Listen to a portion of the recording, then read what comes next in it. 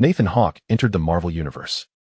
Upon the appearance of the Golden Hand, he discovered its extraordinary ability to summon various villains and antagonists from film and animation. With such astonishing potential, let the adventure commence. Wesker, Andre, and the brilliance faded, yet no figure emerged. Where are they? I'm right here. The Invisible Man raised his hand. Chapter 1. Wandering in Marvel. As dawn broke, the streets of New York thrummed with activity, vehicles inundating the thoroughfares, a constant flow of traffic. When the red light illuminated, drivers halted, lining the roads in anticipation of the green signal. As the green light shone, cars surged forward like a tidal wave, heading towards workplaces and schools. The city's cacophony crescendoed as people hurriedly traversed the streets. A bustling, vibrant metropolis commenced a new day. Within the Hawke Group office, Nathan Hawke reclined in his bespoke executive chair, leisurely sipping tea. Suddenly, a sound pierced the air, a distinct beep. Andre floated in, invigorated, and collapsed onto the couch. I can only say, it feels absolutely amazing. Andre was still intoxicated by the thrill, relishing the frenetic collisions and explorations. Had it not been for Nathan Hawke's call, Andre might have lost himself in the excitement entirely. Awakening from sleep in the morning, it was time to work. Engaging with various characters and actions, it was all about work. Evenings were reserved for happy parties, a raucous celebration with a group of friends. Work. You're right, I've grown a bit weary. Suddenly, boredom washed over Andre. Nathan Hawke could only shake his head in silent bemusement, sipping his tea while observing him. Such was the nature of youth, unrestrained, wildly indulgent. This reminded Nathan of the night he summoned Andre clad in tattered garments, refusing to kneel. The summoned Andre bore injuries, prompting Wesker to take him to Umbrella Corporation for treatment. Andre, the protagonist with uncontrollable superpowers. A tale of transformation from a shy and reticent recluse to a standout among companions with extraordinary abilities. His powers grew, yet ultimately, his reckless behavior led to ruin. The narrative imparts a profound lesson. Indiscreet actions may yield irreversible consequences for oneself and others, underscoring the necessity of discipline alongside the enjoyment of freedom. Yet, the reality was this. Upon recovery, the first thing Andre declared was, "I want women." So be it. Until today, Nathan Hawke had finally reached his limit, compelling Andre to behave. Rebellious? Wesker had already instilled discipline in him.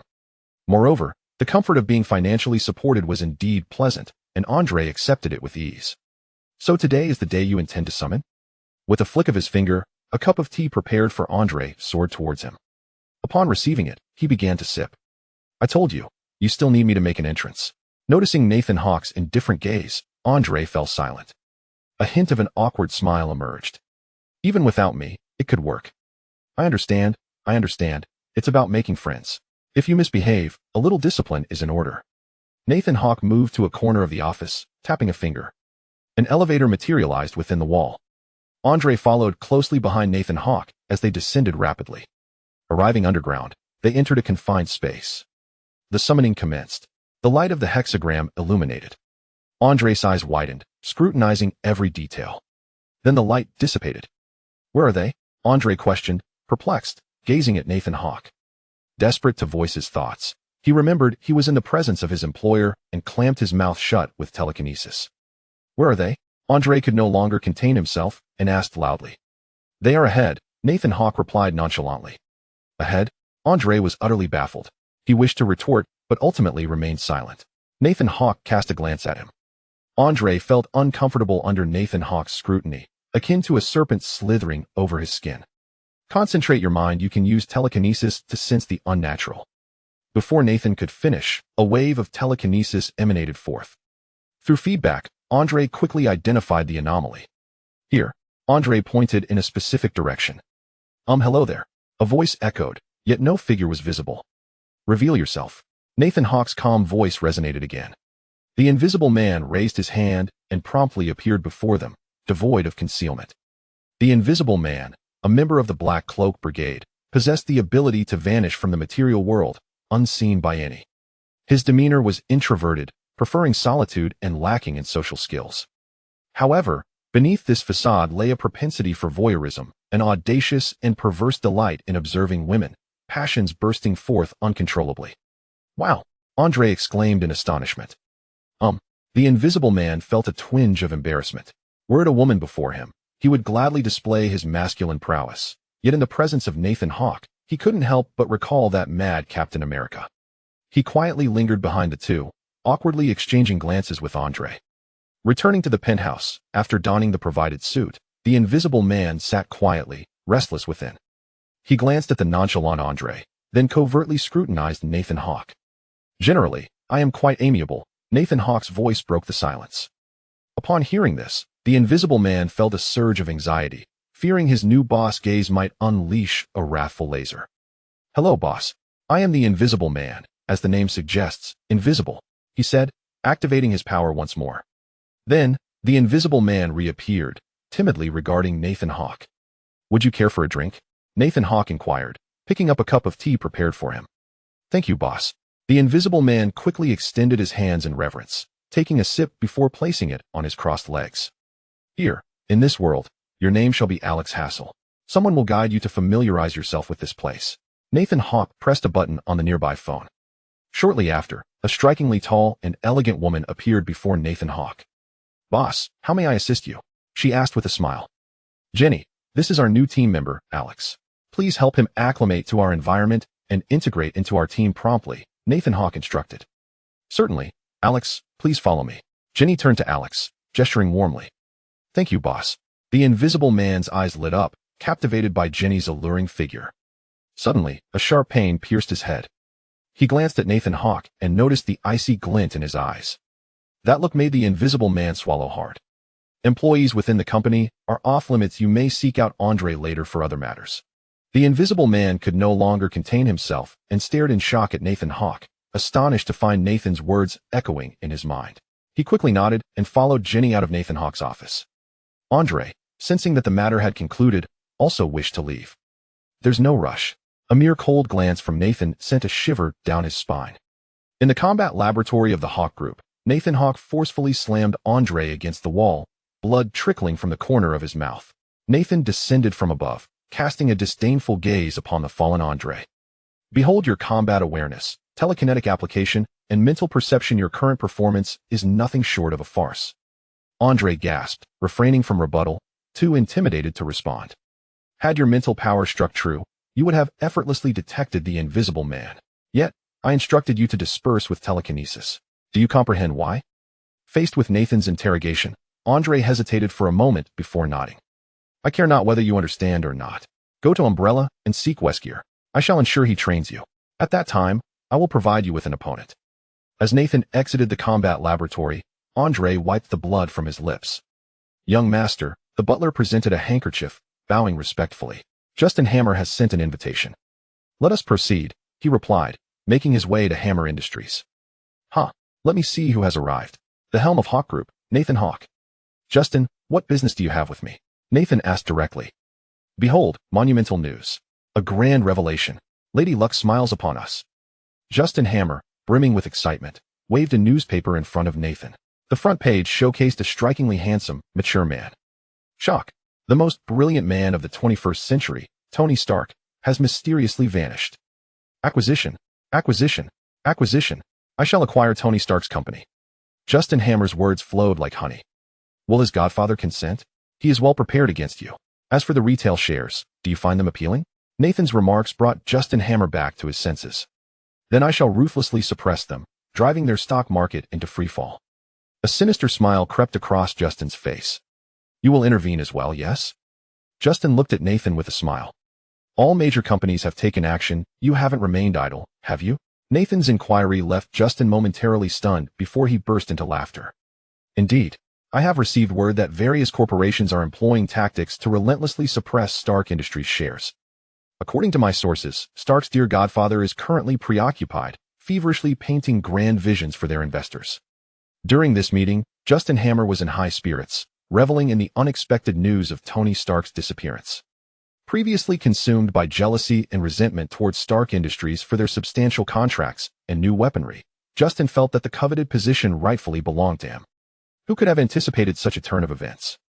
Resolved, Justin Hammer decisively proclaimed, unwrapping a lollipop and placing it in his mouth. "My Hammer Industries shall develop a new missile. Like a renowned Cuban cigar. The ex-wife missile." As they entered the car, Nathan gazed at the bustling streets and towering buildings of New York. Who could foresee that in a few years, this place would transform into a battlefield against extraterrestrial foes? Once Iron Tyrant was operational, the plan would officially commence. He opened the project proposal. The Superhero Initiative. Indeed, leveraging his unique capabilities, Nathan Hawke had devised this plan. Influence, I require influence. The Extraordinary Boy, Andre. The Invisible Man, Alex Hassel. Both are integral components of the scheme. Chapter 2. The Transfer of Shares. In the combat laboratory of the Hawke Group, Nathan Hawke deftly utilized his skills, including telekinesis and invisibility. Beyond the ability to summon adversaries, once a successful summoning occurred, Nathan could harness a fraction of the summoned entity's powers. With the enhancement from the Invisible Man, he finally possessed the strength to confront formidable armaments directly. As bullets whizzed toward him, Nathan braced himself, enduring several hits, then with a swift gesture, deflected the incoming projectiles. The last bullet he grasped in his right hand, releasing it to watch it descend slowly. Meanwhile, outside the laboratory, researchers were analyzing and comparing Nathan's combat prowess. Upon exiting, he received a report that refined his understanding of his abilities. A respectful butler approached Nathan, stating, "Young master, the board meeting is convening." Understood. He entered the vehicle, remaining silent, yet internally vexed. The most renowned consumer goods enterprise in the nation, encompassing a vast array of industries, stood as a pinnacle of corporate recognition. Stark Industries? No, it was Tony Stark who was more illustrious. He arrived in the conference room, taking his seat at the head, surveying the assembly of elderly stakeholders. What is the matter? To Nathan's right sat Rick Heim, the largest shareholder aside from Nathan himself. The shares of Stark Industries are in decline, Rick announced. This statement drew the attention of all shareholders. So, your plan is to acquire the rival shares? Nathan discerned their intentions. They aimed to utilize the company's funds and shares to procure stakes in Stark Industries. However, Nathan had received intelligence indicating that, despite the assaults on Stark's shares from various companies, no significant damage had occurred. Obadiah Stane remained formidable. Though once Stark returned, producing his armored suit and transforming the weapons company into an energy enterprise, leading to a rapid rise in share value, Nathan had no intention of entertaining the thought of acquiring stakes in the rival company. Instead, he had begun preparations to assimilate the personnel of Stark Industries' weapons development division under the governance of Umbrella. This umbrella referred to Nathan's second company, which, while primarily led by Wesker in the real world, would serve to maintain the confidentiality of the Superhero Initiative.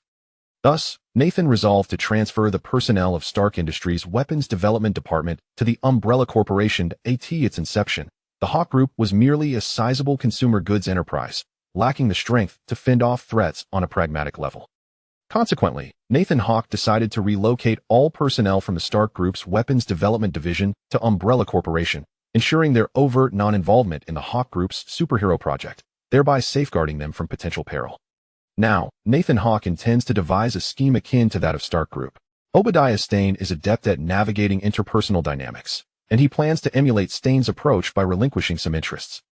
The benefits of the superhero project are clear to Nathan Hawke, who recognizes his role as a prominent behind-the-scenes figure. Influence cannot be attained solely through individual efforts.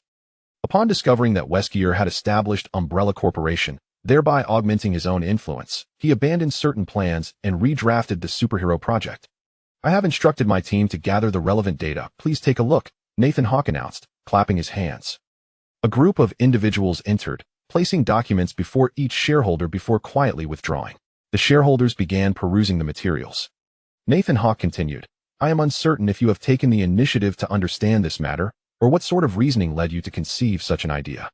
To utilize the group's shares and funds for such endeavors," he remarked. "Are any of you contemplating a transformation?"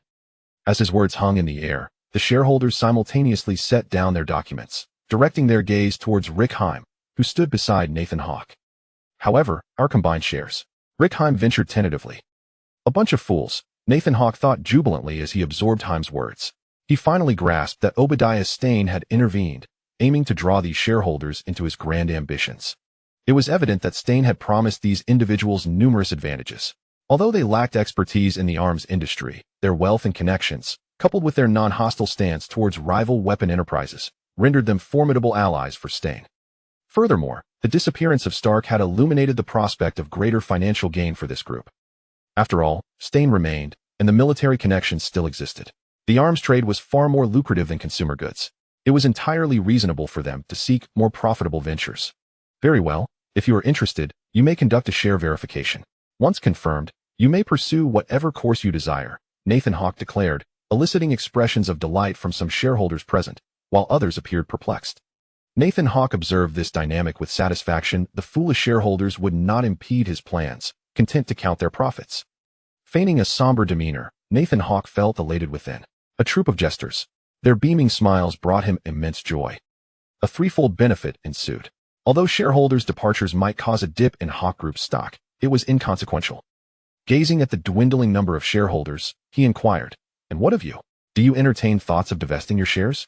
To which the remaining shareholders shook their heads in unison. Regardless of circumstances, Hawke Group remained a profitable entity.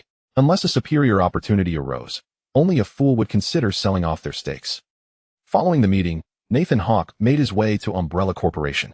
Umbrella Corporation was a notorious entity, even within the Marvel realm.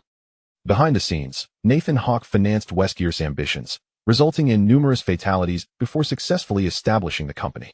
This was unavoidable, as while Wesker possessed advanced technology, he lacked the requisite talent and equipment.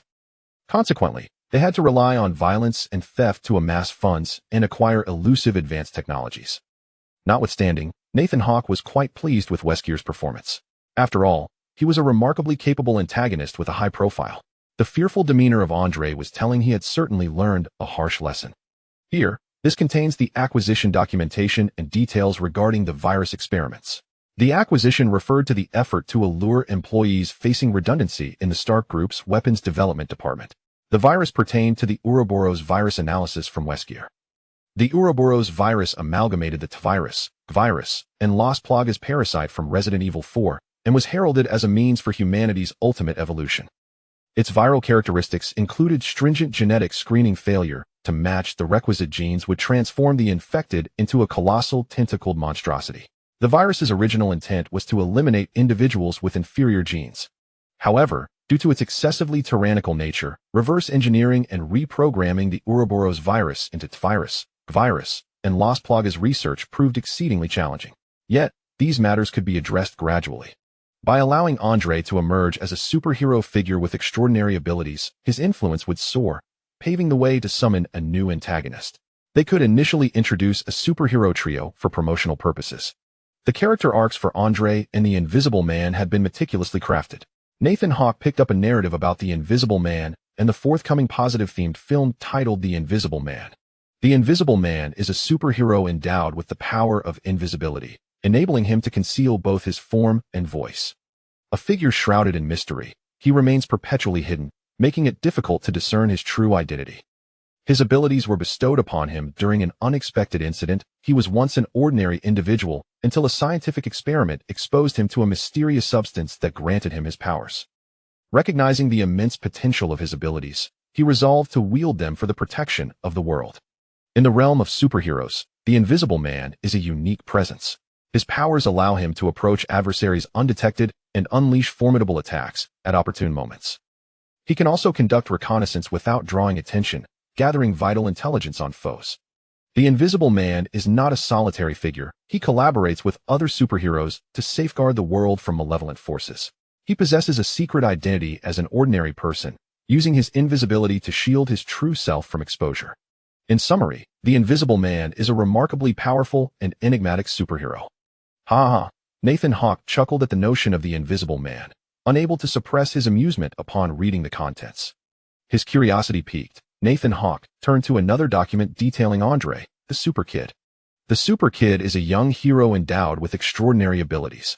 Initially an ordinary individual, he unexpectedly gained telekinesis, allowing him to manipulate physical reality through thought. As he deepened his mastery of psychokinesis, he began to uncover the astonishing ability to create incredible physical phenomena, such as controlling the motion of objects and altering the fabric of reality itself. Gradually, he came to realize that he was a superhero, and he resolved to harness his powers to safeguard the world from the threats posed by malevolent forces.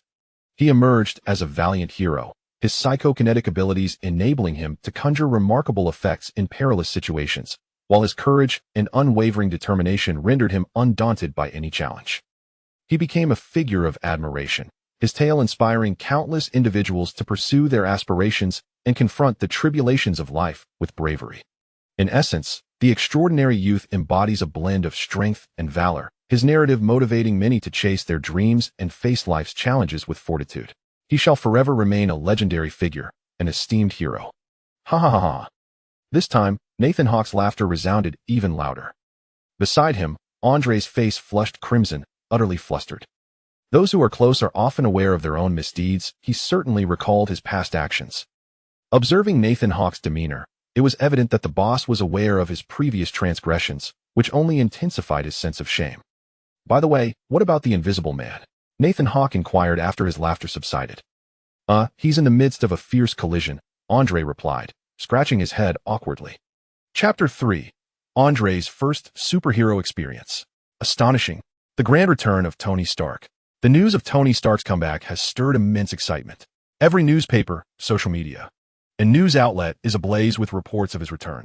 How effective has the training been for the duo? Not bad. Wesker, clad in a black trench coat, gazes impassively at their combat data. Thus, let Andre don his suit in the coming days and fully embrace his role as a superhero in New York. Taking a sip of milk tea, Nathan Hawke remarked, I believe you can excel. Wesker shook his head. I have my doubts about him. Nathan Hawke, with a serious tone, replied, I understand. In spirit, he is still a child. Yet, that is precisely what I desire. He will reveal his vulnerabilities. Wesker turned to him, contemplating for a moment. As long as you are aware, that is sufficient. With that, he strode away. Nathan Hawke chuckled to himself, reminiscing about his own youthful innocence before he was taught a lesson. The door to the combat laboratory swung open, and an invisible man stumbled out, muttering, pain. Too much pain. Nathan Hawke suddenly recalled that this individual had been killed by having a bomb placed inside him. He wondered what level of agony that entailed. Has anyone experienced it? Good day, boss. The invisible man's face lit up with a sycophantic grin upon seeing Nathan Hawke. Disgusting, Nathan Hawke waved dismissively. Have you reviewed the plan? Yes, I am well acquainted with it. I assure you it will be executed splendidly. The invisible man puffed out his chest proudly. ISNT, this just a spin on the Super 7? Child's play. Over the past few days, the invisible man had scarcely engaged with anyone other than women. He had, however, taken the time to observe the world around him. Just these ordinary people. Nathan Hawke could easily discern his thoughts. Never mind. He would address it after the invisible man faced the consequences. Although there have been figures like Captain America and Ms. Marvel before Iron Man, it is the world post-Iron Man that feels most familiar, where extraordinary beings abound. You are unlike Andre.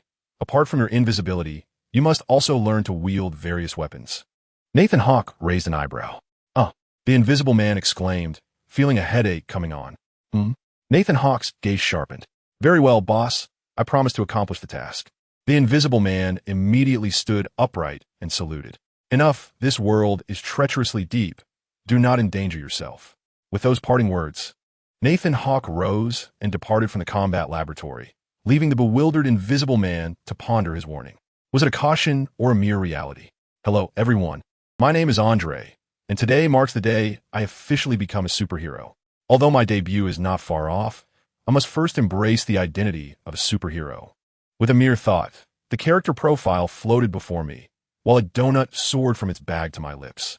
As I indulged in the treat, I quietly recited my character's attributes.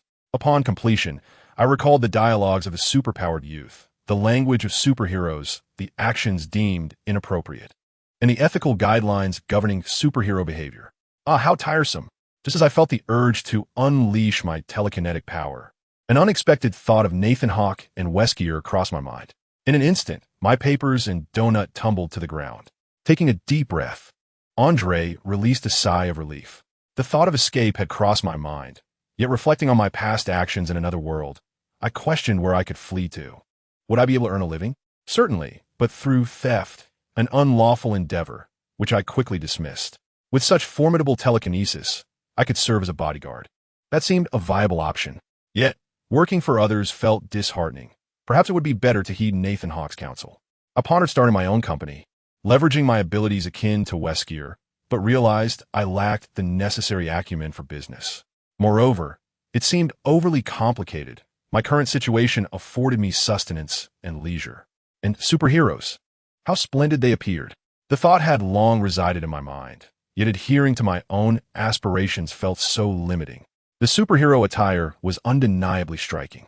As I gestured, a black and white battle suit glided towards me, a design purportedly inspired by the hues of New York City. A flowing black cape cascaded behind me, complemented by white boots, black trousers, and a white top, culminating in a black mask. I am the superpowered youth, or simply the super. Donning the costume, I activated my telekinesis. Here I come. Quickly, dial 911. At that moment, an apartment building was engulfed in flames, the blaze relentlessly spreading. A crowd hurriedly evacuated, yet one woman appeared particularly distraught, tears streaming down her face as she cried out, "My child is still up there." As the inferno intensified, thick smoke billowed from the structure, flames leaping high into the air. The surrounding streets and buildings grew oppressive under the threat of the fire, the air heavy with the scent of charred materials. The fire brigade arrived, and the crowd's spirits lifted. Firefighters disembarked and sprang into action, their vehicles and equipment bustling at the scene. Equipped with protective gear, they exerted every effort to contain the raging fire. Onlookers stood nearby, panic-stricken and hesitant to approach the source of danger. A chaotic and anxious atmosphere enveloped the area. "My child, the flames are closing in on my home. My child is still up there." The crowd followed her gaze, spotting a young boy of 6 or 7, clinging to the apartment railing, crying and pleading for help. In a moment of desperation, the woman broke free from the grasp of those around her and rushed forward. Look, what is that?" A chorus of astonished voices erupted behind her, with some individuals even pulling out their phones to capture the moment. The woman turned in shock, following their gaze. In that direction, it seemed to be her home. Raising her eyes, she beheld a figure hovering before her husband. The woman gasped, her legs trembling, on the verge of collapsing, desperately trying to maintain her composure. "Hello, little one. I'm Superpower. You may call me Super Brother," Andre proclaimed, gesturing to himself with a thumbs up. As for the moniker of Super Kid, he deemed it unworthy of mention. To refer to oneself as a kid in front of this little one seemed rather juvenile. "Are you a superhero?" The child suddenly forgot his tears and fears, gazing dreamily at the monochromatic hero before him. "Indeed, I have come to rescue you." With a press of his right hand, a resounding crack echoed as a door and window were entirely pushed inward by Andre. Lifting the child, Andre confidently announced, "Brother will take you flying." "Let us go," the boy exclaimed, reveling in the extraordinary experience. As they soared through the air, Andre quickly surveyed the commotion below, noticing a woman with tear-filled eyes staring up at them. "That seems to be my mother," the child's voice rang in his ears. "Shall we go find your mother?" Andre asked, looking at the superhero he was cradling. The boy nodded vigorously, yes. Off we go. Andre dove down rapidly, landing before the woman. "Child, my child," she cried out, hesitating to approach. "Mom," the boy called. Andre gently placed the child in the woman's arms as the sounds of cameras clicking surrounded them. "Thank you, who are you?" the woman inquired, uncertain how to address him. "Superpower." "Yes, just call me Superpower," Andre thought to himself, determined not to let them use the title Super Kid, which he found utterly unheroic. "Thank you, Superpower," the woman wept tears of joy. "Truly, look, it's a superpowered being. Mom, I met a superhero." "Indeed. I would lie to you. In this world, there are indeed superpowered individuals. I wager it on your third leg." As Andre listened to the crowd gathering, their phones ringing and cameras snapping, he began to slowly levitate into the air. "I am Superpower, your friendly neighbor," he declared before soaring into the sky. Meanwhile, Nathan Hawke sat in his office, suddenly sensing a subtle vibration within his body. Unlike those who followed systematic paths, as long as Nathan Hawke engaged in actions that garnered reputation with the summoned villains, he could feel a surge of summoning power stirring within him whenever the opportunity arose. This golden finger could be described as remarkably attuned to his desires. At this moment, Nathan Hawke sensed that the call to summon was nearing completion. Soon, who will be next? Nathan Hawke anticipated eagerly, hoping it wouldn't be another villain akin to the Invisible Man. And on the other side, in the office of Obadiah Stane, he furiously swept the documents off the table, scattering them across the floor. "Damn you, Tony. Damn you, Tony Stark. I am your godfather, the pillar that held you up when your parents perished. This company does not belong solely to you. It is not your personal fiefdom. Shut down the weapons development division. Obadiah's face contorted with rage. Suddenly, he turned his head and noticed the mirror on the table, gazing at his own fierce visage. A slight smile crept across his face. It's all right. It's all right. Those fools cannot kill you. I shall do it myself. Meanwhile, our protagonist, Tony Stark, was reveling at a party. However, the presence of a woman he once adored now felt rather lackluster. After the festivities concluded, he retreated to his laboratory and resumed examining the blueprint for his suit. There is a video that requires your attention, Jarvis announced. What is it? Tony furrowed his brow, surprised that Jarvis had a video for him to watch. He snapped his fingers. All right, display the video. The footage began to play. A fire? What's so captivating about that? As he watched an apartment blaze. Tony was about to turn it off when Jarvis interjected. I suggest you wait a few seconds. This is a program you set up. I must insist you view this video. Fine, fine, Tony conceded, though he had forgotten what he had designed that warranted such urgency from Jarvis. After a few seconds, his mouth dropped open in disbelief. Is this real? Although astonished, he knew that if it were merely a special effect, he would have Jarvis melted down. Superpowers! Tony replayed the video, scrutinizing each frame meticulously. Chapter 4. Andre, the Iron Tyrant Nathan Hawke, sat engrossed, listening attentively as the Invisible Man responded to a series of questions designed to analyze superhero personas. This was a method of determining a superhero's identity through a question-and-answer format. Outside the room, a group of analysts listened intently, diligently taking notes on the Invisible Man's responses. Which of the following animals is different? A duck, a goose, a chick, or a fish? Please explain your reasoning, the interviewer inquired. The chick, the Invisible Man replied without hesitation. Why do you believe the chick is different from the others? The interviewer asked, eyes wide with surprise. Because chicks cannot swim. The Invisible Man's answer left everyone in the room momentarily stunned. The analysts outside held their breath, realizing why Nathan Hawke had invited him. The man's thoughts were exceptionally vibrant. Once everyone had departed, the Invisible Man joyfully emerged. Boss, hello. He beamed at Nathan Hawke. Gazing at the smiling Invisible Man, Nathan Hawke perceived an undeniable disparity between this figure and the one he had encountered in the Black Cloak. It is worth noting that were the Invisible Man aware of such sentiments, he would undoubtedly exclaim, "Damn it, every member of the Superhero 7 is exceptionally talented." Their words laced with both humor and audacity. Particularly, that individual from the homeland would make him weak at the knees. Unlike here, where Nathan and Wesker exude an air of formidable presence, they are not as capricious as that individual from the homeland, who holds life and death in his capricious hands. As a result of their interactions over the past few days, the Invisible Man gradually shed the sense of trepidation that had accompanied his arrival in this unfamiliar territory. Preparations were underway, and the moniker of the Invisible Man would remain, supplemented by a set of equipment to enhance his invisibility further. Concluding this dialogue, Nathan Hawke entered an office, where a vast expanse of glass allowed him to observe the activities occurring in an adjacent room. Wesker had successfully garnered the support of several researchers from Stark Industries, yet a faction remained tethered to their commitments in Obadiah. They had been promised resolution by Obadiah, and indeed, the allure of Stark Industries' lucrative salaries was compelling. As Nathan watched them sign contracts, a sense of relief washed over him.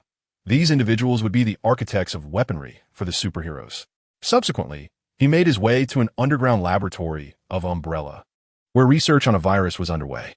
Observing the diligent scientists at work, Nathan chose not to intrude, but instead approached the lab director directly. How goes the research? He inquired. A bespectacled scientist, engrossed in the data displayed on the screen, did not lift his gaze but shook his head in response. This virus harbors a remarkable degree of contagiousness and lethality, wreaking havoc on the genetic fabric of any species it infects. The elderly scientist, with a heavy heart, recognized these viruses as weapons. Indeed, a glimmer of insight illuminated the scientist's eyes. If that is the case, I propose we consider death row inmates. Noticing Nathan's silence, he continued, based on feedback from implants in primates and other organisms, this virus could induce mutations, transforming certain organisms into bioengineered monstrosities, while possessing both high contagion and extreme danger. At this juncture, he inexplicably thought of his superior, Wesker, and decided to consult him for a verdict. After a moment of contemplation, Nathan replied, "Very well." The reverse engineering of the virus was progressing, albeit slowly, yet everything remained methodical. They simply awaited forthcoming good news. Upon returning to the Hawk group, Nathan listened to the intelligence provided by Andre, spotting a somewhat balding man alongside Tony Stark's companion. Was she his girlfriend? The two appear to be in a hurry. Was the commencement of their plans imminent? Under the command of Nathan Hawk, Andre, assigned to monitor the situation, swiftly returned upon witnessing a similar occurrence. I wasn't discovered, was I? He inquired. No, rest assured, came the reply. Andre raised an eyebrow. While Nathan rested his chin upon his hands, his gaze unwaveringly fixed upon him. Andre quickly capitulated, mumbling, well, all right, I was almost caught, but I wasn't detected. You could trust me. Tonight marks your official debut as a superhero, and I eagerly anticipate your performance. Of course, you can count on me. Andre Schurden. Then let us commence. The team was already prepared, and Andre changed into his attire, leading the charge. Nathan and the Invisible Man donned their costumes as well, ready to quietly observe this Marvel spectacle from a concealed location. Everything unfolded precisely as scripted. Bang! The unfortunate yet arrogant Tony Stark was hurled away, his Iron Man suit's helmet clattering aside, the armor's integrity diminished to a mere 15%. Obadiah Stane, piloting the Ironmonger, approached, looking down upon him from his lofty position. To be frank, he had to admit that he relished this vantage point. From within the Ironmonger, Obadiah displayed disdain, manipulating the machine's arms to seize the incapacitated Iron Man suit. Lifting it high, he gripped Tony Stark by the throat. A tiny energy blast struck the Ironmonger. Tony's expression morphed into one of awkward pain. Farewell, Tony. My Stane group shall inherit your legacy. Obadiah could no longer contain his elation, laughing joyously from within the Ironmonger. Am I late? A sudden voice interrupted. Obadiah paused, turning to the source of the sound. Psycho? He frowned, flinging his right hand, aimed at Andre, portraying the superhero Psycho. Bot. The six-barrel rotating gun on his right arm began to unleash a barrage. Tot. Andre deftly dodged left and right, soaring gracefully through the air. With a sudden burst of speed, he circled behind Obadiah. Actually, eliminating you would be quite simple. Andre muttered in the sky. But this is my debut battle. I must appear dashing. With a flourish of his hand, he unleashed a telekinetic blast against the Ironmonger's left arm. Crack! The arm crumpled and shattered, while Tony Stark was flung aside, lying motionless on the ground. Go! Andre shouted, directing a telekinetic shockwave towards the grounded Ironmonger. Boom! Portions of the Ironmonger's armor were obliterated. A resounding rumble followed, waves of pressure cascading forth. The ground endured a violent impact, shattering like glass and revealing deep fissures. The fissures continued to widen, debris scattered around like a long crack traversing the ground. The air was thick with oppressive dust, rendering the entire environment exceedingly menacing. Wow! Andre raised an eyebrow, yet his face was obscured by a mask, making it impossible to discern his features. The Iron Overlord lifted his creaking right arm, the 6-gun barrels still whirling in motion. The intermittent sounds of malfunction echoed, and the Iron Overlord's right arm shattered, crashing to the ground. Andre appeared behind the Iron Overlord, his right hand pressing against the armored suit. With a surge of telekinetic power, an invisible ripple erupted from his hand, instantly incapacitating the occupant within the suit. He then proceeded to drag the unconscious body out, with media personnel arriving shortly after, ensuring that tomorrow would headline the extraordinary. The thought of being revered like a superstar filled Andre's smile with a sense of pride. He extracted the unconscious occupant from the Iron Overlord's armor. At that moment, eager journalists emerged, snapping photos of Andre, with one hand hoisting the incapacitated figure. He greeted the media with the other. Hey, extraordinary, I remember you, shouted Tony Stark from the side. Upon seeing the media arrive, he couldn't afford to feign unconsciousness. After all, he was the protagonist. Wow, it's Tony Stark. But why is he here? The journalists exclaimed in astonishment. In the distance, Coulson's face turned ashen. An enraged voice erupted from his phone. Wasn't the area supposed to be secured? Why are there still media present? Clear them out. Coulson hurried over, desperate to avoid being sent to Siberia. Excuse me. National security matters. The arriving agents began to disperse the journalists. This is precisely why I detest them, one journalist remarked, casting a resentful glance at the agents. Coulson quickly approached Andre, producing his credentials. Hey, extraordinary, let us get acquainted. Before he could finish, Andre soared into the sky, leaving a cacophony of camera clicks ringing in Coulson's ears, affirming the reality of the Extraordinary's flight. Meanwhile, Nathan Hawke sensed the intensifying waves of his summoned villain. "Invisible Man, let us go." "All right, boss," the Invisible Man replied, glancing back at the scene before turning away in silence. They headed towards the combat laboratory established by the Hawk Group, now deserted. The Invisible Man stood quietly behind Nathan Hawke, his eyes wide, not daring to miss a single detail. He could sense the faint hints of Nathan's intentions. The hexagram illuminated the space, with serpentine arcs of electricity crackling and popping. Who was this? The newcomer was enveloped in a halo of white lightning. Energy manifestation? Nathan Hawke squinted as he scrutinized the individual before him. "I am Electro. Where is Spider-Man? Where could he be?" Sensing the formidable presence of Nathan Hawke, Max Dillon merely pointed at him, questioning him with a hint of trepidation. Then, in a moment of horror, he exclaimed, "My powers!" Max Dillon was alarmed to discover that he was gradually reverting to his original form. Had he not transformed his body into pure energy? How could this be? Observing the man's panic and disbelief, Nathan Hawke finally recognized whom he had summoned. The Electro from the Ultimate Spider-Man universe, Max Dillon. Chapter 5, Electro. The arrival of Coulson Electro, Max Dillon. To be candid, although Nathan Hawke had found his answer upon summoning him, he pondered over the various incarnations of Electro and Electro Man. The version standing before him, that of Ultimate Spider-Man's Max Dillon, undoubtedly aligned with Nathan Hawke's intentions. Among other attributes, the ability to convert his body into energy was particularly appealing. Upon summoning Max Dillon, Nathan Hawke felt a subtle shift within himself. Fortunately, it was not the other Electro, the son of Red Skull, Reinhard Schmidt. Otherwise, Nathan Hawke would have been at a loss regarding how to confront or manage him. In truth, Nathan Hawke was uncertain whether the summoned villains would be entirely obedient to him, unlike characters from system-based narratives who exhibited absolute loyalty. In such a scenario, Nathan Hawke would not need to wear a scowl. "You're Max Dillon, correct? Welcome to this world. Who are you?" Max Dillon warily regarded the two individuals before him. At this moment, his body was devoid of any electrical power, rendering him merely a robust, ordinary man. "Invisible Man, please explain the situation, including our plan." He is also part of the superhero initiative. By the way, his abilities allow him to absorb and control electrical energy. But let us refrain from letting him absorb electricity for now. I certainly do not wish for him to drain the entire park's power in one gulp. He then led him to meet Wesker. The reason was, of course, to extract blood from each supervillain. "Yes, boss." The Invisible Man grinned at Max Dillon. "Hey, buddy, there's no need to look so glum. Since you're out of power right now, once we finish up, I'll take you out for a good time that guarantees you'll be recharged in no time." "A good time?" Max Dillon frowned. He had no interest in substances of that nature. Indeed, a pristine body and exhilarating collisions, the Invisible Man raised an eyebrow, casting a knowing glance. In a swift motion, Max Dillon was led away by the Invisible Man. "Is this all right?" came the voice of superhuman Andre. "He merely seeks companionship, much like you once did."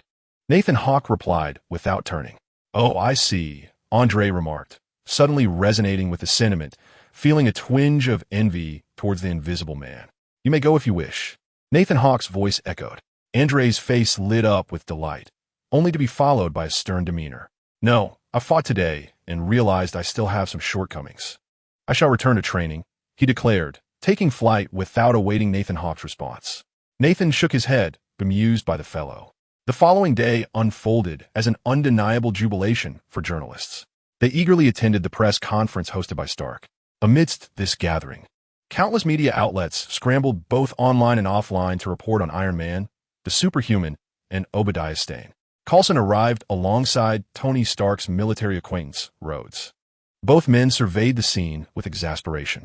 "In my view, yesterday's incident should have been resolved by our military," Rhodes remarked. Coulson refrained from answering directly, instead shifting the conversation. "Let us assist Tony in addressing this predicament," he suggested. However, Rhodes pressed on. "So, have you uncovered any pertinent information? We shall discuss that later." Coulson replied with a forced chuckle, hastily departing to avoid further dialogue with Rhodes. Meanwhile, Nathan Hawke, watching the press conference from his television, realized that the world had indeed changed with his arrival. As Obadiah Stane had not perished, the content of Stark's announcement diverged somewhat from his memories. Yet, When the subject of Iron Man's identity arose, that electrifying and explosive moment returned. In the ensuing days, headlines, news reports, and street gossip overflowed with various accounts of Tony Stark and Iron Man. The most outrageous, however, was a tabloid story claiming that a certain woman had spent a night with Tony Stark without taking precautions, resulting in an unexpected pregnancy. Shock. Iron Man's illegitimate child? Nathan stared incredulously at the newspaper in his hands. That said, the Marvel Universe is not devoid of various relatives of Tony Stark, including uncles, aunts, siblings, godparents, and even children. Perhaps next time, he could regale Justin Hammer with this tale. Justin Hammer, everyone can come and claim kinship with me. I am most willing, especially since you possess a golden touch that elevates me. Setting the newspaper aside, he wrapped his fingers on the mahogany surface. It was high time to commence the superhero initiative. On another front, in light of Nathan Hawke's forthcoming superhero initiative, Coulson from SHILD sensed anomalies within the Hawk Group. The superhero initiative? What on earth is that? Coulson pondered, perusing the intelligence handed to him by his subordinates. Isn't the Hawk Group engaged in selling everyday products? Or are they planning to launch lifestyle goods featuring superhero cartoon characters? Perhaps superhero heating pads or superhero sanitary products? The subordinates nearby could not help but chuckle at the humorous remark. Only the agent who had delivered the intelligence wore a somewhat ashen expression, for Coulson's words felt like a slap in the face. He could only point to a name of a superhero within the intelligence report. Superpower? Gazing at the names listed in the document, Coulson turned to the agent and inquired, "What exactly is going on?" The agent immediately adopted a serious demeanor, stating, "According to the intelligence, the Hawk Group is preparing to launch a superhero initiative." Upon hearing this, Coulson swiftly asked with gravity, "Is the information accurate? The Hawk Group is indeed planning to introduce superheroes?" The agent confirmed, asserting that the Hawk Group had seemingly never intended to conceal such information, as they had already distributed invitations and included most of the news media. Coulson's expression darkened as he pondered the superheroes mentioned.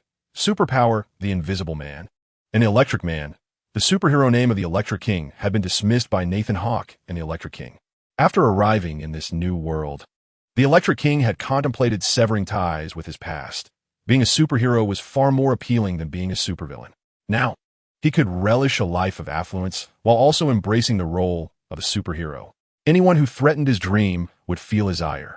This indicated that the Hawk Group possessed at least 3 individuals with superpowers, which furrowed Coulson's brow as he promptly dialed a number. If this is related to the Hawk Group's superhero project, then there is no time to waste. I need to see Nathan Hawke immediately. Now, a deafening voice echoed from the phone. With a troubled expression, Coulson resigned himself to his beloved car and drove towards the Hawk Group, listening to his subordinates report on Nathan Hawke's personal information through his earpiece. The door to Nathan Hawke's office was knocked upon, and it swung open automatically. Secretary Jenny stepped forward and announced, "Boss, there's a person named Coulson who claims to be an agent of the Department of Homeland Strategic Defense, Attack, and Logistics requesting an audience. I confirmed with the New York Police Department, which has donated supplies to us, that such an organization does exist. The Department of Homeland Strategic Defense, Attack, and Logistics is an agency involved in national security, defense construction, and military training, primarily responsible for formulating and executing the country's homeland strategic defense and attack plans, as well as ensuring military logistics." "Let him in," Nathan instructed. "Very well, boss," Jenny replied. Shortly thereafter, Coulson entered. Nathan's first impression was that Coulson was somewhat balding. "Hello, I am Agent Coulson from a Department of Homeland Strategic Defense, Attack, and Logistics." Coulson flashed a warm smile as he shook Nathan's hand. "Hello, Nathan Hawke." Nathan gestured for Coulson to take a seat. "What would you like to drink?" Coulson promptly responded, "If possible, a cup of black tea with half a spoon of sugar." Nathan pressed a button nearby and requested, "1 iced lemon tea and 1 black tea with half a spoon of sugar." The beverages soon arrived. After taking a sip of lemon tea, Nathan Hawke inquired, "What does Coulson represent on behalf of your organization?" After sipping his black tea, Coulson replied, "It pertains to your superhero initiative." "The superhero program, you say?" Nathan responded with a smile. "Indeed," Coulson affirmed solemnly. "You might want to wait a moment. The Hawk Group is about to hold a press conference regarding the superhero initiative. You will witness the heroes in due course. Are they manageable?" Coulson pondered this question internally, yet dared not voice it. Instead, he continued Nathan's train of thought. I am here for your invitation. I also wish to secure a prime position to observe these superheroes in all their glory. Understanding dawned on Nathan Hawke. Ah, I see. He promptly instructed Jenny to arrange an exceptional spot for Coulson's viewing pleasure. Once this matter was settled, there was little left to discuss. After exchanging a few pleasantries on trivial subjects, Coulson took his leave. Following Coulson's departure, a figure clad in an invisibility suit revealed himself. His attire was equipped with listening devices, cameras, and weaponry that could pass security checks. The advanced technology within the invisibility suit immediately scanned for any concealed items within Coulson's garments. This suit had been developed in collaboration with scientists from Stark Industries, who had been poached for their expertise. Shall I follow him and seek out their lair? The Invisible Man proposed. No need. Wesker is already on it. Wesker, due to his dubious methods in establishing the Umbrella Corporation, had long been under SHIELD's watchful eye. Consequently, less critical positions within the Umbrella Corporation were occupied by SHIELD agents who had inadvertently revealed their own locations. The virus within Wesker was no trifling matter. One could sense the presence of those with ulterior motives within his company. Prepare for the press conference unveiling, Nathan instructed. Listening to Nathan's words, the Invisible Man nodded, then expressed his displeasure. That Tony Stark has been hogging the headlines lately. I've been quite irked by him. Now, it's finally our turn. This statement led Nathan to suspect whether this individual was attempting to express his loyalty. Chapter 6. The Superhero Press Conference and the Assassination by Hydra. The Superhero Press Conference was an event hosted by the Hawk Group today, or rather, a showcase of superheroes. It was rumored that 3 superheroes would display their extraordinary abilities. This unprecedented announcement had drawn a crowd that filled the venue to capacity, with nearly half of New York's population in attendance. The most significant contributor to this event was none other than Andre, the superhero known as Superpower. In New York City, one might not know the mayor, but one must certainly recognize New York's good neighbor, Superpower. Particularly that phrase, your good neighbor. This has caused a rapid surge in the fan base of the super ability, and the merchandise associated with it has been selling exceptionally well, leading to a swift rise in the stock price of the Hawk Group. Even before the commencement of the press conference, the stock market for Hawk had already shown an uncontrollable trend. Fans began to chant spontaneously, super ability, we want to see super ability. Within the Hawk Group, Nathan Hawke felt the strength coursing through his body, with sparks dancing at his fingertips. Indeed, as more individuals come to recognize superheroes, I shall be able to summon an increasing number of supervillains to bolster my own power. The waves of summoning are gradually intensifying, and I believe that soon, the opportunity to summon will arise once more. During the press conference, many were puzzled as to why Nathan Hawke of the Hawk Group did not make an appearance. It was not until someone mentioned that Nathan Hawke was attending a charity gala that some began to develop a favorable impression of him and the Hawk Group. Although Nathan Hawke did not attend the charity gala, the donations and benefits for welfare institutions were indeed implemented. In the future, they would all become devoted fans of the Hawk Group and its superheroes. Everything must begin with the young. The press conference was an overwhelming success. The telekinesis of super ability, the invisibility of the Invisible Man, and the lightning of the Electric Man created waves of excitement throughout the event. Following the collective appearance, individual interviews with each superhero commenced, each having their own dedicated media release area, merchandise, and character display stands. There were photographs, handshakes, and interactions, such as levitating individuals with telekinesis, making them invisible, and charging small items for one another. This continued until around 11 p.m., when, with the assistance of the Hawk Group and the invited police personnel, the entire press conference concluded successfully. Surprisingly, the expected troublemakers did not appear. Within the Hawk Group, the 3 superheroes collapsed nearby, exhausted. I'm utterly drained, Andre exclaimed, a cup of soda floating before him. Max DeLong looked up at the ceiling in exasperation and said, "You wouldn't believe what someone asked me to charge for them today." Both turned to him and shook their heads in unison. Max pointed below. What a play. They gasped in astonishment. The Invisible Man was taken aback. There are quite a few, including toys, right? Max DeLong schmirked. Just wait till you see your future fanbase. The Invisible Man did not continue, but, like Andre, wore a mischievous grin. Are there both males and females? Andre suddenly stared at him, intrigued. Ah, Max DeLong, reluctant to engage further, shot a tiny spark of electricity in response. Andre waved his hand, dispelling the flash of lightning. The Invisible Man erupted into loud laughter, filling the air with mirth. This commotion significantly improved the camaraderie among the three. Tomorrow, you shall embark on your journey as superheroes. Best of luck. Andre encouraged the duo before departing. I got it. No problem, the Invisible Man replied, having mastered the skills required effortlessly, ready to adapt swiftly. In contrast, Max the Lion felt a tinge of apprehension. He intended to review his character design and superhero dialogue once more.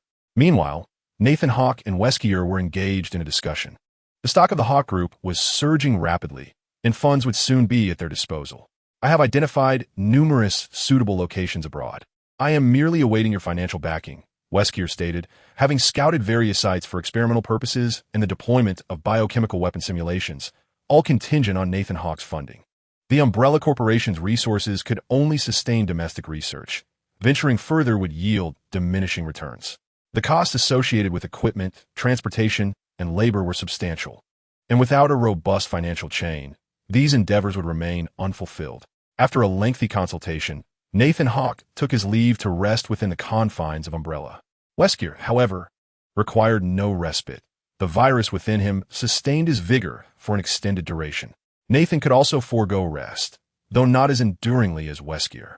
When summoning Wesker, his intensity was merely half of that of his counterpart, the virus reflecting a similar disparity.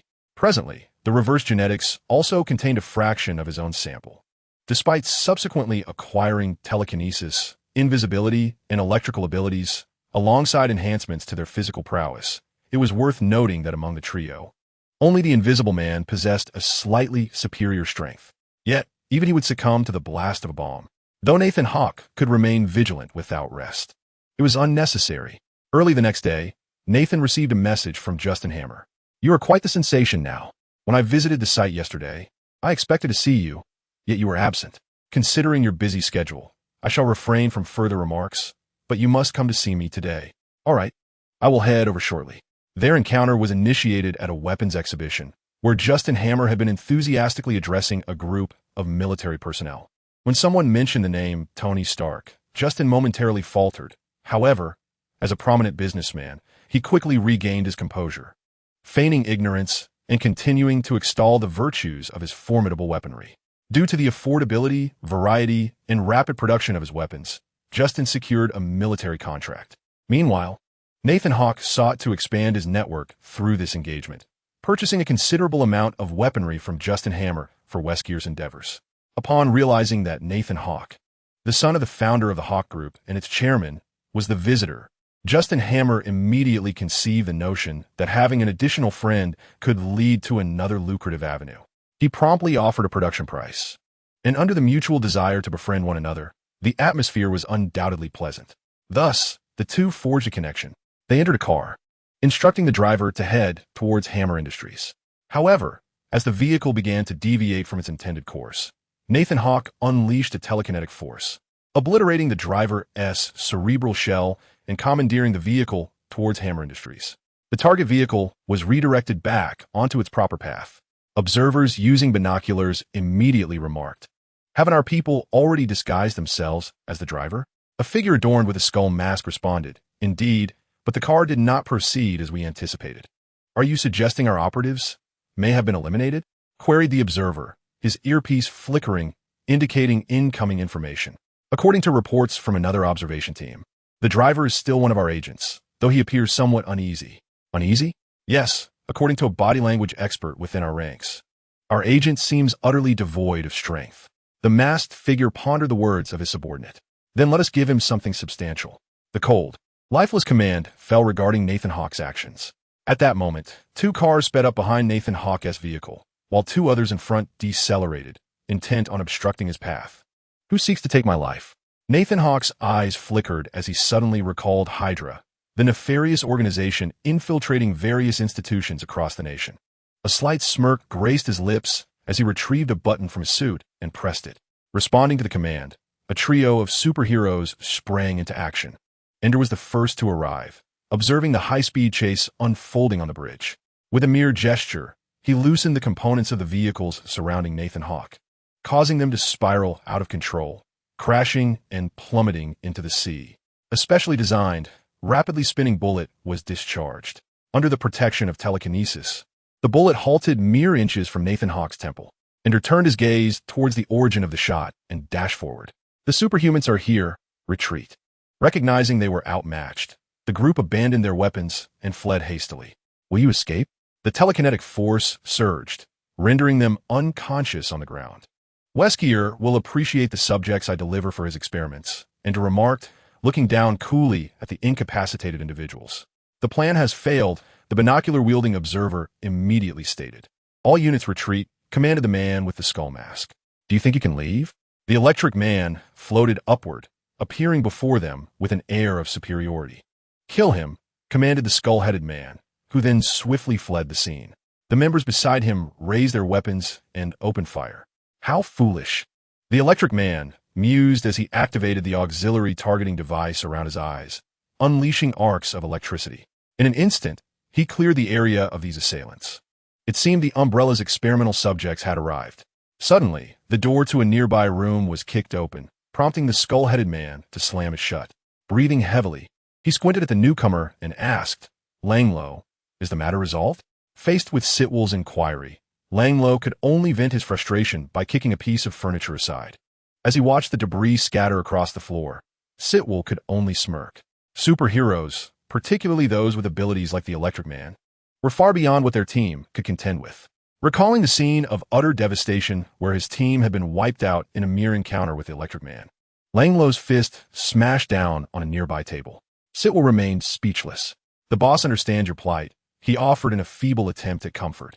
Langlo was a super soldier, and surely he had never envisioned such a failure. Reality had delivered a harsh lesson on the existence of those who surpassed even the strongest. Sitwell, surprisingly sympathetic, felt a twinge of empathy, perhaps a secretarial instinct towards the martial-minded. However, secretly, he relished in Langlo's embarrassment. Watching his counterparts, dismay nearly brought a smile to his lips.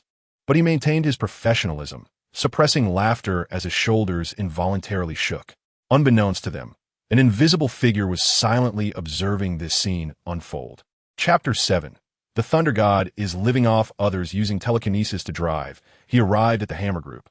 After dialing to arrange for the disposal of the bodies, he proceeded directly to Justin Hammer's office. Ah, our superhero, the most talked-about mogul of the moment, Justin Hammer remarked, his eyes lighting up at Nathan Hawke's arrival. A bottle of 82 Lafite was already prepared on the table. Come, let's celebrate your arrival. Pouring the red wine, Justin handed Nathan a glass. Taking it, Nathan swirled the wine before sipping. So what brings you here? He inquired, his directness catching Justin off guard. About your company's shares, Justin carefully broached the subject, aware that while Hawke Group was not a weapons manufacturer, it had become a provider of lifestyle products for superhumans. He knew that many companies were quietly inquiring about the prices needed by these heroes. Should a hero express interest, they would not hesitate to present their carefully prepared offerings. Are you looking to invest? Justin Hammer nodded fervently, his excitement palpable. Yet, there was a matter I must discuss with you. Nathan Hawke suddenly adopted a serious demeanor. Observing Nathan's grave expression, Justin pulled a chair beside him and sat down. Speak, he urged, sensing an underlying tension. On my way here, I encountered a group of assassins, equipped with an array of weapons and vehicles. Noticing the discomfort wash over Justin's face, Nathan continued, I would certainly welcome your involvement. It would alleviate some of my burdens. With a genuine smile that bore no trace of deceit, Nathan's demeanor only heightened Justin's unease. He found himself questioning the veracity of Nathan's words. Were they authentic or merely a ruse? Rest assured, it is true, the driver of the car parked downstairs has been replaced. My presence here is indeed due to matters concerning superheroes. Justin was baffled by Nathan's unflappable composure under such circumstances. I wish to join, in exchange for shares in your company. Agreed, Nathan replied, and the two began deliberating the finer points of their arrangement within the confines of the office. This exchange of shares left both parties exceedingly satisfied. Following his acquisition of Hawke's shares, Justin discreetly set in motion a plan to leak certain information. Before long, Hammer Industries stock began to rise steadily. As he listened to his secretary report the increase in stock value, Justin closed his eyes, inhaling deeply in a moment of bliss. Nathan, too, felt a sense of joy. Now it remained to be seen whether Justin would emulate Iron Man 2 by recruiting Ivan Vanko. Once Justin found himself incarcerated, Nathan would proceed with a comprehensive takeover of Hammer Industries. However, Nathan squinted thoughtfully. Perhaps a Justin Hammer who remained free could still prove invaluable. He had no fear of anyone who obstructed his path. In the ensuing period, New York's crime rate plummeted, and Hydra ceased to trouble Nathan. However, numerous spies and agents infiltrated the ranks of the organization. He summoned Wesker for a visit, resulting in a wealth of experimental data for Umbrella. With a decline in crime, Nathan began directing his operatives to showcase their prowess in cities beyond New York during their downtime. One day, Electro followed closely behind Nathan, vaguely discerning the purpose of his summons. "Do you know why I called you here?" Nathan inquired. "Yes," Electro responded. "How have you been lately?" "Quite well. Life has been remarkably good," Max Dillon replied, his expression one of gratitude. "That's good to hear." The brilliance illuminated and then dissipated. A man clad in a white lab coat suddenly opened his eyes wide. "Who are you?" he demanded, simultaneously retrieving a belt to fasten around his waist. Kamen Rider raised his sonic arrow, aiming at the two individuals. "We mean no harm," Max DeLeon spoke. "Is that so? Yet I cannot be at ease." With those words, the sonic arrow was unleashed towards them. Humph! Max DeLeon showed no leniency as electric energy surged throughout his body. An adept of superpowers, he transformed into the Electric Man, deftly evading the two arrows shot at him. Observing the wall that had been blasted into a gaping hole, Nathan Hawk cast a disapproving glance at Zhangji Lingma. Zhangji Lingma, one of the characters from Kamen Rider game, served as a brilliant developer of the Zetsumi driver within the World Tree Corporation. He could also transform into Kamen Rider using the Genesis driver. The two commenced their battle within the confines of the experimental laboratory. The Electric Man's swiftness proved troublesome for Zhangji Lingma, as the limited space severely restricted his movements. Damn it! The Electric Man skillfully ensnared him, causing his actions to slow. Just as Zhangji Lingma prepared to strike, the Electric Man would appear in another location, launching an attack. ZZZE! A bolt of electric energy struck directly against Kamen Rider. After enduring the impact, Kamen Rider appeared merely damaged. However, Zhangji Lingma felt the brunt of the force. The energy's impact collided with his abdomen, and though his armor provided some cushioning, the sheer power of that moment was overwhelming. Kamen Rider began to dissipate, and Zhangji Lingma fell to one knee, gasping for breath. The Electric Man materialized behind him, pressing a finger against his neck, ready to act at Nathan Hawk's command. Although the enhancement provided to Nathan Hawk this time was minimal, he felt a profound satisfaction. Finally, a true scientist had arrived, a genius developer. "What are you planning to do? Or rather, what do you intend to do?" Zhangji Lingma inquired, lifting his gaze towards Nathan Hawk. Nathan Hawk merely waved his hand, and the Electric Man withdrew his finger. "It seems I still have some value." Zhangji Lingma mused with a smile as he stood up. "Take him to meet Wesker." With that statement, Nathan Hawk turned and departed, leaving Zhangji Lingma with an indelible impression of his back. Well, this fellow bears a resemblance to Taketora Kirishima's demeanor. The following day, Nathan Hawk, accompanied by Wesker, arrived at the Umbrella's underground laboratory, where he found Zhangji Lingma engrossed in his work. A remarkable scientist, Wesker remarked nonchalantly. Nathan Hawk was taken aback. It was the first time he had ever heard Wesker commend someone. "Then I shall not disturb him." Nathan Hawk and Wesker returned to the office. "How are things progressing over there?" he inquired regarding the overseas laboratory base. "All preparations are complete. We are merely awaiting the research personnel." At that moment, a notification pinged on Nathan Hawk's mobile device. A miraculous hammer had descended upon New Mexico, and SHIELD agents were already in position. Wesker received the same news. "I shall make a trip to New Mexico," he declared. Wesker nodded and inquired, "Do you require company?" "Heu entre a company Maxton," and simultaneously arranged for the media to divulge that a confrontation is imminent. Boarding the private jet, Andre and Max Dillon followed suit. The boss, acknowledging the two with a nod, settled in. As the aircraft ascended, the two began to discuss matters concerning Thor, the god of thunder. The Thor from Norse mythology? Andre's eyes widened in astonishment. Max Dillon, with a hint of confusion, questioned, "Is he the Thor I am familiar with?" Max Dillon, a character from the Ultimate Spider-Man universe, indeed retained a recollection of Thor. "Haven't you already investigated this realm?" You might consider it a parallel universe of sorts. Max Dillon nodded in understanding. I see. In this world, there exists Tony Stark, but not Osborn. Some aspects align, while others diverge. Thus, Spider-Man, you have conducted your inquiries as well? Andre gazed at the two with curiosity, unable to decipher their cryptic exchanges. Well, I did some research and found a boy named Peter Parker, but his age and appearance do not quite match. I am uncertain if he will eventually transform into Spider-Man. Nathan Hawke chuckled silently, sensing they had uncovered something. Yet the visage of that young lad bore no resemblance to the familiar face from Max Dillon's memories. Hey, we're discussing the god of thunder, Thor? Not some little spider, Andre exclaimed loudly. In any case, indulge yourselves accordingly. Drinking? You cannot partake, Andre promptly declined. I can drink, Max Dillon shrugged. Previously, devoid of superpowers, he had been a lightweight, but now, after each defeat by Spider-Man, he would drown his sorrows, gradually morphing into a formidable drinker. The duo, adhering to Nathan Hawke's strategy, intended to incorporate the god of thunder into their superhero initiative. However, Max Dillon suddenly appeared flustered. I wield electricity, but no worries. He is currently in the form of the hammer god, not the thunder god. This statement left both men in utter bewilderment. Upon disembarking the plane, they arrived in the town where the events were unfolding. Due to a shortage of personnel, they resorted to monetary persuasion to inquire with a postal worker, thus gleaning the approximate whereabouts of Thor. After all, a tall, blond man was a rarity in the town, especially an outsider, leading most locals to be aware of a certain individual who, after a bout of drinking, was heard bellowing, "Hammer, hammer, my hammer," with a pained expression. The bar was not yet open, leaving them to ponder where else one might indulge in libations. After Nathan Hawke pointed out the location, the group departed in their vehicle. In the restaurant, 2 men and 2 women were enjoying dinner. Or rather, 1 man and 2 women were watching the blond man beside them, who was indulging heartily in his meal. Inwardly, Jane was lamenting the situation. Thor was consuming an astounding amount of food, and if he continued, it would only be at her expense. The budget was depleting, burning away.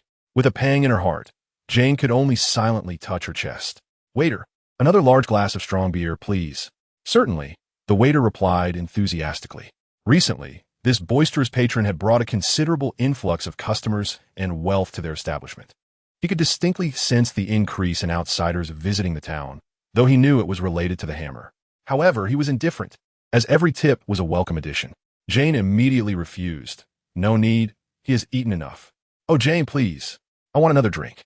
"No, you've had too much." "You're so stingy, Jane." The two began to bicker, while an elderly gentleman and another woman exchanged bemused glances at the scene. Another waiter soon arrived with a large glass of beer, which Thor eagerly claimed and downed in one gulp. Refreshing, though it still doesn't compare to Asgardian beer. Jane, feeling a bit overwhelmed, turned to the waiter who had brought the beer. "This place will fall apart without me." The waiter merely smiled and said, "Hello, a gentleman has covered your tab." "What?" the 3 exclaimed in surprise, while Thor contentedly patted his belly. Chapter 8. Thor's confusion. "Hey, how are you?" Standing before the satiated Thor and his companions were Andre and Max Dillon, not donned in their superhero attire. "Who are you?" Thor tilted his head, eagerly anticipating the second round of festivities. "Bar, let us go. You must be the ones who just paid for us," Daisy Louise remarked, her eyes filled with curiosity. "Indeed, we have some matters to discuss with the God of Thunder." God of Thunder.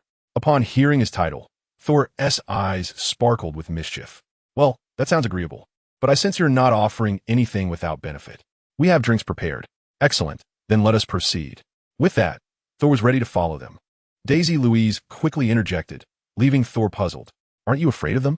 Aren't you concerned about danger?" "Danger?" Thor chuckled inwardly. What did danger mean? As the son of the greatest warrior across the 9 realms, he was fearless. "Not at all," he replied without hesitation, waving his hand dismissively. Jane also wished to intervene, but seeing Thor's resolute demeanor, she hesitated. Daisy Louise whispered to Jane, "Perhaps their physique is why Thor dares to accompany them." Thor glanced at his physique, his muscles, and then scrutinized the 2 individuals before him. Well, as for the appellation of God of Thunder that they attributed to him, both seemed to instinctively disregard it. Thor followed closely behind them as they boarded the vehicle and arrived at a bar. He looked around in confusion. Why was there no one present? He had frequented this establishment before, which usually buzzed with patrons, yet today it was utterly deserted. However, Thor was indifferent to the absence of company. He boldly seated himself on the couch and bellowed, "Bring me some drinks." Andre and Max Dylan exchanged glances, silently acknowledging that this fellow certainly did not consider himself an outsider. Andre waved his hand, signaling for the drinks to be served. Delightful. Thor gulped down the chilled beer, one glass after another. Max Dylan joined him in the revelry, while Andre sipped on cola and a slushy fruit drink. The two remained silent, and Thor was in no hurry. He was unperturbed by any potential tricks or aggression. Given their physiques, a single blow would suffice to incapacitate them. "You are the god of thunder from Asgard, and as a member of Earth, I wish to invite you for drinks and friendship," Andre stated as he downed a mouthful of cola, placing the cup gently on the glass table. Intrigued by Andre's display of power, which resembled that of a sorcerer, Thor considered the prospect of friendship. If the individual possessed some capability, then perhaps it was worth pursuing. If he were merely an ordinary human, however, that would be a different matter altogether. After all, he was a god, and despite being a benevolent one, it was not the fate of mere Midgardians to forge friendships with him. "Are you a sorcerer?" Thor inquired. "No, this is a superpower. Telekinesis," Andre replied, waving his right hand. Suddenly, all objects around them floated into the air, including Thor himself. "How cool. My friend, I am definitely choosing you," Thor declared with enthusiasm as he settled back down and turned to Max Dylan. In that instant, Max Dylan sparked with electricity. "Lightning!" Thor exclaimed, his eyes alight with excitement. Andre and the others exchanged puzzled glances. Shouldn't the sight of lightning invoke disdain, as if to say, "My thunder is far superior to yours"? Why was Thor so exuberant? Thor quickly stood and approached Max Dylan, seizing both of his hands. "Hurry, hurry, hurry." "Hurry for what?" They both questioned, bewildered. "Quick, zap me. Now," Thor urged, bouncing with anticipation. "Go on, don't hesitate, just strike me with your lightning." He motioned to Max Dylan. "Are you sure?" Max Dylan hesitated, his expression a mix of confusion and reluctance. "I can hardly wait," Thor insisted, gritting his teeth. Meanwhile, Andre looked from Max Dylan to Thor, wondering if even gods engaged in such playful antics. Though this deity presently lacked his divine powers, he was still an entity of great intrigue. "Here I come," Max Dylan exclaimed as he unleashed a surge of electricity, instantly transforming into his electrified form. A surge of electricity surged forth, followed by a resounding crack. Thor was propelled backwards, landing with a thud. Max Dylan, mindful of the potential harm, moderated his power just enough to send Thor flying without inflicting injury. However, the force was still palpable. As he lay on the ground, a tingling sensation coursed through his body. "Oh, I'm fine. Come closer and give me a jolt," he called out, excitement bubbling within him as he sensed a faint current within. Though slightly numb from the impact, his face betrayed little of his exhilaration. Max Dylan approached, crouching down to concentrate the electrical energy at the tip of his finger. "Here it comes. Shall we proceed step by step?" "Go ahead, I'm not worried," Thor replied nonchalantly, embodying his identity as the god of thunder. "Zzz, increase the power more," Thor urged, feeling a delightful tingle, yet craving more intensity. "Your wish is my command," Max replied, amplifying the electrical output directed at Thor. "Zzz, Thor exclaimed, sensing the thunderous call coursing through him. "Oh yes, the sensation is awakening." As blue light flickered in his eyes and the electricity coursed through his tingling body, he suddenly raised his right hand and shouted, "Hammer, come forth." In an instant, a thunderous boom erupted, and a subtle smile crept upon Thor's lips. A man, charred and with hair standing on end, lay on the ground, frothing at the mouth. He seems to be unconscious," Andre remarked, drifting closer and giving the man a gentle kick. Max Dylan, a loss for words, simply turned away in disbelief. Nathan Hawke entered the room, glancing at the prostrate Thor. A slight smile graced his lips as he approached the two men. "My medical team is on their way." "So late?" Andre almost blurted out, cautiously eyeing Nathan. Max Dylan exchanged a knowing look with Nathan, seemingly aware of his intentions. "Not to worry. Thor is remarkably resilient. He should awaken by morning," Nathan reassured with a gentle smile, observing as Thor was lifted onto a stretcher. This turn of events seemed to provide an advantageous opportunity for S.H.I.E.L.D. Nathan considered the potential of Thor's superhero status fitting seamlessly into his broader plans. After all, how could the illustrious god of thunder lack a resounding reputation, especially in the 21st century? Entertainment, entertainment, entertainment. This was the key to sustainable influence, a thought that had left Nathan pondering. He couldn't help but chuckle at his own audacity. The following morning, bathed in sunlight, Thor raised his arm to shield his eyes, gradually opening them. He was greeted by a peculiar sound, reminiscent of an apple being sliced. "Awake, are we?" he murmured, turning towards the source of the noise. A man stood nearby. A man devoid of his own charm was peeling an apple, placing the freshly peeled pieces into a bowl. "Do you need to drink a cup of hot water first?" Nathan Hawke inquired, noticing the man's silence. "I want beer, something fiery," the man replied. "First, have an apple." He took the apple and bit into it, devouring half in one go. "I thought I would regain my powers, but alas, it remains elusive." Thor's gaze dimmed as he lowered his head, lost in thought, until suddenly a book caught his eye. "Perhaps you should examine the pages to discover what you truly are. You are only a step away, but what that step entails is for you to discern." Nathan Hawke presented him with a fairy tale rendition of the Thor saga. "If you finish this, there's another book here." He gestured toward another tome on the table, but withheld its title. "I want beer," Thor reiterated, looking up at Nathan Hawke. "Very well." Nathan Hawke replied with a slight smile. "But you must wait. I refuse to serve you any ordinary drink." With that, he exited the room and closed the door behind him. Thor chuckled softly at Nathan Hawke's words. Here he was, an ordinary man, no longer the son of the mightiest warrior or the invincible god of thunder from Asgard. He sighed, gazing at the cover of the storybook, featuring a majestic image of himself wielding Mjolnir. Compelled by an inexplicable urge, he turned the pages under the sunlight. Meanwhile, Nathan Hawke made his way to another room, observing the blood samples stored within the tubes. The Umbrella Elite Squad stood vigilant, guarding the vacuum freezer containing the specimens. "When will Wesker arrive?" he inquired. "Approximately in an hour," came the response. "Very well, I shall remain here for a while." The others nodded in agreement. Thor's blood was of utmost importance. They hoped to uncover something extraordinary within it to better reverse engineer the virus. Nathan Hawke was unconcerned about whether Odin would find out. Suddenly, a commotion erupted outside. "Thor! Thor! We are here to rescue you." The Umbrella Elite Squad instantly readied their weapons. The squad leader swiftly approached Nathan Hawke. "Boss, no need. I know who has arrived." Nathan Hawke shook his head, signaling for silence. He boldly pushed the door open. "Who are you? You cannot trespass here." A figure was sent sprawling beside Nathan Hawke. "Are you all right?" "I'm fine, boss," the guard groaned, clutching his chest in pain. Where's Thor?" Nathan Hawke glanced over and recognized the trio of valiant warriors from the Celestial Palace, accompanied by Sif. "I've heard there are reports of an impending attack." Indra appeared beside Nathan Hawke. With a crackle of energy, the electrokinetic materialized directly before the Celestial Warriors. "Are you here to provoke us, or do you come in peace?"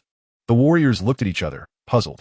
Sif's expression darkened slightly, yet she spoke. "During our journey to the lower realms, we encountered a woman who mentioned that you might be here." Suddenly, Indra interjected, "I've spoken with Thor's girlfriend. He is indeed here." "Girlfriend?" Sif's eyes widened in disbelief. "Where is Thor?" Nathan Hawke fixed a scrutinizing gaze upon Indra, who appeared somewhat guilty. Isn't it to spare them the worry?" Nathan Hawke realized. This fellow must have sought out Daisy Louise last night. "Guide them to Thor, but keep your distance. Do not disturb him," Nathan Hawke ordered the two. "Understood, Chief." Indra promptly replied, turning to the four before him. "Follow me, but please do not disturb Thor." The Celestial Warriors remained bewildered, with only Sif's complexion betraying her tumultuous thoughts. The term girlfriend echoed incessantly in her mind. Thor. Chapter 9. The arrival of the destroyer, the Celestial Warriors, and Sif peered through the window, about to enter the room where Thor lay in contemplation. Indra swiftly obstructed their path. "Do not interrupt him. He is deep in thought." "Thought? Thor is capable of thinking?" The Celestial Warriors erupted in laughter, recalling a Thor who only needed to raise his hammer to resolve any turmoil. Ignoring Indra, the warriors pushed through the door. Inside, they found Thor engrossed in an unfamiliar tome, thoroughly captivated. "Thor!" He turned at the sound, his eyes lighting up. "Vas Hogan Vandal, what brings you here?" "Look who has come to visit." The trio stepped aside, allowing Sif to approach. "Sif." Thor was genuinely taken aback, not expecting everyone to gather. He quickly inquired, What brings you here? I am currently undergoing my father's trials. Sif hurriedly replied, Thor, this is all part of Loki's scheme. Loki is masquerading as the king and intends to send the destroyer to kill you. Upon hearing this, Thor sprang to his feet, exclaiming, Impossible. Absolutely impossible. He is my younger brother, whom I have watched grow. He is the god of deceit and lies, Voss murmured, with the others nodding in agreement. Suddenly, a tremendous rumble echoed from the heavens. The destroyer has arrived. Sif realized the peril had come to Midgard. Grasping Thor's arms tightly, she urged, We must intercept the destroyer. You need to regain your divine powers swiftly. After Sif spoke, she turned to the celestial warriors who gathered around Thor, each patting his shoulder in solidarity. We have arrived. Await our good news. The four of us immediately rushed towards the sound. Thor glanced at Andre, who merely shrugged. Let's proceed. Outside the town, Coulson was nearly rendered deaf by the deafening noise. What has transpired? Sir, a colossal robot has appeared outside the town. An agent promptly handed him a tablet. A robot? He queried, taking the tablet with a look of confusion. A bipedal robot was making its way towards the town. Quick, evacuate the crowd at once. Coulson ordered. They made a phone call. There's a massive energy fluctuation on your end. What is happening? Before Coulson could respond, a questioning voice came through. Director, I am sending you the video. Coulson, with remarkable speed, dispatched the video content. Establish a perimeter and evacuate the populace. I will devise a plan. Meanwhile, find the individual who claims to be Thor immediately. On the other end, Nick Fury issued commands. Understood. Ending the call, Coulson swiftly pulled an agent aside. Follow me. Coulson approached the hammer, awaiting in silence as beads of sweat began to form on his palms. If Thor truly existed, then the robot's arrival indicated that he would come to claim his hammer. At that moment, he heard the voice of Clint Barton, Hawkeye. A car is approaching. Two individuals are disembarking, one of whom is the man claiming to be Thor. Hurry, let him in. As Thor stepped out of the vehicle, someone approached him. Are you going to stop me from wielding the hammer? Thor's expression turned fierce. Follow me, the man replied nonchalantly before turning to run. Thor hesitated, and Andre nudged him, urging, Come on. Oh, right, Thor replied, snapping back to focus and hurriedly following.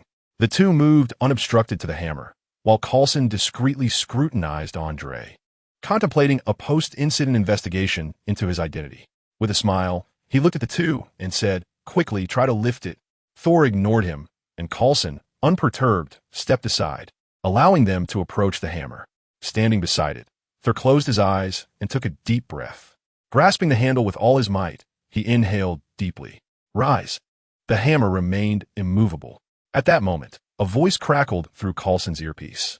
Sir, the robot has changed direction and is heading your way. Meanwhile, four individuals dressed in exotic attire are attempting to impede its progress. But Coulson interjected, unable to contain his curiosity. They can only delay it for a brief time. The agent relayed through binoculars, observing the beleaguered quartet. Understood. Coulson's anxiety mounted, judging by the robot's trajectory. The burly blond man before him was undoubtedly the Thor of Norse mythology. Even if he is not the god of thunder, he must certainly be some other deity, or, at the very least, a person of considerable capability. Watching Thor struggle with determination, one can only hope for his success. Meanwhile, on a distant hillside, Nathan Hawke observes the three valiant warriors of Asgard and Sif engaged in battle against the destroyer through a telescope. Behind him, Max Dillon has donned the Electric Man suit, specially crafted by the Umbrella Corporation's Weapons Development Department for him. This ensemble integrates absorption, power, and release, with enhancements for observation, impact, and defense. Clad in this sleek black armor, his eyes are shielded by goggles. Adjusting his ocular equipment, Max can clearly perceive the unfolding conflict ahead. Do you need me to join the fray? He inquires. No, we merely need to watch, comes the reply. Initially, the plan was to allow media personnel entry, followed by the superheroes making their entrance.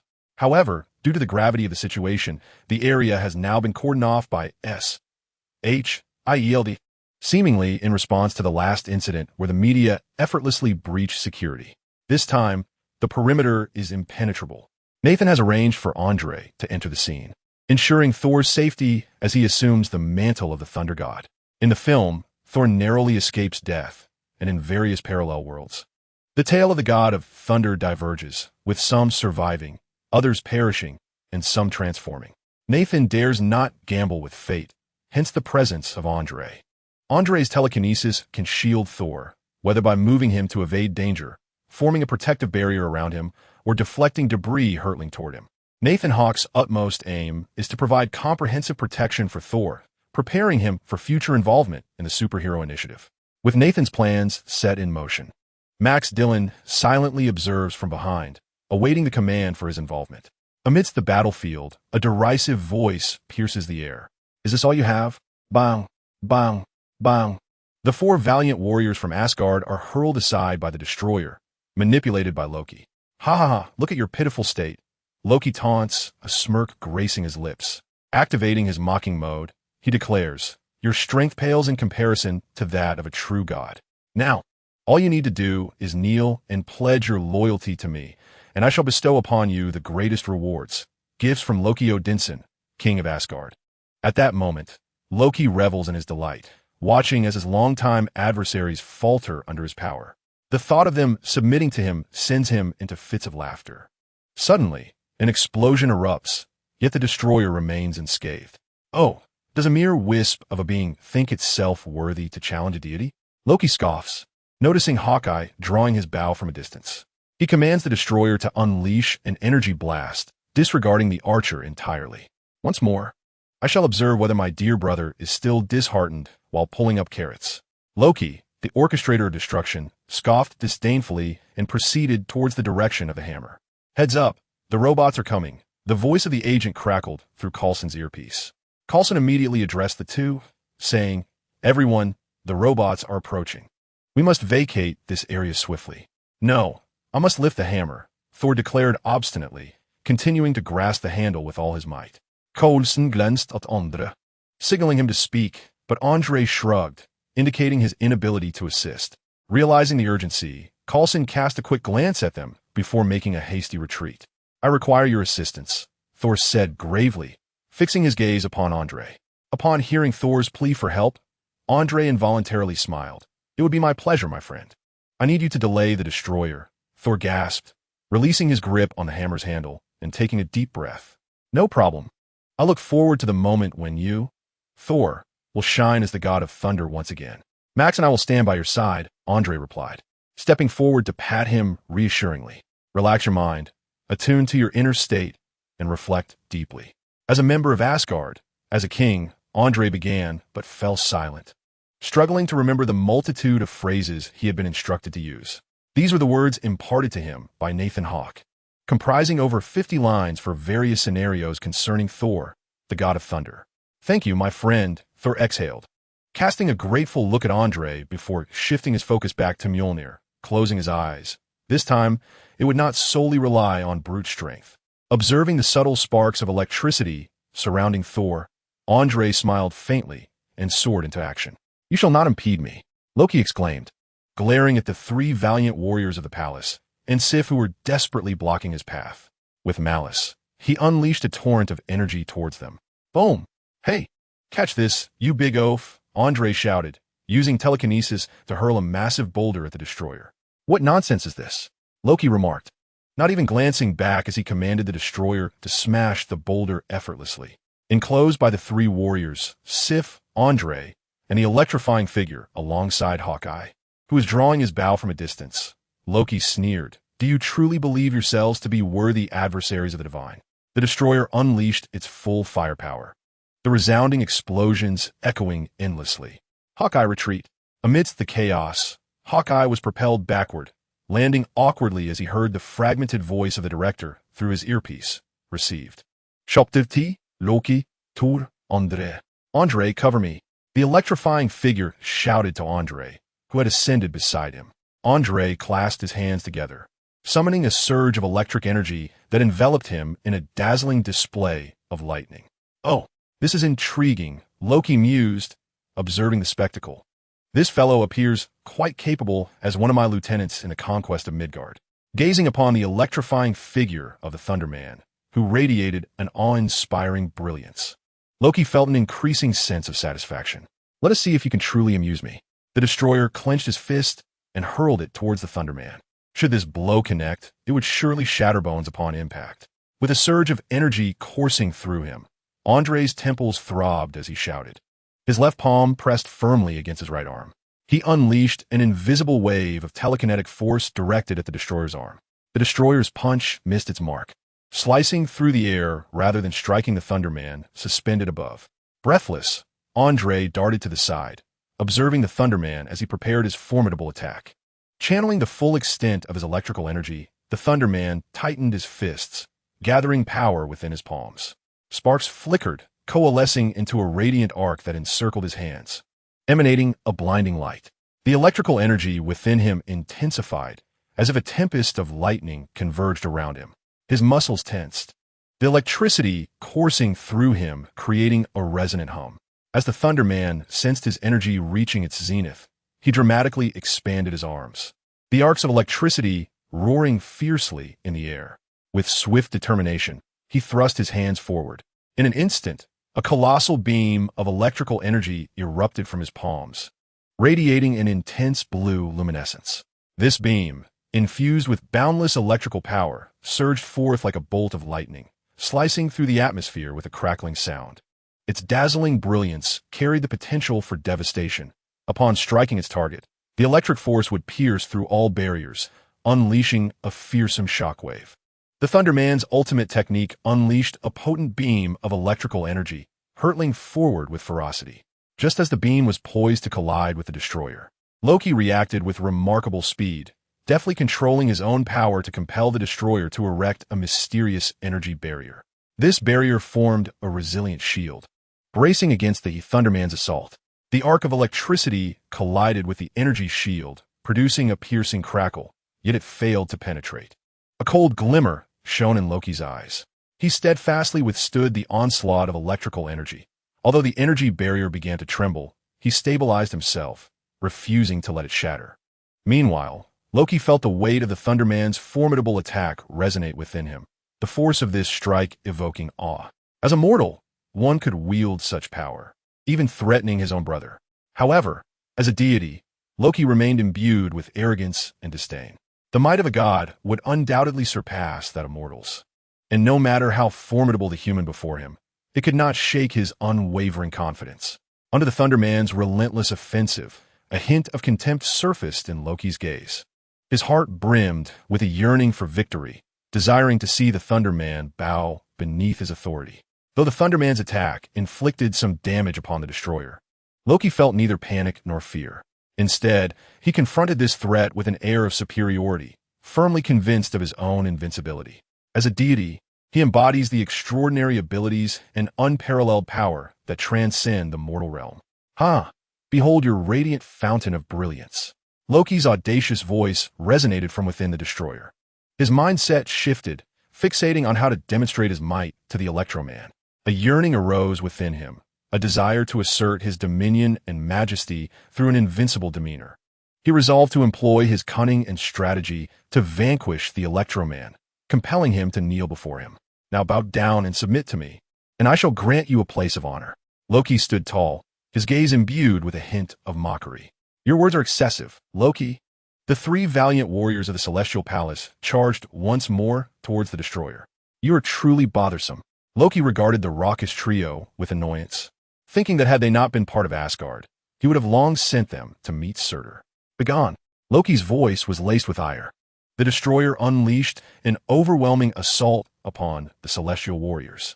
With each punch and sweep, energy poured forth, ignoring the warriors sent hurtling by his might. Loki's attention shifted to the Electroman, who was being carried away by Andre. Attempting to flee, a smirk graced Loki's lips. After dispatching the celestial warriors, he would have ample time to toy with this individual. Suddenly, Loki paused, a cold smile creeping upon his face. He had become so engrossed in his triumph that he had momentarily forgotten about his beloved brother. Thor gripped Mjolnir tightly, feeling the cold touch of the hammer's handle. His gaze was resolute and focused, his eyes sparkling with unwavering conviction. Taking a deep breath, he straightened his posture, filled with a profound sense of self-awareness. He recalled the scenes from the tale of the Thunder God, those trials and emotions he had endured, the moments that challenged his beliefs, shaping his courage and wisdom. He reminisced about his youthful impetuosity, which had ultimately led to his growth. He recognized that those hardships and setbacks were integral to his evolution into the man he was today. He thought of those he had once protected, the people and things that had bestowed upon him strength, and ignited his determination to fight for them. He understood that he was not merely a god of extraordinary power, but a guardian who fought to protect his people and safeguard his homeland. Yet, why did it still elude him? Thor weakly released his grip on Mjolnir, his gaze dimming as he looked at his trembling hands before stumbling to the ground. Because you have never truly experienced those feelings. A mature male voice echoed in Thor's ear. Who? Thor sprang to his feet, adopting an aggressive stance, only to be taken aback by the newcomer. It is you? Thor's voice lowered. Nathan Hawk clapped his hands and pointed to his ears, saying, You truly did not notice how close it was becoming. He heard it, the sound of the destroyer approaching. As Nathan Hawk's words hung in the air, Thor erupted into a frantic shout, casting a worried glance toward Nathan. You must leave at once. If the destroyer is indeed under Loki's control, as Sif claims, what if we are merely sacrifices in your trials? Part of the love you profess. Would you be willing? Nathan's persuasive rhetoric flowed effortlessly from his lips. Yet, such words plunged Thor, who firmly believed his father to be the mightiest in all realms, into a state of turmoil. If your descent and trials are merely tales, does that not make Jane Foster the heroine of this narrative? Nathan continued. Memories of moments shared with Jane flooded Thor's mind. Indeed, he felt a burgeoning affection for her. The notion of her, as his girlfriend, seemed rather appealing. What am I thinking? Thor found himself ensnared in confusion, uncertain of his next steps. Just be true to yourself. For the kingdom, for family, for the one you cherish, you will know what to do.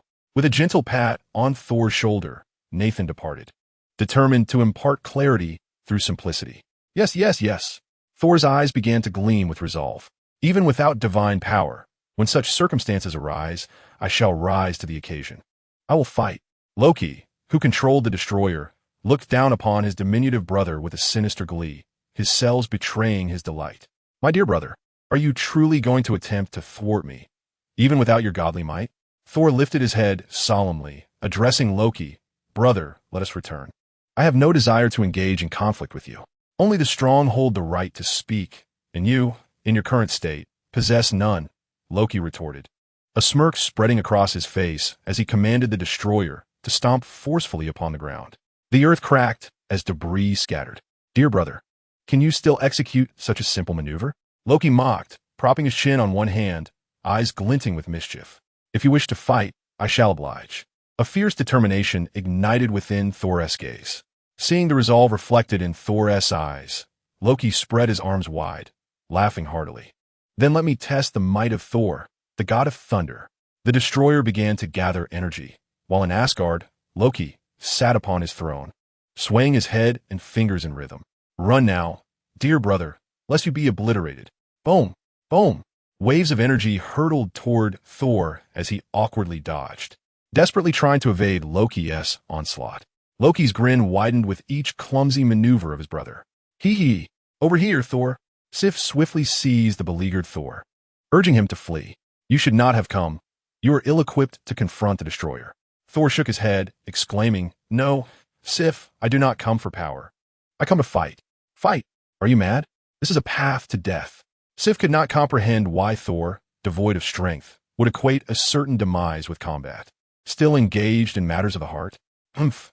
Loki, witnessing this scene, twitched his nose, commanding the destroyer to harness an even greater force. Alas, the destroyer had locked onto them. A wave of perilous energy targeted the two, causing Sif's expression to shift dramatically. Bang! An energy blast erupted right before Sif. Sif! Thor shouted as he was violently thrust away, only to be struck by another blast. Ugh! Ugh! Ugh! Dazed and disoriented, Thor spat out the debris from his mouth. Thor! A vehicle screeched to a halt beside him, and Jane Foster immediately pulled Thor to escape. Jane! Upon hearing her voice, Thor felt a shiver run down his spine. Sif possessed a divine constitution, while Jane was merely immortal. One shot, just one shot.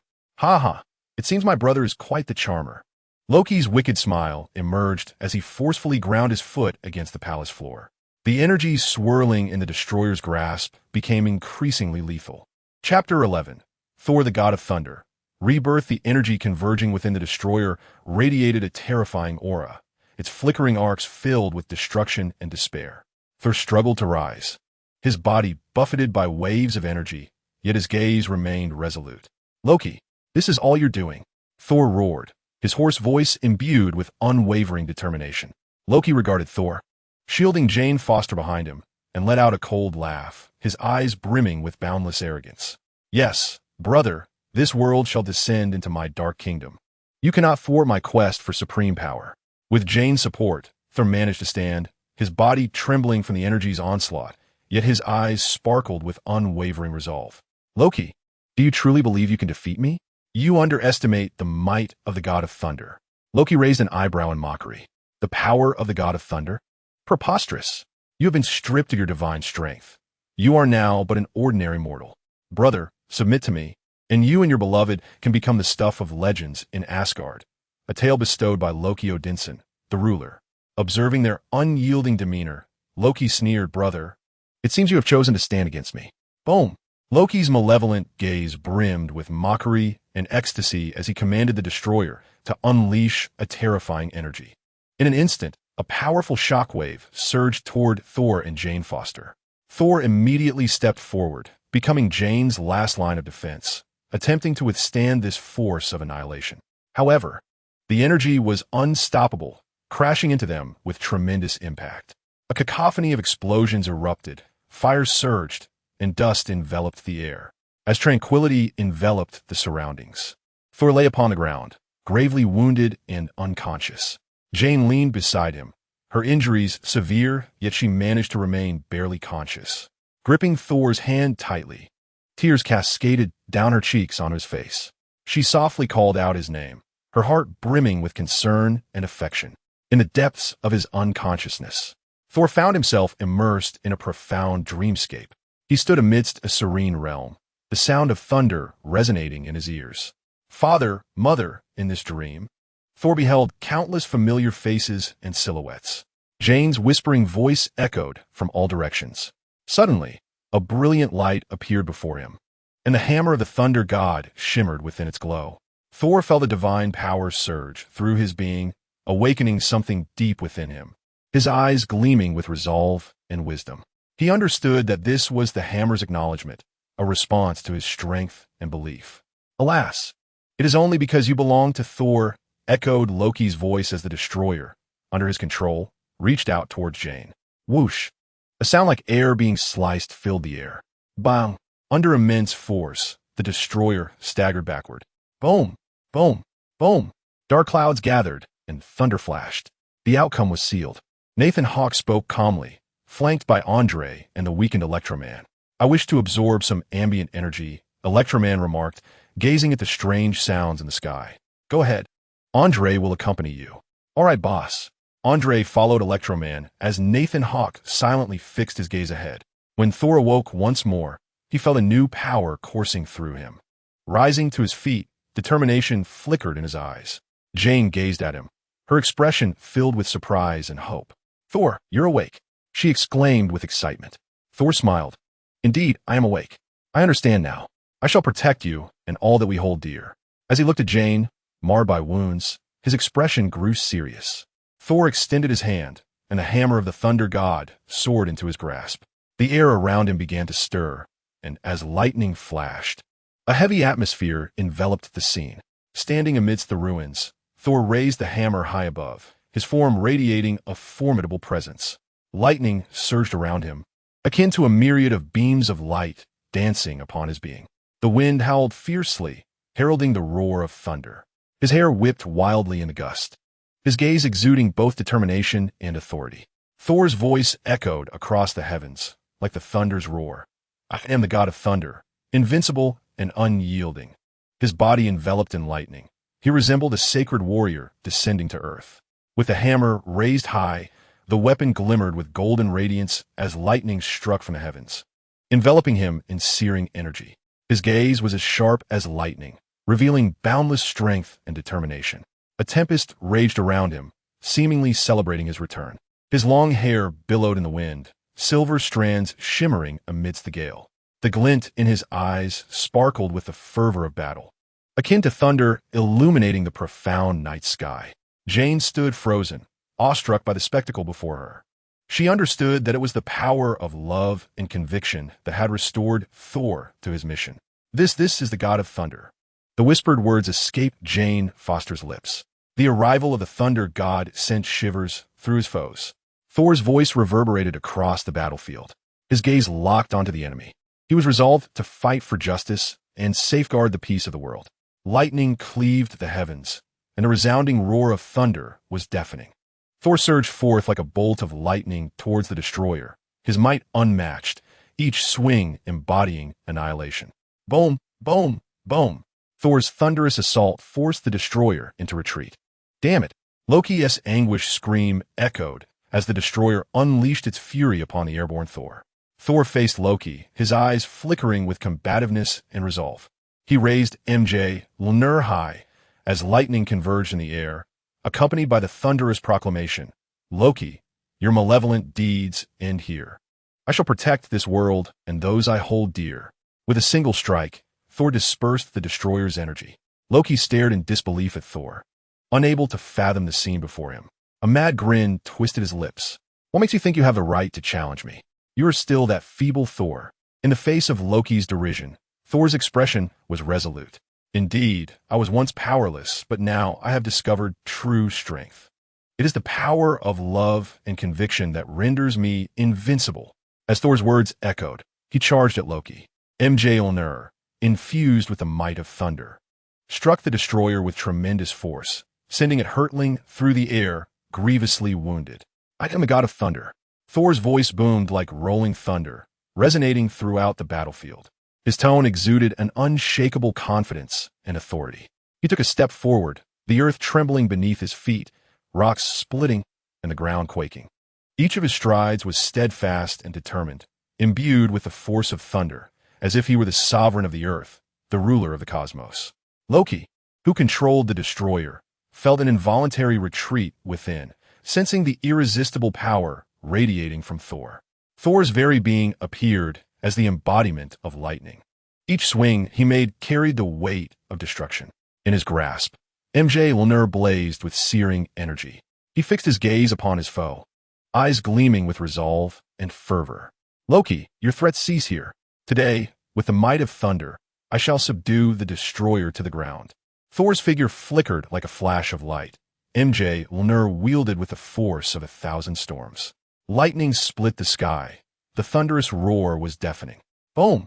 The resounding echoes were both fierce and melodious. Accompanied by the thunderous roar and the battle cries, Thor transformed into a radiant beacon of divine light. He is the god of thunder, an indomitable warrior. His mere existence instills terror in his foes, and his might causes the world to tremble. The majesty of thunder permeates the battlefield, as Thor descends like a deity, with his name destined to be etched into the annals of history, becoming an everlasting legend. Observing Jane, who seemed on the verge of speaking, Thor halted her actions. Jane Foster ceased her words, gazing at Thor as he raised his hammer towards her. An extraordinary atmosphere suddenly enveloping her. Jane felt a peculiar itch upon her skin. "Jane, I must depart. I need to return to my Asgard. My brother is currently—" Thor abruptly smiled in silence, choosing not to elaborate. "Go, I have faith in you." Jane stepped forward, rising on her toes to embrace Thor's neck, kissing him tenderly. The Bifrost thundered down at the juncture between Thor and Jane. "Jane, I am leaving. Heimdall." With a crash, Jane watched Thor vanish, a subtle smile gracing her lips, though the emotions behind it remain a mystery. Meanwhile, in the Umbrella Corporation's Special Operations Division, logistics prepared swiftly at Wesker's command. Speed, speed, speed. Andre was also dispatched alongside Electro. On another front, the Invisible Man was currently engaged in a photo shoot in New York. "Excellent, splendid, yes, just like that." The sound of cameras clicked incessantly as Alex Hassiel, the Invisible Man, posed according to the photographer's directions. "Perfect." Following the final shots and enthusiastic superhero autographs, his secretary approached him. "Sir, please hold on. There's a meeting regarding the superhero film Invisible Man with the creators. Kindly review this." Receiving the materials, the Invisible Man perused them, glancing at the director, the leading lady, and others, then handed the documents back to his secretary. Arrange a party in my newly purchased villa. Ensure we have a few more third or fourth tier celebrities. After playfully patting his secretary's rear, he sauntered away, jingling the keys to his Mercedes. Chapter 12. Hydra Strikes Again. Daily life. Stepping out of the chute, the Invisible Man made his way toward the underground parking lot. The moment he entered, an aura of malevolence swiftly spread. An agent disguised as a Hydra member emerged, weapon in hand, launching an attack. "Hey, big guy, that is not a wise choice," the Invisible Man quipped, swiftly activating his unique invisibility ability. His form vanished from sight, seemingly merging with the surrounding environment. The Hydra agent was engulfed in darkness, bewildered as he glanced around. "Where'd he go?" murmured the nearby agents anxiously. "He is invisible. Activate thermal imaging." The Hydra agents promptly activated their thermal imaging devices. Suddenly, one agent felt a chilling sensation at his neck. Instinctively, he reached up to touch it, only to encounter the cold edge of a blade. "Do not be hasty, my dear fellow. I shan't allow you to escape so easily." The voice of the Invisible Man echoed in his ear, laced with a light-hearted and humorous tone. The agent turned to seek the Invisible Man's presence, yet found only emptiness. In an instant, the Invisible Man materialized beside him, brandishing a dagger, a mischievous smile adorning his face. With a swift motion, blood sprayed forth. "You truly are a tenacious bunch," the Invisible Man taunted.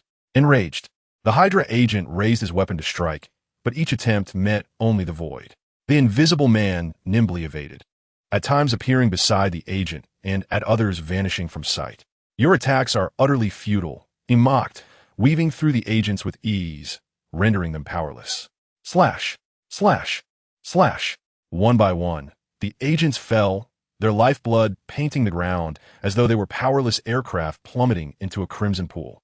Sensing movement behind him, a Hydra agent swung his katana downwards, but the Invisible Man's fist glimmered with a lightning-like brilliance as it struck the agent's chest. The agent crumpled to the ground in agony, immobilized.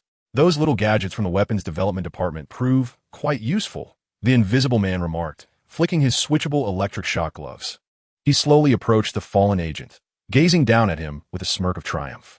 "Next time, remember not to challenge the superhero, the Invisible Man, so easily," he declared confidently before vanishing swiftly into the underground parking lot. As for his vehicle, he thought better of it. He knew the nature of these individuals, and his vehicle had likely been rigged with explosives.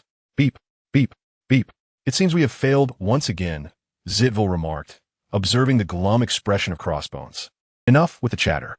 Rumlow shot an irritated glance at the screen displaying the fallen Hydra agents. "What do you say? Shall we continue? The minister has ordered you to cease." Zitvil shrugged, sipping his red wine. Rumlow remained silent, his face pale with anger as he stormed away from his seat. Zitvil shrugged once more, muttering to himself, "I said it long ago, assassination is best conducted from the shadows with a Barrett rifle. They just have to capture live specimens for experimentation, and look where that has led us." In the following period, Hydra seemed to settle down, refraining from launching attacks against Nathan Hawke and the superheroes. Meanwhile, on the filming set, Andre cried out in agony, clutching his head as he stared at the script. Overwhelmed. Initially, he had thought acting was a simple task. Just be oneself and enjoy the night. However, he recalled the previous days. "You three must perform sincerely in your first film," Nathan Hawke and his aide, Wesker, admonished them seriously. Wisk donned his sunglasses. Although Andre contemplated countering that he was merely aspiring to be a superhero and that acting was merely a supplementary endeavor, upon observing his good friend, the Invisible Man, exuding an air of authority, he silenced himself, recognizing the truth in his friend's words. This script, alongside the producer and special effects, was of the highest caliber. "None of you are permitted to slack off," Nathan Hawke admonished, his gaze sternly fixed on the three, particularly on Andre and the Lightning Man. As for the Invisible Man, Nathan Hawke deemed it unnecessary to concern himself with him, for the latter was all too familiar with such matters. Nathan Hawke also refrained from disclosing to the trio that his intention in having them act was to elevate their public profiles, to establish the superhero team, and to amplify his own resonance. "Perform diligently, and then you may disperse," Nathan Hawke concluded, allowing the three to depart. Seated on the steps, Andre shook his head, attempting to dispel his irritations as he glanced at the leading lady, who was engrossed in her role. She was truly beautiful. He wondered if the night sky would be inclined to admire her alongside him. Andre licked his lips, eyeing her curvaceous form. The leading lady, sensing his gaze, turned her head and flashed a sultry smile at Andre, prompting him to spring to his feet, exclaiming, "Absolutely stunning." Meanwhile, the Lightning Man was exhilarated, immersed in his performance. Since arriving in this world, he had been reveling in the realization that he had found the right place. This is indeed the right place. Thank you. As the Lightning Man garnered much attention, he also found his life to be exceedingly comfortable. It would not be an exaggeration to say that Nathan Hawke was akin to a rebirth for him. Observing those around him, he noted expressions of adoration and an eagerness to please. The Lightning Man could only exclaim, "What a delight." "Max, prepare for the next scene." The director called out amiably to the Lightning Man. "I'm ready, director," he replied with a smile, swiftly entering the zone. "Die Verachtung Spider-Man? I, Lightning King, have long since discarded that notion. Now, I am the illustrious superhero, Lightning Man Max." The Lightning Man found himself in a state of euphoric self-awareness. As Nathan Hawke reviewed the report from his secretary regarding Andre and the Lightning Man as progress, he nodded in approval. In a moment, give them a call, urging them to engage in some crime fighting during their leisure. He waved his hand dismissively, signaling for the secretary to leave, while preparing to welcome Justin Hammer, who was soon to arrive. "Wow, the big boss," Justin Hammer exclaimed as he entered through the automatic doors, arms wide open in greeting. "Spare me the theatrics. How are things progressing?" Nathan Hawke replied, deftly uncorking a bottle of 1982 red wine and pouring it with ease. "Thank you," Justin said as he accepted the wine glass. "In recent times, I have successfully swayed numerous individuals, politicians, and sympathetic congressmen, as well as a few military brigadiers. However, both the politicians and military now seek to invest. I prefer the military's involvement. Naturally, in another manner, through the provision of or rather our weaponry to support the armed forces." Nathan Hawke nodded, acknowledging the situation as mutually advantageous. However, he inquired about the recent surge in Justin Hammer's orders, questioning whether providing the military with free products was not a loss. Justin Hammer smirked slyly, responding that the items in question were merely outdated artifacts. Giving them away was of little consequence. The development department was currently working on new missiles, which he had whimsically named ex-wife missiles. A sense of pride washed over him as he declared that the contract was ready, proposing a mutually beneficial arrangement where both parties would allocate 3% to the military, ensuring their satisfaction. Nathan Hawke nodded in agreement, as this had been previously established with Hammer. With military endorsement and support from their own congressional allies, the hearing regarding superhero rights was unlikely to proceed.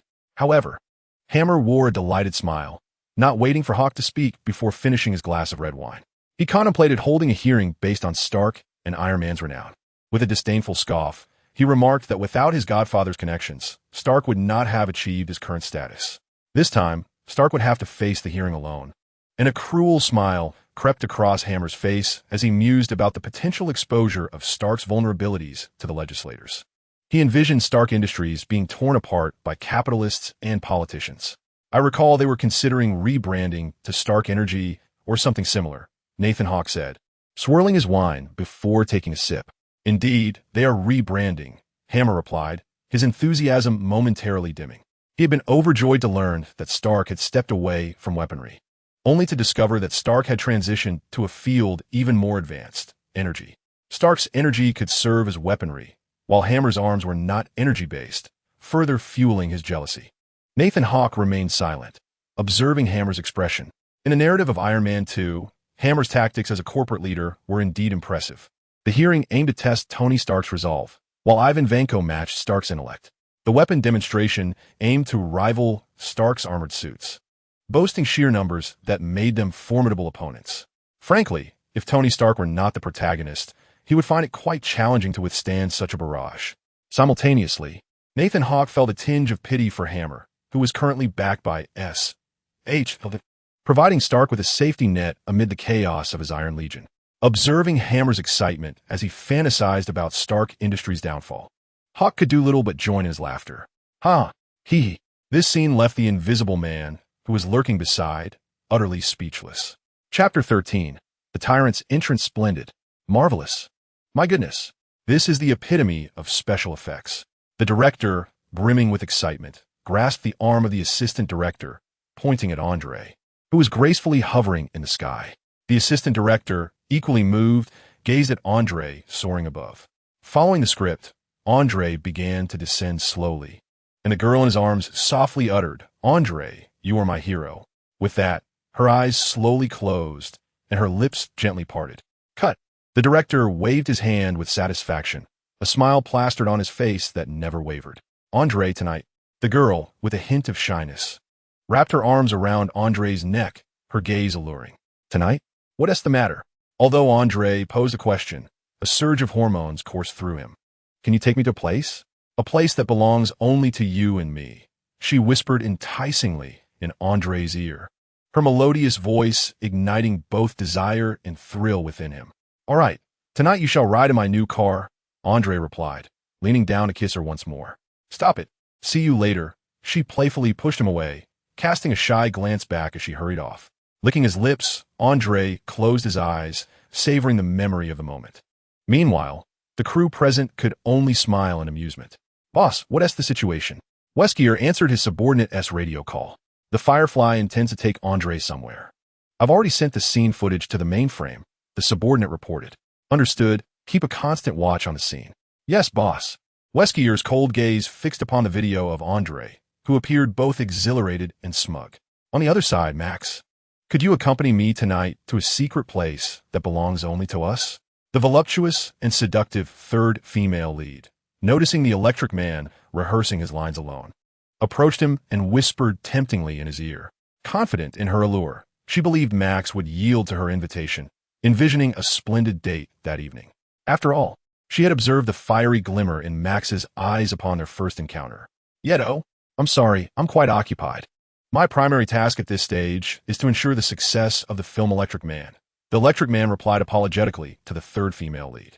If it were on the day they first met, he would have indeed sought her out, but this was a matter arranged by Nathan Hawke.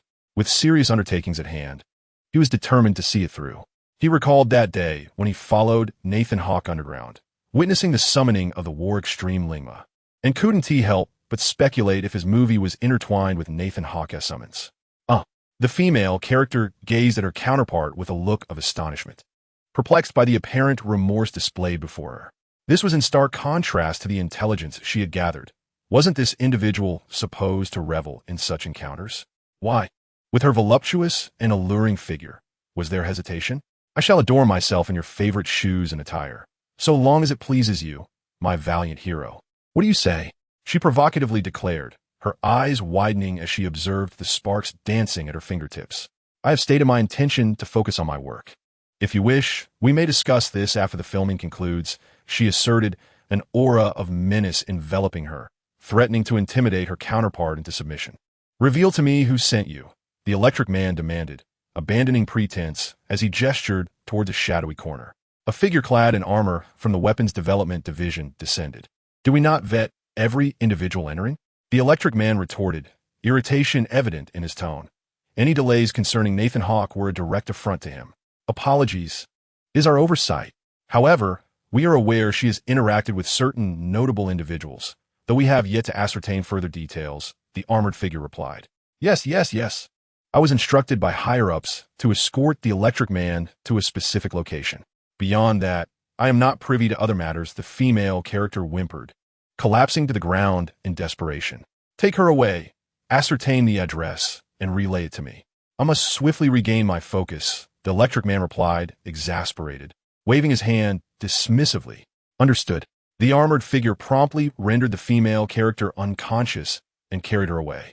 Another group of oblivious fools. I shall eradicate you tonight, the Electric Man declared menacingly. The night sky glittered with stars. In a convertible supercar, Andre cradled the girl in his arms, inhaling her enticing fragrance, a smile inevitably gracing his lips. Liz, should I find your suggested location unsatisfactory, I shall be compelled to teach you a lesson, little fox, he teased, playfully patting her elevated backside. I assure you it will be exhilarating, Liz winked at Andre. I eagerly anticipate it, he replied with a chuckle, pressing the accelerator with force, the engine roaring to life.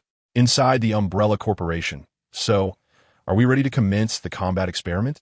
Wesker inquired of the nearby War Extreme horse.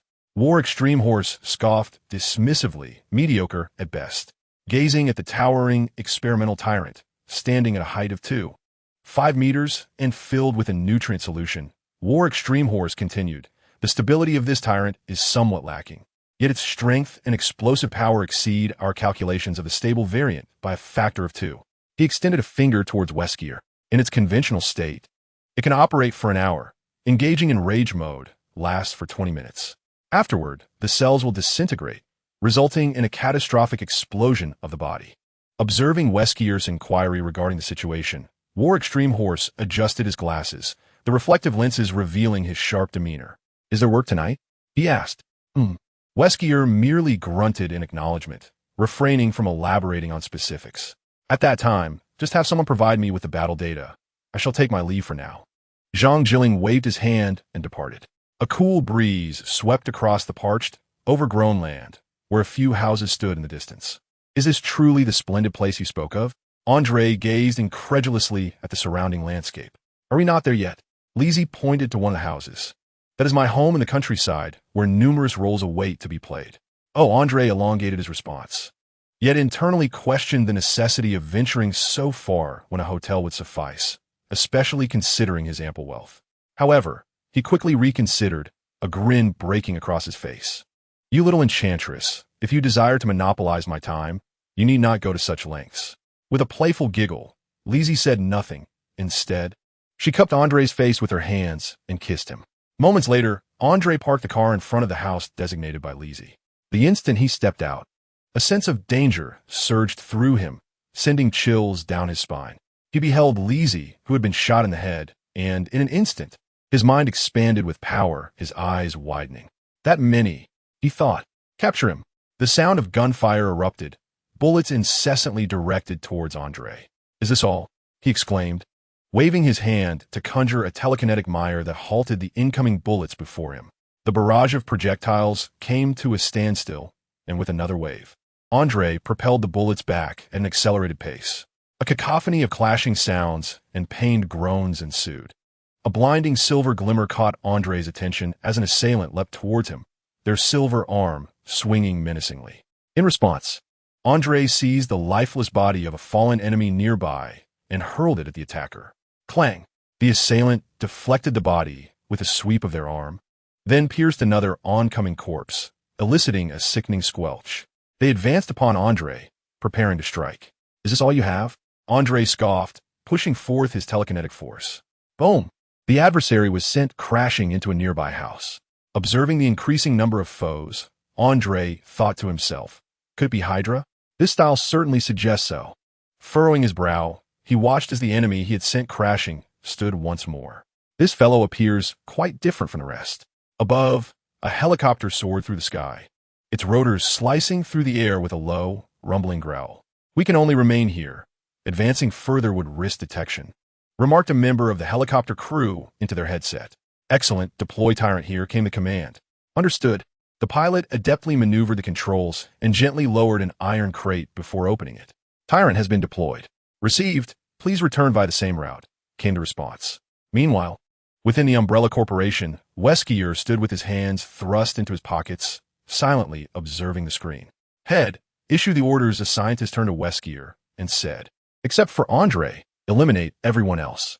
As Wesker's command resonated, the scientists commenced the activation of the control device implanted within the Tyrant. "What is that?" An agent of Hydra immediately discerned a towering figure emerging from the periphery. "Is it a new weapon?" inquired one of his companions. "I am uncertain."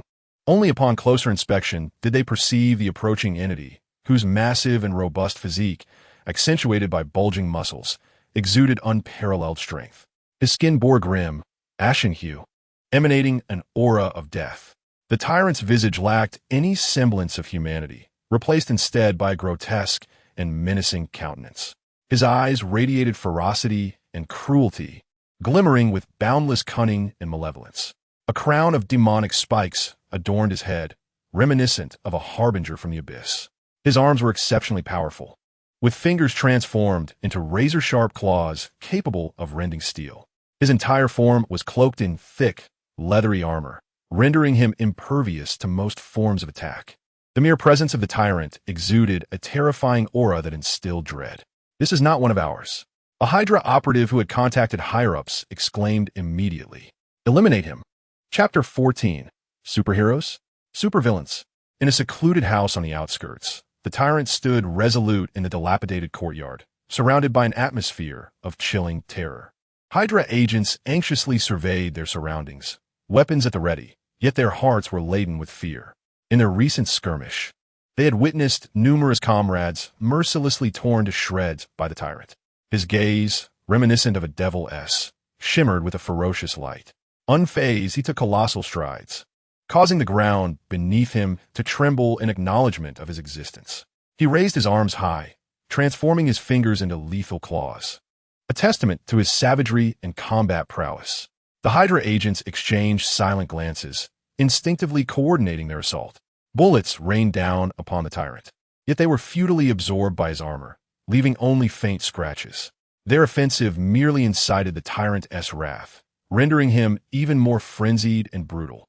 With a thunderous roar, the tyrant lunged at the agents, his speed defying belief. He swung his enormous fists, striking the agents with a horrifying tearing sound. They were instantly overwhelmed by the tyrant's might. Blood gushed forth as they emitted anguished groans. The Hydra operatives, paralyzed by terror, watched in despair as the tyrant unleashed a massacre. Each of his assaults bore devastating power, his fists and claws shredding through all obstacles in his path. He harbored no compassion, only an insatiable thirst for bloodshed and death. "Stay calm, shouted one relatively composed Hydra operative, raising his weapon to fire at the tyrant. The agent's firearms appeared utterly ineffective against the tyrant, their ammunition trivial in the face of his strength. Confronted with the tyrant's brutality and power, they felt insignificantly small, akin to a swarm of ants battling a colossal beast. In the tyrant's eyes flickered madness and a primal desire as he continued his relentless slaughter. A sinister smile curled at the corners of his mouth, as if he reveled in the ecstasy of bloodshed. His fists and claws, imbued with the power of destruction, ruthlessly vanquished the Hydra agents one by one, extinguishing their lives in his grasp. The last Hydra agent trembled before the tyrant, his body riddled with wounds, blood flowing profusely. Helplessly, he gazed up at the tyrant, despairing in the knowledge that he was destined to be the next victim. The tyrant's cold stare bore into him, filled with cruelty and indifference. He lunged swiftly at the agent, his claws piercing through the agent's chest with precision. The agent's eyes reflected agony and hopelessness as he fell silently, his life slipping away in the tyrant's hands. Boom!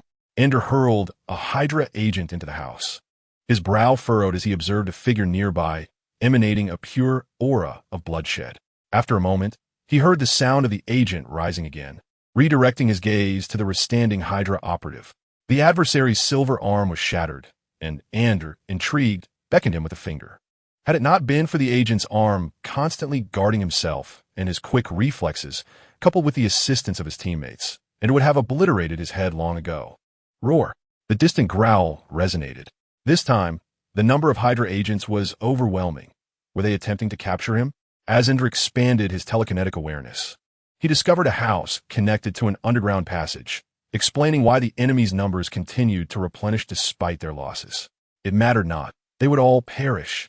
A ruthless smile graced Ender's face as he obliterated a Hydra agent's head into fragments. Zazzap! Bang! Bang!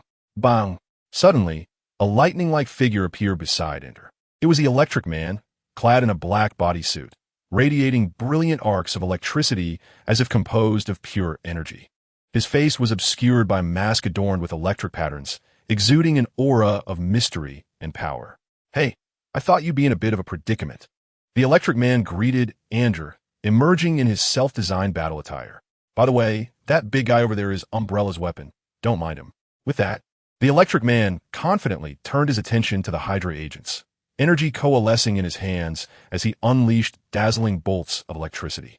He demonstrated astonishing speed and agility, darting among the agents like a bolt of lightning, effortlessly evading their attacks. His strikes were thunderous, each blow carrying immense force that sent the agents flying, their cries of anguish echoing. Utilizing the electric energy with finesse, he ensnared the agents in arcs of electricity, rendering them immobile. The Electric Man's movements were both graceful and rapid, each attack executed with absolute precision. He wielded the sharp blades formed from electric energy, mercilessly slicing through the agent's equipment, leaving them defenseless. His body radiated brilliance, embodying the essence of electricity, instilling a sense of extraordinary might.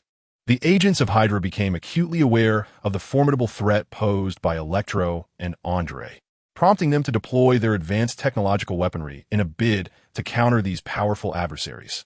They extracted a specialized electromagnetic pulse cannon from within various residences, a weapon capable of emitting potent electromagnetic waves designed to disrupt Electro's electrical abilities, rendering him incapacitated. The Hydra agents swiftly aimed at Electro, unleashing an electromagnetic pulse wave towards him.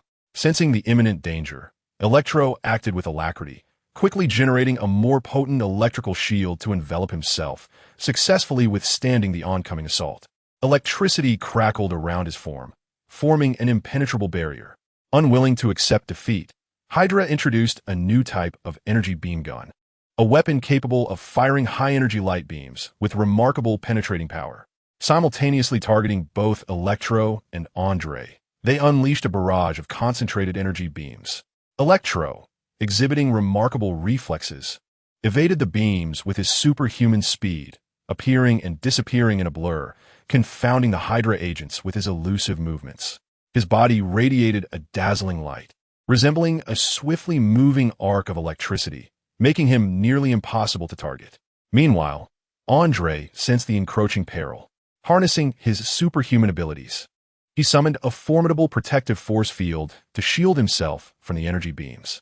His force field shimmered with a silvery luminescence, acting as an unyielding barrier that safeguarded his form.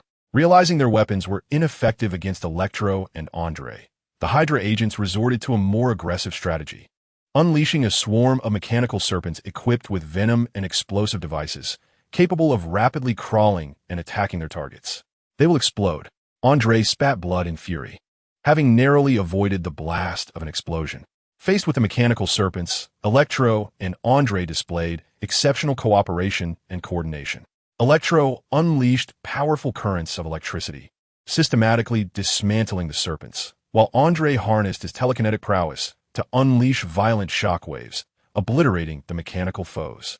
They are attempting to flee, Electro observed with a cold smirk. Standing upon the ravaged terrain, Electro and Andre witnessed the retreat of the Hydra agents, a chilling smile gracing their faces as they resolved to deliver a devastating conclusion to Hydra. Andre's gaze bore into the Hydra agents, revealing a chilling and merciless intent. He advanced with resolute strides, each step resonating heavily upon the ground, echoing the indelible marks of an irreversible fate. Electro crackled with intense energy, his eyes alight with a cruel desire for vengeance. His fingers released arcs of electricity, each arc a portent of death that ensnared the Hydra agents in a chasm of terror. Together, they launched a merciless assault upon the Hydra operatives. Andre harnessed his formidable telekinetic power, channeling it through his limbs, shattering the Hydra agents with each devastating blow. His fists, imbued with the essence of destruction, tore their bodies apart, scattering flesh and blood in all directions. The Lightning Man, employing his unparalleled speed and electrical prowess, darted among the agents like a bolt of lightning. Each of his strikes was lethal, currents of electricity coursing through the Hydra agents' bodies, eliciting heart-wrenching cries of agony. Blood-splattered, corpses lay strewn about, and the air was thick with the stench of carnage and death.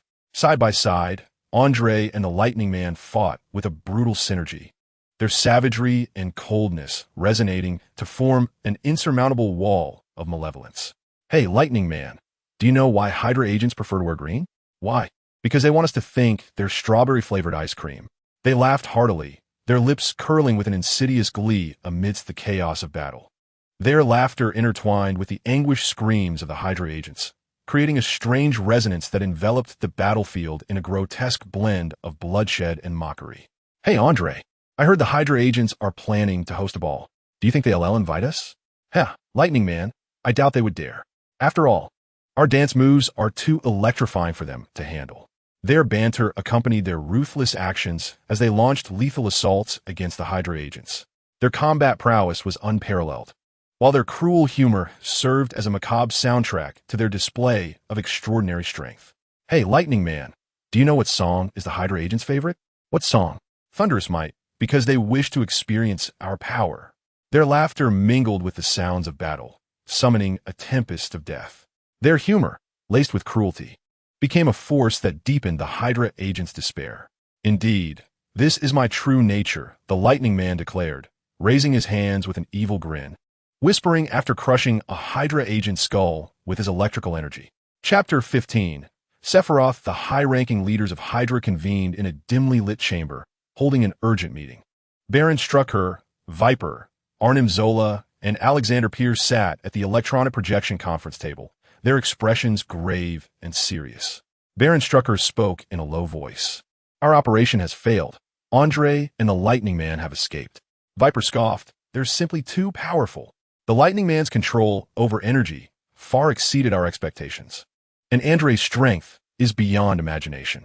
Arnim Zola, the emotionless figure in a suit, replied flatly, our weaponry has not posed a sufficient threat to them. We need to enhance our technological arsenal. Alexander Pierce nodded in agreement. Indeed, we require more advanced weaponry to combat them. Strucker, you must expedite the development plan. We cannot allow them to escape again. Give it a rest. He is engrossed in experiments with superpowered individuals. Isn't he the most enthusiastic one this time? Viper mocked. What do you mean, Viper? You haven't invested much either. Baron Strack cast a displeased glance towards Viper. So, you've lost a significant portion of your manpower, Alexander. Surely, you're not faring too well, especially in the land of beauty where personnel is abundant. Do you require my financial assistance? Viper inquired with a teasing smirk. Unnecessary, Alexander Pierce replied flatly, devoid of expression. I shall take my leave. The leather-clad figure of Arnim Zola cast a glance at them before disconnecting. Then I shall depart as well, Viper stated, following suit. I too have matters to attend to. Alexander Pierce nodded at Baron Strack before logging off. Within the Umbrella Corporation, the current assembly comprised Nathan Hawke, Wesker, Andre, Electro, and the Invisible Man. As for Battle Extreme Lingma, he held no interest in the proceedings and, having received Nathan Hawke's consent, opted not to attend. According to the investigation, their adversary this time was the Baron Strack located in Europe, Nathan Hawke stated solemnly. Europe? Andre blinked in surprise. Noticing Nathan Hawke's gaze upon him, Andre offered an awkward smile and fell silent. Wesker raised his hand to signal and stood to speak. Umbrella has identified several bases belonging to the enemy. This time, I, along with Andre and Electro, will lead the operation. As for the Invisible Man, your influence in Hollywood is substantial, and due to a recent charity gala conflicting with our mission, your presence will not be required. Upon hearing his assignment, the Invisible Man nodded in acknowledgement. Subsequent details of the mission will be conveyed to you by your deputy. Wesker informed the two. They nodded in agreement, fully aware that leading such an endeavor was not their forte. However, as the strongest members of the team, they were obliged to assume the role of commanding officers. Prepare yourselves and familiarize yourselves with your deputies. This meeting is adjourned, Wesker instructed the three. Once they exited, Wesker followed Nathan Hawke to the underground facilities of Umbrella, accompanied by the intrigued Battle Extreme Lingma. Battle Extreme Lingma trailed eagerly behind the two, clapping his hands in anticipation of the forthcoming events. A radiant six-pointed star illuminated the entire space. Where's this place? A steady, low voice resonated, imbued with a sense of solemnity and mystery. A man with flowing silver hair and striking features, clad in a full black coat adorned with silver epaulets and a black cross-shaped harness, stood before them. Greetings, you are in the Umbrella Corporation. You are one summoned here. Wesker addressed the tall figure. Summoned? The man furrowed his brow. Does that mean I cannot return? Battle Extreme Lingma spread his arms wide in a welcoming gesture. The man fell into contemplation. Nathan Hawke regarded the summoned figure, whose name was Sephiroth, a product of the Shinra Corporation's experiments, injected with cells from the extraterrestrial entity, Genova. While still in the womb, he is also a member of the elite private force, soldier, within the Shinra Corporation, belonging to the highest tier among the three classifications, and is regarded as the strongest within that tier, often referred to as the legendary hero, the perfect creation of the Genova Project. However, when Nathan Hawke thinks of the Genova Project, all that comes to mind are countless newborns met with untimely demise. With a swift motion, Sephiroth launched an attack, his gaze reflecting unwavering determination. He executed the Octa Slash, his blade dancing with the grace of flowing water, delivering 8 precise strikes in rapid succession. The flashes of his sword formed instantaneous slashes that hurtled towards Wesker. Unmoved, Wesker's cold gaze remained resolute as he deftly evaded the onslaught of Sephiroth's strikes, skillfully dodging the blade's trajectory while simultaneously counterattacking. Sephiroth, undeterred, swiftly transitioned into his Earth Shaker technique, his katana slicing through the air with remarkable speed, unleashing a flurry of 4 consecutive slashes. His swordplay was as fluid as flowing clouds, culminating in a final, powerful strike that sent Wesker careening through the air. As Wesker spun mid-flight, he adeptly adjusted his body to mitigate the impact of the blow. Upon landing, Wesker's expression morphed into one of fierce intensity, his demeanor chillingly cold, exuding an aura of authority and menace. The onlooker, Zhangji Lingma, watched this scene with palpable excitement, his eyes sparkling with fervor. Wesker charged forward once more, his body seemingly torn apart, propelled by an astonishing velocity. Sephiroth sensed the threat posed by Wesker and did not flinch in the face of danger. He executed a rapid double slash, the force of which surpassed that of the Earth Shaker. The brilliance of his sword erupted, delivering 2 impeccably precise cuts, once again sending Wesker soaring through the air. Yet, Wesker was not defeated. He quickly stabilized himself, utilizing the momentum from his spin to regain balance. His piercing gaze fixated on Sephiroth, his expression unwavering and resolute. Sephiroth furrowed his brow once more, noticing that after his slashes, the wounds on Wesker rapidly healed, as if he had sustained no injuries at all. "Let us halt the probing here, shall we?" Nathan Hawke proposed, directing his attention to the seemingly unperturbed Sephiroth. "I need to ascertain my current position. I intend to observe for now." Sephiroth sheathed his katana and turned toward Nathan Hawke, who appeared to be the leader. "Zhangji Lingma, take him for a walk, and unless he consents, do not trouble him unnecessarily," Nathan Hawke instructed. Zhangji Lingma understood the implication and gestured affirmatively. He was no fool. Unless it was voluntary, he would not extract Wesker's blood or cells for research. Nathan Hawke departed, seeking to familiarize himself with Sephiroth's power levels. Within Nathan Hawke's private combat arena, it seemed that a latent inner strength was present, albeit minuscule. Might it be due to the incompatibility of the Genova cells with my own? The Genoa cells cannot be compared to the virus within Wesker. The Genoa cells seem to possess a conscious selection of their hosts, whereas the Ouroboros virus within Wesker lacks such complexity of thought. With his mind racing, Nathan Hawke grasped the prepared katana and began to wield it. 30 minutes, 60 minutes, 120 minutes. No, this is not suitable for me. This is Sephiroth's technique, not his supernatural ability. Nathan furrowed his brow, realizing the challenge of awakening the Genoa cells within his body was formidable. He decided to familiarize himself for a few days before heading to Umbrella to extract his blood and cells. With clarity, Nathan discarded the katana and commenced his training based on the combat data analysis he had conducted. Meanwhile, if revenge is what you seek, the Hammer Group serves as your most formidable ally. "No, I shall rely on my own strength to ensure their demise," he retorted. As time passed, Umbrella's assault plan against Hydra's European base was also set in motion. Location: Monaco. "Is there anything noteworthy today?" Nathan inquired, glancing at the excited Justin Hammer. With a sly grin, Justin replied, "Thanks to your recent endeavors, the Hammer Group stock is surging." "Here's to you." "No, let us not. We both have our own agendas," Nathan hastily declined. To be honest, Nathan was well aware of Justin Hammer's ambitions, particularly his prying interest in Nathan's superhero status. However, after encountering Nathan's tenacity and surviving a series of assassination attempts alongside him, Justin's desire to usurp was swiftly extinguished.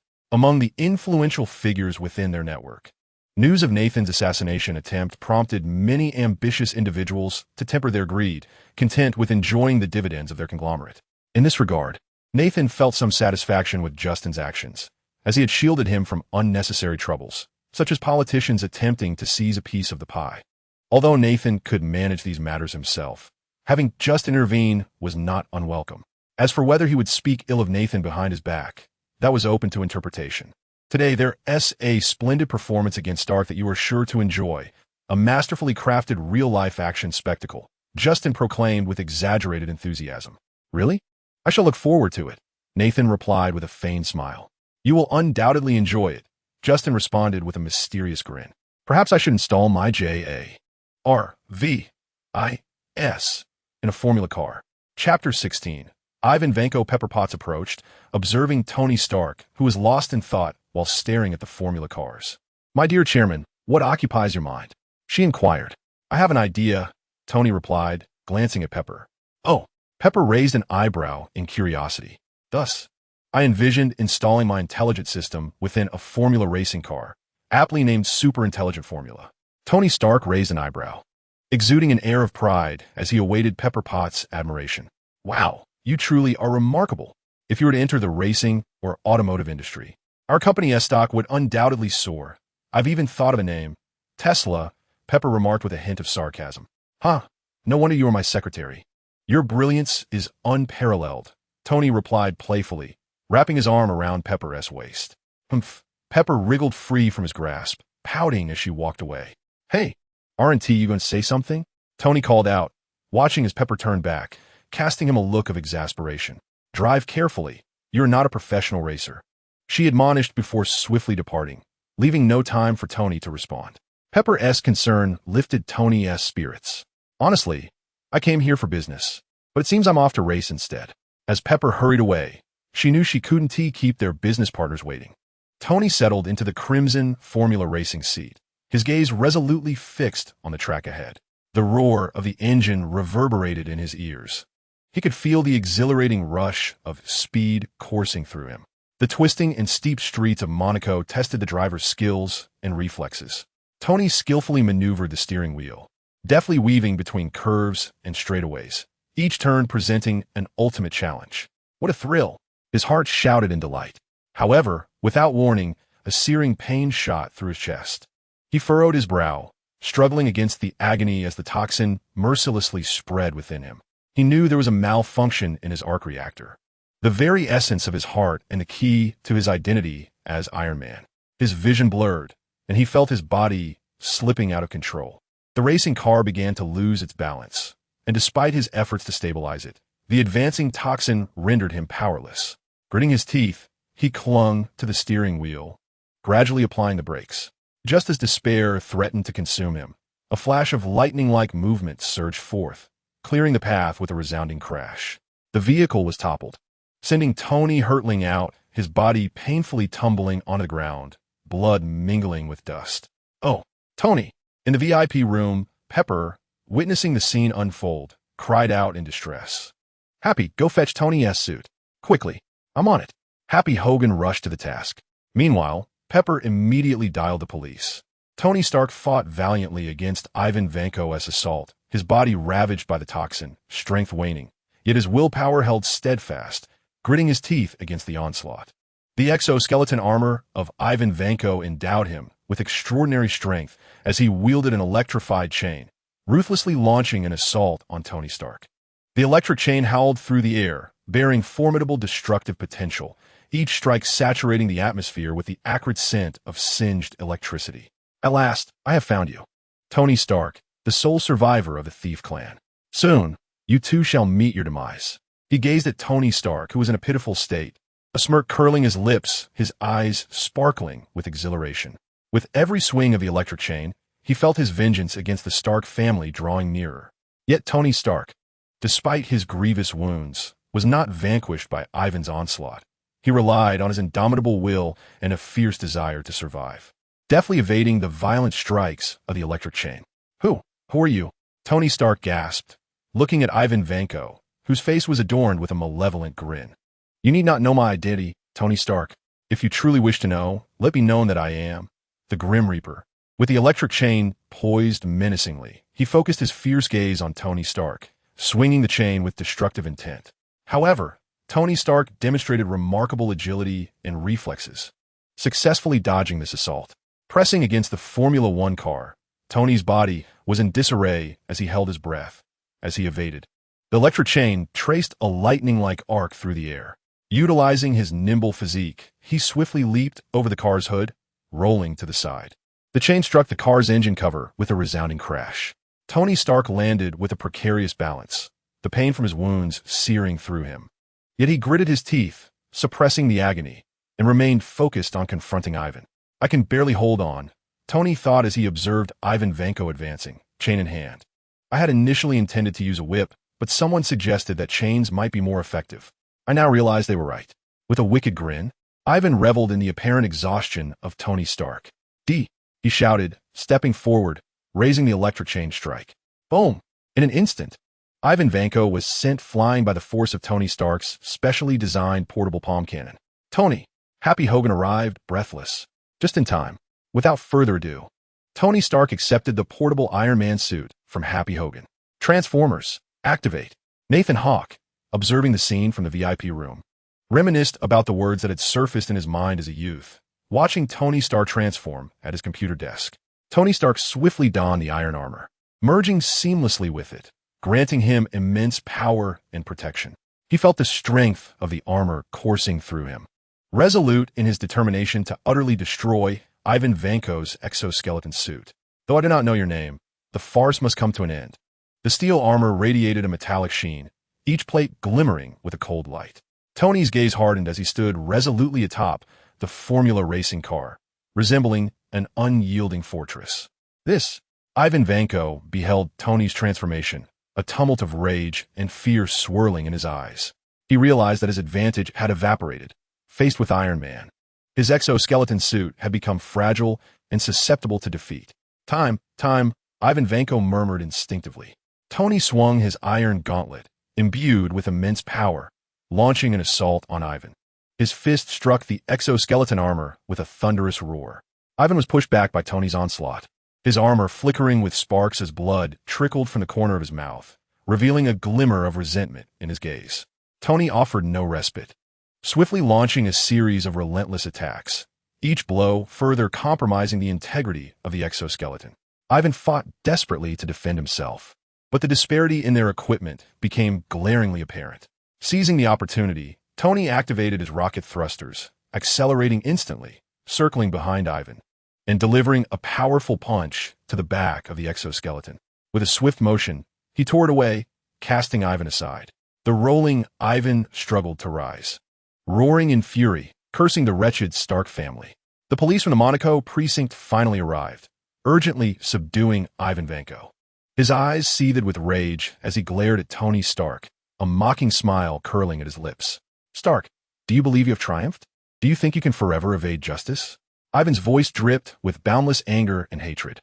Noticing his words were ignored, his fury intensified. He thrashed, attempting to break free from the officer's hold, his teeth clenched as he fixed a mad glare on Tony.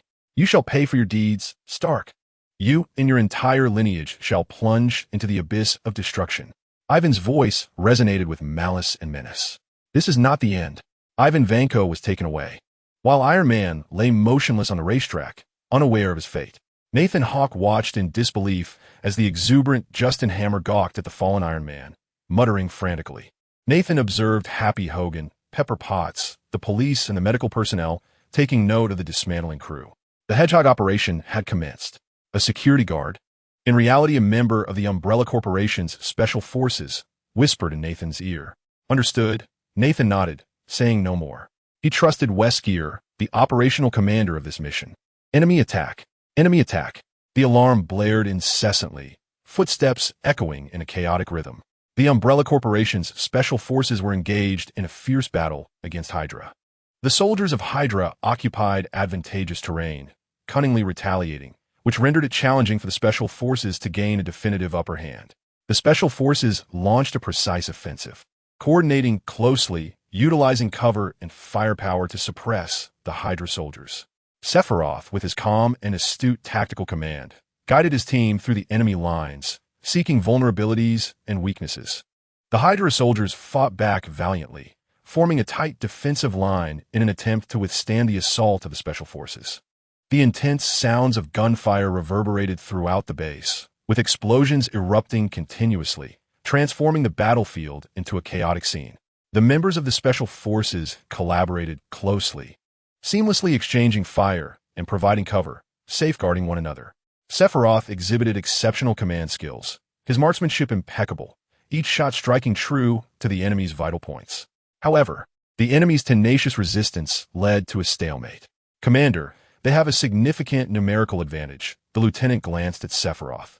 Sephiroth pondered calmly, aware that a more audacious approach was required to alter the situation. Chapter 17, Assault on the Hydra Base suddenly, as Sephiroth stepped beyond the defensive line. His form darted through the enemy ranks like a flash of lightning. His movements were both elegant and striking. Each swing of his katana resonated with power and precision. The enemy was left disoriented, shattered by his onslaught. Sephiroth revealed a ruthless demeanor, devoid of compassion, singularly focused on annihilating his foes. Addressing his lieutenant over the radio, he commanded, "The line has been breached. Proceed with caution." Yet, alongside his mercilessness towards the enemy, he exhibited warmth and concern for his comrades, remaining ever vigilant, providing timely support and protection. "Kill him! Kill him!" A mid-level officer of Hydra pointed at the slaughtering Sephiroth, standing amidst the fallen Hydra soldiers. His gaze was cold and unfeeling. The katana gleamed with an icy radiance in his grasp. His agility mirrored that of a cheetah, nimbly traversing the battlefield. His swordplay was swift and precise, each strike a deadly blow. The blade sliced through the air, targeting the vital points of the Hydra soldiers, who were powerless against Sephiroth's assault. Blood splattered as soldiers fell, their lives vanishing without a trace beneath Sephiroth's sword. The bullets from the Hydra soldiers rained down upon Sephiroth, yet he evaded their attacks with grace and swiftness, effortlessly leaping aside before countering instantaneously, dispatching foes with his blade. Sephiroth's strikes were both powerful and accurate, wielding the weight of the katana and the sharpness of its edge to cleave through the enemy's defenses. His techniques were unpredictable, at times fierce like a raging tempest, and at others gentle as a soft drizzle, making it difficult for the enemy to anticipate and respond. He danced with the katana, the blade weaving through the air, dismantling the bodies of the Hydra soldiers one by one. The Hydra soldiers, driven to desperation, retreated frantically, cornered by Sephiroth, who offered them no respite. "Onward!" The mid-level officer raised his weapon. "Your resistance is but a futile struggle. Beneath my blade, you are destined to be but a heap of corpses." The officer, hearing the voice that echoed in his ears, suddenly felt the flow of blood, his body beginning to succumb. Sephiroth paid no heed to the fallen officer behind him. Instead, he fixed his gaze on the Hydra soldiers, whose morale was crumbling. "You were once soldiers of Hydra, but now you are merely puppets beneath my sword. No one can escape the shadow of death. You are but ants in my destiny." In another theater of battle, fire, fire, fire. "Ha ha ha!"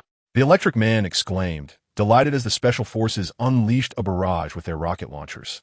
"Commander, we require your power."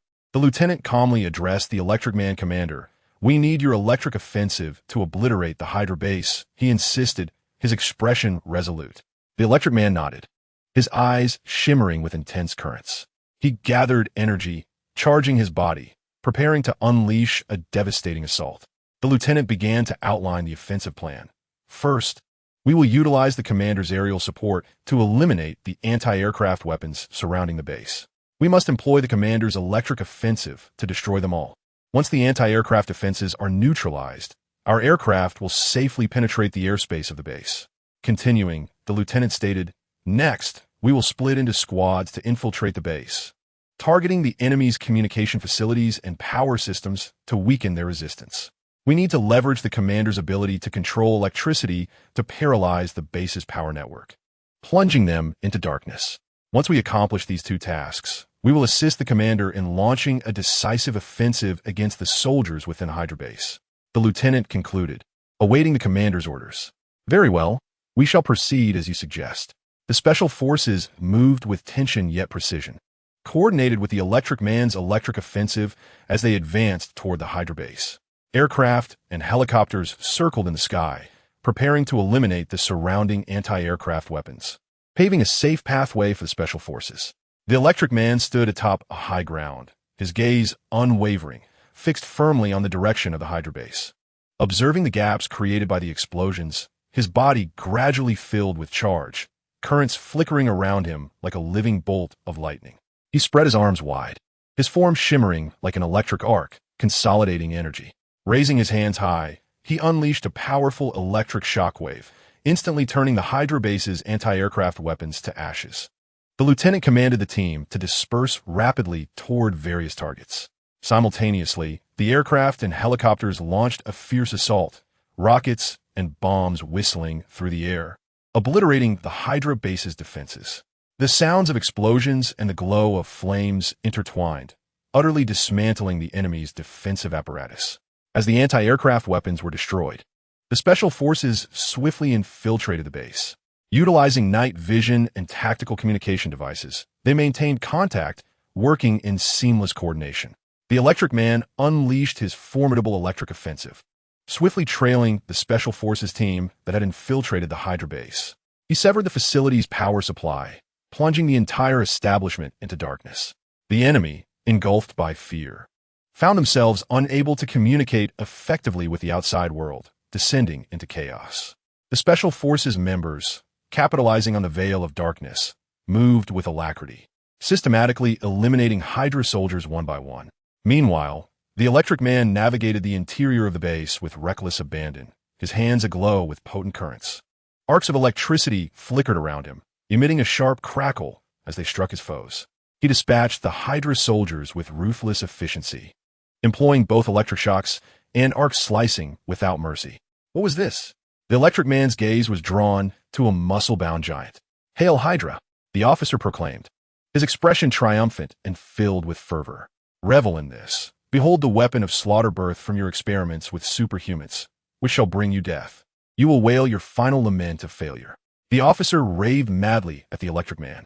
The superhuman regarded him with an air of arrogance, a disdainful smile adorning his face. His muscles swelled with surging power, rendering him even more imposing and fearsome. Crack! The officer's head was crushed in an instant by the superhuman's grip. "Wow," the Electric Man remarked, a pleased smirk curling his lips, seemingly intrigued by the spectacle. "Thank you for your arrival. You have given me hope for escape." "So," the superhuman chuckled wickedly, "I shall ensure your demise is most comfortable." Unmoved, the Electric Man's eyes shimmered with cold currents. He faced the provocations of the superhuman without trepidation, poised to reveal his true prowess. "Is that so? Then I must express my gratitude, you oaf." The superhuman lunged at the Electric Man, his inflated fist bursting forth with immense force. However, the Electric Man deftly evaded each assault, his body moving with the swiftness of lightning, dodging the superhuman's blows. Boom! Boom! Boom! The superhuman's colossal fists pounded against the surrounding walls, leaving gaping holes and collapse in their wake, yet he could never land a blow on the Electric Man. What is the name of this game? The Electric Man pondered, feigning contemplation. "You bastard!" The superhuman, infuriated, swelled once more. "Wow, I hope you don't end up bursting apart. Wouldn't that be a messy affair?" The Electric Man jested, observing the approaching, pulsating fist, which loomed larger than his own upper body. Leaping up to evade the onslaught, he heard the voice of his aide resonating through the comms. "It seems I can no longer indulge you." He unleashed a powerful jolt of electricity, gathering energy between his fingertips, crackling like an enraged serpent. "I shall obliterate you." The superhuman shrieked, his muscular strength waning under the electric assault. Yet, he remained undeterred. Launching another furious attack, the Electric Man smiled coldly, showing no mercy whatsoever. He wielded his electrical control abilities, summoning currents from the ground to form an electric prison that ensnared the superpowered individuals within. The prison emitted a chilling, piercing hum that sent shivers down the spine. This technique, known as the electric prison, was devised by the scientists within the Umbrella Corporation, and you're its inaugural subject. You should feel honored. The Electric Man's face began to take on a sinister expression, and with a clap of his hands, the prison instantly closed and severed. A blood-curdling scream of agony erupted, but it was in vain. The Electric Man gazed at the superpowered figure sprawled on the ground, his expression devoid of empathy. He showed no remorse for his adversary and was unabashedly brutal. "I do not know how to proceed, so you shall dictate my actions," Andre remarked to his aide nearby. "We will launch our assault on the Hydra base in squads, each responsible for distinct tasks." The aide began to relay the orders based on the comprehensive plan devised by Commander Wesker. Team 1. Your mission is to eliminate the sentries and surveillance systems surrounding the base, ensuring our operations remain undetected. Utilize your stealth and sniping skills, avoiding conflict whenever possible, but eliminate any enemies if discovered. Team 2, I will oversee the disruption of the base's communication systems and surveillance equipment.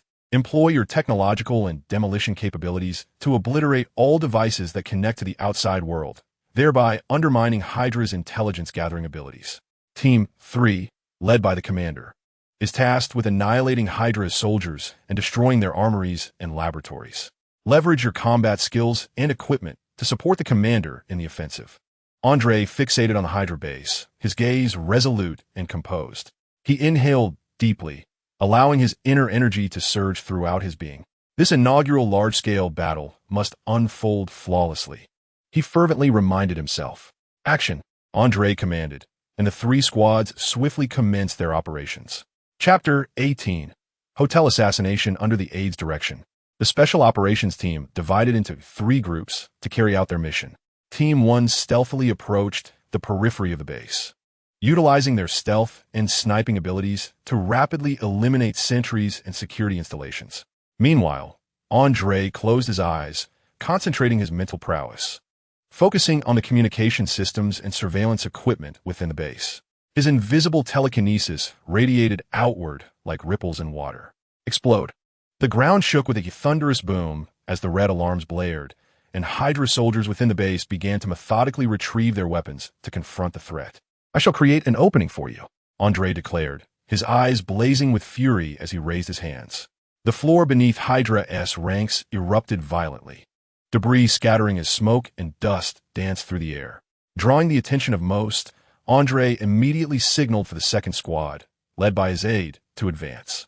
The aide-guided Team 2 swiftly through the corridors of the Hydra base, encountering a group of Hydra soldiers at the entrance, weapons raised and poised to strike. The adjutant swiftly responded, issuing commands for the team to disperse and seek cover. They rapidly found suitable positions, preparing to engage the enemy. Bullets whizzed through the air, and the cacophony of explosions reverberated across the battlefield. Maintain formation. Do not grant them any opportunities. Meanwhile, in the third squad, led by Andre, the team launched a ferocious offensive against the Hydra soldiers. With his telekinetic abilities, Andre manipulated objects, causing them to soar, shatter, and explode in midair. Effortlessly, he controlled the enemy's weapons, dispatching them with remarkable speed. His movements were agile and swift, akin to a flash of lightning darting across the battlefield, taking down Hydra soldiers one by one. The exhilarating rush of adrenaline surged through Andre's veins. Blow it up, he commanded, his gaze fixed on the explosives carried by the adversaries. Activating his telekinesis, the bombs detonated instantaneously. Boom! Andre stood amidst the chaos of the Hydra base, emanating an aura of formidable energy. He surveyed the fallen Hydra soldiers with a gaze that was both indifferent and mocking. The Hydra soldiers roared in fury, charging toward Andre, fully aware that eliminating this superhuman foe was paramount to their survival and the security of their base. With a cold smirk, Andre raised his arm, gathering his telekinetic force around him. An invisible power erupted, hurling the Hydra soldiers into the air, crashing them against walls and various obstacles. Beware of his hands. One Hydra soldier lunged at Andre, wielding an energy weapon aimed at his chest. A glint of ruthlessness flickered in Andre's eyes as he extended his arm, distorting the soldier's weapon into mere scrap with his telekinesis. Without mercy, he seized the Hydra soldier by the neck, amplifying his telekinetic grip and lifting him off the ground. The soldiers struggled, attempting to break free from Andre's control, but they were powerless against such extraordinary strength. You cannot stop me. Andre's voice dripped with derision and malice. You will only inflict further suffering upon yourselves. With a fierce thrust, he slammed the soldier violently into the ground, a dull thud resonating throughout the battlefield. The Hydra soldier's body contorted in agony, pained groans echoing in the air. Andre displayed a cruel smile, beckoning to the remaining Hydra soldiers. Witnessing the fate of their comrade filled the remaining soldiers with terror. Yet, they did not relent. They gathered their strength and charged at Andre once more. A torrent of bullets rained down upon him. With a mere gesture, the bullets halted in midair before him. Is that all you've got? Andre's lips curled into a disdainful grin. Then allow me to return them to you. With a wave of his hand, the bullets surged back along their original path. The sounds of piercing and crashing echoed incessantly. Suddenly, the lights dimmed. It seemed the operations of the second squad were progressing exceedingly well. With another wave, Andre employed his telekinesis to clear the obstructing corpses of Hydra soldiers, advancing toward the sensed presence of Hydra soldiers ahead. Night enveloped the scene. Within the opulent suite, Nathan Hawke felt a subtle wave of summons ripple through his body, prompting a slight frown. How could it be so swift? Could it be due to the Hedgehog operation? Just as Nathan pondered this, Wesker entered. Is it over? Nathan inquired, astonished. Wesker nodded. The operation was highly successful. We acquired a considerable amount of valuable assets. Meanwhile, the Hydra assassins from the European division are already en route to your location. Did they encounter any obstacles? Nathan asked. They eliminated several along the way. Wesker replied calmly. Does this signify the commencement of formal hostilities? Nathan smiled, gazing down at the brightly illuminated cityscape below. The hired security team had been decimated by Hydra, and the guards at the police station below had also fallen. Wesker continued. Additionally, a number of Hydra assassins met their demise. Intelligence suggests that a temporary vacuum will ensue in this vicinity. It seems the general populace will be in for some misfortune. Nathan shook his head and inquired, what weapons are we preparing to deploy? 1 licker and 1 zombie dog. Are they test subjects? Indeed, test subjects. Very well. Ensure that all loose ends are tied up. Nathan said, patting Wesker on the shoulder before departing. A group of Hydra assassins brazenly entered the hotel, stepping over the fallen security personnel who bore expressions of terror. Their objective was to eliminate Nathan Hawke. A dreadful roar reverberated through the air, instantly heightening the tension within the hotel. A chilling aura of murderous intent emerged from all directions. The lead Hydra assassin signaled for a halt. Suddenly, a shrill cry echoed again, and a licker and zombie dog charged forth from the shadows. These abominations, birthed from Umbrella's bioweapons program, incited chaos and panic. The Hydra assassins hastily formed a defensive line, engaging in fierce combat with these creatures. What is that? One terrified assassin was instantaneously impaled through the head by the licker's tongue. Watch the tongue. Stay calm. Bang, bang, bang. The Hydra assassins rallied their defenses, fiercely battling the monsters. The licker's claws were as sharp as blades, skillfully weaving through the assassins in an attempt to shred their defenses. They appeared to possess awareness. One assassin noted, his gaze cold and his movements swift as they retaliated. The din of gunfire and the glint of blades filled the grand lobby. The zombie dogs, notorious for their ferocity and speed, lunged at the assassins, their sharp teeth snapping. With eyes aglow in green light, they pounced.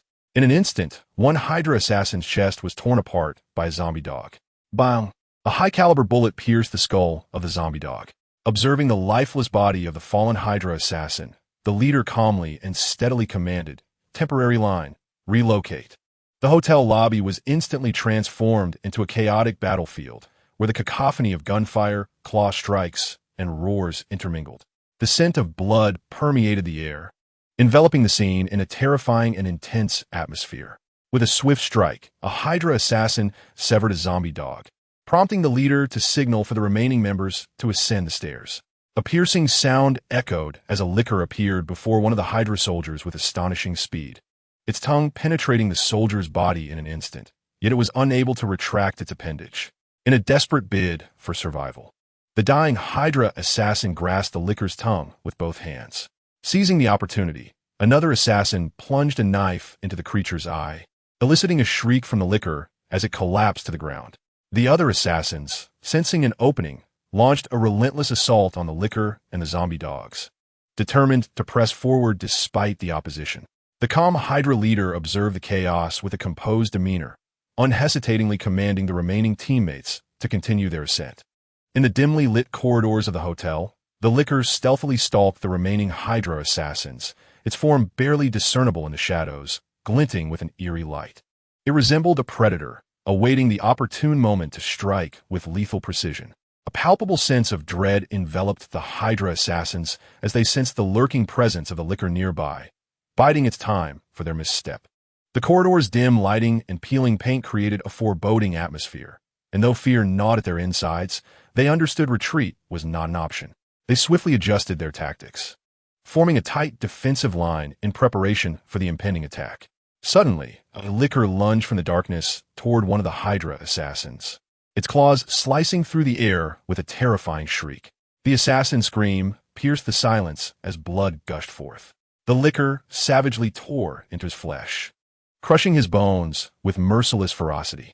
The other Hydra assassins were momentarily stunned by the gruesome sight, yet they pressed on, knowing that survival hinged on their continued resistance.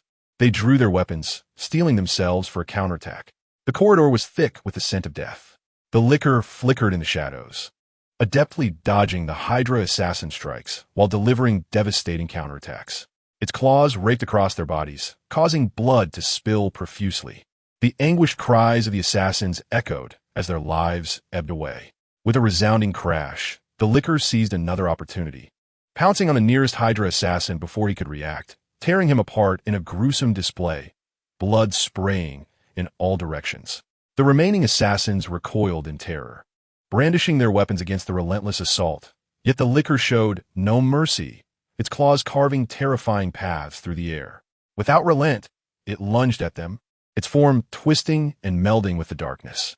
In an instant, another licker emerged behind a Hydra assassin, its enormous jaws gaping wide, engulfing him whole.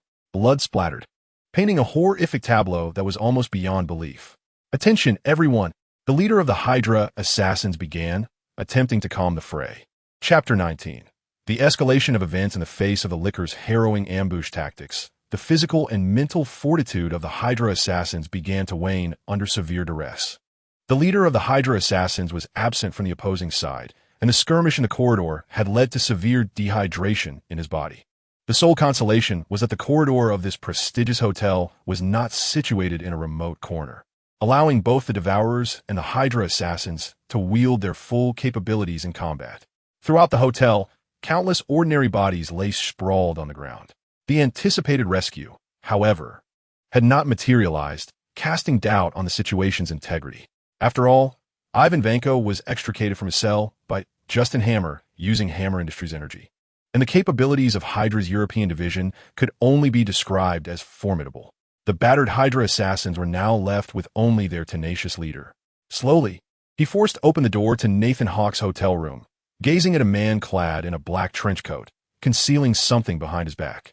The remaining Hydra assassins, disregarding who stood before them, opened fire.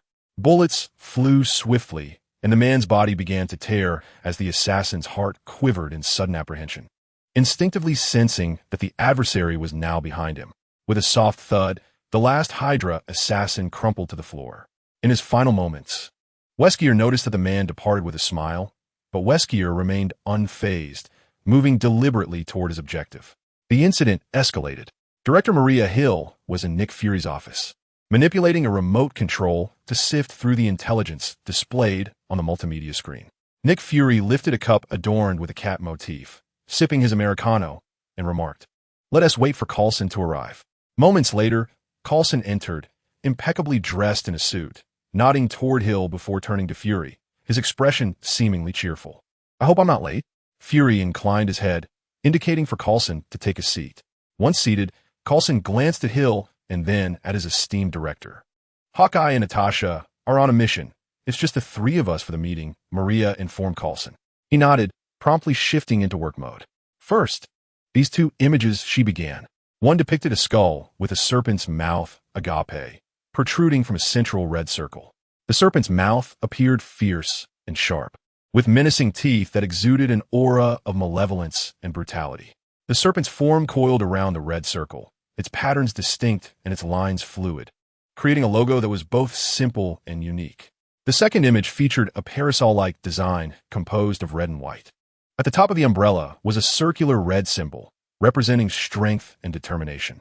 The body of the umbrella was interlaced with red and white lines, the red outlining its shape while the white filled the interior, creating a striking contrast.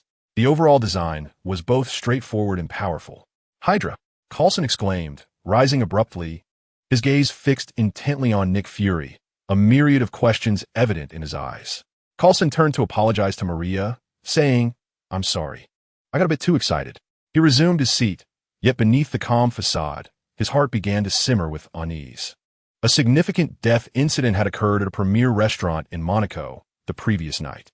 The two photographs left behind at the establishment suggested that someone wished for us to unveil a major conspiracy. The emblem of Hydra indicated their involvement in this affair. What about the other image? Coulson inquired. It pertains to the Umbrella Corporation, which operates within the pharmaceutical industry in the United States. According to the agent's investigations, this company had a history of violence, extortion, robbery, and assassination prior to its inception. However, crucial evidence has yet to be uncovered, Maria responded. Indeed, Coulson remarked with a smirk. Nick Fury listened intently, his expression grave. He understood that Hydra was a notorious terrorist organization, their existence synonymous with chaos and peril. What is the nature of this incident? Nick Fury asked, concern evident in his gaze.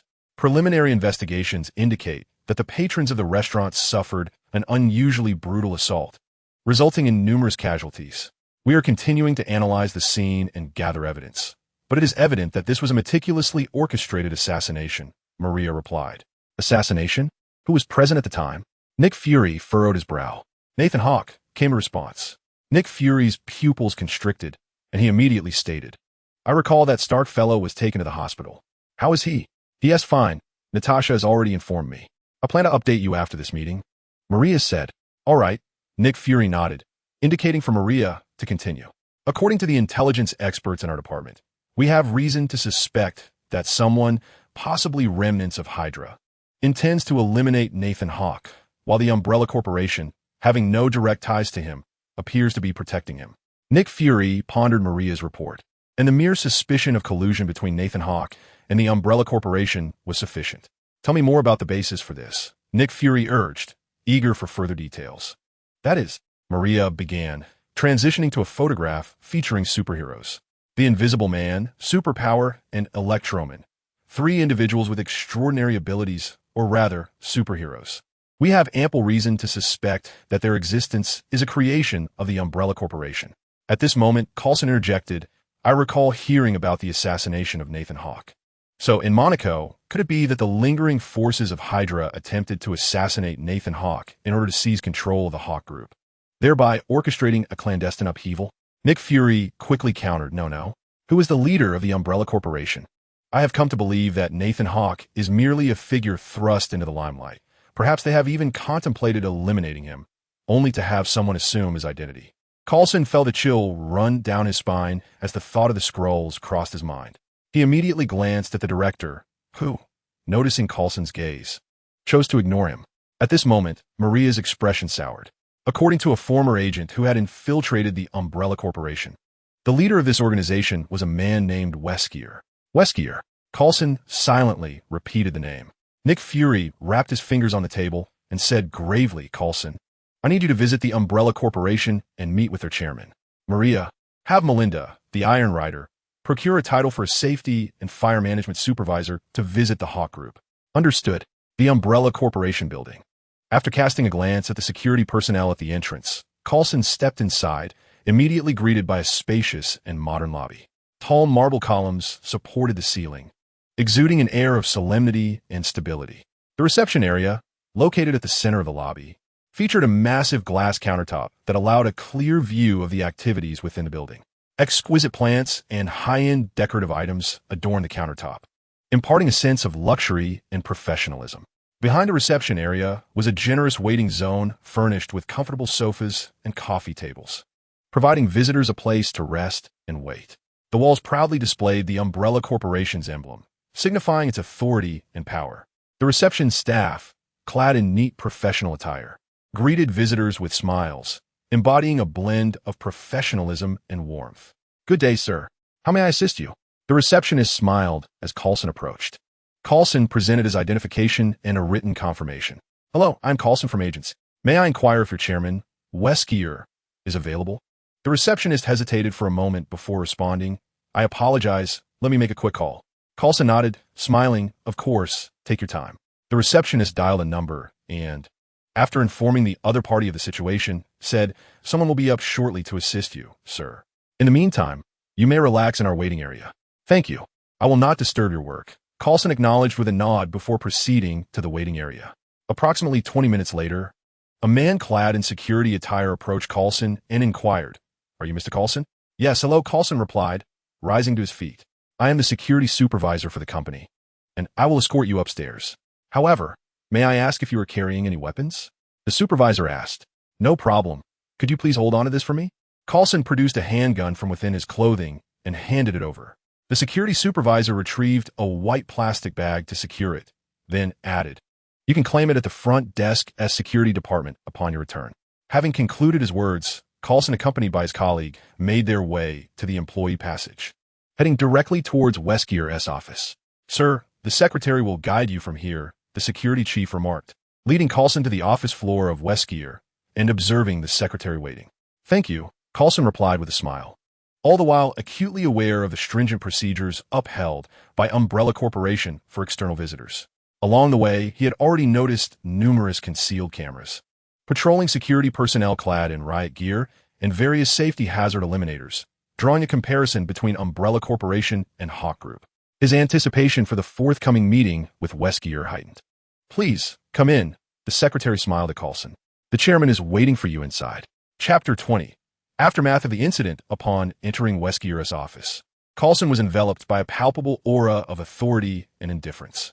The atmosphere within was steeped in seriousness and a profound sense of confidentiality, inducing a slight unease within him. It felt even more daunting than facing the director.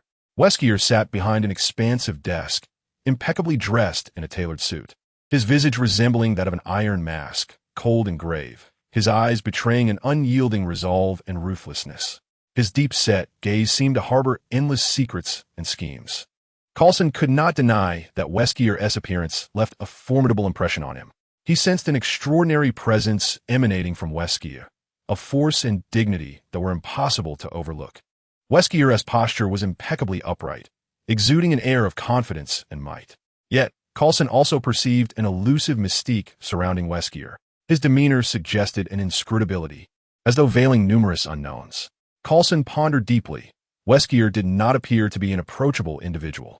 His exterior radiated a chilling and merciless impression, seemingly indifferent to both the world and those around him. However, within that indifference lurked a calculated wisdom and strategy. Deep within Coulson's psyche, he felt both reverence and curiosity towards Wesker. He yearned to uncover how this man wielded control over such a vast organization while orchestrating various intrigues and machinations behind the scenes. "Agent Coulson of S.H.I.E.L.D. He introduced himself, deciding to abandon the false identity he had employed at the front desk and instead present his true self. Wesker rose to greet Coulson with a handshake. "Quite cold," Coulson noted, feeling the extreme chill of Wesker's skin. Once seated, Coulson spoke candidly. "Mr. Wesker, we discovered an image belonging to your Umbrella Corporation at a hotel linked to a crime scene in Monaco. While I realize this may not pertain to your organization, I am here according to protocol to meet with you." Wesker had long anticipated the arrival of his visitors, patiently awaiting this day. As he gazed at the amiable aura exuded by Coulson, he couldn't help but feel intrigued by the individuals accompanying him. Wesker nodded and remarked, "Agent Coulson, your efficiency is indeed commendable. However, I trust you understand that Umbrella Corporation is not involved in any illicit activities. We are a legitimate enterprise." Coulson offered a slight smile, sensing the frosty demeanor emanating from Wesker, and replied with a firmer tone, "Mr. Wesker, I have no doubt that Umbrella Corporation operates lawfully, but as an investigator, it is my duty to follow the leads and seek the truth. Any additional information beyond this image would be greatly appreciated." Coulson's voice was resolute, his eyes reflecting determination and resolve. Wesker calmly stated, "I too believe that Agent Coulson will uncover the truth." Their exchange was neither overtly positive nor negative. It was straightforward, and after concluding the dialogue, Coulson departed from the Umbrella headquarters. Inside Coulson's cherished vehicle, he communicated with the director, "Sir, the individual is quite formidable. I am certain they're connected to the events at the hotel." The strong presence exuded by his counterpart lingered in Coulson's memory. "We will discuss it in detail upon our return." Nick Fury quickly concluded the call. Meanwhile, Melinda emerged from the Hawk Group, reporting to Nick Fury, director. "The individual was very cooperative, and I found nothing unusual." "All right, we will talk more when you return," Fury replied before nodding at an agent who greeted him as he passed by. "I understand you are busy, but I still need you to come over. Alexander Pierce personally opened the door for Nick Fury. Actually, I came over as well, Fury responded with a friendly smile. Have a seat. The financial report will be brought over shortly for your signature. Alexander Pierce observed the glimmer in Fury's eyes and jested. Hey, I had to advocate for you quite a bit with the council to secure this. Thank you, Alex, Fury replied, though I know I shouldn't ask. I've heard whispers that the serpent has resurfaced. Pierce inquired carefully, perched on the edge of the table. Yes, but that is still under investigation. Fury acknowledged with a stoic expression. Be cautious, he added, nodding in respect to his former superior who had once aided him. A knock was heard. Kulmeen.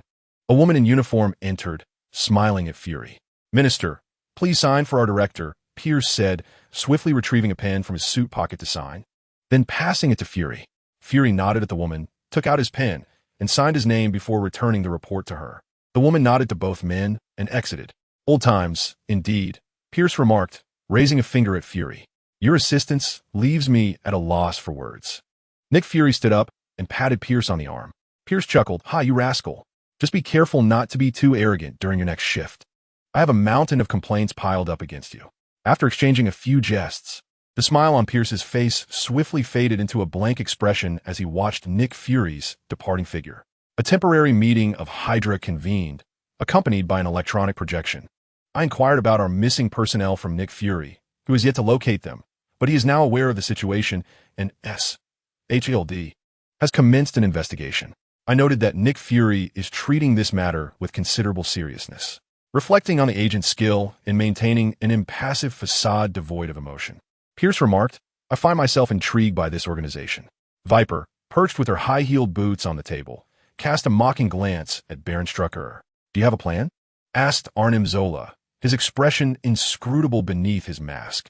I suppose so, Viper replied, nonchalantly toying with her fingers, avoiding eye contact with Zola. Is there anything else?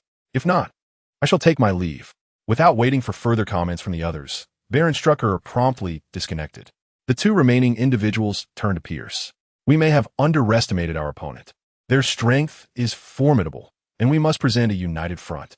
Shall we exchange some resources? Pierce proposed to them.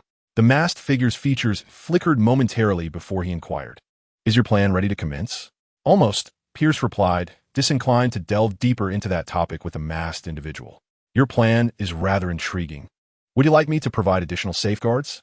The masked figure seemed intrigued, signaling to Pierce as if to say, come on, plead with me. No, thank you. Very well. I've been considering sending some personnel your way as well. We shall discuss it then. I shall take my leave. Viper's projection promptly vanished. Pierce, do feel free to contact me if you're interested. The masked figure's face formed a signal expression before disappearing. As time passed, the heroes of the Hawk Group continued their performances while embracing their roles as superheroes. A group of children was lost in their fantasies, envisioning themselves rescuing the world alongside their heroic counterparts. I still think Iron Man is the coolest. The romance of man lies in his mech. I am an army unto myself. In the future, computers will control robots, and I alone can achieve great feats. As the child spoke of rescue, visions of gallant heroes saving damsels in distress flashed through his mind. You are my great hero. The saved maiden kissed his cheek. Nonsense. I think Electro is the real deal. He can fly, crackle with lightning, and excels in both ranged and close combat. How cool is that? Psycho is cool too. Have you seen the recent trailer for Superheroes? In a fleeting moment, as the extraordinary being merely raised his hand, the bullets aimed at him came to an abrupt halt, suspended before those he was sworn to protect. The astonished expressions on the faces of those safeguarded were a testament to the sheer magnificence of the scene. The children chattered animatedly about their envisioned heroes and the superpowers they yearned to possess. Suddenly, one child inquired, does anyone like the Invisible Man? An instant silence enveloped the group. Faces flushed, they fervently shook their heads, exclaiming their disdain. No, how could I possibly like the Invisible Man? He merely disappears. The Invisible Man, standing aside, smirked at the hypocrisy of the children, who, despite their bravado, were not as brave as they pretended. Meanwhile, in the Hawk Group, the secretary hurriedly approached Nathan Hawk's office. Meeting the gaze of her boss, she reported, based on the interest levels surrounding the rotten apples, the anticipation for our 3 superhero trailers has been extraordinarily fervent. Moreover, The pre-sale tickets are completely sold out. The promotion for this live-action superhero film, with effects surpassing even the most impressive visual spectacles, has truly exploded. Her excitement was palpable, for she knew that in this context, she was permitted to enter without prior notice, and perhaps seize an opportunity to showcase her allure before her employer.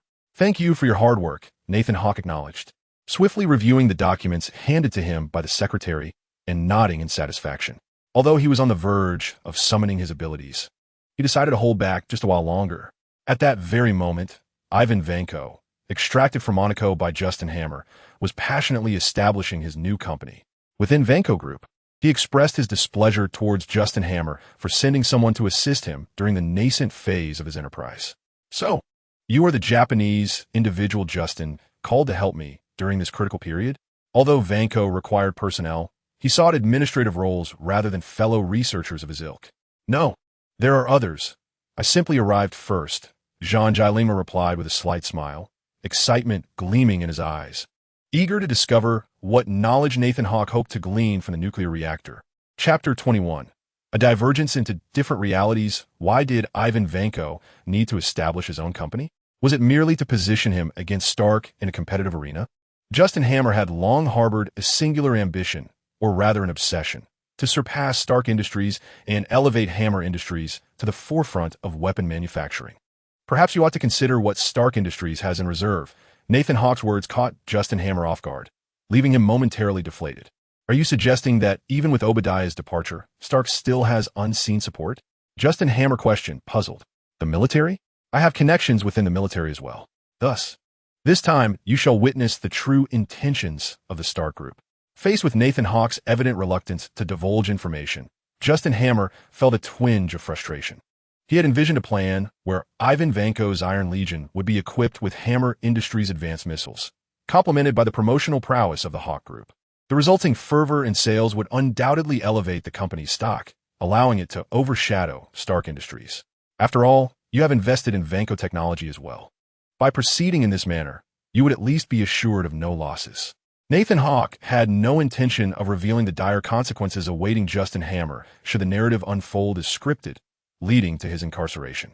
"I believe I ought to recruit a few researchers for this endeavor." "Yes," Justin Hammer nodded eagerly, the prospect growing ever more appealing. "I shall make a visit to Vanko Technology. Until next time." With that, Justin Hammer promptly set off towards Vanko Technology, brimming with enthusiasm. At the venue for the superhero screening, the crowd was astonishingly large. I had not anticipated such a turnout today. Naturally, 3 superhero films are being screened simultaneously. Peter Parker and Ned, laden with backpacks, were clutching their freshly purchased popcorn and soda as they prepared to enter the theater. "Hey, how's it going?" A sudden voice called from beside them. "Wow." The two were taken aback. "Ha ha, as expected. It's the Invisible Man." "Wow, the Invisible Man." Ned's eyes sparkled with excitement as he thrust the soda and popcorn into Peter Parker's hands. "Invisible Man, I'm your biggest fan. Please, allow me to go ahead." As he spoke, he removed his backpack and handed over an Invisible Man-themed costume and a graffiti pen. "Oh, thank you. Since you're my super fan, may I ask your name?" The Invisible Man replied warmly, a smile gracing his face. "Ned." "Invisible Man, my name is Ned." Ned gazed at the Invisible Man, brimming with excitement. Of course, after signing, the Invisible Man took out his pen and added beneath his signature, "Super Fan, Ned." "Wow, thank you," Ned exclaimed, leaping with joy. He then nudged Peter Parker with his elbow. Peter Parker, momentarily dazed, stammered, "Hello, Invisible Man. Could I also get your autograph?" "Certainly. I will be delighted." The Invisible Man smiled as he accepted another item for signing. "What is your name, young one?" "Peter Parker, sir," Peter replied, somewhat shyly. "Oh, Peter Parker." After signing, the Invisible Man paused, glancing at the name he had just inscribed, "Superfan, Peter Parker." He then looked at the bashful youth before him. "Child, you say your name is Peter Parker?" The Invisible Man raised an eyebrow, though his expression remained concealed by his costume, leaving only his eyes and mouth visible. "Yes, Mr. Invisible Man. Is there a problem?" Peter Parker felt a sudden surge of anxiety. "Oh, then I must sign another for you." The Invisible Man, in a sudden burst of inspiration, recalled a conversation with his companions, during which Electro had mentioned his adversary, Spider-Man, Peter Parker. After signing some merchandise, the Invisible Man handed it over. "All right, I hope today's film provides you with an enjoyable experience, he declared, preparing to depart. No, Invisible Man. Today is a day of great joy and excitement for us, Ned exclaimed, barely able to contain his enthusiasm. Were it not for the fear that shouting might attract unwanted attention, and the desire not to disturb the Invisible Man, he would have been stomping his feet in sheer exhilaration. Ha ha, thank you all. The Invisible Man vanished from sight. See, Parker, I told you today is the premiere. There would surely be promotional Easter eggs and fan benefits from superheroes. Just look, we encountered the Invisible Man, and Electro, and possibly more. Ned continued, breathless. If only we could meet them all. He finished his soda in one gulp. Parker, I want another soda. Equally elated, Peter Parker felt a surge of excitement as he noticed a personal message from the Invisible Man on the merchandise. To our future superhero, Peter Parker. Could I also become a superhero? A flicker of hope began to stir within Peter. Hey, guess who I just saw? The Invisible Man said to Electro and Andre in the back. Who? Electro asked, puzzled. You seem so excited. It can't be that well-endowed figure again, can it? The Invisible Man and Andre had grown familiar with each other, sharing tales of their respective worlds. However, unlike them, Electro had a penchant for nightlife, often obsessing over different attractive figures, with a new crush appearing each day. Who? The blonde or the silver-haired one? Andre perked up, recalling the many alluring fans he had noticed during the event. Since returning from a battle against Hydra, he felt an inexplicable urge to indulge, shifting his preferences from the cute to the tall and mature. What kind of look are you two giving me? The Invisible Man replied, feigning innocence. I bumped into Peter Parker.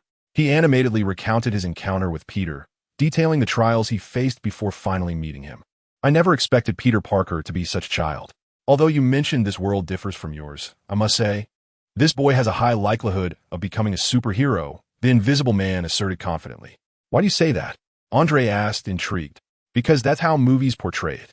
A naive child meets a superhero, receives encouragement, and aspires to become one himself. And with a protagonist who is reserved and awkward, it fits perfectly. The Invisible Man succinctly encapsulated the entire narrative, embodying the essence of a world where superheroes are treated as celebrities. Ender and the Lightning Man exchanged glances, inexplicably sharing the same inner thoughts. The premiere of the superhero film was extraordinarily successful, particularly during the climactic moment when the heroes collectively made their grand entrance, igniting an electrifying atmosphere. At the post-premiere press conference, a journalist posed a weighty question. How do the three superheroes perceive Iron Man? Is there any possibility of including him in the superhero ensemble? The audience, upon hearing this inquiry, was evidently stirred. It is well known that beneath the armor of Iron Man lies the extravagant playboy, Tony Stark, the chairman of Stark Industries, and one of the most successful individuals in the world. The prospect of such a mogul forming a new superhero team seemed remarkably feasible. Yet one might wonder, why not entertain such a notion? Faced with this question, even the battle-hardened Invisible Man momentarily paused. After reflecting on the company's talking points, he responded warmly, beyond filmmaking. We often find ourselves aiding those in need when witnessing injustice. Should the day arise when we must join forces with Iron Man to vanquish a malevolent foe, as champions of justice, our unity will be inevitable. The audience erupted into resounding applause, with everyone rising to express their admiration for the Invisible Man's words. Wow, is this truly the Invisible Man I know? Nathan Hawke mused, recalling his initial impressions of the character while watching The Boys. Meanwhile, Tony Stark, under Jarvis's control, observed this scene, subconsciously placing his hand on his arc reactor, then sighing softly. Natasha, how has Tony been lately? Nick Fury inquired, shutting off the monitor and turning to Natasha, who had infiltrated Stark Industries. She appeared bewildered, like a lamb at a crossroads, crossing her arms and raising an eyebrow. Natasha replied, it's time to discuss his father. Nick Fury stood up, preparing for the conversation. The following day, aside from the highly publicized superhero assembly and the blockbuster movie, another matter captured attention, a hearing involving Tony Stark, one of the world's most successful individuals. The timeline had begun to shift. Nathan Hawke, reflecting on the events that transpired post-Thor, smiled subtly at the unfolding narrative of Iron Man 2. But isn't it rather splendid? At least this world, or this parallel universe, can experience a greater variety of occurrences to keep things intriguing. Anticipation bubbled within him. He could hardly contain his excitement over which villain would emerge next. Chapter 22. The Hearing. The day of the hearing had arrived. Justin Hammer secured a position for Nathan Hawke, and, as they sat together, they began to await the entrance of the day's protagonist. Tony Stark, donned in a meticulously tailored black suit and sporting sunglasses, strode confidently and effortlessly into the hearing room. The hall was solemn and grand, adorned lavishly, exuding an air of authority and seriousness. As he entered, a subtle tension enveloped the atmosphere.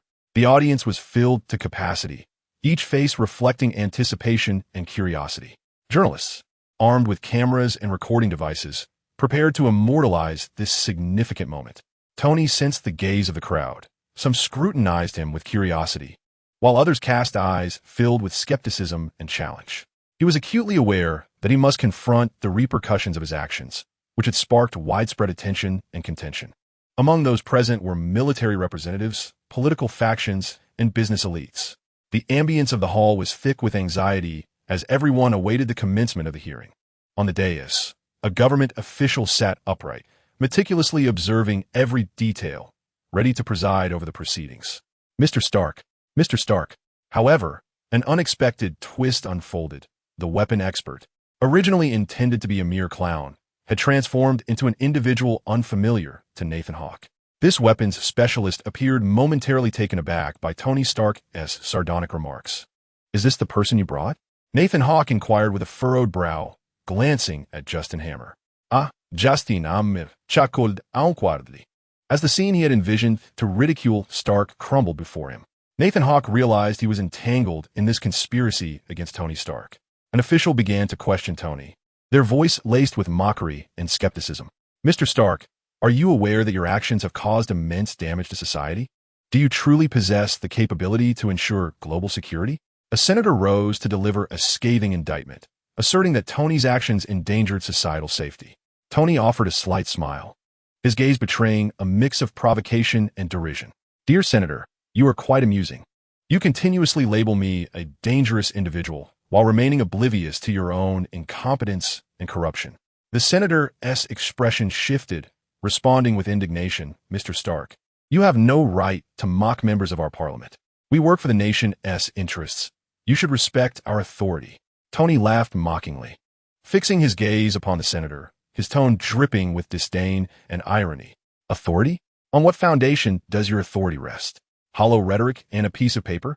Meanwhile, I possess tangible technology and capability. I have brought advanced innovations to this world, while you merely engage in empty discussions in the conference room, achieving nothing of substance." The hearing room erupted in a chorus of murmurs as spectators began to express their opinions. Some were incensed by Tony's derision, while others began to reflect upon their own stances. Tony incessantly provoked the senator and the atmosphere of the entire hearing, fearlessly criticizing the senator's incompetence and corruption, showcasing his rebellious spirit and unwavering stance. "You desire my Iron Man suit? Regrettably, I cannot fulfill your wish. This is a personal achievement of mine, a tool I wield to protect the populace and uphold world peace. I shall not relinquish it to you, self-important politicians, to be exploited for your private gain and political ambitions." The senator, visibly enraged, rose to his feet in an attempt to quell Tony's mockery. "Mr. Stark, your attitude is a contempt of the legislature. You must respect our decisions." Tony sneered dismissively, his gaze reflecting indifference and disdain. "Respect? I shall reserve my respect for that which is truly deserving. Whether you merit it, I suggest is a question for you to ponder deeply." The senator was evidently no match for Tony Stark and could only proceed to the next phase. He announced Rhodey's arrival. It was clear that Rhodey's faction was discreetly shielding Tony Stark. Meanwhile, the senator proposed that Rhodey disclose intelligence regarding the malevolent individuals covertly attempting to replicate the Iron Man armor. "According to our local investigations, intelligence indicates that the devices in these photographs are, in fact, attempts to imitate Mr. Stark's Iron Man suit. Our allies and local personnel have corroborated this," Rhodey stated calmly. The senator displayed a mocking expression as he glanced at Tony Stark.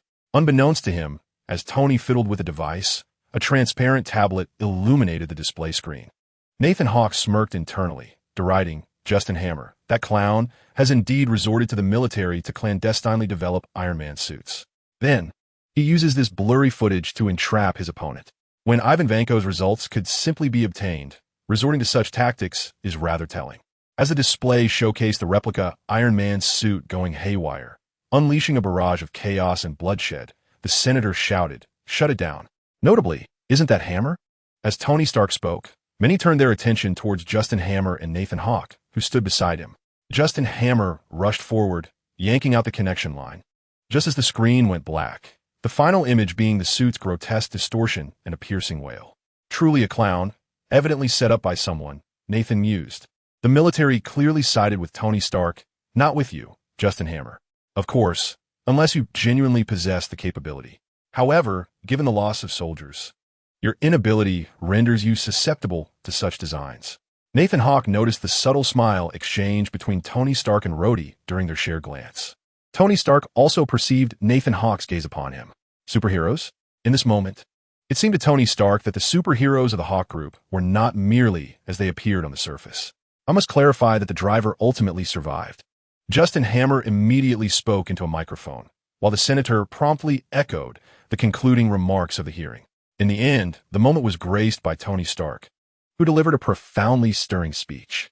As he walked, Stark articulated his vision of the privatization of world peace to the cameras, until his gaze fell upon Nathan Hawke, who remained seated and did not rise. After a penetrating glance, Stark departed. Meanwhile, Ivan Vanko manipulated the data lines of his Iron Legion while observing the ostentatious display of Tony Stark on the screen. Privatizing world peace? Indeed. The Stark family embodies a fade of righteousness while being nothing more than a band of robbers. Are you certain you wish to employ your technology, known as Eisnack? How will you manage your security measures? Jean Gilling inquired curiously from the sidelines. Eisnack, an advanced electromagnetic manipulation technology developed by Ivan Vanko, is based on principles of electromagnetism and engineering. It employs specialized devices and electronic systems to generate powerful electromagnetic fields, enabling users to manipulate and control metallic objects. The heart of Eisnack technology lies in a pair of gloves equipped with electromagnetic generators and controllers. These devices can emit formidable electromagnetic pulses and manipulate metal through electromagnetic force. The controller embedded in the gloves allows the user to direct the electromagnetic field's strength and orientation through gestures and intent, thus achieving precise control over metallic objects. Eisnack technology boasts remarkable accuracy and flexibility, allowing metallic objects to perform various actions, such as bending, twisting, extending, and contracting.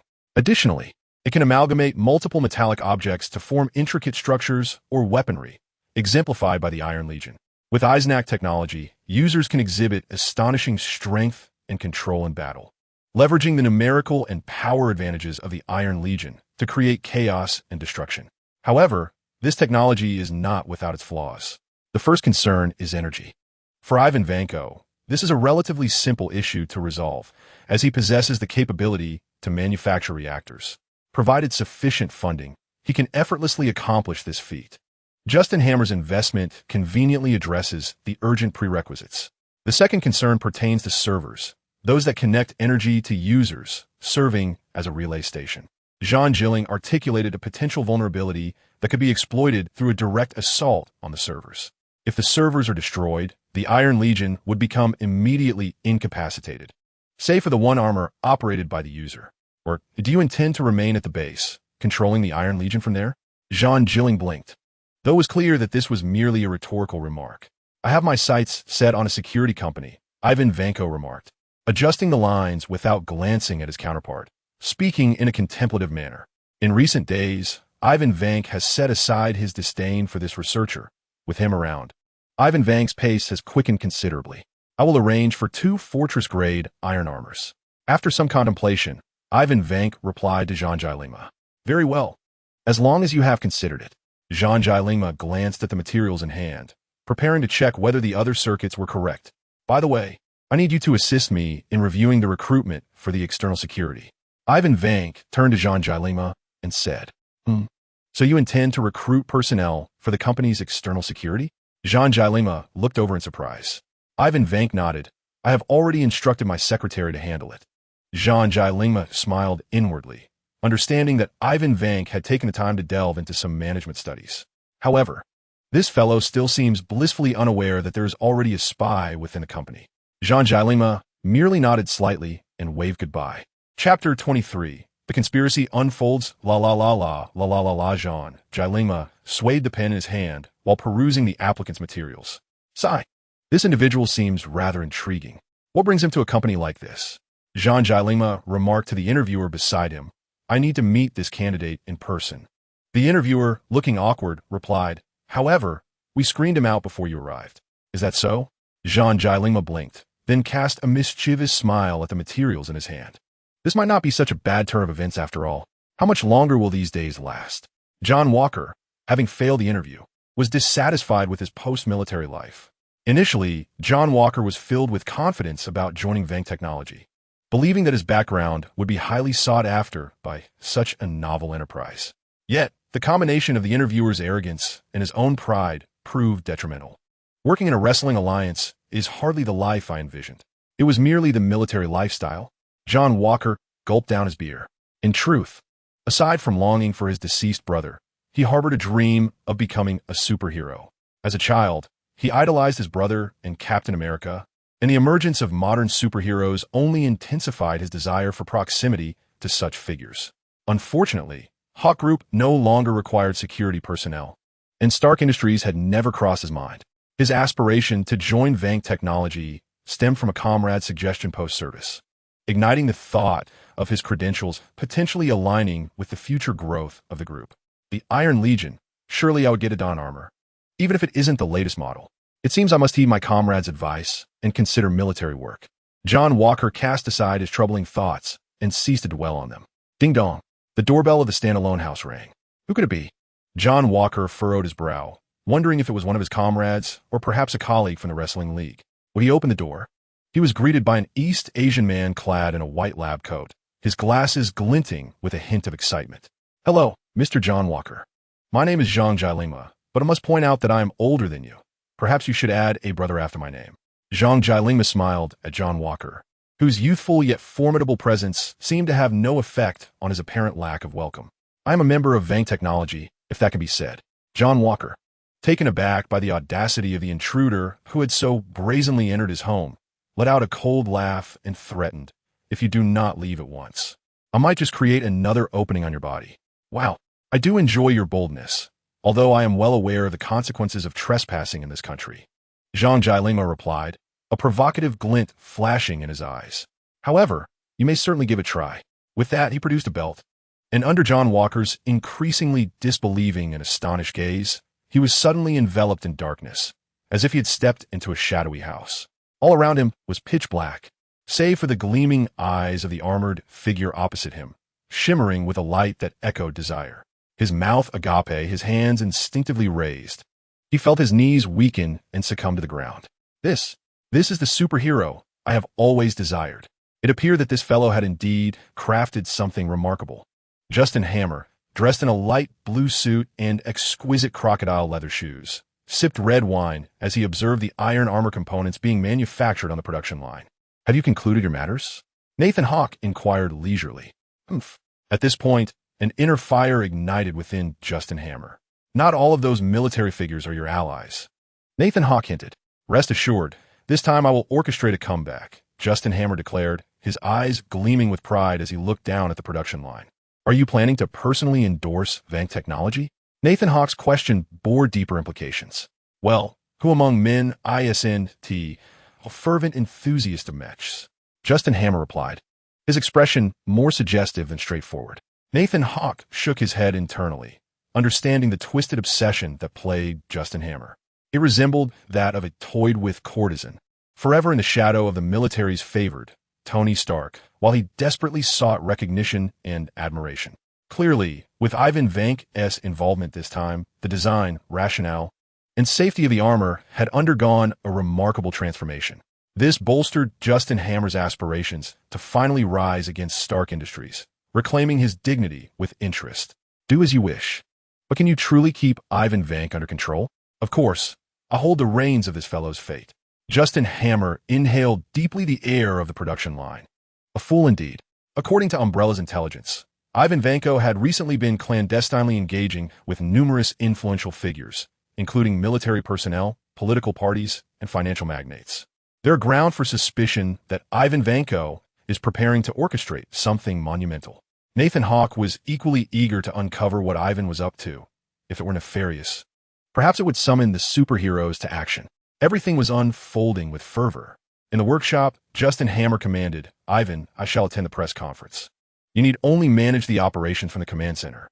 However, Ivan Vanko insisted, "I wish to attend the press conference as well.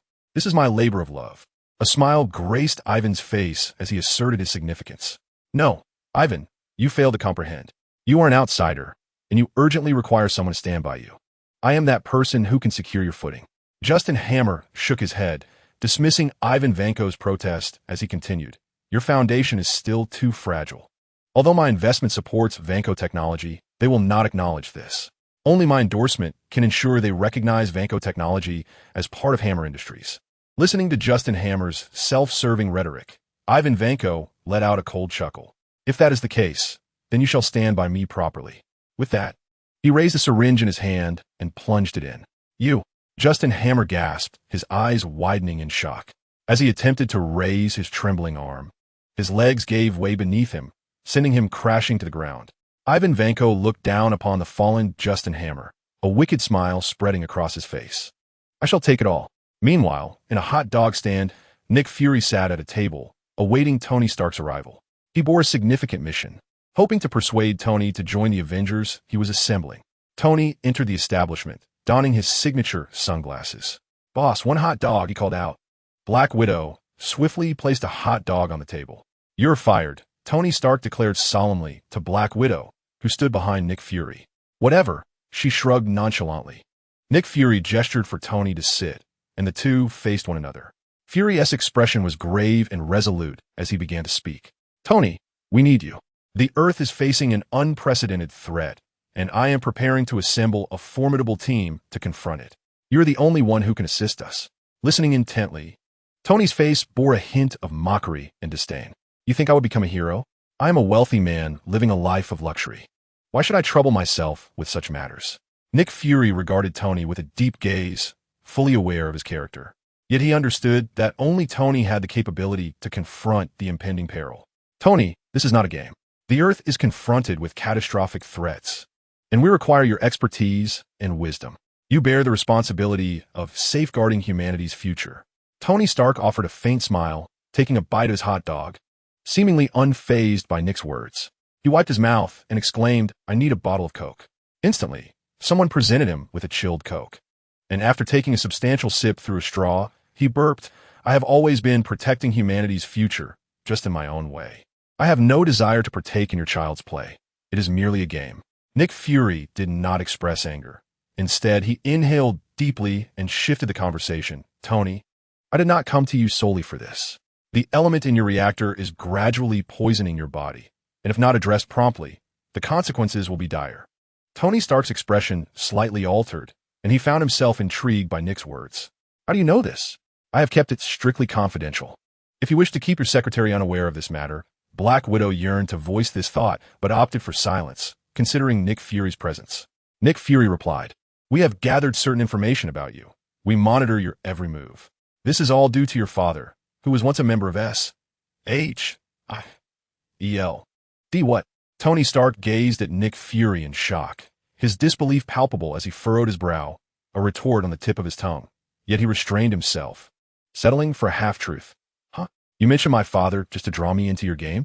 It is your father's legacy. Perhaps it contains something that could assist you." Nick Fury stated, rising to meet Tony's gaze. "You need not reject me outright. I will await your decision." Chapter 24.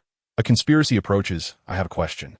Hearing the voice behind him, Nick Fury turned to the standing Tony Stark and asked, "Go ahead." "Nathan Hawke, Hawke Industries superhero. How much do you know?"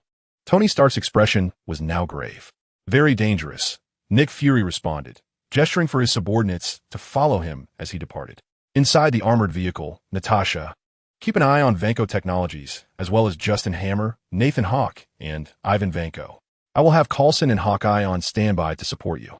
As she gazed out the window at the bustling traffic, she sensed that a conspiracy against Tony Stark was brewing in the shadows. "Understood," Natasha replied, her demeanor resolute. "Father, Must you still impart a lesson to me, even now? Tony Stark observed the concealed new element within the holographic model, aware that his life had been prolonged, alleviating the fear and indulgence that accompanied the impending specter of death. Sir, Miss Potts has sent you an email, Jarvis announced. Extract the key content.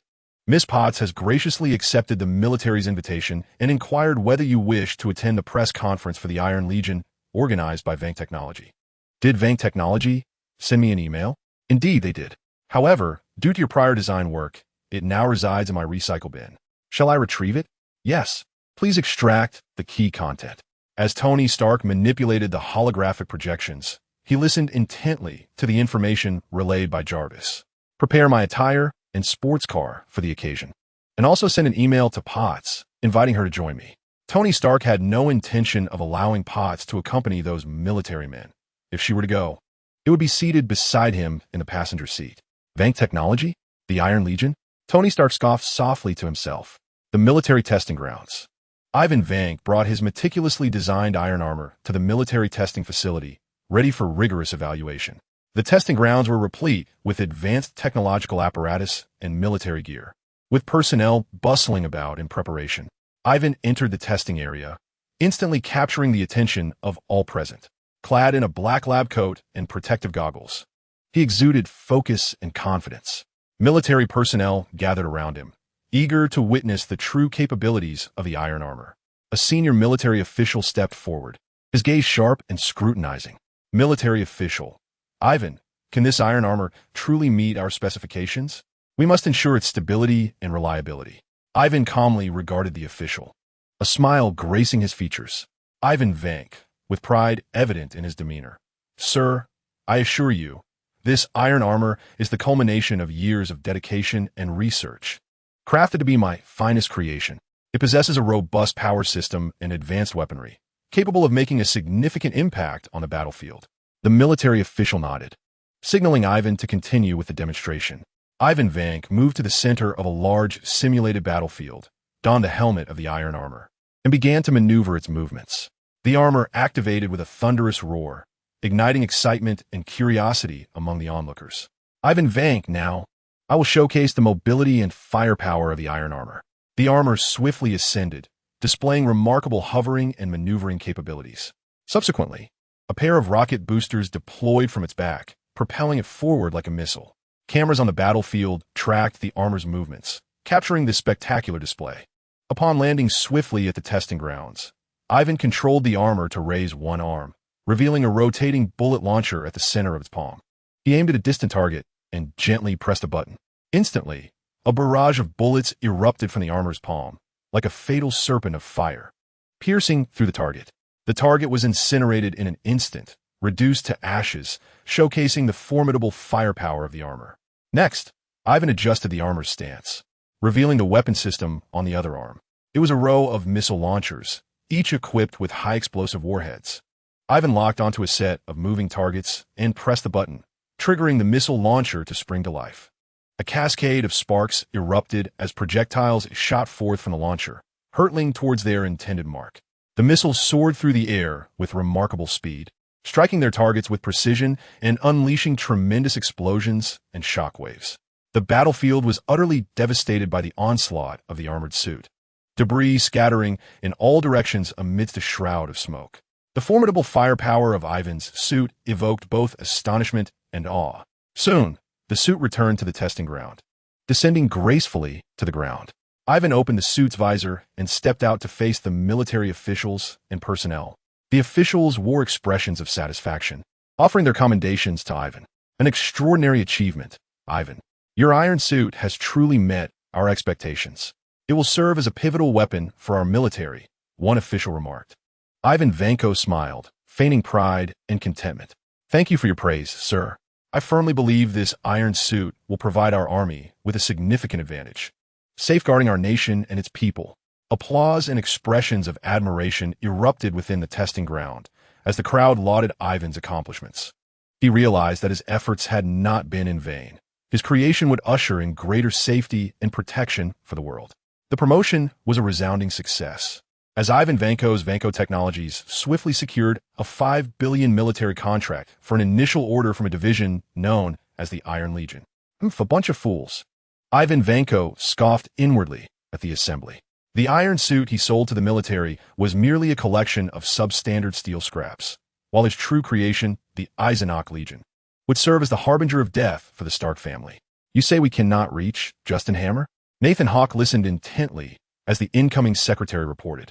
Yes, according to Justin Hammer's secretary, he has visited the military base for what is said to be a confidential matter. Very well, you may leave. Nathan Hawke waved his hand dismissively. Pondering deeply, he tapped his fingers on the desk, realizing that Ivan Vanko had begun to set his plans into motion. What sort of conspiracy was afoot? The anticipation was palpable. The sounds of cameras clicking echoed continuously. Nathan Hawke, Tony Stark, military officials, politicians, corporate magnates, and celebrities all made their appearances in succession. The press conference was held in a modern, expansive exhibition hall, where towering glass walls allowed luminous light to permeate the venue. A massive screen projected the emblem of Vanko Technologies, showcasing the promising future of technology. Numerous media representatives and spectators filled the seats, eagerly awaiting the exhilarating moment. The atmosphere was charged with tension and excitement, brimming with curiosity and anticipation. Suddenly, the stage lights focused on the center, and Ivan Vanko emerged from backstage dressed in a sleek black suit. A mischievous smile graced his face, exuding confidence and authority. Ivan approached the podium, ready to meet the expectant gazes of the audience. Esteemed guests, thank you all for being here today. I am privileged to present to you the latest achievement of Vanko Technologies, the Iron Legion. Ivan's voice resonated throughout the venue, eliciting a wave of applause and cheers. A colossal screen displayed a prototype of a metallic armor, each segment aglow with a blue luminescence. The design of the Iron Legion was both unique and advanced, showcasing Ivan's engineering prowess and creativity. The Iron Legion would serve as the guardians of the future, endowed with formidable firepower and combat capabilities. They were not merely machines, but rather a perfect embodiment of my vision for technology. Ivan's voice brimmed with pride and elation as the visuals transitioned to an actual combat demonstration. The Iron Legion made its entrance, each armor exhibiting distinct appearances and functionalities. Some were equipped with powerful weapons, while others possessed high-speed mobility and stealth capabilities. Ivan's words were infused with passion and motivation. The Iron Legion would become the force for maintaining peace, shouldering the responsibility of protecting the world.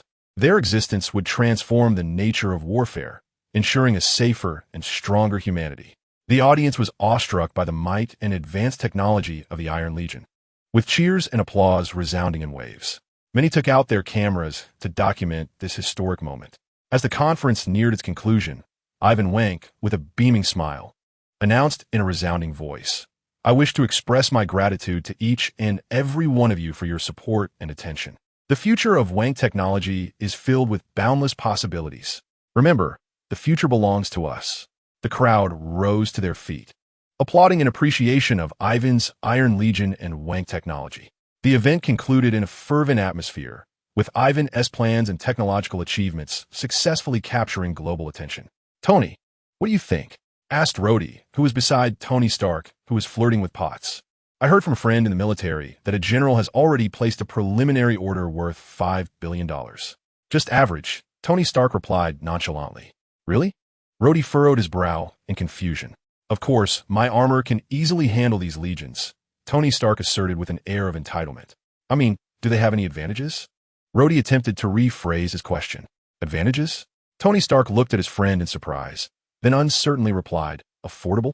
Rhodey was at a loss for words, yet understood the underlying message from Tony, which implied that when equipped for the military, at the very least, they were compliant and acceptable military products.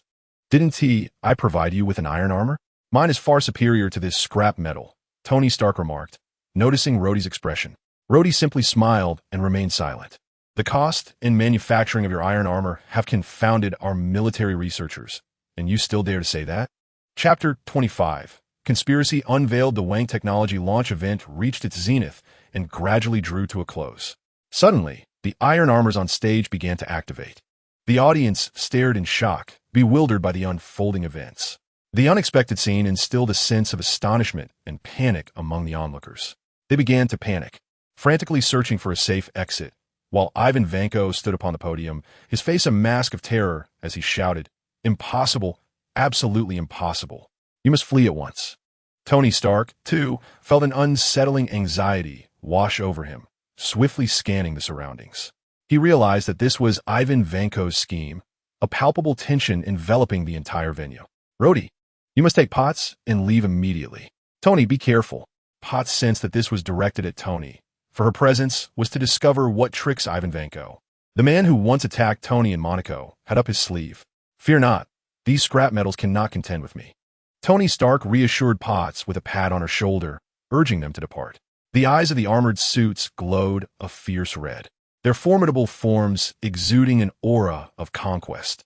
As the suits activated, mechanical arms on the stage began to move, revealing an array of weapon systems and equipment. The audience erupted in screams, desperately attempting to escape the chaotic scene. Tony quickly realized that his life was in grave danger.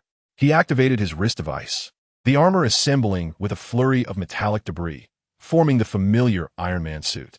The armor shimmered with a brilliant red light as he ascended, showcasing his flying prowess and agility. He cast a furious gaze upon the armored suits on stage, his heart brimming with rage and determination. "Ivan, you madman." Tony's voice resonated with anger and warning. "I don't know what's happening." "I don't know," Ivan Vanko stammered, panic etched across his face as he looked at Tony. Tony furrowed his brow within the confines of his armor, an instinct telling him this was part of the adversary's plot. He glared coldly at Ivan, filled with resolve. He would not allow Ivan's scheme to succeed, nor permit him to harm the innocent.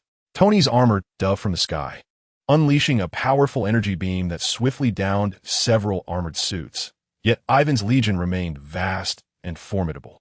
The scene descended into chaos, the stage resonating with explosions and the clamor of metal colliding. Tony fought valiantly against Ivan's Iron Army, launching relentless attacks. Meanwhile, Ivan, visibly flustered, glanced around, seemingly searching for an escape route. Suddenly, a violent explosion erupted, filling the air with thick smoke. As the haze began to clear, Ivan Vanko had vanished, leaving behind only debris. Tony halted, peering through the smoke and wreckage, realizing Ivan was gone. Confusion and vigilance surged within him. Understanding this was merely a fragment of Ivan's scheme. Suddenly, a communication from Nick Fury reached Tony's armor. "Ye are is seer." "You have a communication from Nick Fury. Connecting now. Tony, you must be cautious. Justin Hammer has commenced his plan." "Justin Hammer?" Tony Stark queried, bewildered, while deftly evading the assaults of the Iron Army. "According to intelligence gathered by our agents, Justin Hammer has seized control of the Iron Legion from Ivan Vanko, with the intent to eliminate you and frame Ivan for the ensuing chaos, subsequently appropriating the Vanko technologies." Nick Fury abruptly terminated the communication and turned to Black Widow, instructing, "We must proceed to Ivan Vanko's control center. I've already dispatched Hawkeye en route." Acknowledging the directive, Black Widow swiftly departed. Tony Stark, overwhelmed by the relentless onslaught, could hardly contain his expletives as colossal and formidable suits of armor lunged toward him, emitting a cacophony of mechanical roars. Reacting with remarkable swiftness, Tony's armor transformed into a streak of crimson lightning, deftly evading and countering. Harnessing the armor's exceptional agility, he adeptly dodged enemy strikes while unleashing formidable energy beams and missiles. The battlefield erupted, resonating with the clashing of metal and the thunderous sounds of explosions. Tony's heartbeat quickened, every fiber of his being taut with focus on the minutiae of the confrontation. A massive suit barreled towards him, attempting to overpower Tony with its colossal fists. However, he nimbly soared aside and retaliated with lightning speed, slicing through the suit's armor with energy beams. Another suit launched missiles at him. Tony promptly ducked to evade and countered with a barrage of flames from his wrist-mounted flamethrowers, engulfing the suit in a fiery inferno. The suit emitted a charred noise, yet persisted in its assault. The fierce clash continued, with each of Tony's strikes landing with precision. His armor emanated an overwhelming energy, instilling dread in his adversaries. Yet, the Iron Legion was numerous and formidable. Despite Tony's relentless destruction of foes, Their ranks seemed inexhaustible. He felt his stamina waning, the struggle growing increasingly arduous. Just as he found himself ensnared in adversity, a familiar voice echoed in his ear. "Tony, I've prepared a special surprise for you." It was Rhodey. He had arrived piloting one of Tony's specialized suits. "Now, please call me War Machine."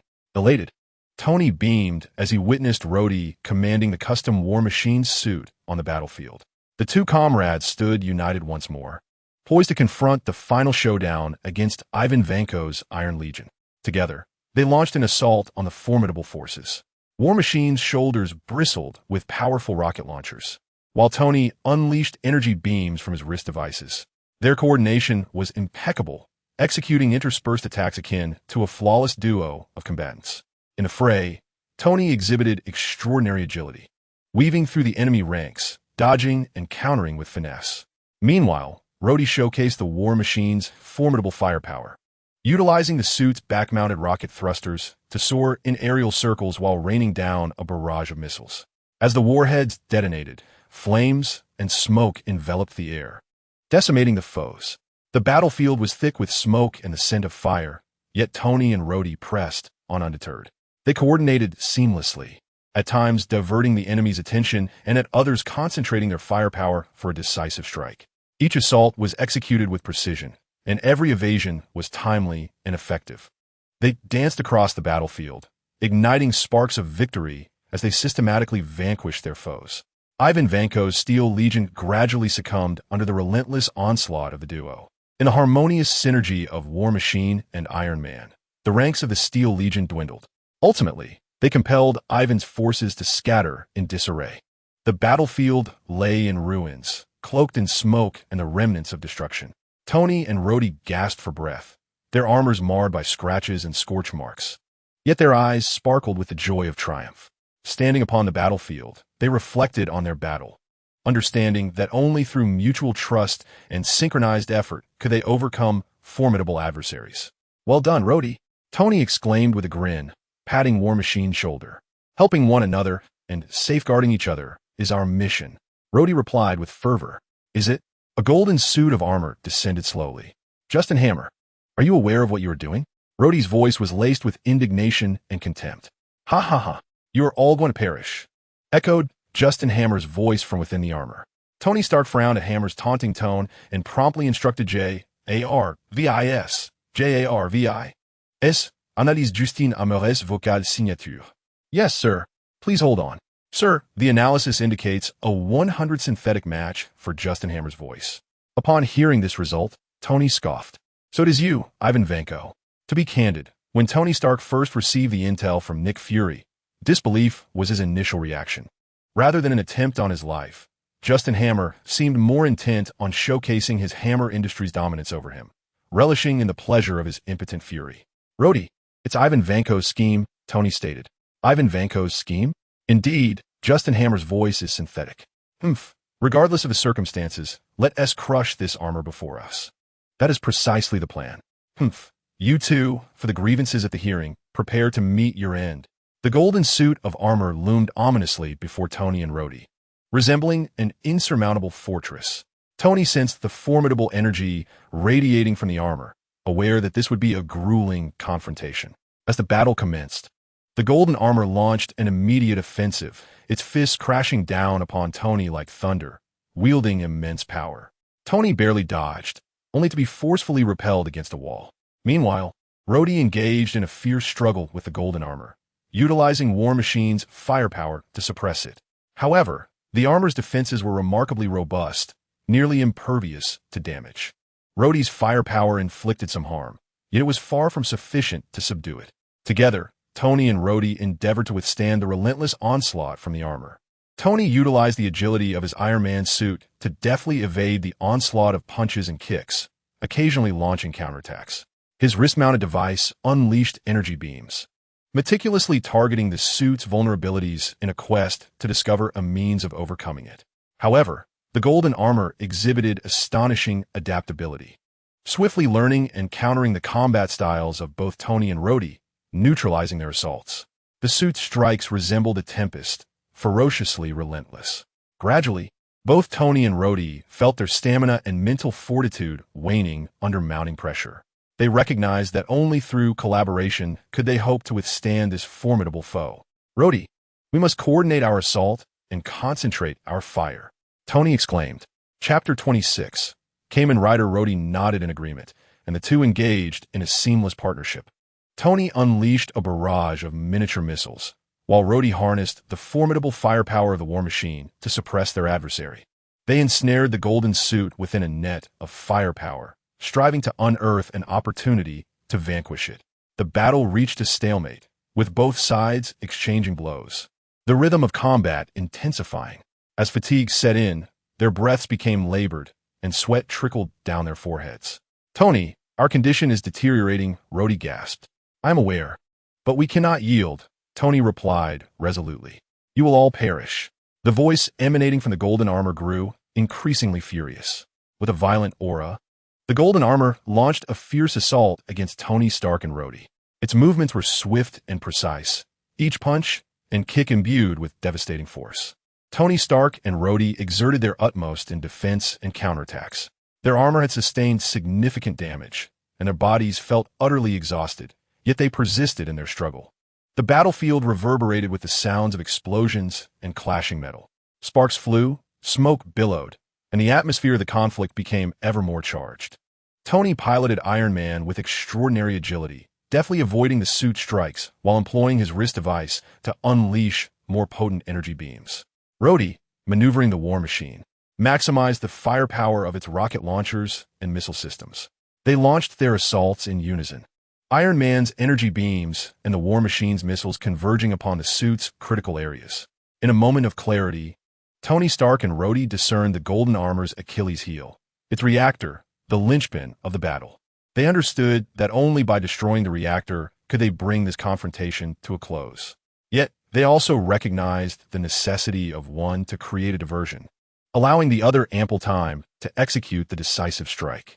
In silent accord, they resolved that Tony would divert the suit's attention while Rhodey prepared to deliver the lethal blow.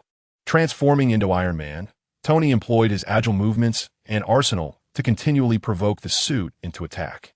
He nimbly dodged each strike while launching minor counterattacks, ensuring the suit remained fixated on him. Meanwhile, Rhodey capitalized on the war machine's speed and firepower, swiftly maneuvering around the suit and advancing towards rear, locking onto the reactor as he prepared to unleash his deadly missile. The battle has reached a pivotal moment, with Tony's armor severely damaged, pushing him to the brink of both physical and mental exhaustion. He comprehends the urgency of the situation, realizing he must swiftly direct the conflict towards its critical juncture. Just as Mr. Jarvis attempts to speak, Tony interjects with a curt, "Do not bother me." Undeterred, he bravely confronts the onslaught of the armored adversary, using his own body as bait. He deftly evades fatal blows while relentlessly counterattacking, ensuring the enemy's attention remains fixed upon him. Meanwhile, Rhodey successfully maneuvers to the rear of the foe. Gripping the controls firmly, he steadies the war machine, preparing to unleash a decisive strike. A profound connection exists between Tony and Rhodey, allowing them to sense one another's presence, resolve, and unwavering determination. They are acutely aware that only through unity can they triumph over this merciless opponent. As the armored adversary launches another assault, Tony skillfully dodges, redirecting its focus behind him.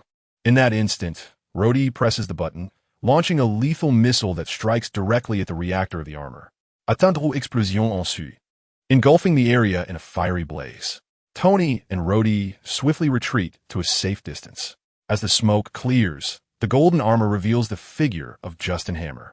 This is Justin Hammer," Rhodey exclaims, turning to Tony in bewilderment. "It cannot be." The voice emanating from the golden armor is synthetic. Tony Stark's face contorts in disbelief. "What is happening?" he queries, eyes wide as he beholds the shocked visage of Justin Hammer. "Ha ha ha ha ha. It seems you have indeed guessed correctly, Tony Stark." A formidable suit of iron armor descends with an air of authority. Ivan Vanko arrogantly appears before them, exuding an ominous presence. "You two are in quite a state," he declares, swiftly advancing towards them, delivering a powerful punch that sends both armors hurtling away. Coughing, they struggle to regain their footing, each bearing varying degrees of injury. It is over. Death shall ultimately descend and I shall be your guide. The might of the Iron Legion will trample this world beneath its feet. A shockwave hurtles towards Tony Stark. In a split second, Rhodey pilots the war machine to shield Tony from the impending blow. Bam! The war machine is sent flying. Rhodey. Tony Stark's pupils constrict in alarm. Haha, such a family of brigands.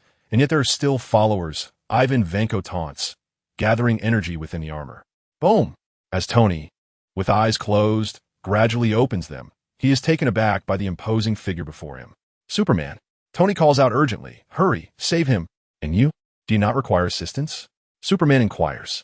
No, I must eliminate him, Tony declares, gazing defiantly at the formidable armor opposite him. Superman. This is a personal vendetta between me and the Stark lineage. I advise you not to meddle. Within the armored suit, Ivan Vanko threatened ominously.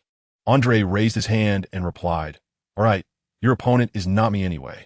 With a flourish of his hands, he led Rhodey and Justin Hammer away. At least Justin Hammer must remain here.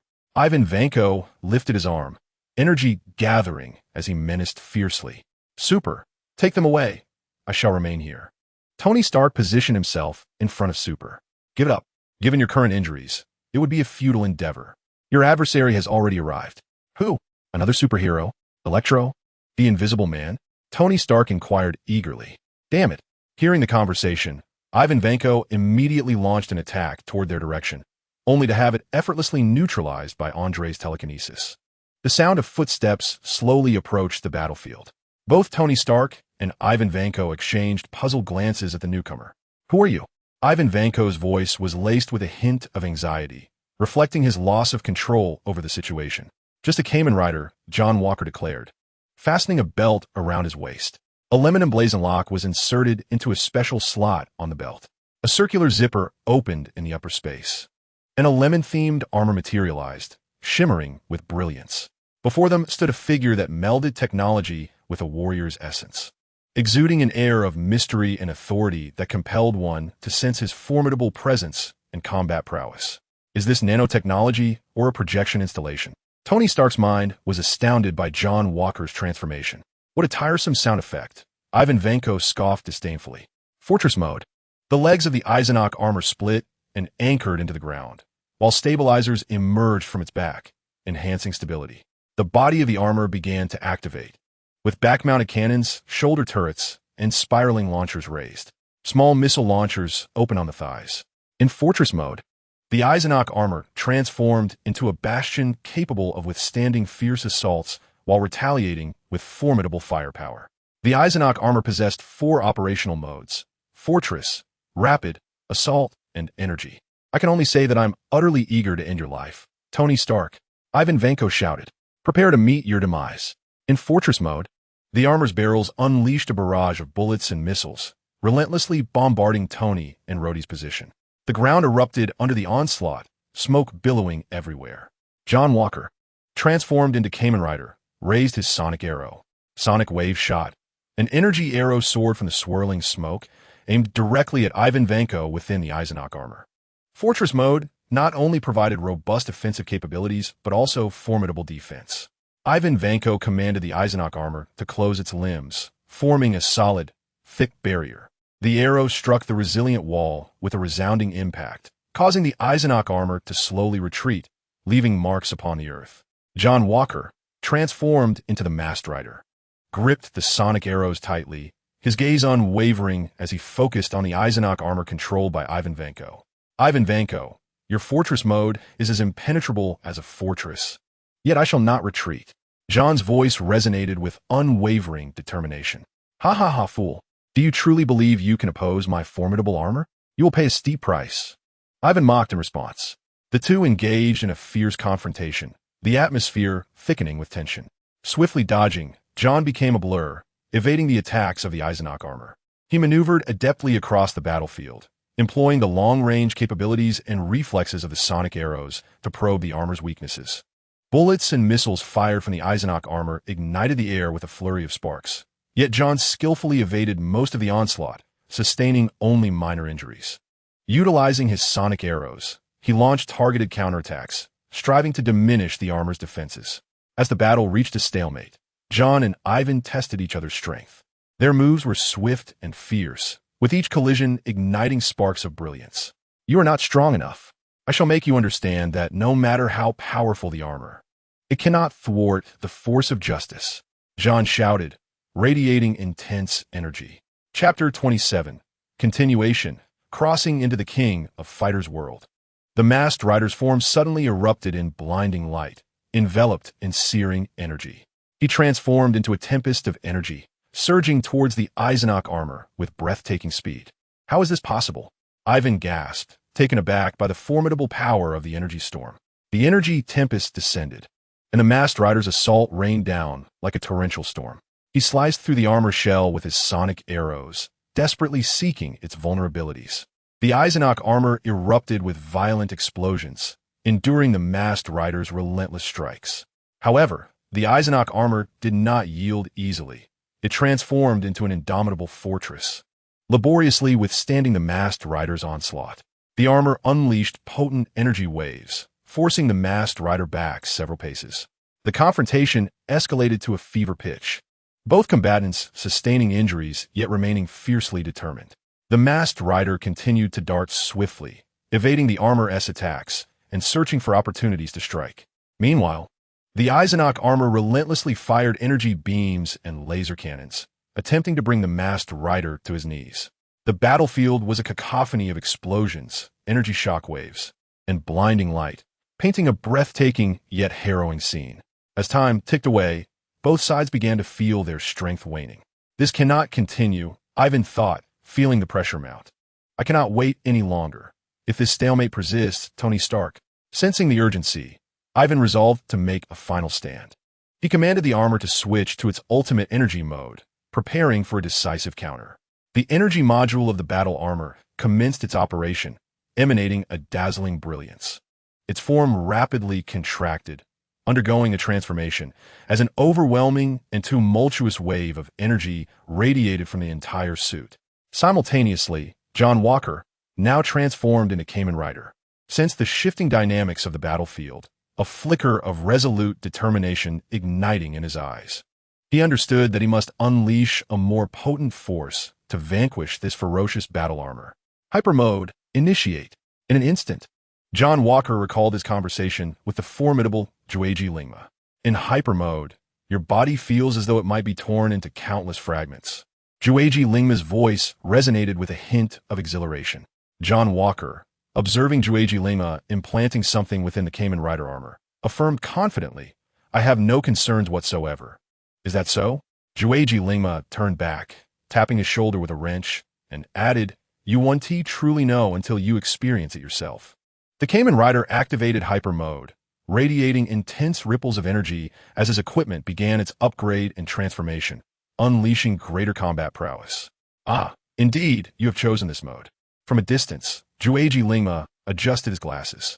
I never anticipated you would entrust your soul transformation device to him. Nathan Hawk remarked contemplatively. The reaction push is an excellent tool. If you desire the Kamen Rider transformation device, it can be arranged, Jueji Lingma replied, his eyes gleaming with excitement as he observed the battle unfold. The two adversaries resumed their standoff on the battlefield, the atmosphere thick with tension and pressure. Ivan Vanko let out a furious roar as the armor prepared for its final assault. The Eisenach armor's reaction push unleashed a formidable surge of energy, creating an invisible force field that surged violently toward the Kamen Rider. The ground began to fracture, and surrounding structures were obliterated by the shockwave. You obstacle to my plans. Ivan Vanko commanded the Eisenach armor, where a powerful energy began to coalesce at its chest before it was unleashed in a fierce blast. John Walker steadied himself, feeling the immense pressure, yet remained undaunted. He concentrated his entire strength, channeling it into the sonic arrow in his grasp. Hyper Finisher, Star Piercer. John Walker intoned softly, drawing back his bow. The sonic arrow transformed into a streak of lightning, rapidly colliding with the energy projected by the Eisenach armor. The arrow, infused with John Walker's entire might and will, traversed through the energy waves at an astonishing speed. It traced a beautiful arc through the air, akin to a meteor slicing through the night sky. In an instant, the sonic arrow pierced through the energy onslaught, striking the core of the Eisenach armor. Erupting in a blinding radiance, The armor's reaction push ceased, and the energy fluctuations dissipated swiftly. The battlefield reverberated with a tremendous explosion as dust and debris enveloped the scene. When the haze finally lifted, the Eisenach armor lay defeated on the ground, severely damaged. The Kamen Rider stood resolutely at the center of the battlefield, his form upright, while the sonic arrow behind him shimmered with resplendent light. His gaze revealed the joy of victory and boundless courage. Justice shall never falter. His voice resonated across the battlefield, heralding the arrival of triumph. The Kamen Rider successfully vanquished Ivan Vanko, ensconced within the Eisenach armor, fulfilling the noble mission of justice. This scene shall be etched in the annals of memory, becoming a legendary tale of combat. Meanwhile, in Ivan Vanko's control room, an unknown assailant struck, leaving Natasha to witness the desolation as vital clues vanished. She promptly contacted the director. "Director, I encountered an ambush en route, and upon arriving at the control room, I found it devoid of any useful evidence. A mysterious force lurking in the shadows seems to be behind these events, and Hawkeye was also attacked on his way. However, it appears that the adversary is merely stalling for time," Nick Fury calmly stated. "Please outline the next mission." "Return for now," he instructed, glancing at Natasha, who was observing Captain America vigorously training with a punching bag. "Indeed, this report aligns perfectly with my expectations," Nathan Hawke remarked as he set aside his newspaper, admiring the indomitable Kamen Rider, also known as John Walker, who stood resolute in the center of the battlefield, proclaiming that justice shall never fall. "It is my fortune to work for you," Zhang Jilingma flattered. "Do not feign sincerity," Nathan Hawke retorted, aware that Zhang Jilingma held no genuine respect for him. "Such a person should be brought into our fold." Nathan expressed interest in John Walker, who, after transforming into Kamen Rider, never forgot his rhetoric. "The American operative has proven to be quite commendable," Nathan Hawke mused, holding a favorable view of John Walker. Albeit a brief former Captain America, one could only say that the Avengers had their cliques, and John Walker's pride made their integration quite improbable. Nathan Hawke inquired, "How is his condition?" "He has been administered a virus, significantly enhancing his bodily functions, though some aftereffects remain," Zhang Jilingma explained. "What progress has been made on the virus?" "Research on the virus's compatibility and stability is gradually advancing. With Ivan Vanko's Eisenach technology, we have shifted the control of the Iron Legion towards biochemical weaponry. The control of the Tyrant, zombie dogs, and lickers has been quite effective. However, the biochemical weapons derived from the virus remain unstable and difficult to manage." "What about the infection rate?" "The infection rate of the viral biochemical weapon is now reduced by 95, preventing deceased bodies from transforming into zombies. Controlling the virus is exceedingly challenging." "Is that so?" Nathan Hawke nodded thoughtfully before instructing, "Summon Electro and Andre to the combat testing ground immediately." At the combat testing ground, Nathan Hawke led the way, followed by Electro, Andre, and Zhang Jilingma. "Who do you think will be summoned this time?" Andre asked with childlike curiosity. "I don't know, but so far, there hasn't been a single female," Electro replied. Upon hearing this, Andre turned to the nearby Zhang Jilingma and inquired, "By the way, isn't that fellow Sephiroth absent?" Zhang Jilingma nodded in response. "He is currently stationed at the Umbrella branch in Europe, where he stands guard alone against the Hydra's assaults." "Now, the summoning is about to commence," the Electric Man stated, prompting the other two to adopt a serious demeanor. The hexagram began to shimmer. Nathan Hawke felt an unsettling sensation, as if it were a reverse summoning. A radiant light enveloped them, and the four vanished from the combat testing ground. "Where's this?" The Electric Man observed the arrangement of the courtyard. The other three opened their eyes, and then, a woman's piercing scream echoed. "Xiaoya, what happened?" Chue Quanchong immediately sensed the commotion and discovered four foreigners within the courtyard. He promptly positioned himself protectively in front of Ma Gong Athena, saying, "Xiaoya, do not be afraid. I'm here to safeguard you." "I was merely startled, not frightened," Ma Gong Athena retorted playfully, tapping the top of Chue Quanchong's head. "Do not tap. It will lead to baldness," he exclaimed, cradling his head. "What's going on?" A leisurely figure entered, pausing for a moment upon seeing Nathan Hawke and the others. Then, despite the protests from Chue Quanchong and Ma Gong Athena, he approached Nathan Hawke with a furrowed brow. "How peculiar. This is quite strange indeed." Zhen Yuan Zhai scrutinized Nathan Hawke's appearance. The Electric Man was about to intervene, but was halted by Nathan Hawke. Greetings, Master Jinyuan Jai. We have come to seek your guidance. Nathan Hawk performed the traditional dragon kingdom gesture of respect. Chue Quan Chong looked on in confusion. Huh? The atmosphere seemed to thicken. Very well, but I no longer accept disciples. Learning is merely for the sake of learning, Zhen Yuan Jai remarked, glancing at Andre behind Nathan Hawk. Thank you, Master Zhen Yuan Jai. Who among you carries funds? As soon as Nathan Hawk finished speaking, he was immediately interrupted by Zhen Yuan Jai. No, I do not require money. Rather, I need one of you to participate in the grand tournament on my behalf. Chapter 28. The bloodline of the three sacred artifact families in the sweltering heat of June. A group of individuals under the guidance of Zhen Yuan Jai began to delve deeply into meditation. Zhan Jai Lima was not among them, having already departed. Qi is a profound and vital philosophy of martial arts. It represents the life force that resides within the human body and serves as the essence of martial cultivation. Through deep breathing and meditation, one focuses their attention inward, sensing the flow of qi within. Qi is not merely an internal force, but can also be harnessed in combat. By releasing qi during attacks, one can amplify the power and range of their strikes. Simultaneously, when confronted with an opponent's assault, learning to utilize qi can enhance one's defense and resilience, thereby maintaining a stable combat stance. Zhen Yuan Jai's voice resonated serenely, echoing throughout the space. Maintain tranquility and composure. Qi and a mind are intricately linked. Only with a peaceful heart can one harness a more formidable qi. In the midst of battle, one must maintain a clear mind, unclouded by emotions, to better harness the power of qi. In life, qi serves as a vital energy, capable not only of influencing combat, but also of aiding in healing and recovery. Upon concluding his meditation, Andre approached Nathan Hawk with a puzzled expression, stating, I truly do not comprehend. Although I can understand Chinese since arriving in this world, the words of the master elude my grasp entirely. Nathan Hawk replied, You can envision your psychic energy as qi to facilitate your understanding. Observe Max. Does he not appear quite enlightened? Turning their gaze, they beheld Max, exuding an aura of enlightenment, his form adorned with flickering sparks of electricity, crackling and popping. Ah, does he possess the same lightning abilities as Hong Wan? Chue Quan Chong inquired, moving closer to the two. More or less, Nathan Hawk responded succinctly. At that moment, the timeline of King of Fighters was set in 1996, with an upcoming tournament scheduled for July. Nathan Hawk consented to Zhen Yuan Jai's request, allowing Andre to join the superpower team for this tournament.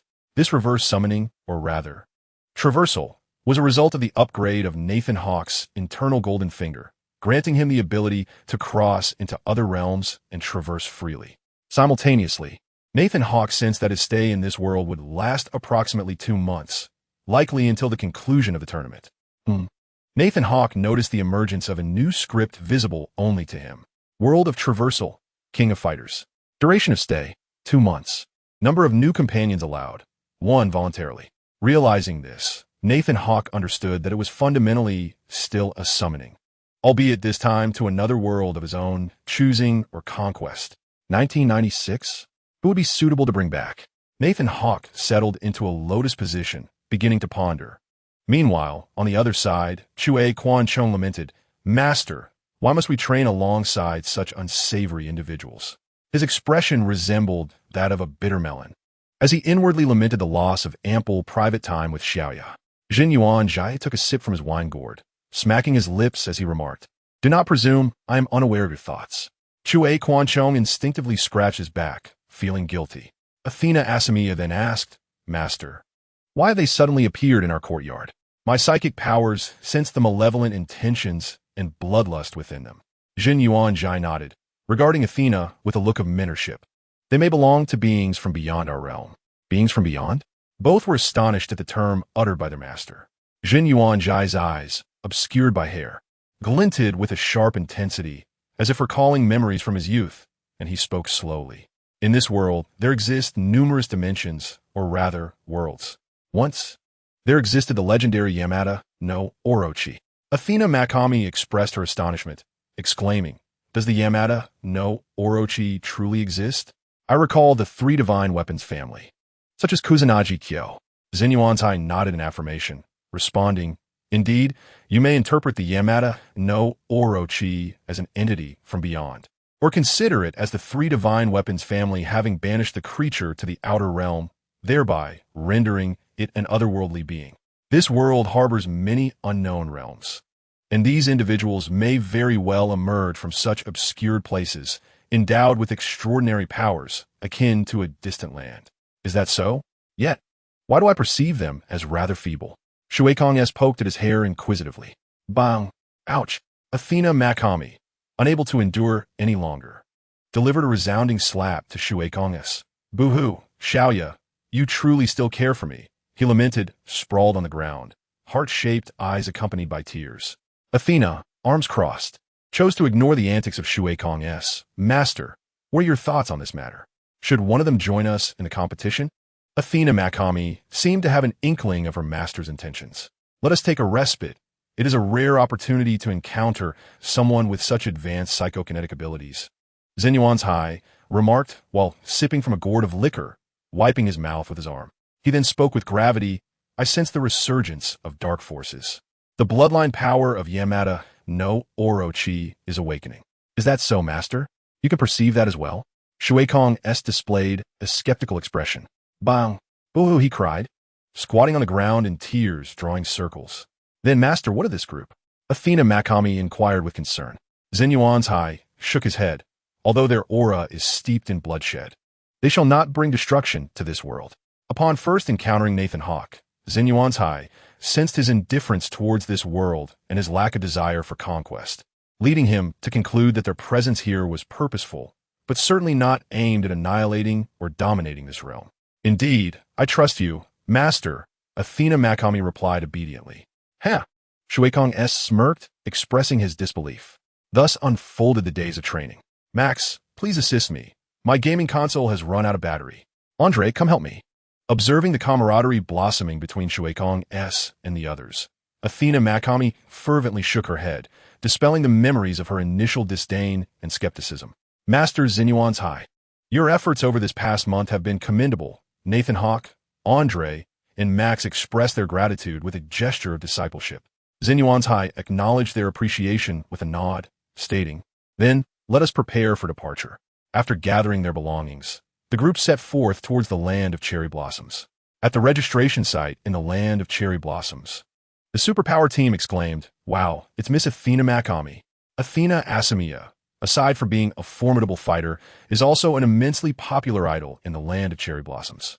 Greetings to you all. Shinka Takuma waved at the crowd. Do not obstruct our view of Athena. Away with you. Do not block my sight of Nanachan. The crowd erupted in discontent towards Shinku Takuma. He recoiled slightly. Athena Asamiya covered her mouth, stifling a smile. Approaching the registration desk, Athena presented her invitation to the staff member, who began the registration process. Suddenly, the staff member looked up in surprise at Jean Chuanjai. Master Jean, are you not planning to compete this time? Then who is Andre? Andre stepped forward and said, It is I. The staff member cast a dubious glance at Andre, then nodded in acknowledgement of Jean Chuanjai. Very well. Typically, a newcomer would need to start from the preliminaries, but since Master Jean has given his approval, I shall permit you to proceed. Thank you, Athena said, bringing her hands together in an adorably mischievous gesture. The staff member's face flushed instantly. Residing in the hotel arranged by the event organizers, Shinku Takuma curiously inquired of Andre, By the way, where have your companions gone? After arriving in the land of cherry blossoms, Nathan Hawk and Max departed. I'm not sure, Andre shrugged, explaining that Nathan had instructed him to focus on the competition before leaving. Kusanagi Castle was Nathan Hawk and the Electric Man's first destination. Do you have business? Kusanagi Chizuru asked as he instructed Yabuki Shingo, noticing Nathan's arrival at Kusanagi Castle. Once warm and welcoming, Chizuru's demeanor shifted upon learning that his son had been defeated by a mysterious individual, though he received timely assistance from Kiryuin and Daimon Goro. After arriving at the training ground, Kusanagi Chizuru sensed an impending storm of pressure. With the intuition of a martial artist, he recognized that these two had a purpose for being there. Hello, Kusanagi Chizuru, Nathan Hawk stated directly. I need to discuss a business proposition with you. Business? Chizuru's eyes sparkled with interest.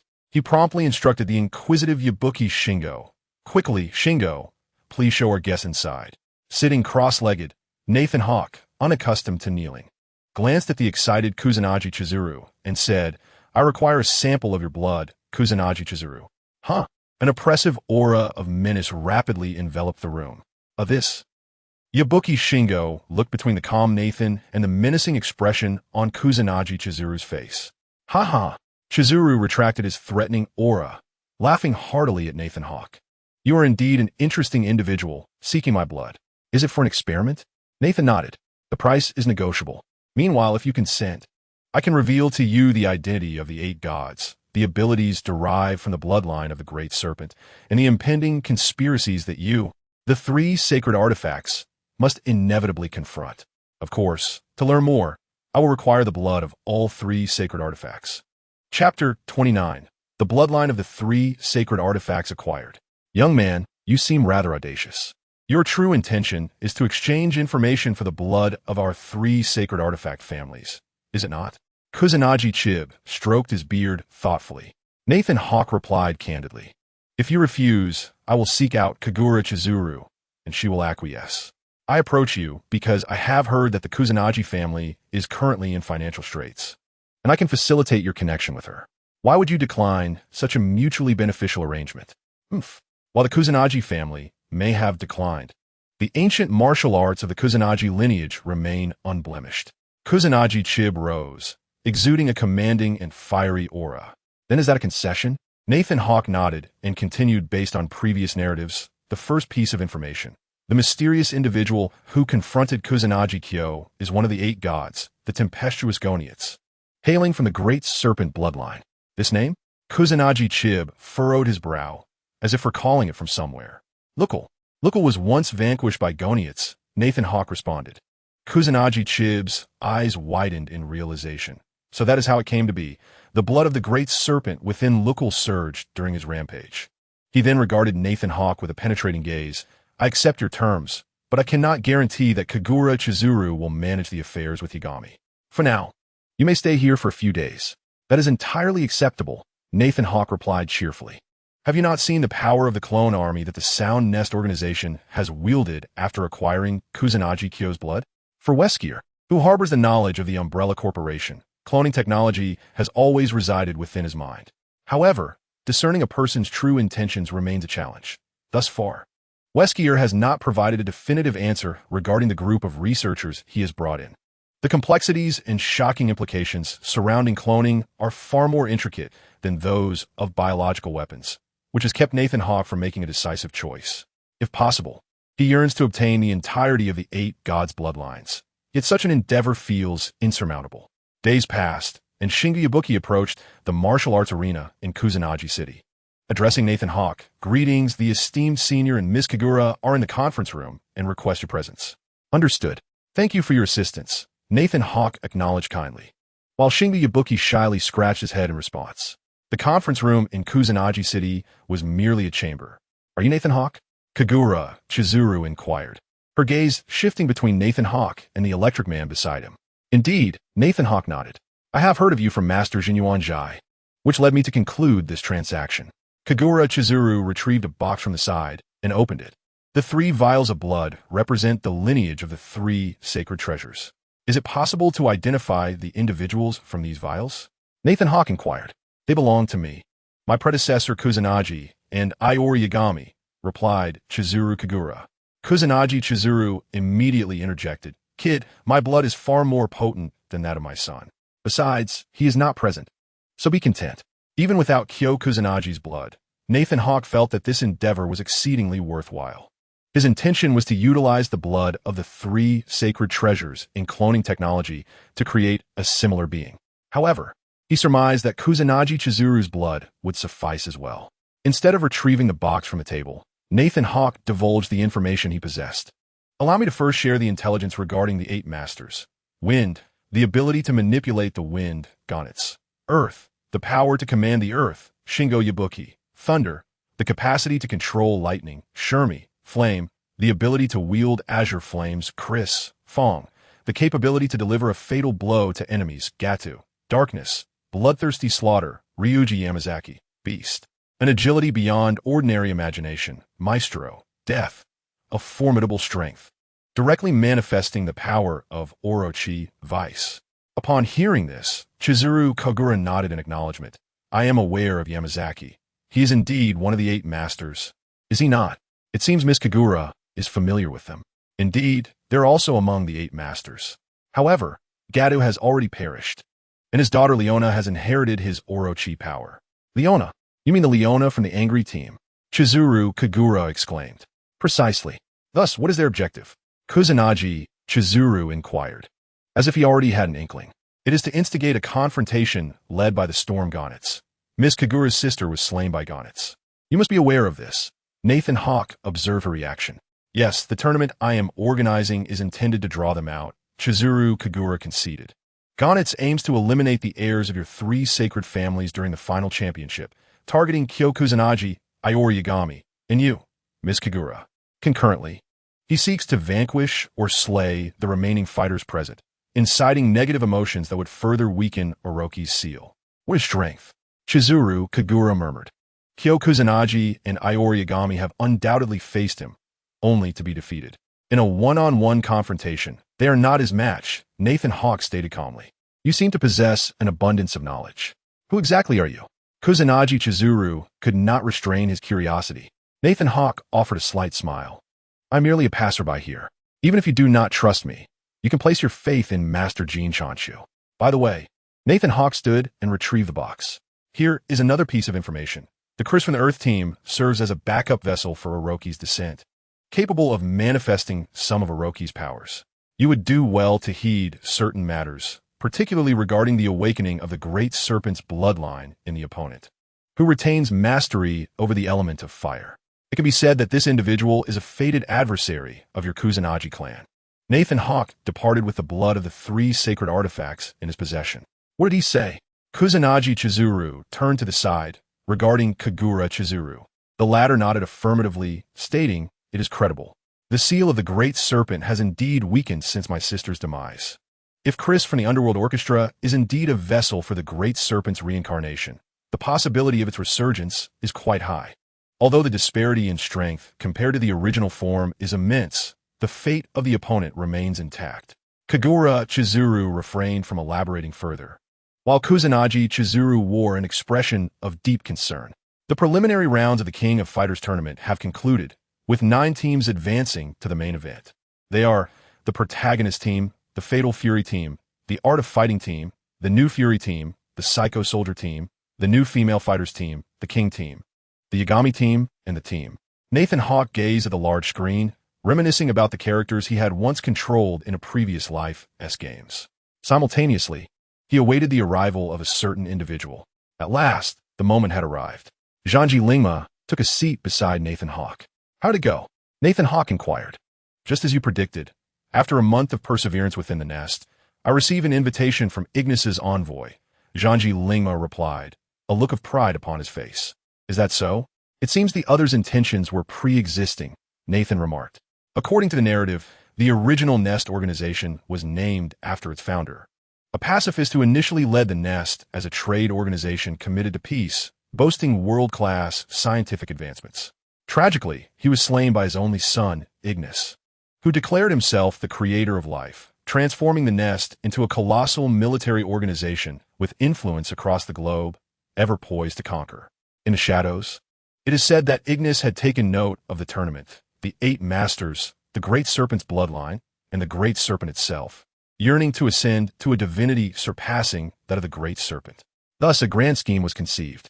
Prior to this, several plans had been set in motion, including cloning initiatives, as Ignis covertly orchestrated a schism and recruitment, gradually converting the trade organization into a military entity. Presently, Zhangji Lingma, as a researcher, found himself in Ignis's crosshairs. What did you convey to him? Nathan Hawk inquired. I must travel to Europe. After testing the waters, they discovered I am a potential ally and intend to introduce me to Ignis. They have also promised to allow me to oversee a project, along with generous remuneration and a financial backing, Zhangji Lingma elaborated. Based on the 3 scientists you provided, Karlkov, Fly, and Kreutz, I have only encountered Kreutz thus far. Karlkov is the chief scientist of the Nest organization, tasked with developing new technologies and weaponry. He is a prodigious scientist dedicated to advancing the scientific experiments and research of the nest. Heavily guarded, yet the whereabouts of the individual remain a mystery to me. I cannot catch a glimpse of him at all. As for Fry, a senior scientist within the Sound Nest organization, responsible for the development of new technologies and weaponry, has accepted Ignis' invitation and has already departed for Europe. Only Cruz is currently in the land of cherry blossoms due to a business trip. Is there any assurance that he will accompany us? Nathan Hawk inquired. Yes, but have you truly contemplated this? San Jiling ma questioned. For he had perceived Nathan Hawk's inner turmoil before his departure. At that moment, Nathan Hawk was indeed deeply conflicted, as the individual he wished to take was none other than the formidable Ganes. After all, Nathan Hawk was aware of the narrative trajectory. Ganes, after the final battle, would intervene, overpowering the fighters, ultimately confronting the three Sacred Artifact clan, only to be defeated and take his own life. Perhaps at this juncture, he could employ persuasion to sway the other. However, upon careful reflection, Nathan Hawk was reluctant to gamble. The conclusion of the King of Fighters tournament left him with little time remaining in that realm. Should he fail and Ganes perish, finding another valuable ally to bring back would prove exceedingly difficult. Chapter 30. Cruz and Genetic Modification Technology, what leverage do we possess? Nathan Hawk promptly inquired. The genetic modification technology. This technology has been enhanced by Karlkov, but has been sealed by the Master. It currently resides within a base in Europe. Zhang Jilingma replied, and Nathan Hawk immediately grasped the implication. What about Ignis? Has there been any contact with Cruz? Unclear. However, Cruz has hinted to me that he would follow me if I could obtain the genetic modification technology, while also suggesting that he wishes to avoid the turmoil of conflict. So, Nathan Hawk raised an eyebrow. Thus, Cruz has likely received Ignis' invitation. He is merely deliberating. If we fail to secure this technology, Cruz will surely pursue it with Ignis.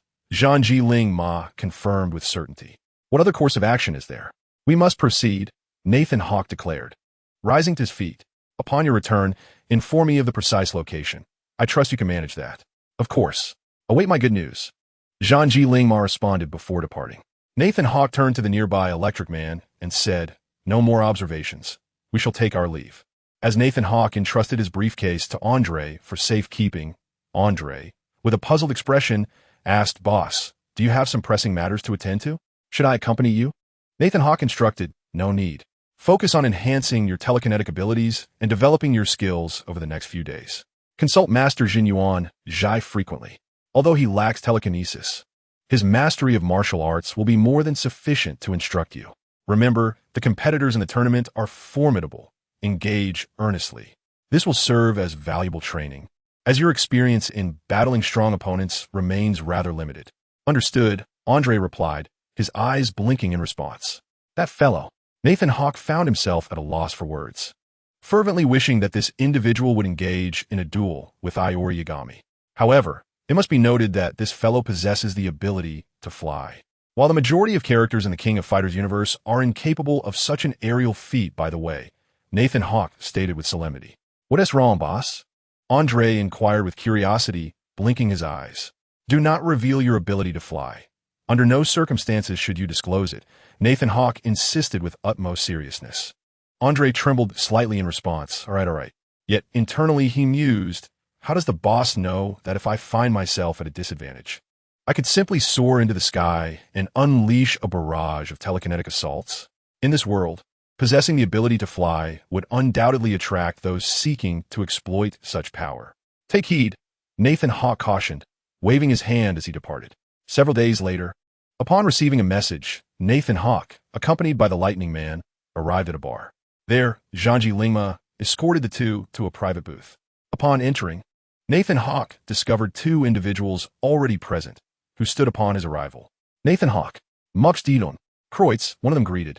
Roman, Nathan Hawk inquired, observing the man adorned with a small eye mask, whose demeanor exuded shrewdness. This individual was one of the key protagonists from the second season. He then turned his attention to Kreutz, who sported short, neatly combed black hair and possessed deep brown eyes that conveyed a sense of focus and composure. His facial features were well defined, and his countenance radiated an air of determination and confidence. Tall and upright, he epitomized health and vigor, often clad in a white laboratory coat that reflected his dedication to scientific inquiry. His demeanor was composed, exhibiting an intelligence and calmness in his actions. "It's merely an injection of genes," Kreutz remarked with a smile as he shook Nathan Hawke's hand. Nathan Hawke raised an eyebrow, noting the individual's distinct personality and the firmness of his handshake. Once the 5 men took their seats, Kreutz spoke first. "Roman is someone I have employed. However, I have heard from Mr. Zhangji Lingma that Mr. Hawke has an associate with electrical abilities." No sooner had Kreutz finished speaking than a crackling sound filled the air, and a lightning man began to levitate, surrounded by a shimmering aura of electricity. "Good heavens!" Kreutz exclaimed, his eyes wide as he regarded the floating lightning man. Roman, too, looked astonished. "I thought the Red Maru from the tournament was quite impressive, but Mr. Hawke's Max Dylan has left me even more astounded," Kreutz remarked. "We could test the combat capabilities," Nathan Hawke suggested, directing his gaze toward Roman behind Kreutz. No need for that," Kreutz quickly waved his hand. "Then let us commence preparations for our plan," Zhangji Lingma interjected. Kreutz nodded and began. "The gene modification technology, refined by Kharkov, currently comprises 3 components, 1 overt and 2 covert. Aside from the location originally established by the gentleman in the European division, 2 other locations emerged from my investigation. One is there, while the other rests in the possession of Ignatz." A profound silence enveloped the room as everyone listened intently. Cruz continued, stating that the European division was heavily fortified and inaccessible, with Ignatz's location being utterly off-limits. The only viable option lay in the aforementioned place. He then turned his gaze to Roman, who wore a sly smile and remarked, "The intelligence I have gathered reveals that the leader of the Flying Thieves, Long, has engaged in a transaction with the Sound Nest. This deal includes a modified gene alteration technology from Kharkov. The customs in Long's nation are notoriously stringent. However, as the largest trade organization, the Sound Nest can navigate this as long as they pay the requisite taxes." Roman raised a finger, indicating that a gene alteration technology encoded on a disk was securely stored in a safe, alongside various other materials, currently located at a Sound Nest port in Sakura country. The estimated arrival was projected to be in 10 days. Cruz added, "I have visited that area, in addition to the security of the Sound Nest. There are skilled flying thieves covertly guarding the premises. However, not all supplies are yet prepared, and according to the feedback from my embedded informant, the safe containing the encoded disk has yet to be transported to the port. During this period, I shall take the opportunity to frequent the port, and I will draft a map." Cruz looked at the 3 individuals and then spoke earnestly, "If we succeed, I will accompany you. If we fail, rest assured, failure is not an option," declared Zhangji Lingma with unwavering confidence. "Aside from the adept flying thieves, the remaining security personnel from the Sound Nest are mere novices unless they hold a leadership position." He concluded with a wink at Nathan Hawke. Nathan Hawke pondered the timeline. 10 days from now, around mid-July. In the interim, perhaps he could stir up trouble with the Earthly Delight ensemble to procure some of their blood. "That sounds feasible. I will reach out to Zhangji Lingma." Then, Nathan Hawke resolved.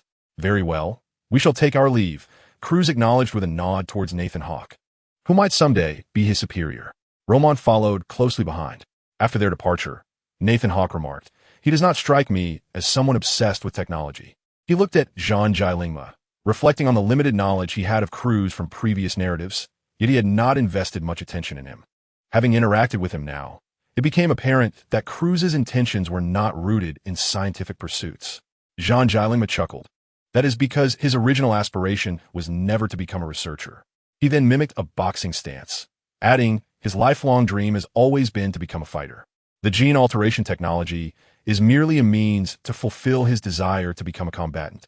And one of the reasons he is reluctant to serve Ignatz is that he does not wish to be confined to the identity of a mere researcher." Nathan Hawke couldn't help but shake his head. It seems that to aspire to be a scientist, one must first be an exemplary researcher. Thus, 10 days slipped by, during which, aside from attending a match featuring the Superpower Squad and Andre, the remaining time was devoted to formulating plans and memorizing the port map meticulously sketched by Cruz. Planning the retreat routes for the surrounding areas, they convened at a safe house marked by Roman. With a grave expression, Roman stated, "Kreutz has sent the latest news. The leader of the Sky Thieves is Dragon. He is at the port, and this transaction seems to involve something of greater value." The genetic modification technology is merely a secondary consideration. Is the plan still in motion? Roman scrutinized Nathan Hawke's expression, knowing that if he declined, their business transaction would come to an abrupt end, though the deposit had already been secured. Yes, we are definitely going, Nathan Hawke replied, beginning to relax his shoulders. I, too, am eager to test my abilities. A cold smile flickered across the electric man's face, the corners of his mouth curling upward. Having committed numerous good deeds lately, indulging in some carnage would not be unwelcome. Observing their eager anticipation, Roman turned away, a sly expression adorning his face, concealing his thoughts. In that case, let us commence our actions. Descending the stairs, Roman, curious about the whereabouts of the electric man, inquired, "Where's Max?" "Already en route," Nathan responded nonchalantly, donning a hood as they made their way towards Sound Nestport. "Isn't this different from what we had agreed upon?" Roman expressed his concern.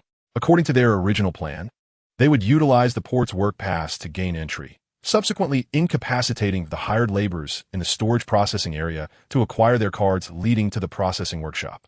They would then blend into the warehouse to seek the recording discs.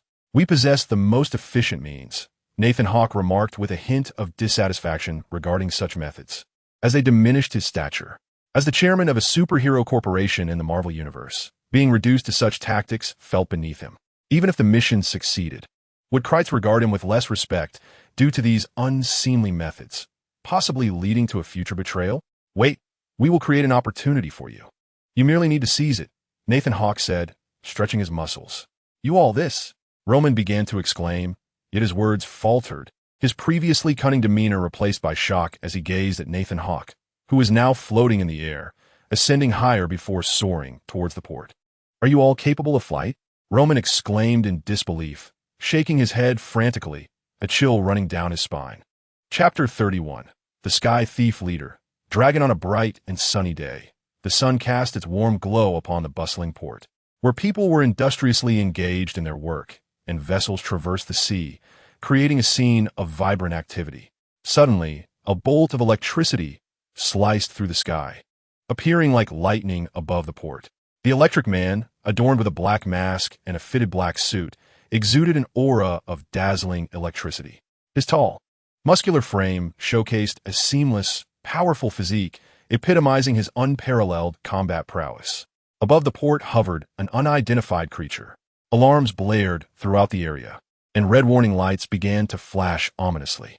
The emergence of the electric man plunged the port into chaos, as ordinary workers hastily sought refuge, fearful of becoming embroiled in the impending conflict. Surrounding his form were flickering arcs of electricity, as if he were the very embodiment of energy itself.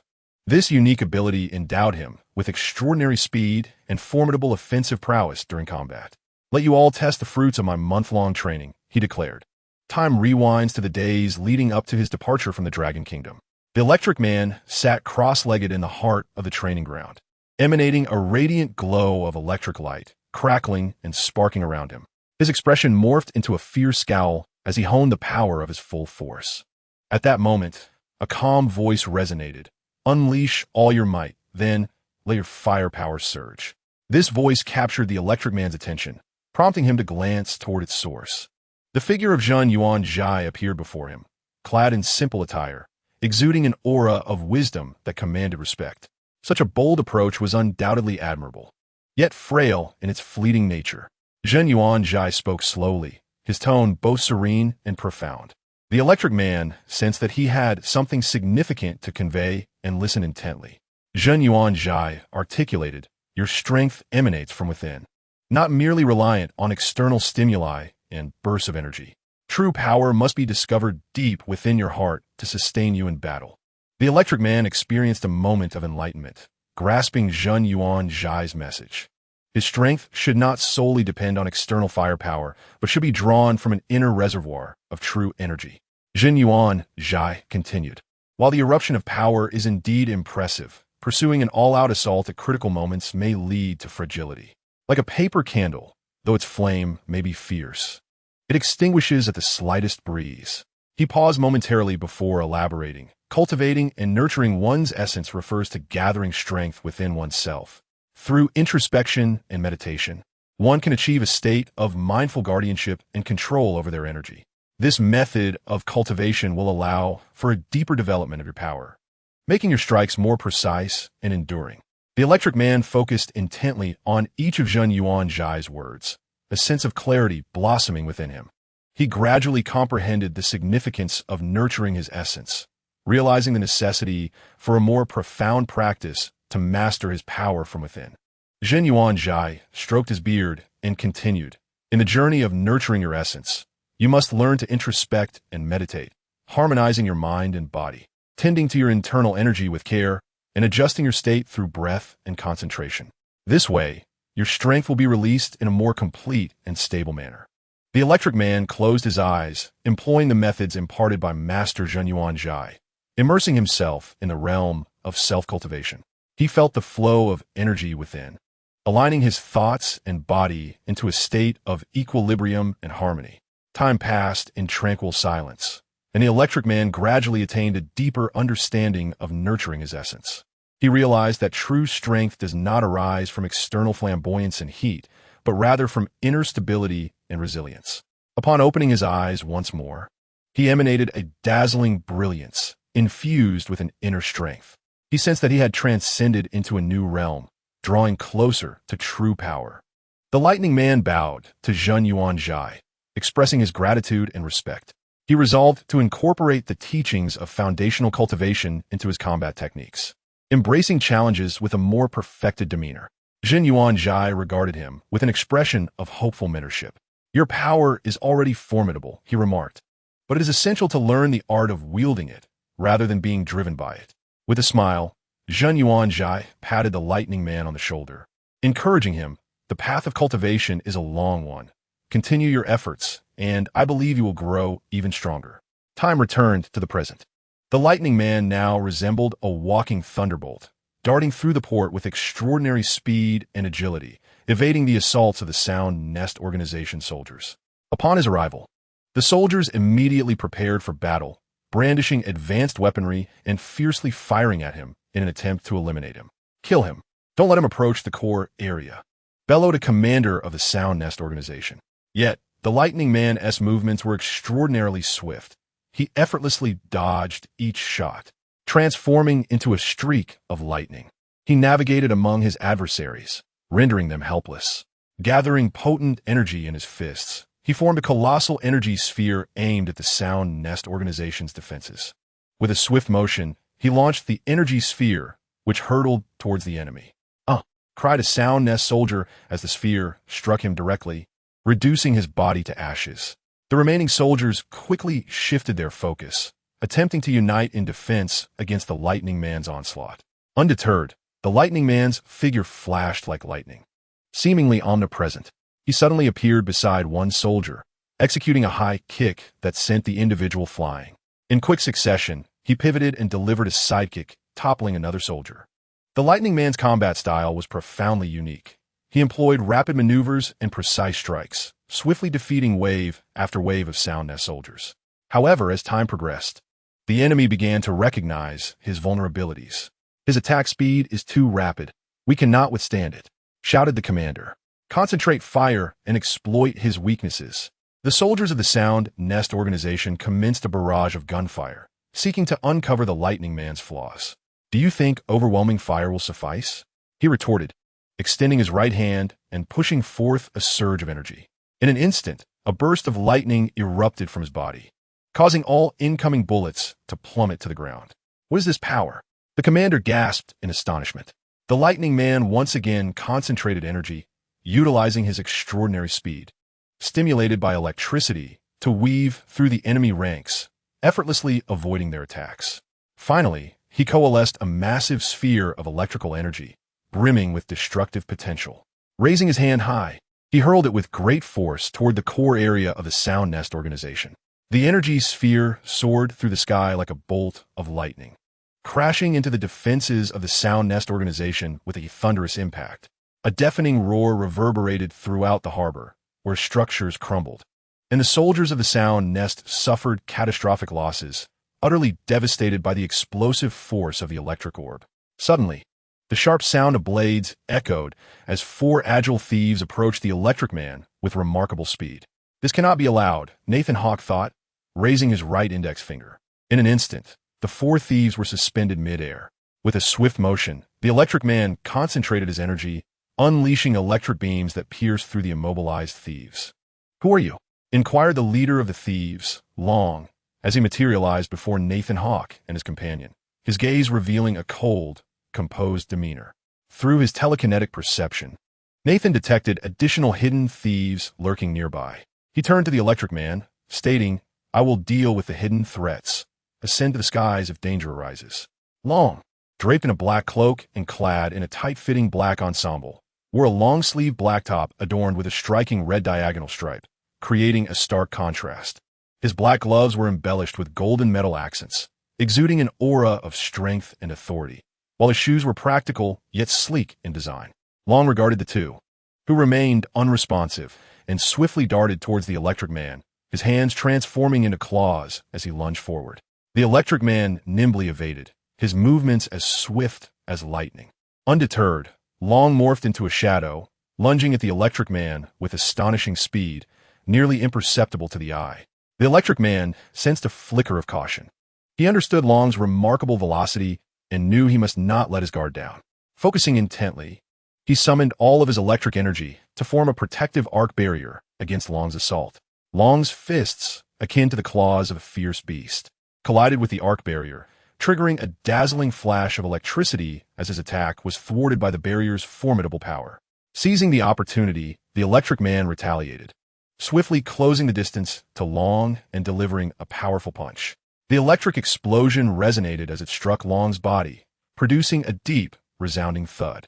Though hit, Long was propelled backward, quickly regaining his composure, his expression remaining stoic, betraying no sign of pain.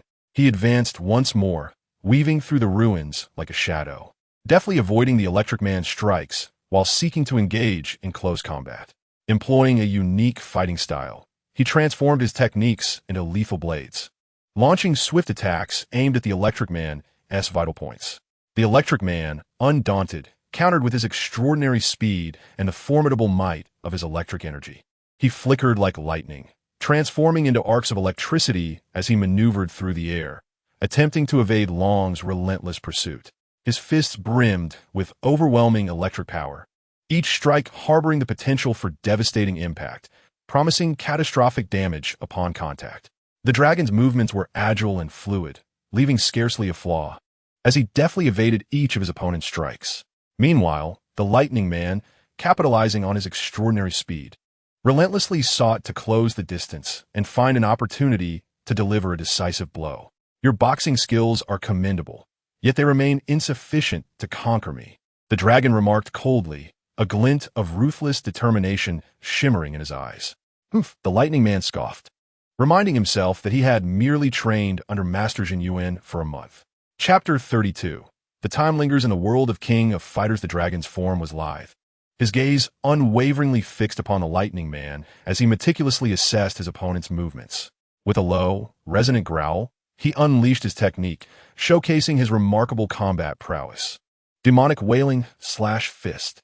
In an instant, the dragon vanished, appearing before the Lightning Man with the swiftness of lightning, his fist descending like a fierce tiger unleashed. The gale howled, imbued with destructive force, surging towards the Lightning Man. Although he hastily dodged, he still felt the impact of the punch, the powerful shockwave pushing him back several steps.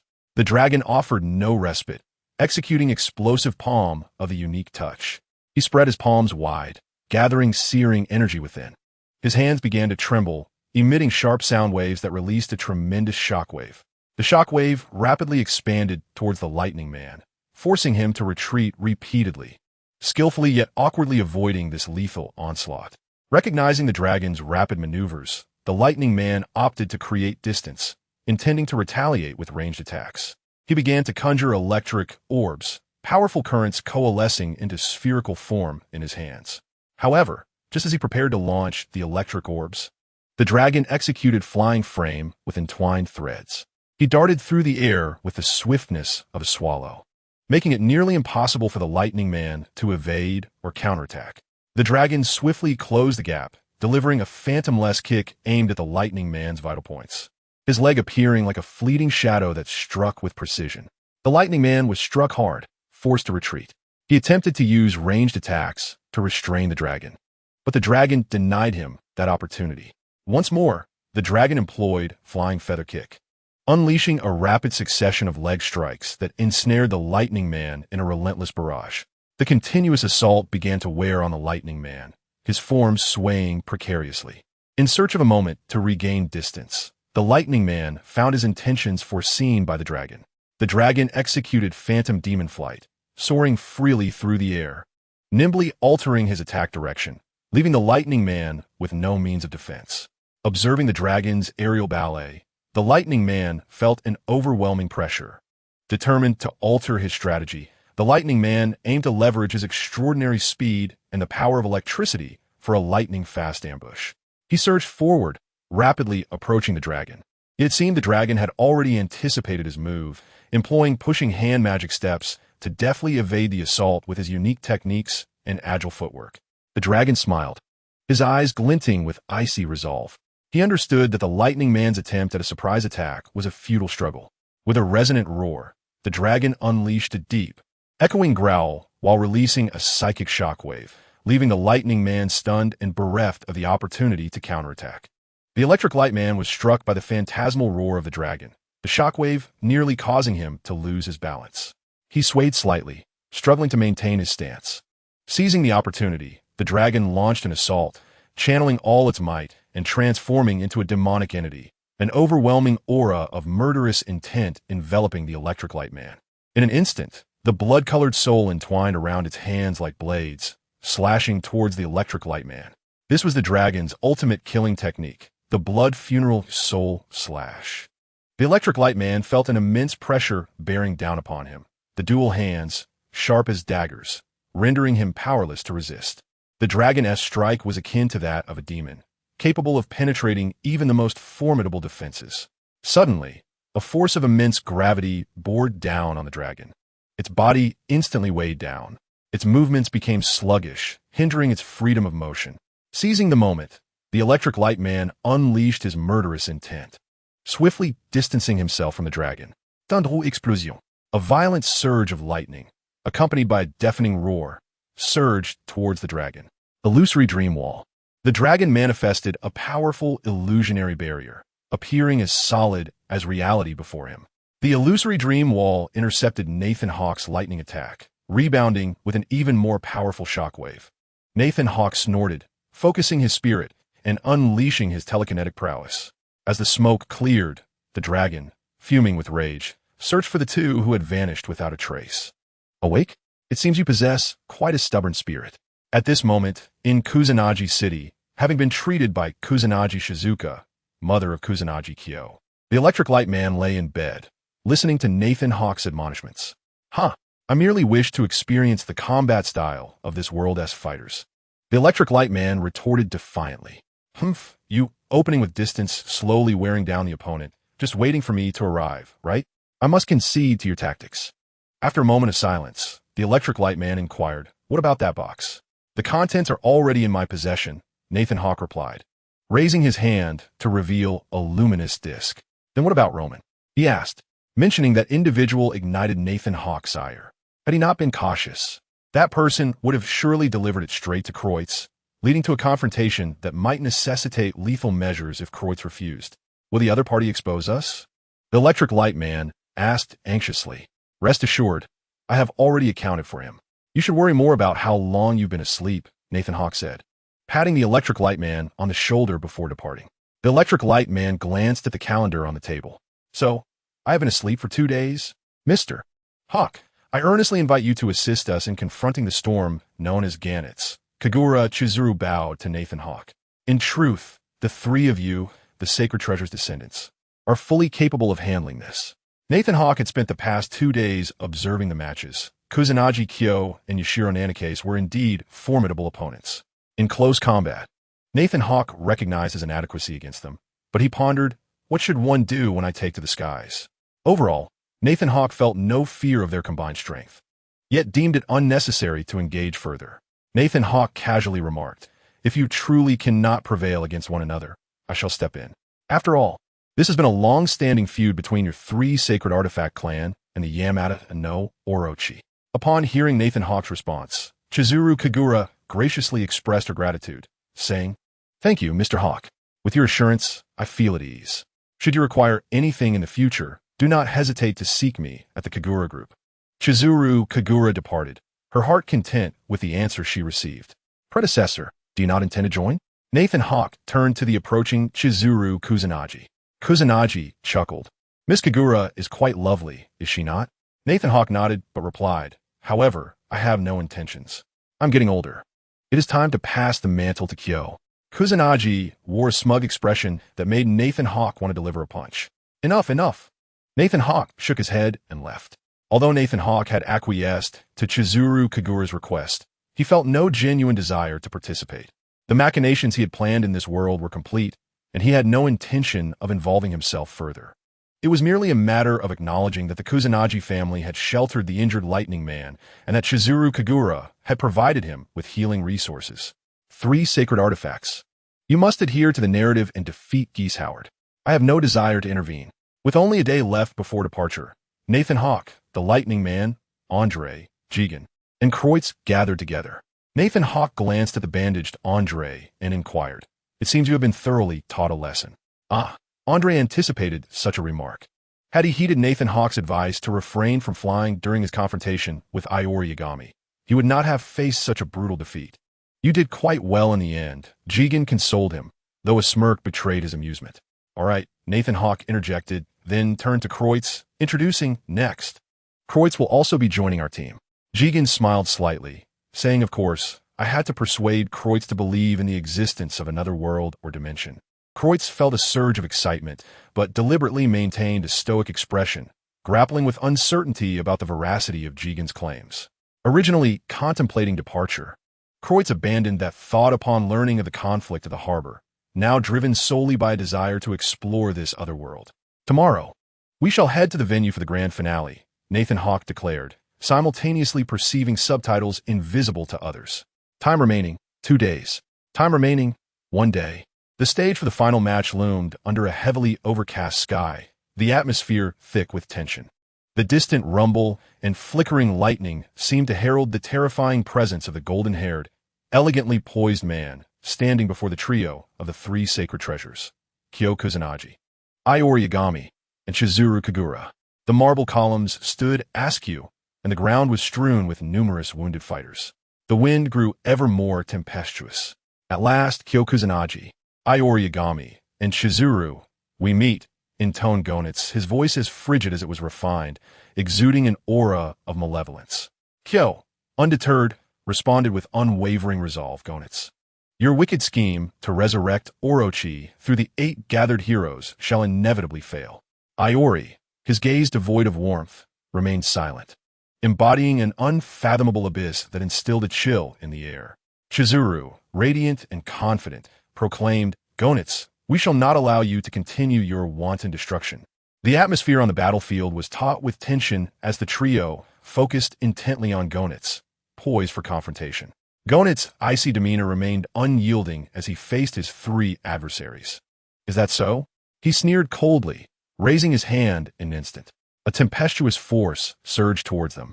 Chapter 33, Miss America. Kyo Kusanagi took the initiative, stepping forward to execute a reverse throw. He advanced swiftly towards Gonitz, aiming to grapple him to the ground. Yet, Gonitz proved extraordinary, evading the assault with a deft sidestep. Simultaneously, Iori unleashed his signature technique, the onigiri, following up with a swift, ghostly kick aimed at Gonitz, who nimbly leaped back to avoid this lethal strike. Chizuru exploited her agility to deliver a series of relentless attacks, employing her kikushiki technique. She closed in on Gonitz, launching 3 rapid strikes that cascaded like a torrential downpour. Gonitz struggled to evade, yet one of her blows found its mark, momentarily staggering him. "Oh," Gonitz remarked with intrigue, no longer dismissing the trio, his trepidation rising as he resolved to counterattack. He unleashed a gust of wind, targeting Kyo with a close-range assault. Kyo barely managed to parry, but was forced to retreat. "Don't interfere," Iori coolly advised as he seized Kyo by the collar, tossing him aside. "Iori, you!" Kyo exclaimed in frustration. Ignoring him, Iori swiftly approached Gonitz, employing his onigiri and kagura techniques to strike at Gonit's vulnerabilities while utilizing wind and shadow techniques to maintain control of the skirmish. Chizuru, with her unique maneuvers, deftly circumnavigated Gonit's defenses. She unleashed a flurry of strikes with her Kiku Shiki, relentlessly assaulting him to prevent any counteroffensive. Simultaneously, she capitalized on her Tenshin SH10 and Rai no Kage abilities to bolster her offensive and defensive capabilities. How amusing! How delightful! Is this the might of the three sacred treasures united? Gonitz retorted defiantly, summoning the power of the Orochi blood coursing through him for a counterstrike. Hurricane, Glacier. He exhibited formidable power, employing skills such as hurricanes and glaciers, exerting immense pressure on Kyo Kusanagi, Iori Yagami, and Chizuru Kagura.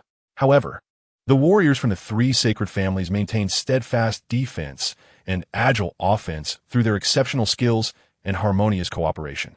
Meanwhile, Nathan Hawke and his companions observed from distance. Geese Howard cannot emerge victorious, Nathan remarked before turning to leave, with the others following suit. The sky remained ominously overcast, with flashes of lightning and thunder. Yet this was an inevitable scene in the fate of the three artifacts. Nathan Hawke had ceased to pay attention. A sudden flash of a six-pointed star illuminated the surroundings, and the brilliant light faded. The four who had departed returned as five. Is this truly real? Kreutz exclaimed. Battle King, guide Kreutz to familiarize him with the surroundings. Nathan Hawke then turned to Kreutz and said, get acquainted with this world. Very well, boss, Battle King replied with a slight smile. They subsequently dispersed to their respective homes. Nathan Hawke furrowed his brow, sensing the potential for further summoning. However, after taking a deep breath, he decided to take his time and return to rest. Time passed in this manner, and Nathan Hawke finally grasped the upgraded version of his unique ability. One aspect was summoning, while the other was traversing dimensions. Although the latter primarily served the purpose of summoning, he also understood the method of its application. The ensuing period was a rare, leisurely time.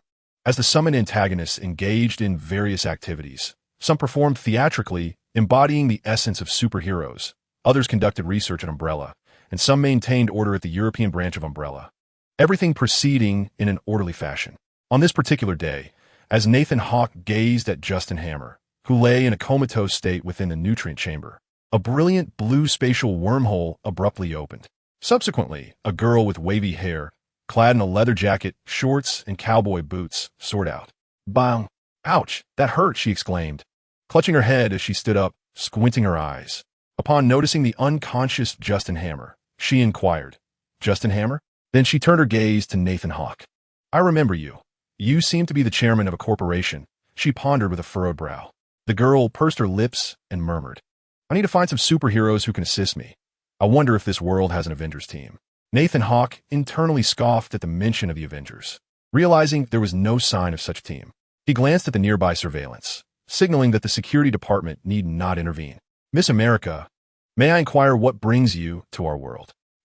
You know of me? The you in this world knows me, the girl exclaimed in astonishment, pointing at herself.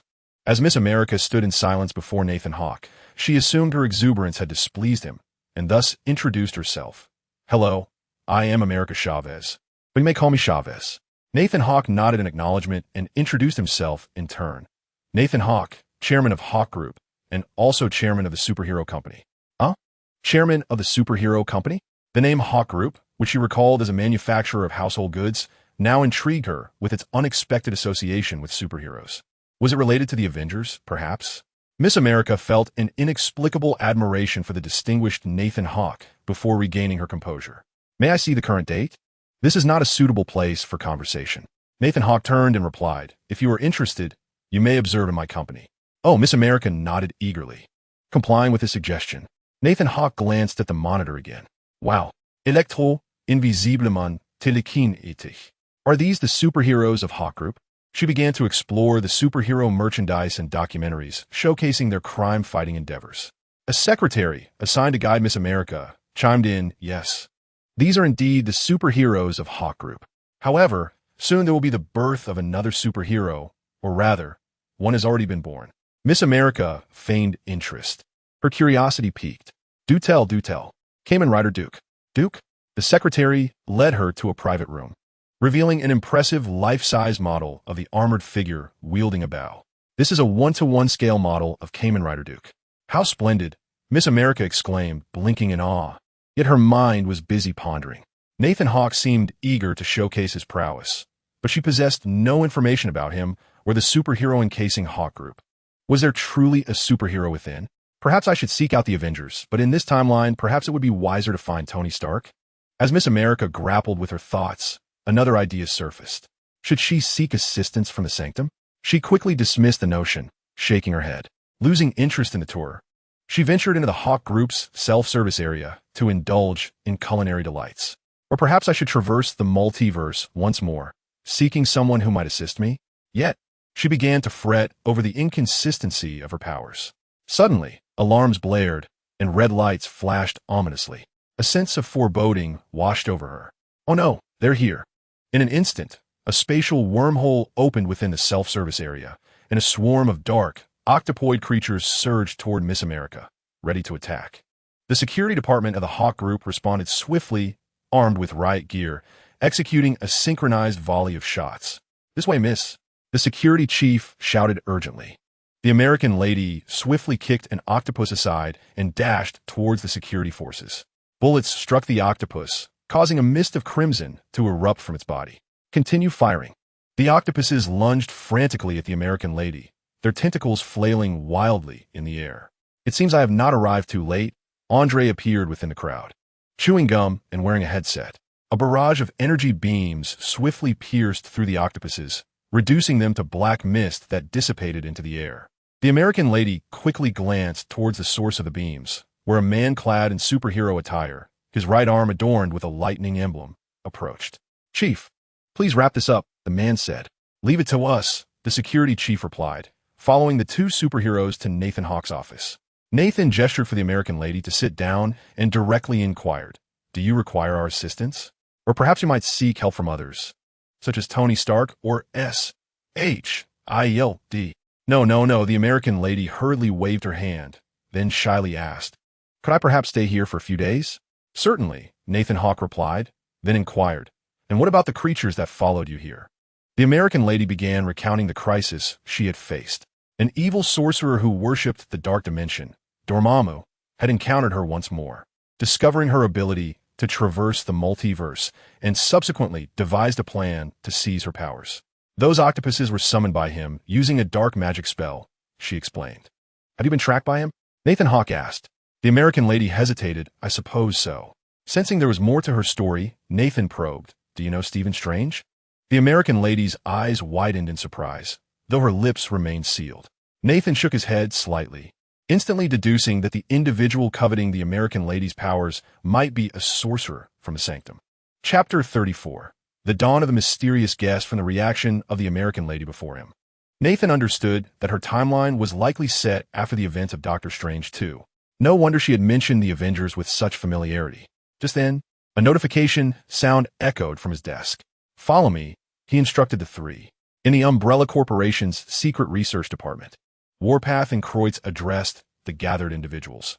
Based on the spatial fluctuations emitted by the wormhole and the disturbances present when Miss Chavez appeared, Dr. Kreutz and I intend to develop a reactor ring and earrings that emit unstable waves for you.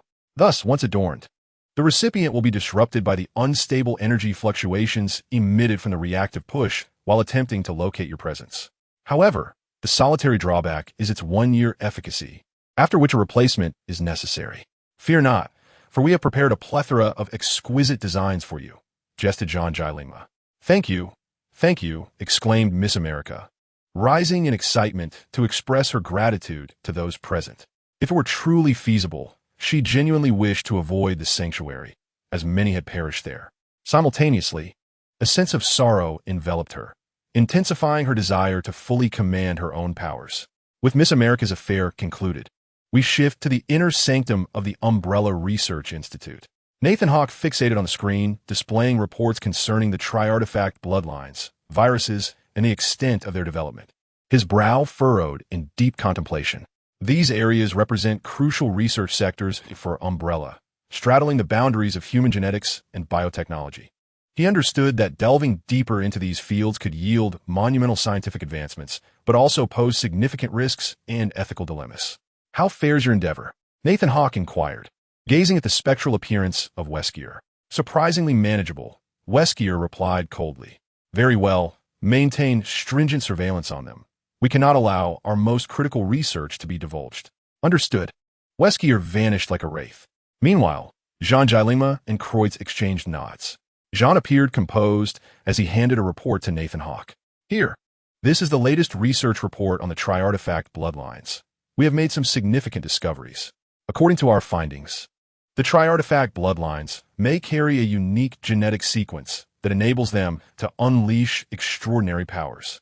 We are endeavoring to decipher the secrets of these sequences to apply them to the cloning program. Kreutz, brimming with excitement and pride, presented his research accomplishments. Mr. Nathan, I am honored to report that we have made groundbreaking progress in human genetics.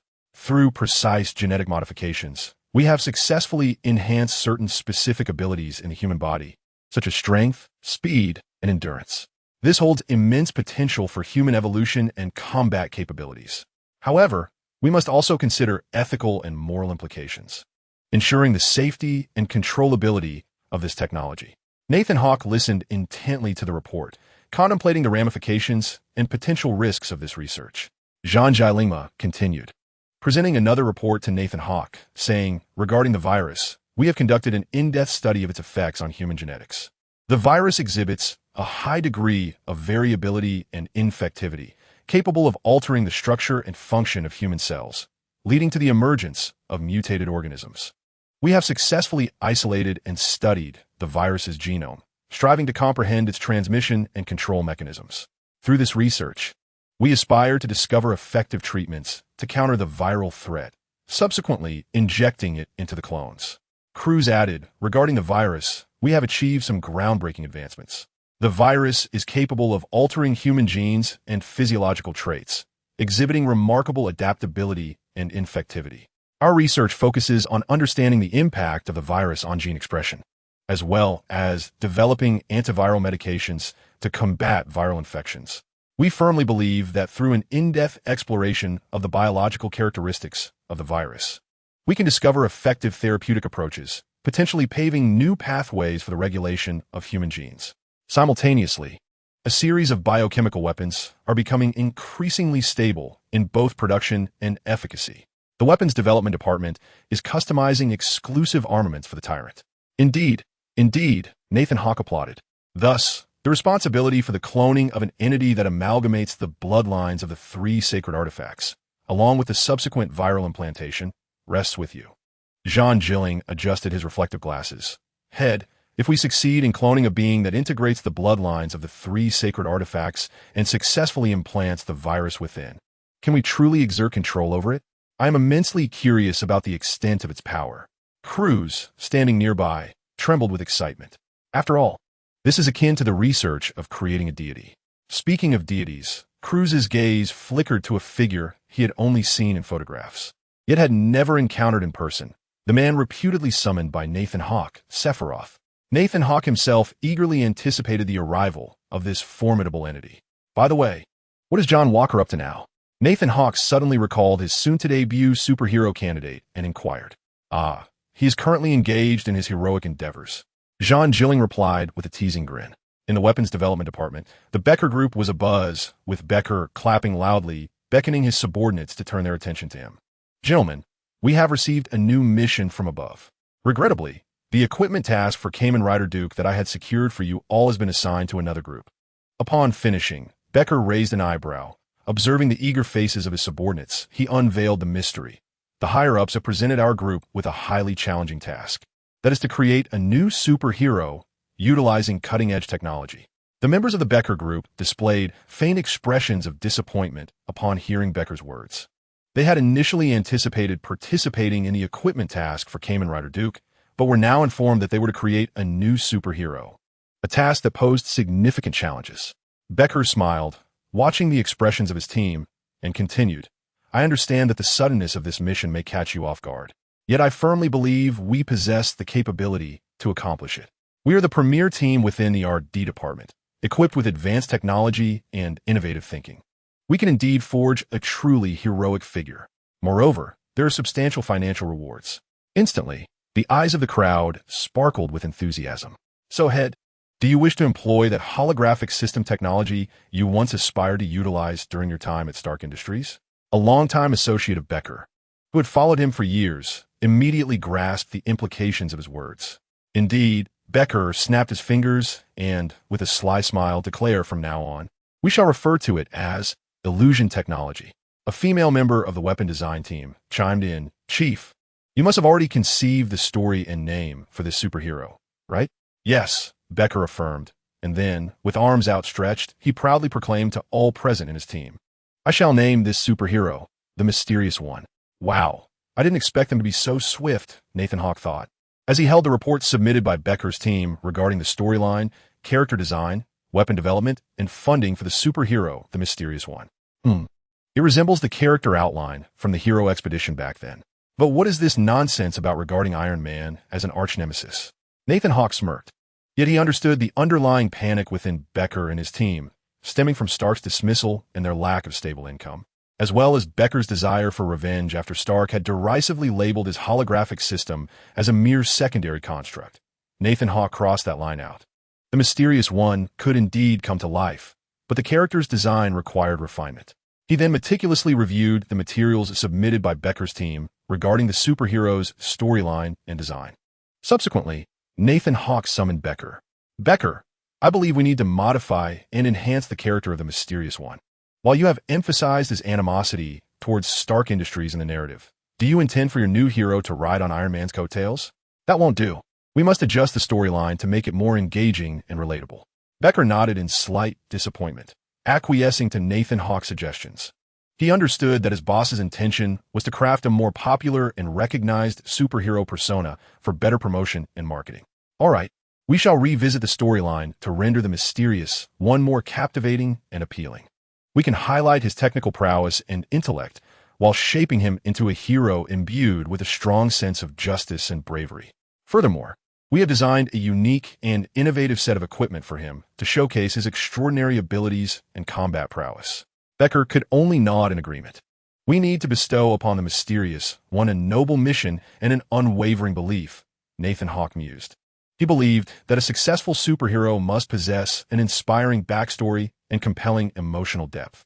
As he listened to Nathan Hawke's words, visions of the Mysterious One battling extraterrestrial beings, creatures from other realms, mutated entities, and magical creatures danced through Wesker's mind.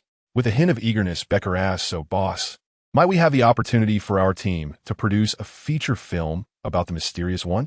Nathan Hawke regarded him with a friendly smile and replied, certainly, but I will require the oversight team to monitor your progress and budget. Fantastic, thank you, boss. Beck expressed his excitement, simultaneously devising plans for the casting of the superhero film, determined that it must be explosive, fervent, and sensational.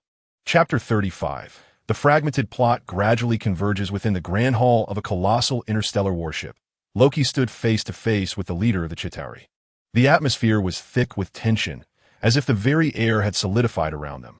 Behind them lay the vast expanse of the starry cosmos. An electric charge of animosity and unease enveloped the space between them. Loki's gaze was piercing, his posture erect, exuding the majesty and confidence befitting a deity. He fixed his eyes on the Chitauri leader and offered a slight smile. Chitauri leader, we both recognize that Earth is a precious resource, brimming with untold potential. I believe it is time for me to take command of the offensive. As a god, I possess the capability to lead a vast and formidable army to conquer Earth, transforming it into our dominion. The Chitauri leader's expression remained cold and sharp, a sneer gracing his lips as he replied, Loki, you are but an arrogant, insignificant being. We are the guardians of the cosmos. Earth requires our protection. Loki smirked, his tone laced with subtle mockery. Chitauri leader, while your forces may be formidable, I must remind you that I am a god, and you are merely an alien. My power and intellect far surpass your comprehension. Should you refuse to heed my command, I can effortlessly vanquish you and reclaim your empire.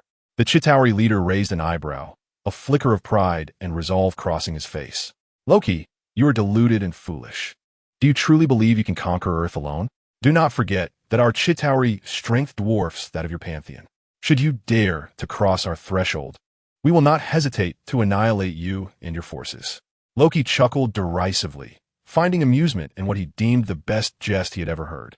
The two engaged in a verbal struggle for command over the invasion of Earth, their positions starkly contrasting. Loki sought to harness Earth's power to satiate his own ambitions, while the Chitauri leader viewed Earth as a critical strategic stronghold, necessitating subjugation and control. At that moment, a powerful surge of energy reverberated through the hall, shaking its very foundations. Thanos, the formidable conqueror of the universe, made his grand entrance. His presence instilled an unspoken pressure upon both Loki and the Chitauri leader, compelling them to instinctively lower their heads. With an expression of indifference, Thanos regarded Loki and the Chitauri leader, his voice deep and authoritative. "What are you two squabbling over? Earth is but an inconsequential planet in the vast expanse of the universe. I summoned you here to seek the Infinity Stones, not to witness a farce." Both Loki and the Chitauri leader felt the immense aura emanating from Thanos, realizing that contending with such a demonic figure was nearly impossible. Gritting his teeth, Loki's eyes sparkled with determination as he replied, "Yes, great conqueror." The Chitauri leader remained silent, acutely aware of Thanos' formidable strength and cruelty. In this moment, only caution and compliance could safeguard his life and the future of his race. Upon hearing the words of the two, Thanos scoffed disdainfully, issuing a terse command, "Attend to your duties." Suddenly, Loki stepped forward, bowing respectfully as he addressed Thanos. "My lord, if it pleases you, I humbly request that your Black Order accompany us. They each have their own tasks to fulfill." Thanos cast a glance at Loki, who continued, "My lord, the Earth is currently home to a group known as superheroes. Their emergence could potentially disrupt your grand plans." Oh, Thanos' interest piqued. Eager to hear what Loki had to say, Loki elaborated, "My lord, the superheroes on Earth possess powers such as telekinesis, control over lightning, and invisibility." The Chitauri leader interjected mockingly, "Loki, are you afraid?" Ignoring the taunt, Loki maintained his respectful demeanor towards Thanos. "Then let the superstars assist you in this endeavor," Thanos concluded. Loki and the Chitauri leader retreated to the side, unfazed by Thanos' decision, for he was undeniably one of the mightiest beings in the universe, and his Black Order was a force of great reliability. At the recruitment venue for the Mysterio project, Peter Parker, the young Spider-Man, looked at the throngs of people pouring in, feeling somewhat apprehensive. Ned, with a glint in his eye, replied, "Hey, of course we're here to see if we might encounter future superheroes. This is the superhero recruitment fair hosted by the Hawkeye Group." Peter observed Ned, adorned in Hawkeye Group merchandise, and nodded in agreement. Upon arrival, they discovered two entrances, one for the audience and one for applicants. They hastily entered through the audience entrance, and once inside, purchased 2 buckets of popcorn and sugary drinks. "Oh yeah, oh yeah, oh yeah," Ned exclaimed with excitement. An hour later, Peter looked on in exasperation as Ned slept soundly on his shoulder, resembling a lifeless pig. The audience, both young and old, began to doze off. What was promised to be a superhero recruitment fair was turning out to be filled with uninspiring acts. The host, equally drowsy, approached the stage and announced, "Next, please welcome the superhero known as Mysterio." As Quentin Beck, the performer, took the stage, Peter's heart raced upon hearing the name Mysterio. He perked up, now fully attentive to the performance of the man who claimed to be Mysterio. As the music played, Quentin Beck emerged from backstage, clad in a striking black suit, mysterious and captivating. He approached the center of the stage, smiling and greeting the audience, who responded with applause and cheers. At the very least, this fellow's presentation was commendable. Quentin Beck's gaze exuded a hint of provocation. He was acutely aware that the audience awaited his mesmerizing performance. With a subtle wave of his hand, the props on stage began to transform. A vast expanse of starry skies unfolded before the spectators, as if they were immersed in the cosmos itself. Subsequently, Quentin Beck raised his wand, emitting an enchanting glow. With a delicate flick of his fingers, the scene swiftly shifted, revealing an ancient castle. Outside the castle, howling winds and crackling thunder suggested the onset of an apocalyptic event. Quentin Beck approached the edge of the stage, extending his palm, as a phantasm enveloped the entire area. The audience gasped, witnessing their reflections distorted within the illusion, as if being consumed. Next, Quentin Beck showcased his extraordinary skills. He leapt into the air, his body twisting and turning with grace and agility. The audience was left in awe, struggling to comprehend the seemingly supernatural display. As Quentin Beck descended onto the stage, a small vial appeared in his hand. Upon uncapping it, an unusual fragrance wafted through the air, leaving the audience dizzy and disoriented, caught in a haze of illusion. He then lifted his hand, and a colorful bird soared from his palm, dancing elegantly. The spectators held their breath, captivated by this enchanting vision, fully immersed in the spectacle. Yet at that moment, the music shifted and Quentin Beck's demeanor turned cold and ruthless. His expression darkened, an evil smile creeping across his face. The audience began to feel an unsettling fear, realizing that Quentin Beck seemed to embody two personas, one malevolent, the other virtuous. The righteous Quentin Beck commenced his hand-to-hand combat, his form flickering like a specter. The audience struggled to comprehend his swift movements, only witnessing the malevolent Quentin Beck toppled to the ground, his pained groans echoing throughout the stage. As Quentin Beck concluded his performance with a slight bow, the audience erupted into fervent applause and cheers. What happened? What's going on? Ned suddenly sprang to his feet, his face a picture of shock. You missed an incredible show, Peter Parker remarked. Really? Listening to Peter's words, Ned surveyed the surrounding crowd, fervently applauding, and felt as though he had missed something monumental. Oh no, I'm running late for my appointment with Aunt May. Peter Parker suddenly glanced at his watch. What are we waiting for then? My mood no longer aligns with staying here. Ned displayed an expression that suggested a desire for vengeance. As the stage lights gradually dimmed, Quentin Beck bowed to the audience before departing. Backstage, his demeanor shifted to one of urgency. Rather than remaining a faceless behind-the-scenes worker, he yearned to stand in the limelight, to fulfill his dream of stardom. However, in the fiercely competitive realm of Hollywood, his aspirations seemed perpetually out of reach. Beck's craving for fame had almost reached a frenzied intensity. Yet this time, he had the chance to become a superhero. This is a star more radiant than the stars themselves. Reflecting on the enthusiastic response he had just received, Quentin Beck felt a sense of calm wash over him. Suddenly, a staff member approached Quentin Beck and said, "Quentin Beck?" Startled, Quentin snapped back to reality. "Oh, hello. How may I assist you?" The staff member replied, "Mr. Beck wishes to see you." Observing the mixture of confusion and excitement on the man's face, the staff member continued, "Indeed, Mr. Beck wants to meet you. Allow me to escort you." After saying this, the staff member gestured for Quentin to follow. Ha ha. Quentin chuckled foolishly. Upon arriving at the designated location, Quentin was taken aback to discover that Mr. Beck actually wished to see quite a number of individuals. "I thought I was the only one," Quentin remarked, displaying a smile that resembled a cry more than joy. Chapter 36. The gradual convergence of plot lines. Nick Fury stood in his clandestine research facility. Gazing at the mysterious energy cube, the cosmic cube, he recognized the potential of this cosmic cube and sought to harness its power to protect Earth from impending threats. However, his determination was met with skepticism from Dr. Eric Selvig. "Oh no, the energy of the cosmic cube is escalating uncontrollably," Eric exclaimed. The cosmic cube emitted a brilliant glow, sending ripples across the room, causing objects on the table to scatter and crash to the ground. "Hey, are you all right?" Nick Fury called out loudly. We're fine," Eric replied, slowly rising to his feet. Just then, a sudden surge of energy erupted from the gem. A blinding light flashed, and Loki materialized before Nick Fury, clad in resplendent Asgardian armor, emanating an imposing presence. Loki regarded Nick Fury with cold indifference and taunted, "Midgardian, you have always craved power, have you not? It seems you are quite taken with this gem." Nick Fury's expression darkened. The unexpected arrival startled him, and he demanded, "Who are you?" while slightly raising his arm. The agent sprang into action, launching an assault in an attempt to subdue Loki. However, Loki showcased the prowess befitting an Asgardian deity.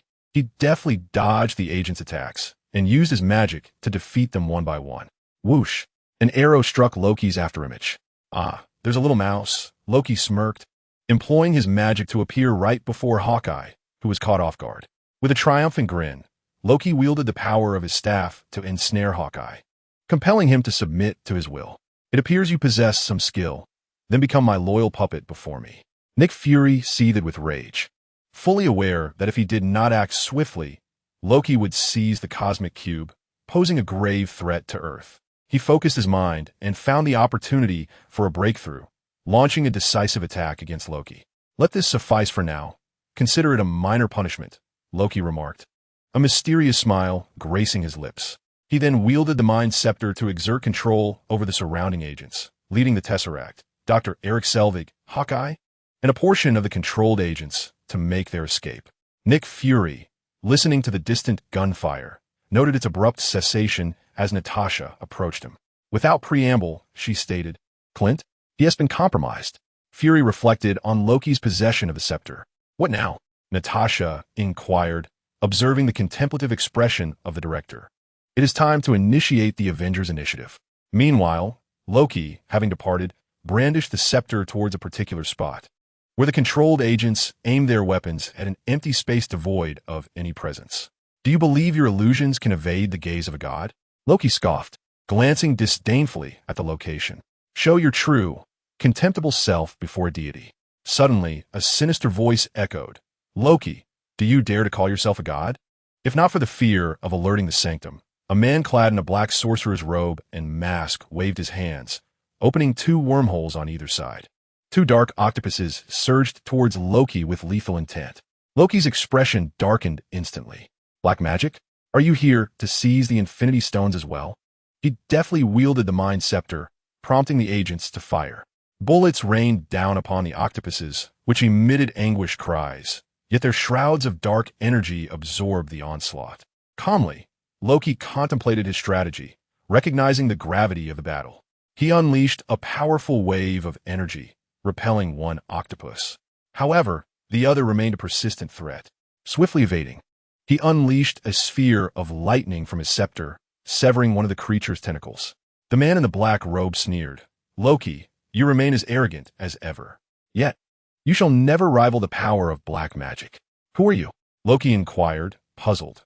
This individual seemed to recognize him, yet he had no recollection of ever encountering him. "My identity is of little consequence. Do you thirst for power?"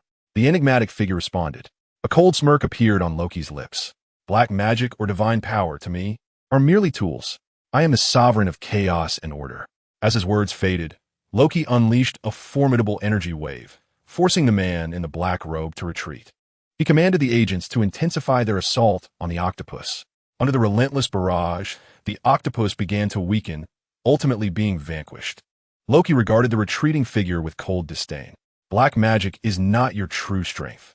You are merely a tool seduced by temptation. You will seek me out again." The mysterious man offered a faint smile before vanishing from sight. The sound of fervent applause echoed continuously. After a fervent yet brief exchange, the members of the Beck team, along with Quentin Beck himself, collectively decided that he would portray the superhero Mysterio. At this moment, Quentin Beck was both exhilarated and bewildered, unsure of what to say or do. Beck playfully patted him on the shoulder, saying, "Now, cast aside your past, relinquish everything, and embark on a new life, the life of a superhero." Quentin Beck numbly nodded, his lips curving into a smile. The excitement swelling within him was indescribable. He finally had the opportunity to become a superhero, to save the world and showcase his talents. He recognized that he would face a series of challenges and responsibilities, yet he firmly believed in his capacity to rise to the occasion. The members of the Beck team congratulated Quentin Beck, encouraging him to shine in his new role. They held unwavering confidence in him, certain that he would become a remarkable superhero. "Congratulations, Quentin. We eagerly anticipate witnessing the talents you will exhibit in your superhero identity," exclaimed one member, brimming with enthusiasm. Feeling the support and encouragement of his team fortified Quentin Beck's resolve. He took a deep breath and, with unwavering determination, declared, "I will strive with all my might to become a fearless protector, fighting for justice." Beck, observing this scene, could no longer conceal the wicked smile spreading across his face. "Tony Stark, when my superhero Mysterio emerges and begins to unfold his destined future, this world will no longer have a need for you. But before that, I shall present you with a small gift." A prelude to Mysterio, and Iron Man Beck departed the scene, heading toward his laboratory, unaware that not far away, The Invisible Man was watching him intently. With a resounding thud, a dossier was tossed onto the desk by Nathan Hawke.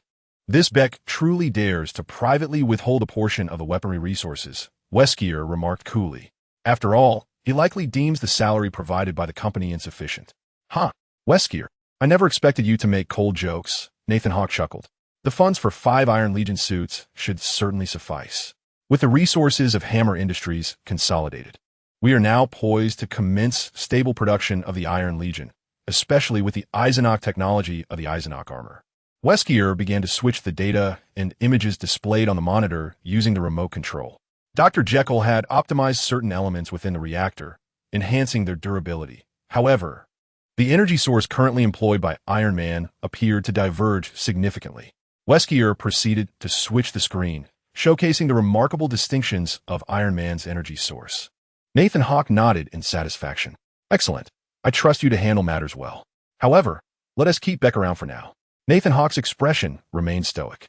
Wesker nodded, comprehending Nathan Hawke's intentions, which were merely to utilize a superhero to vanquish Beck, the rogue who had unlawfully appropriated company resources, thereby enhancing both the company's and his own influence. Nathan Hawke meticulously devised a plan, resolved to unveil Beck's true nature at an opportune moment and employ the superhero to eradicate him. Concurrently, he aimed to leverage this opportunity to amplify the company's prominence and expand his own power. Unbeknownst to Beck, a complex conspiracy was already brewing. Stock Manwa, you're not welcome here. Tony Stark glared at Nick Fury and the agents who had intruded upon his sanctuary. Tony, a significant event has transpired. The world requires your strength, Nick Fury explained with patience. Excuse me? Tony Stark responded as if he had heard something amusing. I recall you once claimed to be an organization dedicated to world peace. If you are so formidable, why do you need me? Tony Stark retorted with a sardonic edge, adding, furthermore, shouldn't you be saying that I need your strength, rather than the world needing mine? Nick Fury shook his head. Tony, you harbor too many grievances against us. However, we will await your response. Our purpose today was merely to inform you that a significant event has unfolded, and only by uniting as a team can we hope to defeat this adversary. Tony Stark shrugged, offering no reply. Is that so? Well, let us wait until it unfolds, he said, gesturing with his left hand to indicate departure. Tony, I shall await your message. Nick Fury signaled to his agents to leave. Once Nick Fury and his entourage departed, Tony Stark promptly instructed JARVIS, retrieve the significant events that have transpired recently. Understood, sir. Tony Stark exhaled deeply, then poured himself a glass of red wine from a nearby decanter. Chapter 37. The opening of the Avengers, Loki showcased his malevolent powers and desire for dominion in a city square. The populace, awestruck by his might and authority, knelt in submission, expressing both reverence and fear. Surrounding them lay a multitude of wrecked police cars and fallen officers, casualties of his wrath. Loki stood upon a raised platform, surveying the crowd with an air of superiority. Clad in a resplendent green cloak and adorned with a horned crown, he exuded an irresistible aura of command and power. Wielding the scepter of the Mind Stone, he proclaimed, "Humans, you have been powerless and insignificant. Today I, Loki, have come into your world to usher in a new order and unity. You shall henceforth submit to me. I shall be your sovereign, your deity. You will no longer crave freedom or choice, for you are incapable of managing your own lives. Your chaos and ineptitude will be governed by me, and I shall lead you toward a brighter future. Kneel, mortals, submit to me and offer your awe and loyalty. I shall bestow upon you strength and protection. Provided you heed my commands, I will shield you from the torments of suffering and hardship. Those who defy me shall face severe retribution, for your resistance would be utterly futile. I possess powers that transcend your imagination, and any challenge shall be obliterated by my hand. The moment has arrived for you to embrace your destiny, to accept my dominion as Loki. You shall become my slaves, my playthings, my conquered subjects. This world will yield to me, forever subservient to my will. Humanity, I am Loki, your new sovereign, the embodiment of your nightmares. From this moment forth, you will be governed by me, and your future shall be dictated by my desires. Now kneel and submit to me." Meanwhile, the agents under Loki's control, along with a faction of law enforcement, all knelt on one knee, their right fists pounding upon their chests. Loki stood majestically at the center of the square, proclaiming his declaration of dominion. Suddenly, a golden light flashed, and Iron Man materialized before Loki. Tony Stark, within the armor, raised an eyebrow in mockery as he beheld the figure clad in a green cloak, tauntingly exclaiming, "Wow, wow, wow. It seems this green fellow is quite the character. I thought we were just having a carnival here." Loki cast a cold, disdainful glance at Iron Man and retorted, "Who are you to dare obstruct my grand endeavor?" Tony Stark shrugged with a self-satisfied smirk, replying, "I am a wealthy heir with exceptional technology, the world's most dashing superhero, Iron Man. Haven't you heard? It seems you've overlooked a rather crucial fact. Green-hooded fellow." Loki's brow furrowed slightly. He was unaccustomed to such insolence directed at him. With a derisive chuckle, he responded, "Ah, it is you. I've heard you are quite the arrogant one. Yet in my eyes, you are merely a mortal." A smirk curled at the corners of Tony Stark's lips. "Oh, is that so? You truly know nothing of me. Don't let my handsome exterior fool you. I am a hero armed with cutting-edge technology. Allow me to give you a lesson in technology." Loki shot a frosty glance at Iron Man and admonished, "Do you believe your armor can thwart me? Do not indulge in foolish fantasies." Iron Man Tony Stark, with a playful glint in his eyes, replied, "Oh, I have never been one to indulge in daydreams. However, I believe I can teach you a lesson in respect and justice." The battle commenced, with Loki brandishing his staff, unleashing bolts of lightning and waves of energy. Iron Man deftly evaded the onslaught while retaliating with beams of laser fire. The two engaged in a fierce confrontation upon the streets. Loki continuously conjured illusions and energy attacks, yet Iron Man's armor withstood his assaults, countering with rapid responses. He soared through the air, utilizing high-tech weaponry to assault Loki, as cannon fire and energy beams intermingled, creating a breathtaking tableau of combat. "Huh, is this your power of illusion? In the face of my technology, it is all too transparent." Faced with the derision, Loki gritted his teeth and declared, "Do you believe you can triumph over me?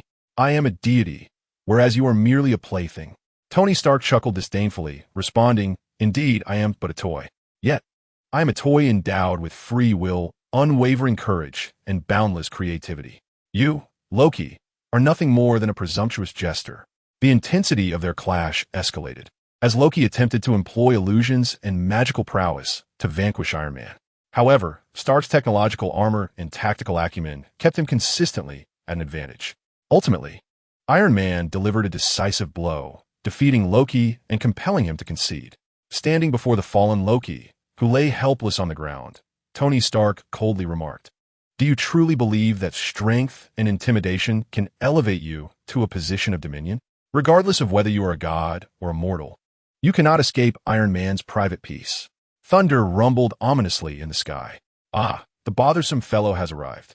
Loki, who had been panting heavily, suddenly adopted a demeanor of calm. "What do you mean?" Stark felt an inexplicable pressure. Loki smiled slightly, replying literally. With a thunderous crash, a figure descended before them. "Iron Man, surrender Loki at your feet to me," Thor declared, his tone serious and commanding. Stark, perplexed and skeptical of the Thunder God as presence, inquired about the incapacitated Loki beside him. "Who is he?"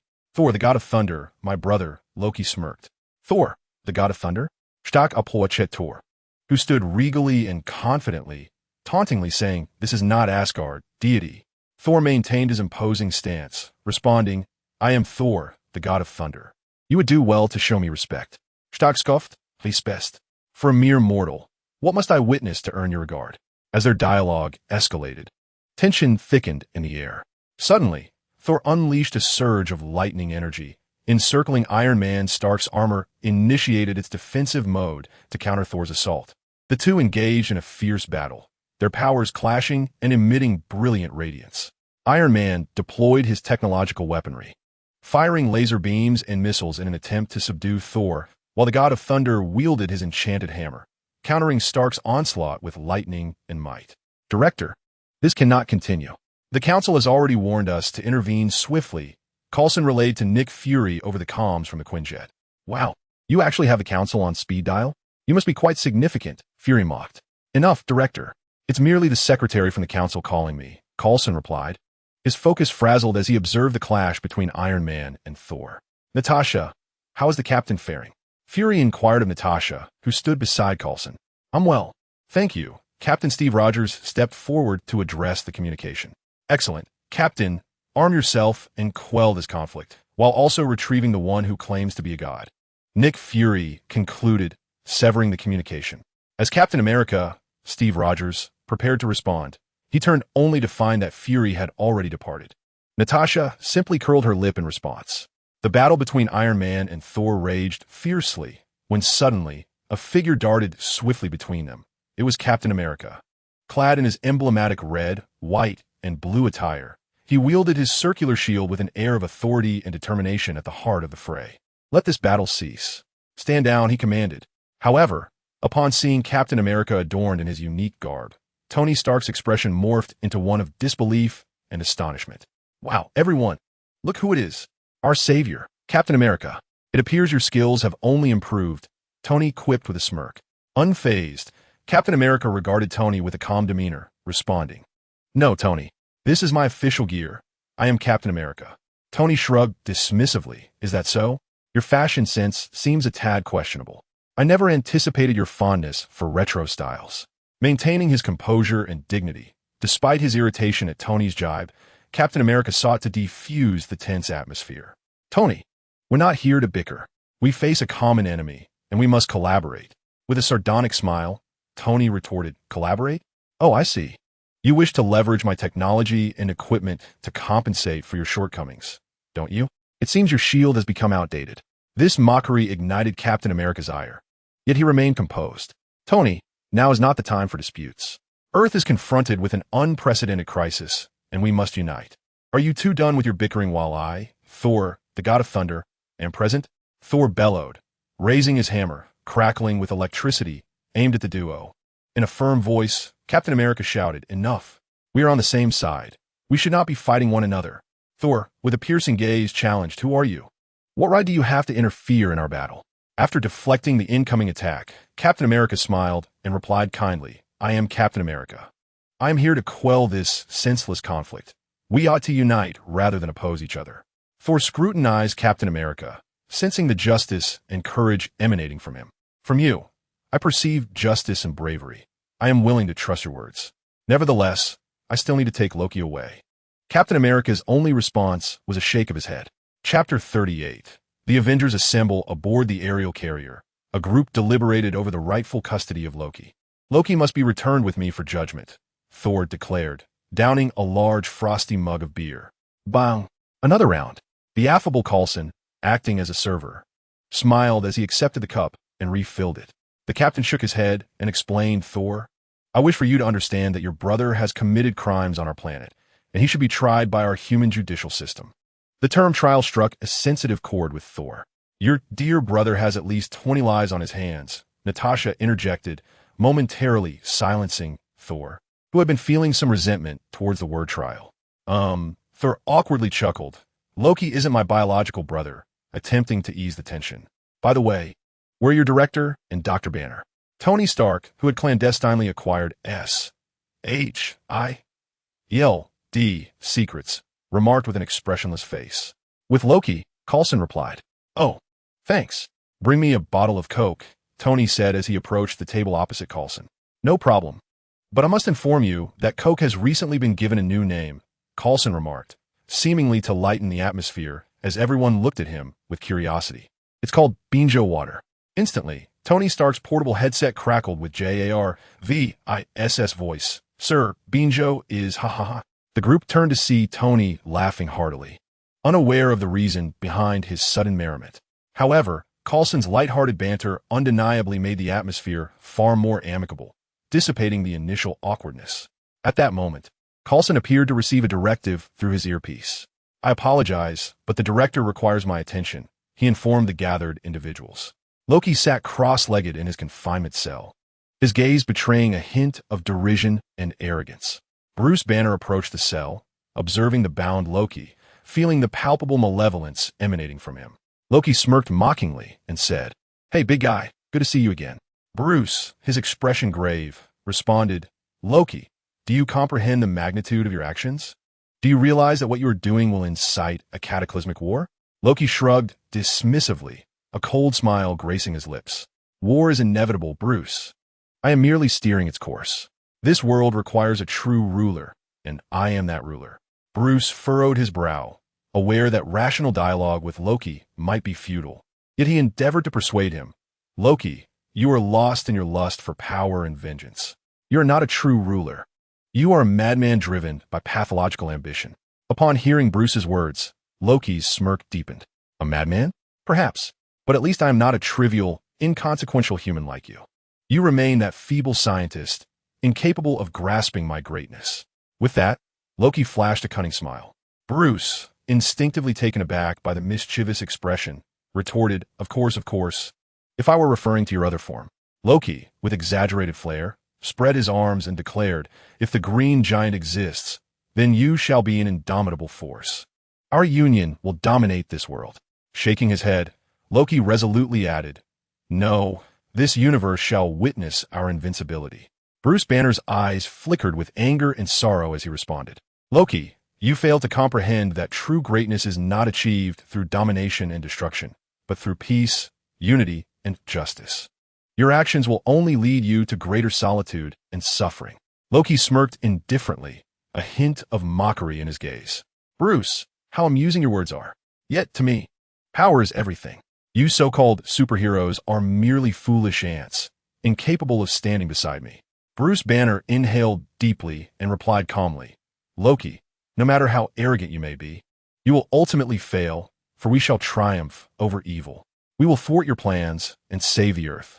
A cold smile curled at the corners of Loki's mouth. Let us wait and see, Bruce. Time shall reveal who the true ruler of this world is. As Bruce turned to leave, he suddenly heard Loki's playful remark from behind. Do you think it possible that the very prison that confines me was left for you? Stunned by the implication, Bruce departed with a heavy heart. Upon returning, Bruce found everyone present except for Coulson. The atmosphere, however, was tense. Dr. Banner is back. Let us have Dr. Banner adjudicate, Tony Stark remarked, unleashing a torrent of S-H-I-E-L-D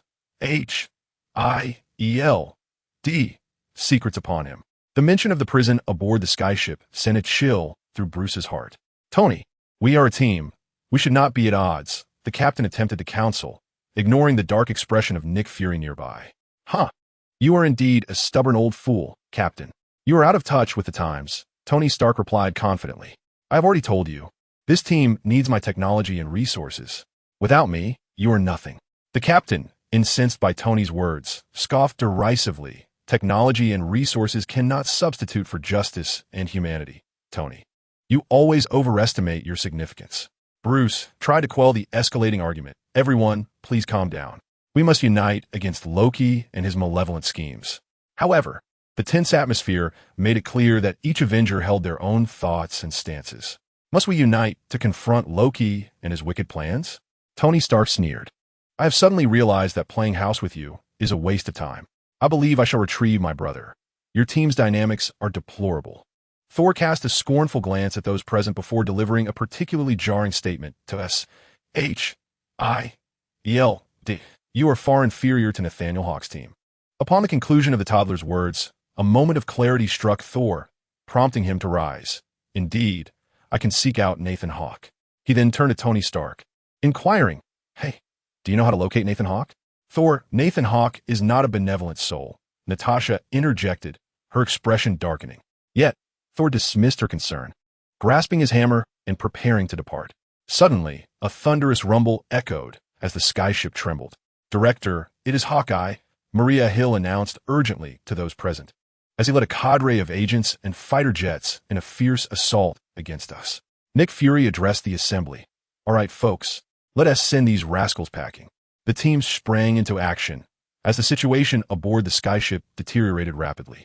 Under the influence of external control, Hawkeye commanded a battalion of similarly entranced agents to launch a relentless offensive against the Avengers, their onslaught akin to a tempest, plunging everyone into chaos. Bruce Banner sensed the ominous shift. His body began to tremble, and he swiftly lost control. His gaze transformed into one of wild ferocity, as his form expanded into the colossal and formidable Hulk. No, not like this. Control yourself. Bruce Banner desperately implored within. Yet he was powerless to halt the Hulk's rampage. The Hulk commenced widespread destruction, obliterating the ship's facilities and equipment, indifferent to his comrades nearby. The green behemoth seems rather too exhilarated, Tony Stark quipped, donning his Iron Man suit to confront the Hulk. The two faced off in the corridors of the skyship. Iron Man initiated an assault, unleashing the formidable weaponry of his armor upon the Hulk. However, the Hulk's raw strength and fury rendered him extraordinarily formidable, leaving Stark struggling to maintain control. "Banner, listen to me. You must strive to regain control," Stark shouted, attempting to awaken Bruce Banner's consciousness from within. Yet, the Hulk continued his uncontrollable destruction, targeting Iron Man with ferocious attacks. Stark was compelled to evade the Hulk's onslaught while seeking a vulnerability. Meanwhile, Loki, freed by Hawkeye, encountered Coulson, casting a cold gaze upon him, poised to unleash his dark sorcery. Loki's eyes brimmed with malice and apathy as he launched an unhesitating strike, resulting in Coulson's demise. Coulson. Natasha's eyes flickered with a mix of fury and sorrow, igniting her desire for vengeance against Loki. Swiftly, she closed the distance to Loki, employing her weaponry and combat prowess to engage him in an intense duel. Loki deftly evaded Natasha's myriad attacks. Subsequently, bored with the confrontation, Loki seized the Mind Stone from Hawkeye, waving it with a sinister grin, before both vanished from Natasha's sight. Meanwhile, Thor valiantly battled enemy-piloted fighter jets on the periphery of the aircraft carrier. He wielded his mighty hammer, producing a deafening thunderous roar as he brought enemy aircraft crashing down. By the power of the Thunder God, Thor let out a thunderous roar, his strength resonating with the lightning that danced across the sky, creating a formidable energy field. Nick Fury and Maria Hill worked in close coordination to confront the controlled agents. Maria Hill, agile and swift, adeptly utilized her weaponry and combat skills to swiftly vanquish the foes. Meanwhile, Nick Fury calmly commanded the battle, employing his tactical acumen and strategies to lead his team against the enemy's onslaught. The air aboard the skyship was thick with the acrid scent of fire and the cacophony of explosions as the conflict reached a fever pitch. On the other side, at Stark Tower, Andre and Electro surveyed the fallen Stark security forces. "Hey, what brings you to Stark Tower, Miss in the white robe and blue skin?" they inquired. Chapter 39. Supergiant, of course. It is to eliminate you, Supergiant replied, her voice dripping with mockery and arrogance as she strolled through Stark Tower, her cold gaze sweeping over Andre and Electro. Waves of psychic energy surged toward them. Andre gritted his teeth, determination glimmering in his eyes. As a superhero endowed with formidable telekinetic powers, he sensed the presence of a potent and perilous adversary. Electro, radiating electricity, prepared himself for the impending clash. With a derisive laugh, Supergiant lunged toward Andre. She wielded her mental control powers, attempting to invade Andre's thoughts and strip him of his will. Andre resisted fiercely, exerting all his strength to fend off Supergiant's mental assault, engaging in a fierce battle of wills. The two clashed in a realm of heightened perception, their psychic forces intertwining in an ethereal expanse. Simultaneously, Electro unleashed a powerful electric attack, sending arcs of lightning-like energy in an attempt to ensnare Supergiant and diminish her mobility. Electric energy wove through the corridors of Stark Tower, forming a formidable defensive barrier. Supergiant deftly evaded Electro's strikes, skillfully dodging the arcs of electricity while utilizing her telepathic abilities to probe Electro's cognitive patterns. She endeavored to unravel his electric control system, disrupting his offensive maneuvers. An amusing spectacle unfolded as Supergiant's abilities and strategic prowess captivated Electro. He continuously adjusted his tactics, striving to uncover Supergiant's vulnerabilities. Yet her agility and mental prowess rendered her elusive. Andre persisted in his mental duel with Supergiant, fortifying his defenses against her psychic intrusion. Memories and emotions flickered through his mind as he sought to ensnare Supergiant within his psychological trap. "You cannot defeat us," Andre declared, his voice resonating with conviction and strength. "Is that so? Then let us see," Supergiant retorted maliciously, her elongated form accentuating her allure. Akin to a predatory rose enticing the unsuspecting lambs ensnared in her vortex of charm. She concentrated her psychic power, delving into Andre's mind to uncover his weaknesses, endeavoring to dismantle his resolve. "You seem to underestimate me," Electro initiated a powerful electric assault, conjuring a colossal bolt of lightning energy. Bound by constraints, the supernova found her movements severely restricted. Now, Andre, came the voice of the Electroman. Seizing the moment, Andre summoned his formidable telekinetic powers, forcefully repelling the supernova. He wielded his supernatural abilities to manipulate the surrounding objects, transforming them into lethal weapons that he hurled at her with great ferocity. The supernova was compelled to retreat, acutely aware of Andre's strength and unwavering resolve. "It appears I have misjudged you," she mused, casting a glance at the Electroman. Yet, she quickly regained her composure, swiftly recalibrating her strategy. Concentrating her mental energies anew, she unleashed a more potent psychic control, attempting to invade Andre's mind and strip him of his resistance. However, Andre was no longer alone in this battle. The Electroman unleashed a surge of amplified electric energy, ensnaring the supernova in an instant. His electrical force formed a formidable barrier, effectively blocking her psychic assault. Sensing the imminent peril, the supernova recognized the clandestine threat posed by the Electroman.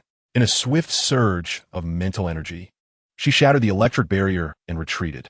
Andre seized the opportunity, continuing to harness telekinesis, transforming nearby objects into aggressive weapons to launch a fierce assault on the supernova. He propelled shards and metallic debris towards her like arrows. Once again, the supernova was forced to retreat, evading the lethal onslaught. She began to perceive Andre's resolute determination and formidable telekinetic prowess, a growing wariness taking root within her. "You insignificant humans, do you truly believe you can challenge me?" The supernova's voice dripped with derision. "You're nothing but inconsequential insects." Meanwhile, the Electroman remained ever vigilant, unleashing a barrage of intensified electric energy that coalesced into dense beams aimed directly at the supernova. His strikes were executed with astonishing speed, imbued with destructive force. The supernova attempted to counter the Electroman's assault, but her control faced tremendous resistance. The electric beams pierced through her defenses, striking her body and releasing a tremendous surge of energy. Forced to retreat, she sustained severe injuries yet remained undeterred. The supernova refocused her mental strength, her eyes glinting with malevolence. Once more, she unleashed her powerful psychic control, her body instinctively levitating into the air as waves of mental influence rippled forth, seeking to penetrate the minds of Andre and the Electroman, aiming to strip them of their defenses. However, the Electroman was already alert. He swiftly evaded the supernova's grasp. Utilizing the cover of electric beams, he closed the distance, electrifying his fists and delivering a devastating blow. "Your control cannot affect me." His fist descended with a thunderous impact, striking the supernova and releasing an immense electric shock. The supernova was violently propelled backward, crashing against the wall, causing violent tremors. Andre pursued relentlessly, employing telekinesis to shield himself and the Electroman while launching a series of attacks. He bound the supernova with his telekinetic force, rendering her immobile. With a whoosh, arrows infused with dark energy surged toward the two individuals. The diminutive figure, known as the Electric Man, unleashed an electric shield, successfully thwarting the ambush lurking in the shadows. "This lady cannot be taken by you." A man clad in a black mage-esque robe and masked visage materialized before the supernova. "You shall not have her." Ender activated his telekinesis, hurling fragments and metallic debris towards the adversary. The man clasped his hands together, and 5 wormholes emanating dark energy appeared at the points of a pentagram behind him. "What is this?" Ender and the Electric Man exchanged a swift glance, both sensing an even more potent dark energy than that encountered with the previous octopus. The 5 dark octopuses, having blocked the initial assault, swiftly advanced toward them. Reacting to the sudden onslaught, Ender harnessed his telekinesis to manipulate objects around him, transforming them into lethal weapons. He swiftly seized a massive shard of steel and hurled it at the dark octopuses. The Electric Man released a more formidable electric attack, creating an electric barrier to absorb the impact from the dark creatures. However, the dark octopuses were undeterred. They nimbly darted through the air, closing in on Ender and the Electric Man with alarming speed. Their tentacles, brimming with dark energy, exuded a chilling menace. Ender, maintaining his composure, realized that mere telekinetic attacks would not suffice to vanquish these formidable foes. He promptly recalibrated his strategy, focusing his mental strength to unleash a powerful telekinetic wave. The wave surged forth, repelling the dark octopuses. Struck by the force, they emitted piercing shrieks but remained unvanquished, retreating momentarily to regroup for another assault. The electric man concentrated his electric energy, forming an electric chain that swiftly encircled the dark octopuses, then shot toward the man in the black robe. The electric chain flickered with brilliant sparks, releasing an immense surge of power. Yet, the dark energy shield enveloping the robed figure absorbed the electric chain's onslaught. Once more, the 5 dark octopuses charged at Ender and the electric man, their attacks more frenzied and their speed more ferocious. Ender wielded his potent telekinesis, transforming surrounding objects into deadly projectiles, launching them at the dark octopuses. His telekinetic waves relentlessly battered the enemy, ultimately scattering them. Meanwhile, the electric man unleashed a dazzling electric attack, ensnaring the dark octopuses within his electric grasp. His electric chain coiled around the foes, and with a powerful tug, he dismantled their formation. Yet, just as they prepared to continue their struggle, they discovered that the man in the black robe and the supernova had vanished without a trace. They had escaped. Ender clenched his jaw, seething with anger as he surveyed the area. This was our oversight. The electric man furrowed his brow, filled with regret. They looked around, the stark tower shrouded in smoke and debris, remnants of the battle evident everywhere. They realized that the enemy's goal extended beyond merely confronting them. A far greater conspiracy lurked in the shadows. On the other side, having dealt with the assault of the Sky Mother ship, Hawkeye, and Loki's schemes, the team began to unite in the wake of Coulson's demise. They speculated that the final battleground might be Stark Tower. Tony Stark was poised to take action when Maria Hill arrived with urgent news. "I just received word that a battle has erupted at Stark Tower," she announced. "What?" The group looked at Maria Hill in confusion. "What is happening?" As soon as Tony Stark finished speaking, Jarvis interjected. "Sir, a call from Miss Potts." "Put her through." Pepper Potts immediately said, "Tony, a blue-skinned individual has attacked our tower, but fortunately, we have the Hulk and Electro on our side. You needn't worry. I'm with Happy, and we are quite safe." Upon hearing Pepper's words, Tony's expression grew serious. "Pepper, you all must remain vigilant. I will return immediately," he declared, his eyes glinting with unwavering resolve. He then turned to those present and announced, "Gentlemen, I must go." He swiftly activated the Iron Man suit's engines and took off from the Sky Mother ship, racing towards Stark Tower. When Tony Stark arrived at Stark Tower, he beheld the smoke and debris that filled the building. "Hey, over here, Iron Man." Upon hearing the voice, Tony looked over. It was the Hulk and Electro. "It seems we should have a thorough discussion," he remarked. "Then who are you exactly?" Loki inquired, pointing his scepter at the injured superhero while Hawkeye and the other agents trained their weapons on the mysterious visitor. "Me?" The stranger smirked and removed his mask. "I have many names. If you prefer a personal one, you may call me Caecilius." Chapter 40. Allies of the two factions, this should be our first formal meeting, Tony Stark said, gazing at Nathaniel Hawke seated across from him, flanked by 2 superheroes. Nathaniel Hawke nodded slightly. Tony Stark cut to the chase. "What do you know? What are your plans?" Their original scheme was to establish a spatial portal atop your Stark Tower. As soon as Nathaniel finished speaking, Tony interjected, "I am aware. That is why I rushed back, but because of you, they have hidden once more." Nathaniel shook his head. "No, I secured them at dedicated headquarters." "Where?" Tony furrowed his brow. "The Vank Technology Tower." Tony Stark immediately connected the dots. "I recall now. Your group has been undergoing resource consolidation. However, the bulk of Vank technology has been absorbed by the military and government politicians, and Hammer Industries has gained little. Indeed, there lies the arc reactor, sufficient for them to initiate a spatial wormhole." Nathaniel Hawke smiled slightly. "Why do this?" Tony's expression darkened. "Is giving you time consider preparation?" Upon hearing this, Tony Stark's expression brightened considerably. Indeed, if they were to hastily initiate a war, they would find themselves in a precarious position.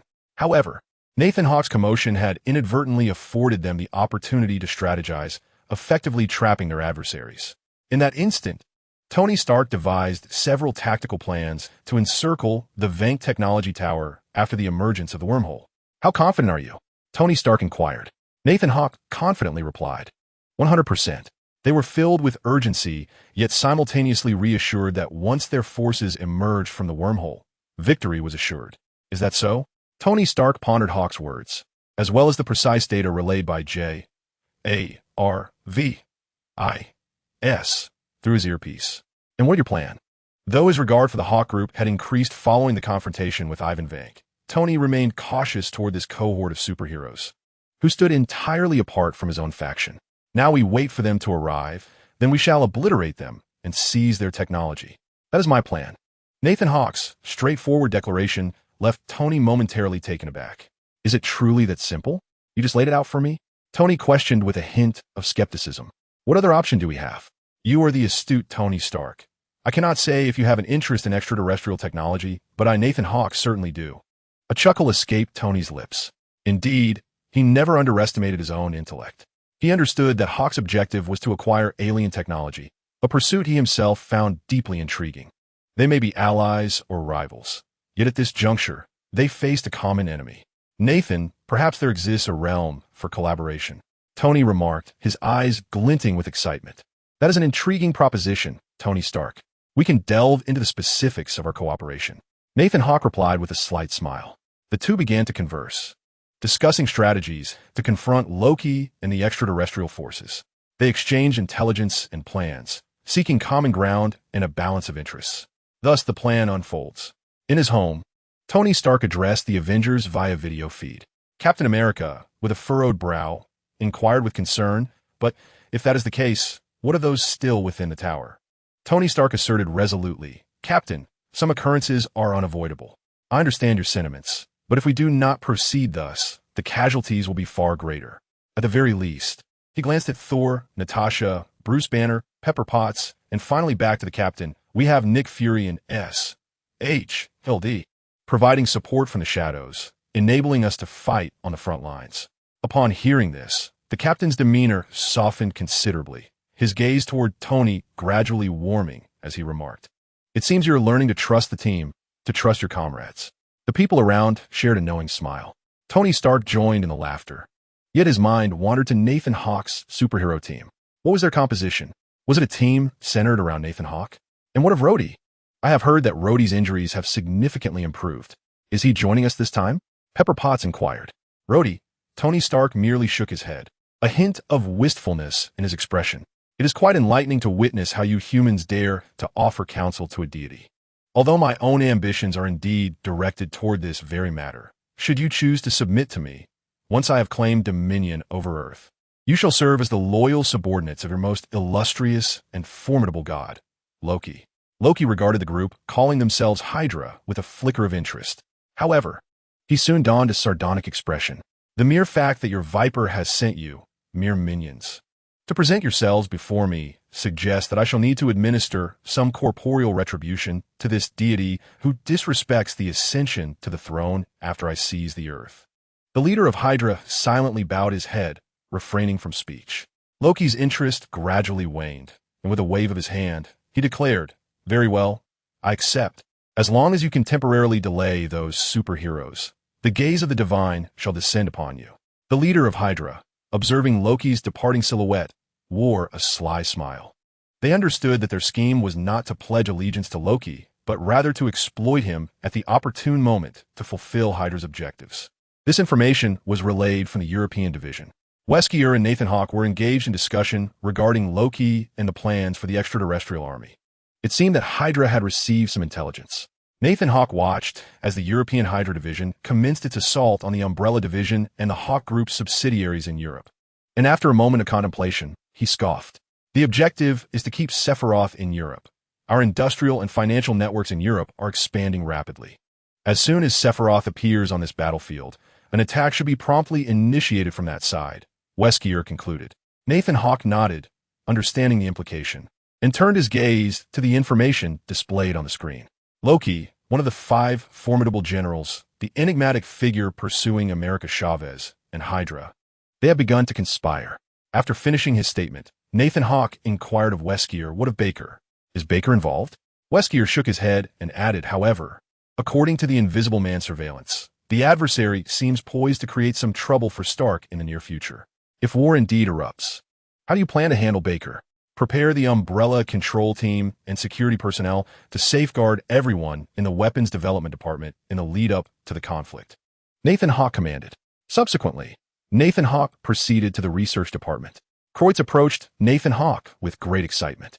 Are the aliens real? Nathan Hawke observed the increasingly robust muscles of the individual after the virus injection and replied, Yes, war is imminent. How is the portion assigned to you progressing? Kreutz merely clapped his hands and gestured invitingly. He began to elucidate. As the war commenced, our viral products are poised to be swiftly deployed to the battlefield. Zombie hounds, lickers, tyrants, various models are ready. With Eisenach technology, augmented by my enhancements, the control of these viral products has reached a state of perfect stability. Excellent. Nathan Hawke could not restrain his praise. He then approached the Steel Legion commanded by Zhang Jialingma. There are no issues. At the slightest command, the Steel Legion will mobilize immediately. Unlike Kreutz, who was animated with excitement, Zhang Jialingma maintained a calm demeanor, having witnessed extraterrestrial life forms before. Savoring a lollipop, he observed the combat scene in the experimental arena, where John Walker, transformed into the masked Duke, battled various types of armored suits. After the war concludes, we shall increase production investment. Nathan Hawke nodded at the data points displayed on the screen under Zhang Jialingma's control. No problem, Zhang Jialingma affirmed confidently. Meanwhile, in the combat laboratory, John Walker caught a glimpse of Nathan Hawke as he departed. As night descended within the Vank Technology Building, all personnel had been replaced by Loki's followers. Doctor, how is the preparation proceeding? Loki inquired of Eric Selvig, who was constructing the spatial gate. Although the Vank technology reactor can also activate the spatial gate, its stability and speed cannot compare to that of the Star Tower reactor. It is projected to be ready by around 6 in the morning, Eric Selvig responded. Can it be expedited? Loki expressed some impatience. It can be done. However, this would compromise stability, pushing it to a critical threshold of imminent explosion, rendering it extremely unstable and prone to shutdown, Eric Selvig replied. Realizing the Dr.'s warning left no alternative, Loki understood that transporting a substantial military force into the heart of Earth necessitated a significant and stable energy source to harness the power of the Infinity Stones. Without uttering a word, Loki turned to Hawkeye and instructed, maintain vigilance around the tower. Any intruder must be eliminated without mercy. At your command, my lord. Hawkeye respectfully accepted Loki's orders and began directing his similarly controlled agents to commence patrols. My dark magic has established a perimeter of vigilance. Once the task is accomplished, I will require the power of the Space Stone, said Caecilius. I demand an explanation. I have made it clear that you cannot lay claim to the Infinity Stones. After a moment of contemplation, Loki raised an eyebrow and gazed at him calmly.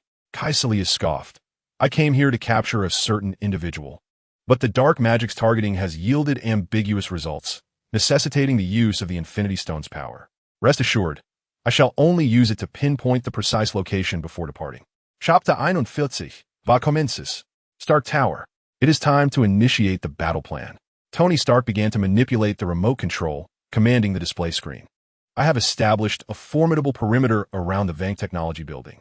As the reactor within Vank Technology ignites the energy of the Tesseract, my Iron Legion will commence a relentless barrage.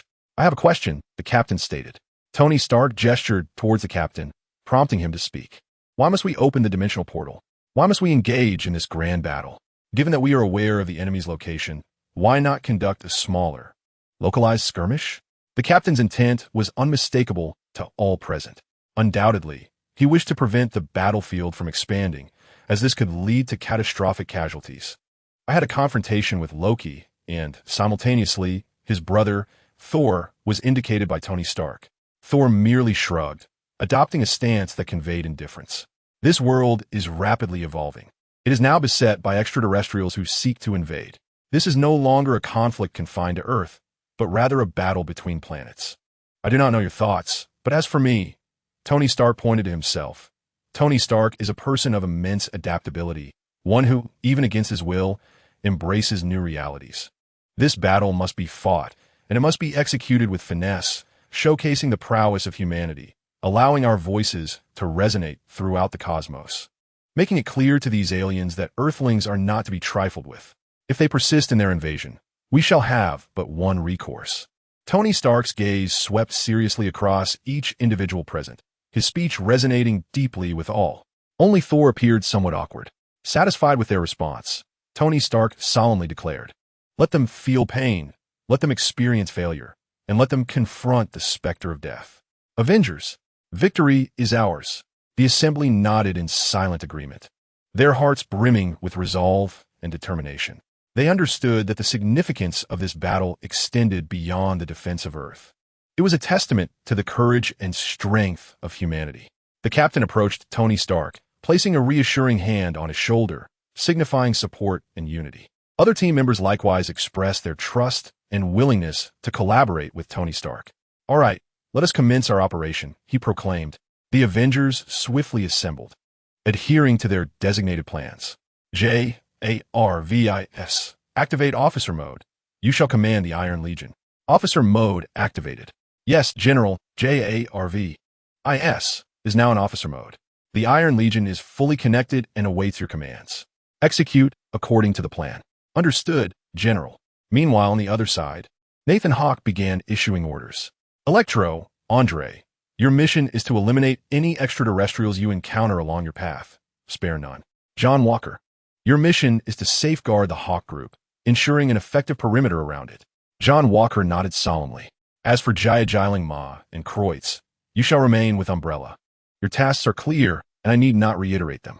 Regarding Wesker, Nathan Hawke has issued no directives, for Wesker's duty is to protect the headquarters and the Umbrella Corporation. As for Nathan Hawke, he will certainly be savoring fine wine in his office, awaiting the outcome. By the way, where is the Invisible Man? Andre glanced left and right, even employing telekinesis to probe the surroundings, wondering if the individual had rendered himself invisible, only to discover that he was, in fact, absent. "I have assigned him to a task," Nathan Hawke remarked. At this moment, the Invisible Man finds himself in the Oval Office of the White House, observing their every move, transmitting the interior scenes to Umbrella's monitors via surveillance cameras. It is hard to believe that extraterrestrial beings truly exist, the president thought, his face a mask of disbelief. The Secretary of State, holding a document, stated, according to the Council and Nick Fury, they will secure the perimeter to ensure absolute safety. Meanwhile, two generals are en route. After delivering this information, the Secretary handed over the document. The military's logistics division and our personnel have commenced post-conflict operations. The troops are fully assembled and will swiftly enter the fray once the battle concludes. The president nodded approvingly, excellent, and ensure the media is contacted. The great America is invincible. The narrative must emphasize my astute leadership. As for that foolish politician's suggestion of resorting to nuclear weapons when faced with defeat, the president offered a faint, sardonic smile. Let him be as far away as possible. Once the Secretary of State departed, the president turned to gaze at the empty space beside him. The Invisible Man revealed his true form. "A pleasure to collaborate, Mr. President." The Invisible Man extended his hand for a handshake. "A pleasure indeed. Your viral series has significantly enhanced my strength and ensured my security," the president replied with a smile. "If you are willing, we will craft a suit of armor tailored to your specifications." "Ha, that would be even better," came the reply. The mutual exchange of needs left both parties exceedingly satisfied. Boom! A radiant beam shot upwards from the Vang Technology Building, spreading an intense luminescence. As the brilliance gradually faded, a vast portal appeared above the Vang Technology Building. From this portal emerged an invading army comprised of Chitauri warriors, clad in silver armor and wielding energy weapons. Their gazes cold and piercing. "They have arrived." A voice echoed through the communicator, though its source was unknown. The Avengers immediately recognized the gravity of the threat, their expressions turning grave. The captain gripped his shield tightly, his jaw clenched. The Chitauri Infantry Legion surged forth, clad in exoskeletal armor that exuded a chilling aura. Utilizing the hive mind of their electronic neural network, they swiftly organized a formidable assault team. Iron Man, Black Widow, and the Hulk faced this relentless enemy with palpable tension. The Chitauri soldiers, equipped with arm cannons and forearm guns, aimed at their targets, unleashing a barrage of potent energy fire. Iron Man promptly activated his suit's energy shield to deflect the Chitauri's onslaught while launching a counterattack. His wrist-mounted laser emitted sharp beams of energy, obliterating the Chitauri infantry into fragments. Black Widow, with her agility and combat finesse, engaged the Chitauri soldiers. She adeptly wielded dual blades and martial arts techniques, darting across the battlefield and swiftly incapacitating foes. With her nimble movements and keen reflexes, she evaded the Chitauri strikes while delivering lethal counterblows. The Hulk, transformed into a colossal green behemoth, embodied an unstoppable force with his sheer strength and fury. He swung his fists, scattering the Chitauri infantry, their armor crumbling under his might. However, the Chitauri Legion was vast, continuously pouring in and exerting immense pressure on Iron Man, Black Widow, and the Hulk. Despite the Avengers' valiant efforts, halting the Chitauri's advance proved to be an insurmountable challenge due to their overwhelming numbers. "Where's Nathaniel Hawke's team of heroes?"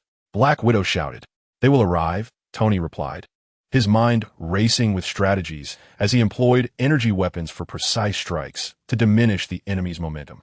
The scene erupted into chaos and intensity, with explosions, energy beams, and the sounds of destruction resonating throughout. Atop the Vank Technology Building, Loki and the Chitauri commander surveyed the impending battlefield from their elevated vantage point. Their expressions were resolute and cold. Loki murmured to himself, "At last, the moment has arrived. Earth shall succumb to our might."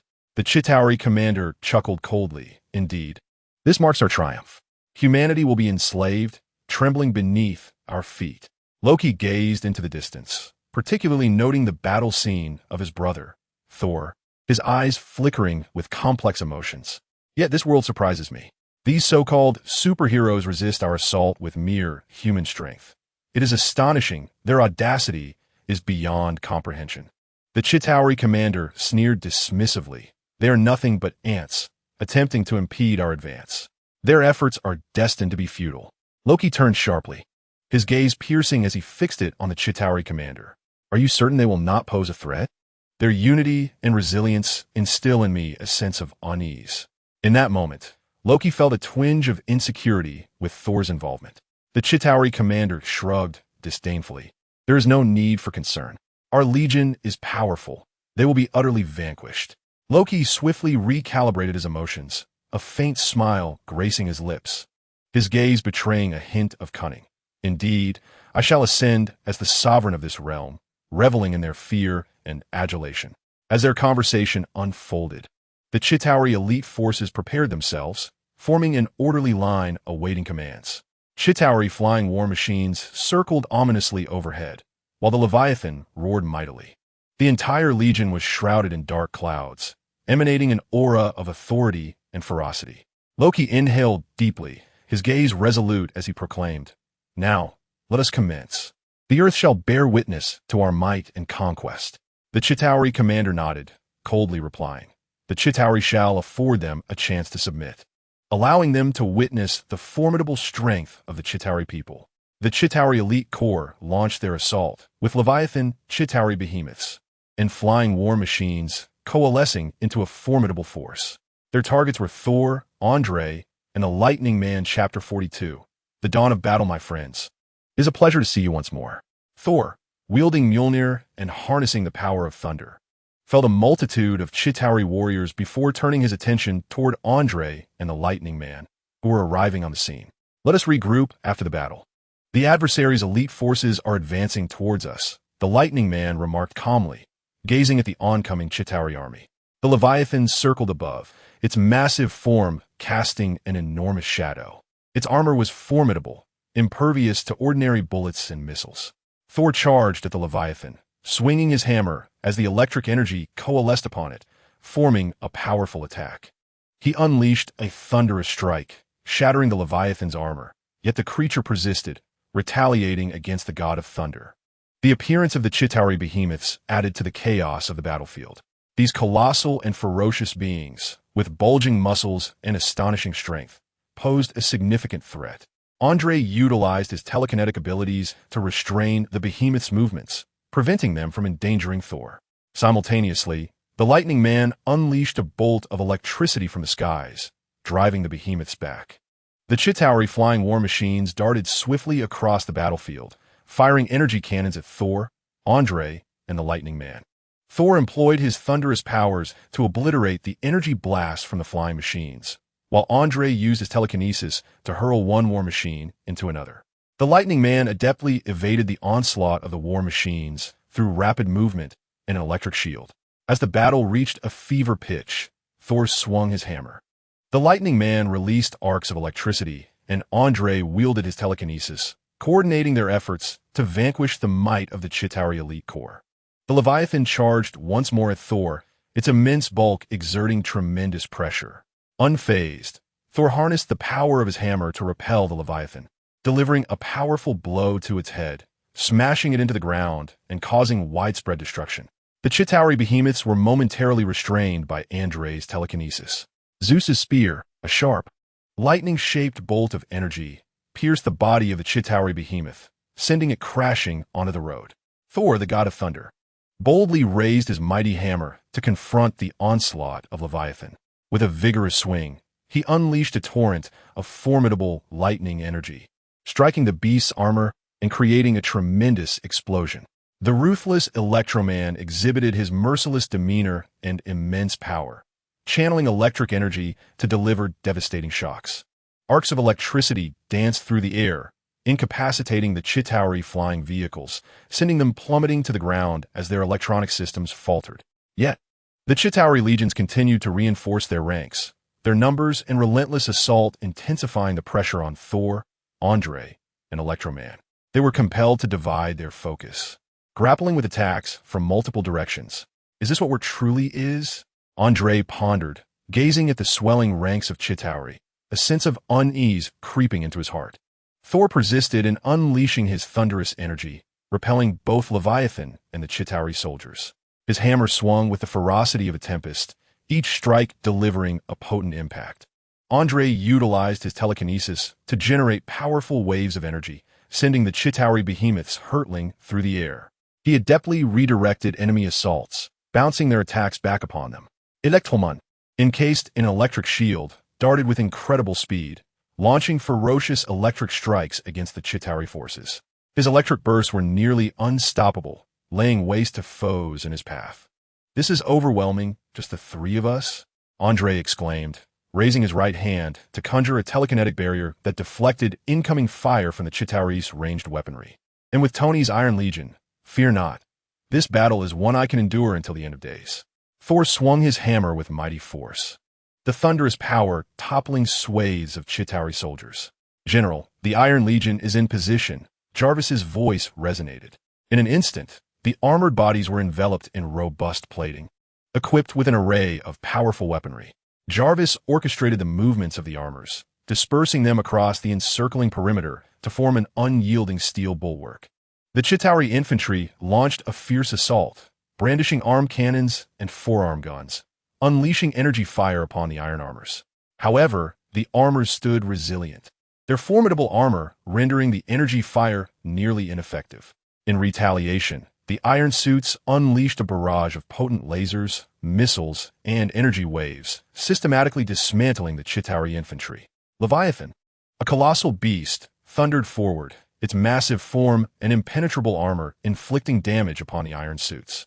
Nevertheless, the iron suits countered with lasers and missiles, retaliating fiercely. The cacophony of explosions and flames erupted throughout the city, plunging the battlefield into chaos. The ferocious charge of the Chitauri behemoths posed a significant threat, as their tremendous strength and savage strikes felled some of the iron suits. Yet, Jarvis promptly dispatched additional suits for support, coordinating a united offensive that ensnared the behemoth. A flurry of laser beams and energy waves bombarded the creature, ultimately leading to its defeat.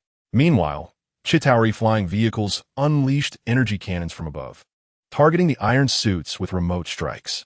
The armored warriors deftly evaded energy assaults, unleashing missiles and lasers to bring down the war machines.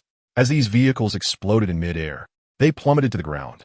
However, the intensity of the firepower inflicted varying degrees of damage upon the steel-clad fighters. The battle raged on for a considerable duration, with both sides incurring substantial losses. The city's structures lay in ruins, debris and smoke shrouding the battlefield. What was that? The keen-eyed Tony Stark suddenly noticed peculiar creatures aligning themselves to launch an assault on the Chitauri forces. Zombie hounds howled as they charged towards the Chitauri infantry. their bloodthirsty gazes and sharp fangs instilling terror in the hearts of many. Nonetheless, the Chitauri soldiers, agile and well-armed with arm cannons and forearm guns, aimed at the zombie hounds, unleashing a barrage of energy rounds that felled the creatures one by one. Yet, as the zombie hounds fell, the Lickers initiated their harvesting mode. These grotesque beings lunged at the Chitauri infantry, their massive maws agape, tongues slick with slime extending like enormous tendrils. The Lickers swiftly navigated through the ranks of the Chitauri soldiers, ensnaring them with their tongues and dragging them into their gaping jaws. The Chitauri infantry fought valiantly against this onslaught, targeting the Lickers with their arm cannons and forearm guns, but the Lickers' bodies were remarkably resilient, absorbing much of the assault. Their slimy coating further enhanced their defenses, complicating the soldiers' efforts to vanquish them. Undeterred by the dire predicament, the Chitauri infantry struggled fiercely to liberate themselves from the Lickers' grasp. Meanwhile, the tyrants emerged onto the battlefield. Towering and formidable, these zombie giants were clad in hard exoskeletons, wielding massive weapons with astonishing might. The tyrants charged at the Chitauri infantry, swinging their weapons with tremendous force, sending soldiers crashing to the ground. The Chitauri infantry faced a grueling challenge against the tyrants' onslaught. The sheer strength of the tyrants far surpassed that of ordinary humans, rendering the soldiers' weaponry largely ineffective. Nevertheless, the Chitauri infantry persisted in their resistance, employing a concentrated fire strategy to target the tyrants' vital areas in an effort to diminish their combat efficacy. Though the tyrants' exoskeletons were extraordinarily robust, they ultimately yielded to the focused barrage of the Chitauri infantry. Amidst the fierce combat, the Chitauri behemoths and leviathans joined the fray, with the behemoths unleashing their immense strength and ferocity in a brutal clash against the tyrants. The battlefield became an arena of breathtaking power collisions. The leviathans rampaged through the chaos, their formidable physiques and impenetrable armor presenting an undeniable threat. In this tumultuous scene, the zombie hounds, Lickers, tyrants, Chitauri infantry, behemoths, and leviathans entangled one another, creating a tableau of chaos and peril. Flames, explosions, and energy beams intermingled, saturating the air with the acrid scent of smoke and blood. A sharp arrow flew towards the captain, who narrowly evaded it with keen reflexes. As he infiltrated the rear entrance of the Vank Technology building, the captain glanced up at Hawkeye, who stood majestically on the second-floor railing. "Clinton, you should not have come." The captain watched Hawkeye, now under Loki's control, with a vigilant gaze. Hawkeye let out a cold laugh. "Captain, I have merely returned to my true allegiance. Do you not recall our former oath?" The captain gripped his shield tightly, his eyes resolute. "I remember, but this is not your own volition. Loki has merely manipulated your mind." "Mind control? Captain, you remain the self-righteous fool. Loki has bestowed upon me new strength and purpose. I am no longer the Clinton you once knew." The captain ascended the stairs, gradually approaching Hawkeye. "Clinton, you are my friend. I will not forsake you. Loki is merely exploiting you. There's still a chance for you to break free from his grasp." Hawkeye smiled coldly. "Captain, you are too naive. I have seen through the world's hypocrisy. Why save a shackled human society? By joining Loki, we shall forge an entirely new order." The captain halted, gazing intently at the Hawkeye, ensnared by Loki. "Are you speaking of an order that comes at the cost of innocent lives? We are Avengers. Our duty is to protect humanity, not to strip them of their freedom." Hawkeye replied icily, "Your sense of justice is but a delusion. Humanity can never be truly free. I shall become Loki's harbinger, bringing forth a new order and power." The captain tightened his grip on his shield, his gaze unwavering. "You may choose to betray me, but I shall never betray you. We are teammates. We are friends." A flicker of emotion crossed Hawkeye's eyes, yet he quickly reverted to indifference. "Friends? Captain, that is merely a relic of the past. Now, only power and command hold true significance." The captain stepped forward with determination. "If you persist in this choice, let us see which is more paramount, friendship or power." Chapter 43. Adversaries. Without hesitation, Hawkeye drew his bow, an arrow soaring towards the captain. The captain deftly evaded the projectile and rushed towards Hawkeye. The battle commenced, with the captain's shield and Hawkeye's arrows intertwining in a fierce duel. The captain utilized the defensive prowess of his shield to ward off Hawkeye's assaults. simultaneously showcasing his unparalleled combat skills, striving to breach Loki's hold over him. Hawkeye, with his agile movements and pinpoint accuracy, created distance, persistently attempting to strike at the captain's vulnerabilities. The captain, employing his tactical acumen and extraordinary reflexes, continuously closed in on Hawkeye, seeking opportunities for counterattack. In a moment of clarity, the captain resolved to exploit the cramped stairwell to limit Hawkeye's shooting angles. He swiftly dodged the arrows, nimbly weaving through the gaps in the staircase, using his shield to intercept Hawkeye's strikes. They engaged in a fierce exchange of skills within the stairwell of the Vank Technology Building. Hawkeye, undeterred, swiftly adjusted his stance, leaping onto the handrail of the stairs. Leveraging his height to re-aim at the captain, he released several arrows, but the captain nimbly evaded each assault. Seizing the opportunity, the captain suddenly charged up from below, striking fiercely at Hawkeye with his shield. Hawkeye swiftly countered, using his bow to block the fierce strike of the shield, then leveraging the elasticity of his arrows to spring backward and maintain distance. A series of rapid and intense close-quarter combat unfolded between the two in the stairwell. The captain adeptly switched between offense and defense, employing his well-honed combat techniques to deflect Hawkeye's arrows with his shield while launching ferocious attacks with agile movements. His fists, knees, and shield alternated seamlessly, leaving Hawkeye no respite. Unyielding, Hawkeye retaliated with precision and swiftness, his arrows slicing through the air, aiming for the captain's vital points. He deftly evaded the captain's assaults, utilizing his agility and the accuracy of his archery to keep distance while seeking opportunities to counterattack. Your marksmanship requires refinement, the captain remarked at a corner. Taking advantage of the stairway's layout, the captain occasionally sheltered behind corners and swiftly ascended the banister, continually shifting his stance to evade Hawkeye's strikes. Employing the defensive capabilities of his shield, he blocked the arrows and seized the moment to launch a vigorous counteroffensive. Hawkeye persistently adjusted his shooting angles, his keen gaze fixed on the captain's position, striving to find an opening in the captain's defenses. Mastering the art of archery, he maintained distance as he unleashed lethal attacks, determined to subdue the captain. As Hawkeye's arrows dwindled and his arm bore the marks of grazed arrows, the captain seized upon a fleeting vulnerability. He charged towards Hawkeye, delivering a powerful blow with his shield to the archer's bow-holding arm.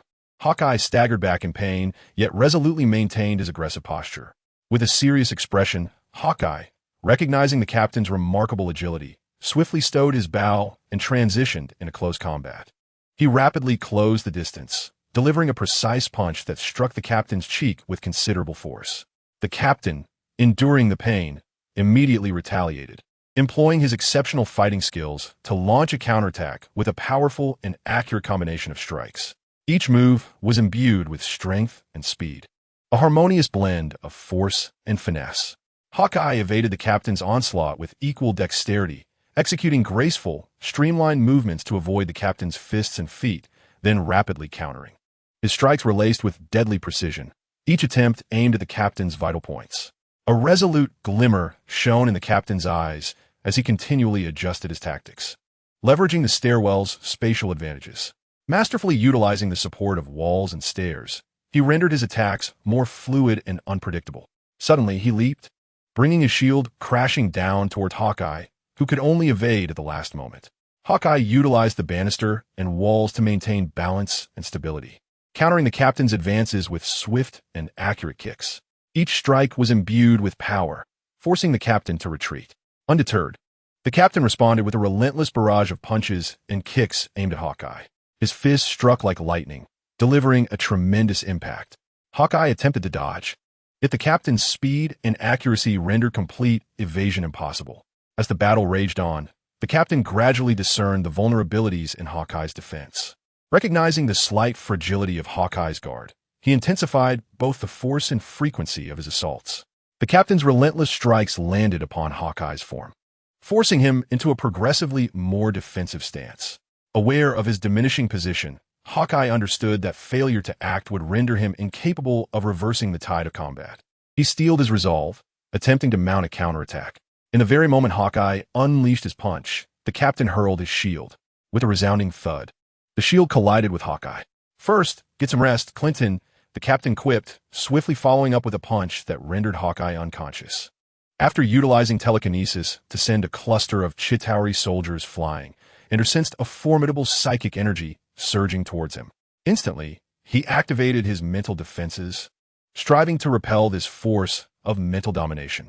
With his eyes tightly shut, he focused his mind, preparing to confront the psychic prowess of his adversary. This time, you shall have no allies, the supernova declared, her piercing gaze suffusing the battlefield with her mental energy, seeking to invade the depths of Ender's consciousness. Yet, Ender resolutely resisted her psychic assault. His telekinetic abilities unfurled swiftly, forming an invisible barrier to thwart Supernova's encroachment. His thoughts were imbued with determination and confidence, resolutely prohibiting any intrusion into his inner sanctum. Begone! Ender's eyes flared open, glaring at Supernova. Thus commenced an intense clash of powers within the realm of the mind. Supernova endeavored to infiltrate Ender's thoughts, aiming to dominate his consciousness and turn him into her puppet. Meanwhile, Ender fought to maintain his clarity, intertwining his willpower with his telekinesis to withstand her onslaught. Supernova's psychic force surged relentlessly as she sought out Ender's weaknesses, striving to bolster her control over him. Her gaze was sharp and detached, fully aware that breaching Ender's mental defenses could tip the scales of war in her favor. Feeling the mounting pressure, Ender exerted every ounce of strength to resist Supernova's assault. He wielded his telekinesis to erect a formidable barrier within the mental realm, sealing off Supernova's psychic force from entering. His thoughts crystallized with unwavering clarity, resolved not to be subjugated by her. The battle within the mind continued unabated, with Supernova ceaselessly attempting to dismantle Ender's resistance, while he endeavored to preserve his will and mental lucidity. Their psychic energies intertwined, manifesting a fierce contest of wills. Did you think I would remain on the defensive? Ender felt the pulse of Supernova's psychic force and immediately countered. Gathering the strength of his telekinesis, he coalesced it into a powerful shockwave and hurled it swiftly towards her. Supernova's expression turned grave as she attempted to evade, yet Ender's attack was executed with such swiftness that the shockwave struck her squarely. A violent burst of energy erupted, sending Supernova staggering back several paces. Her grip on control momentarily loosened. Andre did not relent. He once again conjured a shockwave, launching an even more formidable assault against the Supernova. His telekinetic abilities manifested as a bolt of energy, striking the Supernova with the swiftness of lightning. Caught unawares, she was directly hit by the energy beam, sent hurtling against the wall, leaving a massive dent in its wake. I do not require an absolute defense. Defeating you before being ensnared will suffice, Andre remarked with a sinister grin. Unstoppable, he continued his barrage, manipulating objects around him with his telekinesis, hurling them towards the Supernova. Chairs, tables, and shards. An innumerable array of debris was commanded by Andre's powers, raining down upon the Supernova like a tempest. She valiantly attempted to fend off the onslaught, utilizing her mental prowess to repel the incoming projectiles, but the sheer volume of attacks overwhelmed her. Relentlessly, she was forced to retreat, striving to maintain her defensive stance. It appears your injuries have yet to fully mend. Andre seized the opportunity to intensify his offensive. His telekinetic force surged, coalescing into a formidable energy storm that enveloped the Supernova. The tempest, rife with howling winds and electric flashes, mercilessly tore at her mental defenses. Gritting her teeth, she summoned every ounce of strength to resist, yet her power waned under Andre's relentless pressure.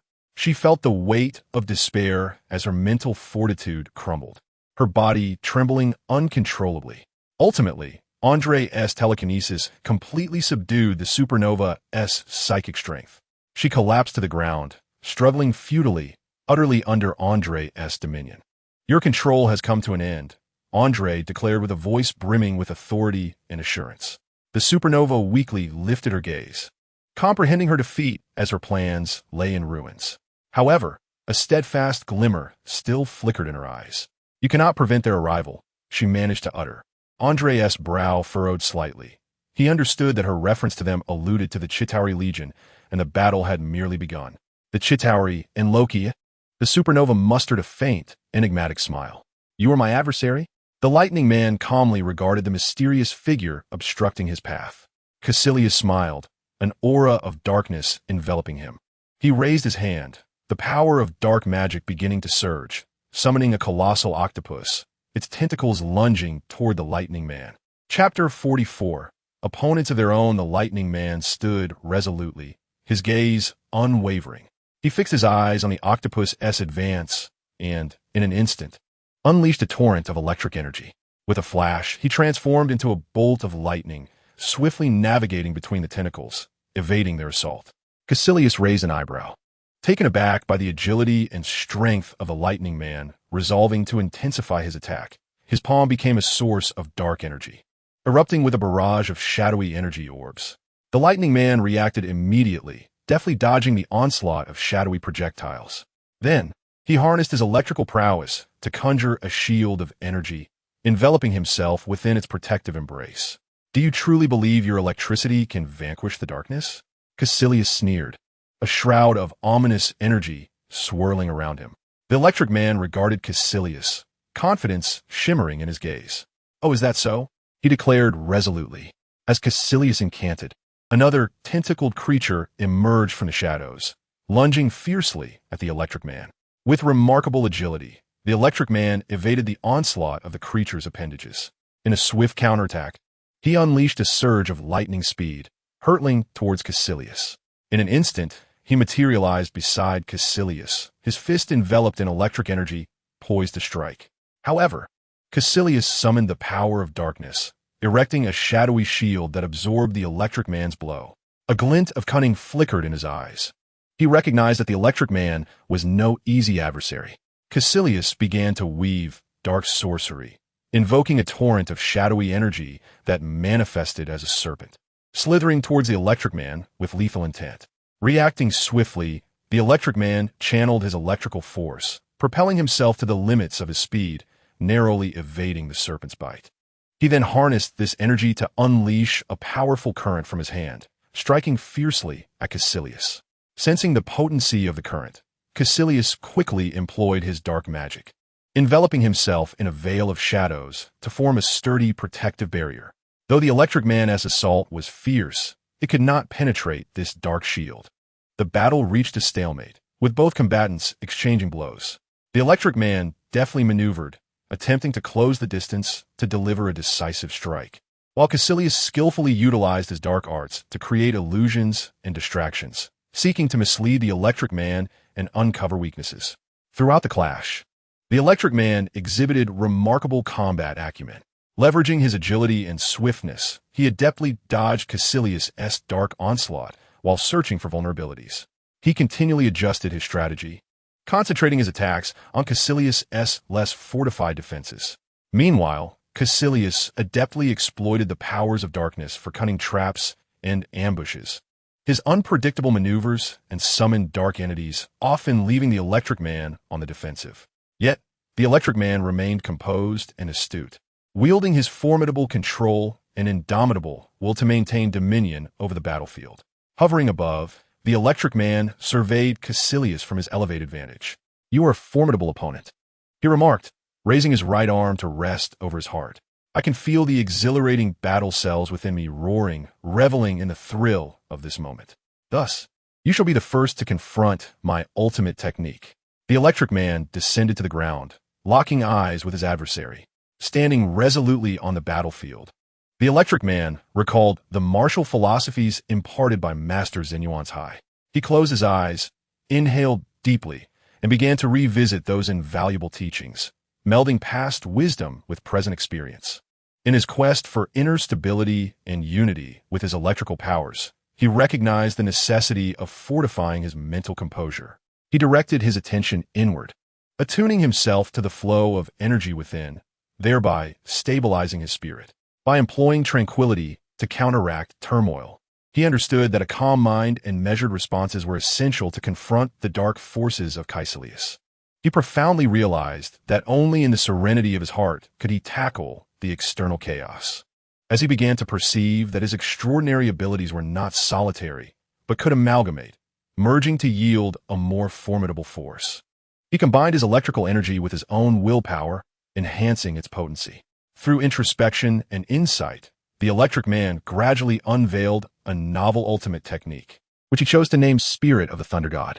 This technique, a creation of his own, would bestow upon him a myriad of enhancements.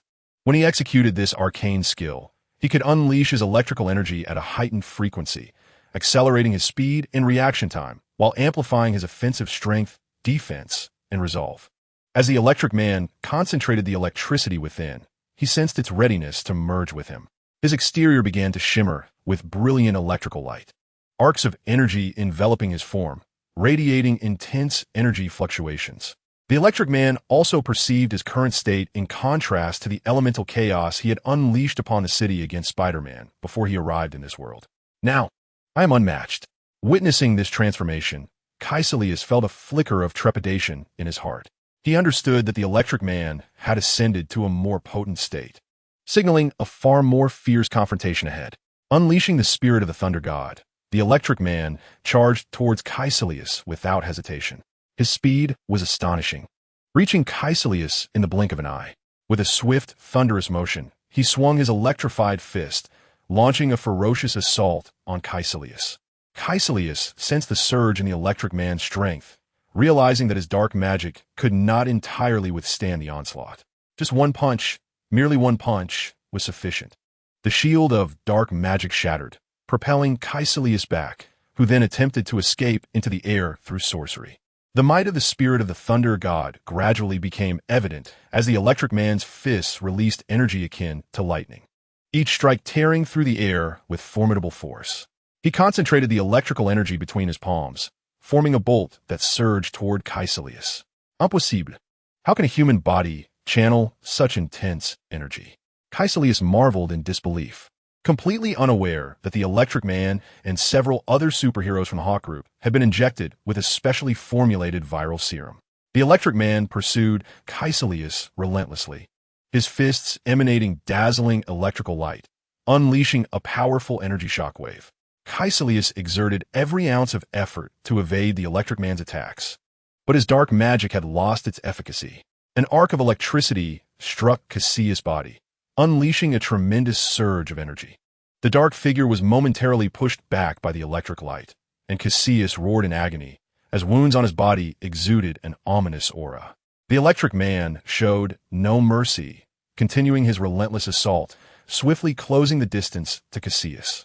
Each of his punches crackled with electric power, pushing Caecilius to his limits. With every ounce of strength, Caecilius summoned the dark creature, the octopus, in a desperate attempt to divert the Electric Man's attention. However, the Electric Man's agility allowed him to evade the attacks of the octopus effortlessly, advancing towards Caecilius with unwavering determination. Gathering electric energy in his palm, he formed a potent current.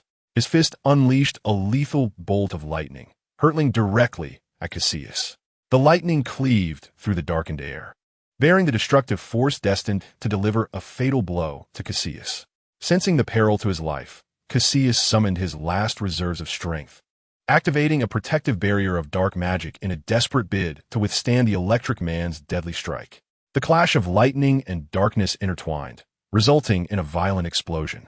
The battlefield reverberated with the energy fluctuations of electric light and darkness, creating a breathtaking yet perilous spectacle. However, as the energy dissipated, only the Electric Man remained standing, triumphantly gazing at the fallen Caecilius. The essence of his Thunder God had secured his victory over Caecilius. Slowly, the Electric Man retracted his power, taking a deep breath as he surveyed the battlefield with resolute eyes. Laughter erupted from the battered and bruised Caecilius, who lay on the ground. With an expression both wicked and enigmatic, he remarked, "This time, I concede defeat, Electric Man. I shall remember you." With those words, his form began to disintegrate into fragments, dissolving into the sky. The Electric Man observed for a moment before resuming his actions. "Who are you?" John Walker sneered at a group of Hydra soldiers, their malevolent gazes attempting to approach the Hawk Corporation. Transformed into the masked rider, Duke, John Walker emanated a formidable aura, accompanied by a confident smile. Clad in black armor adorned with golden patterns and donning a helmet embellished with winged motifs, he prepared for battle. The Hydra soldiers opened fire upon Duke. "It seems I've been underestimated," John Walker declared, wielding his sonic blade as he maneuvered swiftly among the Hydra soldiers. His movements were agile and precise, each strike resonating with the force of a sonic boom, cleaving enemies in twain. With each downward stroke of the sonic blade, the Hydra soldier's defenses began to crumble. The blade emitted flashes of lightning-like brilliance, severing foes with relentless efficiency. His speed was so rapid it rendered him nearly elusive as he weaved through his adversaries, leaving them helpless in his wake. Meanwhile, two Winter soldiers advanced toward the direction of the masked rider. They approached with an air of indifference and lethal intent. However, John Walker was undaunted. He swiftly pivoted, fixing his gaze upon the two Winter soldiers. "You shall not prove worthy adversaries," he proclaimed, his voice resonating with confidence in the face of battle. The Winter soldiers advanced silently towards the masked rider Duke, their steps precise and their eyes cold, weapons gleaming with a chilling light. Chapter 45. Opponents in their own right. 3. The Winter soldiers unleashed their assault, striking swiftly and accurately at the masked rider Duke.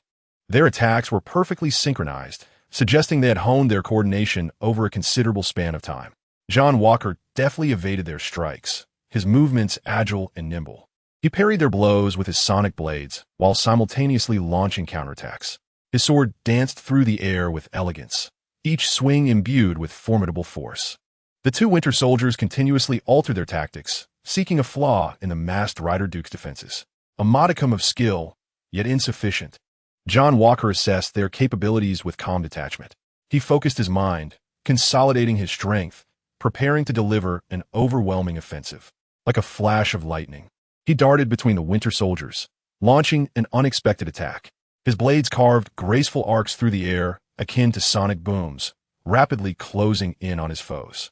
The Winter soldiers attempted to withstand his onslaught, but John Walker's aggression was as relentless as a tempest. His sonic arrows pierced through their defenses, striking their targets with devastating power. Each arrow bore a cataclysmic force, rendering the Winter soldiers unable to resist. Simultaneously, John Walker shifted back to his sonic blades, relentlessly slashing at his opponents. The blades sliced through the air with a piercing sonic burst, forcing the Winter soldiers to retreat. It is over. Final strike, sonic boom impact. He raised the sonic arrow, channeling all his energy. The arrow radiated a brilliant light, infused with annihilating force. He aimed at the Winter soldiers, resolved to conclude the battle with this final blow. The sonic arrow shot forth, slicing through the night sky, reaching its target in an instant. A powerful shockwave radiated outward, engulfing the Winter soldiers. A violent explosion ensued, utterly shattering the Winter soldiers under the sonic impact. Scorching flames and thick smoke enveloped the battlefield, completely swallowing their silhouettes. John Walker stood amidst the remnants of the battlefield, the identity of the masked rider, Duke, beginning to fade. He surveyed the debris around him, resuming his patrol. Meanwhile, the scales of victory began to tip as Loki and Commander Zatari anxiously conferred over their final offensive. They realized that the strength and resolve of the superheroes were beginning to jeopardize their nefarious plans, necessitating a decisive action to alter the course of events. Commander Zatari commenced mobilizing the hive-like system for this battle, preparing to launch the ultimate offensive. Zatari's technology was imbued with a hive-like characteristic.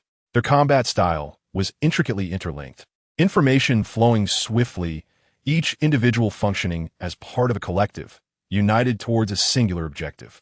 Their equipment and weaponry were harmonized, forming a formidable fighting force. Loki and the Chitauri commander commenced the formulation of their final assault strategy. Loki summoned his magic, preparing to employ cunning and deception to divert the Avengers' attention. Meanwhile, the Chitauri commander coordinated all Chitauri infantry and elite legions through a hive-like network, orchestrating a formidable offensive. The battle erupted once more, as Loki's sorcery intertwined with the technological prowess of the Chitauri legions. The infantry, leveraging the advantages of their network, swiftly disseminated combat intelligence, enhancing battlefield awareness. They unleashed a ferocious barrage upon the Avengers using an array of weaponry, including infantry arm cannons, long-range rifles, and grenades. "Keep an eye on the base. It is time for the god to make his entrance," Loki remarked, casting a glance at the Chitauri commander before swiftly heading towards the Hulk. He darted across the battlefield, coming to a halt near the green behemoth. "Come chase me, you big fool. You cannot catch me," Loki taunted loudly, drawing the Hulk's attention. Infuriated by Loki's provocation, the Hulk charged after him, demolishing everything in his path. Loki conjured a mesmerizing illusion, rendering his figure indistinct. The Hulk became ensnared in the mirage, witnessing countless iterations of Loki, unable to discern the genuine target. Soon he spotted a relatively clear image and, thumping his chest, let out a roar as he lunged towards it. Loki nimbly navigated between buildings, weaving through narrow alleyways while evading the Hulk's pursuit. He constantly altered his direction, utilizing the mist and illusions to confound the Hulk's senses. Taking advantage of the distraction, the illusory Loki slipped away from the battlefield, maintaining a moderate pace to entice the Hulk. Once he drew the Hulk away from the fray, he vanished from the behemoth's sight. Where'd he go? The Hulk glanced around, but Loki was nowhere to be found. Loki had successfully lured the Hulk away from the battlefield, preventing his involvement in the ongoing conflict. Through wit and trickery, he had effectively diminished the Avengers' strength. However, Loki understood that this was but a temporary triumph. The battle raged on, as the superheroes clashed with the Chitauri legions, entering the final phase of the conflict. Only the ultimate victor, employing wisdom and strategy, would claim the final victory. You're next on my list. Although it is unbecoming of a god to act thus, alas, I am the god of lies and deception. With intelligence gathered from the superstars, Loki traversed past fallen soldiers, fixing his gaze upon a woman before him. A malevolent grin spread across his face. Suddenly, Tony Stark on the battlefield received a communication from Jarvis. General, a call from Pepper Potts has come through. Tony Stark's eyes widened in bewilderment. Put it through, he replied. An ominous voice echoed. The dashing air, Mr. Tony Stark. Your secretary is now in my possession. Loki's voice rang in Tony Stark's ears like a death knell. If you dare to harm Pepper. Tony's words hung in the air, interrupted by the chilling declaration from Loki. On the battlefield, I have discovered 2 distinct types of iron suits. I command your legion to commence an assault on the opposing forces. Loki, Tony seethed with rage. Tony, save me. I do not wish to perish. I love you, and I yearn to share my life with you as your wife. Pepper Potts, under Loki's control, cried out in despair. Tony unleashed a torrent of energy beams from his armor, channeling his fury. How delightful, my superhero, Mr. Iron Man, came Loki's mocking voice. Yea, RVE. Initiate an attack by the Iron Legion against the opposing forces, Tony Stark commanded, his anger palpable as he soared towards Loki, guided by JRV.IS's pinpoint location. With a snap of his fingers, Loki smirked disdainfully, then glanced at the unconscious Pepper Potts. Having deftly maneuvered yet another superhero away from the fray, Tony Stark. This is the gift I have prepared for you. Enjoy it well. Upon Tony's arrival, the advanced technology of his armor revealed that the Loki before him was but an illusion, prompting him to act. Sure. Loki gestured for silence. Though I am but a phantom, my magic is all too real. You despicable wretch, Loki! Tony shouted in unrestrained fury. Loki retorted with a cold chuckle. I merely present you with a minor challenge, Tony Stark. Have you not always prided yourself on your genius? Face this predicament with fortitude. Loki, do you truly believe this will thwart me? Tony replied coolly, his eyes betraying disdain and fury towards Loki. Loki's mocking laughter filled the air. Oh, Tony Stark, your confidence is ever so unwavering. Do you think your technology and iron suits can conquer all? Do you believe yourself to be the invincible Iron Man? After a moment of contemplation, Tony responded calmly. Loki, we are superheroes. Our duty is to safeguard humanity, not to battle for personal desires. Pepper is my beloved, and I would sacrifice everything for her, yet I will not be swayed by your threats. A conspiratorial smile crept across Loki's lips. Then let us engage in a battle of wits, Tony Stark. What do you truly seek? Power? Wealth? Have you considered the cost of it all? Your technology has propelled humanity forward, yet it has also wrought harm and devastation. I represent chaos and transformation, compelling people to reevaluate their positions and beliefs. A flicker of contemplation and resolve shone in Tony's eyes. I concede that technology can be misused, but it can also foster hope and progress for humanity. My aim is to forge a better world, one where technology serves the greater good. And you, Loki, pursue only personal ambition and power. Your so-called chaos brings nothing but destruction and suffering. A glimmer of disdain crossed Loki's gaze. Do you truly believe your ideals surpass mine? Your so-called beautiful world is merely an illusory fantasy. Humanity, at its core, is selfish and greedy, destined to err and transgress. Loki, merely unveil their true nature. Tony Stark retorted, Loki, I acknowledge humanity's flaws and mistakes, yet we possess the capacity for choice and transformation. We must have faith in humanity's potential, rather than allowing them to descend into chaos and destruction. I believe that through cooperation and understanding, we can forge a more just and peaceful world. Loki scoffed, his gaze rife with disdain. Your ideals are excessively utopian, Tony Stark. I will show you the true face of humanity. I shall lead them towards chaos and ruin. And you, as Iron Man, shall become a casualty of this turmoil. With a slight smile, Loki noted Stark's furious yet forced calm demeanor. What will you do when I use Pepper Potts' life as leverage? Will you truly sacrifice yourself, or will you allow your beloved to perish? Chapter 46. Adversaries of each other, for perhaps I cannot escape, but I shall confront it. Tony's voice conveyed determination and courage. Loki, your scheme will only bring destruction and suffering to humanity, while I will employ my technology and conviction to safeguard them, creating a brighter future. Loki's expression turned cold and ruthless. Then let us see if your beliefs can withstand the onslaught of fate. You will witness the collapse of everything you hold dear. With that, Loki prepared to strike. Stop! Tony Stark exclaimed urgently. Ha ha ha! Loki laughed joyfully. You should remain here, docile. With such weaknesses, I shall refrain from further assault. With a smirk, Loki chose to withdraw. Next, it is time for my foolish brother. At that moment, Nathaniel Hawke was observing the battlefield dynamics. The departure of the Hulk and Iron Man, and the onset of Iron Man's Legion attacking their own. This Loki possesses considerable skill, Nathaniel realized. Acknowledging that he was not in the cinematic universe, yet still surprised by Loki's capabilities. Perhaps encountering his brother would diminish his intellect? Nevertheless, there was no need for haste. Plan 20 initiated. Decapitation tactics activated. Wesker's figure appeared within the Vank Technology building, his gaze cold, with a singular goal: annihilation. Wesker swiftly navigated through the various floors of the building, targeting the pinnacle. Chitauri soldiers obstructed his path, coordinating a concerted assault in an attempt to halt his rampage.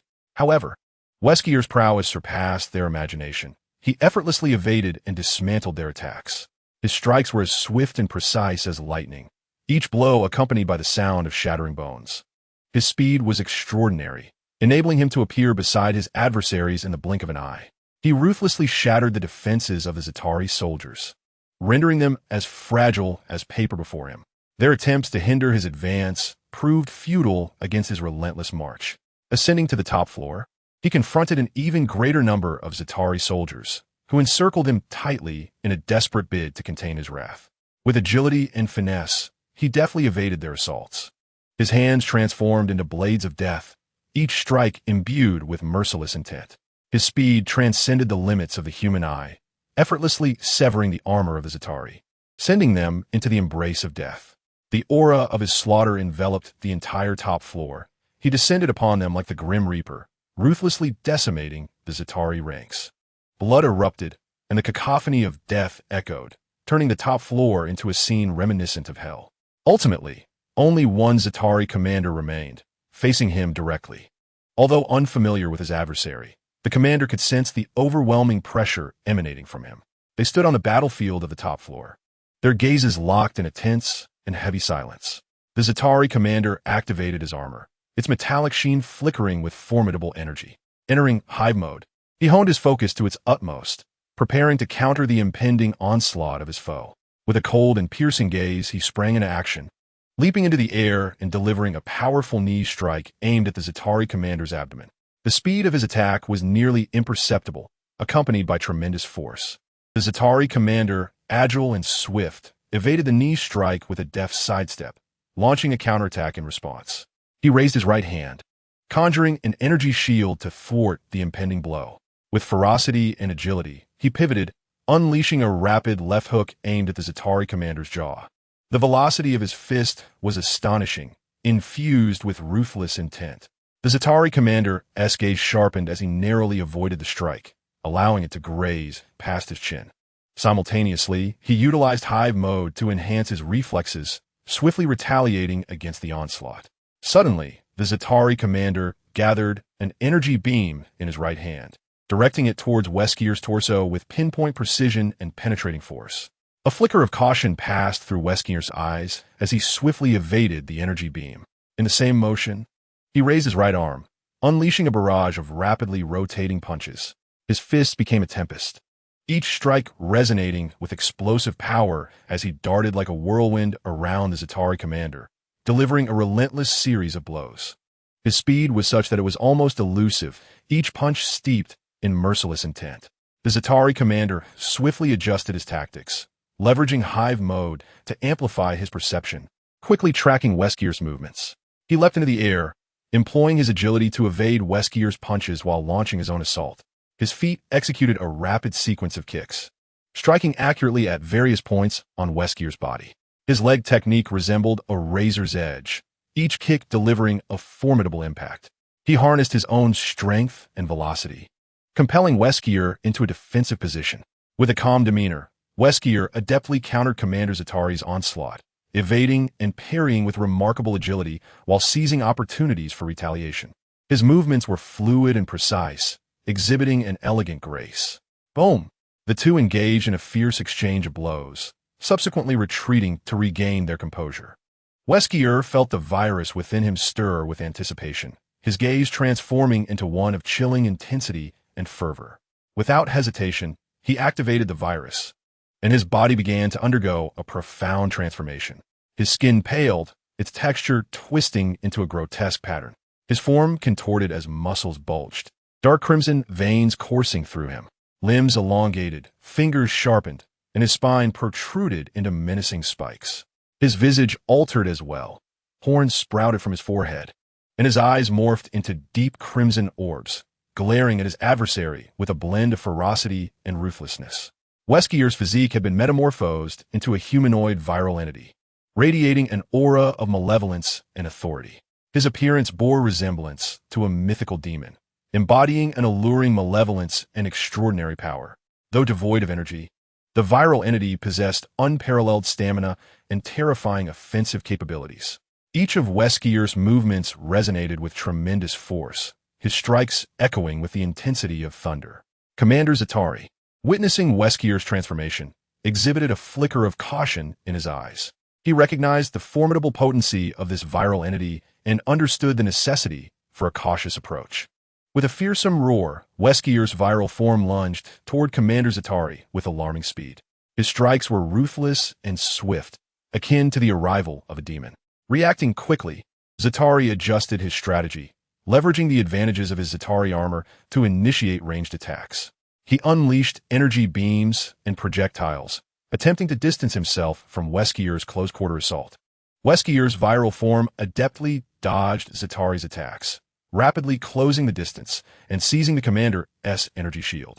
With a powerful tear, he ruptured the shield, then followed up with a punch that sent Za'Tari crashing against the wall. Seeing the onslaught, Za'Tari sprang to his feet, recalibrating his tactics. He deftly evaded Weskier's assault while launching his own counterattack. Utilizing the hive mode to enhance his perceptual abilities, he swiftly detected the vulnerabilities in Weskier's movements. Za'Tari unleashed a barrage of energy attacks, forcing Weskier's viral form to retreat. His strikes were precise and potent, each landing with a surge of energy. Yet, the viral entity remained undaunted, propelled by its newfound strength as it coldly advanced towards Za'Tari. Once more their fists and feet clashed, and Za'Tari's armor began to splinter under the relentless assault. Sensing the fervor of battle, Weskier's form continued to swell, growing increasingly formidable. His muscles bulged like towering peaks, and veins coursed beneath his skin, forming crimson streaks. Commander Za'Tari beheld the transformation of the Wesker virus entity, a look of horror crossing his face. The expanding form of the Wesker virus emanated a terrifying aura as it roared, shaking the entire Vang technology building. It swung its colossal fists, charging fiercely towards Commander Za'Tari. The commander could only muster a full defensive stance, activating the shield of the Za'Tari armor to withstand the onslaught of the Wesker virus. Each collision unleashed immense shockwaves, causing the surrounding structures to tremble. Boom! Commander Za'Tari was hurled into the wall, crashing down to the lower levels.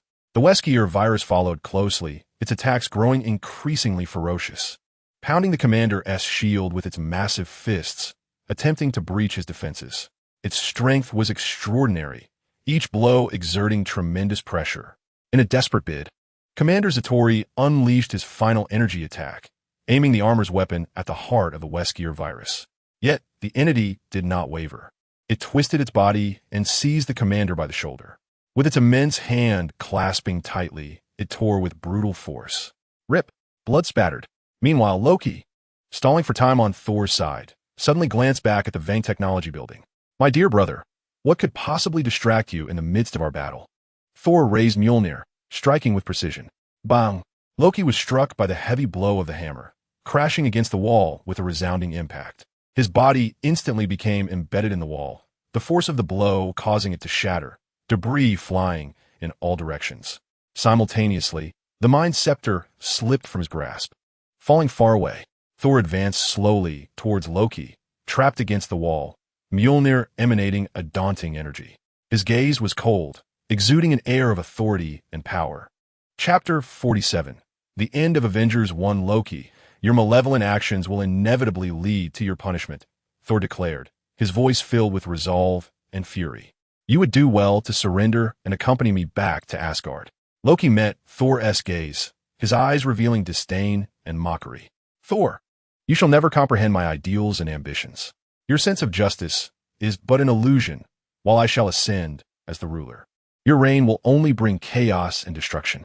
I will thwart you, Thor replied coldly, gripping Mjolnir, readying for a final strike. Loki smirked, suddenly breaking free from the wall, and swiftly maneuvered to evade Thor's attack. His movements were as agile as a leopard, each dodge executed with perfect timing, causing Thor's strikes to miss their mark. Unperturbed, Thor pursued Loki, unleashing the lightning-infused power of Mjolnir. His attacks were ferocious and devastating. Yet Loki, with his nimble agility, consistently evaded the fatal blows in the nick of time. Loki calmly analyzed Thor's moves, seeking a strategy to counter him. His eyes sparkled with cunning and intelligence. He understood that he could not confront Thor's strength head-on and must instead rely on strategy and skill to secure victory. Suddenly, Loki swiftly conjured a series of transformative spells, bewildering Thor's gaze.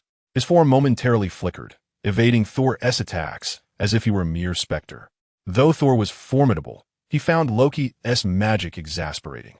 His strikes often met only air, grazing Loki's sleeve instead. Loki's sorcery rendered him ethereal, leaving Thor at a loss for how to engage. Seizing the moment, Loki dashed toward Thor, landing a powerful punch to his chest. Thor was sent hurtling backward, his body crashing into the distant wall, shaking the entire hall. Loki offered no respite, pursuing quickly and unleashing a flurry of rapid strikes, his fists and feet raining down like a tempest upon Thor. Your attacks merely tickle me, Thor retorted, as the power of the god of thunder surged within him. He broke free from his low point, countering Loki's onslaught. A force imbued with the might of thunder erupted, momentarily stalling Loki's movements. In that fleeting second, Thor's fist, charged with thunderous energy, struck Loki with great ferocity. Loki was propelled away, his body crashing into the wall, creating a massive indentation. Both warriors found themselves in disarray, yet their eyes shone with resolve and martial fervor. They prepared for the final confrontation, knowing that only one could remain on the battlefield. Thor struggled to rise, his body marred with wounds, yet his gaze remained steadfast, radiating indomitable will. He looked down at the fallen Loki, his heart brimming with complex emotions. Loki, we were once an invincible duo, brothers who faced countless adventures and battles together. But why have you chosen this misguided path, betraying kin and family? Thor's voice bore the weight of sorrow and inquiry. Loki slowly rose, his expression cold and mocking. He reminisced about their past, recalling the rivalry and conflicts they had shared. Thor, you have always been blinded by your own sense of justice and power. You fail to grasp that true supremacy is what a genuine ruler seeks. The throne to me signifies boundless power and dominion. I merely wish to see my enemies submit, to witness them kneeling and pleading for mercy. As Thor listened to Loki's words, a flicker of sadness and disappointment crossed his eyes. He fully comprehended the chasm between them. Their perspectives on power were utterly divergent. Loki, you have always craved war and conquest, Yet you fail to realize that conflict only brings suffering and destruction. I too once descended into a mere thrill-seeker of battle. But I have since learned the significance of peace and justice. I do not seek to conquer foes. I wish only to protect the people and bring them hope and safety. Loki scoffed, his gaze betraying disdain and derision. He held Thor's beliefs in utter contempt, viewing them as weakness and folly. Thor, your foolishness and timidity fill me with disappointment. You are merely a naive warrior, lacking true insight and the vision of a ruler. I shall demonstrate my power to you, making it clear who the true sovereign is. Despite Loki's derision, Thor did not lose his concern for his brother. He hoped that Loki could abandon his violent ways and return to the righteous path. He was willing to plead with their father for Loki's forgiveness and an opportunity for him to rejoin the family. Loki, I know you have lost your way. Yet, I still believe that deep within you resides a glimmer of conscience and kindness. I hope you can repent and renew yourself, letting go of all this. I will appeal to Father on your behalf, striving to secure a chance for you to begin anew. Loki gazed coldly at Thor, skepticism clouding his heart. To him, only power and dominion held significance. Thor, your illusions will only lead to your downfall. Your warmth and compassion will render you my victim. I do not seek your pity. I demand your submission. The two stood in confrontation, the air thick with the tension of impending battle. Their contrasting ideologies regarding warfare, the pursuit of the throne, and their attitudes towards one another were starkly apparent. In this life-and-death moment, the two brothers would determine who would emerge victorious and who would plunge into the abyss. Boom! Just as their confrontation reached its zenith, a brilliant light erupted from the top of the Vang Tower. Loki and Thor's fervor began to wane. Loki finally faltered, his legs giving way as he collapsed to the ground. The portal above the Vang Tower had vanished, signifying the thwarting of Loki's plans. Thor immediately rushed to his brother's side, lifting him up. Loki, are you all right? Thor inquired with concern. Loki managed a faint smile, fatigue and resignation evident in his eyes. Thor, you always save me. Even after I have betrayed you, you still offer your hand. I appreciate your care, but our paths have diverged irreparably. I cannot alter my ambitions and beliefs. I shall continue my pursuit of power and dominion. Thor nodded silently, fully aware that he could not change Loki's resolve. Still, he hoped Loki would discover a better path, one free from darkness. Loki, although our choices differ, I hope you find your true purpose. Should you ever need assistance, I shall always be by your side. For now, our battle is concluded. Loki gazed silently at Thor, his eyes shimmering with a complex array of emotions. Thor, perhaps we are destined to be adversaries, yet I still regard you as my brother. Thank you for your tolerance and understanding. May our paths no longer intersect, yet may our fraternal bond endure. With a resounding clap, Thor struck his palm together, nearly causing Loki to stumble once more. Damn it, ease up a little. Loki gritted his teeth in pain. Thor, with a dust-laden face, broke into a bright smile and said, You should obediently return with me to explain everything to Father, including your association with the Chitauri and whether you have encountered Thanos. Loki, with a bittersweet smile, shook his head. He realized he could no longer evade the inquiries from Thor and their father, Odin. The battle had concluded. Aware that his brother was the source of the trouble, Thor hesitated to face the Avengers and instead sought refuge with Nathan Hawke. Wow, you seem a bit dirty, Nathan teased, raising an eyebrow playfully. Nathan, I require your assistance. Thor confessed, a hint of embarrassment in his tone. Nathan, gesturing with his hands in a downward motion, replied, I understand. You wish for me to clean up your mess, correct? Thor responded with a sheepish grin. Hee, indeed. All right then, but every time you come, it seems you bring me more work. Nathan feigned a look of reproach. Fine. The next time I visit, I shall bring you a bottle of exquisite Asgardian wine. Will that suffice? Thor exclaimed, hands on his hips, puffing out his cheeks. Very well. What can I say? We are friends, Nathan conceded, glancing at the subdued Loki, who was obediently bound and nodding at him. Loki reciprocated the gesture. At that moment, Thor suddenly recalled, by the way, one of the Infinity Stones is on the top floor of Vang Technology. I hope you can assist in retrieving it. It is a formidable artifact. Loki's expression shifted abruptly. He had left his scepter on the battlefield. Yet in that instant, he felt indifferent. Let it be given to whomever, for he was leaving anyway. Nathan Hawke, sensing the implication, realized that the Mind Stone had likely been misplaced by these two. However, The Space Stone was already in the possession of Wesker, who was currently en route back to Umbrella. "All right, I shall dispatch someone immediately," Nathan replied. The Biffers transported Thor and Loki away, while Nathan Hawke began to prepare for his own affairs. The distribution of resources post-battle, city reconstruction, media coverage, and new partnerships demanded his time and attention to manage the ensuing matters. Nathan convened Wesker and John Walker, the leaders of the extraterrestrial technology recovery team, to devise a resource allocation plan. They needed to evaluate the alien technology collected, ascertain its uses and potential power, and then allocate it to the appropriate departments for research and development. Simultaneously, Nathan also summoned Jet and Kreutz, who led the team studying Chitauri technology. Their focus would be on researching and understanding Chitauri technology and applying it to Umbrella's missions and projects. Their findings would provide Umbrella with additional strategic advantages and technological support. Furthermore, Nathan had to address the attention and coverage the superheroes would face from the media. He understood that the media's portrayal and interpretation of a battle would significantly influence public perception. There was much to be done ahead. Chapter 48, A New Beginning. Alex Hassel, known as the illustrious superhero Invisible Man of the Nathan Group, experienced a myriad of intriguing transformations in his life during the month following the conclusion of the war. As a superhero, he is not only a pivotal member of the Hawk Group, but also a dazzling star in Hollywood. Cut to a scene where Alex Hassel, clad in a sleek black invisibility suit, stands at a Hollywood film set. "Alex, greetings everyone. I am the Invisible Man, a proud member of the Hawk Group and a modest star in Hollywood. You might wonder how I achieve this duality. The answer is quite simple. I harmoniously blend the prowess of a superhero with the art of acting. At times, I genuinely feel adept in both realms." Scene transitions to Alex, now in his invisibility suit, stealthily infiltrating a film studio. "Alex, voiceover. A month after the war, my schedule has been exceedingly packed. In addition to my commitments with the Hawk Group, I find myself navigating the demanding world of Hollywood. Indeed, I am both a superhero and a cinematic icon.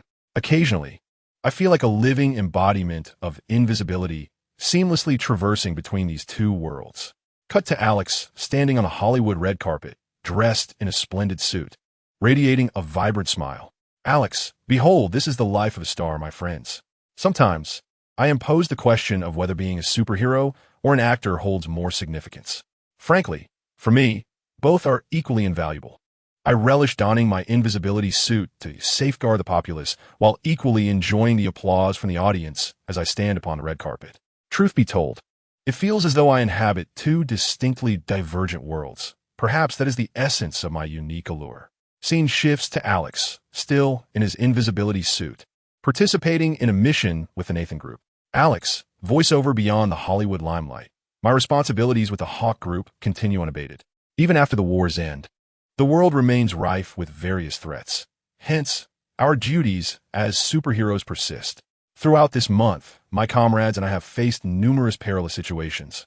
Yet these challenges invigorate my existence with excitement and joy." Cut to Alex on Hollywood Boulevard, posing for photographs and signing autographs for fans. "Alex, I'm truly grateful for all your support. Without you, my accomplishments would not be possible. I wish to convey that each of us harbors the potential to be a superhero. If we dare to pursue our dreams and confront adversities with courage, we can forge our own remarkable destinies." Scene transitions to Alex, clad in his invisibility suit, confronting a group of nefarious individuals. "Alex, come fort. Let me demonstrate the prowess of the Invisible Warrior." In the subsequent footage, Alex showcases his exceptional combat skills, morphing into the Invisible Warrior and swiftly overpowering his adversaries. "Alex, voiceover. Through the interplay of my identities as a superhero and an actor, I have gleaned invaluable lessons. Superheroes have imparted to me the virtues of courage and responsibility, while my role as an actor has taught me the art of self-expression, as well as how to engage with the camera and the audience. The amalgamation of these two identities has rendered me a true Invisible Man." Scene shifts.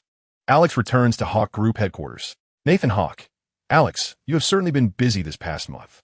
"Alex, indeed, boss. Yet, I find great enjoyment in this life, with fresh challenges and delights awaiting me each day." Nathan Hawke. "Well, you are doing splendidly. I have always believed in your extraordinary charm and capabilities. You are a source of pride for the Hawk Group." "Alex, thank you, boss. I shall continue to strive for excellence, bringing more surprises to both the Hawk Group and Hollywood. Scene transitions. Alex clad in an invisible suit, standing atop a city skyscraper. Alex, voiceover, this is me, Alex Hassel, the superhero of Hawk Group and a dazzling star in Hollywood. A month after the war's conclusion, I have experienced much and gained a wealth of knowledge. I will persist in safeguarding this city's safety while simultaneously shining on the Hollywood stage. For I am the Invisible Man, endowed with both superhero prowess and artistic talent. The camera gradually recedes, the image fades. Cut. Magnificent. The director exclaims, "That's a wrap." Alex Hassel exhales a sigh of relief and approaches the director with a beaming smile. Alex, thank you, director. This shoot was an absolute thrill. Director, haha, you were remarkable, Alex. Your performance truly enlivened the entire scene. Your superhero identity is indeed awe-inspiring. Alex chuckles modestly. I merely gave it my all. In truth, my dual identities as a superhero and an actor have seamlessly merged. Director, precisely. Your portrayal has caused the audience to forget you are a superhero, viewing you entirely as a genuine actor. Your abilities are truly enviable. Alex, thank you for the compliment. Director, I believe everyone possesses unique talents and areas of expertise. With the courage to explore, one can uncover their own brilliance. Director, absolutely. Your attitude and dedication were pivotal in our decision to cast you in this role. This shoot has been a remarkably successful collaboration. Alex, indeed, I thoroughly enjoyed this collaboration.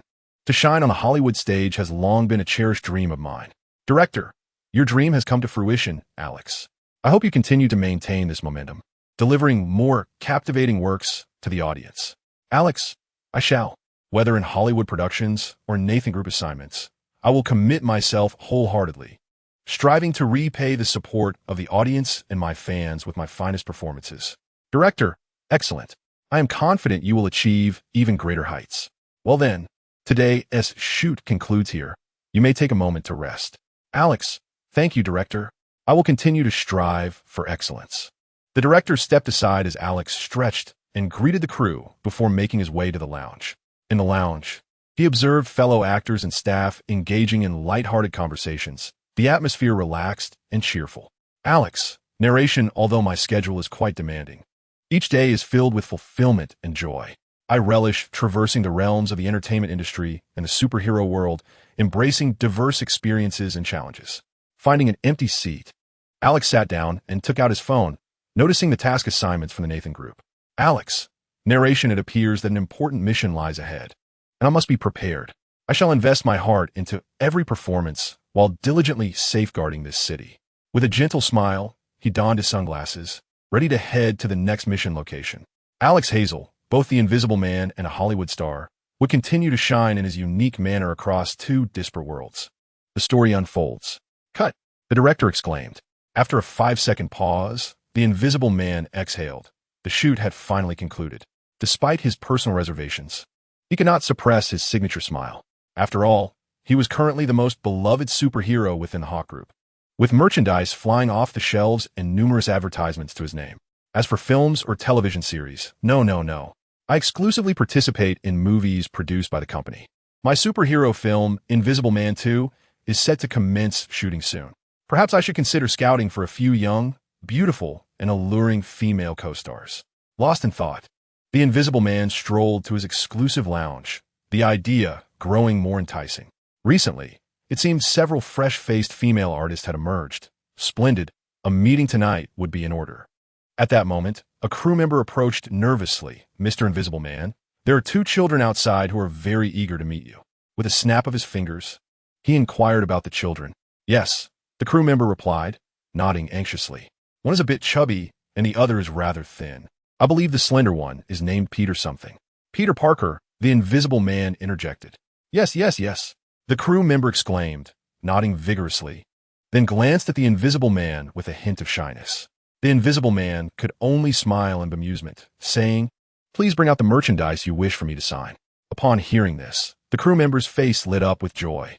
An autograph from the Invisible Man, even if not collected, would fetch a handsome price. This signature was not one of those printed reproductions one finds in merchandise shops, but an authentic inscription. The crew member presented an item, pointing to a section of white fabric.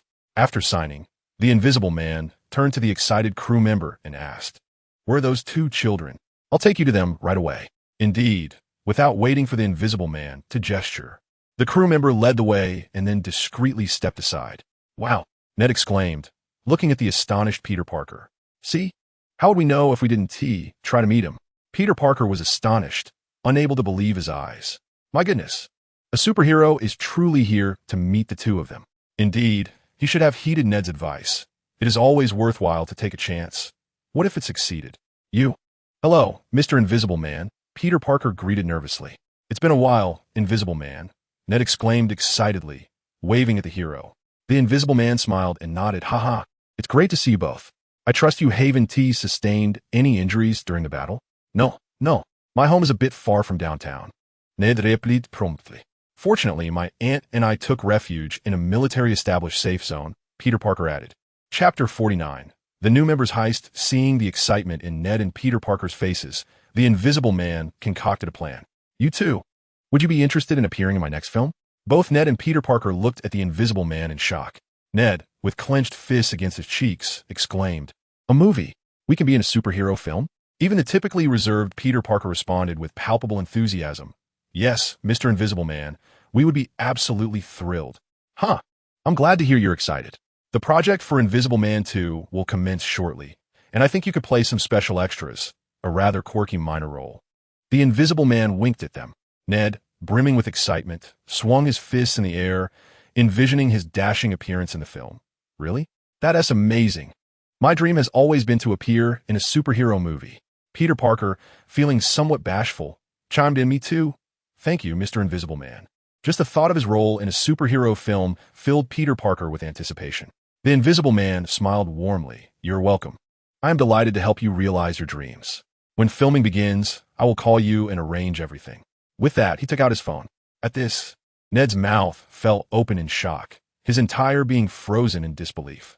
Peter Parker, his cheeks flushed, finally left his phone number in the Invisible Man's device, saying, "I don't have a personal phone yet. This is my home number." The Invisible Man nodded, then glanced at the still stunned Ned. Oh, Ned nodded vigorously, pinching his arm and murmuring, "Doesn't he even hurt?" Peter Parker suddenly exclaimed, swatting Ned's hand away and blowing on his own arm. The Invisible Man chuckled at the scene. "I have a phone."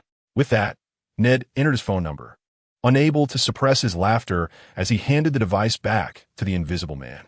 On their way back, Ned playfully jabbed Peter Parker with his little fists, attempting to conceal his excitement. Peter Parker nodded in response. "Indeed, as the foremost aficionado of the Invisible Man, I find that even the divine is moved by my fervent admiration," Ned proclaimed with an air of self-importance. Foremost aficionado? Although Peter Parker harbors a fondness for superheroes, he had yet to delve into such depths of devotion. Ned paused and earnestly declared to Peter Parker, "Indeed, I'm a senior member of the superhero fan club." He then showcased his phone, revealing his prestigious badge from the club, boasting, "This is a bespoke emblem reserved for the elite, an exclusive superhero badge. I intend to craft it into a lapel pin." How splendid! Peter Parker gazed enviously at the badge displayed on the phone. Hawk Group? Nathan Hawke's office. Undoubtedly. In terms of influence, the Invisible Man reigned supreme. Nathan Hawke pondered over the data in his hand. Though the Invisible Man had not graced the battlefield a month prior, rumors had burgeoned, depicting him as utilizing his invisibility to combat malevolent extraterrestrials. This narrative spread like wildfire, prompting even Tony Stark to release a video inquiring whether the climactic battle had indeed concluded due to the Invisible Man's involvement. Furthermore, under the auspices of Hollywood Media and Nathan Hawke's New Era Media, the superhero, Invisible Man, Alex Heisel, has become the very visage of the Hawk Group. This acclaim is certainly warranted, as the Invisible Man is adept in his craft. Daily, numerous media outlets seek interviews with the Invisible Man, probing his insights on the recent conflict and his future aspirations. He consistently responds with humor and wit, endearing himself to many as a mystique-laden hero. In Hollywood's cinematic realm, his film Invisible Man 2 is on the verge of release, with pre-sale tickets already shattering historic records, a testament to the fervent anticipation among fans. The Invisible Man is not merely a superhero, but a beloved public figure. His humor, resilience, and sense of justice have garnered admiration and respect from countless individuals. Beyond his cinematic endeavors, he actively engages in philanthropic activities, frequently visiting hospitals to cheer up ailing children, offering warmth to the lonely elderly, and contributing to environmental causes. His positive influence inspires multitudes, instilling hope and courage for the future. The Invisible Man's career continues to flourish. The sales of his merchandise, including masks, shirts, and figurines, have skyrocketed, becoming the most sought-after items. Every aspect of his affairs progresses steadily. He is not only the superhero of the Hawk Group, but a revered and cherished public idol. In summary, were it not for Nathan Hawke's awareness of the man's true identity, he might have been genuinely deceived. Nonetheless, the benefits are undeniably significant. As the six-pointed star descends, a burst of light dissipates. Balance is but a fade. We are the true ninjas, a deep voice resonated. Upon hearing this, Nathan Hawke raised an eyebrow. Whoosh! A cold blade pressed against Nathan Hawke's throat. Who are you? Where's this place? Asked the imposing figure with authority. This is another world. You have been summoned. Nathan Hawke replied with remarkable calmness. Another world? Doubt flooded through the mind of the imposing figure. Yet the extraordinary surroundings awakened his senses to the peculiarity of the situation. I wish to leave. He realized that the individual before him did not fear his actions, and he could sense the latent menace lurking in the air. Nathan Hawke nodded. You may leave, but return once you have observed. Little did he expect that this seemingly nefarious character, who was, in essence, a champion of justice, would be summoned by him. The imposing figure said nothing, merely casting a deep gaze at Nathan Hawke, observing the suddenly opened door and the figure standing at its threshold, exuding a chilling aura that evoked a sense of dread. Wesker, be sharp, escort him out. Nathan Hawke remained unfazed, the blade still mere inches from his neck. Wesker slightly shifted aside, and the imposing figure swiftly transformed into a shadow, darting through the opening. Wesker glanced back at Nathan Hawke, who chuckled, "Stop staring at me. He will return."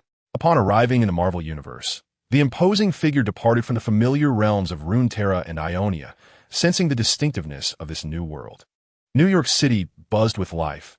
Towering skyscrapers pierced the sky, and bustling streets overwhelmed him with a sense of dizziness and unfamiliarity.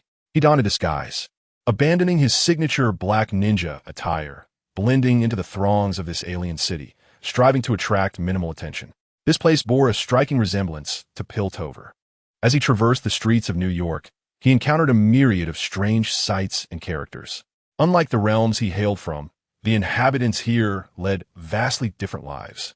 Equipped with a plethora of technologies and abilities, he observed neon advertisements illuminating the sides of skyscrapers, aerial vehicles flitting across the skyline, and street performers captivating audiences with their acrobatics.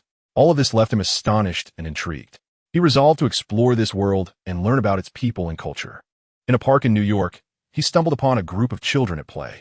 He noticed their animated discussions surrounding superheroes, and in their eyes, he perceived both awe and admiration, as if he were a hero in their hearts. This reflection evoked memories of his youth in Ionia, where he idolized the legendary figures of his past. Are there heroes in this world? He inquired, stepping closer to the children. Yes, there are many superheroes here. They safeguard people's safety and uphold peace, a little girl exclaimed, seemingly unbothered by his presence. It's wonderful to know that even adults enjoy talking about superheroes. The children eagerly surrounded him, sharing tales of their beloved heroes. The children animatedly recounted tales of the heroes they admired, including Iron Man, the Invisible Man, and the Electric Man, among others. Jet listened intently, his eyes glimmering with a spark of curiosity. Through his interactions with these children, he learned that a great battle had transpired in the city just a month prior. Yet, from the innocence of these youngsters, Jet grasped the warmth and kindness inherent in this world. Though he had once been the master of shadows, with a complex past, he found himself unwilling to witness this world descend into chaos and war. He resolved, no matter where he might be, to protect those in need and to pursue peace and balance. As the day unfolded, Jet experienced much in this unfamiliar realm and made the acquaintance of several young friends. He felt an intense longing for equilibrium and a fervent pursuit of justice. He realized he was no longer merely a shadow assassin, but had transcended to become something greater. When he discovered that Nathan Hawke, whom he had met, was in fact the head of the Invisible Man, Electric Man, and Superpower, he was taken aback. in Nathan Hawke's office. The latter gazed incredulously at the imposing figure before him, whose white hair and robust physique were striking. "What? You wish to become an idol?" he exclaimed. "An idol?" Jet responded, puzzled. Nathan Hawke suddenly choked, clearing his throat and adjusting his demeanor. I mean a superhero. You wish to be a superhero?" With a solemn nod, Jet affirmed, "Indeed, I aspire to be a superhero." Internally, Nathan Hawke was musing. He recognized that Jet originated from the Rune continent, a realm known for its skilled assassins and shadowy figures, not the conventional notion of a superhero. However, he was acutely aware of Jet's strength and potential. For a superhero who defied tradition, Jet's presence could introduce novel elements and possibilities to Hawke Industries. Nathan Hawke contemplated how to craft Jet's superhero persona and backstory, perhaps utilizing the lore from the Rune continent. He could even adopt flamboyant titles such as Master Assassin, Lone Wolf, or Invisible Blade, complemented by some dramatic lines that would surely captivate the hearts of those stylish yet naive children. With a slight smile, Nathan Hawke finally said, "Very well. Since you harbor such aspirations, we can consider granting you an opportunity." A flicker of joy crossed Jet's eyes. However, he was informed that becoming a superhero was no simple feat. It demanded rigorous training and trials. Nathan Hawke stated, "We will provide you with resources and support, but you must invest effort and dedication." He emphasized the words trials and effort with a theatrical tone. Jet recognized the underlying tone but nodded in understanding, aware that the path to becoming a superhero would require immense effort and sacrifice. "All right. Since you've made your decision, let us commence." Nathan Hawke rose, gesturing for Jet to follow him out of the office. Jet was led by Nathan Hawke into a creative studio adorned with a myriad of lights and props, exuding a distinctly professional atmosphere. Jet felt a tinge of confusion, unsure why becoming a superhero necessitated a visit to what appeared to be a film set. With a smile, Nathan Hawke elucidated, "This is our designated space for crafting the personas and backstories of superheroes. We aspire for each superhero to possess a unique identity and narrative, thereby captivating their audience more effectively." Jin nodded in understanding, albeit still somewhat bewildered. Nevertheless, he resolved to cooperate fully with Nathan Hawke's arrangements. Subsequently, Jet delved into the filming and styling process. The makeup artist, astonished by his striking looks and physique, meticulously applied special effects makeup, enhancing his visage to further embody an aura of coolness and mystery. The stylist selected a black ninja outfit for him, intricately embroidered with beautiful patterns and hexagrams, accentuating his identity and prowess. Although Jia was somewhat unaccustomed to such flamboyant attire, he endeavored to present his best self. As the filming commenced, Jia showcased his astounding combat skills and ninja prowess. He deftly maneuvered between props and lights, executing his ninja techniques with remarkable finesse. Before the camera, Jia displayed his exhilarating movements and resolute demeanor, perfectly embodying the essence of titles such as Master Assassin, the Solitary One, and the Invisible Blade. The crew was utterly astonished by the capabilities exhibited by the individual personally brought in by Nathan Hawke. Even the director, in a moment of excitement, knelt before Nathan Hawke, exclaiming, "Boss, please allow me to film a series of movies featuring this superhero. I implore you, help Taffy." Nathan Hawke was momentarily rendered speechless. With the advancement of technology, the Hawke Group had ventured into numerous new enterprises, including new media, gaming, and various branches centered around superheroes. What Nathan Hawke had not anticipated was that a director in his middle age would be so captivated. Meanwhile, the surrounding staff eagerly awaited the conclusion of Jia's shoot, clamoring to invite him for photographs. "Come on, enough of this. I'll agree, but remember to sign the confidentiality clause," Nathan Hawke chuckled, giving the director a reassuring pat on the shoulder. After Jia finished filming, he sensed the warmth and anticipation radiating from the crew, which made him somewhat uncomfortable. Yet, as a trained individual, he maintained a professional facade with a polite smile. His initial feelings of estrangement and confusion began to dissipate, gradually replaced by a sense of belonging. Nathan Hawke approached Jia and remarked, "Your performance was outstanding. Your superhero persona has been successfully crafted.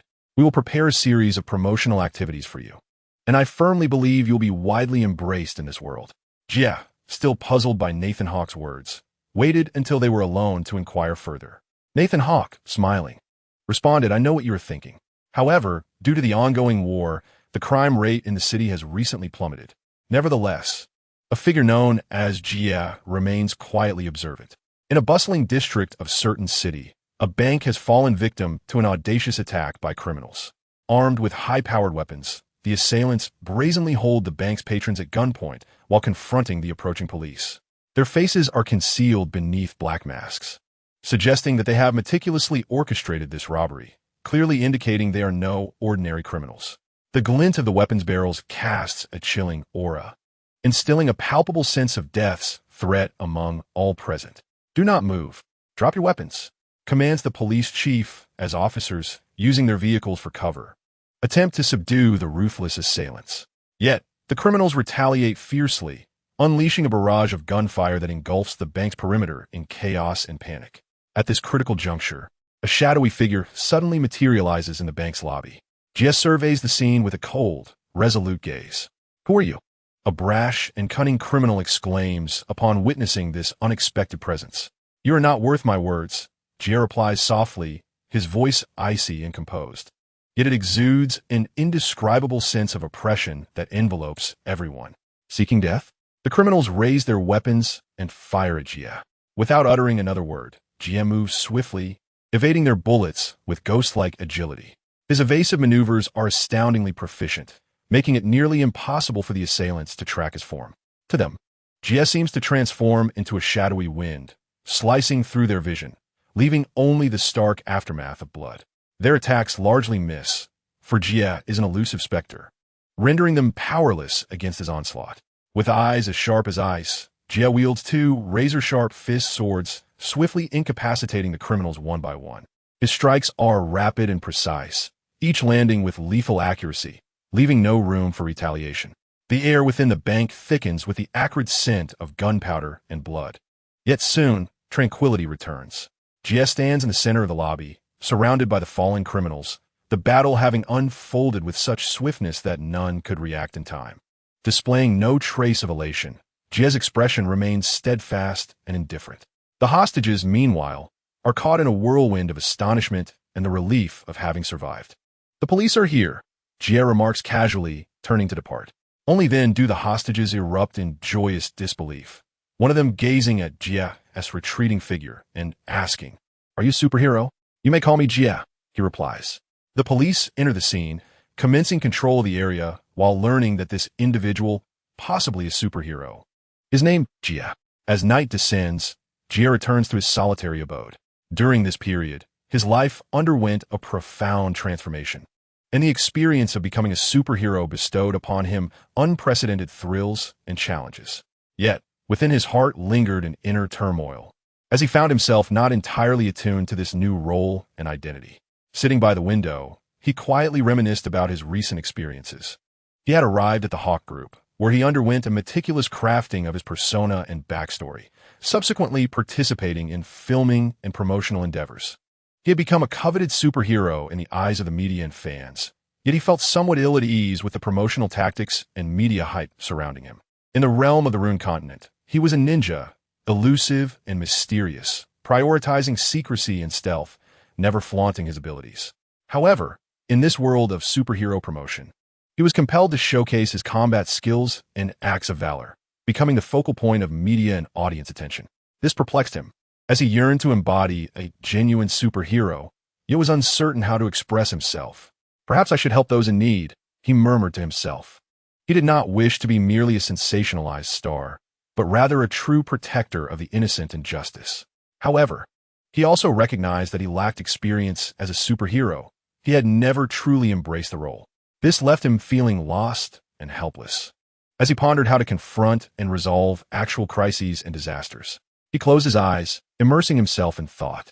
Within him resided the childlike wonder and yearning for true superheroes reflected in the smiles of children, juxtaposed with the helplessness and hesitation brought on by reality. He understood that he needed time to acclimate to this new identity and to face more challenges and experiences to evolve into a genuine superhero. In the days that followed, he resolved to remain with the Hawk Group and continue embodying the superhero role. He would confront and resolve crises and disasters in his own manner, aspiring not merely to be a sensationalized figure, but a true guardian. Each night, as he traversed the rooftops of the city, wielding his blade to safeguard justice and peace. He gradually discovered his rhythm. He learned to display his valor and stoicism before the media and audience. In the face of real crises, he maintained his ninja essence, quietly protecting those in need. Chapter 51. Cyberpunk 2077 in the Umbrella Corporation conference room. Nathan Hawke, Wesker, Andre, the Invisible Man, Electro, Battlehorse, and Kreutz were deliberating the candidates for the upcoming crossover. I cannot leave. My schedule is packed, the Invisible Man declared first. Kreutz followed suit, saying, while I too wish to explore other worlds, I have an abundance of work in genetic engineering, so I shall refrain from joining. I shall not go either, Andre added. Continuing, I have been honing my psychokinesis. I must persist in my training until I feel ready. The crowd expressed understanding. Ever since that day when Andre defeated the already injured superstar, he had recognized his own limitations and immediately began to train fervently, abandoning any thoughts of being a superhero or attending parties. As for the superstar, he was currently being studied in the underground laboratory of the Umbrella Corporation. Is anyone else not going? Nathan Hawke inquired, surveying the room. Receiving no response, he tapped his index finger on the table and decisively stated, then the chosen ones for this mission will be myself, Wesker, Electro Man, and Warhorse. After making the necessary arrangements, he announced, we will gather at the usual place in half an hour. Half an hour later, Wesker and Electro Man donned their respective combat suits, while Warhorse wore his custom attire and carried a briefcase. Nathan Hawke nodded and said, once we are prepared, we shall set forth. As the hexagram illuminated the scene, a brilliant light dissipated. Under the night sky, the four found themselves in a desolate desert where the wind whispered dryly. As night descended, the silence of the desert enveloped them, with only the howling sands stirred by the breeze. Nathan Hawke, Wesker, Electroman, and Warhorse stood in the center of the barren landscape, surrounded by desolation. The ground was bare, strewn with yellow sand and hard rock, while the sky was adorned with bright stars and a luminous moon. Where are we? Electro Man asked curiously, his eyes gleaming with intrigue. Cyberpunk 2077, Nathan Hawke replied. Cyberpunk 2077? What is that? Warhorse retorted, I know about Cyberpunk, but is it akin to the world depicted in the film Blade Runner? Pretty much, Nathan Hawke responded, noticing the others appeared oblivious to the information. Crossing into the world, Cyberpunk 2077. Duration of stay, 7 days. Number of new companions allowed. 1 person, volunteer only. Wesker gazed at the distant horizon, remaining silent and vigilant. Suddenly, he perked up, saying, a group of motorcyclists is approaching us. Facing the oncoming scavengers, Nathan Hawke and his companions maintained their composure, showing no signs of panic. Wesker stood at the forefront, shielding the others, his gaze fixed on the leader of the scavengers. Well, are these young lads heading to Night City to make a name for themselves? Have you lost your way, or are you intentionally trespassing on our territory? The leader of the scavengers mocked, his eyes glinting with greed. Wesker remained silent, merely observing them with indifference. What are you staring at? Haven't you seen anyone as handsome as me before? Ha ha. The scavengers' lackeys began to jeer at Wesker. Suddenly, one of the lackeys approached the leader, pointing at Nathan Hawke and his companions, and said, Boss, they have no cybernetic enhancements. They are intact individuals. The leader of the scavengers was suddenly illuminated with a glimmer of interest as he meticulously scrutinized the 4 individuals before him. They appeared remarkably pristine, and such individuals must possess organs that would undoubtedly be coveted by the powerful, for they remained untainted. With a menacing air, the scavenger leader approached Nathan, a sinister grin stretching across his face. Look what we have here. A band of oblivious fools. It seems we have a significant client for our business tonight. The other scavengers joined in mocking laughter, their ferocious gazes fixated on Nathan and his companions. You have 1 minute to surrender. Drop your weapons, remove your clothing, and kneel in submission. Otherwise, the leader gestured dramatically across his throat with a hand, accentuating his threat with a swagger of his hips. Nathan Hawke remained unfazed, his expression steely as he addressed the leader coldly. You would do well to depart now, or face the consequences. I am eager to see what you're capable of, the leader retorted mockingly. Just as the scavengers prepared to act, a flash of lightning erupted, revealing the Electric Man, whose speed was nearly imperceptible. In the blink of an eye, he appeared before the leader, his hand slicing through the air like a bolt, instantly piercing the leader's throat. The remaining scavengers stared in astonishment, unprepared for such formidable strength. Wesker transformed into a shadow, swiftly infiltrating the ranks of the scavengers. His hands, akin to iron claws, lunged toward one scavenger's throat, blood spraying forth. Another scavenger attempted to retaliate, but Wesker's velocity rendered him incapable of reaction in an instant. The scavenger's head was severed by Wesker's lethal talons. Panic washed over the scavengers as they grasped the reality that these adversaries were beyond their capacity to confront. Yet, anger and fear compelled them to stand their ground, drawing their weapons in a desperate attempt to combat Wesker. However, each of Wesker's strikes was accompanied by a torrent of blood. His assaults bore no hesitation. His eyes reflected only indifference and ruthlessness, as he methodically harvested the scavengers one by one. "Monster!" one scavenger bellowed, while others resorted to drugs to enhance their combat prowess. Unfazed, Wesker regarded the scavengers with a chilling detachment, as though surveying a swarm of ants. He navigated effortlessly among them, each swing resulting in the demise of yet another scavenger. Utilizing his strength and combat acumen, he dispatched the insects with ease. The scavengers' attempts to retaliate proved futile, their weapons ineffectual against Wesker's formidable physique, which could withstand their every assault. Each of Wesker's strikes was lethal, and the scavengers crumbled under his onslaught. "They must be carrying Stan Winston," one scavenger gasped before collapsing, his eyes wide with disbelief as he fell. The Electric Man also showcased his extraordinary might during the fray, with the power of electricity coursing through him.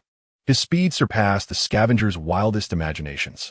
The scavengers were utterly unable to discern his form, and with the electric arcs entwining the right hand of the Electro-Man, they could only watch helplessly as their comrades fell one by one. The battle unfolded with remarkable swiftness. Within mere minutes, the scavengers had suffered complete annihilation. Wesker's countenance was as cold and merciless as ice, while the Electro-Man, having momentarily curbed his bloodlust, shook his hand and adopted an air of indifference. "Let us proceed," Nathan Hawke remarked nonchalantly. Through the instruments of the fallen scavengers beneath their feet, they discerned the path leading to the City of Night. After approximately an hour of travel, they finally reached the outskirts of the City of Night. In the northern industrial district, within a dim and narrow alley, Nathan Hawke and his three companions ventured into the territory of the Vortex Gang. Signs of the Vortex Gang were ubiquitous. The walls were etched with mysterious black metallic tattoos, and the flickering light of cybernetic eyes occasionally illuminated the area, bestowing an eerie ambience. A group of Vortex Gang members appeared at the mouth of the alley, their gazes cold and fervent, akin to predatory beasts. They instantly recognized Nathan Hawke and his party, approaching with mocking laughter. "Hey, look at this. A bunch of unmodified lambs daring to tread on our turf. Are you lost? The Vortex Gang's domain is no place for novices like you. Scram and spare yourselves the embarrassment." The members of the Vortex Gang encircled Nathan Hawke and his companions, their cybernetic enhancements radiating a sinister glow, exuding an air of arrogance and terror. "Your reputation precedes you, Vortex Gang. I have heard that you have an obsession with cybernetic technology, not to mention a penchant for cyberpsychosis," Nathan Hawke replied slowly, his tone casual yet laced with derision. "You're really asking for trouble by speaking like that in front of us," one of the Vortex members shouted, pointing a finger at Nathan Hawke. "Asking for trouble?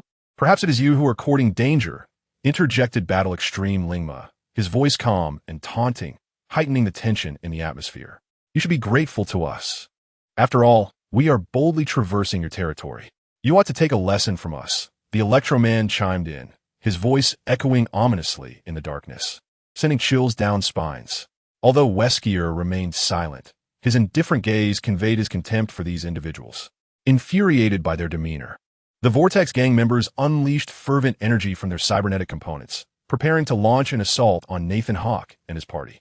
However, just as they amassed their forces to strike, Nathan Hawke abruptly raised his hand to halt them. "Do not rush to violence. We are merely passing through. Your territory holds no interest for us," Nathan Hawke stated calmly, devoid of any trace of fear. These words momentarily stunned the Vortex Gang members, who had not anticipated that these individuals would refrain from violence and instead seek to depart. "What is the matter, afraid?" one of the Vortex members sneered. "What more is there to say to these fools before us? Let them experience the power of my recently installed cybernetic enhancements," exclaimed an exuberant member of the Vortex gang. Nathan Hawke offered a faint smile, his eyes betraying a hint of disdain. Fear? To us, you're merely a pitiful assemblage of weaklings. Chapter 52. The Vortex Gang. His words provoked the members of the Vortex Gang, igniting their rage. Yet, just as they prepared to strike, Jean Jilingma suddenly let out a light chuckle. You truly are naive, believing you can contend with us. With your meager cybernetic modifications? His tone dripped with mockery as he leisurely regarded the Vortex members, akin to observing a troupe of unfortunate jesters. Infuriated by their condescension, the Vortex members lunged at Nathan Hawke and his companions, only to find themselves met with utter indifference. Do you think you possess the standing to converse with us? Sneered a leader of the Vortex Gang, stepping forward. Here, only strength holds sway. You four seem unimpressive, whatever your origins may be. But since you dare intrude upon our territory, you shall pay the price. Nathan Hawke merely smiled, showing no intention of engaging. Yet his gaze exuded an undeniable aura of inviolability. Wesker and Electroman maintained their stoic expressions, while Jean Jilingma observed the gathering Vortex members with a glimmer of derision in his eyes. Price? That depends on your capabilities, Wesker replied coldly, his voice devoid of any emotional fluctuation. Look at them. They truly believe themselves to be formidable. Since they seek their demise, we shall oblige them. The Vortex members gradually began to lose their reason, preparing to encircle the four, intent on inflicting torture and cruelty. However, at that moment, Jean Jilingma chuckled mockingly, confidently surveying the assembled Vortex members, as if gazing upon a colony of wretched ants. As the Vortex members encircled the four, they remained oblivious to the fact that they had walked into a death trap. Facing Nathan Hawke and his companions, their fate was sealed. Wesker's form transformed into a shadow, his movements so swift they were nearly imperceptible. A sharp blade materialized in his hand, his cold gaze fixed upon the Vortex members, devoid of fear or compassion. Though the Vortex members activated their cybernetics, their movements appeared clumsy and sluggish compared to Wesker. They had succumbed to madness, driven by a singular desire to reduce these seemingly ordinary individuals to mere pulp. One member bellowed, swinging his augmented fist in an attempt to overpower Wesker. Yet, Wesker's reflexes were astonishingly swift. He effortlessly evaded the assault and, in an instant, plunged the blade into the assailant's heart. Blood gushed forth as the Vortex member collapsed lifelessly to the ground. Wesker did not spare him a glance, turning instead to confront the next foe. As they raised their weapons, Wesker appeared before one of them with the swiftness of lightning. His blade sliced through the air like a streak of black lightning, instantly piercing the man's chest. Blood gushed forth, and the member of the Vortex Gang let out a chilling scream as he collapsed to the ground. Yet, Wesker did not pause. His movements were akin to a tempest, relentlessly assassinating the members of the gang. One after another, they fell, their bodies pierced, severed, and torn apart. Fantina gruisome tableau. Wesker's gaze remained impassive, devoid of any emotional fluctuation. He resembled a merciless killing machine. Bullets swarmed around him as his knife danced, producing a cacophony of sounds. Some members of the Vortex Gang began to panic, their assaults effortlessly thwarted by Wesker, and even the strongest among them could not withstand his ferocious onslaught. They realized that this seemingly ordinary individual was, in fact, a terrifying adversary. But it was too late. Wesker's relentless assault continued, his blade glinting in the darkness, each swing tracing a pattern of blood. The members of the Vortex Gang stood before him like fragile puppets, utterly defenseless. The Electric Man stepped forward, his form suddenly blurring, moving with a velocity that rendered him nearly imperceptible. He flashed like a bolt of lightning, instantly appearing amidst the members of the Vortex Gang. A series of piercing screams erupted as they fell to the ground. His attacks were as fierce as thunder, utilizing electrical energy to incapacitate his foes, while those ensnared by the electricity emitted heart-wrenching cries of agony. His strikes were unrelenting and merciless. Under his command, the electricity coalesced into sharp blades, methodically slicing through the limbs of his enemies. His expression remained cold and unfeeling, as if he were slaughtering a horde of pitiful ants. The members of the Vortex Gang were engulfed in chaos and terror, their defenses crumbling in the face of the Electric Man's assault. He showed no inclination to relent. His attacks persisted.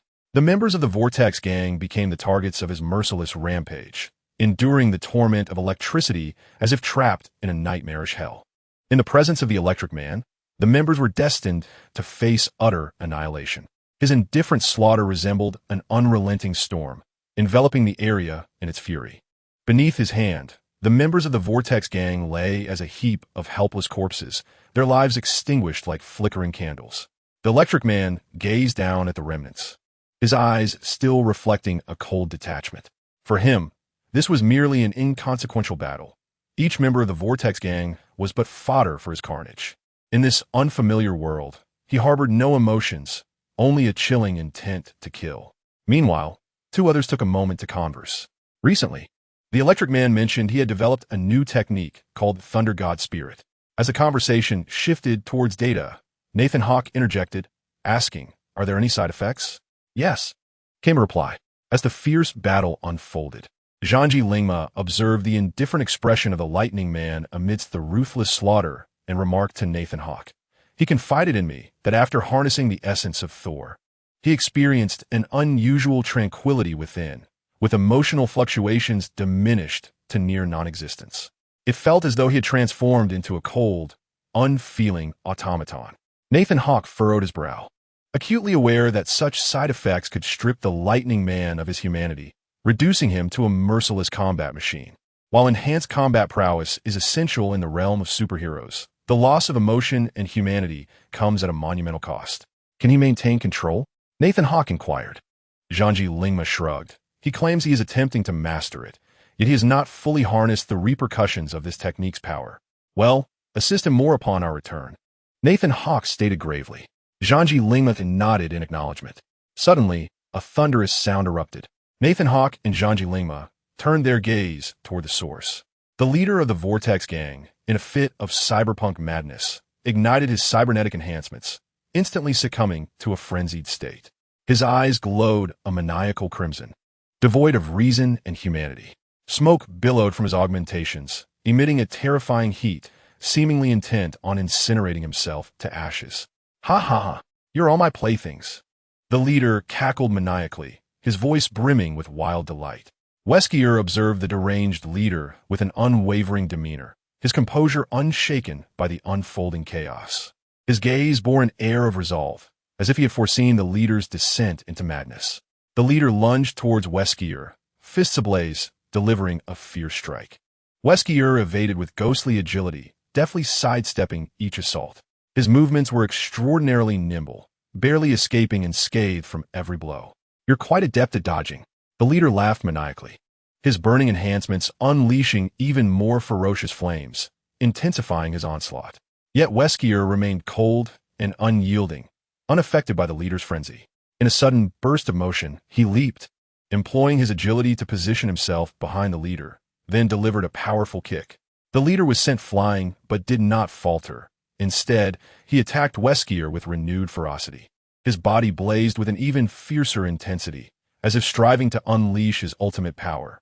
"Power! I can feel the power." The leader, now a fiery specter, unleashed a scorching punch, a blazing tornado aimed at Wesker. Wesker executed a roll to evade, then turned to regard the leader, now reduced to ashes. The Lightning Man appeared at Wesker's side. More and more are taking notice of this commotion. "We must leave swiftly." Wesker nodded, departing the battlefield without a trace of reluctance. The Lightning Man followed closely, and the four swiftly exited the northern industrial district. As they passed through the Watson area, they noted several Vortex gang members speeding toward the industrial zone, seemingly poised to reinforce their ranks. As the crowd engaged in conversation, Wesker articulated his conjecture. It was likely that they had recognized the formidable strength of the enemy, prompting the summoning of such a multitude of members for support. This development would facilitate our escape from this area with greater ease. Nearby, Zhangji Lingma, utilizing a briefcase to decrypt a member of the Vortex gang's credit card, smiled as he appropriated the information for their own use. The trio then turned their attention to Nathan Hawk. "What is the plan?" Zhangji Lingma discerned that Nathan Hawk already had a strategy in mind. "There is indeed a plan, but how is the data extraction progressing?" Nathan Hawk inquired. Zhangji Lingma gestured affirmatively, his expression tinged with surprise as he remarked, "It is complete. However, I was not expecting that this world operates on euros. I am currently processing the legalization. Otherwise, using the adversary's credit card would result in us being pinpointed by the Vortex gang. Moreover, I was astonished by the astonishing speed of the infinite network here. Nathan Hawke nodded slightly at Jean-Jai Lingma's words, stating, once Lingma is finished, we will retire to a safe haven where we can engage in a more detailed discussion. Chapter 53. The Lizi Bar, the Kabukicho district at midnight, exuded an eerie atmosphere, with the dim glow of neon lights casting bizarre shadows in the narrow alleys. The streets were sparsely populated, only a few suspicious figures stealthily traversing the darkness. Nathan Hawke's group silently navigated the constricted passages, vigilantly observing their surroundings. This was the most impoverished and perilous area of Night City, rife with criminals and nefarious individuals. Yet, for Nathan Hawke and his companions, such an environment was familiar. They were well acquainted with danger. Within the alleys of Kabukicho, faint melodies and hushed conversations could be heard, suggesting that transactions were taking place somewhere nearby. Beneath the neon lights, an array of dazzling goods adorned the storefronts, while some vendors called out to passers-by. Wesker maintained a watchful gaze, suddenly halting and signaling the others to stop. We're being followed, Wesker whispered. In that instant, a figure lunged from the shadows, brandishing a knife. Wesker reacted swiftly, effortlessly evading the attack and delivering a powerful kick to his assailant. The attacker was a young man clad in tattered clothing, his gaze wild and fierce, emanating a sense of frenzied desire. Hand over your money, he bellowed, launching himself at them once more. Wesker, no longer inclined to show restraint, struck the man's cheek with a swift punch, sending him sprawling. Yet, the young man exhibited remarkable tenacity, quickly rising to launch another assault, his eyes ablaze with rage. During the skirmish, Wesker noted that the man was adorned with numerous cybernetic enhancements, some of which appeared rather rudimentary. Bang! The young man was rendered unconscious by Wesker's decisive blow. Originally, I had contemplated finding a place where we could truly rest.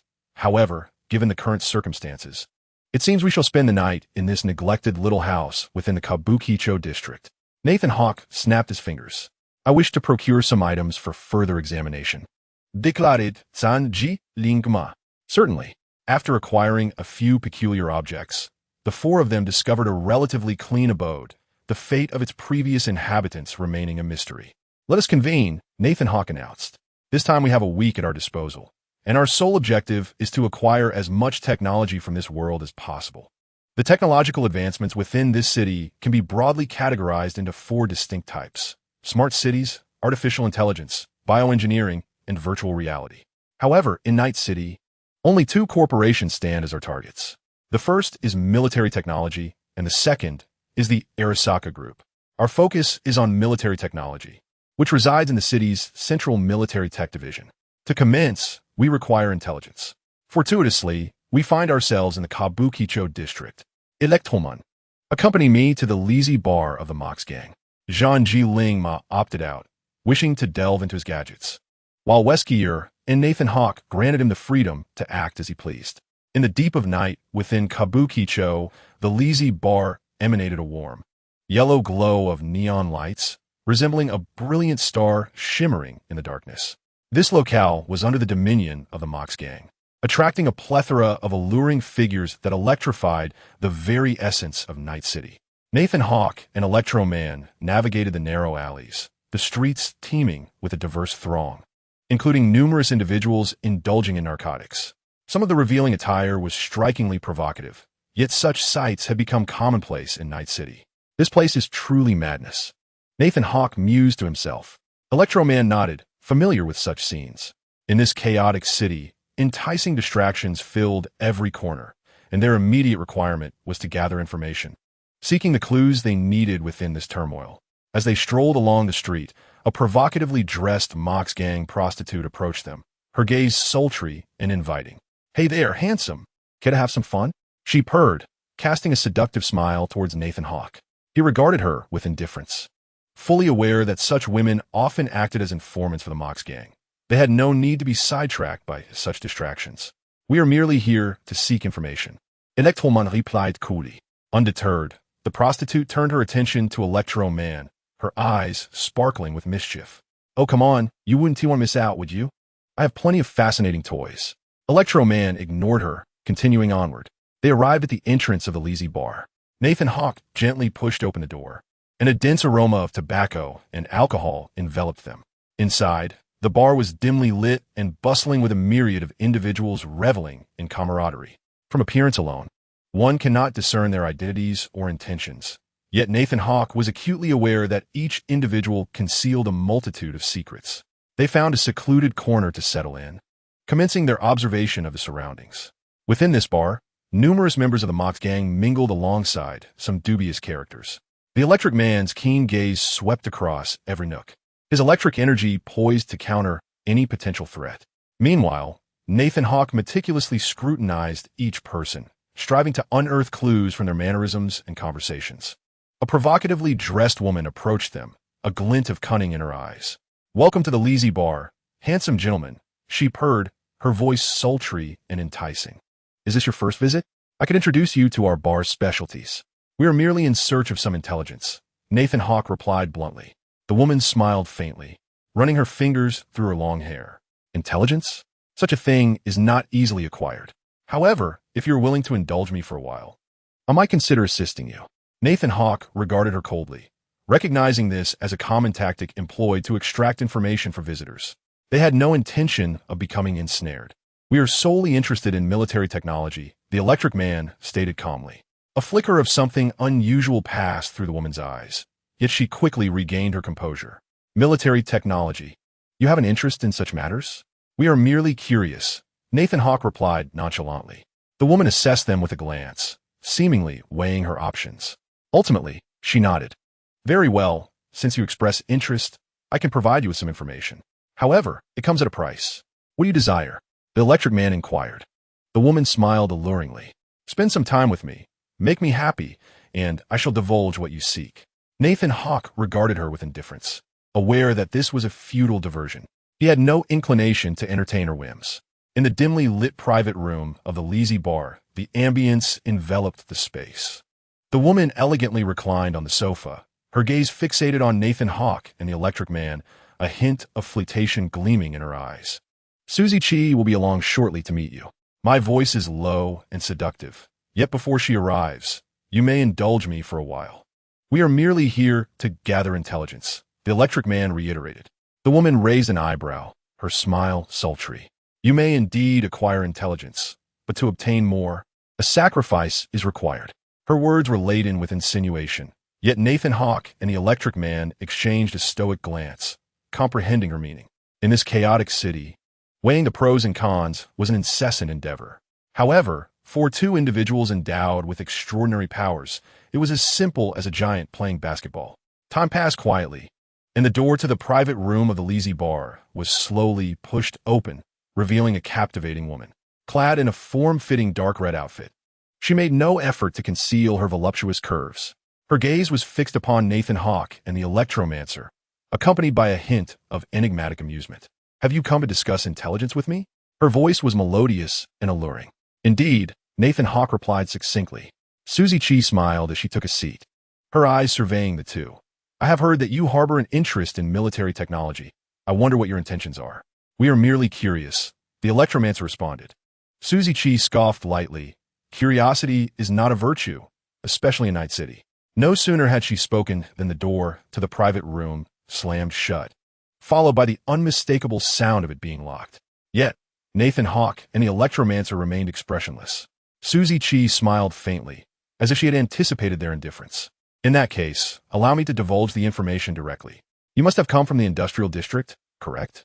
Rumors are rampant that a ferocious tiger has laid waste to a territory of the Vortex Gang, and they are now offering a substantial bounty. Much not on Hulk instructed." With a crackle, the Electromancer rose, unleashing a surge of electrical energy that sent the locked door flying. Susie Chi and the other women gasped in astonishment, witnessing the display of power from these seemingly aloof strangers. They had not anticipated such strength. Nathan Hawke regarded Susie Chi coldly, stating, "We are not interested in your affairs. Our focus lies solely on military technology." It dawned on Susie Chi what they meant, and irritation flickered within her. Yet, she understood that now was not the time to confront such formidable adversaries. Indeed, To annihilate a group of Vortex gang members, one must possess considerable power, something she had underestimated. In that case, esteemed guests, let us discuss matters at length, she said, shifting her attitude upon realizing the vast disparity in their strengths. Subsequently, Suzy Chi led them to her office. Would you care for a drink? No, thank you, Nathan Hawke replied. Chapter 54. Cyberpsychosis within Suzy Chi's office. Nathan Hawke and the Electromancer were seated on the sofa, while Suzy Chi, exuding her captivating aura, now bore an air of respect and caution in her gaze. The military technology building in the city center is heavily fortified, Suzy Chi began, boasting advanced security systems, including high-grade electronic locks, comprehensive surveillance, intelligent security robots, and even the anti-terror task force patrols the area. The anti-terror task force? The Electromancer inquired with curiosity. Indeed, the anti-terror task force is an elite special operations unit, deployed only in cases of extreme severity. They specialize in neutralizing cyber-psychopaths, Suzy Chi explained. Equipped with state-of-the-art technology, they're the most fearsome presence within the police department. So how do we gain entry into the military technology building? Nathan Hawke asked. As you prepare to enter the military technology building, it would be prudent to avoid the patrols of the tactical response unit, Suzy Chi remarked with a smile. Their patrol routes are fixed. As long as you can evade them, you should be able to infiltrate successfully. Are there any other security measures? The Electric Man inquired. Suiki nadith, indeed. The military technology building is equipped with a rigorous electronic surveillance system, and it would be wise for you to devise a way to bypass it. Additionally, there may be security personnel patrolling within the premises, so proceed with caution.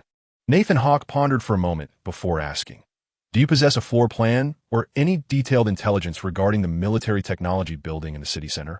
Suzy Chi glanced at Nathan Hawke and smiled as she produced a data chip, handing it to him.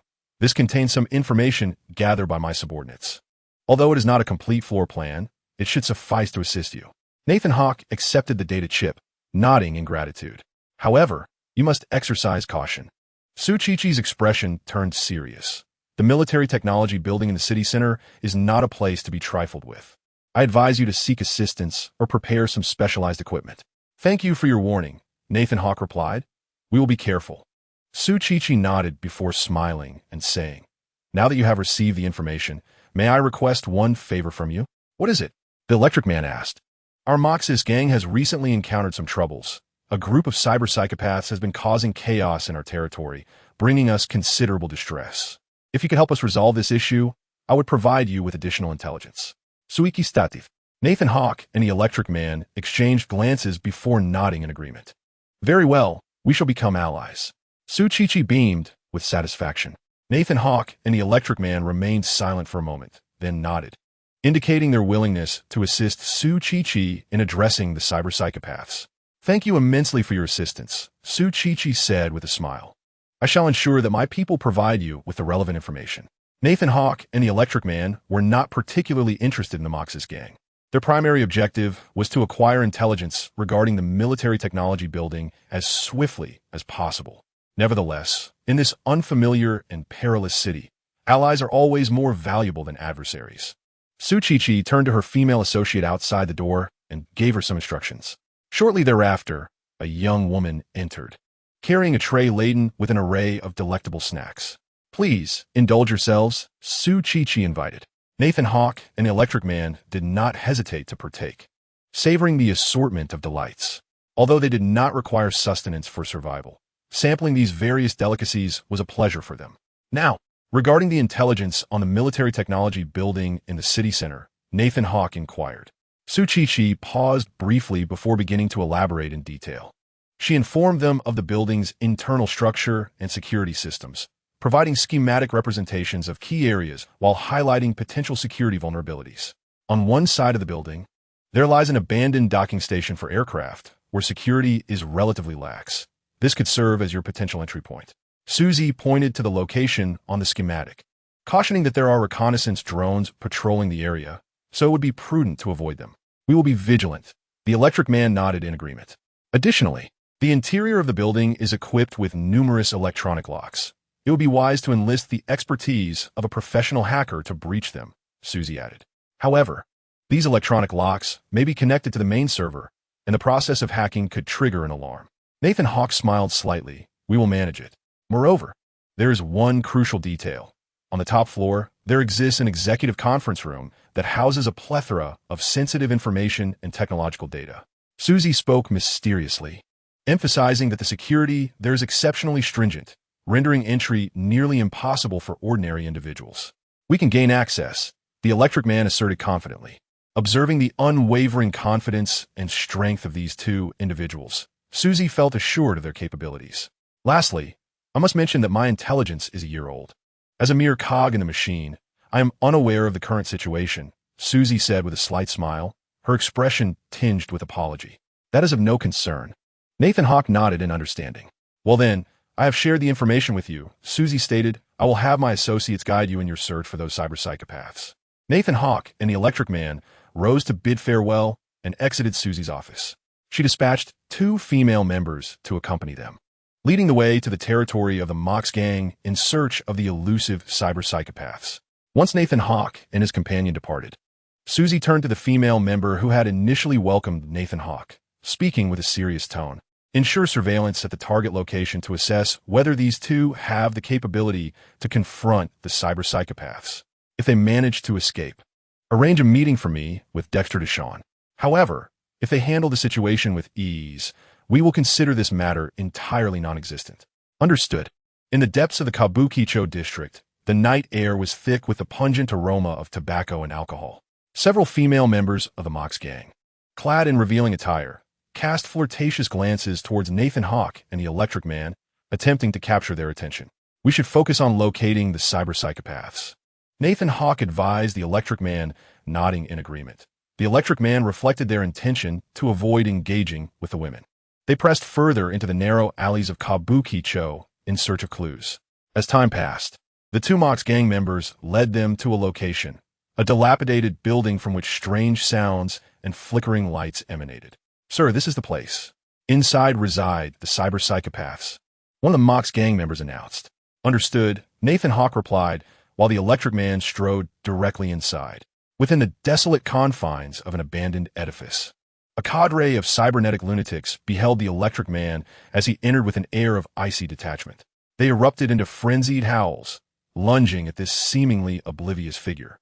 Their bodies were augmented with a myriad of peculiar prosthetic components, mechanized arms, elastic implants, flamethrowers, and razor-sharp blades, bestowing upon them a fearsome prowess in combat. Truly, they were a band of deluded souls. With a disdainful smirk, the Electric Man positioned his hands before him, electric energy coiling around him, exuding a chilling aura. One of the cyber-deranged lunged forth, wielding a gleaming blade in an attempt to strike the Electric Man. With a deft sidestep, he evaded the assault, instantly reappearing behind the assailant, unleashing a surge of electric energy that pierced through the man's chest, incapacitating him in an instant. The sight of their fallen comrade ignited further fury and madness among the remaining lunatics, who converged upon the Electric Man. One patient surged forward, his leg implants erupting with a formidable gravitational force, seeking to pin the Electric Man to the ground. Yet, the Electric Man's reflexes were astonishing. He nimbly evaded the gravitational bind, retaliating with a fist imbued with electricity that shattered the patient's head prosthetic, rendering him utterly powerless. Another cyber-deranged individual, equipped with elastic enhancements, approached with astonishing speed, aiming to engage the Electric Man in close quarters. Undeterred, the Electric Man swiftly dodged and, as the assailant drew near, delivered a thunderous punch that struck his chest, sending him sprawling. Exhibiting extraordinary combat, finesse, and agility, the Electric Man darted among the assailants, toppling them one after another. Each discharge of his electric energy was a lethal blow, causing the cyber-deranged to fall in droves. Meanwhile, others among them, unwilling to yield, unleashed various attacks using their diverse prosthetics. Some brandished firearms, firing upon the Electric Man, yet their efforts proved futile as he deftly evaded and countered their assaults.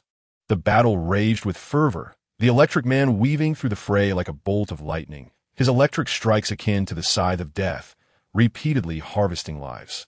His movements were unparalleled, gracefully dodging enemy strikes while executing his own. They might be fully equipped with Cyan-Whiston cybernetics. One deranged individual screamed, eyes ablaze with fervor. As time elapsed, the struggle persisted. The intensity of the Electric Man's electric assaults escalated, while the patients grew increasingly frenzied, launching reckless offensives, ignoring their own safety. They were singularly focused on vanquishing this seemingly fragile adversary. However, the inevitable conclusion was clear. Under the might of the Electric Man's formidable combat skills and calm demeanor, the cyber deranged fell one by one, their prosthetics shattered, bodies scorched by electric energy, ultimately reduced to a heap of scrap and ashes.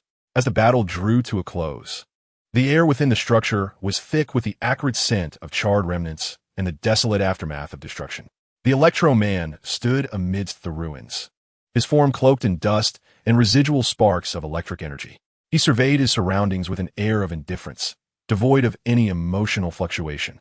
Mission accomplished, he uttered softly. Nathan Hawke entered from outside, witnessing the scene and offering a faint smile. Well done. The two remaining members of the Mox gang, still present, stepped inside, their faces etched with shock, gazing in disbelief at the extraordinary sight before them. In their hearts, the word legend involuntarily surfaced.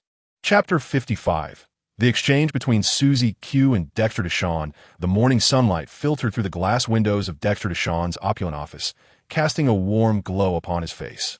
He sat in luxurious surroundings, gazing out at the cityscape. The lights of Night City continued to flicker, yet the streets appeared tranquil and serene in the early hours. Dexter was one of the most sought-after intermediaries in town, with an astute awareness of every whisper and movement within Night City. Possessing the instincts of a killer and the experience to match, street rumors suggested that anyone who conducted business with Dexter Deshawn was destined for great success. Opposite him sat his loyal bodyguard and driver, Oleg. Oleg was a towering figure, his hands and neck enhanced with implants to bolster his unarmed combat capabilities. He spoke little but exhibited unwavering loyalty to his employer. Oleg, we're to meet with Susie Q, Dexter remarked, his gaze still fixed on the window. Oleg nodded, rising to indicate that Dexter should follow him as they departed. The pair exited the office and entered the sleek black luxury sedan waiting below. Oleg took the driver's seat while Dexter settled into the rear. The vehicle smoothly commenced its journey through the streets of Night City. Along the way, Dexter gazed at the scenery, his mind swirling with thoughts. He had received intelligence late that night regarding a formidable group that had arrived in Night City, igniting a sudden fervor throughout the city. This piqued his interest, as he recognized that such upheavals could potentially impact his business. Oleg, have you heard? A new faction has come to Night City, Dexter inquired. Oleg remained silent for a moment before responding coolly. Yes, I have heard. Who are they? What brings them to Night City? Dexter's brow furrowed slightly as he pondered these questions. Oleg did not reply, concentrating intently on the road ahead. He understood that Dexter was not merely asking out of curiosity. He was contemplating the forthcoming course of action. As his protector and devoted assistant, Oleg would steadfastly support and execute Dexter's decisions. The vehicle navigated through the bustling streets, the skyscrapers of Night City shimmering in the sunlight. Dexter continued to gaze out the window, his thoughts racing. He knew that Night City was rife with both opportunities and dangers. Only by remaining vigilant and astute could one hope to thrive in such an environment. At last, the car arrived at the designated meeting place with Susie Q. Oleg brought the vehicle to a halt, and Dexter stepped out onto the pavement. Dexter Deshawn entered the private room where he had arranged to meet Susie Chi, his gaze sweeping across the space. Susie was seated on the sofa, her eyes fixated on Dexter, adorned with a hint of enigmatic amusement. Dexter, it has been a while. You still look as vibrant as ever. She broke the silence, her voice melodious and magnetic. You too, Chi. Your business seems to be flourishing, Dexter replied, his expression betraying little emotion. Oleg trailed closely behind, attentively surveying their surroundings. The two engaged in casual conversation, exchanging tidbits of gossip and rumors circulating in the city. Yet, Dexter was acutely aware that Susie had not sought him out without purpose. With a smile, Susie tentatively inquired, Dexter, would you be interested in some intel? Information about that group from yesterday. Dexter hesitated before responding, contemplating the implications of the late-night intelligence, which indicated that the individuals in question were not to be trifled with. However, he remained uncertain whether this information would be advantageous for him. Go on, Dexter eventually stated, eager to discern the nature of the intel Susie intended to share. Susie smiled, her gaze glimmering as she pondered how to disclose the information. There were two individuals who approached me, seeking to acquire as much technology as possible. She began slowly. As you know, this city harbors a wealth of technological marvels, particularly military technology. My conjecture is that there are two companies they are targeting. The first is military technology, and the second is the Arasaka Corporation, she continued. Dexter listened intently, contemplating whether this information might serve his interests. Military technology was indeed a highly enticing objective, albeit fraught with peril. Chi, why are you divulging this information to me? What benefit do you derive from it? Dexter finally inquired, aware that Susie was unlikely to offer intel selflessly. With a smile, Susie locked her gaze on Dexter's eyes. I contemplated this late into the night, Dexter. You are one of the most reputable intermediaries in Night City. We require someone of your caliber to assist us in acquiring further intelligence. You know how to navigate such information. For me, this is a transaction. If you can assist us, we can also provide you with information that piques your interest, she articulated, her voice laced with a touch of allure. It appears you intend to have it all, Dexter remarked, immediately discerning Susie's intentions. Are you not concerned about potential retaliation should they discover your dealings? Oh dear, you've caught me, she replied with a playful tone. I am indeed apprehensive, but one must take risks after all. You are quite the figure in Night City yourself. Are you not? Just as long as you refrain from informing those in military technology, such as that egomaniac Meredith Stout. Dexter understood Susie's implication, and after a moment of contemplation, he replied, I have indeed been engaging in business with her lately. Given the circumstances, why not elaborate on their capabilities? Suggested Suzuki. As soon as she finished her sentence, Dexter, caught off guard, sprayed the drink he had been sipping to the side, raising an eyebrow at Suzuki across from him. What? Could you repeat that? I could have sworn I heard you mention legendary. Suzuki nodded in affirmation, stating, Indeed, they are formidable. One of them wields electricity, and my subordinates have reported that their speed is remarkable. Electricity? Dexter pondered for a moment, then asked uncertainly, Are they equipped with a Seinweisten or military-grade cybernetics? Suzuki shook her head and delivered a chilling remark that sent a shiver down Dexter's spine. There is not a single trace of cybernetic implantation on them. Sensing that Dexter might doubt her, Suzuki resolutely reiterated, Indeed, they possess no cybernetic enhancements whatsoever. Impossible, Dexter exclaimed, springing to his feet in disbelief. How could they possibly have annihilated around 50 members of the Vortex gang in such a short span? Moreover, I gathered some intel on my way here, suggesting that the group of cyber-psychopaths you have conflicts with has been eradicated. Could be their doing? The more he contemplated, the more the pieces seemed to fit. But as he reached a conclusion, a cold sweat began to bead on his forehead. So, their objective is military technology, rather than merely baiting us with the corporate faction? Dexter cautiously inquired, recognizing the gravity of the situation. If they truly possessed such strength, and were indeed targeting military technology, the impending days would be pivotal for him to elevate his status, wealth, and influence. Dexter fixed a serious gaze upon Suzuki, observing her earnest expression, before a smile broke across his face. If you are so confident, then I shall follow suit. However, before we embark on these endeavors, we must extract ourselves from this vortex. Returning to his luxurious vehicle, Dexter began to contemplate. If they indeed had the capability to infiltrate the military technology building and turn the city center upside down, what are the military technology warehouses and resources scattered throughout Night City? A glimmer of greed flickered in Dexter's eyes. Perhaps I should consider hiring additional mercenaries, he mused. Seated in the back seat, he gazed out at the scenery, his thoughts intertwining with the vibrant tapestry of Night City. The vehicle navigated through the streets, neon lights illuminating the city's splendor and cacophony. A whirlwind of complex emotions swirled within him. The intelligence Suzuki had provided plunged him into deep contemplation, and he began to question his own decisions. The prowess of that group astonished him, particularly the individual harnessing electricity without any cybernetic implants, a near impossibility in Night City. Who on earth are they? What brings them to Night City? Dexter silently pondered. He understood the necessity of exercising caution to avoid revealing his true intentions and plans. Simultaneously, he began to deliberate whether he should bolster his own strength. For a middleman, strength serves as the most potent trump card. Should he possess an abundance of mercenaries and formidable weaponry, he would be better equipped to safeguard his interests and status in this tumultuous city. The vehicle traversed the clamor of the Night City, heading toward the horizon.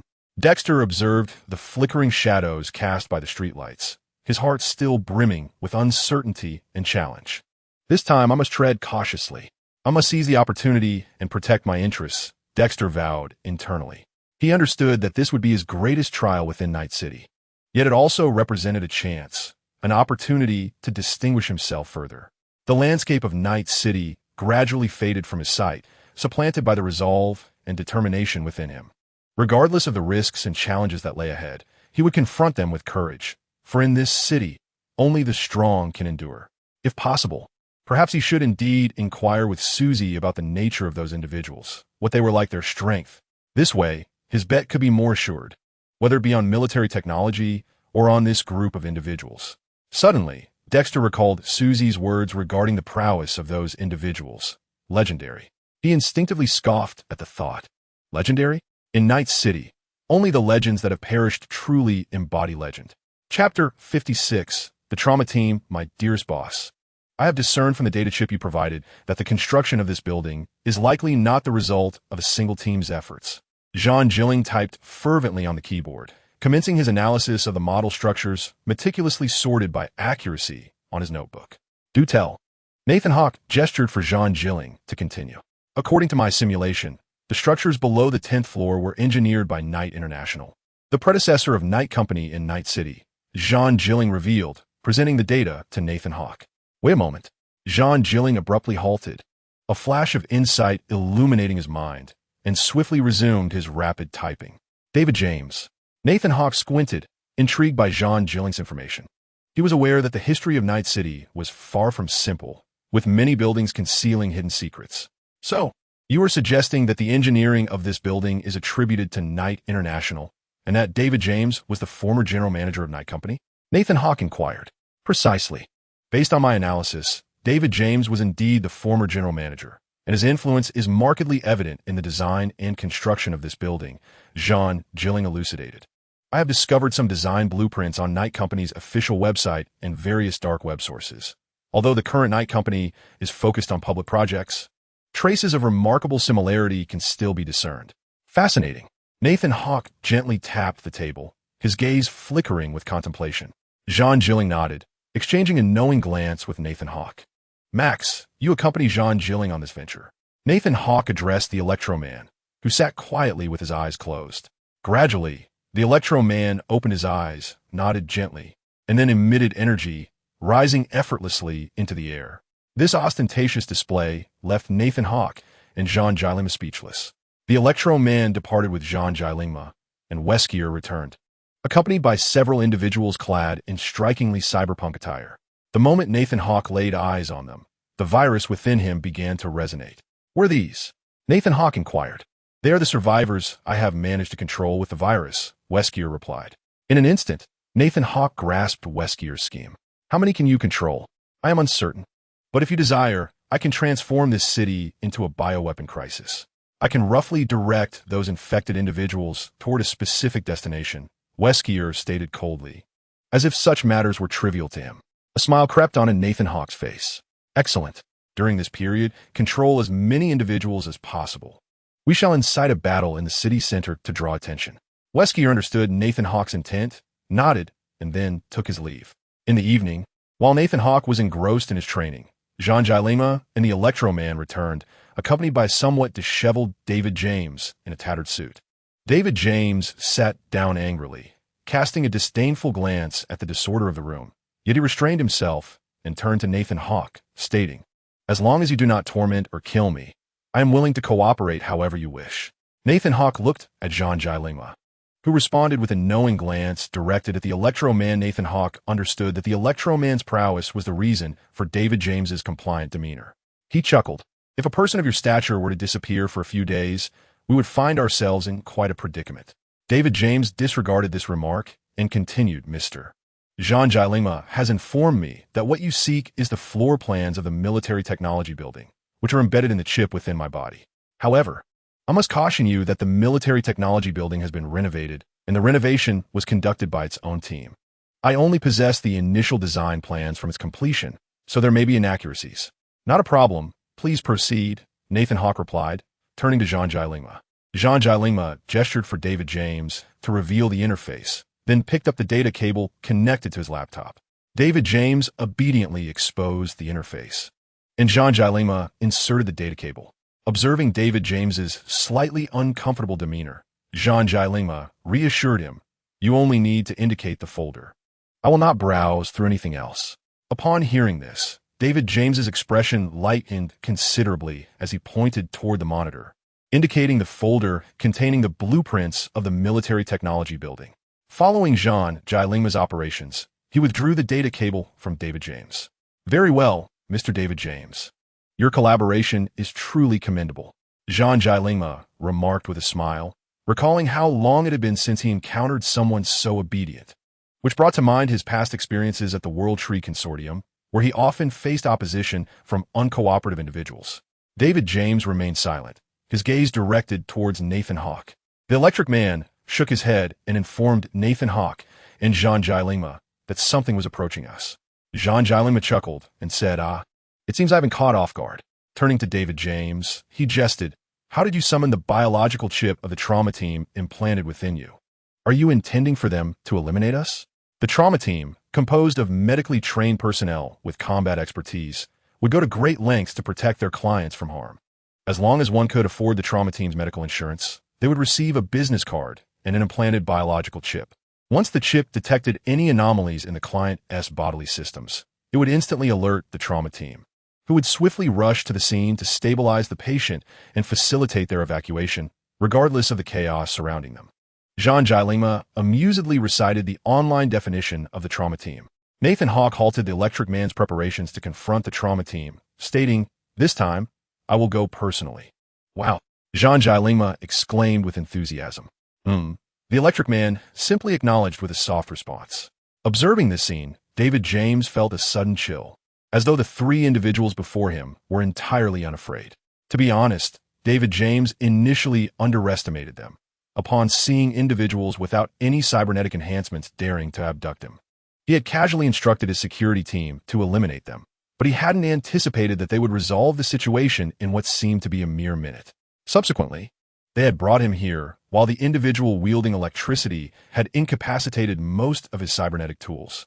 Fortunately, some of his enhancements were of superior quality, allowing them to function once again after being brought here, such as the trauma team's biological implant chip he had purchased. Gradually, he began to discern the identities of this group, suspecting they might be the ones rumored to have eliminated the Vortex Gang. Yet, he did not expect the trauma team to arrive in such a relaxed and composed manner. Whether they were genuinely unaware of the trauma team's formidable reputation or possessed an unknown and immense strength remained unclear. Moreover, this time, it was not the electric user taking action, but rather an individual who was evidently their leader. One could only wonder if such a powerful leader possessed even greater strength. The answer might be obvious, yet at this moment, David James could only hope that the trauma team would triumph over these individuals and rescue him. As for the prospect of the trauma team failing and returning, David James had little faith. If this batch of the trauma team were to falter, the next would likely find only the ashes of his former self. Nathan Hawke, having altered part of his appearance through a virus, departed with a chilling remark. "Kill them. They cannot be saved." David James was left in shock. The trauma team received an urgent notification indicating that a client was in peril and required immediate medical assistance. Unaware of Nathan Hawke's presence, they proceeded solely based on the directives of the emergency mission. A Zeta Technology Atlas hovercar descended silently, and the trauma team's rescue squad swiftly disembarked, fully prepared for action. Clad in green uniforms and donning white pilot helmets, they wielded Canto 58 rifles, equipped with an array of formidable weaponry and cybernetic enhancements. This squad was determined to complete the rescue mission in the shortest time possible and evacuate their target. "What is the situation?" the team leader inquired. "According to the urgent notification, our client is in this vicinity," replied the medical personnel. "All right, let us search quickly and evacuate as soon as we locate him," the safety expert stated, gripping his submachine gun tightly. The trauma team initiated a thorough search, cautiously probing the area while remaining vigilant for potential threats. At that moment, the sound of footsteps echoed nearby, prompting the trauma team to raise their weapons and focus intently ahead. Seizing the opportunity, Nathan Hawke deftly unleashed his telekinetic abilities, disarming one of the safety experts. Enemies detected. The trauma team leader shouted, and they immediately returned fire.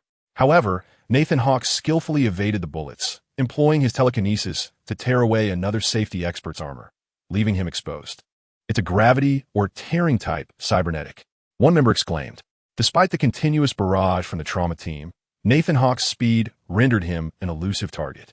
He darted unpredictably, appearing behind them one moment and evading from above the next. The trauma team found themselves embroiled in a fierce struggle. In a flash of telekinesis, another safety expert was swiftly incapacitated, rendered incapable of resistance. The remaining members of the trauma team stared in astonishment at their fallen comrade, realizing they were up against a formidable adversary. They quickly reformed their ranks, initiating sniper cover and concentrated fire in an attempt to encircle Nathan Hawk. Chapter 57. The survival strategy of Night City. Nathan Hawk sensed their pressure and teamwork, deciding to unleash a fraction of the Genoa cell's power. With a low growl, the Genoa cells within him surged to life, enveloping his body in a shimmering golden energy shield. This barrier rendered him nearly invulnerable, akin to an immortal warrior. The remaining members of the trauma team, along with the Zeta Technology Atlas hovercar, intensified their assault against Nathan Hawk. The Canto 58 rounds rained down in a frenzied yet orderly barrage, aiming to overwhelm him. Nathan Hawk effortlessly dodged every attack, employing telekinesis while striking with his fists, each blow sending his adversaries flying. His movements were agile and graceful, reminiscent of a cheetah traversing the battlefield, relentlessly dismantling the enemy's formation. The members of the trauma team and the Zeta Technology Atlas hovercraft were engulfed in chaos and panic, utterly at a loss on how to confront this invincible foe. As Nathan Hawk unleashed his furious onslaught, they could only watch helplessly as their comrades fell before him. His gaze was cold and merciless, devoid of hesitation or compassion, as he ruthlessly eliminated each adversary in his path. Inwardly, he counted the members of the trauma team. This is different from the game. I assent to it. Could it be due to the higher tier membership? The members present began to feel a creeping dread and despair. They realized they were not facing an ordinary enemy, but a formidable war god. Their attacks proved nearly futile, only inciting Nathan Hawk's brutality further. This is impossible. What manner of monster is this? One member of the trauma team cried out in terror. Ignoring their desperate exclamations, Nathan continued to pursue each foe with relentless resolve. His eyes bore no emotion, only a chilling intent to kill. He understood that only by annihilating every member of the trauma team could he safeguard his secret from exposure. As the battle progressed, Nathan's movements quickened, his strength amplifying. The members of the trauma team fell before him like wheat before the scythe, unable to rise again. The Zeta Technology Atlas hovercraft met a similar fate, easily dismantled by Nathan's might. With a flick of his telekinetic power, the hovercraft spun in the air before crashing heavily to the ground, twisted into scrap metal. Growing weary of the spectacle, Nathan gazed at the writhing members of the trauma team on the ground. He raised one hand, clenching it into a fist. Within his palm, a powerful energy flickered, the force released from his Genova cells in conjunction with his telekinesis. If not for the time constraint, I would have played a bit longer. Nathan's voice was icy and devoid of empathy. He swiftly raised his hand towards the sky and then clenched it fiercely. In that instant, the battlefield seemed to be engulfed by a chaotic vortex. A violent surge of energy erupted from his hand, forming a massive shockwave that radiated outward in all directions. The members of the trauma team let out desperate screams as they attempted to escape this tearing force, but it was far too late. The energy shockwave instantaneously enveloped the entire battlefield, pulling everyone into its embrace. In a heartbeat, every member of the trauma team was obliterated, their bodies reduced to mere fragments of flesh, scattering in all directions. No one survived. Nathan Hawk's telekinetic finishing move had utterly eradicated them all. The battlefield descended into a profound silence, with only Nathan standing amidst the aftermath, a golden energy shield still swirling around his form. His expression remained cold and unfeeling, as if the battle just fought had been nothing more than a mere game to him. Listening to the distant sound of helicopters, Nathan murmured, "They have noticed this place. It is time to relocate." As Dexter Deshawn cautiously ventured into the resting place of Nathan Hawk and his entourage alongside another group of trauma team members, he discovered that everything had vanished. An unsettling feeling enveloped Dexter, Recent news had just broken that a trauma team in the Kabukicho district had been annihilated, and their remains were nowhere to be found. To make matters worse, 2 utterly mangled corpses were discovered aboard a wrecked Atlas hovercraft. Although no traces of electrical abilities were evident at the scene, Dexter's instincts suggested that it was the work of the fierce tigers. Subsequently, a message from his subordinates sent a shiver down Dexter's spine as he uncovered the information he had long sought. David James had disappeared, and the trauma team had perished shortly thereafter. David James had been a former member of a military technology project. It appeared that this group was indeed serious about their intentions. A chill ran through Dexter as he suddenly realized a terrifying possibility. As a well-known intermediary in Night City, he was at a significant risk of being targeted by them. Though he had contemplated meeting this group, it had remained merely a thought, not an actionable plan.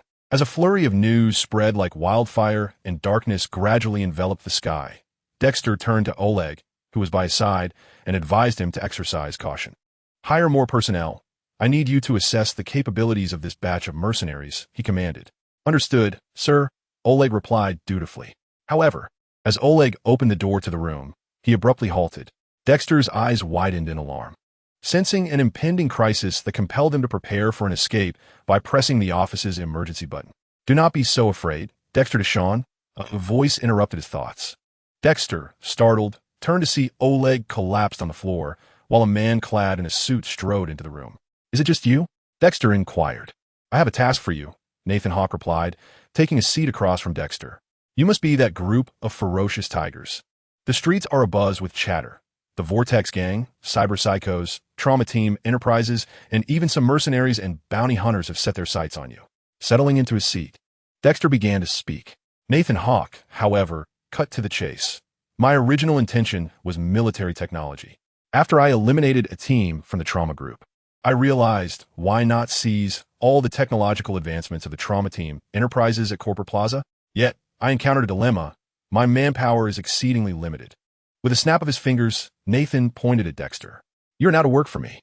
I intend to acquire the technology from the majority of corporations in Night City." Upon hearing Nathan's audacious claim, Dexter was tempted to mock him. But upon assessing Nathan's combat prowess, he composed himself and replied, "Your words are rather boastful. The might of your group." Dexter found himself at a loss for words, his eyes wide as he absorbed the scene before him. Within the confines of the room, a peculiar phenomenon unfolded. Not only did numerous items from the entire floor levitate, but so did he himself, accompanied by an enigmatic voice resonating within his mind. "You may perceive my power as that of a deity." Dexter Deshawn gazed in astonishment at Nathan Hawk, suspended in midair before him. "I have assembled a cadre of operatives to launch an offensive on the Corporate Plaza. Now, I require you to discreetly spread the word while hiring mercenaries to target the peripheral resources of these companies, thereby diverting their attention." As Nathan Hawk gently descended, his telekinetic energy dissipated gracefully, and Wesker entered the scene. In Dexter Deshawn's state of bewilderment, Wesker's arm transformed into a tentacle, penetrating Dexter's body. "The virus within me can enhance your physique, making you more formidable and resilient." 30 minutes later, drenched in sweat and collapsed upon the floor, Dexter Deshawn rose to his feet, his once rotund belly vanished, replaced by a robust musculature. "Unbelievable. I thought I had joined the animal gang," Dexter marveled, grasping his newfound muscles in disbelief. "Your strength has significantly increased. Even a squad of trauma specialists would struggle to inflict harm upon you." Amidst his excitement, Dexter grew increasingly wary of the two before him, sensing a diminishing capacity to refuse their demands. "By the way, address me as boss. I shall be here for just a few days. Discuss the remaining matters with Wesker and gather more subordinates. Also, engage with Jean Gilling for insights into corporate technology," Nathan Hawk instructed Dexter. "Understood, boss," Dexter Deshawn replied with a forced smile. It was undeniable that he was in a state of shock. Within a dilapidated building in the Watson district, Dexter encountered creatures that resembled humans, yet seemed distinctly otherworldly, alongside individuals who appeared human but were evidently under control. This sight prompted a troubling question. Was he also under such control? Wesker, with an air of indifference, replied, "The virus within you grants me the capability to manipulate you. However, it is unnecessary. As long as you perform your duties diligently during this time, all will be well." Upon hearing this, Dexter felt a wave of cold sweat, or rather, he did not, realizing that his body was gradually merging with the virus, undergoing transformation. You shall come to understand its intricacies. The virus within you is of a different caliber. After this revelation, Dexter's demeanor softened. At least he possessed a superior strain. Very well. I shall prepare for the offensive and ensure this task is accomplished. Dexter promptly adjusted his attitude, acknowledging that, regardless of the outcome, he must exhibit a resolute stance and take action. Thus, this became Dexter Deshawn's path to survival in Night City. Chapter 58. The Business of Edcardo. The Night Wanderer days passed, yet Dexter Deshawn's astonishment showed no signs of waning. The formidable prowess of Wesker, the Electric Man, and the Warhorse left an indelible impression on him. It was not merely the daunting tasks they were to undertake that captivated him, but rather their individual strengths that resonated deeply. Among them, it was the Electric Man who particularly struck him as they embarked on their mission. They arrived at the wasteland, the domain of Edcardo. Initially, Dexter Deshawn was reluctant to come here, acutely aware that his appearance was decidedly conspicuous, especially within the territory of Soulbright, where he felt rather out of place. He understood that since Soulbright ascended to power, he had endeavored to dismantle the family's smuggling traditions, seeking to forge connections with the corporation. However, this approach had garnered considerable animosity within the camp, with some labeling Soulbright as the corporation's lackey, accusing him of exploiting Edcardo for personal gain. Yet, Dexter Deshawn discerned the misunderstandings that lay beneath these sentiments. Ultimately, he resolved to allow Oleg, who had also been injected with the virus, to drive them to Soulbright's camp. He had finally undergone a transformation. He was no longer the overweight individual he once was. Traversing a desolate expanse of desert, Dexter Deshawn and his companions reached Edcardo's territory.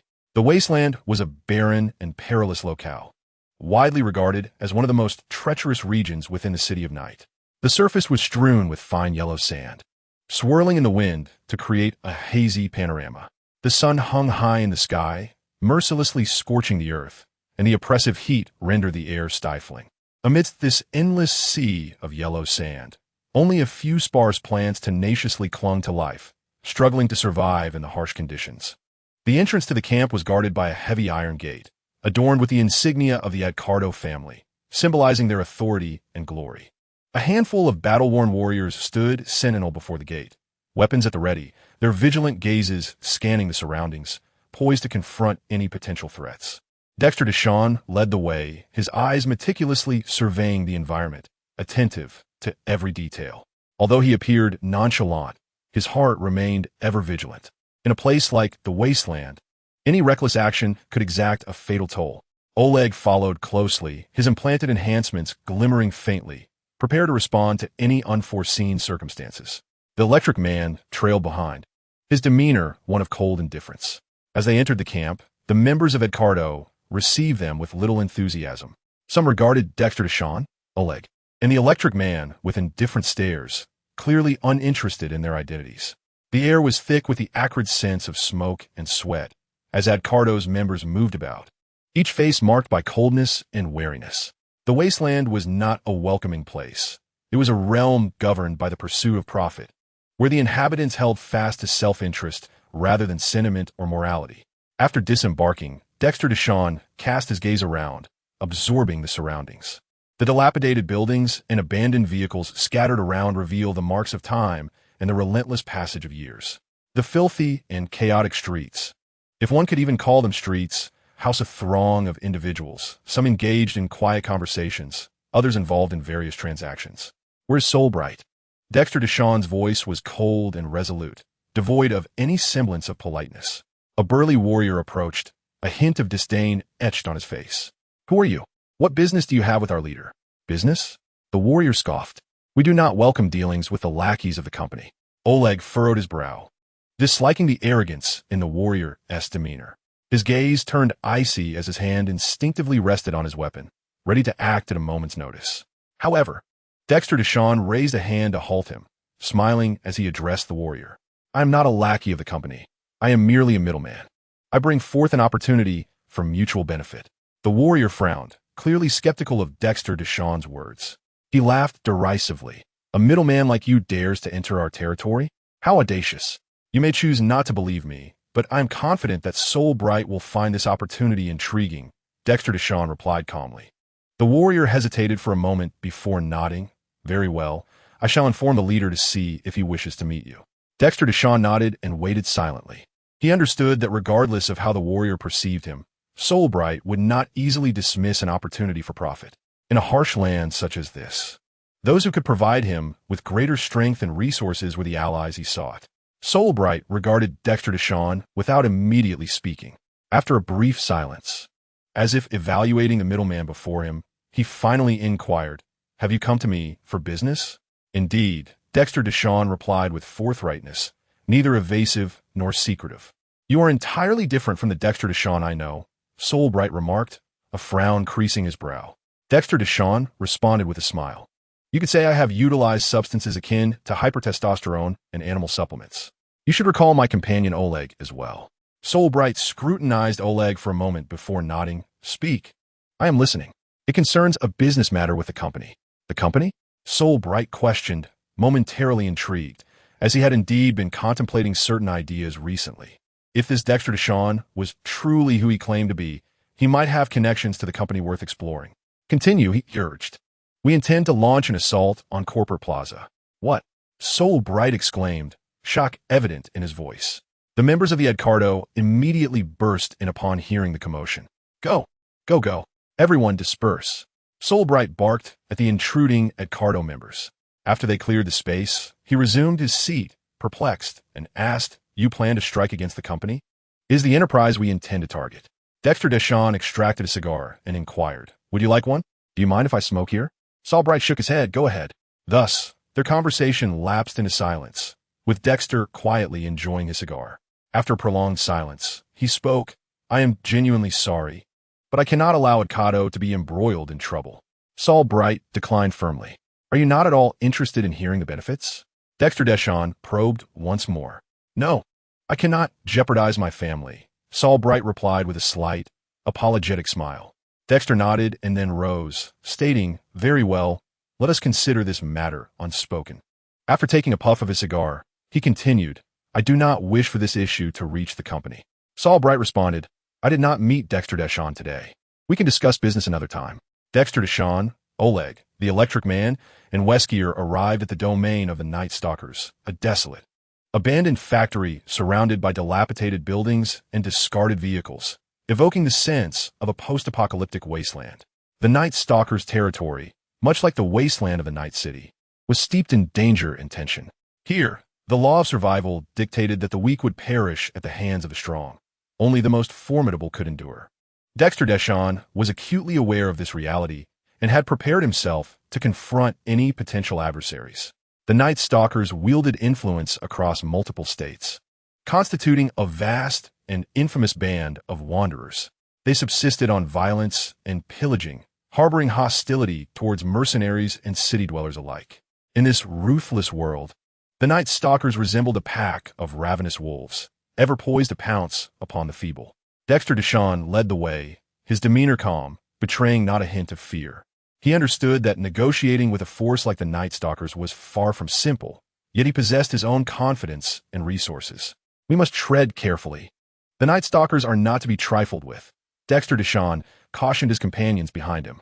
Oleg exhibited a cautious demeanor, while the Electric Man and Wesker maintained impassive expressions. The group pressed onward, with Dexter Deshawn resolutely stepping into the Night Stalkers' territory.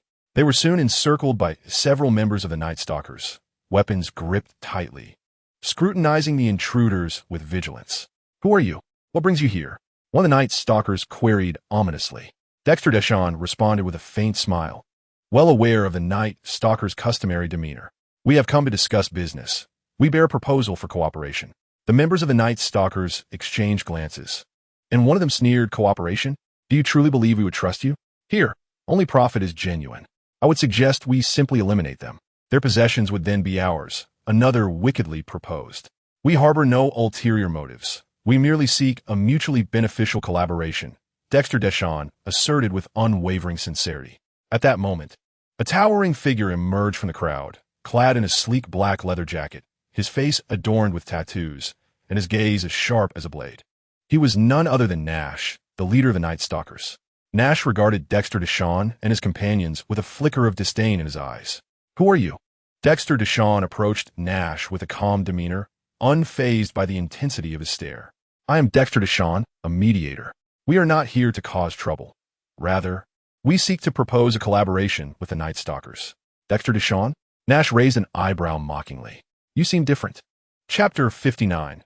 The plan for Corporate Plaza. Dexter Deshawn cast a cold glance at Nash, dismissing his contempt and provocation as trivial.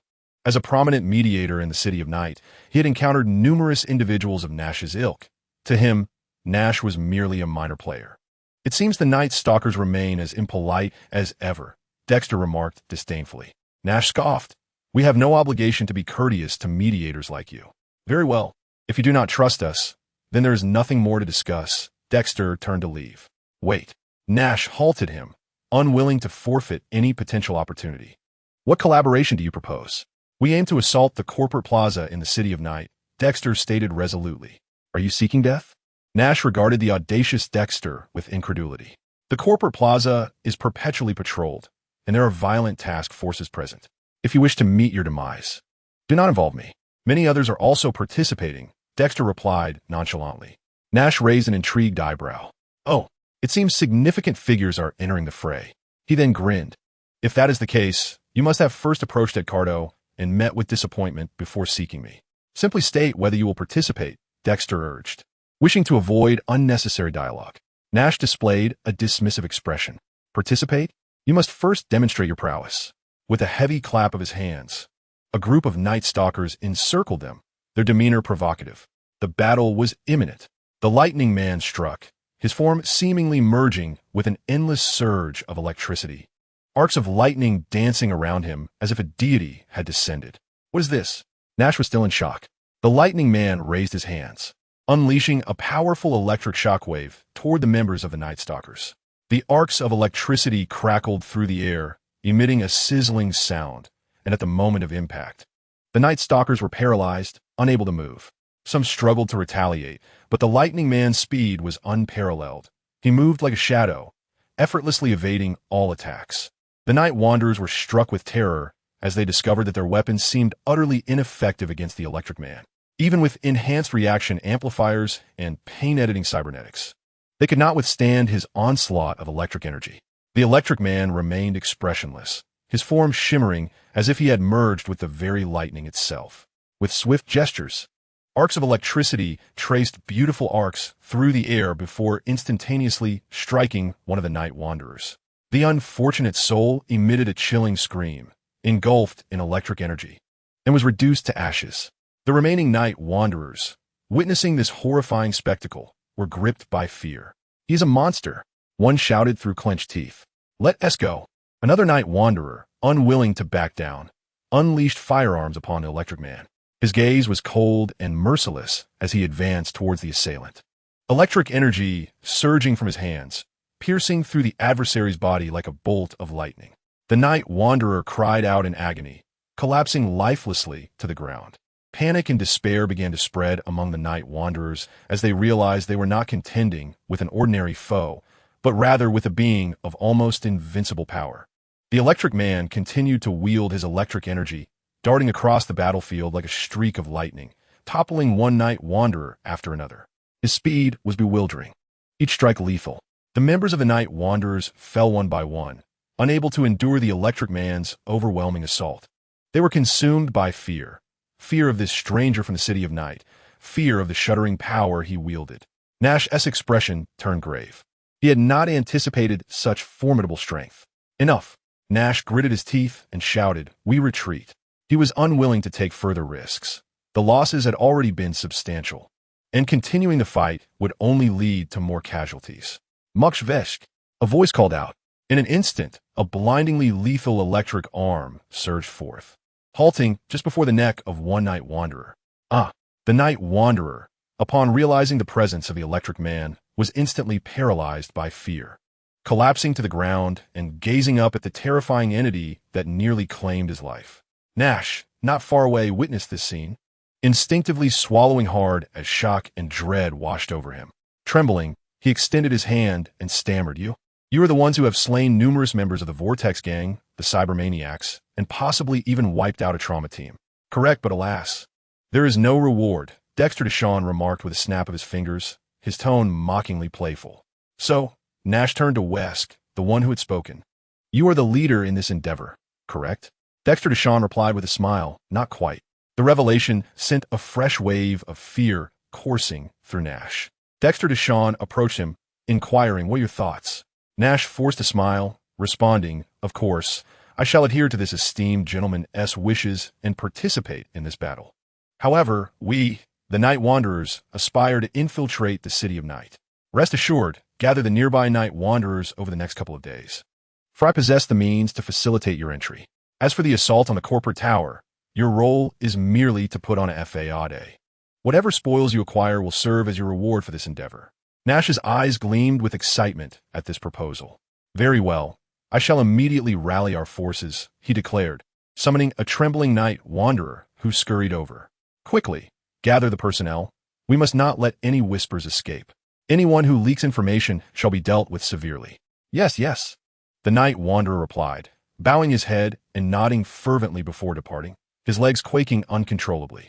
Within the new stronghold, Nathan Hawke and his companions commenced discussions regarding their strategy.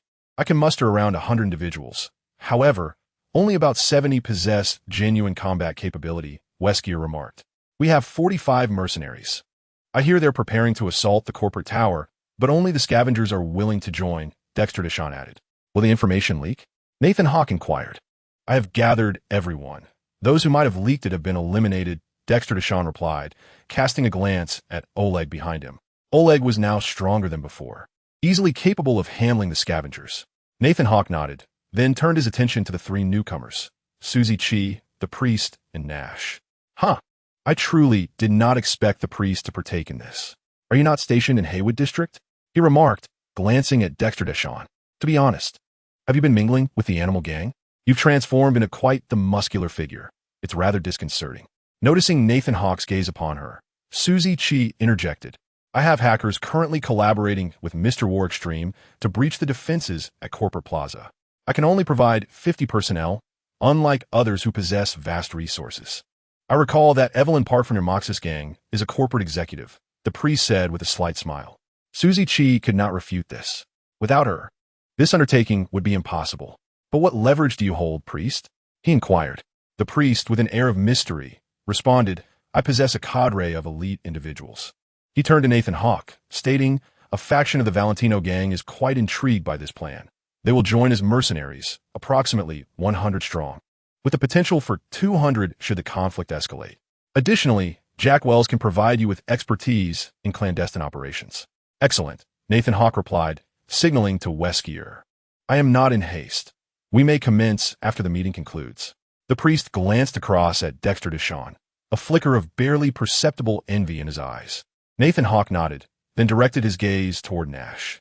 300 individuals, 300 Night Wanderers have entered the City of Night, Nash announced, surveying the identities of those present and the forces they represented. Moxus, the Valentino faction, the Night Stalkers, the mercenaries led by Dexter Deshawn, and the forces under Wesker's control, alongside the 4 individuals of unfathomable strength. Thus, it is settled. The subsequent offensive strategy will be conveyed to you by the formidable Jiang Lingma. Nathan Hawke proclaimed that we shall commence our assault at dawn in 2 days. Before that, everyone must prepare thoroughly. The meeting concluded. The priest and Dexter Deshawn engaged in a dialogue. The priest, having attained the enduring power he had long yearned for, wore a smile as he addressed Dexter Deshawn. Initially, when you sought me out, I was astonished and taken aback, never expecting someone of your ilk to submit to another's command. Yet now I comprehend. Such power and vitality within one's being is undeniably fervent. Shall we solidify our alliance? Dexter Deshawn inquired. I have pledged my allegiance to you. The priest responded with conviction. The boss has informed me that after the night of the assault, he will depart. The extent of our resource acquisition and whether we can advance further hinges on this endeavor. The priest nodded solemnly. To be frank, the Valentino faction's focus lies in the medical technology of the trauma unit. That is where the substantial value resides.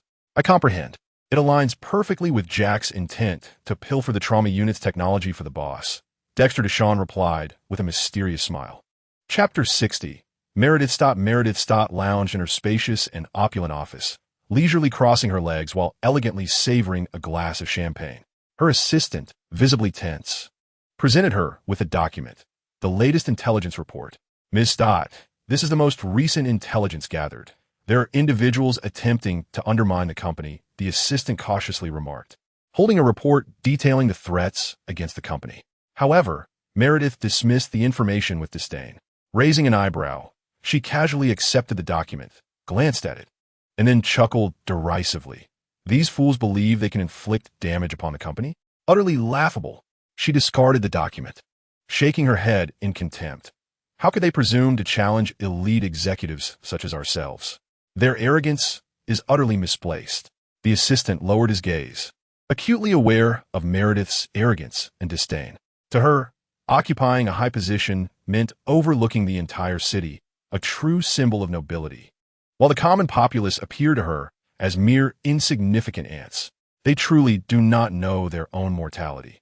I will ensure they pay dearly, Meredith declared confidently, her gaze revealing a hint of hubris. Ms. Stott, we ought to take measures to address those who threaten the company, the assistant carefully suggested. No need, Meredith waved her hand dismissively. I shall personally handle these trifles and teach them the consequences of crossing us. Her tone exuded an undeniable arrogance. She possessed an unwavering belief in her ability to effortlessly confront these threats. In her eyes, those individuals were merely courting their own demise. Meredith rose gracefully, brushing off her attire, her gaze glimmering with cunning. I shall personally venture forth to witness just how audacious these pitiful souls are in daring to challenge us. Her presence was chilling, an air of arrogance enveloping her, instilling a sense of trepidation in all who dared to oppose her.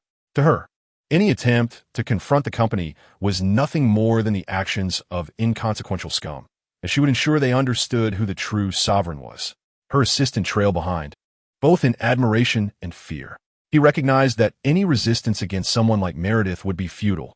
Obedience to her commands was the only course of action. Meredith Stott exited her office with unwavering confidence, her sights set on those who sought to undermine the company. She believed her power and status were sufficient to make all adversaries tremble beneath her feet. In this realm, she was the invincible queen, while others were mere fodder beneath her heel. With the click of her heels, Meredith approached the lower intelligence division's workspace, her mind already weaving a strategy to deal with those wretches. The staff, upon seeing her pass, dared not exhibit any semblance of complacency, bowing respectfully as she walked by.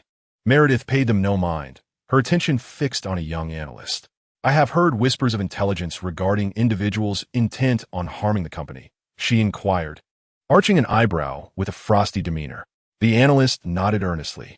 Indeed, Ms. Meredith, we have recently gathered some leads suggesting a small faction is attempting to sabotage one of the company's initiatives. A small faction? Meredith scoffed with disdain. Who do they think they are, daring to confront us? How utterly absurd. I have compiled the intelligence. Here are records of their activities, the analyst said, handing her a document. Meredith took the file and skimmed through it swiftly. A sly smile crept upon her lips. Do they truly believe such trivial antics could threaten us? It is nothing short of a death wish. Ms. Meredith, what measures should we take? The analyst asked, his voice tinged with anxiety.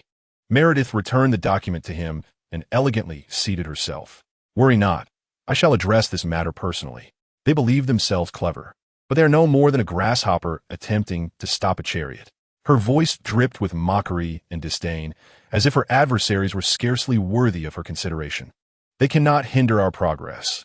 I will ensure they comprehend the consequences of challenging the company, Meredith asserted confidently. The analyst found himself at a loss for words, silently acquiescing to Meredith's directives. To him, she was an invincible force, her capabilities and tactics far exceeding his imagination, and he dared not contemplate the repercussions of confronting those threats. Meredith departed the workspace, her steps light and self-assured. Her gaze shimmered with a fierce brilliance, accustomed as she was to confronting challenges, never having tasted failure. In her realm, the distinction lay solely between victory and defeat, with no alternative choices. She was resolute in her determination to crush those who dared to challenge the company, to make them comprehend their own pathetic insignificance. In her heart, She reigned as an invincible queen, while those who opposed her were but a wretched swarm of insects. Meredith stepped into the elevator, returning to her office. She settled into her luxurious chair, elevated above the city, crossing her legs in an air of superiority. Whispers spoke of a recent influx of individuals into the night city. Perhaps she could mold them into loyal dogs, faithfully kneeling at her feet in submission. A mocking thought danced in her mind. Meredith Stott surveyed the entire city with confidence and pride, convinced that her power and position were sufficient to bring all to their knees before her. In her world, only her will and ambition prevailed. None could stand in her way. Seated in her office, a dossier containing intelligence on her adversaries lay before her. She scrutinized the document with a cold, piercing gaze, her heart swelling with disdain and anger towards those who sought to undermine the company. Meredith Stott initiated her plan, mobilizing various resources within the company to eradicate the looming threats. In a high-level conference room, she convened the company's senior executives and heads of armed forces. The atmosphere in the room was tense and solemn as Meredith occupied the chair of authority, her gaze emanating an air of indifference and ruthlessness. Ladies and gentlemen, a group of miscreants is attempting to harm our company. But I assure you, they shall not prevail, for we are invincible, Meredith declared, her voice icy and haughty. What action shall we take? Inquired a senior executive. I have devised a plan, Meredith replied, a confident smile gracing her lips. First, we shall enhance our internal security measures to ensure that our confidential information remains safeguarded. Secondly, we shall deploy our armed forces to launch an organized strike against these threats. They may pose harm to our employees and facilities. Thus, we must guarantee the safety of our staff. Let us not forget, another executive reminded, the potential harm these individuals could inflict upon our personnel and premises. We must ensure their protection. Rest assured, we have bolstered our security forces, and the safety of our employees will be prioritized. As for our facilities, we will increase surveillance, leaving them no opportunity to approach, Meredith asserted, her tone resolute and unwavering. What of our armed logistics and resources? The head of armed forces queried. I have mobilized the company's elite special forces. They are the finest warriors. Meredith scanned the room, her confidence radiating as she contemplated the ease with which she would crush this rabble. Those threats may have external assistance. We must be prepared. Another senior executive cautioned. External assistance? Meredith's lips curled into a subtle smirk. Do they truly believe that outside help can alter the outcome? They utterly underestimate our strength. We possess the most advanced weaponry, the most exceptional strategists, and the most loyal soldiers. They are merely a pitiful bunch, unworthy of mention. The atmosphere in the conference room gradually grew tense, as Meredith's confidence and arrogance cast an invisible pressure over those present. I shall personally oversee this operation to ensure everything proceeds smoothly, Meredith declared, her voice imbued with an air of authority. The senior leaders exchanged glances before one of them affirmed, we will fully support your plan. Excellent. I will demonstrate our strength to those miscreants. Making it clear how foolish it is to oppose the company, Meredith's gaze was resolute and piercing. After the meeting, she immediately set the wheels of action in motion. She issued stringent directives to the special forces, ensuring they were poised to eliminate the threat with utmost dedication. Simultaneously, she instructed the intelligence team to enhance surveillance over the corporate plaza, preempting any hostile interference. In the deep of night, Meredith Stott donned a luxurious silk robe as she entered her opulent private suite on the top floor of the corporate building. The suite was spacious and luminous, elegantly adorned, reflecting her unparalleled status and wealth. The living room was furnished with exquisite antique furniture and artworks, with priceless oil paintings gracing the walls. The dim, warm lighting created an atmosphere of lavish intimacy. She approached the fireplace, pressing a button that ignited a warm flame, releasing a comforting aura. Meredith reclined on the expansive sofa, leisurely savoring a glass of fine red wine, her fingers gently caressing the stem of the glass as if playing a melodious piece. She gazed out the window, where the city's nocturnal splendor unfolded before her, towering skyscrapers and flickering neon lights, reminiscent of a brilliant starry sky. A subtle smile graced her lips as she reveled in the moment. Subsequently, she rose and made her way to the private bathroom of the suite. The bathroom was exquisitely designed, adorned with polished marble. A grand bathtub rested serenely within, its waters shimmering invitingly. She shed her robe, her graceful form revealed in its entirety. Her bare skin glimmered softly, akin to a flawless sculpture. She stepped elegantly into the tub, the water at the perfect temperature, enveloping her in comfort. In the embrace of the water, she luxuriated, her body gently floating. She closed her eyes, clearing her mind, immersed in the warmth. Both body and spirit experienced unparalleled relaxation and solace. Delicately prepared petals and essential oils lay at the tub's edge, exuding a subtle fragrance. Soft music played in the background, adding an air of romance and tranquility.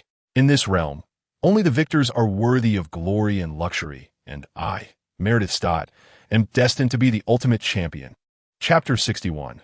The power station. On the eve of war, Wesker stealthily infiltrated the vicinity of a power station in the City of Night. Clad in a black combat suit, his demeanor was cold, and a ruthless glint flickered in his eyes. A group of bioengineered beings, tainted by his influence, followed closely behind him, silent and foreboding as if the Grim Reaper had descended. The periphery of the power station was heavily fortified with guards and security measures. Yet before Wesker, these defenses crumbled effortlessly. He deftly evaded the watchful gaze of the surveillance cameras, weaving through the shadows, each step echoing like a whisper in the stillness of night. In a dimly lit corner, Wesker paused, his gaze fixed upon a patrolling guard. Oblivious to the specter drawing near, the guard murmured softly to himself, illuminating the path ahead with his flashlight. In an instant, Wesker's dagger sliced through the darkness, piercing the guard's throat. The guard's eyes widened in shock, a silent gasp escaping his lips as he collapsed to the ground. The bioengineered beings observed with an eerie stillness, betraying no emotion. Wesker advanced, his figure flitting like a phantom among the structures of the power station. His movements left no trace, akin to a fleeting breeze, elusive and enigmatic. Suddenly, his gaze locked onto a blind spot in the guard's patrol route. In a heartbeat, he vanished in a thin air, seemingly melding with the shadows. Then, he reappeared in the blind spot, his dagger once more slashing through another guard's neck, claiming yet another life. Wesker's actions were executed with such swiftness that they were nearly imperceptible to the naked eye. He commanded his virus-infected, bioengineered minions to launch a diversionary assault, plunging the guards into chaos. Within the enveloping darkness of night, Wesker's silhouette danced through the power station, a relentless harbinger of death. He employed various assassination techniques, dispatching each adversary with rapid precision. Whether in close combat or at range, he navigated the fray with unparalleled ease. One guard, sensing something amiss, raised his weapon towards Wesker, but before he could pull the trigger, a bullet struck him squarely in the forehead. Wesker, armed with a sniper rifle, exhibited remarkable marksmanship, each shot a fatal strike. Alarms blared and shouts echoed within the power station. Yet under Wesker's relentless assault, these sounds were swiftly silenced. His slaughter continued, a silent symphony of death, unnoticed by all. Soon, the Electric Man arrived, accompanied by the Battle Extreme Horse. The commencement of this grand conflict would be incomplete without your captivating performance. The Battle Extreme Horse glanced at the Electric Man.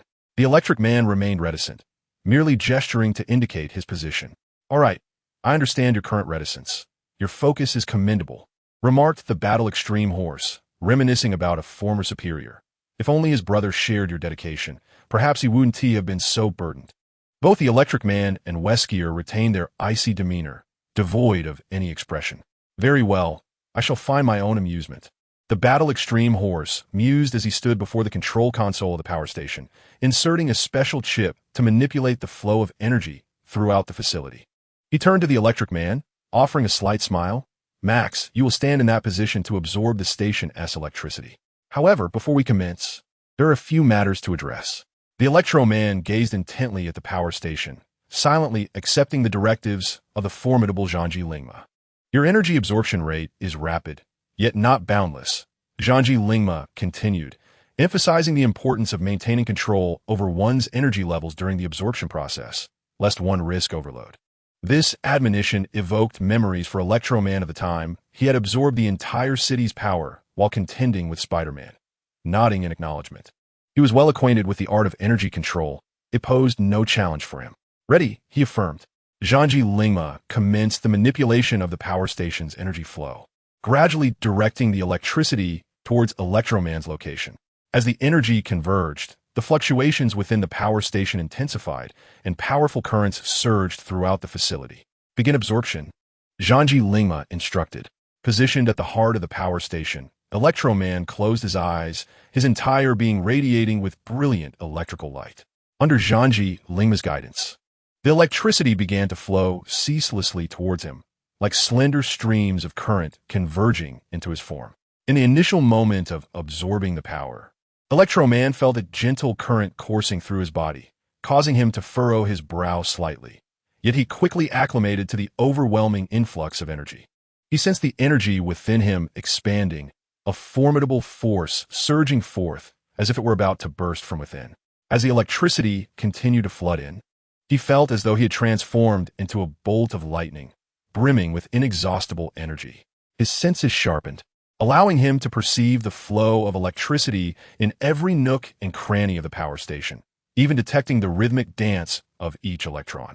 Electroman's body began to emanate a dazzling glow, his skin seemingly cloaked in a shimmering electric armor, pulsating with an otherworldly blue luminescence.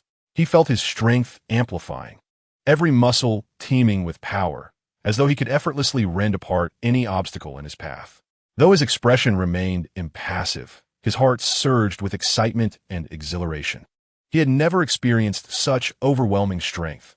Absorbing the power of the station made him feel as though he possessed infinite energy, capable of vanquishing any foe with ease.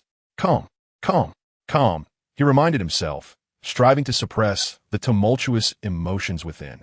As time progressed, Electroman's energy continued to ascend, and the currents within the power station grew increasingly ferocious. His hands clenched into fists, the energy coalescing within him into a brilliant sphere of electrical light. This sphere expanded in his grasp, the surrounding air crackling with electric potential, emitting a faint hum. Electroman felt as if he had become a living thunderbolt, imbued with the power to obliterate all in his path. He stared intently at the electric sphere, contemplating how to wield this tremendous force to its fullest potential. In the dead of night, the surveillance system of the Night City Police Department suddenly detected the anomalous energy fluctuations emanating from the power station.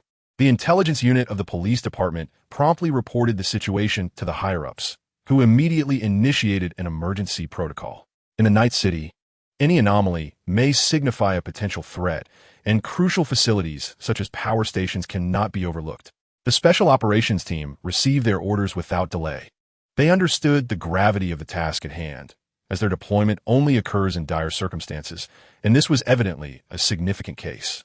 As the team assembled, clad in black armor and equipped with cutting-edge cybernetics and high-tech weaponry, they arrived at the power station and instantly sensed something was amiss. The air around the station was thick with an unusual electric aura that instilled unease. Several members of the team instinctively spread out, remaining vigilant as they scanned their surroundings. Suddenly, the figure of Wesker materialized before them, draped in a black cloak that emanated a chilling presence. His gaze, devoid of emotion, swept coldly over the Special Operations Team before he charged at them without hesitation. The seasoned elite members reacted swiftly. One brandished an energy sword, producing a piercing sound as he aimed to strike at Wesker. Another raised a Gauss rifle, taking aim at Wesker's chest. Wesker's form darted through the night with remarkable agility, evading the energy sword's attack with ease, then instantaneously shifting behind the soldier wielding the Gauss rifle. Laughable, he remarked, his voice icy and scornful, as he struck the unsuspecting soldier's back with a powerful blow. The soldier lost his balance and fell to the ground, and before he could recover, Wesker advanced, poised to deliver a fatal strike. However, in a moment of crisis, two other team members sprang into action. One, equipped with a flamethrower, unleashed a torrent of fire that surged towards Wesker like a dragon. Simultaneously, another team member, skilled in manipulating deceleration effects, attempted to immobilize Wesker by surrounding him with a binding force. Wesker regarded the sudden dual assault with a cold smile. The virus coursing through his body surged in his left arm, materializing into a flesh shield that absorbed both the flames and the deceleration effects. What is this? The members of the Special Operations Team exchanged bewildered glances. Wesker, indifferent to their shock, stepped forward, nimbly evading the flames while deftly dodging the slowing effects with extraordinary reflexes. Suddenly, his left hand emerged from beneath his cloak, fingers transforming into lethal blades as he slashed at the flame thrower operator. His speed was unfathomable, and the operator managed only to raise his energy sword in defense. Yet Wesker still left a crimson mark upon him. Concurrently, Wesker's right hand brandished a dagger, slicing through the air towards the operator, controlling the deceleration effect. The member's evasion tactics were equally adept. He attempted to utilize Sion Weiston's rapid, dodging maneuvers to evade Wesker's onslaught. However, Wesker's speed surpassed his wildest imagination. The swiftness of Wesker's attacks rendered the members of the anti-terror task force nearly incapable of reaction, prompting them to silently grit their teeth in recognition of the formidable adversary they faced. "Do not engage alone," the captain of the anti-terror task force bellowed, understanding that confronting Wesker in isolation would only lead to disadvantage. The team members promptly coordinated their efforts, employing a collective assault strategy against Wesker. Chapter 62. The anti-terror task force. The remaining 4 members swiftly responded, each showcasing their unique cybernetic abilities. Faced with the counterattacks from the other 4 members of the anti-terror task force, Wesker remained unfazed. His gaze swept coldly over the team, as viral energy within him began to accumulate in preparation for the ensuing battle. One member, equipped with optical camouflage technology, concealed himself in the shadows, attempting to disrupt Wesker's movements with rapid-fire shots. The viral force within Wesker erupted, enhancing his reflexes. He moved with an ethereal grace, almost predicting the trajectory of each bullet and evading them effortlessly. Another member, endowed with extraordinary muscular strength, charged forward to engage Wesker in close combat. His attacks were fierce and powerful. However, Wesker was equally unyielding. He skillfully employed his martial arts prowess to evade the oncoming strikes and counterattack with precision and ferocity, compelling his opponent to retreat repeatedly. The member with biological sensing capabilities remained vigilant, perceiving the surrounding bioenergy in an attempt to anticipate Wesker's movements. He relayed this critical information to his comrades, providing real-time intelligence on the battlefield.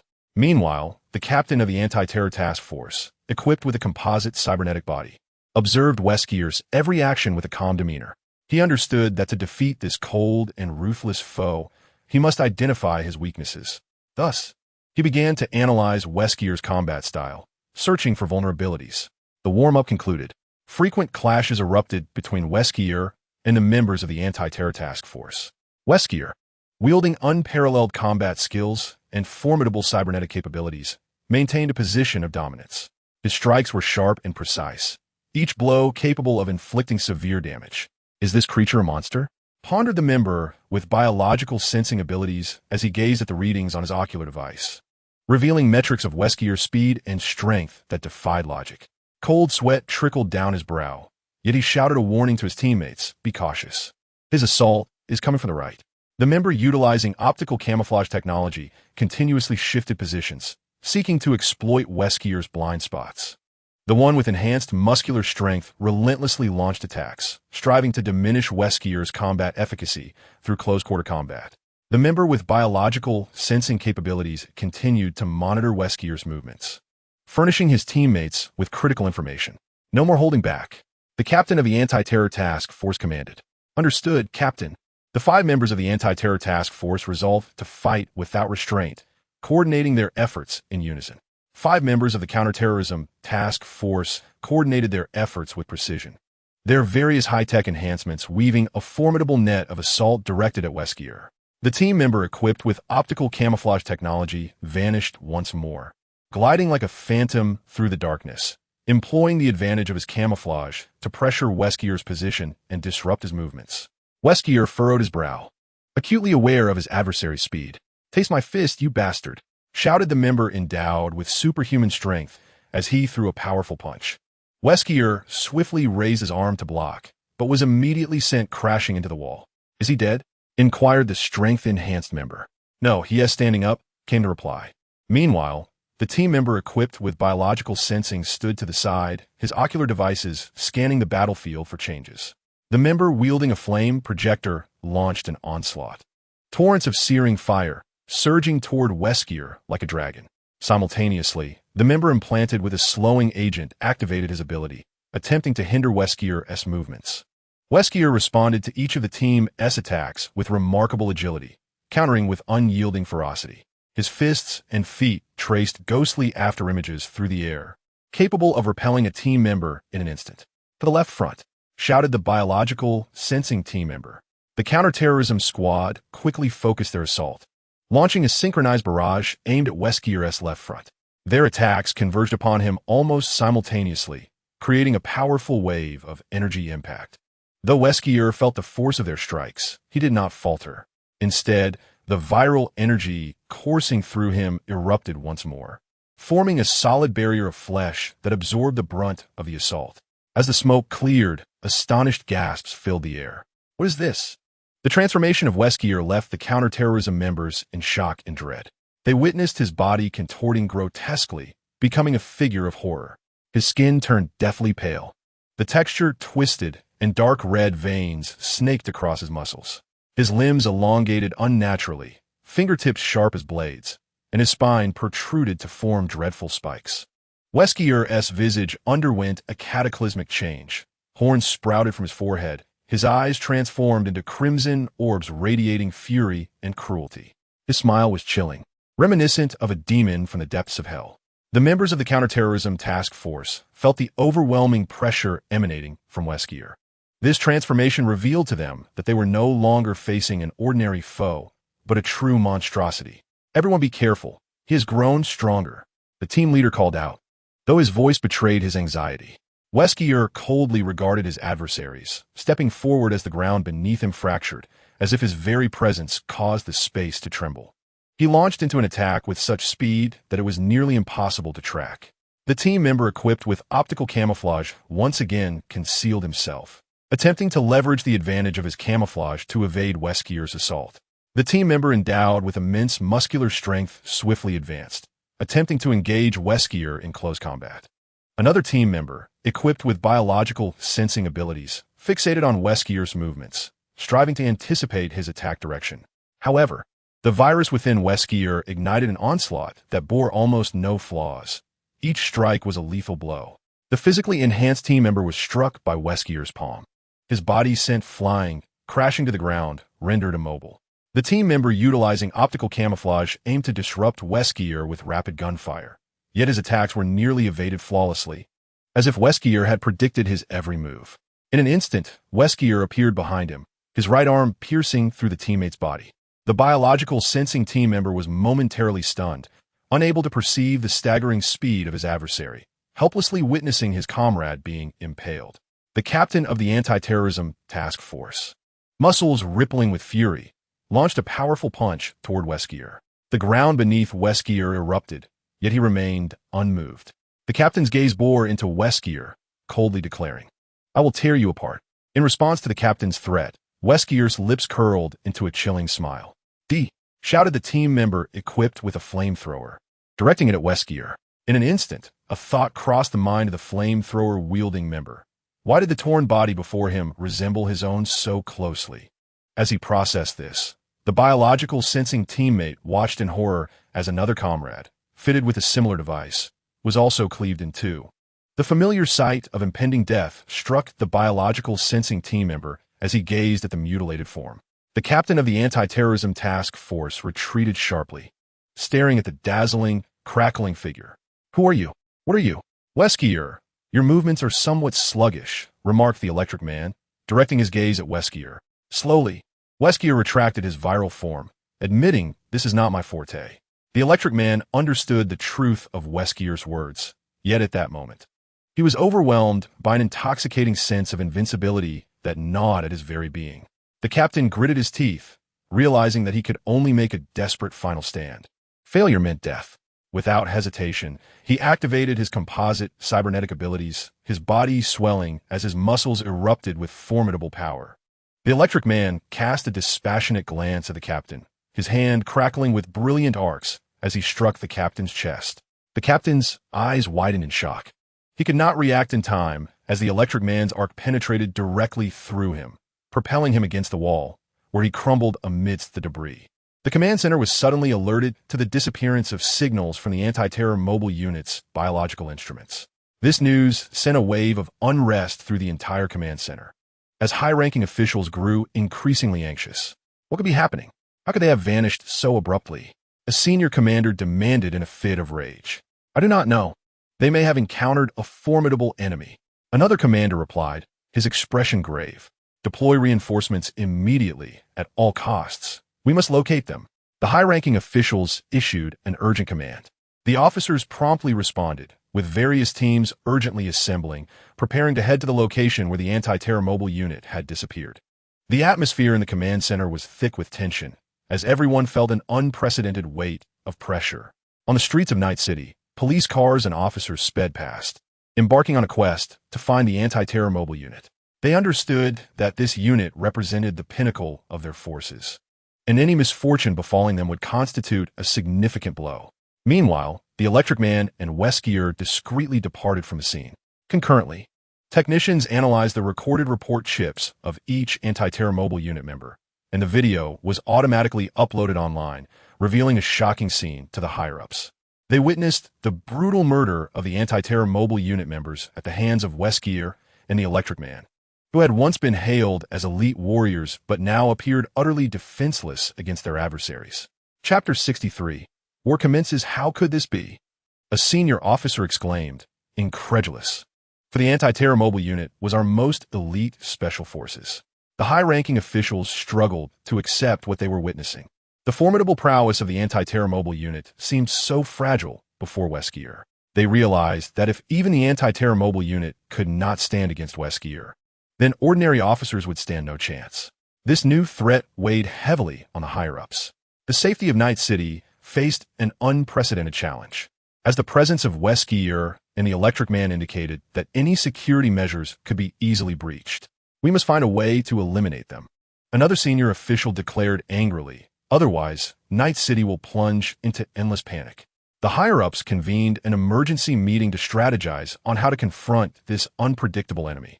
They resolved to mobilize additional special forces and police to intensify patrols and surveillance, and to exhaust every possible means of tracking their movements. Simultaneously, they issued an urgent announcement, urging citizens to remain vigilant and report any suspicious activity to the police immediately. The Night City Police Department would do everything in its power to ensure the safety of its citizens and maintain the peace of the city. However, as the high-ranking officials held their urgent meeting, an intelligence officer rushed into the conference room. There is urgent intelligence, he reported. The Electric Man, who annihilated the anti-terror mobile unit, has appeared at Corporate Square, wreaking havoc. The faces of the high-ranking officials grew even more solemn, as they had not anticipated that Wesker's accomplice, the Electric Man, would dare to openly provoke them, posing such a grave threat to Night City. Immediately dispatch special forces to Corporate Square to eliminate these two threats, commanded one of the executives. Another executive swiftly proclaimed, form an enemy engagement team. We require an elite special operations unit to confront these dangers. Subsequently, the high-ranking officials began to select suitable candidates for the leadership of the engagement team, seeking an individual who possessed both strength and the composure to navigate crises. Among the many distinguished officers, a female officer named Catherine emerged as the clear choice. She was a seasoned SWAT officer who had already demonstrated her exceptional capabilities in various crisis situations, with a background that included service in a counterterrorism unit.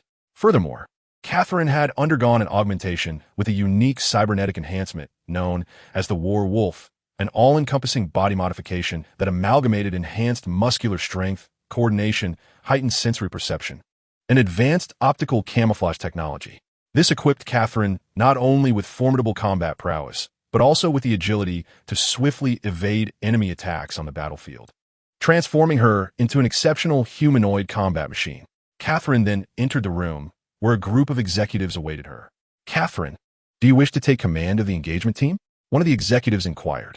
Yes, I am willing, Catherine replied without hesitation, her heart ablaze with a sense of duty towards Night City and a fervent desire to safeguard its citizens. The executives nodded, officially appointing Catherine as the leader of the engagement team. They then began to urgently devise an operational plan for the unit. You will lead a squad composed of the finest individuals from all of Night City, with the objective of neutralizing the assailants attacking Corporate Square. This is a perilous mission, yet it is a vital endeavor to protect Night City, the executives conveyed to Catherine. She nodded resolutely, stating, "I understand, and I will exert every effort to fulfill this mission." In a tense atmosphere, the engagement team was rapidly assembled. The members under Catherine's command were all elite operatives, meticulously selected, each possessing remarkable combat skills and unique cybernetic enhancements. Catherine gathered the squad members in the hall, clad in a sleek black tactical uniform. She cast a determined gaze over the group. "Let us have introductions." The first to step forward was a tall and imposing man, who confidently declared, "I am Jack, equipped with the Thunderstrike, arc emitter augmentation. I can unleash powerful electrical shocks through my device, serving both long-range and close-quarters combat." Next, an agile woman presented herself. "I am Alice, augmented with the Phantom Step optical cloak enhancement. In battle, I become elusive, utilizing my optical camouflage to make it challenging for enemies to pinpoint my true location. Additionally, I excel in close combat with my Shadow Dagger." Following her, a burly man confidently announced, "I am Max, equipped with the Iron Wall metal shield augmentation. I can enhance my defenses with the metal shield, providing robust protection for myself and my teammates, while wielding a plasma sword for powerful melee attacks." Shortly thereafter, a serene and graceful woman emerged. "I am Emily," she announced, implanted with a telepathic resonance augment. "I possess the ability to sense the mental fluctuations of others, swiftly discerning the intentions of my foes. Additionally, I excel in wielding an energy longbow, delivering precise strikes from a distance on the battlefield." Then, a man clad in mechanical apparatus stepped forward, coolly stating, "I am Adam, equipped with the Steel Hunter augment. I can amplify my strength and speed through mechanical enhancements, rendering me an indefatigable warrior. I carry dual-bladed energy knives, formidable weapons for both melee and range combat." The final member was a slender woman who confidently declared, "I am Lilith, implanted with the Winged Gale augment. I possess the ability to soar in combat, wielding dual energy, throwing blades for aerial strikes. I am Catherine, with the War Wolf augment." Catherine nodded in acknowledgement. "Excellent. You are all the elite among elites, equipped with military-grade, formidable augments. I trust we shall triumph over any adversary. Remember, we are a cohesive unit. Only through unity and collaboration can we achieve victory." The squad members nodded in agreement, their spirits soaring, prepared to face unprecedented challenges. "Very well, but before we head to the battlefield, we must first visit a certain location," Catherine said mysteriously. At dawn, above Corporate Square, the Electric Man appeared, radiating a blinding luminescence. He extended his palm, as if creating a colossal gravitational field, then coldly raised both hands to unleash pent-up energy. Arcs of electricity streaked across the sky, wreaking havoc upon the edifices of Corporate Square. The thunderous explosions reverberated, flames surged, plunging the entire square into chaos. People fled in terror, scattering in all directions. Panic-stricken and bewildered, unaware of the unfolding calamity, merely sensing the heavy charge of electricity in the air. With the Electric Man's destruction, they found no refuge, desperately seeking cover. The Electric Man was merciless, his intent clear, to deliver a cataclysmic blow to Night City. He relentlessly unleashed energy, demolishing building after building that contradicted his plans, transforming Corporate Square into a fiery inferno. The terrified populace gazed at the cold, unyielding figure, feeling small and fragile in his presence. They understood that this Electric Man was an incomprehensible and insurmountable adversary, his overwhelming energy rendering them powerless. "What is that thing? It's terrifying. Run. This place is unsafe," someone shouted, hurriedly leading a group away in search of safety. "Isn't Corporate Square supposed to be the safest place in Night City?" someone exclaimed, bewildered as they fled. The residents of Night City were engulfed in panic, uncertain of the Electric Man's origins or his intentions. A singular sentiment increasingly crystallized within their hearts. This was an inescapable catastrophe, and they could only struggle helplessly within its grasp. Jean Jilingma snapped his fingers, casting a glance at Nathan Hawk, seemingly unaware of when he had developed a penchant for snapping fingers before gazing at someone. Nathan Hawk declared, "Convey the orders. Proceed as planned." "We are ready, boss," Jean Jilingma replied, a smirk gracing his lips as he issued the command to attack. Within the corporate plaza, employees of various companies found themselves engulfed in chaos. They were paralyzed by the sudden onslaught, desperately seeking refuge, hoping to escape this hellfire of conflict. Amidst the frenzied destruction wrought by the Electric Man, the corporate plaza descended into turmoil. The transient force assembled by Nathan Hawke commenced its assault on the plaza. First came the mercenaries of the Valentino gang, clad in sleek black attire, wielding advanced weaponry, nimbly darting across the battlefield, assaulting the security forces of the corporations. They adeptly employed their cybernetic abilities, such as the swift flash step and the elusive dark phantom, rendering them elusive to their adversaries. Following closely were the female members of the Moxis gang, masked and adorned in resplendent black and red battle attire, brandishing blades and beam guns. Not only were they formidable combatants, but they also employed unique feminine cybernetic techniques, even utilizing Super Dream technology to ensnare enemies in illusions before dispatching them. The members of the Night Stalkers acted like a pack of avaricious wolves, mercilessly slaughtering all corporate personnel in their path, leaving none alive. The mercenaries hired by Dexter Deshawn formed an elite combat squad, clad in heavy armor and wielding powerful weaponry. Their cybernetic enhancement predominantly focused on augmenting muscle and endurance, enabling them to withstand greater damage while delivering formidable attacks. Meanwhile, the bioengineered beings controlled by Wesker represented a force not to be underestimated. Infused with a biological virus by Wesker, their strength and speed were exceptional. They were merciless, impervious to pain and fear, solely driven by destruction and slaughter. Chapter 64. The Electric Man's assault team alliance is formed, launching assaults on the various companies within the corporate plaza to seize its resources. The battlefield was ablaze, with explosions echoing incessantly. The mercenaries exerted their utmost, showcasing their combat prowess in an intensely fierce spectacle. Well then, it appears it is time for me to act. Jean Jilingma mused, grasping his briefcase and waving goodbye as he departed. Meredith Stott sat in the command room of the headquarters, observing the real-time situation in the corporate plaza through a massive screen. Clad in an elegant black suit, her gaze was cold and confident. The screen displayed the chaotic scenes of battle, where mercenaries from various factions engaged in fierce combat with the corporations. Rather than panic, Meredith revealed a hint of a sardonic smile. It seems these remnants truly overestimate their own capabilities, she remarked coolly. Under her command, the armed forces of the Military Technology Corporation commenced their advance onto the battlefield, poised to annihilate the enemy. These forces were rigorously trained and equipped, boasting advanced weaponry and cybernetic enhancements. Attention, all units. Eradicate these invaders without leaving a single survivor. Meredith's voice resonated with an icy authority. The armed forces swiftly assembled, launching an assault against the foes within the corporate square. Utilizing cutting-edge weaponry and cybernetic abilities, they demonstrated formidable combat prowess. Meredith observed from the command room, her gaze dismissive as the adversaries appeared insignificant, akin to mere ants.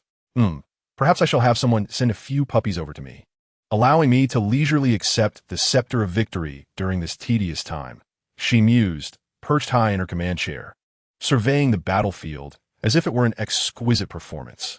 She was confident that the armed forces would decisively eliminate the invaders, eradicating them entirely. Within the corporate square, the Electric Man exhibited unparalleled combat capabilities. He moved like a flash of lightning, weaving through the enemy ranks, each strike a lethal blow. His energy assaults obliterated everything in their path, leaving the structures, devices, and armed forces within the square doomed to destruction. Who is he? How can he be so powerful? A soldier in the corporate square cried out in terror. Fall back.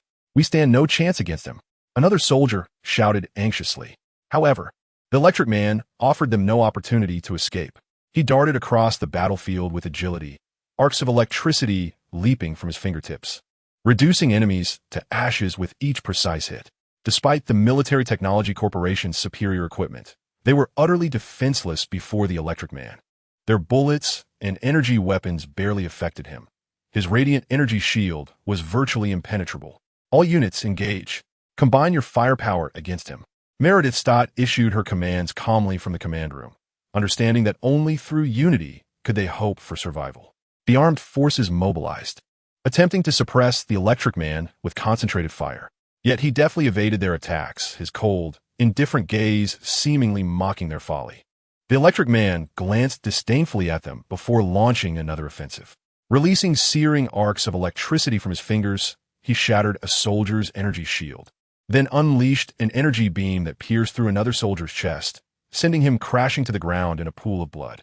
Witnessing this, the remaining soldiers were gripped by fear, realizing that this being radiating electric energy was an invincible foe. Do not succumb to fear. You are the elite of the Military Technology Corporation. You cannot be defeated by an invader, Meredith bellowed. Yet, the soldiers' dread persisted, as they understood that courage alone would not ensure victory against an adversary like the Electric Man. He continued his onslaught, his body aglow with blinding light, his energy attacks sharp and relentless. The soldiers fought desperately, but their efforts seemed futile, as if striking against iron, inflicting negligible harm upon the Electric Man. The battle raged on, the air thick with smoke and the acrid scent of burning. The armed forces of military technology lay strewn in pools of blood, their forms utterly obliterated by the energy assaults of the Electromancer. Meredith's expression was grave. She understood that more radical measures were imperative. She produced a specially designed signal flare and pressed the button, unleashing a blinding flash. Damn it! All personnel retreat. Immediate withdrawal. Meredith shouted into the communicator from the command room. Upon hearing the command, the remaining soldiers ceased their assault and hastily fled towards the exits of the corporate plaza, recognizing that further combat would only lead to more dire consequences. The Electromancer observed the soldiers' retreat but did not pursue, seemingly indifferent to their lives.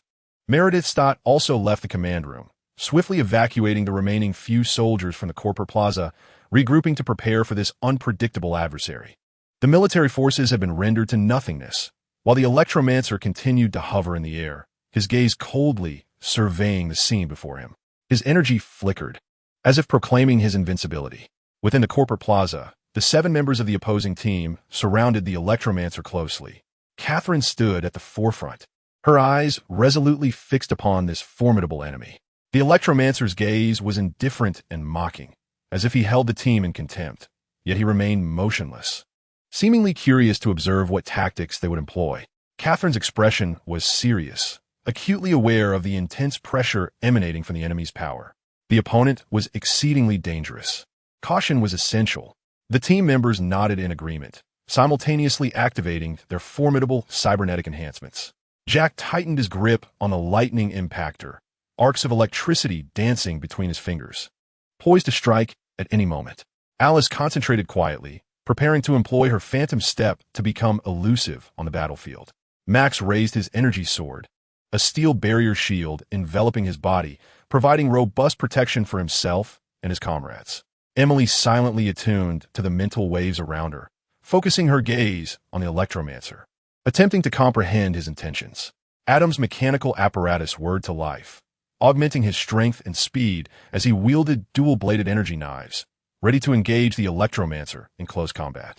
Lilith gracefully flapped her wings, soaring above the team, wielding energy daggers that glimmered with lethal radiance, prepared for aerial strikes. "Let us go," Catherine called out, and the members of the opposing team launched their assault in unison. Jack unleashed a powerful electric shock, targeting the Electromancer from a distance. The arc struck like lightning, yet the Electromancer remained unmoved, an overflow of energy manifesting as a shield that effortlessly deflected the blow. The Electromancer's gaze shifted towards Alice, but her form became elusive under the influence of her phantom step. Boring. The Electromancer raised his hand, and the arc instantly struck Alice. Unexpectedly, however, Alice did not fall. She merely retreated a few steps. Max and Adam launched a simultaneous assault on the Electric Man, their coordination impeccable. The iron wall shield provided cover for their comrades while they prepared for close combat. Max's fiery lightsaber slashed toward the Electric Man, while Adam's dual-bladed energy knives danced with precision. The Electric Man swiftly ascended into the air, contemplating the unusual behavior of his adversaries, intending to observe from above for a while longer. Emily, ever vigilant, sensed the Electric Man's intentions, providing her teammates with real-time intelligence. She maximized her telepathic abilities, striving to discern his next move. He intends to ascend. Lilith circled in the air, launching a surprise attack from above, sending a flying blade toward the Electric Man. However, the Electric Man's agility was remarkable, allowing him to effortlessly evade the projectile. He coldly regarded the assaults from the opposing team, seemingly indifferent to their efforts. Then, without warning, he unleashed an arc of electricity toward Lilith. The Electric Man furrowed his brow as he observed their peculiar adjustment in midair, floating anew. After casting a discerning glance at them, his furrowed brow relaxed. So that is it. The Electric Man realized that they were employing an unknown method to either isolate or absorb his electrical energy. Simultaneously, it appeared they had enhanced their defenses against the impact of his attacks. Understanding this, the Electric Man suddenly struck, releasing a powerful energy shockwave. Be careful, Catherine urgently warned. But it was too late. The energy shock engulfed the entire battlefield, instantly repelling the members of the opposing team, forcing them to scatter and losing their combined fighting strength. Catherine stood calmly in place, her cybernetic abilities shielding her from the energy shock. Gripping her weapon tightly, she glared at the Electric Man. We shall not be defeated. A resolute light flickered in her eyes. The members of the team regrouped, preparing to launch another attack. They understood that only through unity could they contend against this formidable foe. Jack released the lightning shocker once more, arcs coalescing into a thunderstorm that formed a colossal wave of energy. Alice teleported effortlessly around the Electric Man, employing her phantom step to create distractions. Max and Adam engaged in close combat with seamless coordination, their attacks merging to forge a more potent force. Lilith continued her aerial maneuvers, her energy blades raining down upon the Electric Man, attempting to assault from various angles. Simultaneously, Emily closely monitored the Electric Man, relaying his intentions to her teammates. Her telepathy provided crucial intelligence, enabling them to better counteract his assaults. Do not relent, keep attacking, Catherine commanded, joining the fray herself.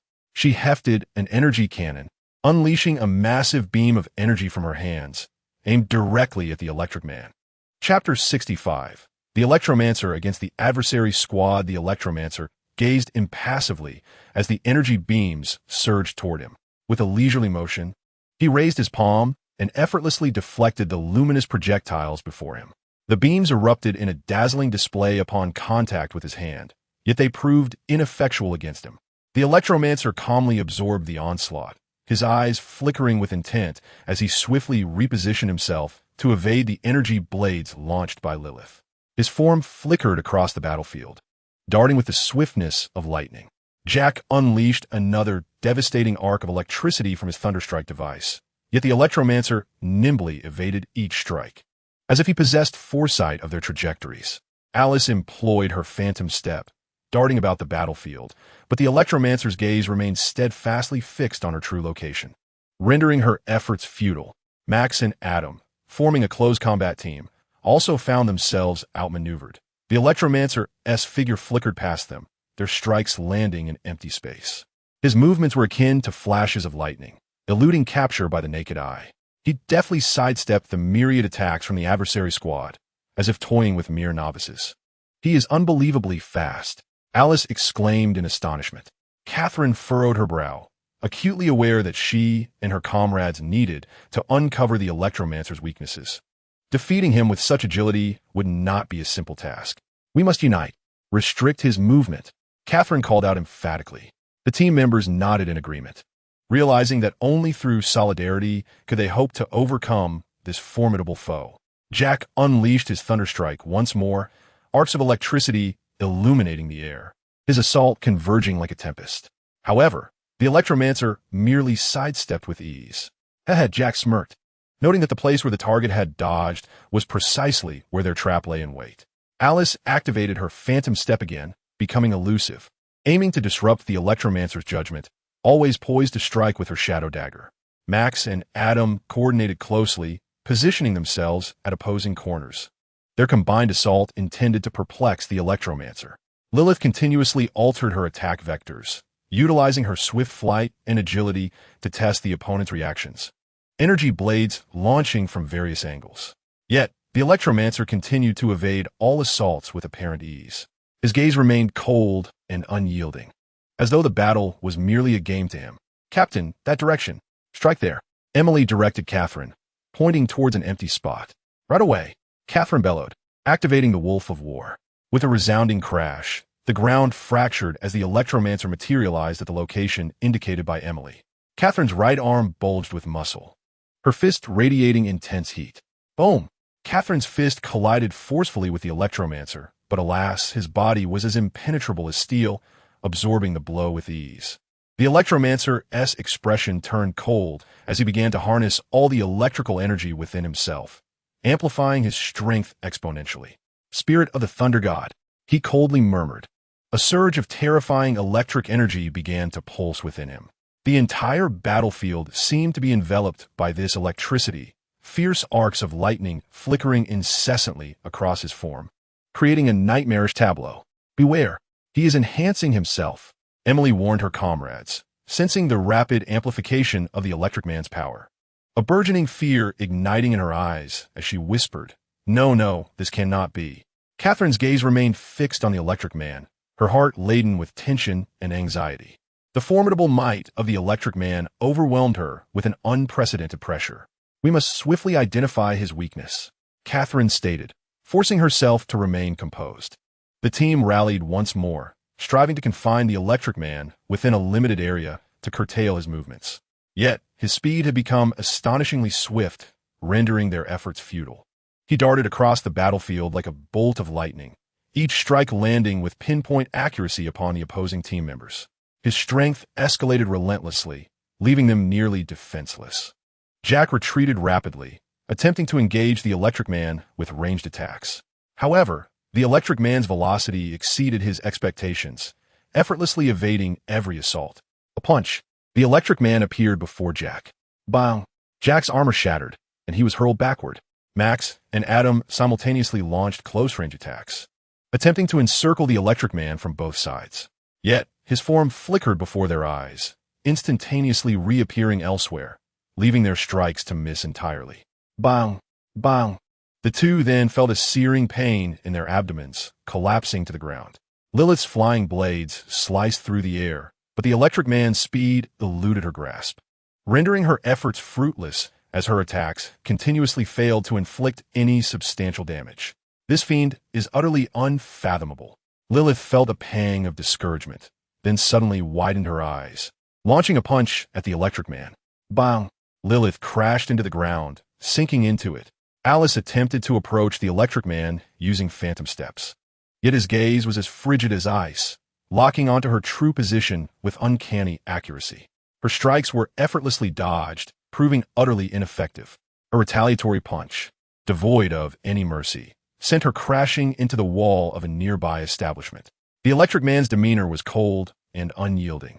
It was as if he reveled in tormenting the opposing team, leaving them helpless. Catherine gritted her teeth. Everyone. She understood that without discovering a means to counter the electric man, they would be unable to withstand his might. They could not remain passive. Catherine shouted with renewed resolve. She began to channel greater energy, her body erupting with unparalleled strength, the power of the war wolf escalating to new heights. Catherine's eyes sparkled with a flash of lightning as she swiftly approached the electric man, her speed so extraordinary that it seemed she traversed the battlefield in an instant. The electric man felt the formidable power emanating from Catherine. Rather than retreating, a sardonic smile curled at the corners of his lips. Finally, this was beginning to hold some intrigue. He began to harness all the electrical energy within him, compressing it to its utmost potential. His speed, strength, and reflexes surpassed Catherine's expectations. Two bolts of lightning danced across the battlefield as Catherine and the electric man engaged in a fierce confrontation. Their fists collided, unleashing a dazzling display of electric brilliance. Catherine's strength surged, her energy coursing wildly, rendering her extraordinarily powerful. Yet, the electric man showed no signs of weakness. His power was equally terrifying. His gaze remained devoid of emotion.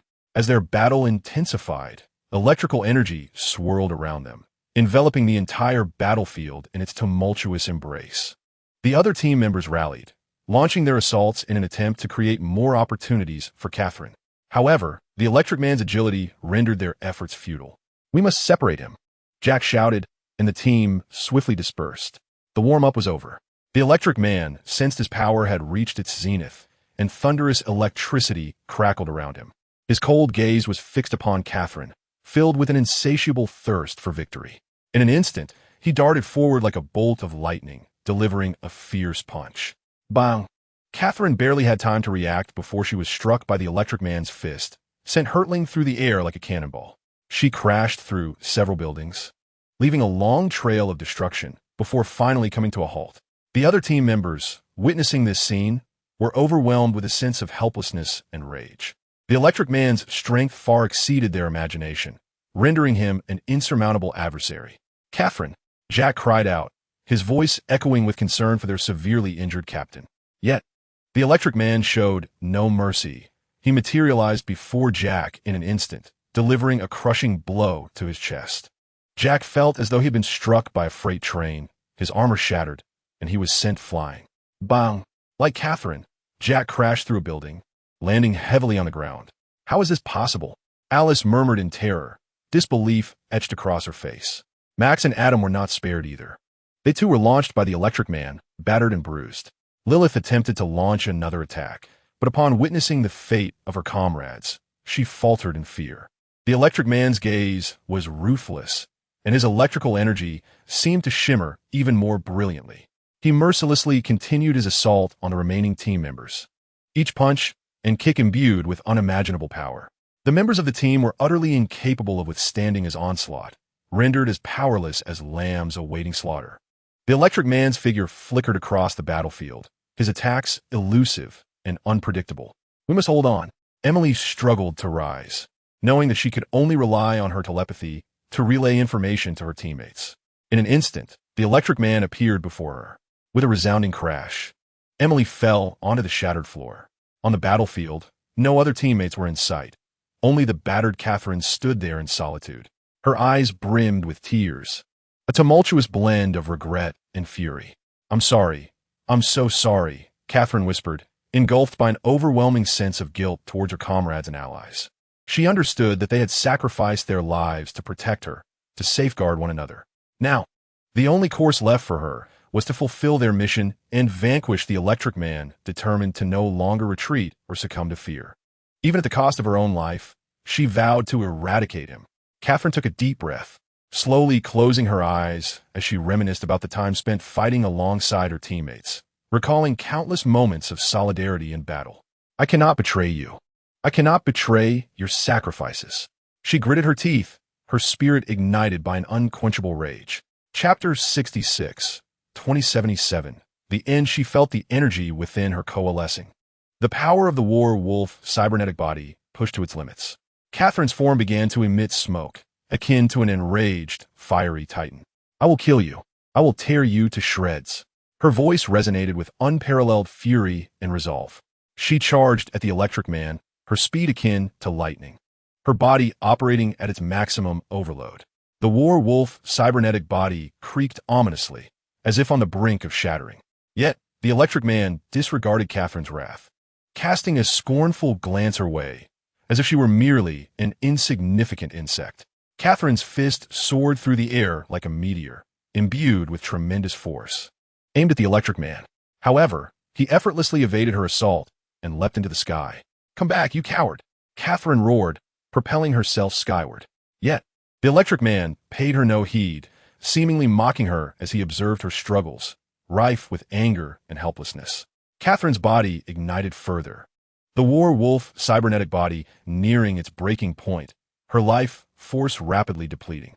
"You coward, face me!" she bellowed, but the electric man eluded her like a fleeting breeze, refusing to engage her directly. Her vision blurred, and she felt her body fracturing, the final moments of her life drawing near.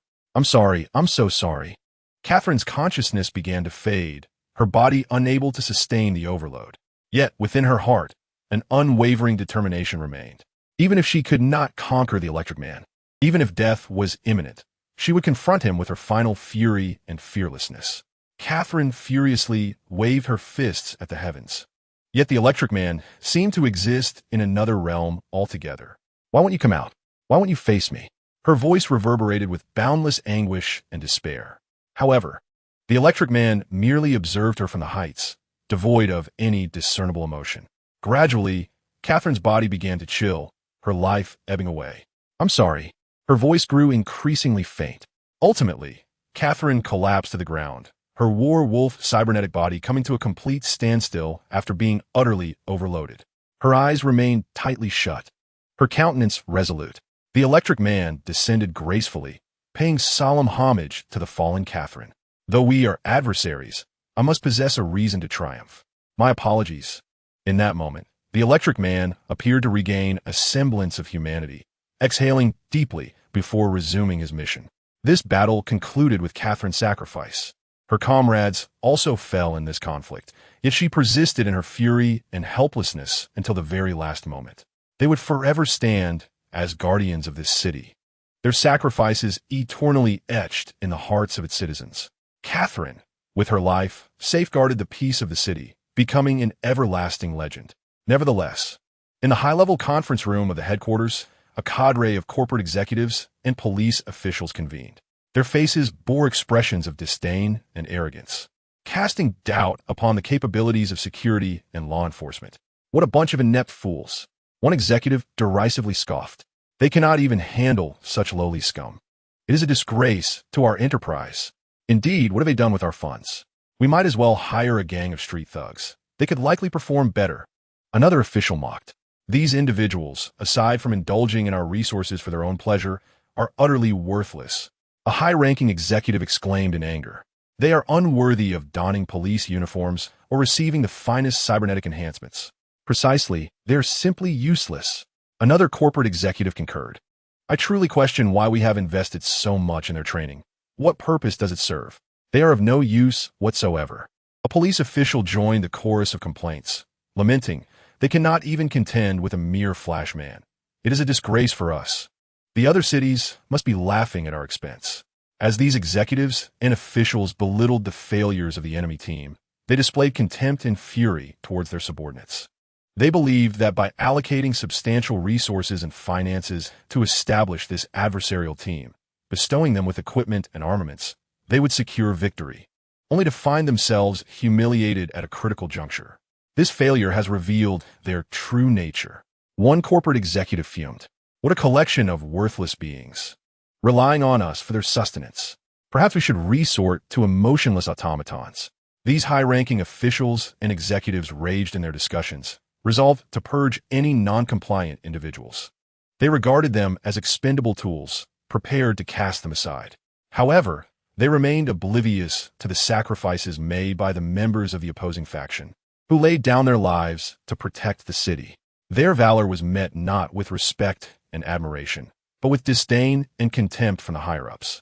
This capitalist disregard for the lives of their subordinates ignited a profound sense of outrage. These elites, preoccupied with their own interests and public images, turned a blind eye to those who fought valiantly for the safety of both the city and its inhabitants. In their eyes, the members of the opposing faction were merely expendable tools, their lives and sacrifices hardly worth mention. Such indifference and cruelty revealed the true nature of these high-ranking officials. In the city, some mourned the sacrifices made by the opposing faction, while these elites continued their machinations of power and profit behind the scenes. Their disdain and fury towards their subordinates darkened their souls, rendering them even more grotesque. Perhaps this is the essence of the Night City. A strange voice pierced the air. Who are you? How dare you intrude here? One corporate executive bellowed, though his voice trembled, betraying the formidable pressure emanating from a stranger. I am Nathan Hawk. You may call me Hawk, the man replied, his voice as cold as ice, devoid of warmth. I have come to ensure you do not hinder my plans. What? Who do you think you are? Another corporate executive glared at Nathan Hawk, gripping his cybernetic weapon tightly. Nathan merely cast a frigid glance in his direction, his body radiating a powerful energy wave. In that instant, all present felt the chilling breath of death, their bodies trembling with fear. Though these elites possessed cybernetic enhancements, their experience in confrontation was trivial. Faced with an opponent as formidable as Nathan Hawk, despair washed over them. Are you intending to kill us? Have you lost your mind? A police official stammered, his voice laced with trepidation and unease. Nathan Hawk disregarded their pleas and resistance.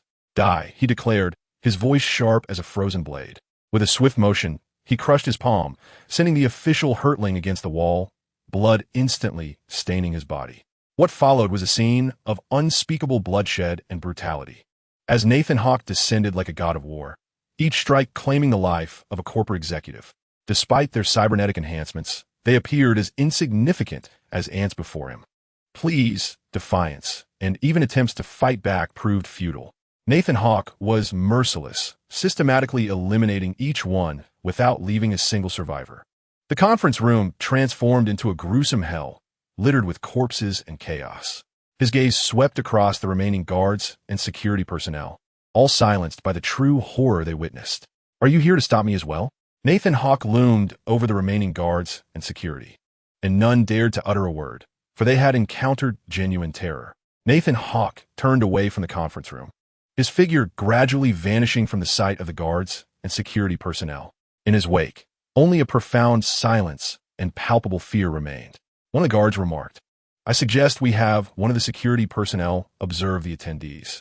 In an instant, they transformed into marauders, seizing various resources from the headquarters. The battlefield of the corporate plaza raged on, having devolved into a playground for the fleeting power Nathan Hawke had assembled. Once again, Nathan Hawke encountered the formidable Battle Extreme Steed, who declared, "Mission accomplished. The Lightning Man and Wesker will arrive shortly." Nathan acknowledged with a nod and replied, "Once they arrive, let us find a place to rest and prepare to depart from this world." He surveyed the desolate corporate plaza, devoid of any affection for the Night City. Even if this realm might serve as his anchor point, he could easily move to another city, thanks to Battle Extreme Steed's strategy and the Lightning Man's destruction. Significant efforts to suppress the corporate plaza with heavy military firepower were thwarted. As for the aerial threats, they all became targets for the Lightning Man, obliterated in the process. Lost in thought, Nathan Hawke observed the Lightning Man returning, his expression burdened, alongside Wesker, who leaped down.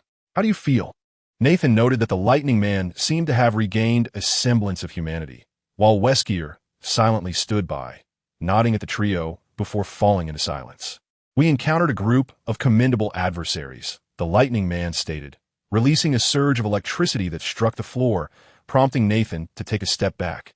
Arching an eyebrow in response, Battle Extreme Steed cast a glance at the Lightning Man and Nathan, seemingly on the verge of delivering a jest, but ultimately refrained, allowing a faint smile to surface, lost in some amusing thought. "My dear boss, you seem troubled," Nathan remarked, sensing that the Lightning Man was gradually shifting from the path of villainy to that of righteousness. Chapter 67. The transformation of the Lightning Man upon returning to the Marvel Universe. The Lightning Man found himself at home, experiencing a day that was both ordinary and extraordinary.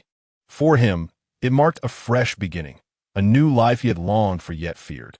As he entered his abode and beheld the familiar furnishings, he could not help but reflect on his transformation. "Hey, Lightning Man, ready to train?" Andre inquired, fluttering over with warmth. "Not today, but what about you? Aren't you supposed to be training? Why the sudden change?" The Lightning Man replied with a smile. "Well, there's nothing left to improve upon, and I've been rather exhausted lately," Andre remarked with a slight grin, revealing that he had been summoned by Battle Extreme Steed and Nathan Hawke to check on the Lightning Man's condition. Ever since his return, the Lightning Man had secluded himself within his home, venturing nowhere. This undoubtedly causes concern for many regarding him.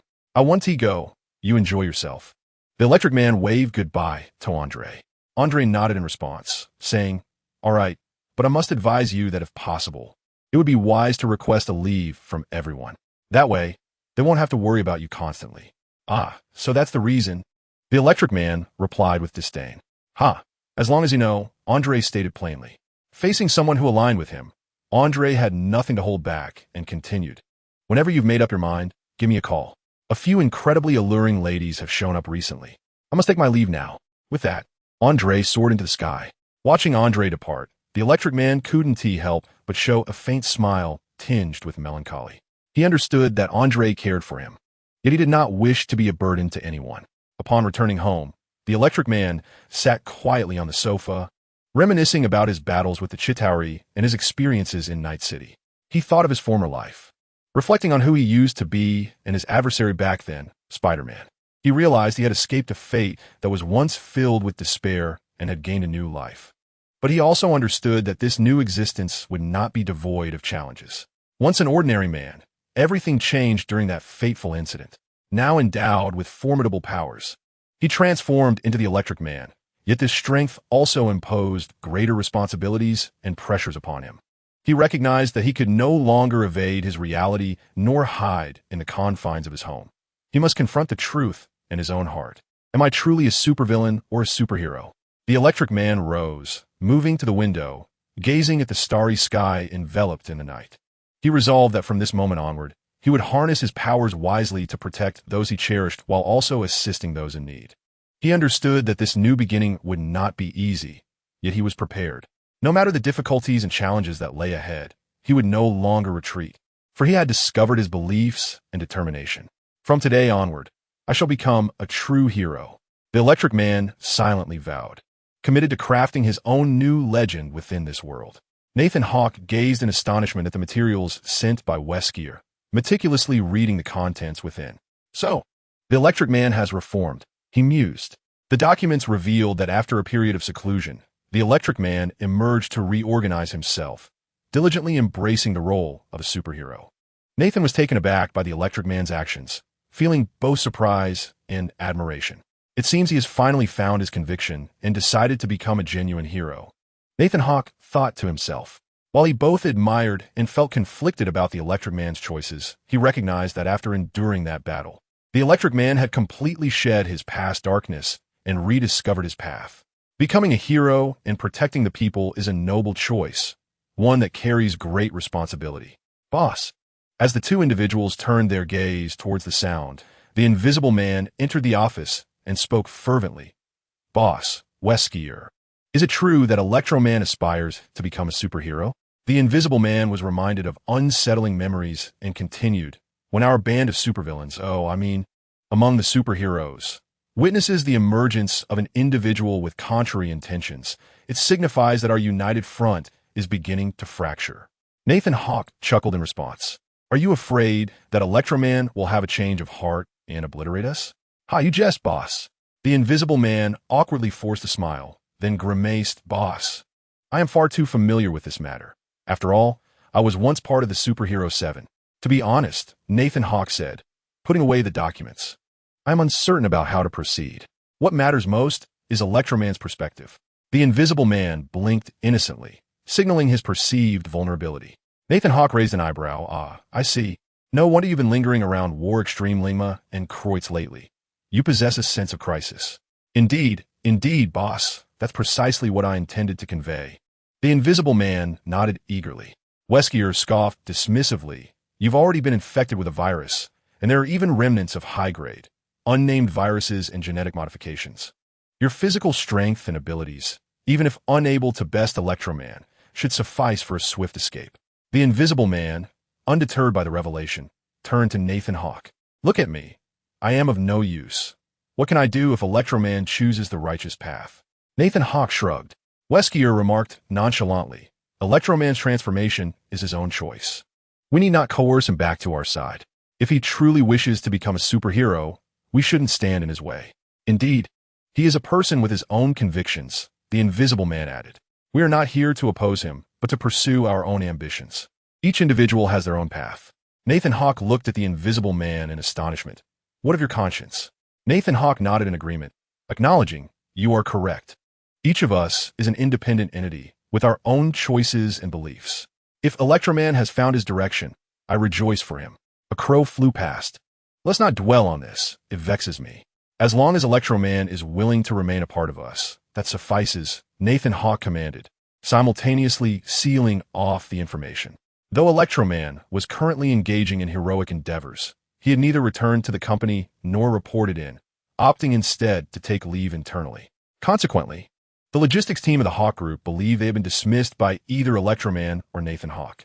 After all, there had been consistent news regarding Electro Man without a single sighting of him, causing some employees within the Hawke Group to indulge in gossip.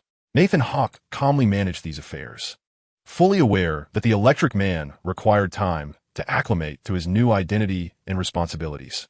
He refrained from exerting additional pressure during this pivotal moment, allowing him ample space for contemplation and choice. Under Nathan Hawke's directives, the company maintained a discreet approach regarding the Electric Man, with only a select few high-ranking officials privy to the matter. They resolved to refrain from interfering with the Electric Man's decisions, opting instead to continue executing the company's plans. In the deep of night, Nathan Hawk navigated a sleek black luxury sedan to the Umbrella Laboratory, their clandestine base situated on the outskirts of the city, concealed amid a dense thicket of trees. Upon entering the laboratory's grand entrance, the assistant to Jean Gilling led Nathan Hawk to the command center, where the spacious and well-lit interior showcased an array of advanced technological equipment. "Welcome, sir," Jean Gilling greeted with a slight smile. "I have prepared a report detailing our recent research and discoveries." "Excellent. I am quite interested in this." Nathan Hawk nodded, gesturing for Jean Gilling to proceed. Jean Gilling activated the display screen, unveiling a series of data and graphs. "Over the past few months, we have commenced research and development on several intelligent systems, artificial intelligence, and biotechnological innovations, acquired through advanced technology pilfered from Night City, military sectors, and various enterprises." Nathan Hawk's gaze sharpened, his interest in these high-tech endeavors intensifying. The significance of these technologies was paramount for Umbrella's advancement and the realization of his ambitions. "These technologies span multiple domains. We have successfully integrated them and achieved notable breakthroughs," Jean Gilling proudly declared. "We have developed a new generation of intelligent systems, endowed with enhanced autonomous learning capabilities and adaptability, capable of addressing an array of complex scenarios. Furthermore, we have made strides in biotechnology, enhancing certain organisms through genetic modification, resulting in remarkable improvements in speed, strength, and endurance." Listening intently to the report, Nathan Hawk's face illuminated with a satisfied smile. The fruits of this research promised substantial reinforcement to Umbrella's capabilities. "Were the applications of these technologies?" Nathan Hawk inquired. "We have applied these technologies across various sectors within Umbrella, including security defense, intelligence gathering, and personnel training," Jean Gilling elucidated. "The implementation of intelligent systems has rendered our security measures more astute, enabling us to better predict and counter potential threats. While biotechnological advancements have significantly bolstered our Umbrella Control team's combat efficacy, enhancing their ability to execute various high-risk missions." Nathan Hawk nodded in approval, expressing his appreciation to Jean Gilling. "Well done. The application of these technologies will greatly augment our strength." Subsequently, Nathan Hawk posed a question. "I must ask, although I have not closely overseen your specific allocations, you are currently responsible for this project, so what of Kreutz?" Recently, he has been applying these technologies across various sectors of Umbrella. Furthermore, he is consumed by his ambitious Super Gene project, expressing his desire to meet Sephiroth while simultaneously upgrading the equipment and technology of the European division of Umbrella. As Jean Gilling stated, Chapter 68, Sephiroth and the Hydra's Superpowered Warriors. In a desolate industrial battlefield, remnants of crumbling walls and rusted machinery dominate the landscape. The superpowered warriors of Hydra stand in formation, emanating a myriad of peculiar energy waves, their lips curling into arrogant smiles, unperturbed by the impending confrontation. Sephiroth remains poised, his robe billowing in the wind, wielding his authentic blade with unwavering resolve. He recognizes the arduous battle that lies ahead, yet he shows no sign of retreat. A formidable aura surrounds him, akin to a ferocious beast of battle, bracing for the challenge posed by his adversaries. "Sephiroth, you have no escape. The might of Hydra shall dominate the world, and you shall be our sacrificial lamb," roared one warrior, flames engulfing him, dancing in tandem with his movements, ready to unleash a torrent of fire upon Sephiroth. "Your ambitions will ultimately be shattered. I shall not allow you to succeed," Sephiroth retorted coldly, his voice resonating across the battlefield, heralding the onset of a blood-soaked clash. The battle was imminent as the superpowered warriors of Hydra launched their assaults against Sephiroth. One warrior conjured a tempest, summoning a howling gale towards Sephiroth. Another manipulated the earth, causing the ground to rise and hurl massive boulders at him. Yet another unleashed electrical energy, with lightning slithering like serpents, attempting to reduce Sephiroth to cinders. Sephiroth, agile and swift, evaded the onslaught of attacks, countering with his blade at a thunderous pace. He executed the skill 8 blades of strife, the glimmer of his sword flickering like lightning, striking fiercely at the surrounding warriors, each slash imbued with lethal intent. "Quake!" Sephiroth commanded, and the ground trembled violently, fissures appearing as one warrior was struck and sent hurtling away, crashing through steel reinforcements and smashing into a distant wall. Thunderous. He then unleashed another skill mid-air, the blade's brilliance exploding like thunder, sending another warrior flying, creating a colossal crater upon impact. The warriors of Hydra were taken aback by Sephiroth's overwhelming prowess. They had not anticipated such formidable strength. His swordsmanship was akin to a tempest, each strike a fatal blow, rendering them incapable of retaliation. Impossible. How can he be so powerful? One warrior shrieked in terror. Yet before his words could fully escape his lips, Sephiroth silenced him with a swift strike. Silence enveloped the battlefield, with Sephiroth standing resolute, his gaze scanning the surroundings, prepared to face the ensuing, even more intense confrontation. In the underground laboratory of the Hydra base, Baron Strack furrowed his brow, a shiver running down his spine. The doctor beside him wore an expression of utter embarrassment, unable to articulate the disastrous predicament that lay before them. "You're all a bunch of useless fools," Baron Strack thundered, seizing the doctor by the collar and chastising him vehemently. "Did you not claim that these superpowered warriors could effortlessly vanquish their foes? Yet now, without so much as a whimper, they have been utterly annihilated." The doctor stammered, at a loss for words. They had indeed harbored high hopes for these new super warriors, believing they could triumph over Sephiroth, yet the reality was a harrowing defeat. What a pitiful lot! Baron Strack fumed, pushing the doctor to the ground and roaring with indignation. At the heart of the laboratory, the Mind Scepter hovered gracefully in the air, emanating an enchanting glow. Strack gazed upon it, his eyes alight with avarice and longing. "What a magnificent power," he murmured, his expression turning fervent. The Mind Scepter was one of Hydra's most significant experiments, their ultimate weapon for seizing global dominance. With this power in hand, Baron Strack's success rate in creating superpowered warriors began to soar. Standing before the Mind Scepter, Strack gazed at the enigmatic weapon with unbridled desire. His heart raced, a frenzied smile playing on his lips, and greed shimmered in his eyes. "At last, this power shall be mine," he whispered, his fingers gently brushing the surface of the Mind Scepter, feeling the potent energy it exuded. The Mind Scepter, a formidable superweapon, possessed the ability to control the thoughts and consciousness of others. Strack had long yearned to master this power, aiming to dominate the world and become the supreme ruler. He had undertaken countless experiments at great cost, and now he finally glimpsed the hope of success. "This power will liberate me from all constraints, allowing me to become the true sovereign." Baron Strack laughed in ecstasy, his ambition for the superpowered warriors growing even bolder. "Doctor, resume the experiments. I demand even stronger superpowered warriors, faster, more destructive than ever before," Strack commanded, his gaze brimming with ambition and desire. The doctor trembled as he rose to his feet, aware that conducting further experiments was no trivial matter.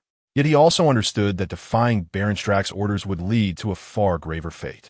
He could only strive to meet the Baron's demands, regardless of the implications. In another clandestine laboratory, a new batch of superpowered warriors was being forged. Their bodies infused with Hydra's unique genetic modifications, they possessed a variety of formidable abilities.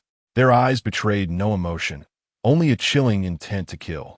They were designed to be merciless killing machines, obeying only Baron Strack's commands. "Eliminate Sephiroth," Strack stated coldly, his gaze flickering with resolve and cruelty. In the underground laboratory of the Hydra base, Sephiroth faced a cadre of newly awakened superpowered warriors, radiating a terrifying aura of menace. These warriors appeared distinctly different from their predecessors, exuding an air of cold cruelty, as if they were meticulously crafted instruments of slaughter by Baron Strack himself. "Sephiroth, you're nothing but a fool who thinks himself clever," sneered one warrior, crackling with electric energy, poised to strike. "Do you really believe you can thwart us? How naive you are," mocked another, wielding flames that engulfed the battlefield in an inferno. Sephiroth remained silent, his form vanishing and reappearing amidst his foes like a bolt of lightning. He unleashed a flurry of conflict, brandishing his authentic blade, delivering rapid and lethal strikes. The glint of his blade flashed like a tempest, each cut a fatal blow. Yet, these newly emerged warriors proved formidable. Their abilities were enhanced, and their combat experience vast. One warrior unleashed a surge of electricity, encasing Sephiroth in a dazzling web of arcs, while another manipulated the very earth, causing spikes to erupt in an attempt to ensnare him. Sephiroth deftly dodged the onslaught, countering with precision. He executed the gates of hell, his blade cleaving through the air, creating a wave of energy that sent his adversaries reeling. The battlefield erupted into chaotic melee, with Sephiroth engaged in fierce hand-to-hand combat, his blade flickering incessantly as he neutralized his opponent's abilities. "You cannot halt our destiny," bellowed a warrior, radiating dark energy, ready to unleash a lethal assault on Sephiroth. "We shall dominate the world, and you shall be reduced to dust," another warrior declared coldly, his gaze filled with fervor and desire. Sephiroth's aura began to shift dramatically, a faint golden glow emanating from his form, signaling the awakening of the Genova cells within him. "What?" The Hydra's super soldiers gaped in astonishment, sensing the power within Sephiroth surging as if a colossal energy was unfurling. Baron Strack, watching through the monitor, was equally astounded, unable to fathom the spectacle before him. Sephiroth's body gradually ascended, enveloped in a golden aura, his eyes transforming into a deep gold, resembling two blazing stars. His authentic blade began to radiate a brilliant golden light, exuding an overwhelming pressure. "It is time to end this." Sephiroth's voice resonated coldly and authoritatively, as if emanating from another realm. The Hydra's super soldiers were struck with awe. Sensing the presence of death, Sephiroth stood as an invincible deity, an insurmountable force. Sephiroth uttered impassively, his body surging towards the Hydra's super soldiers. He swung his authentic blade, its brilliance slicing through the battlefield. One warrior attempted to impede Sephiroth, but he was utterly incapable of withstanding such terrifying power. Sephiroth severed his protective shield with a single stroke, followed by another that cleaved through his body, delivering a fatal blow. The other warriors retreated in terror, acutely aware of the looming specter of death. Their abilities paled into insignificance before Sephiroth. "Impossible. How can he be so powerful?" Baron Strack murmured in horror, unable to accept the reality before him. Sephiroth's form transformed into a streak of golden lightning, effortlessly weaving through the ranks of the Hydra's superpowered warriors. With each swing of his authentic blade, he delivered fatal blows, dispatching his foes with ruthless precision. One by one, the Hydra warriors fell, their powers rendered utterly futile against Sephiroth's might, leaving them with no choice but to await their demise. The entire laboratory began to collapse, the air filled with the cacophony of explosions and the fierce blaze of flames. Sephiroth's power grew ever more terrifying, his Genova cells resembling an infinite sun, illuminating the battlefield in its radiant glow. In an instant, the underground facility was utterly obliterated, as Sephiroth reached the zenith of his strength. The golden light illuminated the subterranean expanse, culminating in an eruption akin to a dazzling star. Chapter 69. The Desperate Warrior upon his return to Umbrella. Sephiroth was met by a supervisor who respectfully announced, "Lord Sephiroth, Mr. Kreutz from headquarters is awaiting you at the research facility." A message had arrived from Umbrella's headquarters, indicating that Mr. Kreutz would personally visit the European branch to upgrade equipment and enhance the security systems for both Sephiroth and his entire team. Sephiroth harbored little anticipation regarding this. For him, equipment and systems were not of paramount concern. His primary focus lay in uncovering the puppet masters behind Hydra and thwarting their continued threats to Umbrella and the world at large. Upon his arrival at the research facility, Sephiroth encountered Mr. Kreutz, who greeted him with a smile that reflected a sense of expectation. "Sephiroth, welcome back." Kreutz warmly welcomed him, his gaze filled with reverence. Sephiroth paused momentarily, then composed himself. "Thank you," he replied succinctly. "I've heard you have performed exceptionally well during this period. The Umbrella branch is truly proud to have a warrior of your caliber," Kreutz praised. Sephiroth was not fond of excessive accolades. He merely nodded silently, refraining from further comment. Sensing Sephiroth's disposition, Kreutz swiftly transitioned to the matter at hand. "I am here to oversee the upgrade of Umbrella's equipment and security systems in Europe. As the number of Hydra's superpowered warriors increases, we must enhance our combat capabilities." "I understand," Sephiroth acknowledged, while he may not have valued the equipment. He recognized its significance for the entire team. "Moreover, we will enhance the Eisenach Battle Armor Legion, augmenting their combat prowess even further, Kreutz continued. Simultaneously, we shall intensify our investment in biochemical engineering, developing more advanced biochemical weapons and technologies. I will assist you, Sephiroth affirmed. Sephiroth solemnly responded. Acutely aware of the escalating threats facing the Umbrella Division, it was imperative to enhance their capabilities to confront the challenges that lay ahead. Cruz expressed satisfaction with Sephiroth's collaboration and led him to the laboratory within the research facility. The atmosphere in the lab was bustling as engineers diligently labored on the enhancement plan for Umbrella. This was the latest developed intelligent security system from headquarters, capable of autonomously sensing and identifying potential threats, while swiftly responding to various attacks. Cruz elaborated as Sephiroth quietly observed the scene, recognizing the tireless efforts of the scientists and engineers dedicated to the security of Umbrella. This is the new model of the Eisenach battle armor, boasting significantly enhanced offensive and defensive capabilities, allowing soldiers to better confront their adversaries, Cruz continued to explain. Sephiroth gazed at the armor before him, understanding that the upgrades were crucial for the entire team. On the opposite side of the laboratory, research in biochemical engineering was also progressing at a rapid pace. They were developing more advanced biochemical weapons and technologies to bolster the team's combat effectiveness. The entire research facility was imbued with an atmosphere of innovation and hope as engineers persistently explored new theories and experiments, contributing to the future of Umbrella. Sephiroth, I recognize that you may not be concerned with these armaments and technologies, yet they are of utmost importance to Umbrella. Only through formidable strength can we remain invincible in the face of the Hydra's threats, Cruz elucidated. No, I simply do not require them for myself.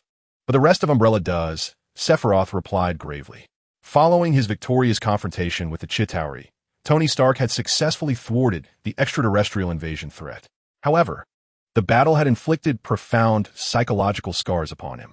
Returning to his private villa in the Maldives, he embarked on a solitary journey. Each nightfall, Tony was jolted awake by nightmares, as the harrowing images from the battle replayed relentlessly in his mind, robbing him of sleep. In his dreams, he witnessed the Chitauri's endless legions, saw himself and his companions fighting alone, and beheld countless lives sacrificed in the conflict, including that of Pepper Potts. During the day, he sought to find solutions, striving to keep himself occupied. Yet no matter his efforts, the haunting nightmares persisted, refusing to relinquish their grip on his mind. He began to distance himself from friends, particularly Pepper, unwilling to share his burdens with her. He felt an increasing sense of isolation, unable to communicate with anyone. Within his villa in the Maldives, he sequestered himself in the laboratory, obsessively conducting research. He endeavored to utilize technology to mend his inner wounds, yet all efforts proved futile. His body and spirit were utterly exhausted, yet he could not pause, nor could he confront his psychological tribulations. Pepper Potts sensed the changes in Tony, her heart aching as she sought to assist him, but Tony consistently kept her at bay. He believed that his problems could only be resolved through his own efforts, unwilling to reveal his vulnerable side to others. One fateful night, he was jolted awake once more by a nightmare. This time, a vision of his friend Bruce Banner. The Hulk appeared in his dream, casting a warning look toward Tony, as if hinting at something profound. Tony was momentarily stunned.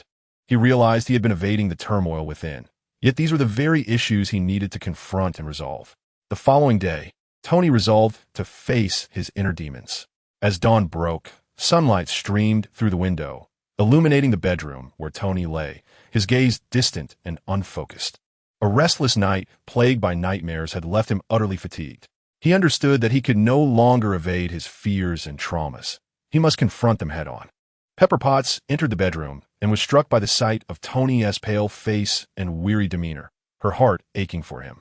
She quietly approached the bed, gently resting her hand on his shoulder, and softly inquired, "Tony, are you all right?" Turning to meet her gaze, Tony's eyes reflected profound exhaustion and vulnerability. He finally relinquished the facade of strength and arrogance he had maintained, confiding in Pepper about his psychological scars and the relentless nightmares that haunted his nights. He explained how, since the Chitauri invasion, he had been plagued by the shadows of his mind, feeling trapped in a cycle of fear and anxiety. Pepper listened intently, allowing him to speak without interruption, simply holding his hand to reassure him that he need not worry. she would remain by his side. I feel as though I can't continue like this. Tony's voice trembled. I have always been a strong Iron Man, yet now I feel I am faltering. Pepper tenderly caressed his hair and replied gently, Tony, you are human too. You have feelings. You have the right to feel afraid and vulnerable. You need not always play the hero. We all recognize how remarkable and brave you are, but you're also an ordinary person, possessing the same vulnerabilities and the need for understanding as anyone else. But I don't want to burden you. I don't want you to see my weak side. Tony expressed, a hint of frustration lacing his words. Pepper embraced him tightly, whispering, I love you, whether you are the mighty Iron Man or the fragile Tony Stark. You need not face all the pressure and pain alone. We are one, and we shall face everything together. Feeling Pepper's warmth and comfort, Tony realized he was not alone. He had her unwavering support. Tears welled in his eyes, as he never imagined he could be so vulnerable before another. Yet in that moment, he felt a sense of relief and tranquility. Thank you, Pepper, he said, holding her close, his voice imbued with gratitude and warmth. With you by my side, I feel I can conquer anything. Pepper gently patted his back, reassuring him, indeed, we will always be together, facing all challenges and adversities. You need not bear the weight of everything alone. I will always support you and walk with you through every moment. With Pepper's presence, Tony began to embrace therapy, seeking equilibrium within himself. Gradually, he opened his heart, sharing his feelings with friends and allowing the healing process to unfold. They formed a small group that convenes weekly to share their thoughts and assist one another in alleviating psychological stress. Throughout the healing process, Tony came to recognize that everything he endured in battle was inescapable. He began to accept that he was a person with vulnerabilities rather than the invincible Iron Man. He learned to confront his fears and adversities with courage, facing the wounds within. As time passed, Tony's nocturnal nightmares gradually diminished, allowing him to sleep peacefully once more. He slowly emerged from the shadows, rediscovering his strength and self-confidence. He also acknowledged that his friends and family were his most formidable support. Only by joining forces with them could they collectively confront the challenges that lay ahead. Meanwhile, a terrorist organization known as the Desperation Warriors unleashed a series of horrifying attacks worldwide, resulting in countless fatalities. The first assault occurred in a bustling commercial district. As people busied themselves with shopping and working, the tranquility was shattered by a deafening explosion, plunging the entire area into chaos. The Desperation Warriors detonated a powerful bomb, claiming numerous lives instantly, while many others were injured by the blast and shrapnel. The cacophony of screams, cries, and sirens intertwined to create a harrowing scene. Subsequently, the Desperation Warriors executed a second attack at a crowded train station. Clad in black camouflage, their expressions cold and unyielding, they unleashed a hail of gunfire upon innocent travelers. People fled in every direction, yet there was no place to escape. The train station transformed into a sea of blood, with countless casualties. Shortly thereafter, the Desperation Warriors launched a terror attack at a thriving shopping center. They mingled among the crowd before suddenly drawing their weapons and firing indiscriminately at those around them. The shopping center descended into chaos as people frantically sought refuge. The actions of the Desperation Warriors were akin to the arrival of demons, instilling a pervasive sense of fear and despair. Chapter 70, Road Struggle. Damage to War Machine. The assaults by the Desperation Warriors not only instilled terror in ordinary citizens, but also left the government and military feeling powerless. They endeavored to track and apprehend the Desperation Warriors, yet the terrorists moved with such swiftness that they seemed to vanish into thin air. War Machine Rhodes stood in the military command center, intently observing the movements of the Desperation Warriors on the surveillance screens. The attacks left them feeling helpless. But Rhodes understood that he had to step forward, embracing his duty as War Machine and as a soldier to protect the populace from the terrorist harm. Rhodes, are you ready? A general inquired. Ready, Rhodes replied resolutely. Rhodes donned his black War Machine armor, towering and formidable, exuding immense strength. Accepting the mission, he was determined to shield the people from the threats posed by the Desperation Warriors. Armed with intelligence, it was revealed that the next target of the Desperation Warriors was a significant energy facility. Rhodes promptly made his way to the location and commenced aerial reconnaissance. Soon after, he detected the presence of the Desperation Warriors, who were advancing toward the energy facility. Rhodes landed decisively in front of the Desperation warriors, proclaiming solemnly, "Cease your acts of terror. Disarm immediately." The leader of the Despair warriors let out a chilling laugh. "War Machine, you self-proclaimed guardians of justice, are nothing more than the pawns upholding the status quo. We, the Despair warriors, are the true masters of this world, intent on plunging it into chaos and terror." Rod paid no heed to the bravado of the Despair warriors. He understood that now was not the time for words. He swiftly launched an assault. Beams of laser and missiles erupting from the armor of the War Machine, hurtling towards the Despair warriors. The Despair warriors retaliated with fierce intensity, unleashing torrents of high-temperature energy towards Rod. He deftly dodged their onslaught, simultaneously retaliating with the firepower of the War Machine's armor. The battlefield erupted into a cacophony of fire and explosions, painting a hellish tableau. Rod, a seasoned combatant, recognized that defeating the Despair warriors required discerning their vulnerabilities. Observing their attack patterns, he noted that while they possessed remarkable regenerative abilities, their range was limited. Thus, Rod resolved to maintain his distance and engage them with the long-range weaponry of the War Machine. He maneuvered the War Machine across the battlefield, launching missiles and energy beams that incessantly battered the Despair warriors. Though formidable, the Despair warriors found themselves compelled to evade Rod's relentless firepower. However, they were not so easily vanquished. In the fray, they exhibited extraordinary vitality and recovery capabilities, swiftly regaining their strength even after sustaining significant damage. As the battle reached a stalemate, Rod realized he needed to adopt a more aggressive strategy. He activated the War Machine's most potent weaponry, unleashing a ferocious barrage. High-energy laser beams, electromagnetic pulses, and missiles erupted simultaneously, creating a cataclysmic assault. The Despair warriors were thoroughly overwhelmed by this ferocity, finding themselves in a desperate plight, forced to seek refuge from Rod's onslaught. Yet, despite enduring such a devastating attack, their resilience remained astonishing. Though injured, they were not defeated. Rod understood that this level of conflict could not persist indefinitely. He needed to discover a more effective means to confront the Despair warriors. An idea suddenly illuminated his mind. A potential solution. He recalibrated the War Machine-S systems to maximum power, initiating a scan of the Despair warriors.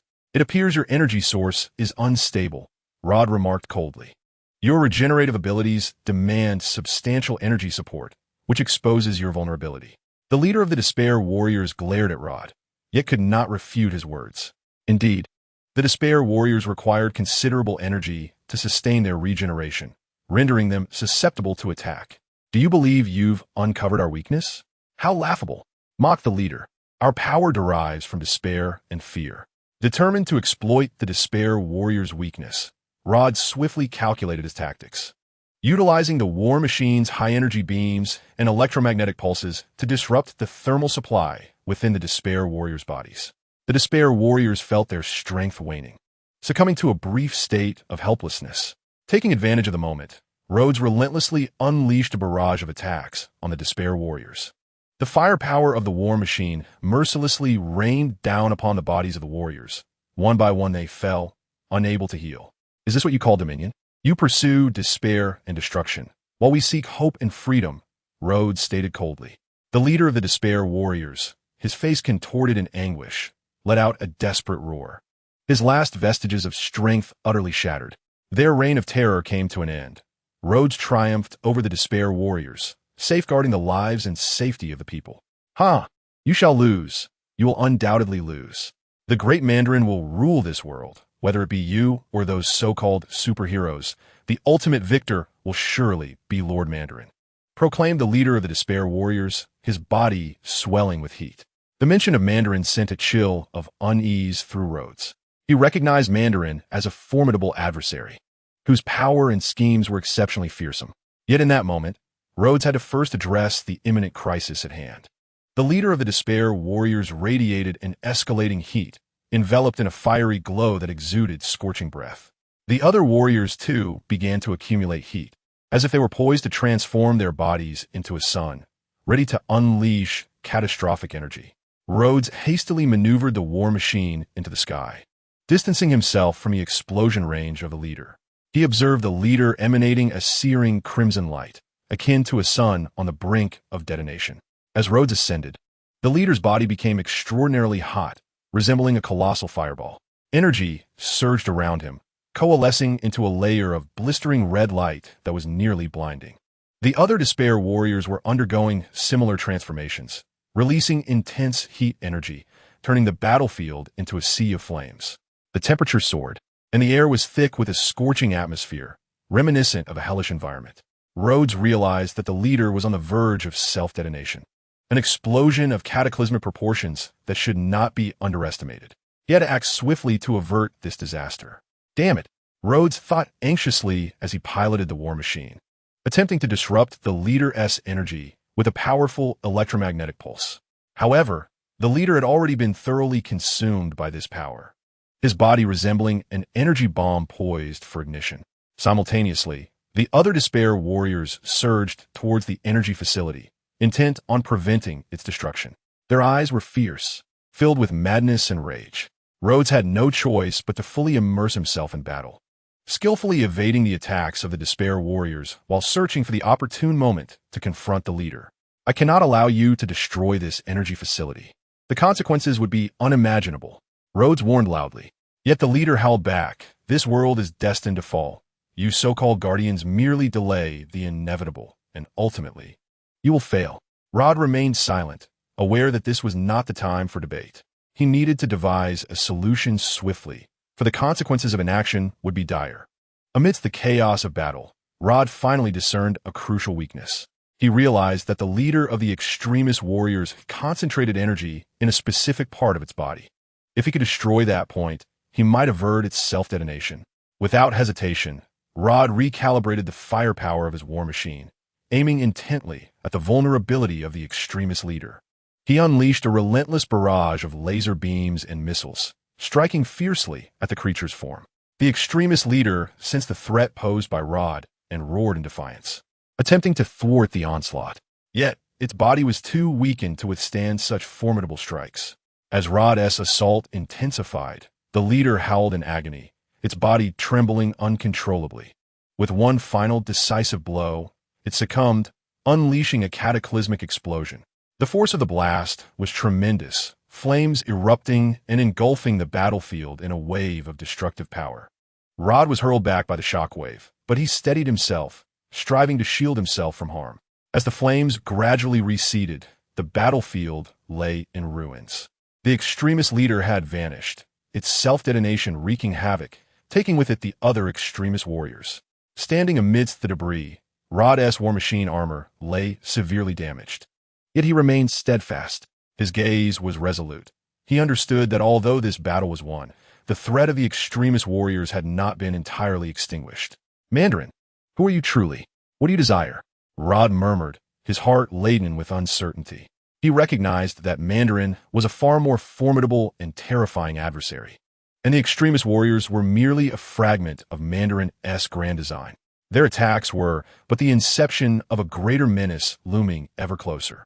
In a dimly lit room, a man stood face to face with a representative of a mysterious force. Anxiety coursed through him, yet for the sake of his beloved daughter, he steeled his resolve. I accept your terms, provided you ensure my daughter's healthy upbringing, he declared, his voice trembling yet resolute. In his eyes, only his daughter's safety mattered. He was willing to sacrifice everything. Pleasure doing business, the representative of the mysterious force replied with a smile, their tone imbued with an unsettling secrecy. In the dim light of the room, the man felt ensnared in a web of unforeseen peril. Chapter 71. Mandarin's declaration of war. Rod lay on a hospital bed in the military infirmary, his body swathed in thick bandages. Although a smile graced his lips, his eyes betrayed the fatigue and pain he bore. He had suffered considerable injuries in the recent clash with the extremist warriors, yet he felt no regret, for he knew he fought to protect the people. As he reveled in the tranquility of the ward, footsteps echoed from beyond the door. Rod, we've come to see you. A warm voice resonated as Tony Stark and Pepper Potts entered the hospital room, each bearing gifts. Hey, old friend, you are truly a great hero, Tony jested, waving at Rhodey while holding a bag filled with assorted snacks. Indeed, Rhodey, you are absolutely remarkable, Pepper added with a smile. presenting Rhodey with a bouquet of flowers. A smile graced Rhodey's face. Despite his injuries, his spirits were notably high. He remarked, "You both have a way of comforting me. This minor injury is nothing. I can still return to the fray." "Ah, you are merely proving your iron will," Tony teased once more. Rhodey, undeterred, retorted with a grin, "Ha! You should know I am War Machine. Dealing with an engineer like you is a piece of cake." The trio exchanged jokes in the hospital room, the atmosphere light and jovial. The gifts from Tony and Pepper warmed Rhodey's heart, prompting him to express his gratitude. "Thank you both. Truly, your visit has lifted my spirits. How can we not come to see you? You are our dear friend and a great hero," Pepper replied gently. Tony continued, "Absolutely, Rhodey. You are a brave warrior, and we are all proud of you." "All right, enough of the flattery," Rhodey chuckled, interrupting their praise. "How did the two of you manage to come together?" Pepper explained with a smile.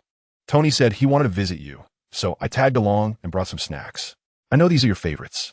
She handed Rhodey the bag, filled with various flavors of chips and candies. "I cannot thank you enough," Rhodey said gratefully.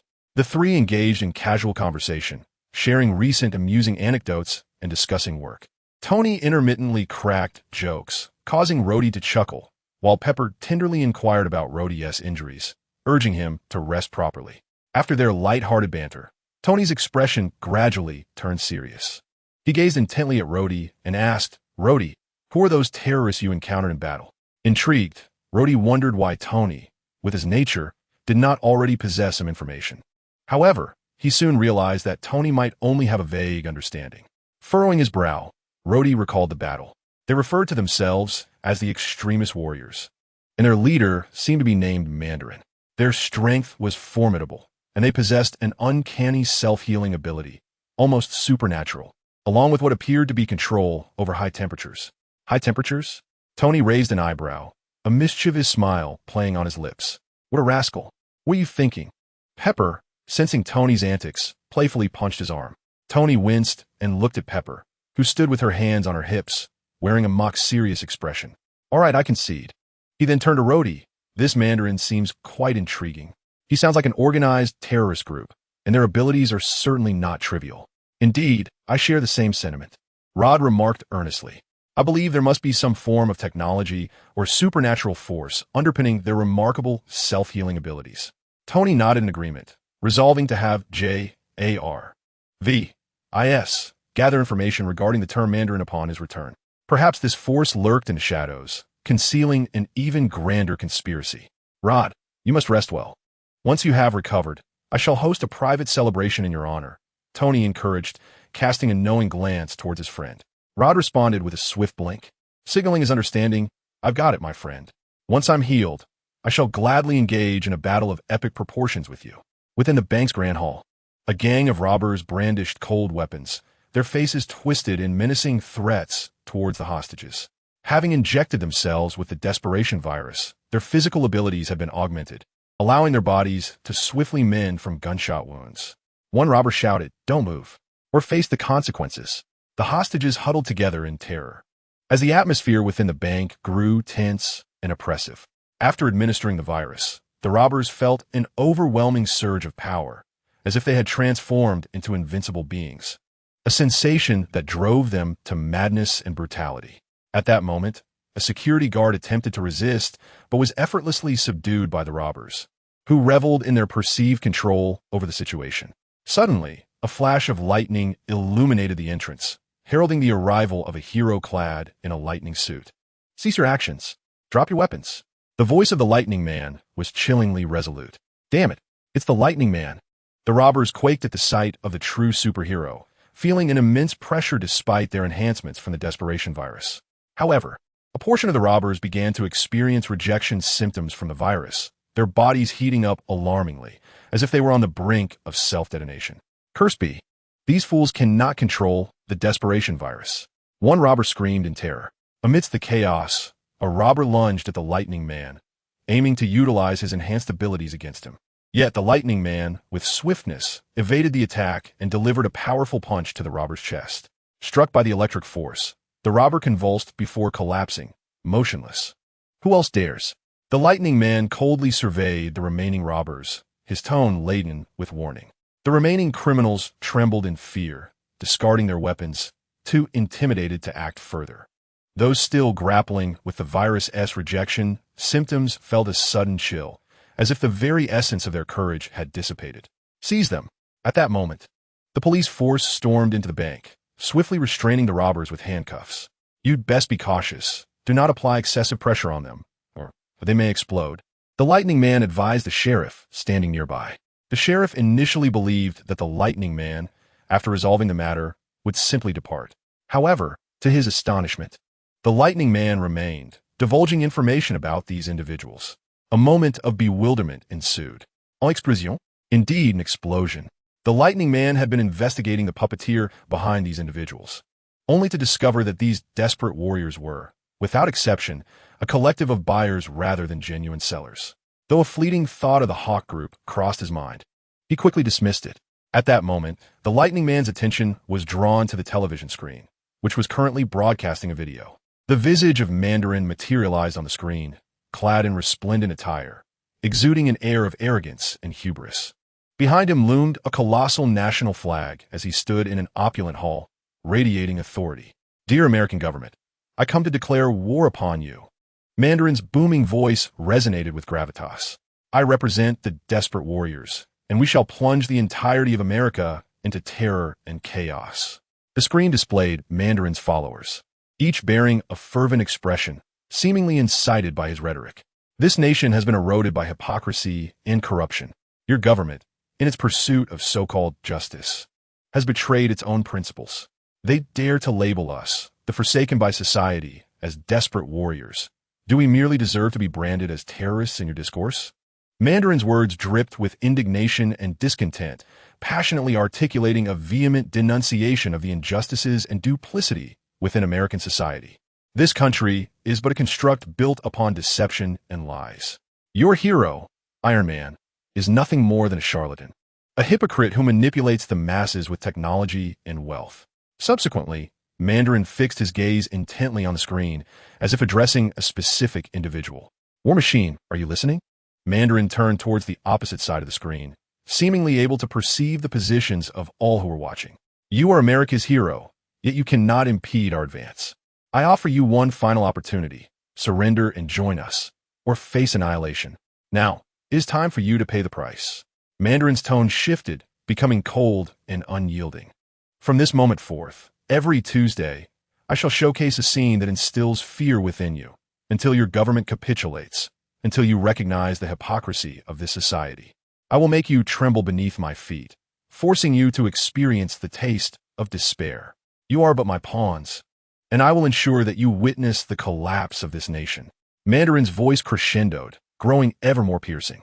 His threats sent a chill through the hearts of the American populace, instilling fear among ordinary citizens and igniting widespread concern and panic.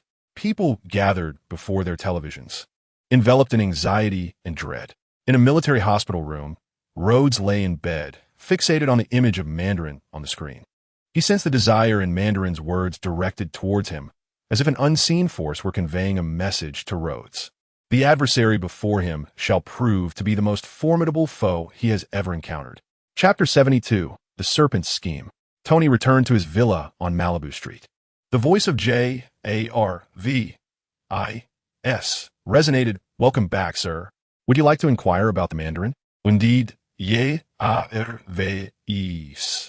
I require comprehensive information regarding the Mandarin, his identity, background, objectives, and any clues we can uncover, Tony replied. Jarvis swiftly commenced a serve, and the screen began to display information about the Mandarin. The Mandarin, true name, unknown, identity, terrorist, with his true identity remaining unverified. He is an extremist, leading a terrorist organization known as the Ten Rings. According to the search, the name Mandarin is a title belonging to a high-ranking individual from the East, renowned for his exceptional strategic prowess and cunning. Furrowing his brow, Tony continued to inquire, does he possess any special titles or aliases? Jarvis responded. The Mandarin is the leader of the Ten Rings, referred to as the Savior, holding a revered status within the terrorist organization. He claims his intent is to plunge the entire world into despair and chaos, to dominate all. Did you just connect to the internet for that? Tony asked, tossing an apple toward the robotic arm controlled by J.A.R.V.I.S. Yes, sir, J.A.R.V.I.S. answered. Tony Stark retrieved a bottle of liquor from his fridge, pouring himself a glass and beginning to drink, all while contemplating the peril posed by this cunning adversary. The true identity of the Mandarin had yet to be unveiled. He appeared to deliberately conceal everything, making it exceedingly challenging to trace his whereabouts. J.A.R.V.I.S. Continue to search for the Mandarin's movements and see if there are any further leads, Tony instructed. J.A.R.V.I.S. continued the search, but soon his findings astonished Tony. Mr. Stark, current data indicates that we are unable to acquire detailed information on the Mandarin. He seems to be like a ghost. His movements elusive, with all clues leading to the void. Tony tightened his brow, acutely aware of the Mandarin's covert tactics. This adversary was indeed extraordinary, presenting an unpredictable threat. Very well, J.A.R.V.I.S. Continue to gather intelligence on the 10 rings and seek any information that may be linked to the Mandarin. We cannot relent. We must uncover his weaknesses and thwart his terroristic endeavors, Tony declared, his gaze resolute and unwavering. Meanwhile, Pepper Potts, back at Stark Industries, received a call from her secretary. The long-absent Aldrich Killian wished to meet with her. After a brief moment of tidying herself, Pepper returned to her office, and shortly thereafter, Aldrich Killian entered. He was a robust, middle-aged man with short hair, clad in formal business attire, exuding an air of mystery and authority. Aldrich, it has been a while. Pepper greeted with a smile, breaking the silence. Pepper, you seem to be doing well, Aldrich responded with a smile, his voice imbued with a hint of depth. What brings you here? Pepper inquired, a hint of perplexity evident in her demeanor. I have heard that you are engaged in a struggle against the Mandarin's organization. Am I correct? Aldrich asked abruptly, his gaze piercing as it fixed upon Pepper. Taken aback, Pepper had not anticipated his mention of the Mandarin, and she remained unaware of Aldrich's connection to the enigmatic terrorist. Indeed, she affirmed, casting a quick glance at Aldrich. He nodded, his expression shrouded in mystery. You require further information to confront the Mandarin. I might be able to assist you. Pepper stared at him in astonishment. You possess knowledge regarding the Mandarin? I know a few things. In fact, I have had prior contact with him, Aldrich replied, his tone imbued with a complex sentiment. A wave of doubt and surprise washed over Pepper. She had not envisioned Aldrich's previous interactions with the Mandarin, yet she recognized the significance of this lead, potentially revealing the Mandarin's vulnerabilities. Please share everything you know, she urged, suppressing her astonishment and maintaining a resolute gaze. Aldrich inhaled deeply and began to recount his past encounters with the Mandarin, along with the latter's identity and background. As his narrative unfolded, Pepper was astounded to discover a connection between the extremist virus and Stark Industries. Are you implying that Tony was involved in the formula for this extremist virus? Pepper's mind raced with questions, her trust in Aldrich, whom she had not seen in a long time and had once regarded favorably, now tinged with skepticism. I know only this much, Aldrich replied earnestly. Then why? Pepper paused, locking eyes with him. I was in a desperate state at the time. I believed I could win Tony's favor, but Aldrich's expression turned bittersweet, the words difficult to articulate. Pepper, aware of Tony's reputation at that time, felt a surge of empathy and understanding for Aldrich. She recognized that his actions may have been driven by impulse and misguidance. I now realize my error, Pepper. I regret my past decisions, and I wish to assist you in combating the Mandarin and the extremist soldiers, Aldrich declared, his gaze resolute and sincere. Do you know the Mandarin's plans? What does he truly seek to accomplish? Pepper pressed, eager for more information to confront this mysterious adversary. Aldrich nodded. The Mandarin appears to yearn for global domination. His ultimate aim is to plunge the world into chaos and despair, compelling all to submit to his rule. He commands a formidable terrorist organization of extremist soldiers, individuals who have been injected with the extremist virus, rendering them powerful and uncontrollable. Extremist soldiers, Pepper mused, furrowing her brow. Aldrich, are you willing to aid us? Yes, Pepper. I seek to atone for my past errors and make amends for my previous misdeeds, Aldrich affirmed. I shall endeavor to provide all the information and support I possess, Aldrich solemnly declared. Thank you, Pepper Potts replied, embracing Aldrich. However, I am currently faring quite well. As you can see, Aldrich deftly redirected the conversation, prompting Pepper to notice his designer attire. "Congratulations. I am genuinely pleased to see you flourishing in your career," Pepper remarked, adjusting Aldrich's clothing. As Aldrich exited Stark Industries, he smiled and waved goodbye to Pepper before entering his vehicle. Instantly, a shadow fell across Aldrich's countenance. This entire scenario was never part of his design. His singular objective was to exact vengeance upon Tony Stark while simultaneously eliminating the president. Yet, all of this transpired the moment he entered the conference room to deliberate strategies with his think tank. Upon pushing open the door, Aldrich was taken aback to discover that his entire advisory team had been dispatched. At the head of the table, a woman in an elegant gown and high-heeled sandals. Her hair, cascading in waves, was engrossed in a dossier. Noticing Aldrich's arrival, she disdainfully tossed the document to the floor, her gaze contemptuously surveying the lifeless bodies below. "Is this the plan devised by your hired consultants?" "A pile of rubbish." The woman gracefully approached Aldrich, a mocking glint in her eyes. "Surely, you do not intend to proceed in such a manner?" She stepped within a mere inch of Aldrich, resting her face against his shoulder, whispering into his ear, "If so, you shall find yourself devoid of even your undergarments." Aldrich remained unmoved by her allure. Instead, he raised his hands and stepped back, warily scanning his surroundings. "Who are you?" he inquired. The fact that she had infiltrated the room so silently suggested either formidable prowess or tremendous backing. "Me?"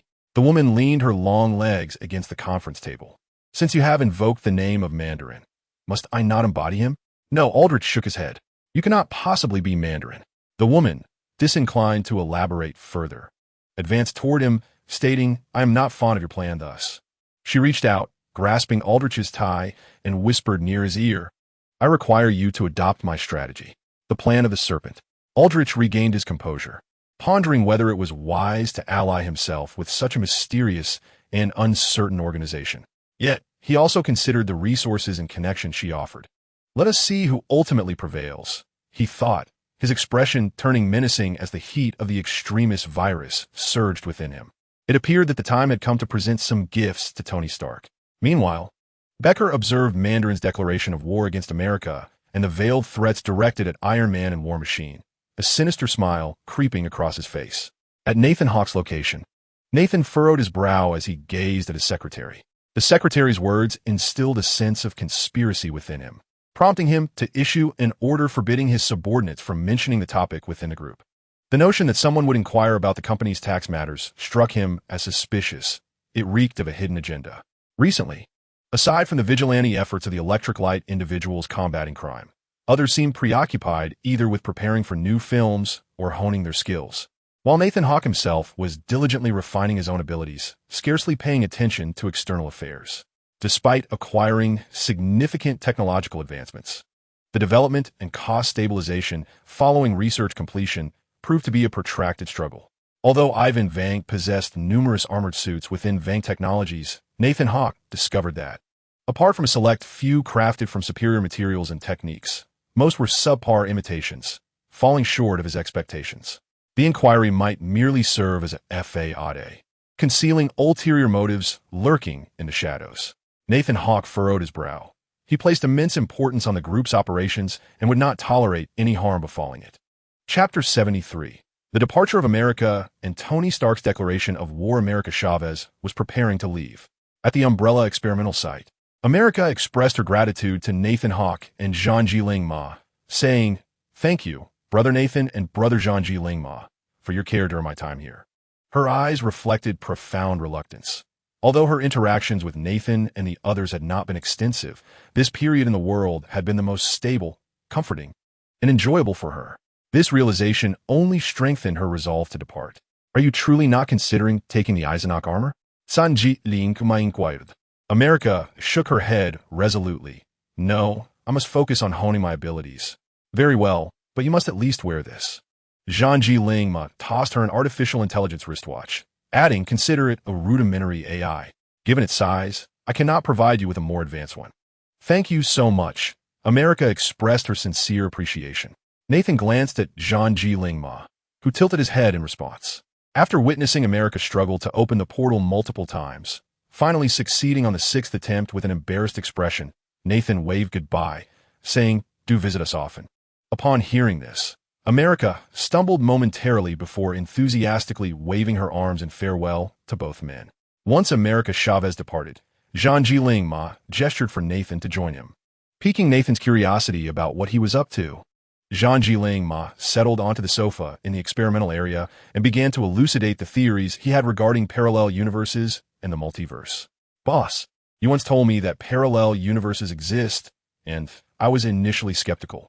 However, as I've spent more time in this world, my curiosity about this concept has grown, prompting me to conduct some research, spoke Zhang Jiling, reclining on the sofa with an air of ease and confidence. He continued, according to the theories I have encountered, parallel universes refer to multiple realms that coexist alongside our own, each possessing similarities yet remaining distinct and independent. Each parallel universe has its own unique history, decisions, choices, and trajectories of reality. Thus, every choice and decision results in the emergence of a divergent universe. Nathan Hawke chimed in, indeed, every conceivable choice gives rise to a branching universe. For instance, at a certain juncture, one might opt to walk left or right. These two choices lead to two separate parallel universes. In one, you walk left, while in the other, you walk right. This implies the existence of countless parallel universes, each embodying a different reality. Theoretically, the number of parallel universes is virtually infinite. Each universe is an independent reality, encompassing its own distinct history, civilization, and forms of life. These universes exist in parallel, without interference from one another. Is there a possibility for traversal between these parallel universes? Zhang Jiling pondered aloud. After a moment's reflection, he responded, current research suggests that interuniversal travel may be feasible, but achieving such a crossing necessitates specific energy or technology.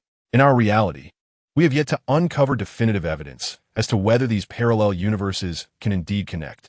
Jiling, what specific research and insights do you possess regarding parallel universes? Nathan Hawke inquired with curiosity. With a smile, Zhang Jiling replied, Boss, I have delved into numerous theories and narratives concerning parallel universes.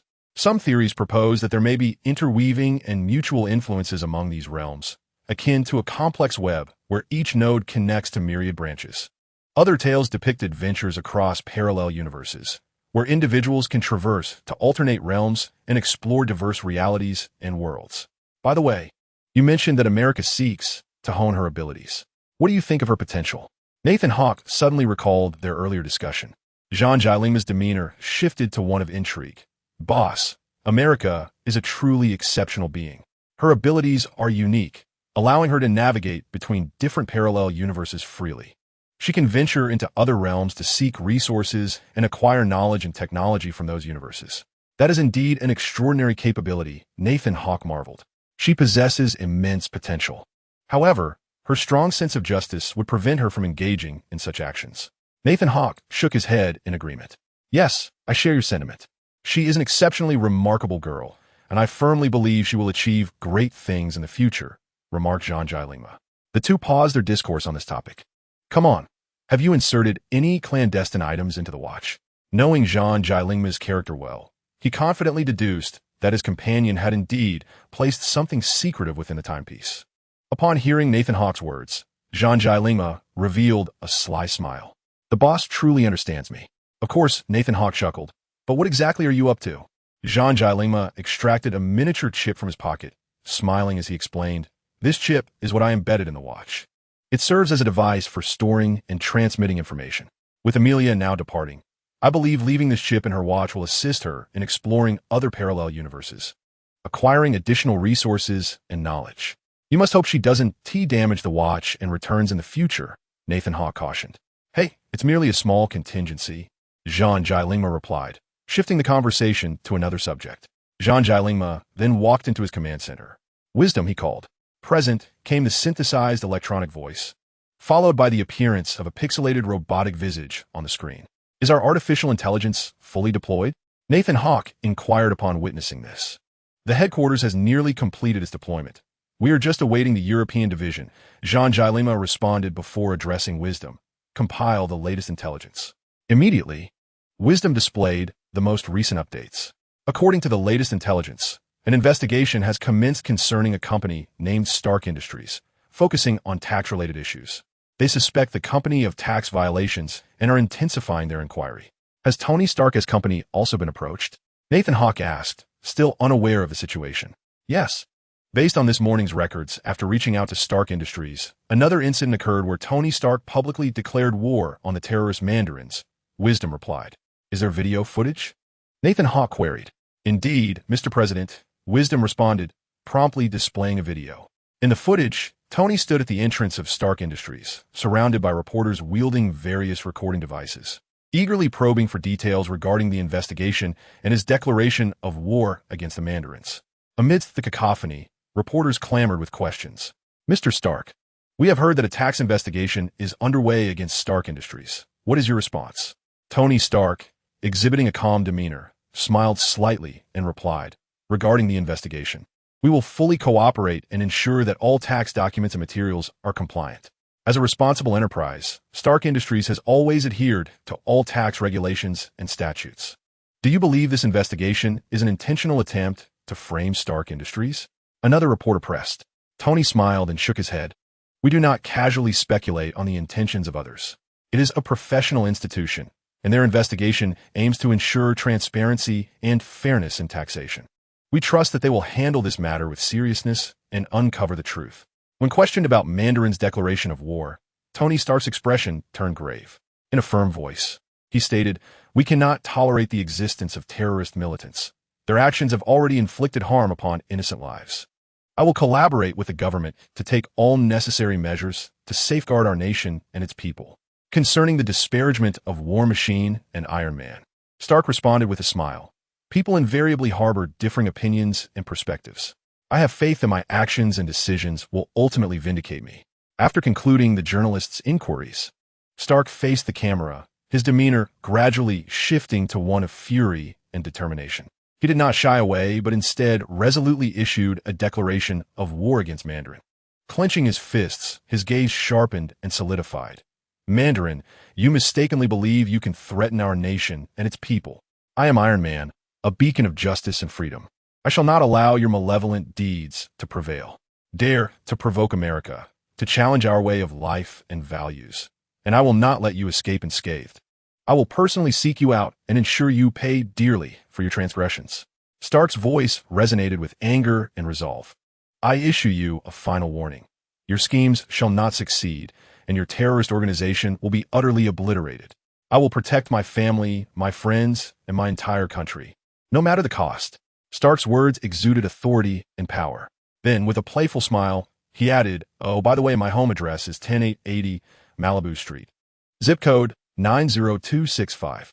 Although Stark's final statement was delivered with a smile, the atmosphere in the room grew tense and somber.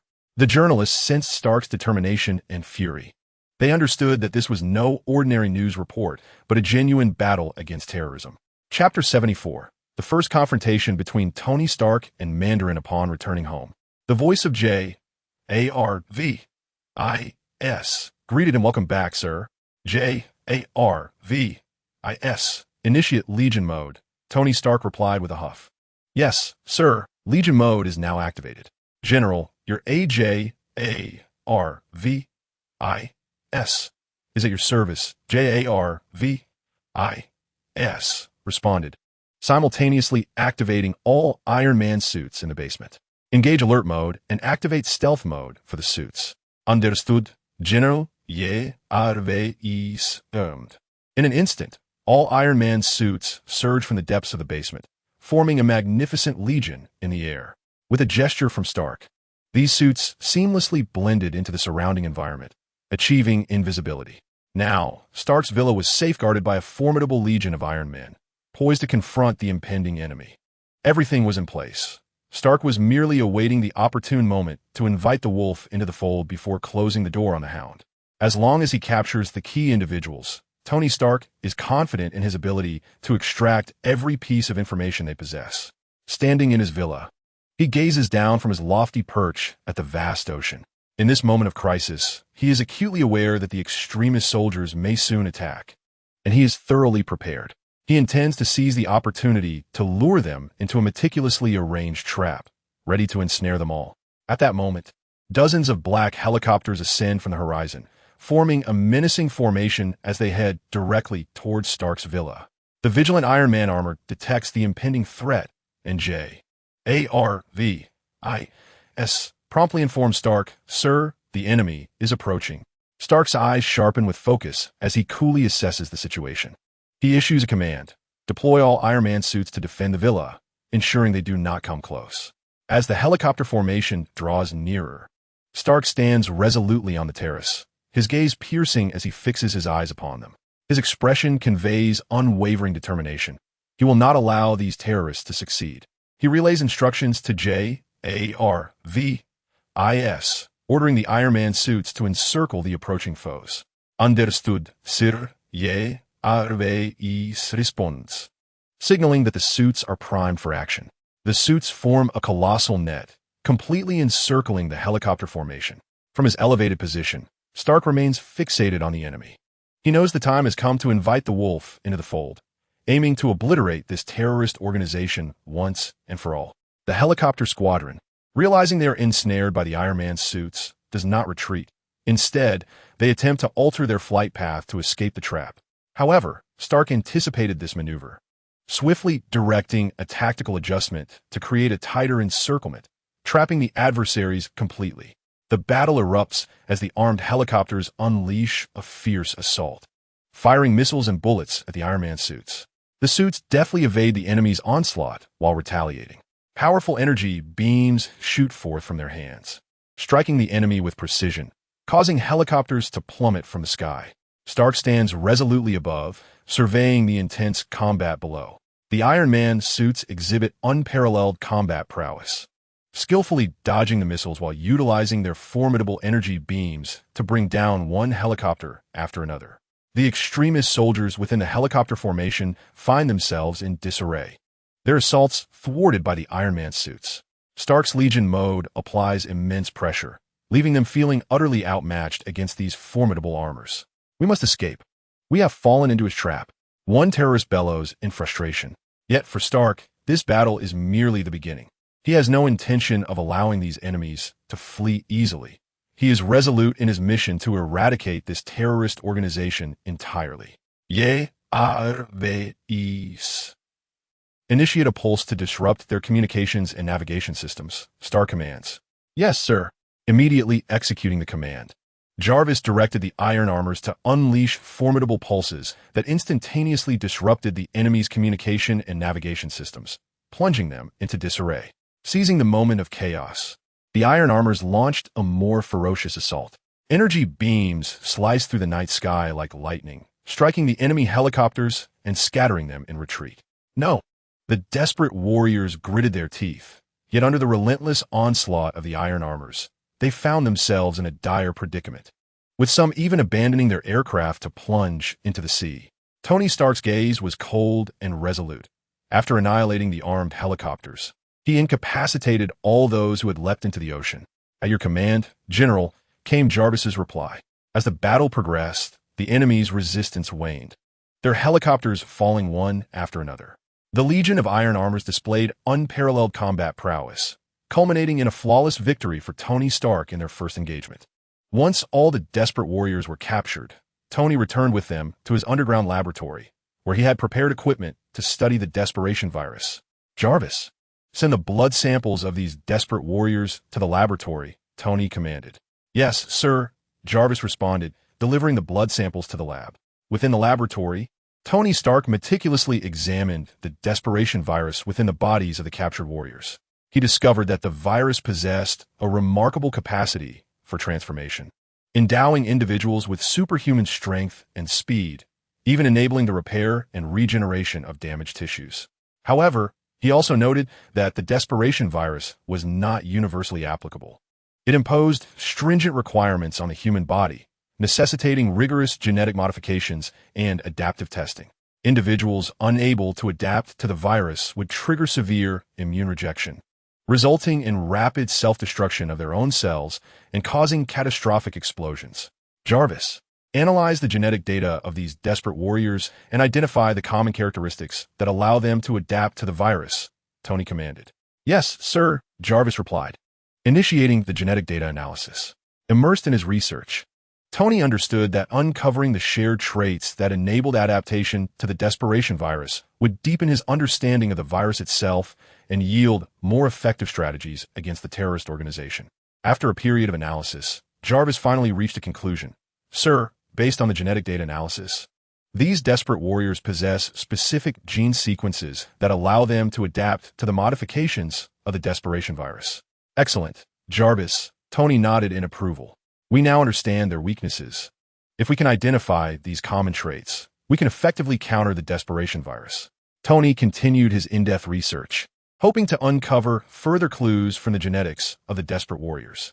Under his guidance, Jarvis conducted additional simulations of the desperation virus and discovered potential effective antidote directions. General, based on the current data, I have calculated a possible antidote formula. JARVIS presented the calculations to Tony Stark, who meticulously examined the antidote formula before nodding in approval. It appears this solution holds potential. On that sunlit day, Rhodey, dressed impeccably in casual attire, departed the military hospital accompanied by the staff. Mr. Rhodes, we wish you a swift recovery.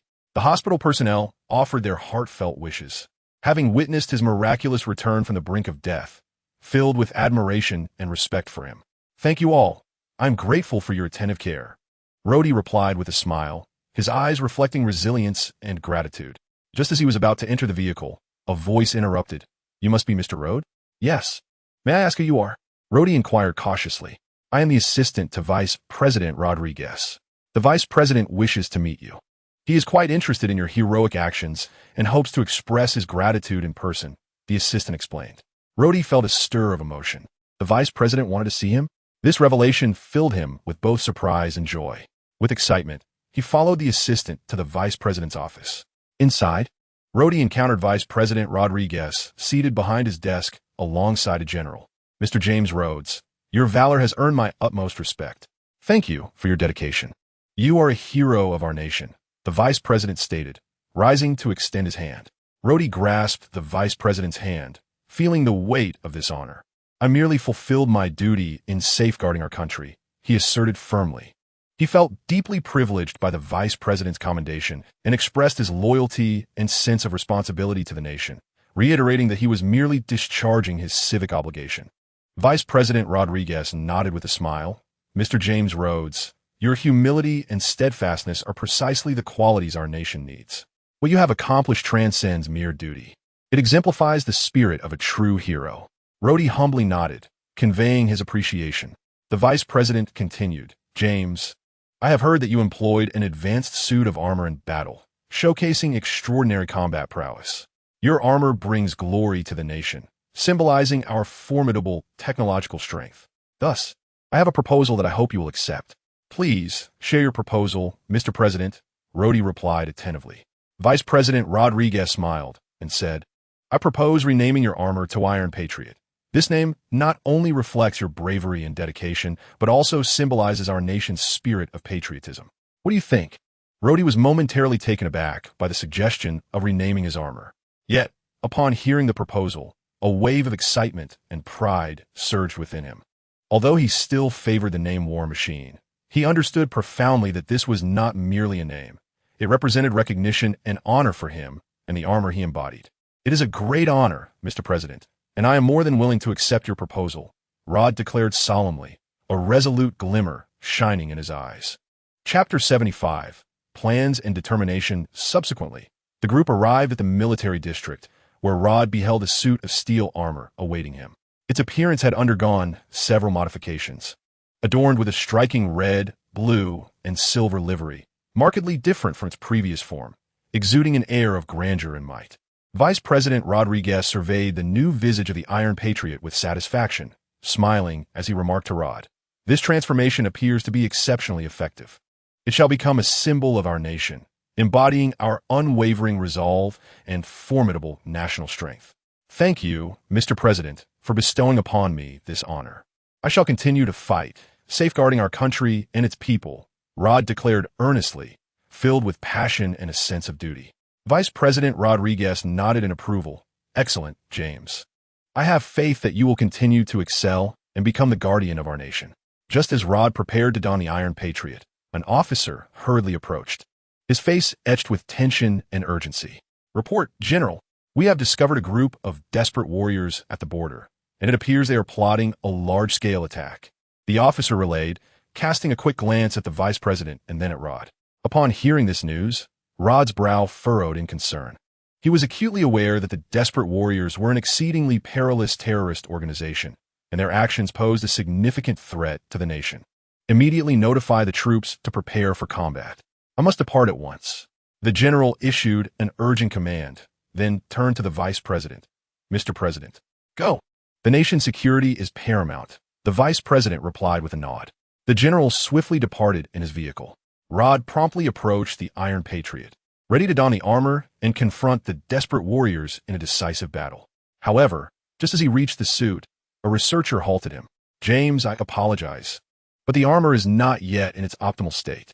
We are currently modifying and upgrading it to ensure it can withstand a more severe combat environment," the researcher explained anxiously.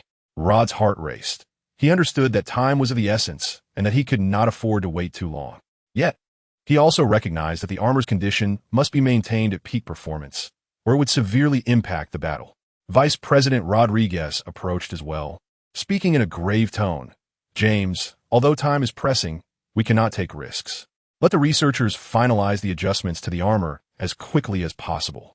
We will dispatch other forces to the border to confront the desperate warriors first."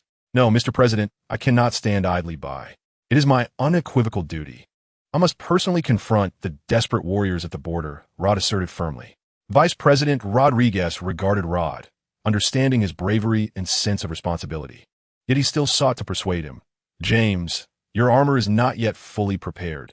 Venturing forth recklessly could put your life in jeopardy. We shall dispatch additional elite forces to provide support. You may wait until the battlesuits are ready before joining the fray." However, Rhodes shook his head, saying, "Mr. President, I can wait no longer. The extremist warriors are a perilous enemy, and their assaults may result in the loss of innocent lives. I bear the responsibility of protecting our nation and its people. I cannot stand idly by. Please allow me to confront them." The vice president hesitated for a moment, but ultimately nodded in agreement. "Very well, James, since you are so insistent, I grant you permission. Exercise caution." Rhodes expressed his gratitude for the vice president's understanding and support. He was acutely aware of the danger that lay ahead, yet his heart brimmed with resolve and determination. He donned the battle suit, feeling its power meld with his body, and soared towards the border. After Rhodes departed, the researchers exchanged glances. One of them mockingly addressing Vice President Rodriguez. "Thank you for your cooperation, Mr. President. Soon, you shall occupy his position." Rodriguez cast a cold glance at him, replying, "All I desire is for my daughter to stand again. If you cannot achieve that, rest assured, Mr. President, all is progressing favorably. My plan is flawless. Yet you have overstepped your bounds." Viper pulled Aldrich's tie, compelling him to meet her gaze. "Surely, you do not still believe Tony Stark is as he once was?" Casually providing his address, confident that none would dare oppose him, Aldrich loosened his tie and sank into the sofa, speaking in a chilling tone. "So what? Your plan is to sow discord between Tony Stark and Pepper Potts?" Viper merely chuckled with jest. "To some extent, your think tank possesses some intellect, particularly with the notion of taking Pepper Potts hostage and now your arrival. Just like a serpent with a cold, calculated strike, correct?" Aldrich was displeased at being treated as a mere pawn. Viper read his thoughts. "Why do you perceive yourself as a pawn? You're my collaborator." She then clapped her hands, and a Hydra soldier entered, carrying a vial of genetic serum. Aldrich regarded Viper with curiosity, uncertain of her intentions. "This is a serum derived from superhuman genes. It took considerable effort to procure it from others. Are you suggesting that my extremist virus should merge with this vial of genetic serum?" Aldrich raised an eyebrow. "I have faith in your capabilities," Viper replied as she approached. "I require Maya Hansen's assistance. Of course, I have also equipped you with ample research personnel." Viper extended her hands, beginning to massage Aldrich's shoulders, and then whispered into his ear, "As for your concerns regarding the Hawk Group, they will not trouble us during this period. Focus on your endeavors without worry." As Aldrich felt Viper's hands caressing his shoulders and listened to her words, a complex emotion stirred within him. Viper's plan was indeed cunning, yet he was acutely aware of the inherent risks and costs involved. "Well, I shall endeavor to fulfill your plan. Aldrich ultimately resolved to cooperate with Viper and collaborate with her. He understood that Viper had long since devised a meticulous strategy, and his partnership with Maya Hansen would prove pivotal to the entire scheme. However, he required time for experimentation and research, as this synthesis would not materialize overnight. Aldrich cautioned Viper that this endeavor would not be a mere trifle. Viper nodded with a smile. I comprehend. You need only to do your utmost. We have ample time. As long as we can ultimately succeed in synthesizing the overcoming virus with the superhuman genes, that will suffice. Thus, with the assistance of Hydra soldiers, Aldrich and Maya Hansen commenced their intricate research and experiments. They endeavored to merge the overcoming virus with the superhuman genetic solution, aiming to create an even more formidable breed of super soldiers. Throughout this process, Viper closely monitored the developments and consistently provided support and resources.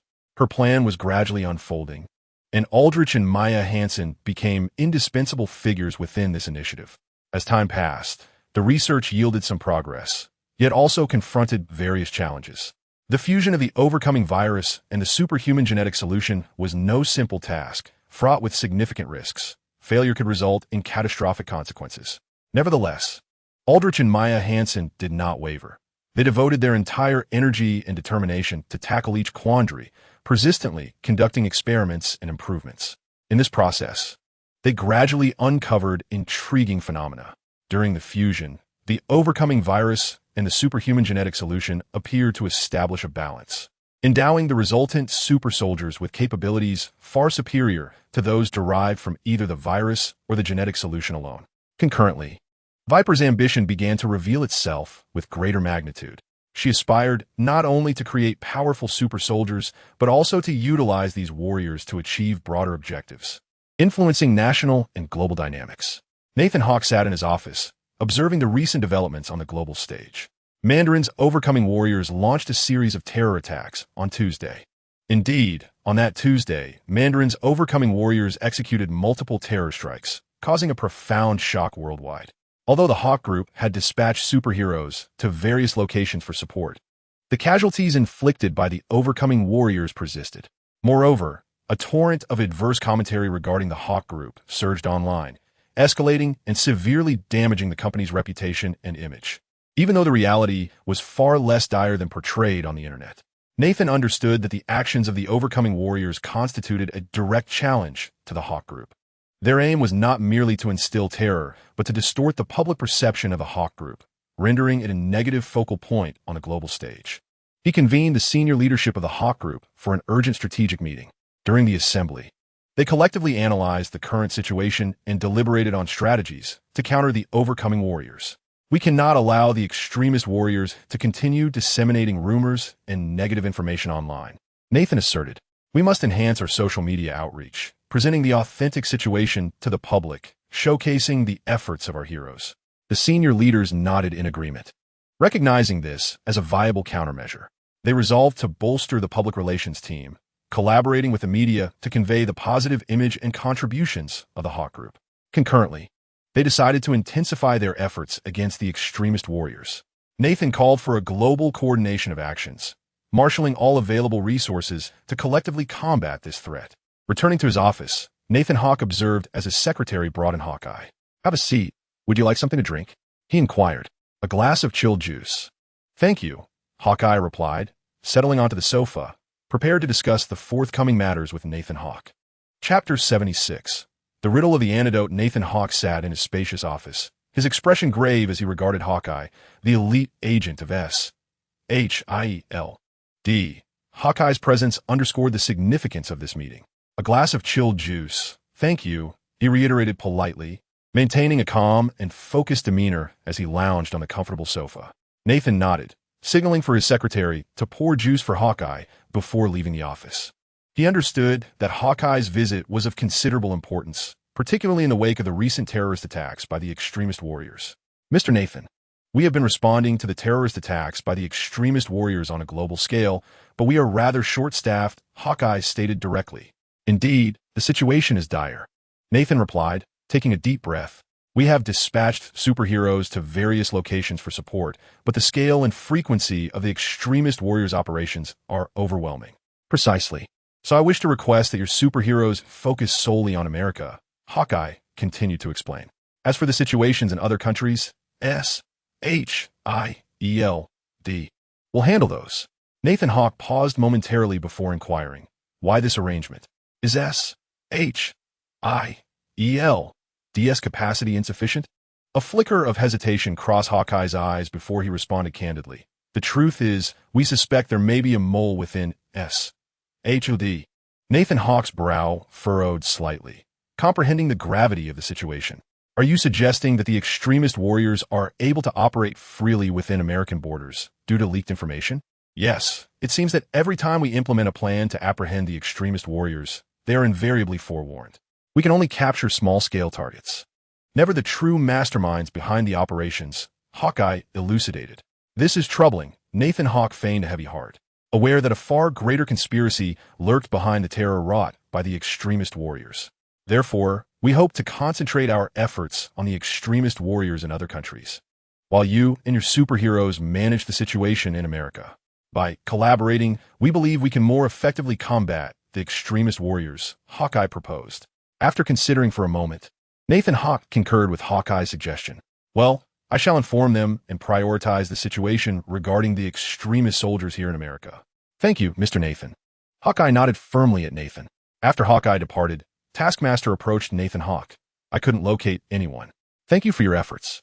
Would you care for a drink? Nathan Hawke inquired. No, thank you, Taskmaster replied. If you wish to go, feel free. There hasn't been much going on lately, Nathan Hawke said earnestly. After a nod from Taskmaster, he vanished in a blink. Nathan Hawke, meanwhile, sipped his drink while reclining on the sofa, his polished shoes resting on the table. It appears Aldrich has allied himself with Hydra, which is rather intriguing. However, this modus operandi does not resemble that of Pierce or Baron Strucker, suggesting it may be the work of other Hydra operatives. I eagerly await the unveiling of this enigma. Elsewhere, after informing Tony Stark about Aldrich and Mandarin, Pepper Potts arrived at Tony Stark's villa once she had settled the affairs of the organization. Good day, Miss Potts, Jarvis greeted. Hello, Jarvis. Where's Tony? Pepper Potts inquired. He is in the lab with Miss Zhao Helen, currently engaged in an experiment, Jarvis responded. Zhao Helen? Pepper Potts raised an eyebrow, surprised. Indeed. Miss Zhao Helen is a friend of the gentleman, Jarvis replied. Is that so? Pepper Potts nodded instinctively and cautiously made her way to the laboratory. Upon entering, she observed Tony Stark intently collaborating with a young woman named Zhao Helen on an experiment. Zhao Helen, possessing an Asian visage, appeared remarkably intelligent and focused. Tony, I have arrived, Pepper Potts whispered, striving not to disrupt their work. Tony turned, revealing a radiant smile. Pepper, you are here. This is Zhao Helen. We are jointly researching a new technological project. Zhao Helen slightly nodded, welcoming Pepper Potts. Hello, Miss Potts. I have heard Mr. Tony speak of you. It is a pleasure to finally meet you. Greetings, Miss Zhao Helen, Pepper replied politely, her curiosity about this young woman piqued. She understood that Tony seldom collaborated with strangers, so anyone working alongside him must be quite exceptional. Tony Stark redirected his attention to the experiment, explaining to Pepper, Helen is assisting me in researching the extremist virus injected into the extremist soldiers. She is an outstanding scientist with profound knowledge in biology and virology. Pepper Potts expressed interest in Zhao Helen. That sounds fascinating. Do you have any new discoveries regarding the extremist virus? Zhao Helen smiled and nodded. Yes. We have identified a potential solution in our research. The extremist virus seems to possess a self-regulatory characteristic, allowing it to maintain stability within the host and evolve continuously. We are seeking a method to disrupt the virus's self-regulatory mechanism, thereby diminishing its potency or even inducing its self-destruction. Tony continued to elucidate. Our objective is to discover a method that can diminish the virulence of the Abyss virus or even annihilate it entirely. This way, the Abyss warriors will no longer pose a threat. Zhao Hailuan nodded, presenting an experimental report. In our trials, we found that the self-regulation of the Abyss virus is primarily mediated by a unique protein. We are endeavoring to synthesize a specialized viral inhibitor, hoping to disrupt the function of this protein, thereby attenuating the virulence of the Abyss virus. Upon hearing Zhao Hailuan's findings, a flicker of excitement ignited in Tony Stark's eyes. If we could identify an effective method to weaken the Abyss virus, then the Abyss warriors would cease to be a menace. He began to bustle about the laboratory, pulling up several computer screens that displayed an array of data and charts. Zhao Hailuan joined the experimental process, collaborating with Tony to analyze the characteristics and behaviors of the Abyss virus in an effort to devise a suitable solution. Pepper Potts stood quietly to the side, observing the intense and focused work of the two. She understood the gravity of the task at hand. Yet if anyone could successfully confront the Abyss warriors and the Abyss virus, it would undoubtedly be Tony Stark and his team. After hours of rigorous research and experimentation, Tony Stark and Zhao Hailuan finally made some groundbreaking discoveries. I believe we can disrupt the genetic coding of the Abyss virus, interfering with its self-regulatory mechanisms. Zhao Hailuan proposed an intriguing idea. If we could render the Abyss virus unstable during its evolutionary process, it would lose its aggressiveness. Tony nodded in agreement. Precisely. But we must tread carefully. If mishandled, it could lead to the exacerbation of the Abyss virus or trigger unforeseen consequences. He then made a gesture indicating an explosion. Indeed, we must exercise caution. I will continue with simulations and experiments to see if we can identify a safe and effective method, Zhao Hailuan affirmed. Tony Stark patted Zhao Hailuan on the shoulder. You are doing splendidly, Hailuan. I have faith that we will find a solution. Pepper Potts observed their seamless collaboration, feeling a swell of pride for them. We must achieve a breakthrough swiftly, then prepare to create an antidote to counter the Abyss virus, Tony Stark remarked to Pepper Potts. Once the antidote is developed, we can administer it to the Abyss warriors, restoring them to their former selves. Listening intently, Pepper nodded in agreement, softly stating, Yes, this will be a powerful means to strip the Abyss warriors of their superpowers, rendering them ordinary and harmless. We cannot allow them to continue sowing terror and destruction. Tony and Zhao Hailuan persisted in their intensive experiments and studies, continually optimizing their strategies in search of the safest and most efficient solutions. The entire research and development process was arduous, yet they were acutely aware that a successful outcome would signify a monumental victory over the Abyss warriors. Pepper, Tony Stark inquired. Yes, is there something you need assistance with? Pepper Potts, feeling somewhat fatigued, was reclining on the sofa when she heard Tony's voice. Instantly alert, she rose to her feet and inquired, What do you need? I require you to visit the Hawk group. It would be best if Nathan Hawk could come as well. Additionally, please call Rhodey. I believe he has been discharged from the hospital. Kindly convey my apologies to him, as I was rather occupied on the day of his release. Tony Stark stated, multitasking with various tasks as he spoke. Leave it to me. I shall attend to it immediately, Pepper replied, preparing to depart. Pepper. Tony Stark glanced at her, hesitating momentarily. What is it? Pepper asked with curiosity, her demeanor appearing particularly endearing in Tony's eyes. Foolish girl, it's already dark. You should go tomorrow, Tony chuckled, chiding her gently. Upon hearing Tony's words, Pepper couldn't help but laugh. All right, I shall go tomorrow. You must also take care of yourself and not be endlessly busy. Rest assured, I will be mindful of that. Tony responded with a relaxed smile as he watched Pepper exit the laboratory. The following day, adhering to Tony's instructions, Pepper Potts made her way to the Hawk group. Upon entering the office, she found Nathan Hawk seated at his desk. Mr. Hawk, Tony sent me to speak with you regarding an important matter, Pepper announced. Is that so? Then let us sit down and discuss. Nathan courteously invited her to take a seat. Pepper and Nathan commenced their dialogue, with Pepper conveying Tony's request for him to come by. Chapter 77. Aldrich's conviction. When Pepper Potts escorted Nathan Hawk to Tony Stark's villa, she immediately spotted the weary Tony Stark reclining on the sofa, savoring a glass of red wine while deep in thought. Good morning, Ms. Potts.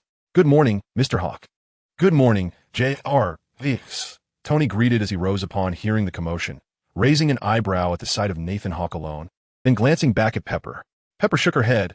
I called, but Rhodey didn't answer. I also reached out to a friend in the military. They informed me that Rhodey is on a mission. Very well, Tony nodded, turning his attention to Nathan Hawk. Make yourself comfortable. Would you care for something to drink?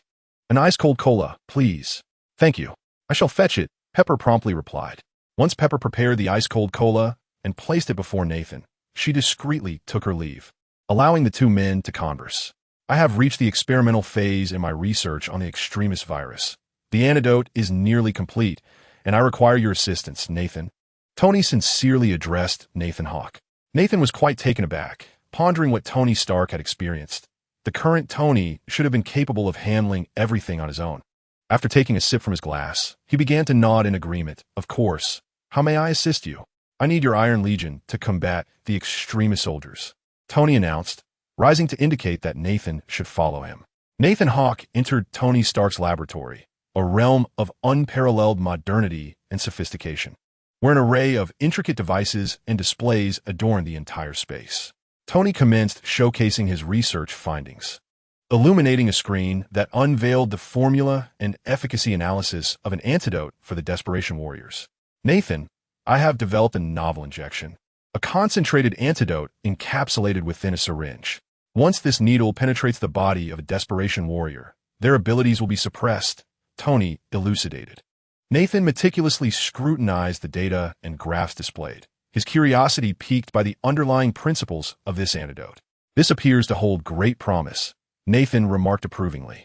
If we can inhibit the superpowers of the Desperation Warriors, they will no longer pose a threat, allowing us to apprehend them with greater ease. Indeed, that is our objective, Tony continued, and this antidote syringe requires only a single use, inflicting no long-term harm on the Desperation Warriors' bodies. Remarkable, Nathan commended Tony's achievement. Now, I require the assistance of your Iron Legion, Tony stated. We must equip this antidote syringe onto the weapons of the Iron Legion, enabling them to deploy it against the Desperation Warriors, rendering them incapacitated. Nathan nodded in agreement. No problem.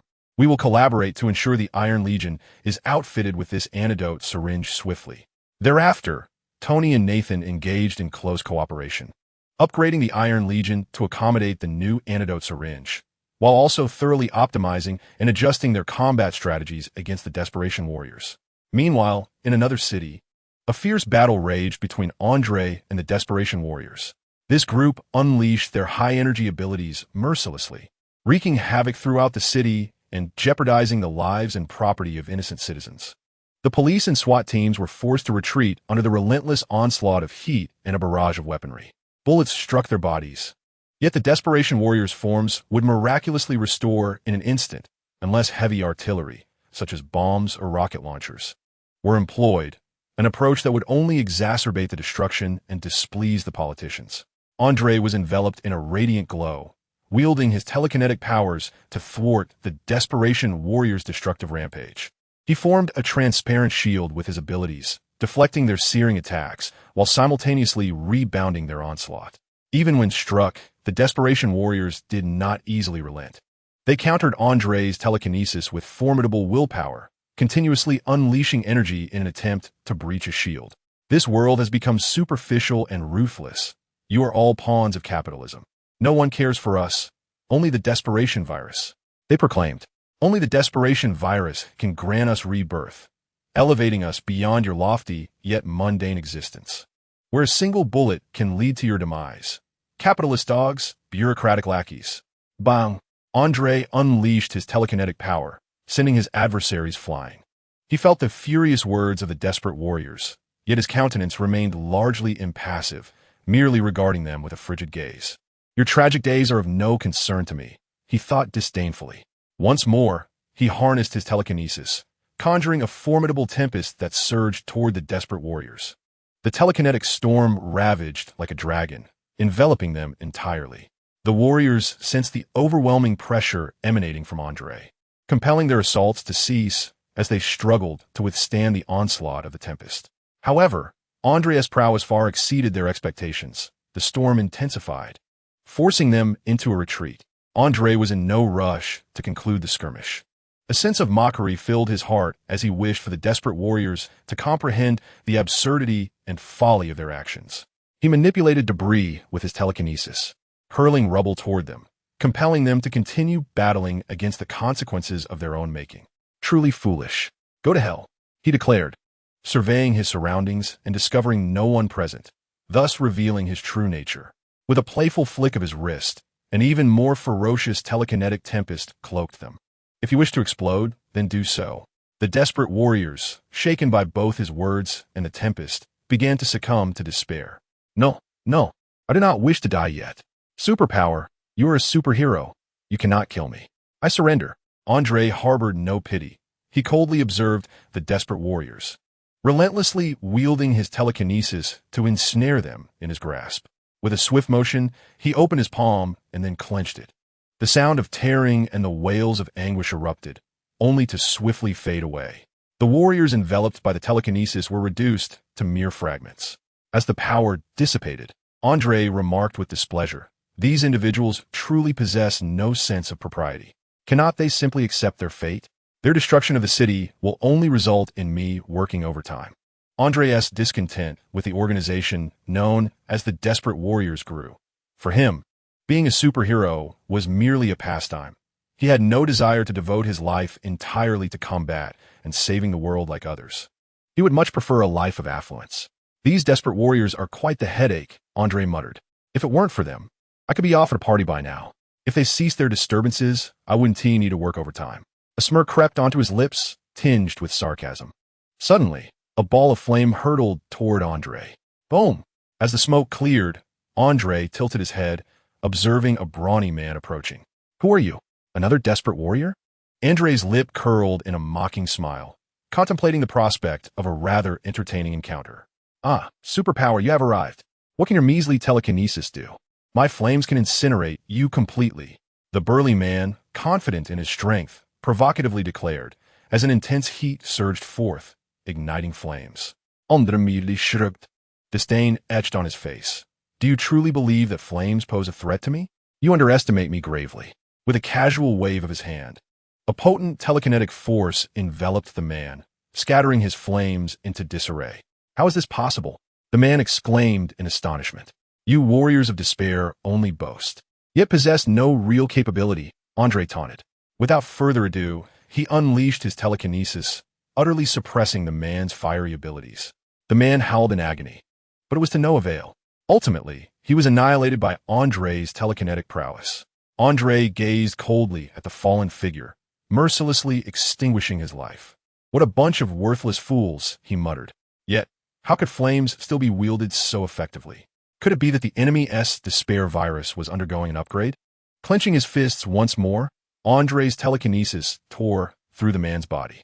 Meanwhile, from a distance, Viper watched the scene with a dark expression.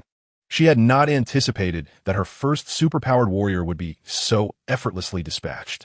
Her countenance darkened further, anxiety creeping into her plan. She had long believed that the despair virus she developed would confer a significant advantage in combat. But the current scenario revealed that the despair warriors held little superiority against a superhuman like Andre. If quality was lacking, then quantity must prevail, Viper silently resolved, determining to accelerate the production of superpowered despair warriors, training them to harness their innate strength effectively, and devising strategies to confront superheroes, ultimately eradicating them one by one. "How is the data collection progressing?" Viper inquired of Aldrich, who stood nearby. Although they had been swiftly defeated, as long as they could produce such superpowered despair warriors consistently, there was no need to fear any nation or superhero. Indeed, their strength could surpass even that of the extraterrestrial invaders they had previously faced. Aldrich spoke with pride, analyzing Andre's combat data with a dismissive attitude. "Once this technology matures, I shall acquire even more superpowers, fire, storms, speed, and so forth. I will become the sole ruler of this world, the king of superpowers." Chapter 78. Recruitment of the Despair Warriors in a concealed location within the Cactus Kingdom. Hidden within a dilapidated warehouse lay another recruitment point for the Despair Warriors. This place was steeped in filth, violence, drugs, and malevolence, serving as a cradle for the Despair Warriors. Here resided individuals living on the fringes of society, physically impaired, who, after being ravaged by drugs, would receive a new lease on life through the injection of the despair virus. The Cactus Kingdom, a land of beauty and diversity, was also plagued by corruption and rampant drug abuse. In this remote and treacherous corner, a row of dilapidated warehouses stood together, one of which had its entrance obstructed by several old wooden planks, suggesting that it was uninhabited. Pushing open the dilapidated door, one is greeted by a scene of filth and chaos. The ground is littered with an array of refuse, shattered bottles, and discarded syringes. A group of disheveled individuals congregates, the marginalized denizens of Cactus City, ensnared by addiction and degradation. Most among them have been ravaged by drugs, their bodies and spirits worn and tattered. Yet, at this recruitment point, they stand on the precipice of newfound strength. A clandestine organization seeks to enlist new members here, transforming these lost souls into devoted warriors endowed with extraordinary abilities. The leader of this organization is a woman of chilling ruthlessness, her countenance shrouded in shadows. Clad in a form-fitting black leather attire, brandishing a gleaming weapon, she is known as Viper, tasked with recruiting desperate warriors in the land of Cactus, administering the desperation virus. Or perhaps she is merely a proxy for Viper, one of her many avatars. Do you, pitiful wretches, yearn to alter your fates? Viper's voice drips with cold mockery. Dare you accept the injection of the desperation virus? In doing so, you shall gain new vitality and strength, transforming into super soldiers. The downtrodden gaze upon Viper, their expressions a blend of confusion and yearning. In their desolation, they cannot refuse such an opportunity. They crave a metamorphosis, the power to escape the shackles of poverty and addiction. Yet, the injection of the desperation virus is no trifling matter. It demands a harrowing trial. Viper's gaze sweeps over the crowd with an eerie intensity. Only through suffering can true power be attained. Of course, there's also the specter of death, a thought unvoiced. Yet her sardonic glance lingers upon the assembled miscreants. In those eyes, rife with hunger and despair, the recruitment of the desperate warriors commences. They are ushered into a dim, foreboding chamber, where they are injected under the supervision of specialists. The once weak bodies of former addicts begin to pulse with an overwhelming energy as the desperation virus courses through their veins.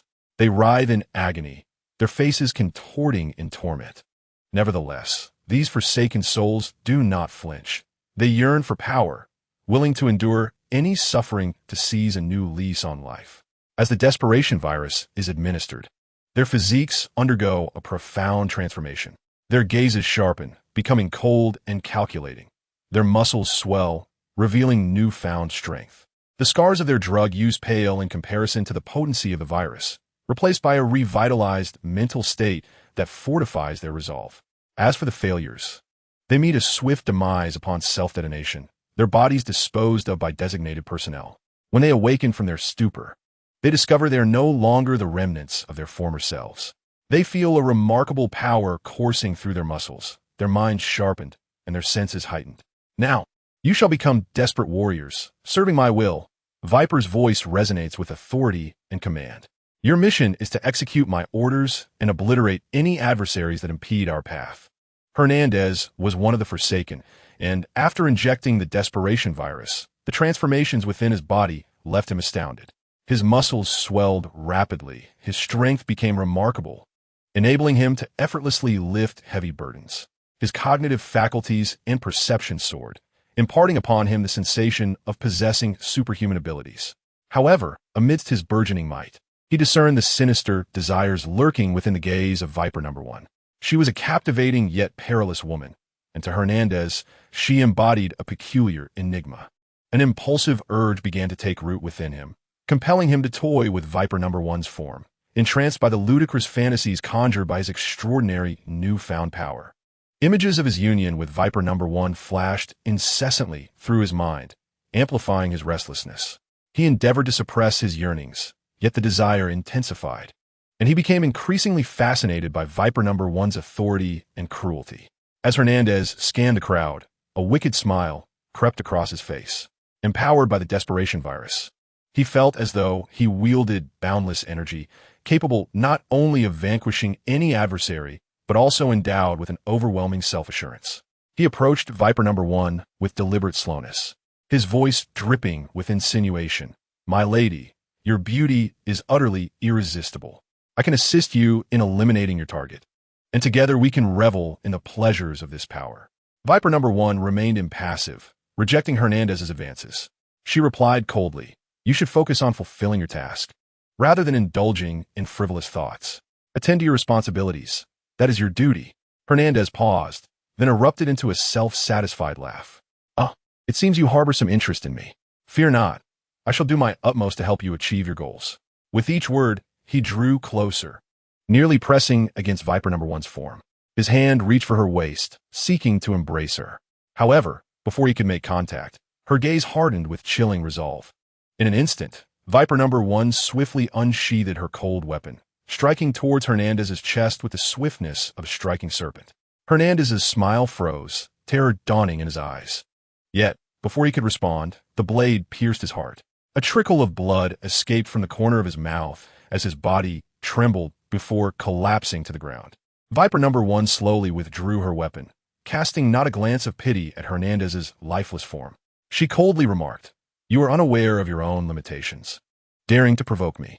You are merely a fledgling warrior of desperation, woefully inadequate." The other desperation warriors, witnessing this scene, recoiled in fear, their faces paling. Captain America, Black Widow, Melinda May, and a few agents stealthily arrived at this covert recruitment site in the Cactus Country, feeling a mixture of shock and revulsion at their surroundings, yet also a sense of understanding. In this chaotic realm, rife with violence, drugs, and malevolent forces, the recruitment of the desperation warriors is underway. Those living on the fringes of society, individuals beset by physical ailments, are to be administered the desperation virus, granting them a new lease on life and extraordinary powers. Captain America furrows his brow as he surveys the surroundings, observing the destitute souls receiving the virus. A mix of sympathy and indignation wells up within him. He understands that this group represents the most vulnerable segment of the populace in Cactus City, ensnared in the throes of poverty and rampant drug abuse, their lives having plunged into despair. The Black Widow, with an impassive countenance, gazes at Viper 1, her heart brimming with disdain for this nefarious organization. She comprehends the intricate web of affiliations surrounding these desperation warriors, recognizing that this recruitment site, concealed within the Cactus Kingdom, is merely one among many. Melinda May, a resolute female agent, maintains her composure and decisiveness in the face of such corruption and wickedness. She observes the wretched individuals, aware that once they acquire superhuman abilities, they will become formidable adversaries. A handful of agents discreetly position themselves nearby, silently monitoring the situation. Dressed in civilian attire, they blend into the throng of Cactus City, attracting minimal attention. This place is truly a den of corruption, Captain America murmurs, his discontent palpable regarding the pervasive corruption within the country. The Black Widow nods in agreement, stating, "Indeed, the drug issue here is quite severe. The government appears utterly powerless to address it." Melinda May clenches her fists, her eyes reflecting fury towards the malevolent organization. "We must locate their headquarters and utterly dismantle this evil syndicate." As they engage in their clandestine discussion, Viper 1 continues her recruitment address, her authoritative voice echoing within the warehouse, instilling fear among the desolate. "You shall become desperation warriors, serving under my command. Your mission is to execute my orders and obliterate any foes that stand in our way." Upon hearing this, Captain America's brow furrows even deeper. He is acutely aware of the hidden objectives and threats posed by this wicked organization. "We must find their headquarters and thwart this nefarious plan," he quietly tells the Black Widow and Melinda May. Indeed, the Black Widow concurs, but we must not act hastily. This place is teeming with hostile forces, and we must proceed with caution. Of course, if we can locate their headquarters, we shall eradicate them in one fell swoop. Let us expedite our search for their headquarters and eradicate this organization for good, Melinda May asserts with unwavering determination. The agents conducted a thorough reconnaissance, gathering invaluable intelligence. They resolved to leverage the cover of nightfall to infiltrate the enemy's stronghold and uncover further clues. That evening, with the moon hanging high, Cactus City appeared even more sinister in the shadows. Captain America, the Black Widow, Melinda May, and a few agents moved stealthily, navigating narrow alleys and dimly lit streets, diligently evading potential adversaries. Ultimately, they discover a location that could potentially serve as the headquarters of the malevolent organization. This structure appears to be unremarkable. Yet Captain America and the agents are acutely aware of the malevolent forces lurking within, such as the Serpent Society. "Shall we proceed?" inquired an agent. Captain America nodded affirmatively. "Indeed, we must infiltrate to gather further intelligence and subsequently devise a strategic plan." Black Widow and Melinda May followed closely, and the group silently crept into the edifice. They understood that the impending confrontation with this nefarious organization would be exceedingly arduous. However, they were resolute in their commitment to uphold justice, terminate the Exile Warrior program, and obliterate the sinister machinations of this wicked organization. Chapter 79, Captain America vs. Serpent 1. Under the moonlight, the shadows of the building loomed ominously. Captain America, Black Widow, Melinda May, and a handful of agents cautiously approached the side entrance. They pressed against the wall, utilizing the cover of darkness to advance stealthily. An agent quietly opened the side door, allowing the team to slip inside one by one. The interior was dim and damp, permeated with the stench of decay. As their footsteps faded into the distance, they arrived at what appeared to be an abandoned basement. "Be cautious. There may be adversaries," Black Widow warned. The group surveyed their surroundings with vigilance, ready to confront any potential threats. Within the room, aside from dust-laden furniture and scattered papers, there seemed to be no other suspicious signs. The agents commenced their search for hidden passages or clues, hoping to uncover more intelligence regarding the malevolent organization. Suddenly, a faint sound echoed, prompting the agents to instinctively retreat to the corners of the room. Several shadowy figures swiftly traversed the hallway and entered the interior. They formed what seemed to be a standard security detail, clad in black uniforms and wielding melee weapons and firearms. Although their equipment was not as advanced as that of Captain America's team, they were nonetheless seasoned warriors. The agents communicated discreetly, formulating a plan. Captain America nodded in agreement, signaling the commencement of their operations. A few agents quickly severed the power supply surrounding them, plunging the entire basement into darkness. Black Widow adeptly maneuvered through the shadows, exploiting the enemy's blind spots to launch a surprise attack. She accurately struck one adversary in the neck, quietly incapacitating him. Melinda May opted for a strategy of speed and strength, resembling a dark whirlwind as she swept through the enemy lines, sending several foes flying with her iron fists. Captain America charged forward, his shield raised to deflect incoming assaults. His shield, a formidable defensive weapon, absorbed attacks from all angles. Throughout the fray, the agents showcased exceptional combat skills and unparalleled coordination. They capitalized on the advantages of darkness, systematically eliminating adversaries while leaving scarcely a trace. However, this was merely the tip of the iceberg. As the battle intensified, more enemies became alerted, pouring in from various corners to launch a fierce assault against Captain America's team. They seemed to be prepared, warned an agent. Captain America maintained his composure, his shield gleaming with a cold light as it repelled every attack. Black Widow nimbly navigated among the foes, her strikes precise and lethal. Melinda, like a cannonball, struck down her adversaries with her iron fists. Amidst the fierce battle, a few operatives stealthily retreated into the shadows, preparing to continue their search for clues and intelligence. As the skirmish raged on, Captain America and his team gradually gained the upper hand, exhibiting strength and skills that transcended those of ordinary soldiers, instilling despair in their foes. "Victory is within our grasp," Black Widow exclaimed, deftly wielding her nunchaku to repel an enemy with swift precision, just as they believed triumph was imminent. A chilling voice pierced the air. "You shall not leave here." Turning, they beheld Viper 1 standing nearby, brandishing a gleaming weapon. Her gaze brimmed with authority and malice, sending shivers down their spines. "How audacious of you to wreak havoc beneath my watchful eyes," Viper 1 sneered, flanked by an even larger Special Forces unit that menacingly surrounded Captain America and his comrades. "No escape for you," Viper 1 commanded as the soldiers raised their weapons, poised to unleash a lethal assault. In this dire moment, Captain America remained composed, his eyes fixed resolutely on Viper 1. With a slight smile, he declared, "We have come merely to put an end to your nefarious schemes." "That depends on your capability," Viper 1 replied coldly. At that instant, an urgent alarm blared, causing the entire building to tremble. Cracks appeared in the walls and ceiling, suggesting imminent collapse. "What is happening?" Viper 1's expression grew grave. "They have planted explosives. The whole structure is about to fall," an operative shouted from the shadows. Seizing the opportunity, Captain America brandished his shield and led the operatives in one final charge. With extraordinary strength and skill, they temporarily intimidated Viper 1's special forces, pushing them back. "We must hasten our departure," Captain America urged. The group huddled closely together, retreating with utmost speed.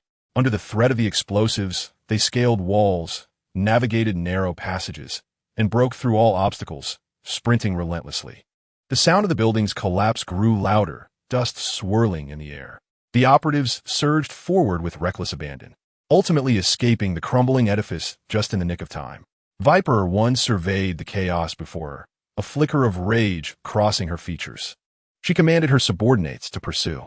Aware of the urgency, Captain America understood he must delay Viper 1's advance. He positioned himself in front of the operatives, his gaze unwavering and his stature resolute, like an impregnable fortress. Viper 1, leading her special forces, swiftly approached, her weapons radiating a chilling aura of menace. With a derisive laugh, she regarded Captain America with disdain, convinced that he alone could not thwart them.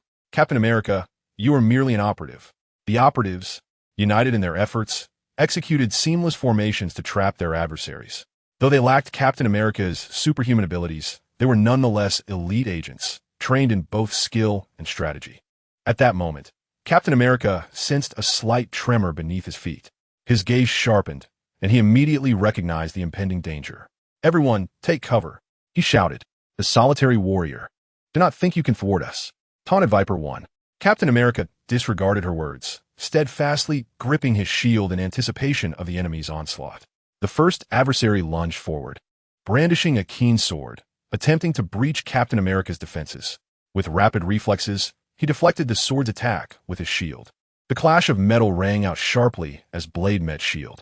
With a powerful shove, he repelled the enemy, swiftly delivering a kick that seized the sword from the foe's grasp. As Captain America engaged, the battle intensified. Armed with sword and shield, he darted through the enemies like a bolt of lightning.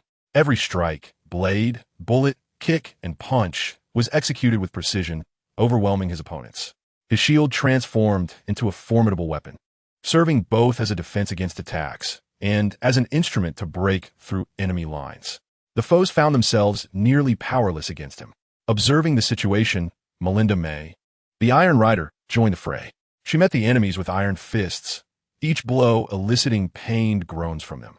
The Black Widow adeptly maneuvered among the adversaries, using her nunchaku to target their vital points. The agents worked in seamless harmony with Captain America, united in trust and temporarily suppressing the enemy forces. However, Viper 1 was undeterred, commanding her special forces to escalate their assault. More enemies surged forward, converging upon Captain America and the agents.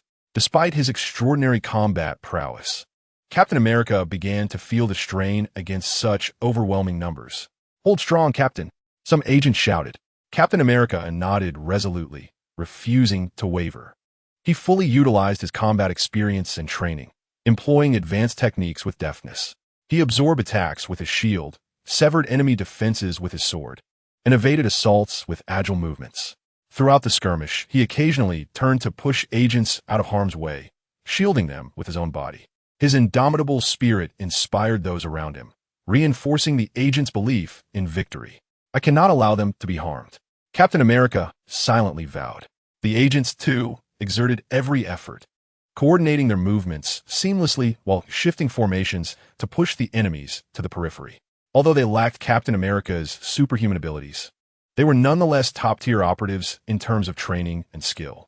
Just then, Captain America felt the floor tremble beneath him once more. His eyes narrowed, and he instantly sensed something amiss. "Everyone, take cover," he bellowed. The agents promptly obeyed his command, retreating swiftly.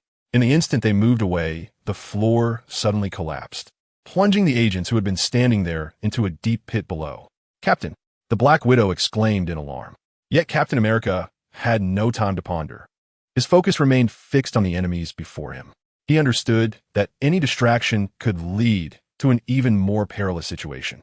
"It appears I must hasten to resolve this," Captain America murmured to himself, charging towards Viper 1 without hesitation, his sword and shield transforming into a radiant light in his grasp.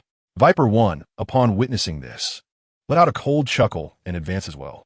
Her attacks were ferocious, her swordsmanship ruthless, pressing forward relentlessly. Yet Captain America stood firm, like an indomitable mountain, steadfastly blocking each of her assaults.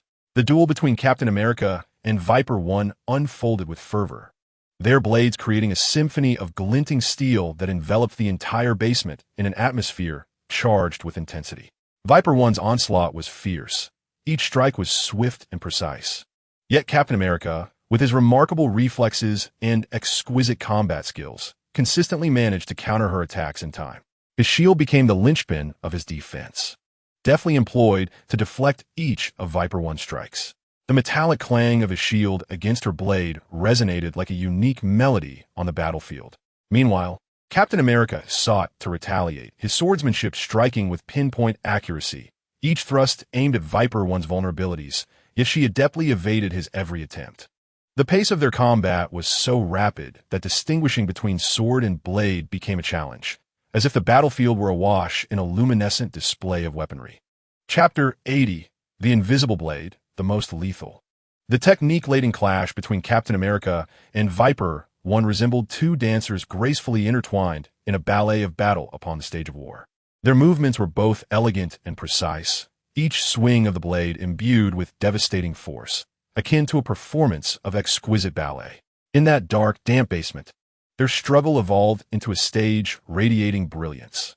After exchanging numerous blows, both combatants felt the immense pressure emanating from one another. Their strength was extraordinary, with sparks igniting the decaying paper strewn across the floor as their blades collided. Viper One's ferocity was unmatched, each thrust executed with blinding speed and accuracy, as she sought to breach Captain America's defenses with a series of rapid attacks. Captain America, however, remained composed, employing fluid movements to evade her strikes, continually using his shield to repel her onslaught. "You are nothing but this." Viper One spat through clenched teeth. Captain America did not respond, his focus unwavering as he searched for an opening in her defenses. As the battle progressed, he began to discern her patterns and habits. Although Viper One was fierce, she lacked the endurance for prolonged combat, preferring to dispatch her foes swiftly. "I must find my opportunity," Captain America resolved silently. At that moment, a fleeting chance emerged. Viper One's attack momentarily missed its mark, revealing a brief opening. Seizing this moment, Captain America surged forward, intertwining sword and shield to unleash a series of consecutive strikes. Viper One was forced to retreat several steps, but quickly regained her stance, countering his assault with finesse. She sneered, "It seems you are not worthy to battle me. I could engage in such a fight all day." Captain America replied with unwavering conviction. With a powerful thrust of his feet against the ground, he propelled himself forward in a sprint. Viper One hastily raised her blade to block, yet was momentarily flustered by Captain America's sudden change of tactics. His sword traced an arc from below, striking Viper One's lower body and causing her to lose her balance. Seizing this opportunity, Captain America launched a relentless assault. Each of his strikes was as sharp as a blade, precisely targeting Viper One's vulnerabilities. Immediately, she found herself on the defensive, her attempts to parry futile against his onslaught. Captain America's combat experience and skill allowed him to suppress his opponent in a remarkably short span of time. The agents witnessing this spectacle felt a surge of hope. They understood that with Captain America's extraordinary strength and endurance, given time, victory was assured. However, Viper One was not one to yield easily.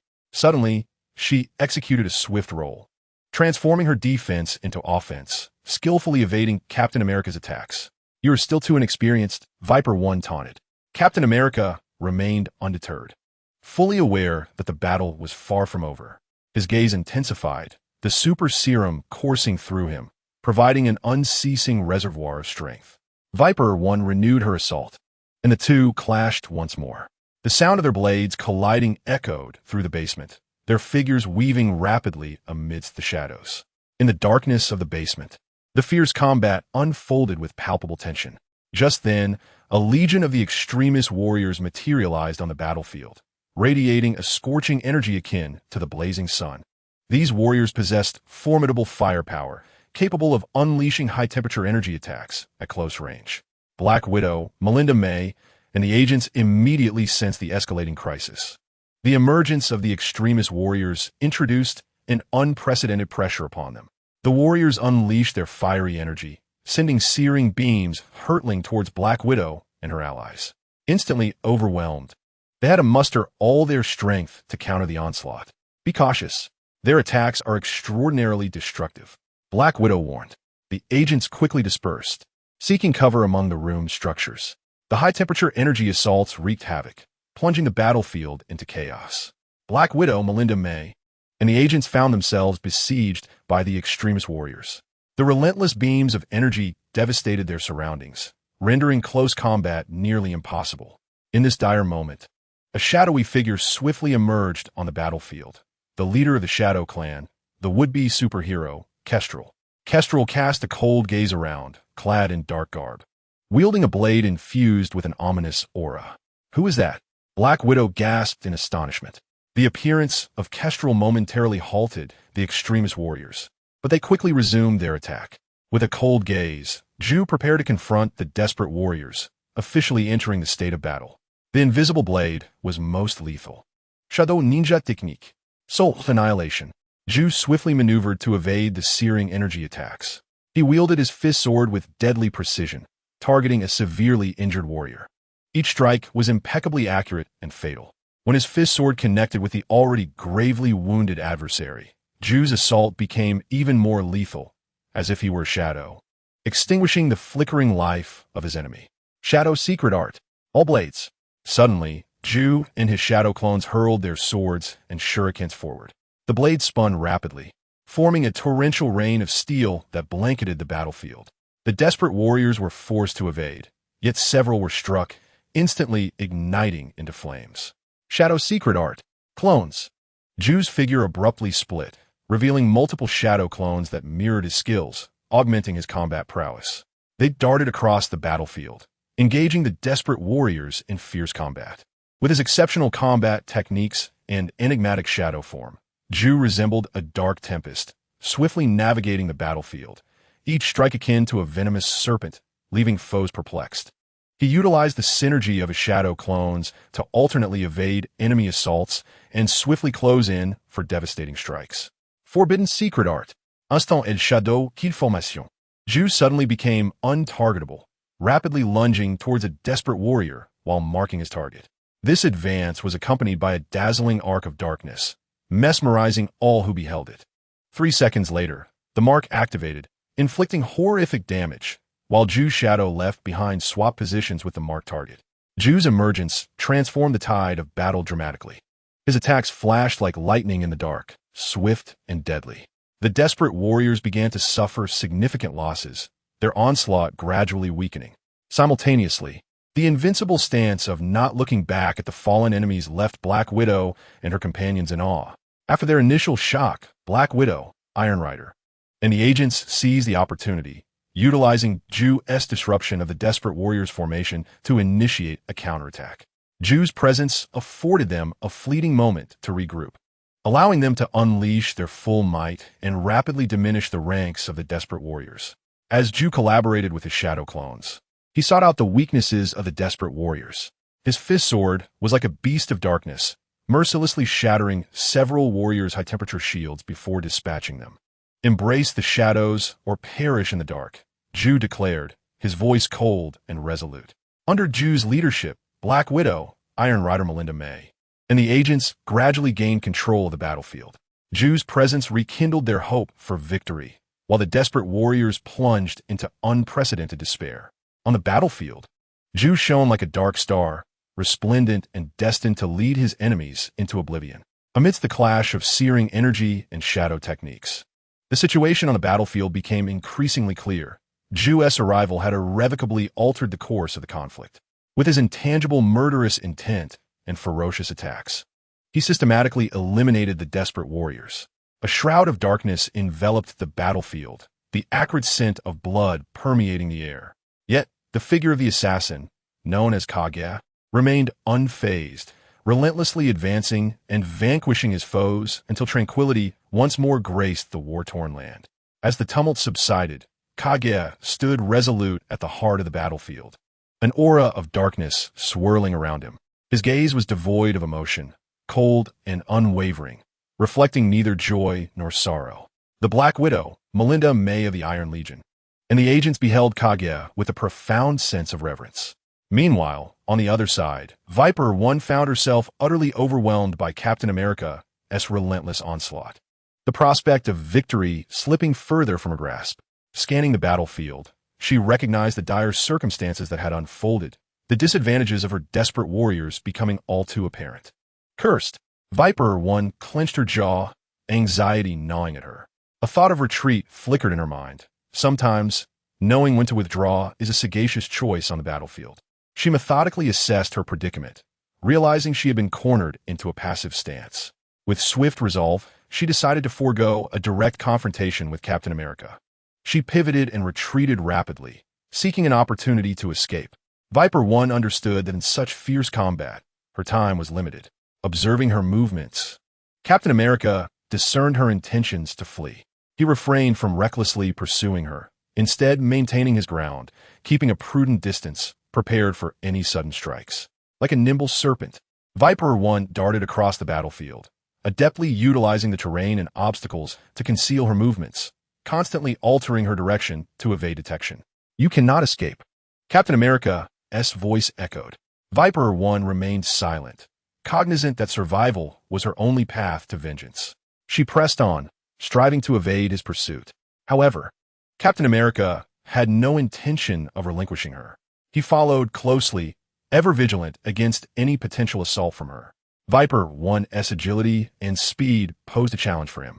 Yet he persisted, knowing that if he could corner her in a suitable position, victory would be within his grasp. Chapter 81. Interwoven shadows in the darkness in a shadowed corner. Viper 1 finally eluded Captain America's pursuit and exhaled a sigh of relief.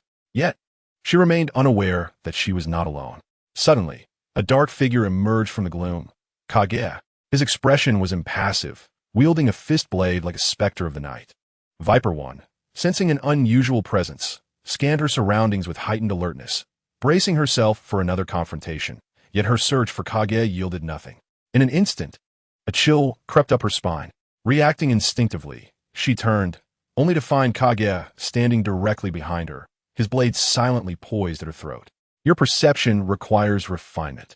Kage's voice resonated, laced with icy detachment. Viper 1's countenance shifted, realizing the unprecedented danger she faced upon discovering Kage had so effortlessly approached her from behind. The assassin did not hasten to strike, but rather deliberately cultivated an atmosphere of oppression, compelling Viper 1 to sense her dire predicament. He understood that at such a critical juncture, it was imperative to impose sufficient psychological pressure to seize the initiative. Viper 1 clenched her teeth, acutely aware that she was ensnared in the assassin's grasp, yet she would not surrender easily. Suddenly, she swiftly lifted her leg to kick at him, attempting to shatter his confinement. However, the assassin's response was equally swift.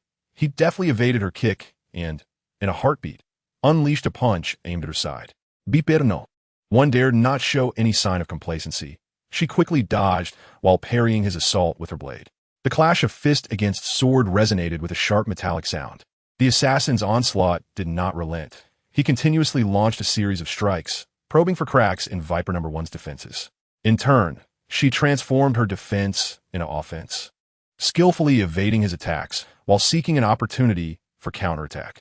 The battle between them unfolded like intertwined shadows in the darkness, swift and ferocious.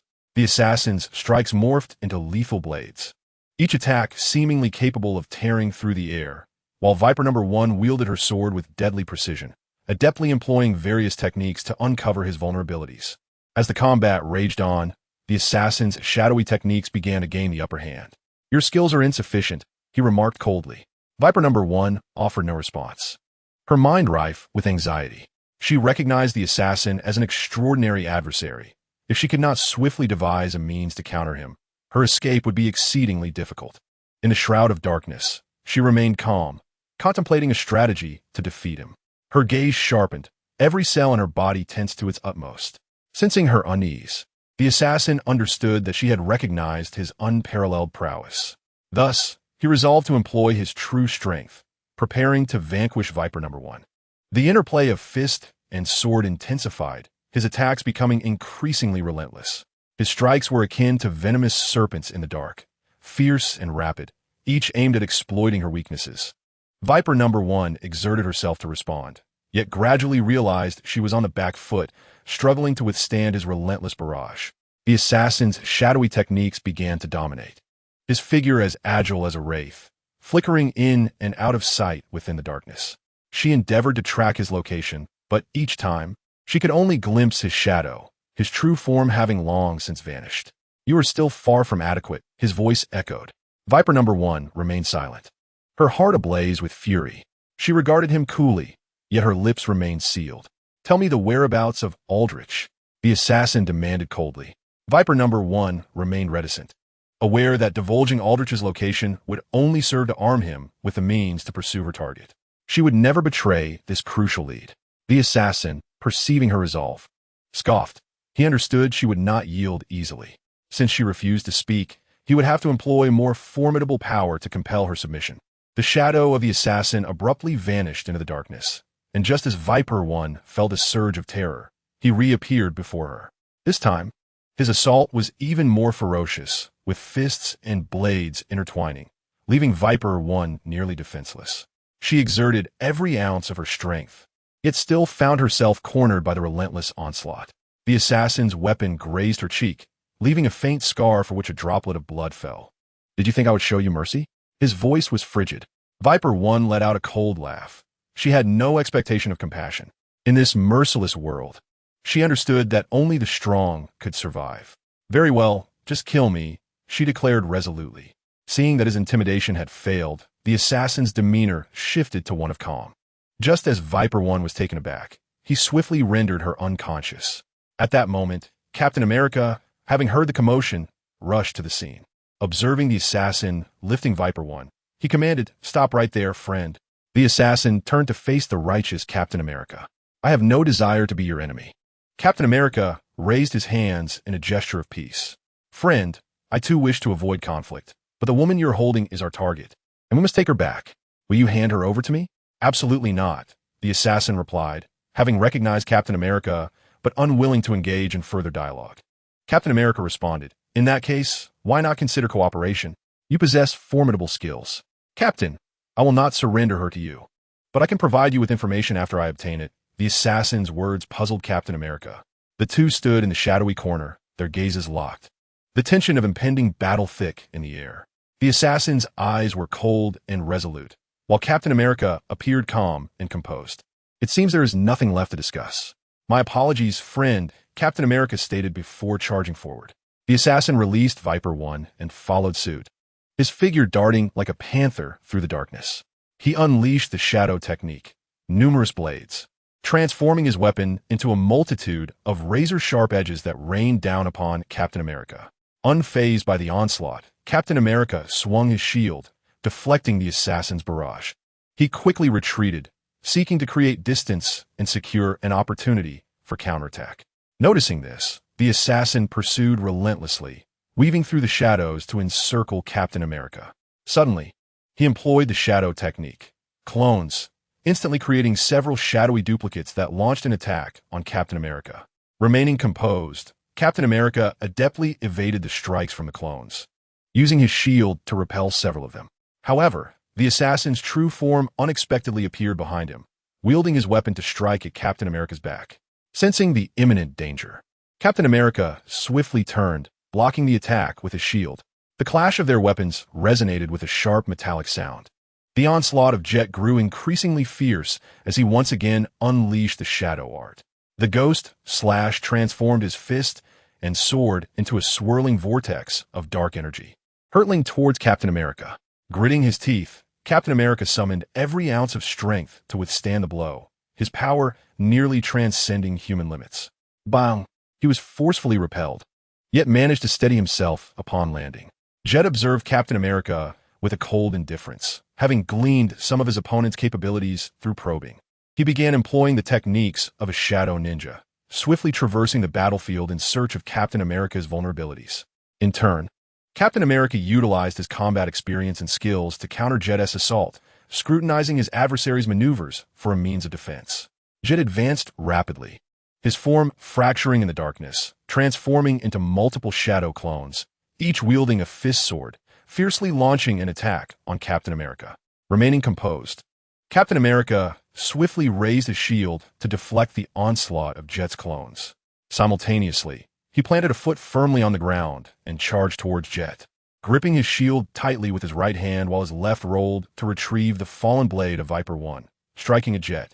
Although Jet's clones appeared formidable, they deftly evaded Captain America's attack at a critical moment. Their combat rhythm was swift and ferocious, with each strike executed with precision, devoid of superfluous movement. In an instant, the clones surrounded Captain America. Shadows inspired me. Shadow art. Multiple blades. Shadow art. Ghost slash. Like a whirlwind in the dark, fists and swords intertwined, converging like a tempest toward the very center.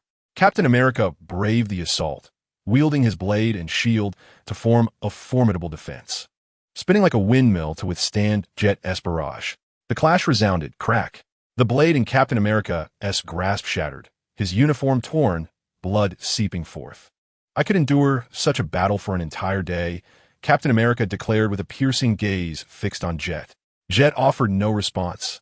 At that moment, he had already seized Viper 1, vanishing before Captain America's eyes. Captain America cast a deep glance at the spot where his opponent had disappeared. Captain! Captain! Captain! The distant shouts reached him, prompting Captain America to exhale deeply before making his way towards his comrades. Umbrella. Jean Gilling watched as Jet returned with the unconscious woman, his eyes blinking in astonishment. Doctor, I require your assistance. I need to ascertain the whereabouts of Aldrich. Jet placed Viper 1's body on the examination table. Understood. Please wait a moment. Jean Gilling replied with a nod. After a considerable time, Jean Gilling emerged from the laboratory, looking invigorated. Jet immediately appeared by Jean Gilling's side. Raising his hand, Jean Gilling revealed a note pinched between his fingers, inscribed with a string of addresses. Let us perfectly resolve this incident, Jet asserted before departing. As the door to another room swung open and Nathan Hawke stepped out. Boss, with such an excellent promotional gimmick, how do you plan to proceed? Jean Gilling quipped, eagerly anticipating Nathan Hawke's clever insights. Nathan Hawke patted Jean Gilling's shoulder and said, this time, we shall assume the role of the media, providing a flawless debut shoot for the heroic figure of our time. Jean Gilling, invigorated by Nathan Hawke's mischievous spirit, grinned. Such a scene is truly something to look forward to. I shall prepare the equipment immediately. However, Jean Gilling turned to Nathan Hawke and said, but boss, as the following Tuesday approached, the relentless onslaught of the Mandarin's desperate warriors escalated, intensifying the atmosphere of tension and turmoil. The ferocity of the warriors' attacks allowed various opportunists to exploit the ensuing chaos, engaging in a range of criminal activities amidst the disorder. Across the globe, cities witnessed extravagant displays of zero-cost acquisitions, as individuals seized the opportunity to obtain various goods and services, leading to substantial economic losses. The actions of the desperate warriors and the chaos they incited plunged the world into a state of crisis. Governments and security agencies were compelled to respond with utmost vigor, striving to maintain order and curb the further spread of turmoil. Yet, as the warriors' offensive grew increasingly fierce, the situation became ever more complex and daunting, fostering concerns about global stability and peace. What motives and objectives lie behind the actions of the desperate warriors became a focal point of interest. Some speculate that their aim is to alter the social order, aspiring to achieve a certain ideology or goal through chaos and destruction. Others suspect that they may be driven by a personal vendetta, seeking to fulfill private desires through the creation of disorder. Regardless of the truth, the actions of the desperate warriors have instilled significant unrest and peril worldwide. In the ensuing days, the world will continue to face the onslaught of the desperate warriors, necessitating enhanced collaboration and effort from governments and security institutions to jointly address this crisis. Meanwhile, there remains a collective hope to unravel the enigma of the warriors' identity, yearning to uncover their true intentions and motivations, thereby enabling a targeted response to their actions and safeguarding global peace and tranquility. President Matthew Ellis stood at the podium of the Capitol with representatives from major media outlets and thousands of onlookers gathered below. At this moment, the eyes of the world were fixed upon him, anticipating his significant address concerning the situation in Mandarins. With a solemn expression and unwavering gaze, Matthew Ellis inhaled deeply and commenced his speech. Fellow citizens and friends across the globe, today I stand before you to declare that we are facing an unprecedented crisis. The emergence of the Mandarin's desperate warriors has presented us with grave threats and challenges. In recent times, their relentless offensive has intensified, bringing chaos and upheaval to regions worldwide. Matthew Ellis's voice resonated throughout the capital, firm and commanding, capturing the attention of all present. We cannot afford to remain passive in the face of the desperate warriors' actions. His emergence poses a challenge not only to our government and security institutions, but also to the very fabric of our societal values and public order. He seeks to achieve his objectives through chaos and destruction. Yet such methods are not the solution to our dilemmas. They will only plunge us deeper into crisis. Matthew Ellis's words resonated with power and resolve as he cast his gaze upon the representatives of the media assembled below, gesturing for them to broadcast his address in its entirety. I assure the global populace that we will spare no effort and take all necessary measures to uphold societal stability and tranquility. We shall bolster international cooperation, joining forces with governments around the world to counter the threat posed by the harbinger of despair. We will steadfastly maintain public order and safeguard the safety and property of our citizens. Simultaneously, I urge all citizens to remain calm and rational. In this critical moment, we must unite and confront the challenges ahead.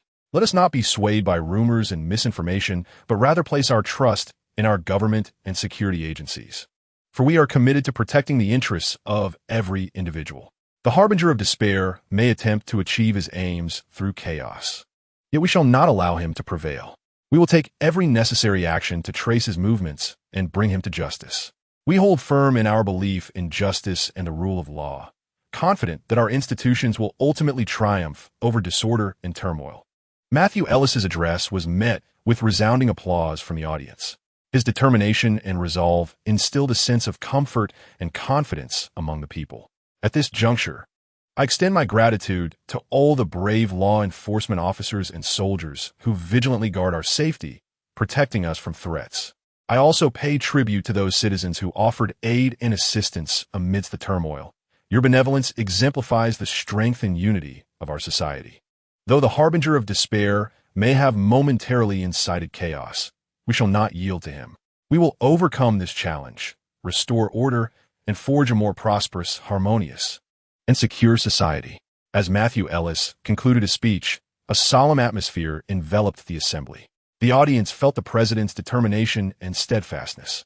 His words fostered a belief that we could collectively navigate through this crisis, vanquishing the threat posed by the harbinger of despair and ushering in a brighter future.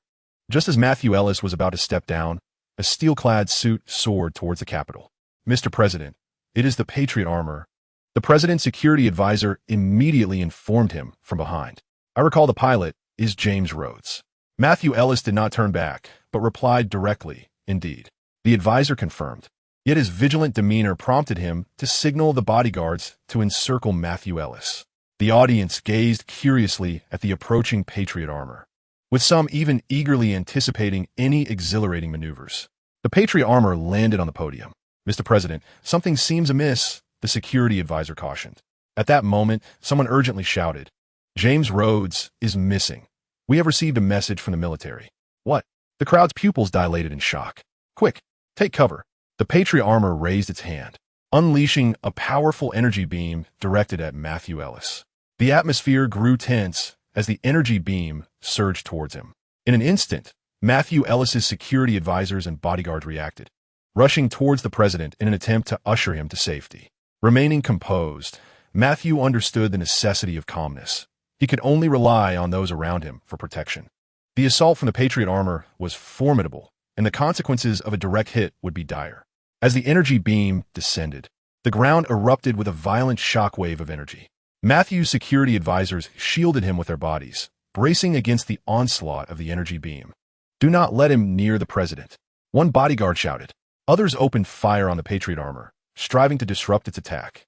Yet, the armor's defense system was exceedingly robust, impervious to conventional firearms. "Your Excellency, we must move," the security advisor urged urgently.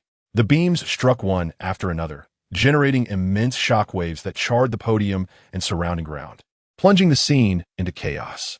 "Patriot armor, what are you doing?" Matthew Ellis bellowed, his heart filled with shock and fury. However, the Patriot armor remained unresponsive, continuing its barrage on the Capitol building. The bodyguards fought desperately to intervene, but faced with such advanced technology, their efforts seemed futile. The crowd below panicked, scattering in disarray as the media representatives hastily captured the shocking scene. Matthew regained his composure. He recognized the need for clarity amidst turmoil. He had to swiftly contact the military and intelligence agencies to ascertain the situation regarding the hijacked Patriot armor. "Your Excellency, the situation is critical," the security advisor exclaimed. "We must retreat at once." Matthew nodded in agreement. The Patriot armor wreaked havoc above the Capitol, damaging the structure and igniting flames and smoke. Suddenly, a flash of lightning appeared, and the Electric Man materialized over the Capitol. His gaze was tranquil yet resolute, exuding a powerful aura of energy. "The Electric Man!" Someone gasped in awe. Hovering in midair, he fixed his eyes intently on the Patriot armor, extending his palm to gather a sphere of electric energy. His expression cold and unyielding. "I implore you, Electric Man," Matthew thought, feeling a glimmer of hope. "I will stop him." The Electric Man's voice was calm and commanding. Sensing the Electric Man's formidable energy, the Patriot armor ceased its assault on the Capitol, redirecting its focus towards him. The Electric Man concentrated even more electric energy, forming a colossal sphere of electricity, arcs flickering across its surface, emanating a chilling wave of energy. Facing the Patriot armor, the Electric Man's body crackled with arcs of electricity, resembling a warrior from a distant future. He raised his hands high, and a colossal sphere of electric light rapidly took shape, emanating a dazzling radiance. The sphere emitted formidable electromagnetic waves, with arcs dancing wildly across its surface, forming terrifying webs of electricity. "Break it," the Electric Man uttered in a low voice, then hurled the electric sphere fiercely towards the Patriot armor. The sphere sliced through the fabric of space, its speed so swift that it was nearly imperceptible, akin to a cataclysmic comet. The Patriot armor sensed the impending threat and activated its defense system in an attempt to withstand the assault of the electric sphere. However, the sphere's might was overwhelming. It pierced through the armor's defensive barriers, striking its surface and unleashing a brilliant flash of electricity. Cracks appeared in the armor as it was battered by the electric sphere, and the defense system collapsed instantaneously. The sphere continued its relentless assault, striking the energy core of the Patriot armor. With a thunderous roar, the armor erupted in an explosion, with searing flames and powerful shockwaves radiating outward. The Electric Man swiftly ascended, evading the blast's reach. The Patriot armor was reduced to mere scrap metal, its burning remnants scattered across the ground. The onlookers gasped in astonishment, awed by the Electric Man's formidable power. Matthew Ellis and his security advisors exhaled in relief, taken aback by the timely and potent arrival of the rescue. The Electric Man hovered in midair, his gaze sweeping the surroundings, exuding an aura of immense pressure. His presence instilled a sense of safety amongst the crowd, as if an invisible force shielded them. "Thank you, Electric Man," Matthew Ellis expressed his gratitude, filled with reverence for the superhero. The Electric Man remained silent, merely nodding before turning to depart, vanishing into the horizon. Chapter 83. The arrival of the Electric Man. Mandarin stood atop an abandoned industrial building, shrouded in ominous clouds, with the sunlight filtering through the gaps appearing dim and bleak. Cloaked in a dark robe, adorned with a black mask, his cold and cunning eyes betrayed a sense of conspiracy and terror. Across global television networks, viewers held their breath, awaiting the words of this mysterious leader of the desperate warriors.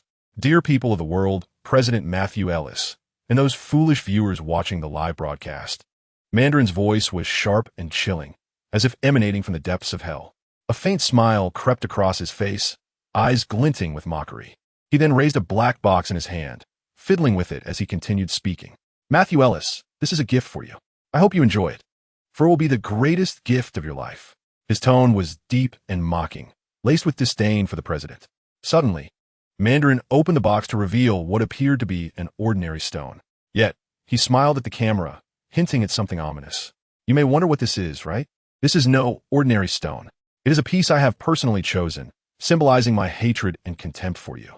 His tone grew increasingly fervent, as if reveling in his dark emotions. Mandarin hurled a stone towards the camera, which was engulfed in darkness, as if consuming everything in its path. This scene sent chills down the spines of audiences worldwide, leaving them shocked by the terrifying actions of this desperate warrior. Subsequently, Mandarin's taunts grew more scathing. By the way, your so-called patriotic armor's pilot, James Rhodes, has been captured by my desperate warriors. You foolish government officials, who have always believed that tattered armor could protect you, are utterly laughable. Viewers across the globe witnessed Mandarin's provocation and mockery, feeling a surge of anger and anxiety from Matthew Ellis's plight and James Rhodes's fate. Desperate warrior, you are playing with fire. A media representative could not help but exclaim, voicing the sentiments of countless viewers worldwide. Mandarin seemed to hear this voice, but showed no concern, instead smiling smugly. Perhaps, but I am merely demonstrating a fact to you. Your so-called order and security are, in truth, exceedingly fragile. Before me, you are worthless. His words brimmed with arrogance and confidence, as if he were challenging the very fabric of global order and power. Mandarin continued to deliver his chilling rhetoric, deriding the government, security agencies, and the global audience for their ignorance and weakness. His speech was infused with anger towards societal order and a deep-seated dissatisfaction and distrust of the world. As people watched, their hearts raced with fear, deepening their apprehension and dread of this enigmatic, desperate warrior. His existence rendered them helpless and powerless, as if no force could thwart his reckless actions. Yet, just as despair began to settle in, a flash of lightning illuminated the screen, and the Lightning Man appeared.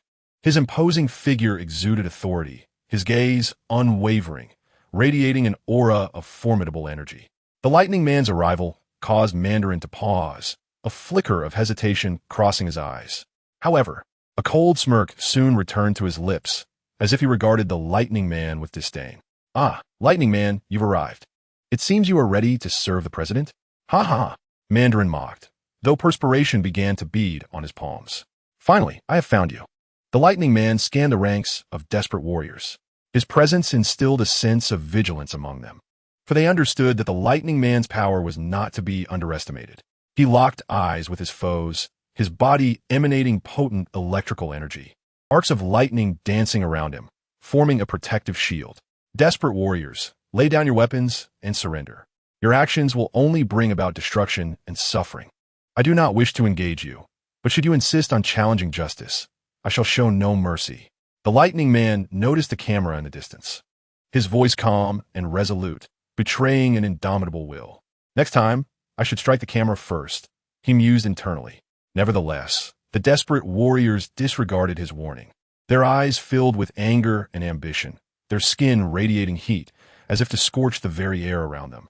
One of the desperate warriors emitted a fierce roar, and in an instant, his body released searing flames. He charged towards the rooftop, leaping at the Electric Man, his hands transforming into lethal claws, aiming to tear apart the Electric Man's shield. The Electric Man merely regarded him with a calm gaze, extending his palm to unleash a sweeping arc of electricity that struck the desperate warrior directly. The warrior let out a cry of agony as he was engulfed by the Electric Man's attack, his entire being enveloped in electric energy. The electricity penetrated his skin, inflicting grievous harm upon him. Witnessing this, the remaining desperate warriors launched their assaults in a collective effort to confront the Electric Man. They roared in unison, their skin igniting as they unleashed torrents of intense flames, encircling the Electric Man in a furious onslaught. Yet, the Electric Man stood resolute amidst the barrage, radiating brilliant arcs of electricity that formed a protective barrier. The warrior's attacks proved futile, only to be repelled by the force of his electric power. Clenching his fists, the Electric Man emanated an even more formidable surge of electricity, crackling and swirling around him. He charged towards one of the desperate warriors, transforming his palm into a fist, striking the opponent's body with the swiftness of a lightning bolt. The warrior screamed in pain as electric energy coursed through him, leaving him with cracks in his skin, flames and arcs of electricity dancing chaotically around him. Next, with a crackling sound, the Electric Man appeared behind another desperate warrior, delivering a powerful punch to the side of his face. The impact resonated with a thunderous boom. Next, the Electric Man stated matter-of-factly. The remaining desperate warriors, upon witnessing this, were seized by a sense of dread. They realized the Electric Man's prowess was extraordinary, rendering their attacks utterly ineffective against him. Several desperate warriors rushed towards the Electric Man, attempting to strike from various angles in search of his weakness. The Electric Man remained composed, deftly evading their blows, the intense heat melting the ground beneath him and the structures around. One warrior lunged at the Electric Man, his fist aimed fiercely at him, steam billowing from his arm due to the heat. However, the Electric Man swiftly extended his hand, sending a jolt of electricity to the warrior's wrist, causing him to wince in pain and release his tightly clenched fist. With a crackling sound, the Electric Man's leg flickered with electricity as he executed a swift kick, connecting with the warrior's jaw. The force propelled the warrior into a building, bricks cascading down upon him. The battle was far from over. The Electric Man quickly materialized before another desperate warrior, his hand crackling with electricity, striking the warrior squarely in the chest. A bright arc of electricity pierced through his heart, coursing through his body and rendering him incapable of further combat. Seeing their comrade easily defeated by the Electric Man, the remaining desperate warriors were gripped by fear. They understood they could not confront the Electric Man directly and opted for retreat. The Electric Man did not pursue them. He stood his ground, observing the desperate warriors' withdrawal, his body radiating immense electrical energy, resembling an indomitable god of war. A resounding explosion echoed through the air. The Electric Man was enveloped in a dazzling display of electricity, which then converged upon his right hand, raised high. There was little time left for you to escape. Boom! The electrical energy shot directly into the sky, and then, it fractured. Many desperate warriors, caught in their flight, turned back in horror to witness the Electric Man's electric assault splitting midair, forming dozens of arcs that swiftly pursued them. How is this possible? One desperate warrior exclaimed. The Electric Man remained impassive. The energy in his hand seemed to obey his will, adeptly targeting every desperate warrior. The arcs danced through the air, striking the warriors like bolts of lightning, toppling them one by one. Their bodies were instantly enveloped in electricity, emitting a pungent odor and agonized screams before collapsing to the ground. Meanwhile, the fleeing Mandarin gazed in terror at the Electric Man before him. He immediately fell to his knees, fear etched upon his face as he pleaded, "Please spare me. I am but a down-and-out actor named Trevor Slattery, hired merely to portray the role of Mandarin. I had no knowledge of the true intentions of the desperate warriors. I was coerced into participation under their threats." The Electric Man's gaze remained cold and unyielding, seemingly unmoved. Yet he did not strike immediately, as if contemplating Mandarin's words. Mandarin continued to beseech him. "I'm unaware of their actual goals. I was merely executing orders. If you spare me, I am willing to provide all information to aid you in exposing the plans of the desperate warriors." The Electric Man scrutinized Mandarin, remaining silent for a moment before finally speaking. "Should you sincerely assist us in unveiling the conspiracy of the desperate warriors, I may consider sparing your life. However, you must cooperate fully, without any concealment." Mandarin promptly nodded in agreement. "Yes, I will cooperate wholeheartedly. I only ask that you do not kill me." Yet, when he glanced at the Electric Man again, he was struck by a sudden confusion. Bang! Mandarin collapsed onto the ground. The Electric Man cast a fleeting glance at Trevor Slattery before lifting him into the air, heading towards the umbrella. Meanwhile, the viewers who had witnessed the live broadcast erupted with excitement, chanting the name of the Electric Man, their cheers crescendoing. As long as the superheroes of the Hawk Group intervened, the threat of the desperate warriors would surely be eradicated. People across the globe found themselves resonating with this sentiment in their hearts. Chapter 84. Viper, Aldrich's Preparations. The umbrella. Bound to a chair, Trevor Slattery slowly regained consciousness, observing the unfamiliar scene before him, his heart racing with anxiety. Is this the headquarters of the superheroes? Trevor Slattery surveyed his surroundings. Awake? A calm voice resonated. Trevor Slattery turned to see the Electric Man entering through the open door. With an awkward smile, he quietly inquired, "May I have a glass of rum?" The Electric Man raised his hand, the tips of his fingers shimmering with arcane electricity. Trevor Slattery immediately grimaced, his eyes widening in astonishment. The Electric Man regarded Trevor with a glimmer of humor in his gaze.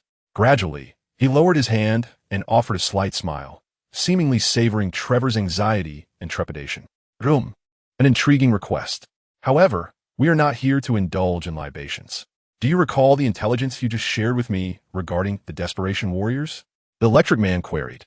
Trevor nodded, then replied, "Indeed, I am willing to assist you wholeheartedly in exposing the machinations of the Desperation Warriors. Their scheme involves overthrowing the government, seizing control of the world, and establishing a new order where only those they deem worthy may survive.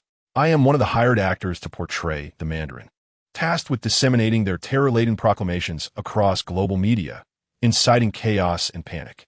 They have threatened to harm my family, compelling me to cooperate. Yet I remain oblivious to their specific plans and the true mastermind behind the scenes." Trevor Slateley spoke candidly. The Electric Man listened intently, his gaze unwavering, as if scrutinizing the depths of Trevor's soul. "You have only revealed half of the truth. Very well. I am divorced, merely a down-and-out actor." Trevor Slateley shrugged, tilting his head as he met the Electric Man's unyielding stare. Resignedly, Trevor added, "All right, there's one more thing, the assassination of the president."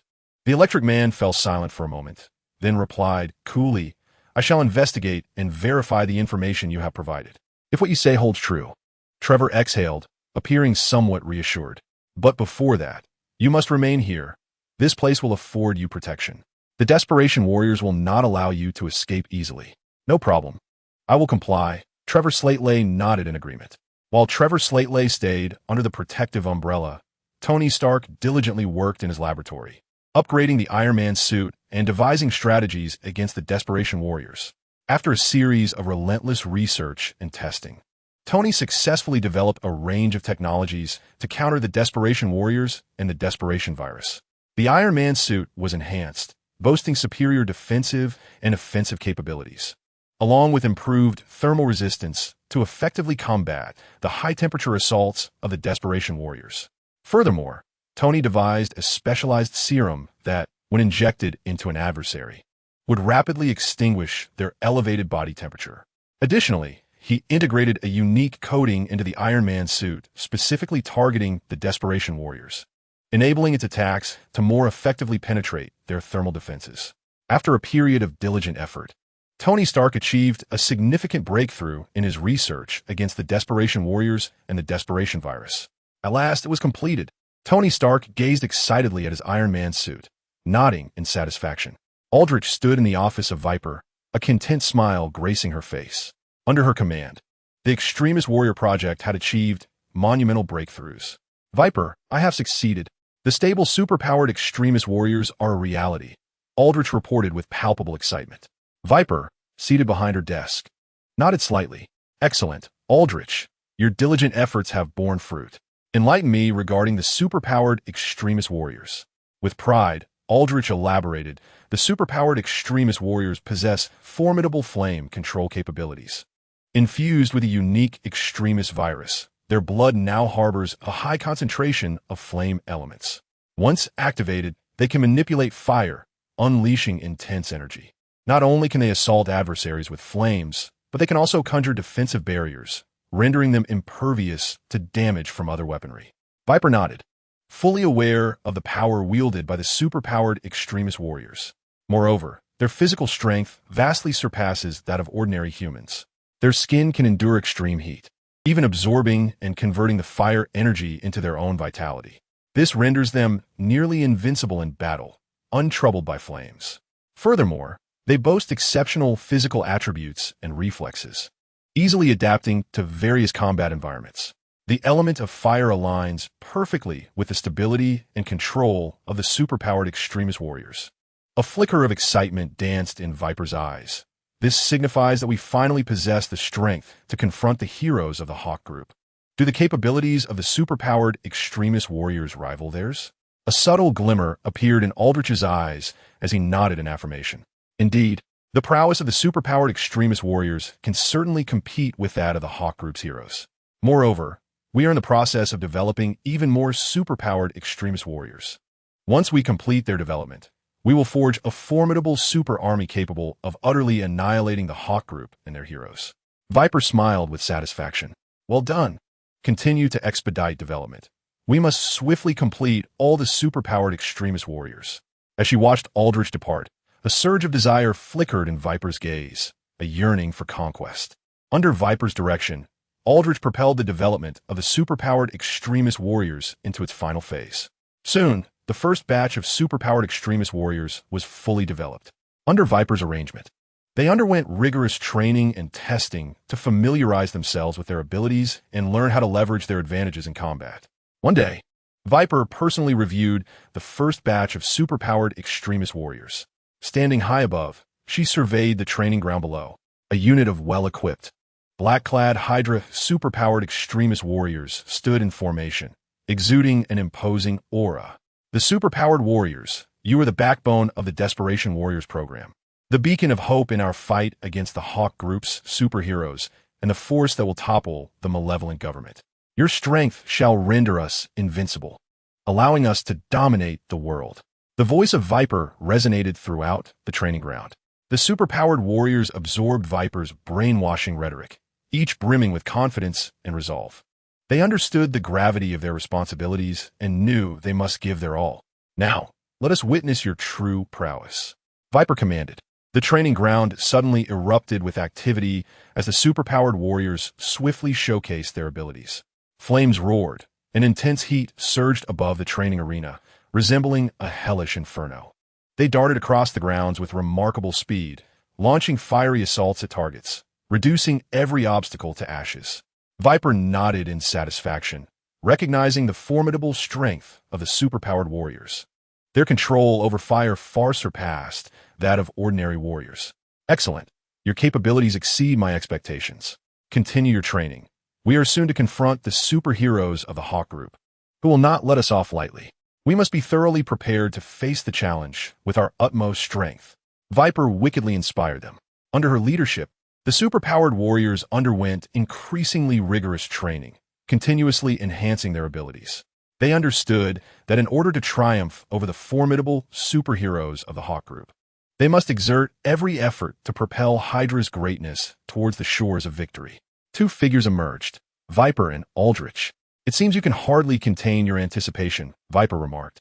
Clad in an elegant black gown, resembling a resplendent and noble flower, yet her tone was laced with teasing and mockery. Undeniably, your plan has proven somewhat effective. Aldrich admired the woman before him. Under her resources and strategies, his team had acquired invaluable resources and personnel from various nations, the worth of which transcended monetary value. Yet, all of this, Aldrich gazed deeply at her, realizing that this was no longer a matter of retreat, but rather a determination to eliminate any obstacles in their path. He understood that within Viper's plan, his role, which he willingly embraced, boiled down to two tasks: to eliminate President Matthew Ellis of America and Tony Stark of Stark Industries. A fierce desire for vengeance ignited within Aldrich's heart. He would never forget Ellis's disdain for his products or the humiliation inflicted by Stark's abandonment, which left him cold and ill on a rooftop. Revenge. I yearn for vengeance. This time, my retribution shall be flawless, my power more formidable than ever. Aldrich ground his teeth in determination. Tony Stark, the harm you have caused me shall be repaid tenfold. I shall witness your formidable prowess as you shatter my steel armor, and you will meet a painful demise at my hands. Aldrich seethed inwardly. The Viper, observing Aldrich's furious countenance, spoke with an air of nonchalance. Very well. Your resolve is commendable. But remember, vengeance can only be realized once you have fulfilled your task. I am aware. Aldrich inhaled deeply, striving to compose himself. He understood that to achieve his ambitions, he must now heed the Viper's command. Chapter 85. The Iron Man's Superpower and the Ultimate Warrior, Sir. I have received an anonymous email. Jarvis's voice resonated. Read it. Tony Stark, if you wish to rescue James Rhodes, come to me. I await your arrival. Jarvis recited with precision. Damn it. Tony Stark's fist struck the table. Ever since the Patriot armor assaulted the president, Tony had been consumed with either conducting experiments in his lab or searching for Rhodes, his heart laden with the dread of what might transpire. He never anticipated that Rhodes had indeed been captured. It was evident that the hand of Mandarin was behind this. Sir, Electro is here for a visit. Shall I let him in? Jarvis began, but Tony interjected. Let him in. Tony steadied himself and lifted his gaze to Jarvis. Electro entered the laboratory, his expression inscrutable as he regarded Tony. Although I am unaware of your purpose here, it must surely involve significant intelligence, Tony stated calmly. Indeed, the Mandarin I apprehended was merely a down-and-out actor. Wait a moment. Tony interrupted hastily, his brow furrowing. The Mandarin who delivered the speech was actually an actor? Yes, replied Electro. Good heavens, it is utterly repulsive to have been misled into angering an actor. Tony felt a wave of embarrassment wash over him. One of their schemes involves eliminating the president, while another is to contend with you, Electro remarked, casting his gaze around the steel armors. Eliminate me? A sardonic smile crept across Tony's face. It seems I must douse these smoldering fellows to temper their fervor. Ignoring Tony's sardonic demeanor, Electro continued. Based on the veracity of the information provided by actor Trevor Slattery, there exists an individual named Aldrich. Do you know him? I am acquainted with him. I have uncovered some details about his company, yet I have been unable to ascertain his whereabouts of late. Tony nodded and then inquired, Are you suggesting he is my adversary? I encountered a superhuman on my way here, who mentioned that the Ultimate Warrior appears to have gained even greater powers, including abilities akin to fire and lightning at elevated temperatures. Superpowers. Tony's pupils constricted momentarily. Then he interrupted the words of Electro. Your remarks have sparked some inspiration within me. Tony began manipulating the screens in the laboratory, while Electro observed him in silence. According to the characteristics of the Cataclysm virus, self-healing, high temperatures, and the ability to regenerate. If my data is accurate, Tony Stark mused, perhaps superpowers are indeed feasible, particularly the ability associated with flames, which undeniably harmonizes with the Cataclysm virus. However, the enhancement of various superpowers may introduce inconsistencies in stability. Tony's eyes widened with increasing intensity, revealing a hint of eager anticipation. If this is the case, a glimmer of excitement sparkled in Tony's gaze. Upon receiving an anonymous email, he resolved to personally visit the designated location in search of Rhodes. Clad in his iron armor, he stepped forward with calm determination, advancing towards his destination.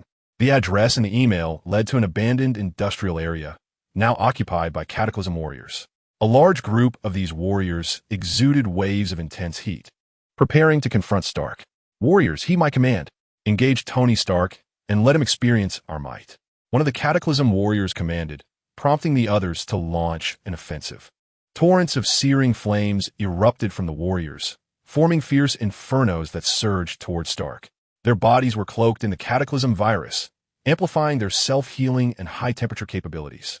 Stark stood resolutely in place, the defensive systems of his armor rapidly deploying to create an impenetrable shield. He was acutely aware of the warrior's abilities and understood that caution was paramount. Come on, show me just how hot your flames can be. Stark scoffed defiantly, bracing himself against the onslaught. The collision of flames and the protective shield of his armor produced a thunderous roar. Despite the extreme heat, Stark's armor operated steadily within the high-temperature environment, maintaining formidable defense. However, faced with such a multitude of Cataclysm warriors, Tony knew that mere defense would not suffice. He required an effective strategy to vanquish these foes and rescue the captured Rhodes. Suddenly, Stark launched a counterattack, firing a syringe from his armor towards one of the Cataclysm warriors. The syringe struck its target accurately, releasing a specialized serum. What is this? The affected warrior questioned, raising his hand only to realize that his Cataclysm virus abilities seemed to vanish. It appears my hypothesis was correct. Stark's face lit up with elation as he continued to unleash syringes, disseminating the serum among more Cataclysm warriors. As the Cataclysm virus was suppressed, the warriors' high-temperature powers gradually diminished, and their self-healing effects became less rapid. They began to feel weak, losing the formidable strength they once possessed. No, we cannot lose, one warrior bellowed, yet he was unable to withstand Stark's assault. Seizing the opportunity, Stark intensified his attack, employing the weapon systems of his armor to defeat the remaining Cataclysm warriors. Game over, Stark declared coldly, gazing down at the fallen warriors. As Tony Stark was about to inquire about Rhodey's whereabouts, a fierce flame surged toward him, prompting him to deftly maneuver his armor away. Boom! He swiftly evaded the searing blaze, which radiated a heat that instantaneously elevated the surrounding temperature. His gaze was fixed intently on the two formidable adversaries across from him, Eric Savon and Ellen Brandt. It appeared that they were no ordinary adversaries. We are the executors of Aldrich. No one shall impede our mission, Eric Savon declared with a sinister grin. They were advanced, superhuman warriors born from experimentation, wielding formidable flame powers that posed a significant threat. Tony Stark, Reluctant to escalate the conflict in this industrial area teeming with innocent workers and citizens, understood the catastrophic consequences that could ensue should the battle spiral out of control. He needed to subdue these two warriors swiftly, locate Rhodey, and make his exit. I do not wish to be your enemy, yet you have chosen the wrong path, Tony asserted, his voice steady and calm, showing no sign of underestimating his opponents, for they were formidable foes enhanced by the extremist virus. Eric Savon and Ellen Brandt disregarded Tony's words, launching their offensive once more, unleashing torrents of fire in his direction.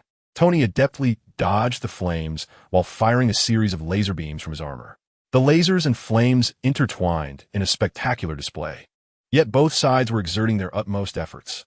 "Sir, be careful," Jarvis's voice echoed in Tony's earpiece, alerting him to the surrounding situation.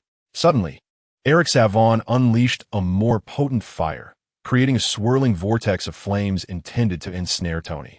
Meanwhile, Ellen Brandt sought to close the distance for a hand-to-hand confrontation, utilizing the flames as cover. Faced with such overwhelming pyrotechnic prowess, Tony resolved to unveil his newly developed weapon system designed to combat extremist warriors. He pressed a button on his armor, and a massive jet apparatus emerged from the back of the suit. "Behold," Tony shouted, directing the jet apparatus to unleash a powerful gust toward Eric Savon. The force of the wind swiftly engulfed the flame vortex, drawing Eric into its grasp. The control of the flames faltered, dissipating and leaving Eric momentarily disoriented. Seizing this opportunity, Tony quickly shifted his focus to Ellen Brandt, who was attempting to close in on him. He maneuvered his armored fist, releasing lasers and energy beams as he engaged in an intense confrontation with Ellen.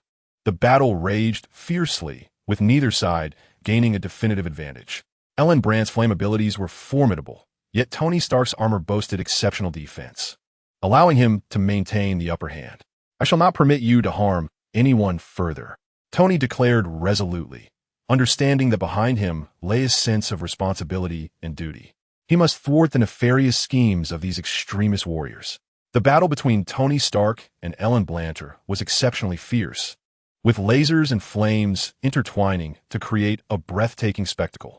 The formidable defense of the Iron Man's suit allowed Tony to withstand Ellen's fiery onslaught, while he relentlessly launched counterattacks in an attempt to vanquish her. "You should surrender," Ellen Blanter kotskled moniotsoy, her fiery abilities surging forth as she sought to corner Tony into a dire situation. Tony Stark's gaze remained resolute, fully aware that the outcome of this confrontation was pivotal. Victory would mean hope for Rhodey's salvation. He recalibrated his battle strategy, endeavoring to discover a chink in her armor. Suddenly, a revelation struck him. He observed that Ellen's fire abilities were not boundless. He noted that after each fiery discharge, she exhibited a brief pause, a clear indication of her waning stamina. "This is your flaw," Tony thought, seizing the opportunity, as Ellen unleashed another wave of flames. He deftly maneuvered through the inferno with the swiftness and agility of his armor, identifying a perfect moment to strike. He unleashed a series of precise laser attacks, targeting the areas where Ellen's energy expenditure was most pronounced. "You cannot evade this," Tony proclaimed, directing the suit's fist toward Ellen with lethal intent. Ellen, fatigued, attempted to evade, yet her fiery strikes became increasingly imprecise and feeble. Tony's relentless assault cornered her into a desperate plight.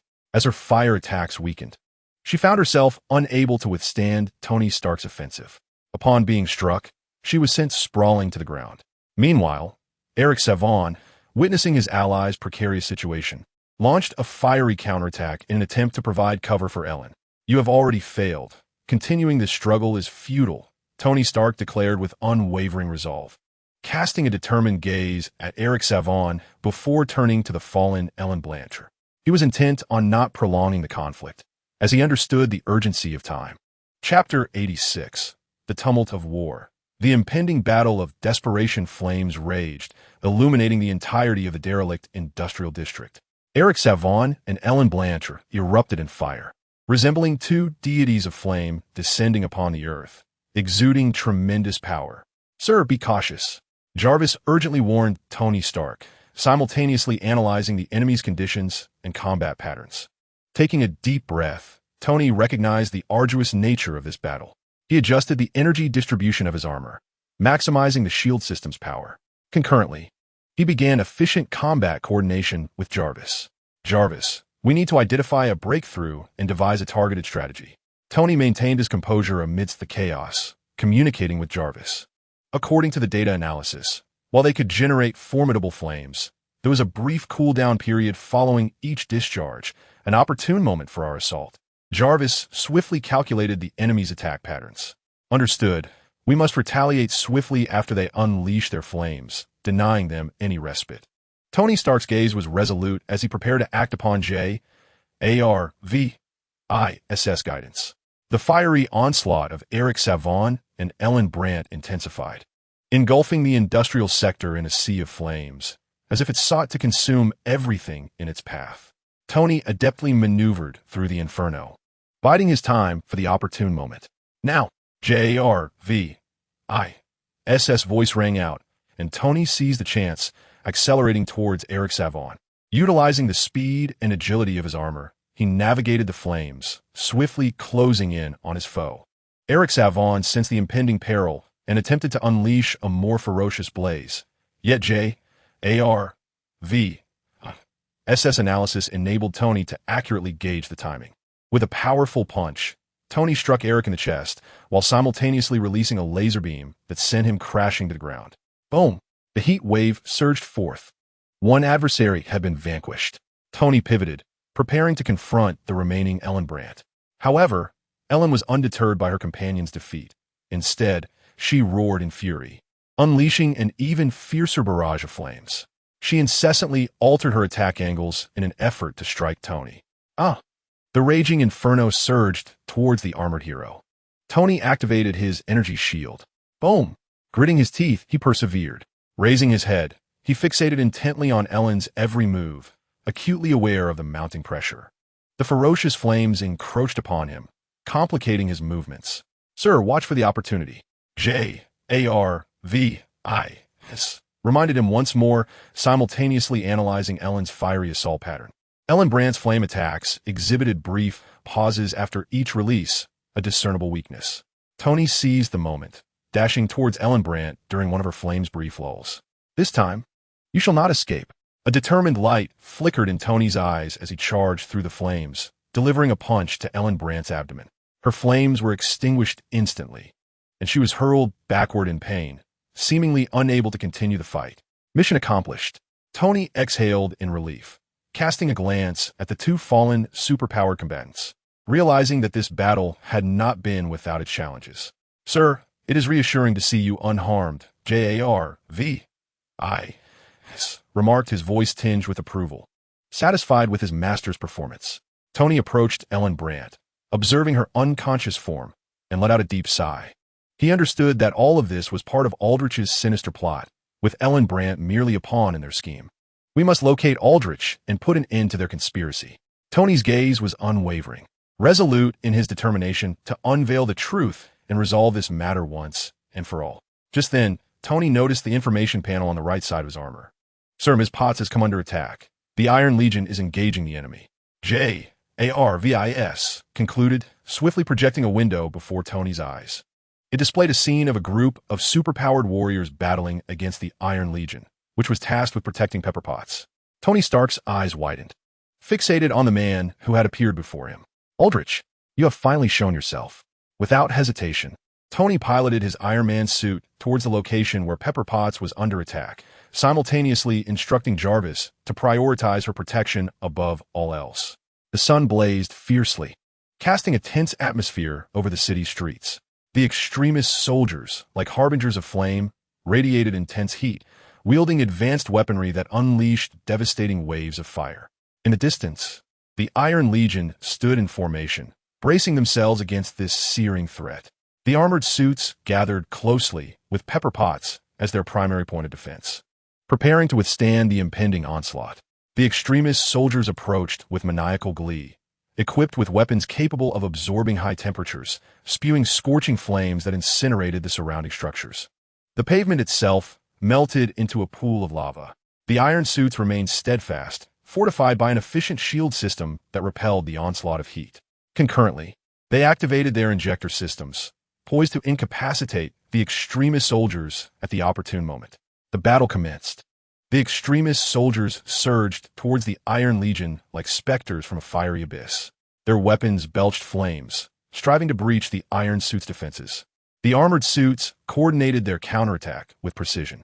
One suit deftly evaded a fiery assault, retaliating with a laser beam that felled an extremist soldier. At the same time, another suit executed a rapid maneuver, successfully injecting one of the soldiers with a suppressant. The moment the extremist soldier was injected, his body visibly faltered. His searing attacks diminished significantly, and his weapon ceased to spew its scorching fire. Concentrate fire. The iron suits swiftly recalibrated their strategy, encircling the subdued extremist soldier for an assault. Under the relentless barrage from the iron suits, the incapacitated soldier was soon defeated, collapsing to the ground, unable to continue the fight. However, the remaining extremist soldiers did not retreat. Instead, they unleashed ever more frenzied flames, attempting to obliterate the iron suit's defenses. One suit, while protecting Pepper Potts, was struck by an overwhelming surge of fire, causing it to overload, the shield system failing, and its exterior began to distort. The iron suits, as if driven by a sentient instinct, immediately intensified their protection of the damaged suit while concentrating their fire to bring down another extremist soldier. The battlefield was illuminated by flames as the iron suits engaged in a fierce confrontation with the extremist soldiers. Both sides exchanged blows, neither yielding an inch. The iron suits utilized high-speed maneuvers to adeptly dodge the fiery assaults while unleashing powerful laser strikes in return. Though the extremist soldiers radiated heat, they lacked the superhuman abilities of true extremist warriors, rendering them no match for Tony Stark's high-tech iron suits. As the battle progressed, they gradually found themselves at a disadvantage. The armored warriors swiftly adapted their tactics, dispersing to encircle the beleaguered fighters in the center. One by one, the suits of armor took aim at each desperate warrior, unleashing the potent serums from their injector guns, striking them down. The intense assaults of the beleaguered fighters waned, and they fell helplessly to the ground. Gradually, the desperate warriors were driven to their breaking point by the armored suits, their resistance weakening with each passing moment. Ultimately, after an intense skirmish, the last of the beleaguered warriors succumbed, collapsing to the ground. Well done, Iron Legion. Now is the time to seize Aldrich. Tony Stark's voice resonated through the communications, brimming with commendation as he gazed at Aldrich, who stood not far from the Iron Legion. No sooner had he spoken than a thunderous roar erupted, as several armored suits instantaneously lost their combat capabilities. What is happening? Aldrich stood nearby, his eyes filled with fervor and confidence. Tony Stark, your Iron Legion is destined to be my stepping stone. His voice dripped with mockery as he raised his hand, containing compressed fiery energy, unleashing a formidable wave of heat towards one of the armored suits. The suit emitted a sharp alarm, attempting to evade the oncoming assault, but the searing energy was nearly insurmountable. The scorching flames melted the suit's exterior, causing the shield system to falter under the extreme heat. Pepper Potts maintained her composure, steeling herself behind the armored suit. Pepper, hold on. Tony Stark's anxious voice crackled from within the suit as he remotely maneuvered another suit towards Aldrich. Aldrich let out a derisive laugh, once more condensing the fiery energy in his hands. With a piercing roar, he hurled an energy sphere towards the approaching armored suit. Tony Stark maneuvered the suit with urgency, striving to evade the energy projectile. The suit's agility allowed him to narrowly sidestep the lethal strike. Yet the flames struck the side of his suit, resulting in a violent explosion. With no alternatives, Tony Stark commandeered another suit. Foolish Tony Stark, you truly believe you can thwart me? Aldrich taunted, a frenzied glint in his eyes. Soon after, another wave of beleaguered warriors emerged, releasing torrents of heat to assail the other armored suits. The Iron Legion suffered damage, the shield systems gradually crumbling under the relentless heat, while the surfaces of the suits began to warp and melt. Damn it! How did these people infiltrate the city? Were there no clues? Tony Stark pondered, utterly bewildered as to how such a multitude of beleaguered warriors could materialize within the city, for such an occurrence should not transpire. Taking a deep breath, Tony Stark's gaze hardened with resolve. He began to strategize on how to defeat Aldrich and the beleaguered warriors while ensuring Pepper Potts' safety. Meanwhile, Aldrich continued to unleash waves of heat, his smile growing ever more frenzied. He sensed the intoxicating aura of victory, believing he had the situation firmly in hand. Yet, at that very moment, an unexpected voice echoed. "It seems I have arrived a tad late." A surge of telekinetic energy was instantly directed towards Aldrich. Aldrich looked up and erupted with flames. Boom! As the smoke dissipated, Aldrich fixed his gaze upon the approaching superhero, disdainfully proclaiming, "Superpower. You shall be the first trophy to fall beneath the reign of the king of super ability." Chapter 87. The Clash of Flames and Telekinesis with the blazing sun overhead. The battle on the city streets intensified. Aldrich's fervent gaze clashed with Andre's resolute stare, their confrontation destined to ignite an immeasurable conflict. Aldrich raised his arms high, flames igniting in his palms, forming two swirling orbs of fire. He swiftly swung his arms, sending the fireballs hurtling towards Andre, leaving behind a blurred trail of flames. Andre's expression remained calm. With a single wave of his hand, a transparent shield formed from condensed telekinetic energy unfurled, absorbing the impact of the fireballs. The flames erupted against the shield, producing a thunderous roar, with sparks flying in all directions. The heat and force of the flames were extraordinary. However, Andre was not to be daunted by such minor infernos. With a cold smirk, his eyes glimmered faintly as he rapidly concentrated his telekinetic power, molding it into a surging force. With a flick of his fingers, he conjured a telekinetic energy orb which sped towards Aldrich. Unfazed, Aldrich opened his mouth, inhaling deeply. Flames coalesced within, forming a fireball which he expelled. The fireball collided fiercely with the energy orb, erupting in a brilliant flash of light. The energy waves intertwined with the flames, igniting the surrounding air and creating a sweltering zone. Aldrich steadied himself, flames swirling within him, forming a shield that held the energy waves at bay. The battlefield trembled as cracks began to appear in the ground, with buildings teetering precariously under the onslaught of energy. The sheer destructive force unleashed by their confrontation sent tremors throughout the entire district. Yet, Andre remained unsatisfied. With relentless motion, he thrust his palms forward, channeling telekinetic energy into streaks of energy beams that sliced through the air like blades, aimed at Aldrich. Aldrich, aware of the danger, swiftly maneuvered, employing the thrust of the flames to navigate the air, deftly evading the incoming energy beams.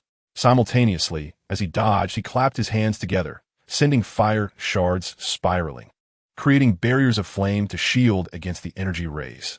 Where the flames and telekinesis converged, it felt as though the very air had ignited, with intense energy fluctuations distorting the surroundings. Undeterred, Andre's eyes sparkled with excitement as he relentlessly propelled the energy beams, striving to breach Aldrich's defenses. A smirk of mockery crept across Aldrich's lips as he abruptly ceased evading, bringing his palms together forcefully. Flames rapidly coalesced, forming a colossal fireball. "It seems you are still not powerful enough," Aldrich sneered, sweeping his arms to propel the fireball towards the energy beam. Upon collision, the fireball and energy beam ignited a cataclysmic explosion. Scorching flames intertwined with potent psychic energy, shattering the very fabric of space, as waves of energy surged outward, creating a scene of utter terror. The aftermath of the explosion spread, flames ravaged the surroundings, and searing gusts of heat set the air ablaze with sparks. Aldrich stood at the center of the inferno, enveloped by flames that formed an impenetrable barrier, shielding him from the energy fluctuations.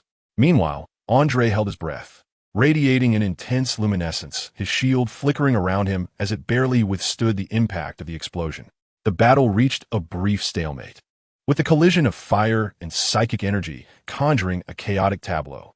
Both combatants exerted their utmost strength, unwilling to yield, their spirits ablaze as they sought to uncover each other's vulnerabilities. As the explosive remnants gradually dissipated, clarity returned to the battlefield. Aldrich's gaze fixed on Andre, his eyes glimmering with unwavering resolve. "Indeed, you possess some strength, but it is far from sufficient." Aldrich's voice was cold as he once more summoned flames to his palm, preparing for the next onslaught. "Huh, what are you saying?" Andre retorted, visibly irritated by Aldrich's arrogance. The battlefield was shrouded in dust, the remnants of the recent explosion etched deeply into the surroundings. Aldrich's eyes shimmered with fiery light as he raised his arms, conjuring two orbs of intense heat. This time, He refrained from immediate attack, instead observing Andre as if anticipating his next move. Sensing a shift in Aldrich's energy, Andre remained vigilant. His eyes glowed faintly, psychic energy coalescing between his fingertips, forming a subtle yet remarkably stable radiance. He focused intently on Aldrich, brimming with caution. Suddenly, Aldrich stepped forward, launching the fireball and propelling himself towards Andre like a blazing comet. His speed was astonishing, closing the distance in an instant, as he struck down with fists imbued with scorching currents. Indeed, he is formidable, Andre acknowledged inwardly, evading the fireball. Aldrich's fiery punches were no ordinary blows. They contained searing energy capable of melting metal effortlessly. He dared not underestimate his opponent, fully aware that this battle was anything but trivial. Aldrich continued his relentless assault, his form flickering like a flame, sometimes solid, sometimes ethereal, evading capture. Each fist, palm, and knee became a terrifying weapon, each strike carrying the weight of annihilation. Andre radiotet brilliance. His movements both agile and resolute, evading, blocking, and countering with precision. His psychic energy flowed through his fingertips, manifesting beams of light that sliced through the air like sharpened blades, striving to sever Aldrich's fiery mirage. Each clash between the two ignited a dazzling brilliance. Their techniques reached a crescendo, weaving a breathtaking tableau that left onlookers breathless. Aldrich's flames raged uncontrollably, sometimes morphing into rolling fireballs, at other times transforming into slicing blades of fire. Meanwhile, Andre's telekinesis was equally versatile, manifesting as energy daggers one moment and as formidable energy shields the next. The city streets erupted in a cacophony of fire and energy fluctuations as buildings crumbled under the intensity of their fierce confrontation. The entire area descended into chaos and destruction, reminiscent of an apocalyptic event. Aldrich let out a ferocious roar, his form becoming a streak of fire as he swiftly breached Andre's defenses, closing in beside him. With a sudden surge of power, his fists ignited, merging flame and strength to unleash a devastating explosive punch. Andre's pupils constricted sharply. He had no time to react and could only brace himself for the impending strike. His shield shattered instantaneously beneath Aldrich's onslaught, the overwhelming force propelling him backward like a shooting star. How do you like that? Aldrich sneered, refusing to grant Andre a moment's respite as flames surged once more, his figure rapidly advancing. Gritting his teeth, Andre transformed into an ethereal silhouette, deftly evading Aldrich's fiery fist. Abruptly halting, he thrust his palms to the ground, which fractured instantaneously, unleashing a torrent of powerful telekinetic energy from beneath. This force surged like a tide, ensnaring Aldrich completely.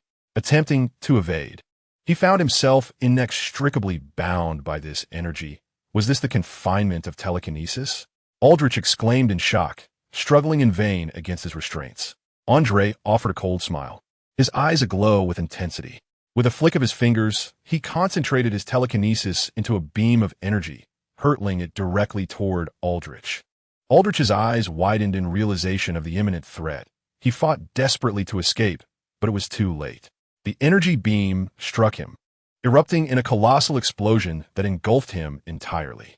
Andre then dispersed his telekinetic force. What? Aldrich's figure vanished amidst the explosion, leaving a battlefield shrouded in smoke. Andre remained vigilant, his gaze fixed intently on the site of the blast, his heart brimming with caution. Suddenly, a shadow shot forth from the haze, its speed nearly imperceptible. The shadow swiftly reached the fleeing Pepper Potts in her iron armor, as Aldrich materialized, seizing the armor with astonishing strength, ripping it apart to drag Pepper from within. Ms. Potts, why didn't you leave? Andre's expression darkened as he immediately sensed the danger, yet he was too late to intervene. You stayed because of Star Tower, didn't you, Pepper Potts? Aldrich mocked, gripping her tightly. Release Ms. Pepper. A mechanical voice emanated from the armored suit, evidently controlled by artificial intelligence. Several other steel armors abruptly materialized around Aldrich, activating their weapon systems and aiming at him. Andre soared into the scene, his gaze firmly fixed on Aldrich while also acknowledging the looming threats surrounding him. Let me go. Pepper Potts cried out with all her might, struggling to break free from Aldrich's grasp. It seems I must retreat for now. Aldrich sneered, choosing not to linger. With a sudden burst of intense flame from his other hand, he unleashed a torrent toward the front, then vanished from the battlefield like smoke, swiftly carrying pepper pots away. Andre attempted to pursue, but was compelled to raise a telekinetic shield to shield himself. Pepper. Andre heard Tony Stark's voice, watching as he maneuvered the steel suit to continue the chase. Contemplating the situation, he realized that this adversary was far more formidable than their last encounter. The potency and control of the flames were considerably more troublesome. Could he be the mastermind behind this affair? Sensing an opportunity, Andre hurried toward the Umbrella Corporation. Chapter 88. The clash between Aldrich and Iron Man. Tony Stark piloted the armored suit, relentlessly pursuing Aldrich. His mechanical eyes honed in on the target, continuously calculating the optimal angles and timing for an attack.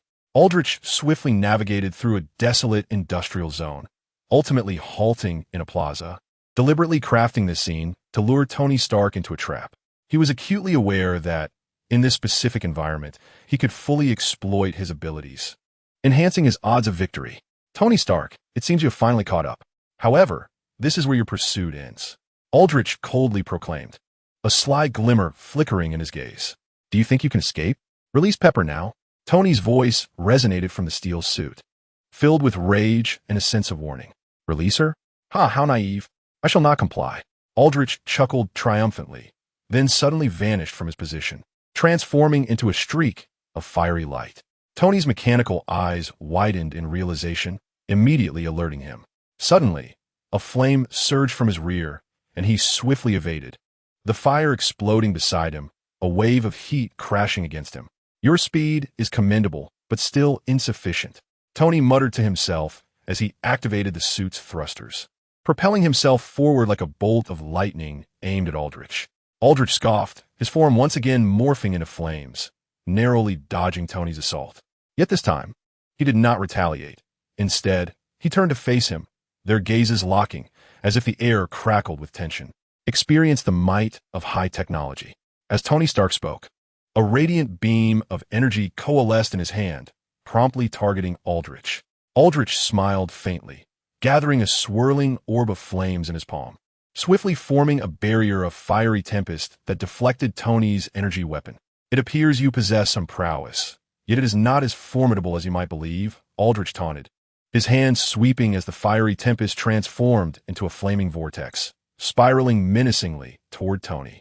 Undeterred, Tony's armor leaped into action, propelling him into the heart of the firestorm. His hands morphed into razor-sharp blades, expertly cleaving the vortex in twain. As the flames dissipated, Tony surged forth, his energy weapon once again aimed at Aldrich.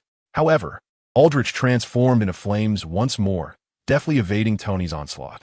The battle escalated to a fever pitch, the arena littered with traces of fire and radiant energy. They weaved in and out, their speed so swift that they became nearly indistinguishable. Do you only know how to evade? If you possess any true skill, confront me head-on, Tony shouted, unleashing a barrage of energy beams that forced Aldrich into retreat. Head-on confrontation? Very well. If you are so eager for demise, I shall oblige. Aldrich roared, his form igniting anew as he charged at Tony. Tony advanced boldly, his armor soaring to meet Aldrich's flames in a cataclysmic clash. Flames and energy intertwined in the air, erupting in a dazzling display that enveloped the entire plaza. The two engaged in close combat, each blow resonating with palpable force, their energy weapons and fiery fists intertwining, each collision triggering intense waves of energy. They grappled in the air, their velocity rendering it difficult to discern one from the other. Do you truly believe yourself the victor? Tony's voice emanated from his armor as his fist transformed into an energy hammer, crashing down toward Aldrich. To contend with you, I have labored tirelessly, conducting rigorous training day and night. Aldrich retorted with a cold smirk, swiftly conjuring a massive fireball in his palms, aimed squarely at the energy hammer before launching it with great force. The fireball collided with the energy hammer, unleashing even more ferocious energy waves that distorted the surrounding air. Now, that is more like it, Tony replied with a calm smile, his suit's thrusters flaring to maximum power as he barreled into the energy waves, his hands slicing through, splitting the fireball asunder. Yet, in that fleeting moment, Aldrich's figure vanished without a trace. Tony, sensing danger, scanned his surroundings, but found no sign of his opponent. He has managed to disappear without a sound? Tony's heart raced, his mechanical eyes scanning intently, ready for Aldrich's sudden assault. Suddenly, a flame surged from behind him. Tony quickly sidestepped, the fire exploding beside him and scorching the ground beneath. "You are indeed cunning, but that trick will not work on me." A sardonic smile curled at the corners of Tony's lips as he recalibrated his energy beam weapon, once more aiming it at Aldrich. Undeterred, Aldrich's eyes sparkled with mockery, fully aware that this battle was merely in its infancy. His form ignited in flames as he resolutely charged towards Tony Stark. With a resounding crash, the two collided. Aldrich staggered back, establishing himself in the plaza, his gaze coldly fixed upon the iron suit controlled by Stark. Beneath him, the ground began to rise, revealing peculiar devices that emanated a faint blue glow, clearly the product of advanced technology. "Ah, it appears you are well prepared. However, do not presume that such trivial tricks can subdue me." Tony Stark's voice resonated from within the suit, brimming with confidence. Aldrich offered no reply. His demeanor hardened as he suddenly swung his arm, summoning a tempest of flames that engulfed the entire plaza. Within the fiery maelstrom, the blue devices transformed, emitting a subtle humming sound before unleashing an immense wave of energy. This energy pulse possessed a unique frequency and vibration, seemingly engineered specifically to counter Stark's iron armor. Tony, within the armor, sensed something amiss. His mechanical eyes widened, triggering his defense systems. Yet, he soon realized that this energy wave interfered with his systems, dulling his reflexes. "What in the world is this?" Unease tinged Tony's voice as he maneuvered his mechanical arm in an attempt to break free from the energy's grip. It proved obstinately resistant. "Jarvis? Jarvis?" Despite Tony's urgent calls, Jarvis remained unresponsive. Aldrich chuckled darkly, aware of the device's capabilities. They were meticulously crafted to disrupt and neutralize Stark's iron suit. Without hesitation, he surged towards the incapacitated Tony. "Allow me to demonstrate what true power entails." Aldrich's fists ignited into fiery projectiles, striking forcefully against the suit's chest plate. The suit emitted a dull thud as Tony felt an overwhelming force slam into him, sending him staggering backward. The energy pulse seemed to sap his defenses, rendering him increasingly vulnerable. Aldrich, relentless, seized the opportunity to intensify his assault, darting around the suit like a flame-wreathed specter, delivering blows to the helmet and then violently crashing into the suit's abdomen. Stark's armor began to show visible cracks, the energy shield flickering as it struggled to withstand Aldrich's onslaught. Realizing he must extricate himself from this energy disruption swiftly, lest the battle turn dire, Tony gritted his teeth. "Damn it, I need to find a way to counter this interference." His mechanical eyes raced through calculations, seeking a vulnerability. Meanwhile, Aldrich intensified his offense, his form shifting between solid and ephemeral, making him an elusive target for Tony. The fiery fists continued to strike relentlessly, each blow unleashing tremendous destructive power, causing more and more fractures on the battle armor. On the battlefield, flames erupted, and energy fluctuations surged ceaselessly. The structures in the square collapsed under the fierce clash between the two combatants. Aldrich, harnessing the environment, transformed into flames, weaving through the ruins, sometimes emerging from below, other times diving from above, launching relentless and fatal assaults. Conversely, Tony Stark found himself in a defensive position, continuously fending off Aldrich's attacks while attempting to free himself from the constraints of the energy waves. His mechanical eyes scanned incessantly, searching for a means to disrupt the devices, while his body grew increasingly frail. However, Tony finally discovered a countermeasure. By adjusting the frequency of his armor's energy output to align with that of the unique wave emitted by the blue devices. This was no mere game.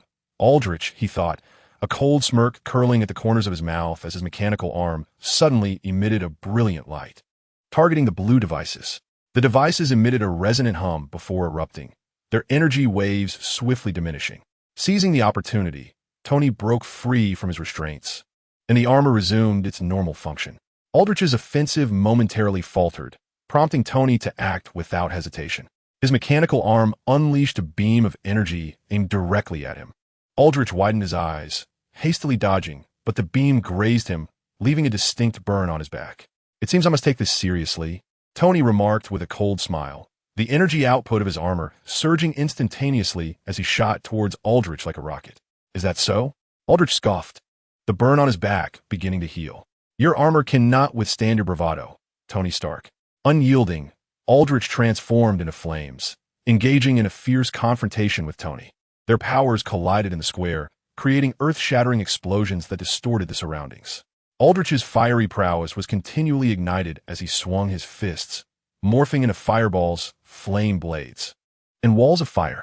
Tony Stark, however, capitalized on the agility of his armor, dodging aloft and employing energy beams for ranged attacks. Yet with a resounding boom, Aldrich charged forward, his fiery fist striking the helm of Tony's steel armor. The facial plating shattered, revealing Tony's bloodied visage as he was sent flying. After delivering a powerful punch, Aldrich exhaled a torrent of flames, instantly scorching the grass beneath him. Chapter 89. Liquid symbiotic armor. Tony Stark, along with his iron armor, crashed to the ground, dust swirling around the square. His facial armor lay in ruins, exposing his anxious expression, while blood trickled down his forehead, leaving a vivid crimson mark on the mechanical apparatus. Aldrich approached Tony Stark, his gaze cold and piercing, penetrating the damaged armor to reveal Tony's face.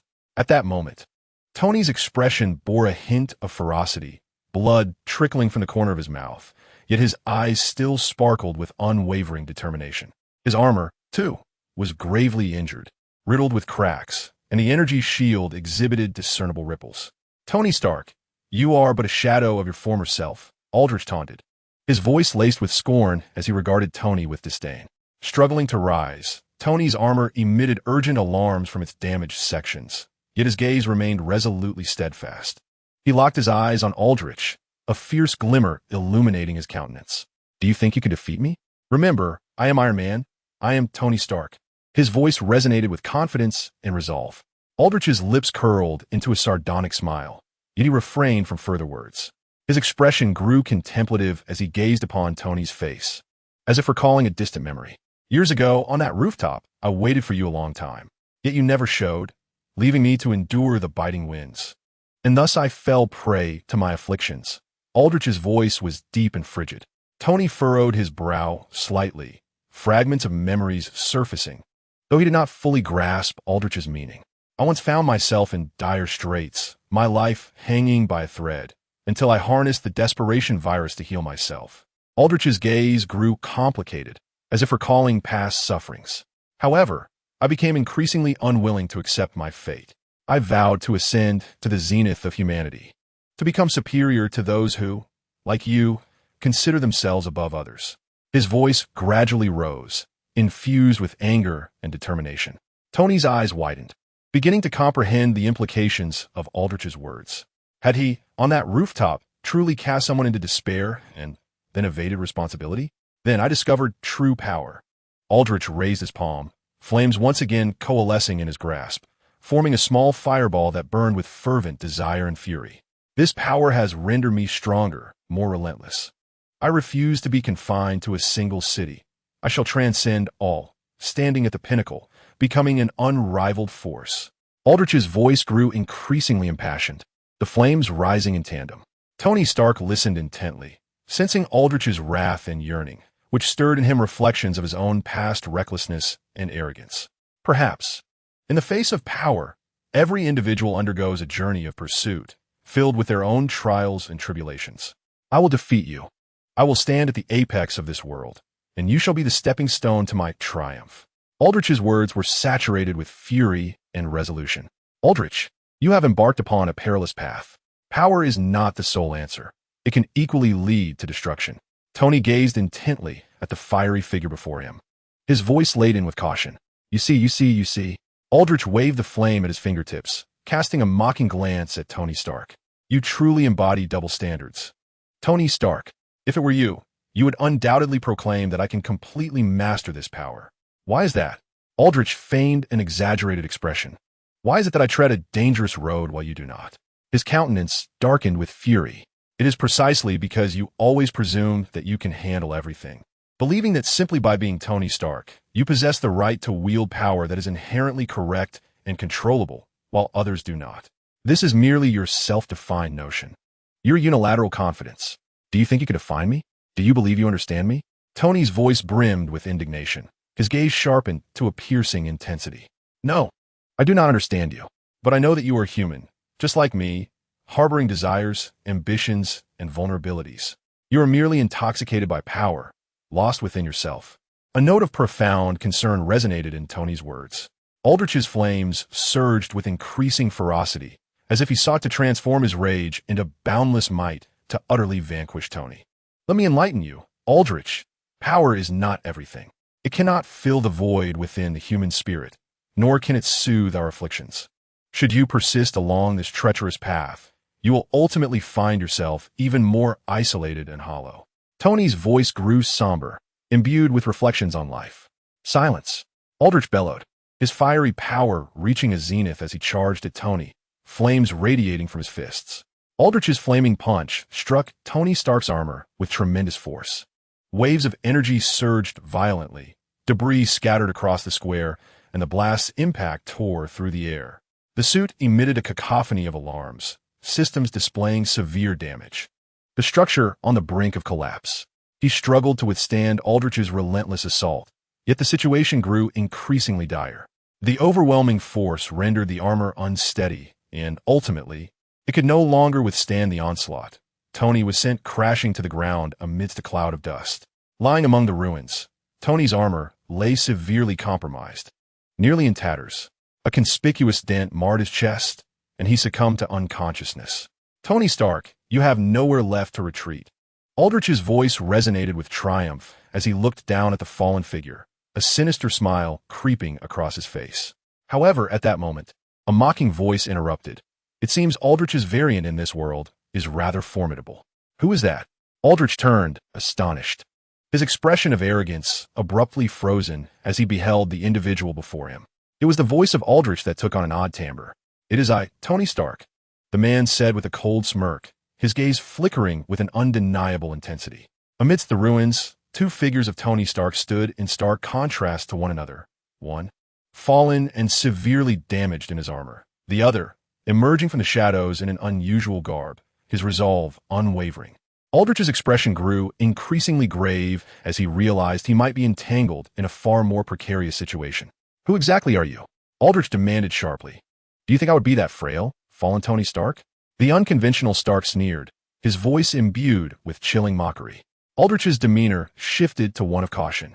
He could sense that this Stark bore a stark distinction from the one he had previously encountered. This Tony emanated an extraordinary aura, seemingly more resolute, merciless, and imbued with a dark power. As long as you are Tony Stark, you are my adversary, Aldrich proclaimed with fervor, his fiery prowess igniting once more, enveloping him in a dazzling flame barrier before he charged forward. The extinction virus? It appears to be laced with something else, truly intriguing. Tony Stark remarked with a sly smile, then added mockingly, let us engage in this little game. He raised his right hand, forming a fist.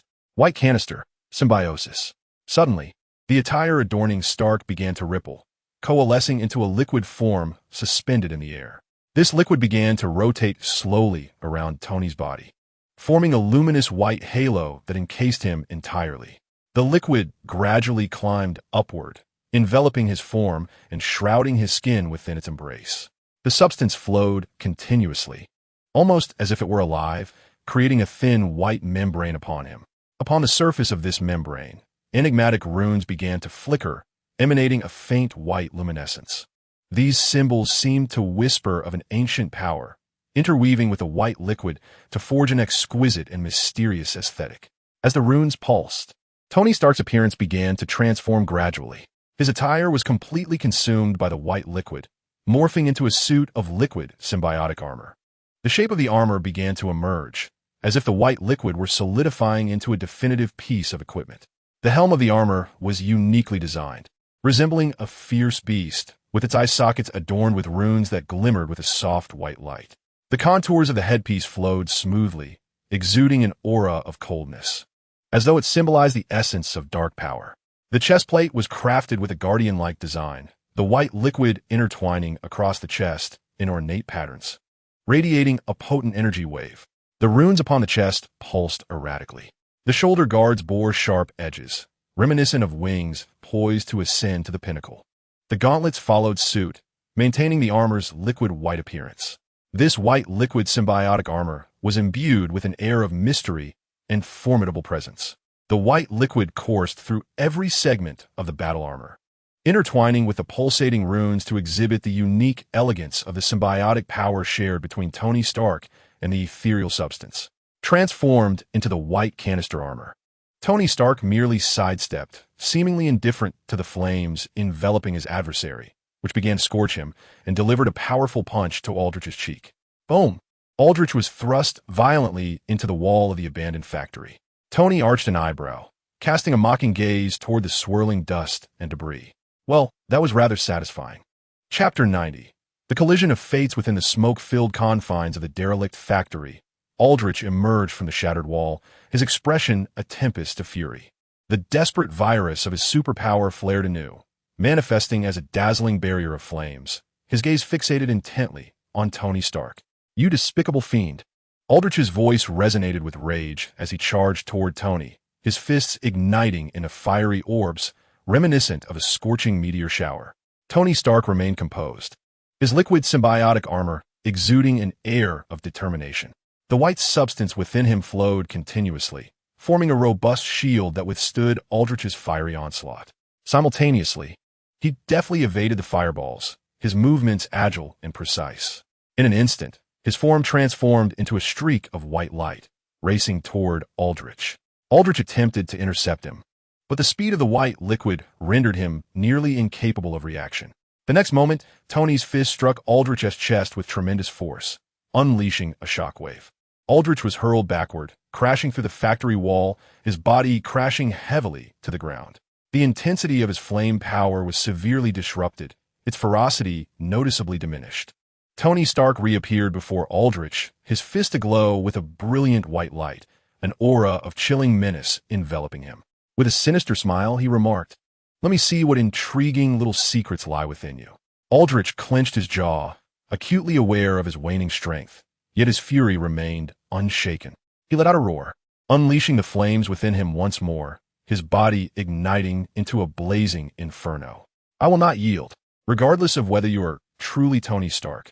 I shall prove to you that I possess the power to control all of this, to become an unrivaled force." Aldrich's voice resonated with unwavering conviction. Tony Stark observed Aldrich with a calm demeanor, a hint of mockery and exasperation flickering in his eyes. It appeared that the defeated from another realm harbored significant obsession. "Yet, should you persist in this manner, I shall demonstrate that my power eclipses yours." Tony's voice brimmed with arrogance as he once again amassed energy, the white liquid coalescing upon his fist to form a radiant sphere of light. His fist swung downwards, the luminous orb spinning with great velocity, imbued with destructive power as it hurtled towards Aldrich. Aldrich exerted all his strength to resist, unleashing the entirety of his fiery might. Yet under the impact of the white sphere, his flames were utterly dispersed, and his body was sent flying by the tremendous force. Aldrich crashed heavily to the ground, his form enveloped in dust, seemingly unable to rise again. Tony Stark stood his ground, his white symbiotic armor emanating a faint glow, his gaze filled with arrogance and mockery. A defeated opponent is merely a defeated opponent. Ultimately, they succumb to their own shortcomings, not at the hands of Tony Stark. The white-armored Tony Stark felt immense dissatisfaction with Aldrich's defeat in this reality. To think he could not even vanquish such a foe was truly pathetic. He cast his eyes upon the unconscious Tony Stark, disregarding Aldrich entirely, and made his way towards the fallen figure. "So let me assume the mantle of Tony Stark in this world." A cruel smile spread across the white-armored Tony Stark's face as he gathered a surge of white energy in his hands. A rush of wind accompanied a sharp sound. "Huh!" Just as the white-armored Tony Stark turned his head, he was met with a powerful kick to the face. Boom! The white-armored Tony Stark was sent flying, crashing into the waste factory, stirring a cloud of smoke. Master Gu had been pressed for time. Nathan Hawke, adjusting his suit and tearing off his tie, appeared on the scene. Amidst the smoky atmosphere of the waste factory, the silhouette of the white-armored Tony Stark re-emerged from the haze. His gaze was fixed intently on Nathan Hawke, his eyes brimming with lethal intent. Standing amidst the ruins, The white liquid surrounding him flowed continuously, exuding an overwhelming sense of pressure. A sinister grin crossed his face as he sensed the formidable aura emanating from Nathan Hawke. This was no ordinary adversary. Nathan Hawke regarded the white-armored Tony Stark with calm composure, his expression revealing a hint of indifference and resolve. Dressed impeccably in a sharp black suit, he stood in stark contrast to the dilapidated surroundings of the factory. His presence was formidable, akin to that of a being perched atop the pinnacle of the world. "Who are you?" the white-armored Tony Stark inquired darkly, fixing his gaze upon Nathan Hawke. "Nathan Hawke, have you heard of my illustrious name, the Tony Stark from another multiverse?" Nathan Hawke introduced himself with poise. "Huh?" The white-armored Tony Stark raised an eyebrow. "Nathan Hawke, the Nathan Hawke of the Hawke Group?" The variant of the foolish, rotund figure regarded Nathan Hawke with mild surprise, having never anticipated that he would encounter the variant of the very Nathan Hawke from his own world.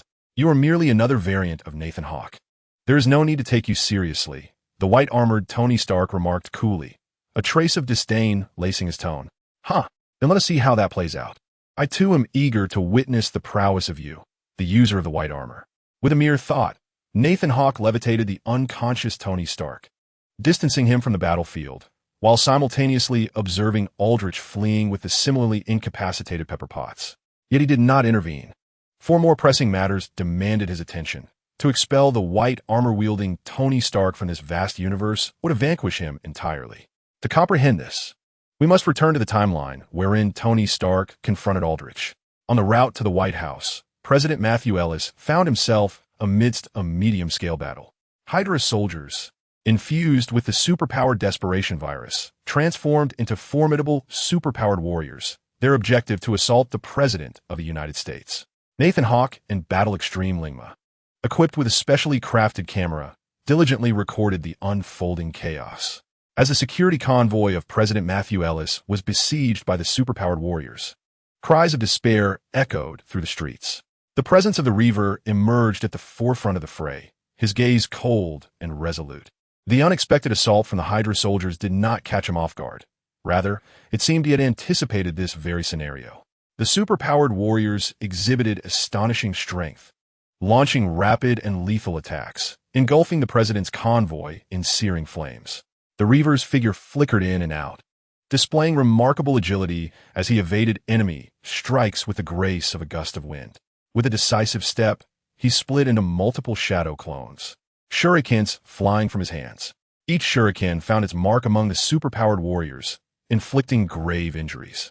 Yet, alarmingly, the wounded soldiers began to exhibit signs of self-healing. With a piercing gaze, the Reaver unleashed the shadow technique. Shadow clones. The clones simultaneously executed the shadow technique, transforming shurikens into silvery beams of light, weaving a lethal rain of blades. The superpowered warriors desperately attempted to evade, yet several fell, succumbing to the crimson pools that formed around them. In an instant, the Reaver vanished, reappearing with astonishing speed amidst the superpowered warriors, his sword glinting ominously. His techniques were both skilled and deadly as he darted across the battlefield, each swing of his blade causing the superpowered warriors to fall, blood blossoming around them. He severed their last breaths. The shadow clones transformed into a torrential downpour of blades, encircling the remaining superpowered warriors, invoking the shadow technique, Demon Slash. In that moment, the battlefield was permeated with the stench of a gruesome slaughter, the anguished screams and cries of the superpowered warriors resonating throughout. Nathan Hawke and Battle Extreme Lingma remained focused on the camera, unwilling to miss a single detail. The Reaver's combat movements were both striking and fierce, each strike akin to the scythe of death, wielding the power of annihilation. Boss, the Reaver's performance is impeccable. However, the opposing warriors seem to be quite formidable as well. Such combat prowess, remarkable indeed, Battle Extreme Lingma remarked, licking his dry lips. The Reaver dodged the flames and surged into the fray. The number of superpowered warriors in dire straits continues to dwindle, and they begin to sense despair. GS movements grow increasingly fierce as he ruthlessly eradicates his foes, one superpowered warrior after another falling beneath his blade. Eventually, only a solitary superpowered warrior remains on the battlefield, trembling in place, unable to withstand GS' overwhelming force. Jia's gaze is cold and indifferent as he slowly raises his sword, its edge gathering dark energy. Annihilation, Jia utters with a low growl, the blade slicing through the air like black lightning. Appearing beside the superpowered warrior, the latter emits a piercing scream before being engulfed by flames. Vanishing into nothingness on the battlefield, Jia stands upright, casting a glance at the lifeless bodies strewn across the ground, his figure gradually fading away. As the battle concludes, Nathan Hawk instructs Ji Lingma, prepare for collection. Just as Ji Lingma responds affirmatively, a sound akin to shattering glass reverberates in Nathan Hawk's eardrums. Shortly thereafter, Master Gu E. Nathan Hawk calls out respectfully to the empty scene. After a prolonged silence, a deep, gentle voice imbued with mystery and wisdom resonates. Long time no see. Gui, embodying a unique charm and authority, possesses an elegant visage and profound eyes. His hair has turned silver, yet his skin exudes an ancient luster born of time. Though aged in appearance, his posture and demeanor convey an extraordinary strength and an inner vitality. Clad in a flowing robe adorned with exquisite magical patterns, he dons enigmatic ornaments, including necklaces, bracelets, and rings. The magic of Keru has summoned a child of destiny into our universe. I hope you, as the candidate Supreme Sorcerer, will intervene. Gu-E states directly. Chapter 91. Nathan Hawk and White Canister Tony Stark Keru. Nathan Hawk recalls this name vaguely from his previous research on Gu-E. He remembers an individual named Keru associated with him, a fellow practitioner of magic who ultimately became trapped in a multiversal dimension for unspecified reasons. Time is of the essence. We must prevent another universe's Tony Stark from replacing this world's Tony Stark, lest the fates of both intertwine. And I cannot foresee what actions this alternate Tony Stark might take. Gu-E, merely gazing at Nathan Hawk, discerns the question about to escape his lips. I will not intervene, nor can I. It is solely you. Gu-E fixes his gaze upon Nathan Hawk and raises his hand, conjuring a portal. Very well. Nathan Hawk shrugs, adding, but you might want to seek another for the position of Supreme Sorcerer. Back at the scene, the figure of White Canister Tony Stark suddenly vanishes, only to reappear in Nathan Hawk's line of sight with astonishing speed, akin to a flash of lightning. Nathan Hawk did not rush into action. His gaze was intense as he attuned himself to the energy fluctuations of the White Canister, Tony Stark. As the adversary approached, a thought crossed his mind, and a transparent barrier, formed by his telekinetic prowess, materialized before him. Tony Stark struck suddenly, unleashing a beam of energy that surged directly towards Nathan's face. A flicker of determination flashed in Nathan's eyes as he extended his palm, the transparent barrier standing firm against the oncoming beam as if it were a solid object. The beam collided with the barrier, producing a piercing sound, yet the shield remained unyielding, steadfast as a rock.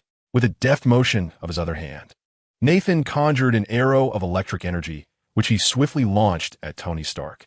The liquid armor of Stark's body flowed seamlessly, allowing him to deftly evade the electric projectile, while simultaneously conjuring a sphere of flame in his hand. The flames danced and coalesced into fireballs, which he hurled towards Nathan with great speed. Nathan's gaze sharpened, and he nimbly dodged the barrage of fireballs, his agile form darting across the battlefield like a gust of wind. Tony Stark transformed into a streak of light, lunging once more at Nathan, his hand wielding an energy beam that whistled through the air. Nathan's expression darkened. He seemed to merge with the atmosphere, gliding sideways as the beam narrowly missed him. He then summoned electricity to his hand, unleashing arcs like lightning that directly targeted Tony Stark. With a swift twist, Stark's liquid armor adapted, the electric strike impacting his surface and sending sparks flying. He retaliated by conjuring another fiery projectile, which he hurled at Nathan, igniting the air into a sea of flames that forced Nathan to retreat. In a moment of focused intent, Nathan vanished into the inferno, reappearing on the other side of the flames. With his palm outstretched, he formed a telekinetic field that rapidly expanded, halting the spread of fire. Undeterred, Tony Stark summoned yet another energy beam, this one more formidable than its predecessors. The beam sliced through the air, rushing towards Nathan with relentless vigor. With a raised brow, Nathan did not hesitate to employ his telekinesis once more, erecting a transparent barrier that intercepted the energy beam. In a violent clash, the beam erupted against the shield, creating brilliant sparks, yet it could not advance an inch further. Seizing the moment, Tony Stark unleashed a series of energy beams that crisscrossed in a web of fire, ensnaring Nathan within. Nathan's gaze sharpened as electric energy surged around him, forming a protective shield that met the onslaught of intersecting beams. Sparks flew, and the energy fluctuations reverberated, causing the factory ruins to tremble under the weight of their battle. Nathan, undaunted, commanded the electric shield with his telekinesis, deflecting the energy beams coming from various angles. Simultaneously, he quickly conjured arrows of electric energy, launching them one after another in search of a chink in Tony Stark's armor. The white-armored Tony Stark's liquid battle suit continually transformed, at times as solid as iron, at times flowing like water, occasionally igniting into flames and releasing beams of energy. His assaults crashed down like monumental waves, leaving Nathan Hawke no respite. He coalesced an energy sphere, flicking his finger to instantly expand it, sending it rolling towards Nathan Hawke. This individual was far more formidable than the cinematic version of Tony Stark, Nathan Hawke mused. With a surge of determination, Nathan Hawke unleashed his viral power without hesitation. His physique rapidly swelled, morphing into a muscular giant, an embodiment of immense strength. With a thunderous roar, he unleashed a mighty punch, the force of which shattered the energy sphere with devastating might. Tony Stark's expression shifted subtly. He had not anticipated such formidable power from Nathan Hawke. No longer underestimating his opponent, the battle entered a new phase. Tony Stark concentrated his liquid armor to create an exceptionally compressed fireball, flames swirling in his palm, forming a sphere of searing energy. With a swift motion, he hurled the fireball towards Nathan Hawke, its speed reminiscent of a meteor streaking through the night sky. Nathan Hawke, with a firm stomp, channeled his telekinetic prowess into the ground, causing his body to slide rapidly to the side as the fireball zipped past him, incinerating a section of debris in its wake. Boom! Tony Stark pressed on with his offensive, the liquid armor swirling to form a razor-sharp blade. He stepped forward, accelerating with lightning speed towards Nathan Hawke. The blade sliced through the air, producing a piercing whistle, aimed directly at Nathan Hawke's vital points. In response, Nathan Hawke summoned an electric energy that coursed over his body, manifesting as a protective armor of electricity. When Stark's blade struck the electric shield, it erupted with a cacophony of sparks, yet failed to inflict any tangible harm. Immediately, Nathan Hawke raised his palm, releasing arcs of electricity that shot directly towards Stark's chest. In an instant, Tony Stark altered his strategy, the liquid armor solidifying into a robust shield that he positioned before him.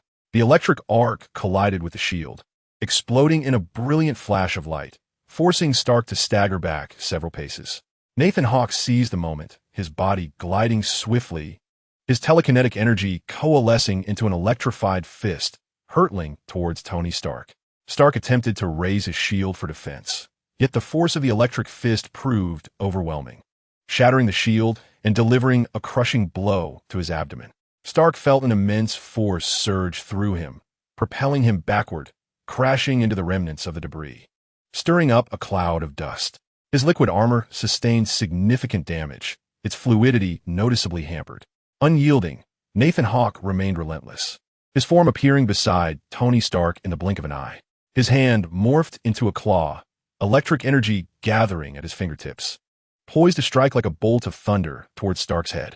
In a moment of urgency, Tony Stark, encased in his white liquid armor, transformed it into a fiery embodiment, striving to erect a formidable wall of flames to thwart Nathan Hawke's assault. However, the electric claws collided with the flames, producing a cacophony of explosions as fire and electricity entwined, giving rise to a tumultuous energy storm. Amidst this chaos, Nathan Hawke's silhouette gradually materialized, his arm raised, pulsating with electrical energy, prepared to unleash a more potent attack. Tony Stark, though momentarily stabilized by the protective flames of his armor, felt an unprecedented weight bearing down upon him. At the eye of the storm, Nathan Hawke's gaze deepened with a calm intensity as he grasped the surging electric energy. Arcs of power danced at his fingertips, coalescing into a brilliant sphere of electricity that radiated an ethereal glow.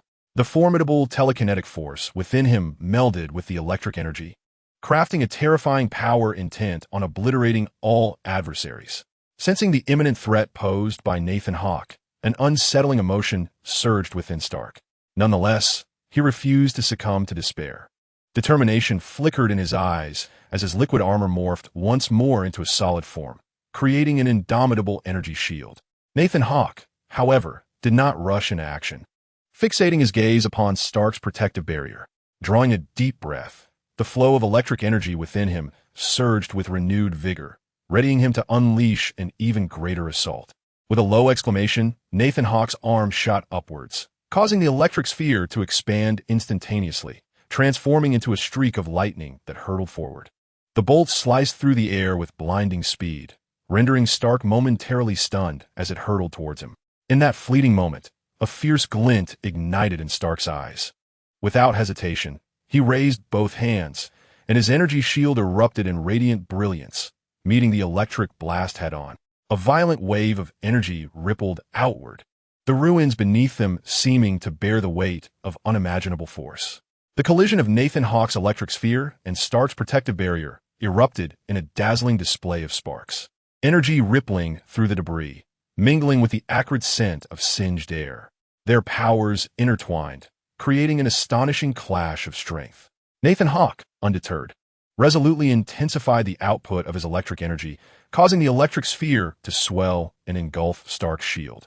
The intensity of their energy collision escalated, warping the very fabric of space around them. Tony Stark sensed the instability of his energy shield.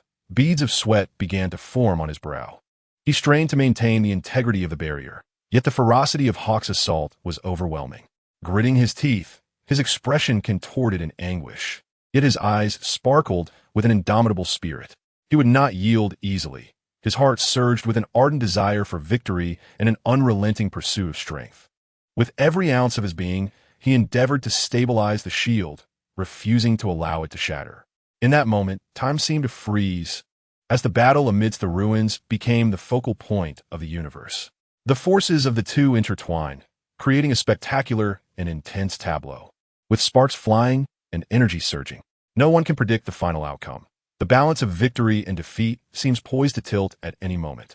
In the explosive clash, the ruins tremble violently, enveloped in a cloud of dust. As the thick smoke gradually dissipates, it reveals a scene ravaged by battle, unrecognizable in its devastation. Nathan Hawke and Tony Stark stand at opposite ends of the wreckage, their gazes locked in fierce confrontation, radiating murderous intent.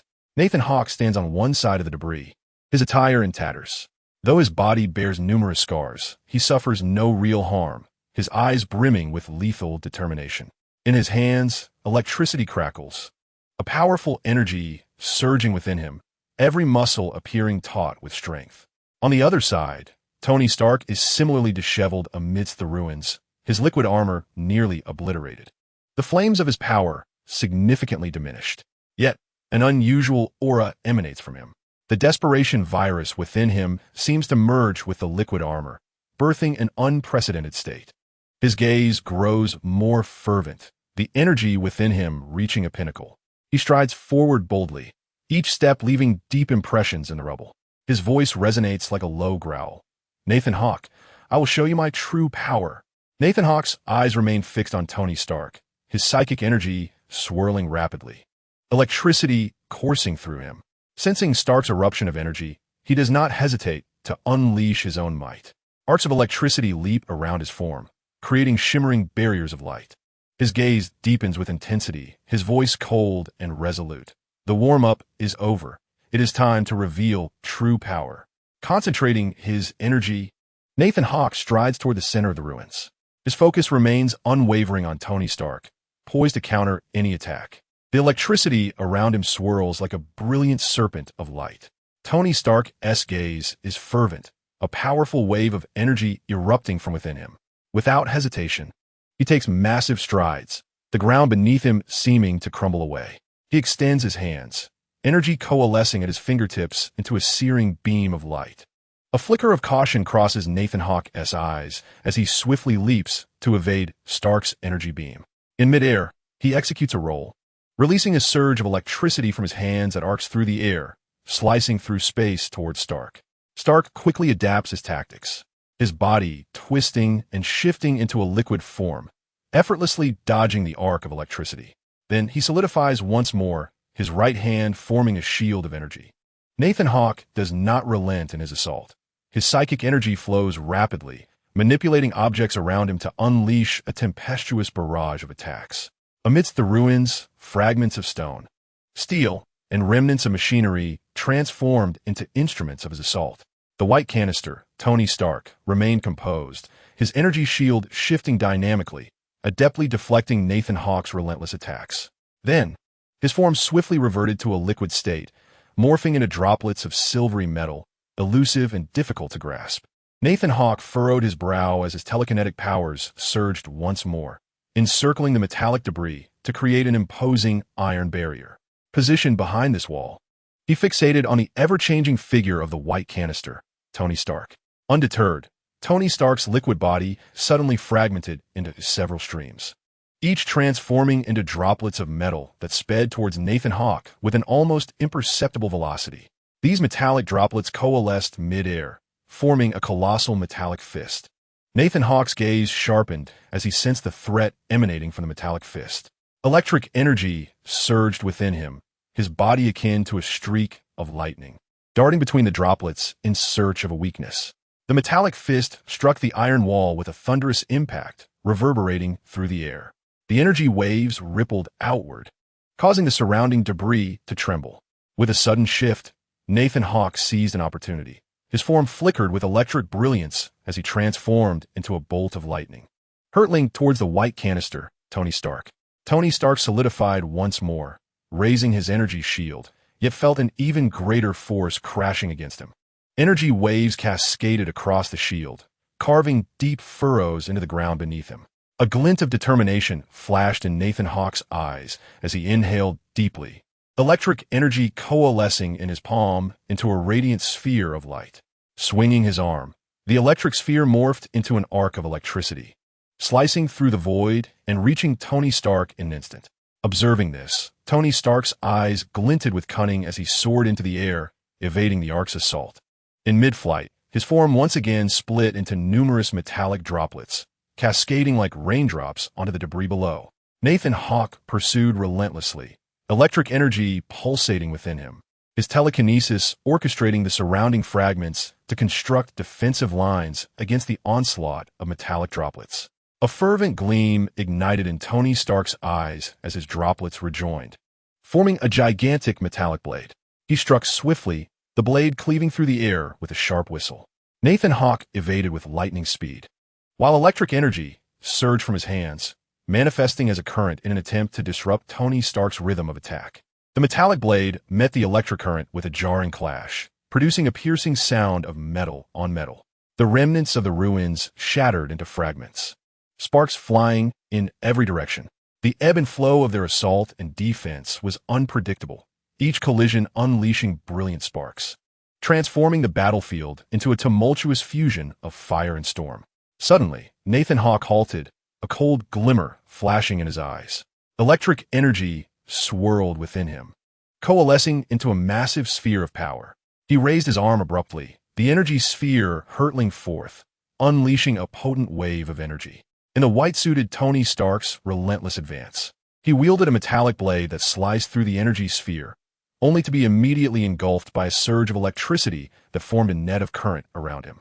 His liquid armor swirled once more, striving to break free from its constraints, yet the current net ensnared him tightly, leaving no respite. Nathan Hawke's gaze was icy, and he mercilessly increased the output of the current, injecting energy into the net, which manifested into a colossal electromagnetic field. The metallic droplets of Stark's suit were drawn and contorted by the field, producing a cacophony of metallic clashing sounds. Witnessing Stark ensnared, Nathan Hawke acted without hesitation, his body darting through the electromagnetic field like lightning, rapidly approaching Stark. His arm transformed into a flash of electricity, aimed directly at Stark's heart. A flicker of determination, fury, and fear flashed in Stark's eyes as the fusion of the dire virus and his liquid armor seemed to ascend to an unprecedented level. A silvery metal pattern emerged on his body, forming an indomitable armor. The clash of electricity against the metallic armor erupted in a blinding brilliance. Nathan Hawke exerted all his might in an attempt to tear through the armor, while Stark stood resolute, the metallic droplets surrounding him seemingly providing additional support. The sounds of their battle resounded like thunder, intertwining their powers and unleashing astonishing waves of energy. The ruins trembled beneath their conflict, as if on the verge of collapse. The entangled forces propelled both warriors backward. Stark's form carved deep furrows in the ground before he regained his footing, poised for a final strike. Nathan Hawke soared through the sky, telekinesis activated, his feet leaving the ground as he sensed the surge of electricity within him, transforming his body into a living arc of electricity, rapidly traversing the ruins with outstretched arms. Electricity surged in his palms, coalescing into two brilliant bolts of thunder. His gaze fixed intently on Stark's metallic armor, brimming with resolve and power. It was the end. Stark felt the sudden threat loom over him, his heart plunging into panic. In that moment of life and death, his thoughts raced back to the instant he became the white-suited figure, to his relentless pursuit of greater power. Yet, everything seemed minuscule now. His ambitions and desires appeared fragile in the face of Nathan Hawke's overwhelming strength. The electric impact struck like a thunderbolt in Nathan Hawke's hands. Akin to twin swords of lightning, directly struck Stark's armor. The metal screeched under the electric assault, and then the energy pierced through the armor, driving straight through Stark's chest. Despair flickered in Stark's eyes as he felt the searing pain and devastation brought by the electricity. In his final moments, a profound sense of regret and helplessness surged within him. Perhaps he had missed too much, consumed by the pursuit of power, yet losing sight of what truly mattered. No, in my dire predicament, the virus of despair and my symbiotic liquid battle armor stand as an invincible force.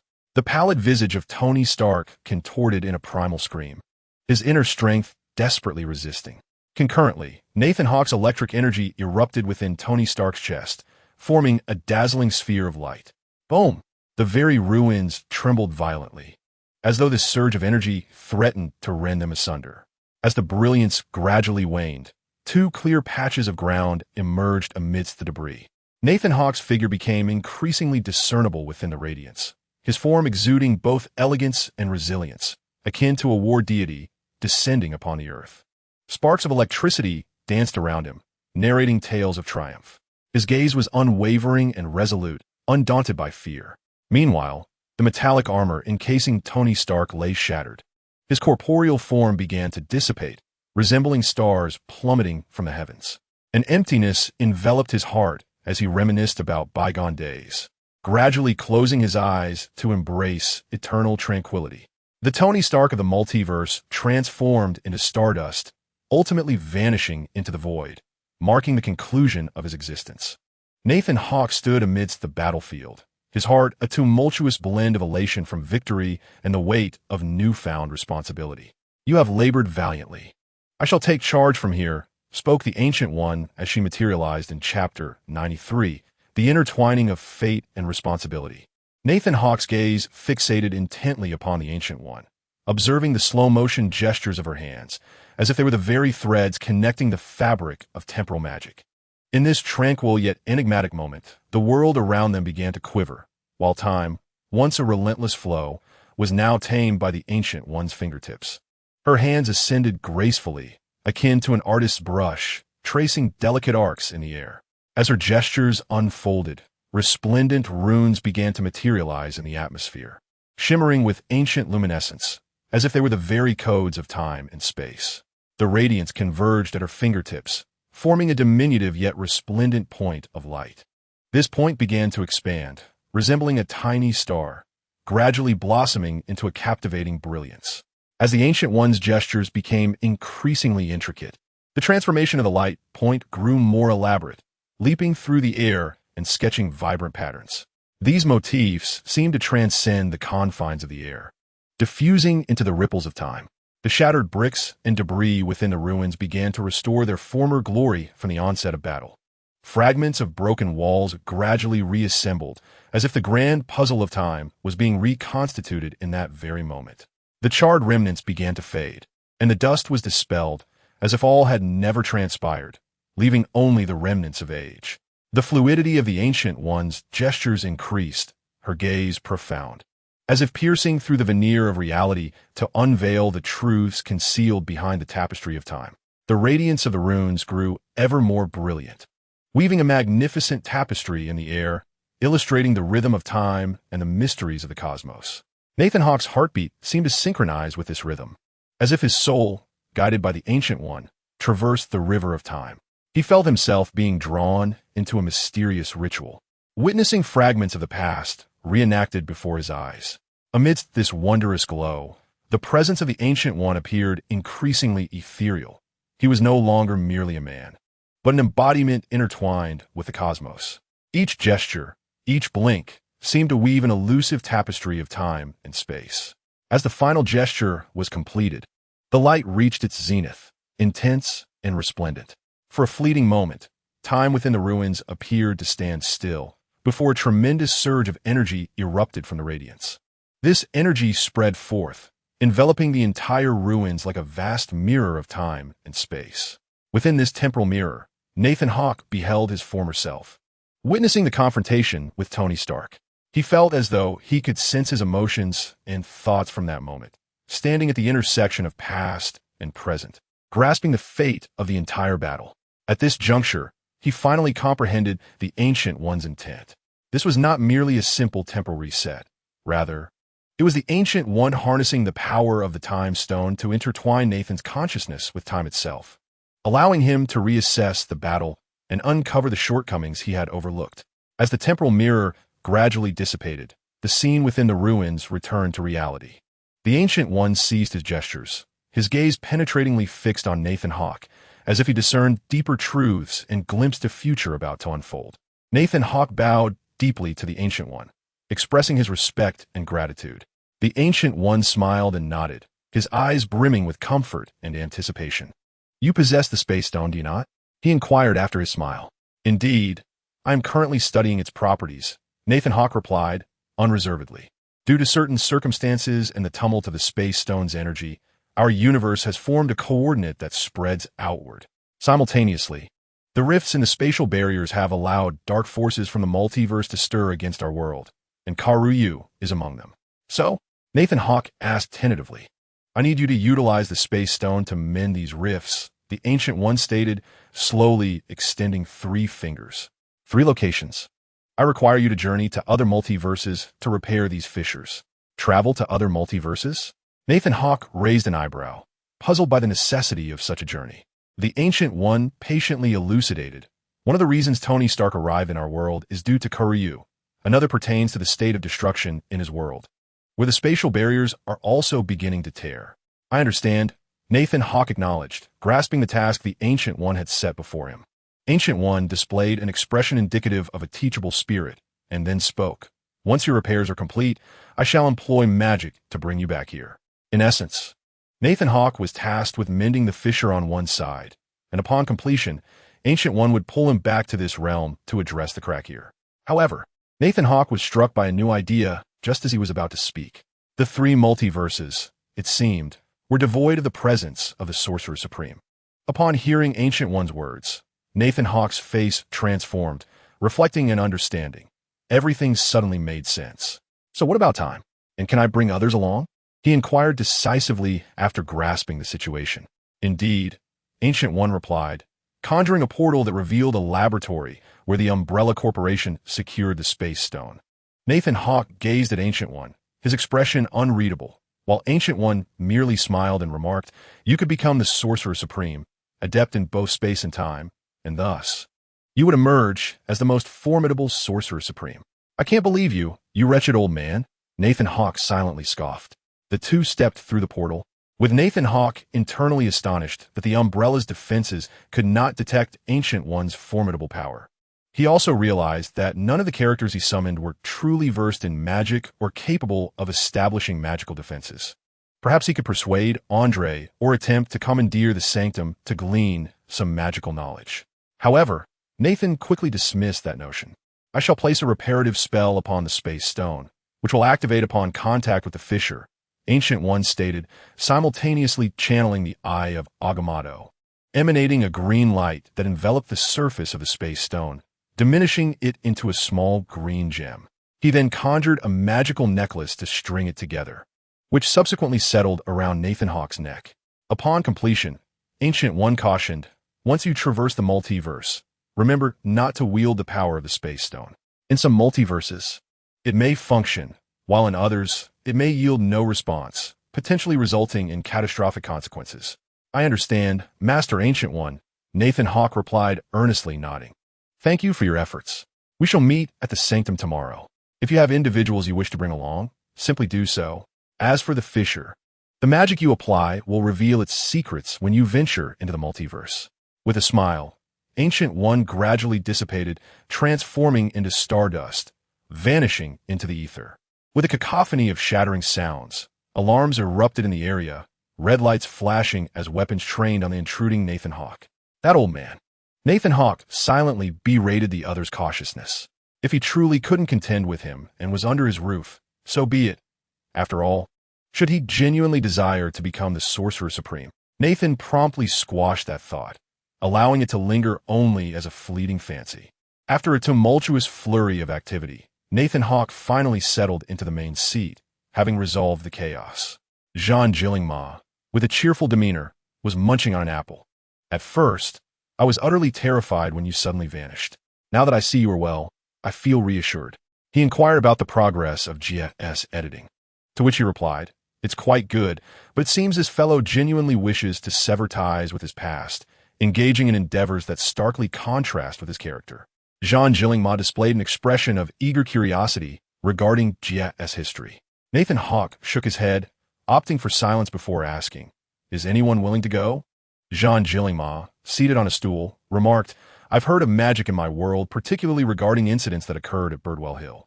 As for those who wish to go, they have privately inquired about your stance. If you're not in a rush, they have no intention of proceeding. Nathan Hawke remained silent, instead tapping his fingers on the table. Clearly, they possessed some discernment. After contemplation, Nathan decided against allowing them to accompany him, choosing instead to focus on honing his own abilities. Following his encounter with White Canister Tony Stark and the small favor granted by Ancient One, Nathan became acutely aware of his numerous shortcomings. Although he defined himself as a prominent figure behind the scenes, it was imperative to earnestly enhance his strength and combat skills to establish authority before this assembly of summoned antagonists. This was reality. He could not emulate protagonists from other American comics who merely react without thought. Nathan aspired to be a person of substance.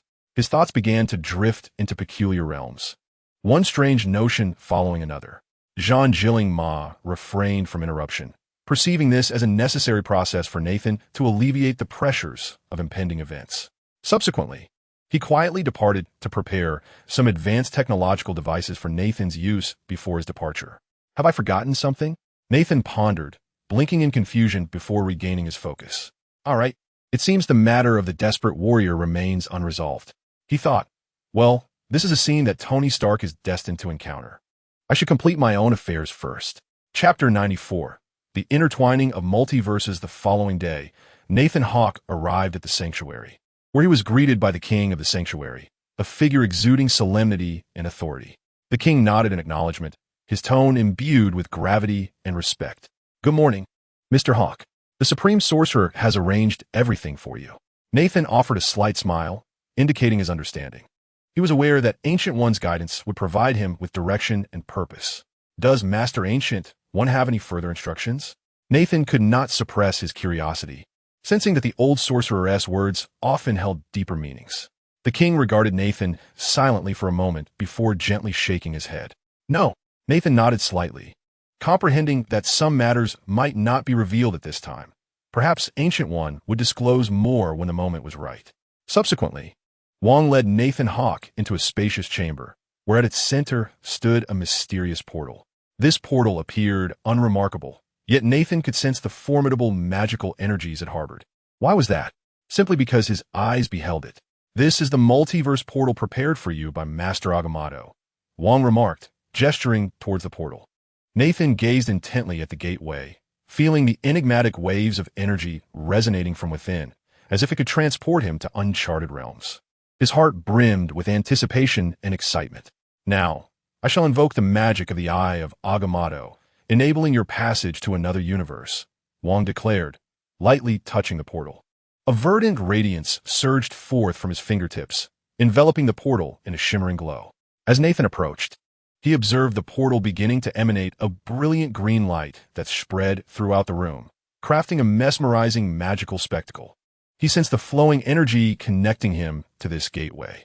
Then, Wong commenced an incantation, ancient spells cascading from his lips, as the light danced around the portal like resplendent fireworks illuminating the night sky. Under Wong's incantation, the portal's brilliance intensified, warping the very fabric of space, as if it were a gateway to boundless worlds. Nathan felt the atmosphere around him shift, as if time and space were bending at that moment. The light crescendoed to its zenith, engulfing the entire chamber in a dazzling green glow. Nathan sensed his body begin to quiver gently, as though he were on the brink of stepping into an entirely new realm. At last, amidst a brilliant flash of light, the scene before the portal transformed dramatically. Nathan found himself immersed in an unfamiliar and enigmatic environment. In this strange and mysterious setting, Nathan perceived an ambience starkly different from his own world.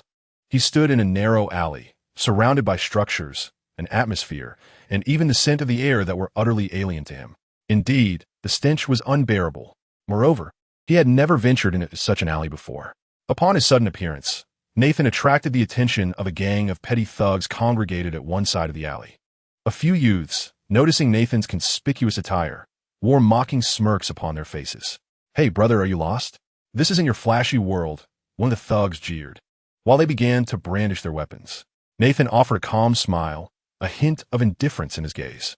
Though he was generally affable, he would not shy away from provocation. "The manners of these locals are quite lacking," he mused, shrugging lightly. In a flash, he conjured a surge of telekinetic energy that struck precisely, disarming one thug's iron rod with surgical accuracy. The iron rod was instantly shattered, causing the small-time thugs to change countenance. They sought to react, only to find Nathan Hawke had already teleported before them. Just a little amusement. A stroke of fortune in this world, he mused. In an instant, Nathan Hawke's figure flickered like lightning.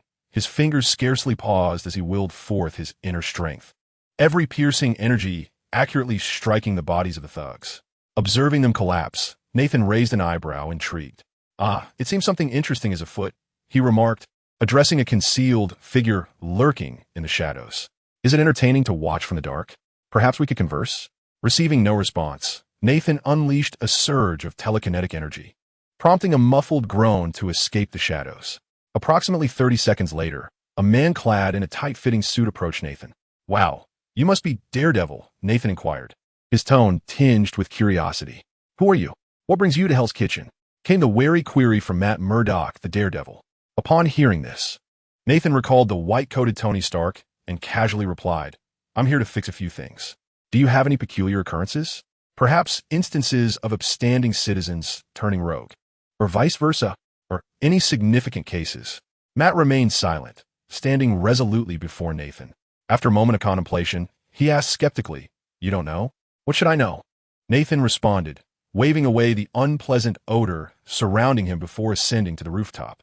Matt's lips twitched, clearly suppressing his astonishment. Upon reaching the rooftop, while unable to discern Nathan's expression, Matt sensed the ease and tranquility emanating from him. "Is Kingpin still the one in charge of Hell's Kitchen? Have you crossed paths with him?" Nathan inquired, glancing back at Matt. Matt shook his head in response. "You truly are unaware." "Really?" Nathan's interest piqued. "Do tell." "I am suddenly intrigued. Kingpin is dead.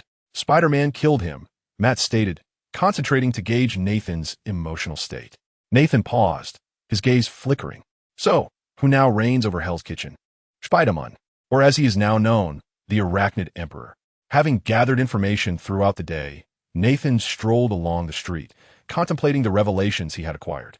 He had not anticipated that this world-S Spider-Man had lost both his Aunt May and Mary Jane. According to Matt S. Intel and Nathan S. own findings, this world-S Peter Parker had succumbed to darkness following the deaths of his loved ones.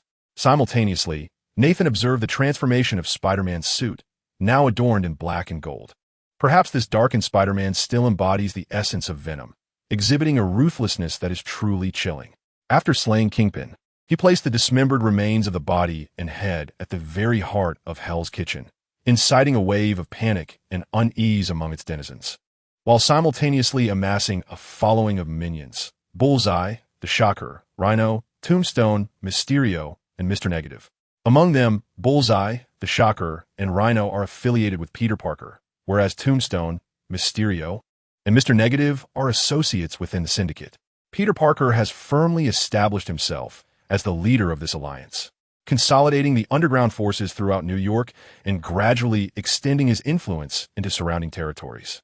In the deep of night, Nathaniel Hawke gazed into the distance, where a beam of light shot upward, illuminating the surroundings. The magic emanating from the space gem around his neck flickered with intensity. It appeared that the rift might lie in that direction. Without hesitation, Nathaniel soared toward the source of the radiant light. As he approached, the source of illumination revealed itself to be an enormous apparatus, resembling some form of experimental device.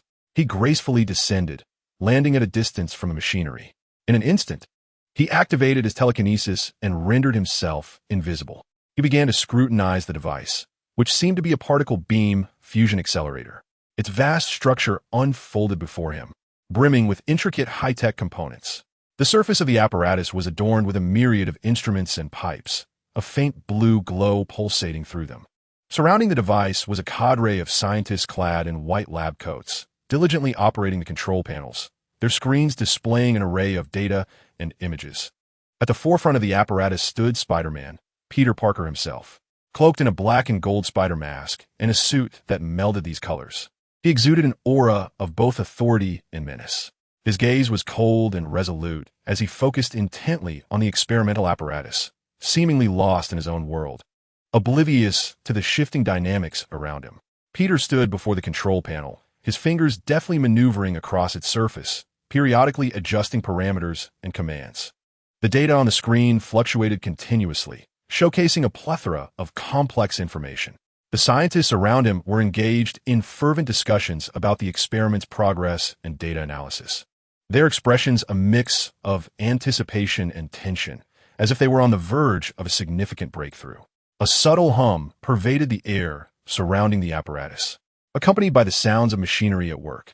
The blue light flowed through the pipes and instruments, creating a scene that was both mysterious and enchanting. Peter's brow furrowed slightly, indicating that he was deep in thought, grappling with a complex problem. His fingers danced swiftly across the control panel, seemingly conducting a critical operation. Suddenly, the blue light within the experimental device intensified, flickering erratically around the apparatus.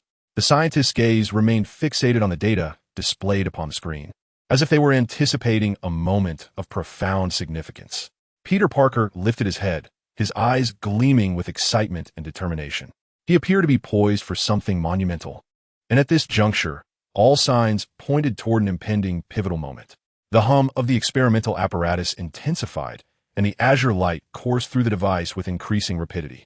The atmosphere reached a crescendo of tension and anticipation, as though the very space was preparing in hushed reverence for the event about to unfold. A confident smile graced Peter Parker's lips as he gripped the controller tightly, seemingly foreseeing the imminent climax. Whether it was the aim of the experiment or the resolute conviction within his heart, this moment would herald an irrevocable turning point. Chapter 95. The interweaving of time and the prelude to the hunt in the radiant glow of the experimental apparatus. Peter Parker's gaze grew increasingly fervent and focused. He scrutinized the data on the control panel, his thoughts intertwining with the enigmas of physics. The time dilation effect, he murmured, a spark of wisdom illuminating his eyes. He began elucidating this seemingly intricate concept to the surrounding scientists. Within the framework of relativity, objects in high-speed motion experience a relative slowing of time, a phenomenon known as the time dilation effect. As the energy output of the particle beam fusion accelerator reached unprecedented heights, we endeavored to harness this principle to create a wormhole, a conduit connecting disparate realms of time and space. The scientists listened intently, their expressions suffused with awe and curiosity. While they may not fully grasp the intricacies of Peter's words, they could sense the profound significance within. "We stand on the precipice of wormhole creation," Peter Parker intoned, his voice imbued with gravitas. The energy output of the experimental apparatus had reached a critical threshold, poised to distort the fabric of space-time and form a wormhole. Yet, caution was imperative, for this process entailed immense energy. Should it spiral out of control, the consequences could be catastrophic. Under Peter Parker's guidance, the scientists commenced adjusting the parameters on the console, fine-tuning the energy output of the apparatus. The data on the screen shifted accordingly, reflecting the flow of energy within the device. The surrounding blue luminescence intensified, as if to envelop the entire space. The hum grew louder, the atmosphere thick with tension and excitement. Attention, energy at maximum, Peter Parker cautioned, his fingers deftly maneuvering the controls. With his deft manipulation, the light within the experimental apparatus seemed to reach its zenith, and powerful energy fluctuations rapidly accumulated within. The scientists fixated on the data displayed on screen, their fingers poised over the console, ready to make minute adjustments. In this moment, they acutely felt the significance and unpredictability of the experiment. Suddenly, the energy fluctuations within the apparatus reached a critical point. The space began to warp, manifesting a minuscule vortex. The existence of the wormhole revealed itself in that instant. "This is a successful creation of a wormhole," Peter Parker exclaimed, his eyes glimmering with excitement and fulfillment. The wormhole at the center of the experimental apparatus became increasingly stable, radiating a dazzling and enigmatic glow.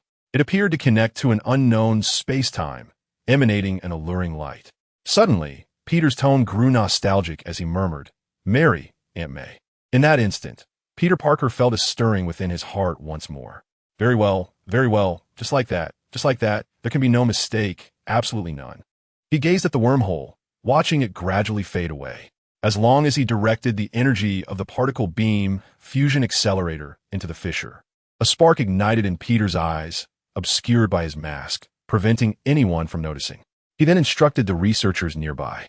Just then, the target eye appeared in the experimental area, respectfully bowing to Peter Parker, seemingly bearing some important message. "Boss, Gwen Stacy wishes to see you," the target eye stated with deference.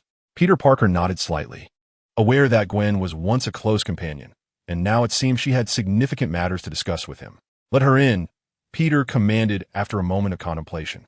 The laboratory door opened quietly, and Gwen Stacy stepped inside, clad in a black form-fitting suit, her gaze steady yet gentle. Compared to her presence, the tense atmosphere of the laboratory seemed to ease slightly. "Peter, it's been a while," Gwen smiled as she shook Peter Parker's hand. This girl, who shared his spider-like abilities, had once been one of his closest friends, yet now their paths had diverged. "Gwen, indeed, it has been quite some time." Peter Parker's voice carried a hint of nostalgia, as memories of their shared high school days flooded back. They exchanged a brief reminiscence. Then Gwen's expression grew serious. "Peter, I have heard about your experiment." Gwen's tone turned earnest. "I understand your intentions, but I must warn you that this experiment is unlikely to succeed, and it could provoke a catastrophic disaster." Peter Parker furrowed his brow slightly, his confidence and determination regarding this issue manifesting strongly. "Gwen, I know your concerns. However, I have calculated every possibility, and I firmly believe this experiment will succeed." His voice was resolute, his gaze unwavering. Gwen sighed, seemingly comprehending Peter's resolve. "Peter, you are one of the smartest individuals I know, but sometimes intelligence alone is insufficient to tackle every challenge." Dr. Otto also computed the risks. He believes this experiment could lead to immense peril, potentially resulting in the collapse of the world. Peter Parker's frown deepened. He was reluctant to accept the reality of failure or abandonment, especially concerning the matters related to those he cherished. "Gwen, I understand your worries, but I cannot simply give up. I am willing to shoulder the risks, as long as it means bringing Mary and May back to my side." His voice betrayed a profound emotion. Gwen sighed, aware of the immense turmoil within Peter Parker. Yet she felt compelled to intervene and dissuade him from embarking on a potentially catastrophic path. "Peter, I understand your noble intentions, but please consider carefully.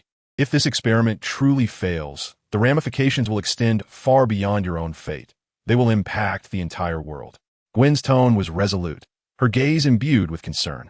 Peter Parker's fists clenched tighter, a conflicted expression crossing his face as he wrestled with the tension between his emotions and reason. After a moment, Peter's tightly clenched fists relaxed. "Enough, Gwen. No one can deter me." His voice turned frigid, cutting through the air. "Boss, Dr. Octavius is here to see you. the assistant announced respectfully. Peter removed his mask, his eyes fixed on the door as Dr. Octavius strode in, manipulating his tentacles to approach Peter. With a weighty tone, Dr. Octavius began, "Peter, I comprehend your yearning, but the realm you are venturing into is fraught with peril. Time and space, the most delicate constructs of the universe, once tampered with, can yield uncontrollable consequences." Peter furrowed his brow slightly, not having anticipated that Dr. Octavius would stand in opposition to him. "Dr. Octavius, I appreciate your perspective, yet I cannot relent. I believe I have discovered a potential solution, and I am convinced this experiment can succeed." Peter's voice resonated with unwavering determination. Dr. Octavius's tentacles swayed gently, his gaze profound, seemingly searching for the most persuasive way to dissuade Peter. "Peter, I have erred in the past, a misstep that transformed me into Dr. Octopus, the malevolent villain. I do not wish for you to repeat my mistakes and find yourself ensnared in an irreversible predicament." Dr. Octavius's voice grew more impassioned. Peter Parker gazed deeply at Dr. Octavius, sensing the turmoil and warning within him. Yet, his inner yearning and resolve remained unshaken. "Dr. Octavius, I acknowledge your history, but I cannot forsake my present convictions due to past errors.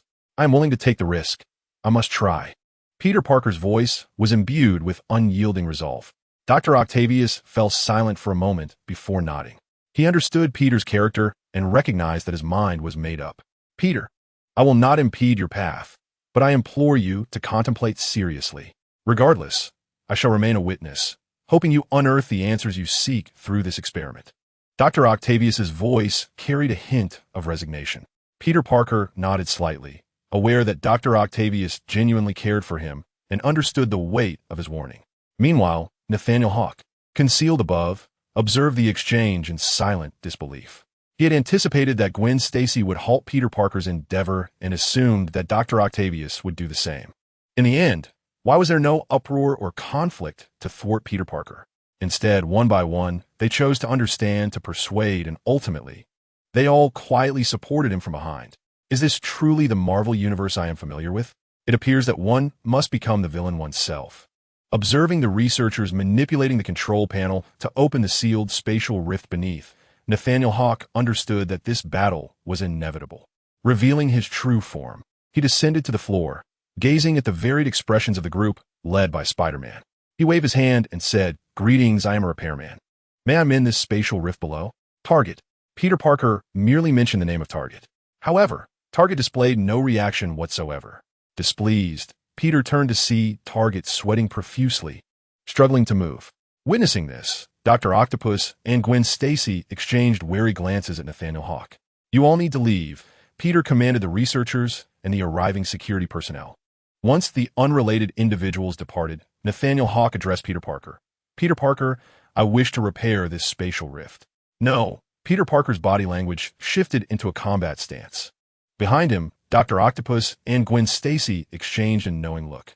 "If you leave now, I will pretend nothing has occurred," Peter declared, emanating an eerie predatory aura.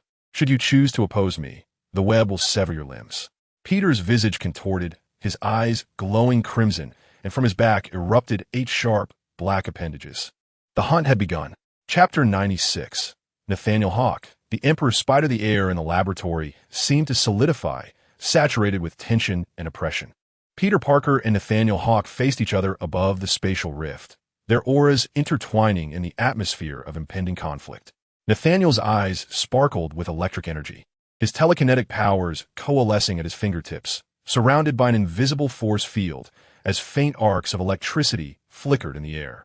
Peter Parker's black and gold spider suit enveloped him, his eyes turning a deeper shade of crimson, and the black appendages behind him opened menacingly, exuding an unsettling pressure. His body became increasingly agile, like a top bow, poised to unleash formidable strength at any moment. Their gazes clashed in the air, the suffocating tension palpable.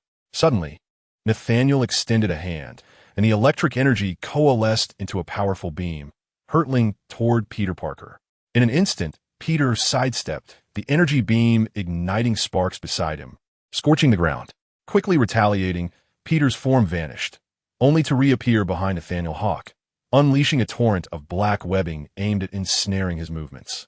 However, Nathan Hawke's telekinetic abilities came into play as he slightly swayed his body, effortlessly casting off the spider silk.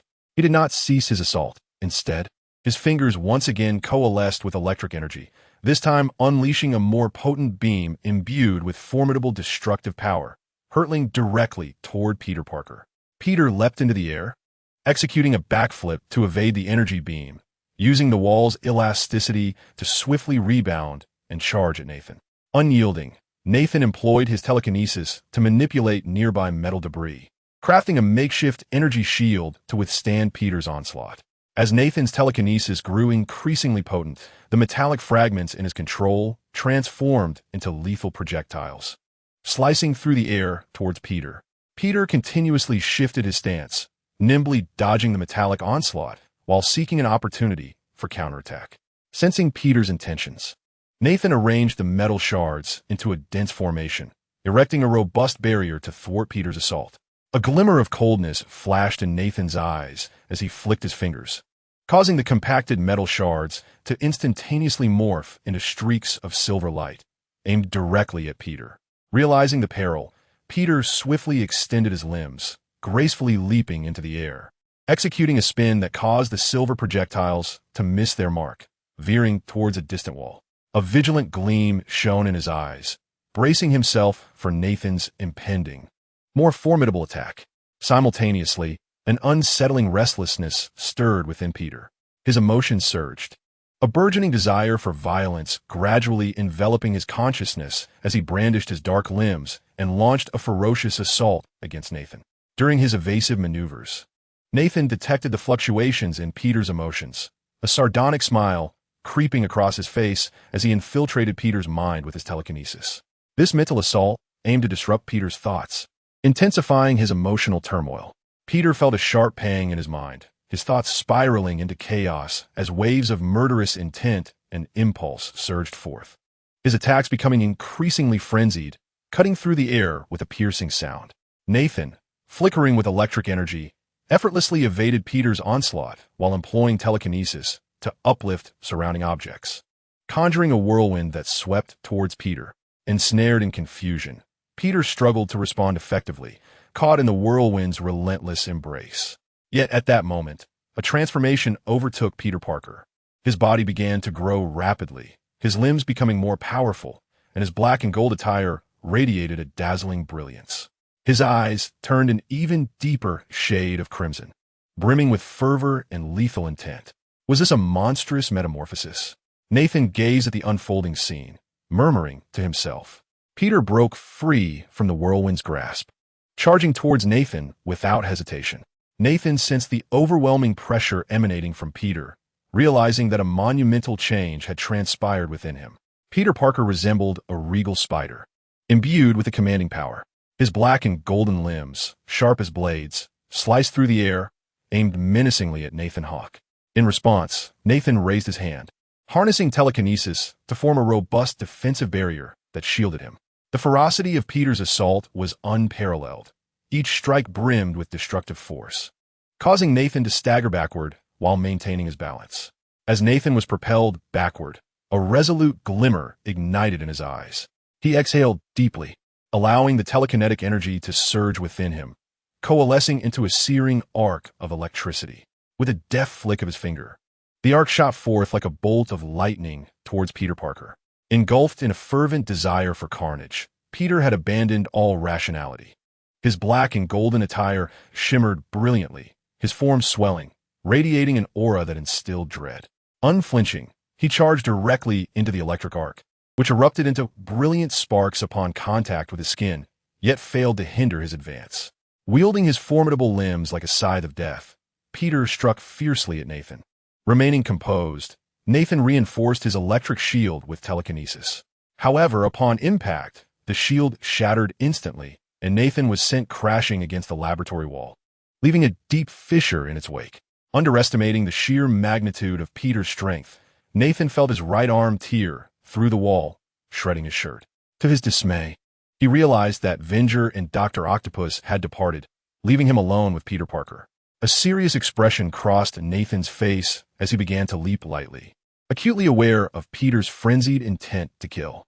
He understood that to avoid being utterly overpowered, he must unleash an even greater force. Thus, Nathan began to channel the electric energy within him, transforming his body into a veritable source of electricity. Arcs danced around him, weaving a tapestry of dazzling yet perilous light.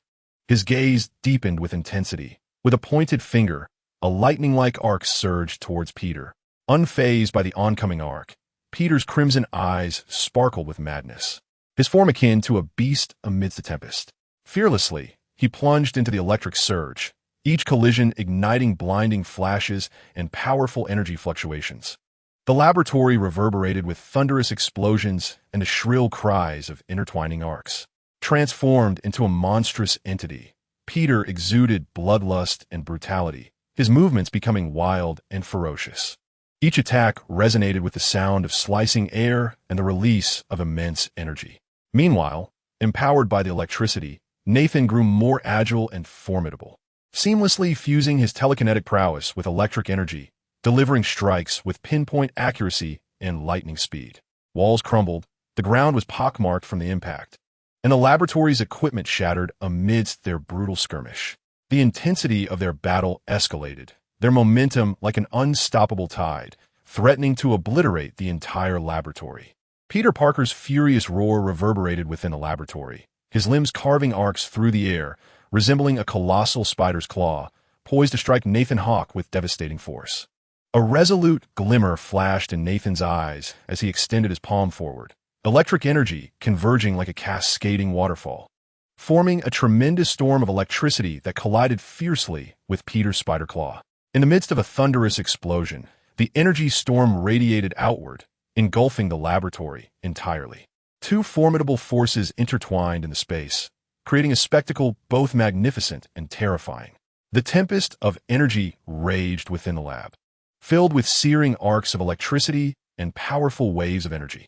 Nathan's figure flickered in and out of visibility within the storm, his eyes sparkling with electric light, emanating a pulse of formidable power.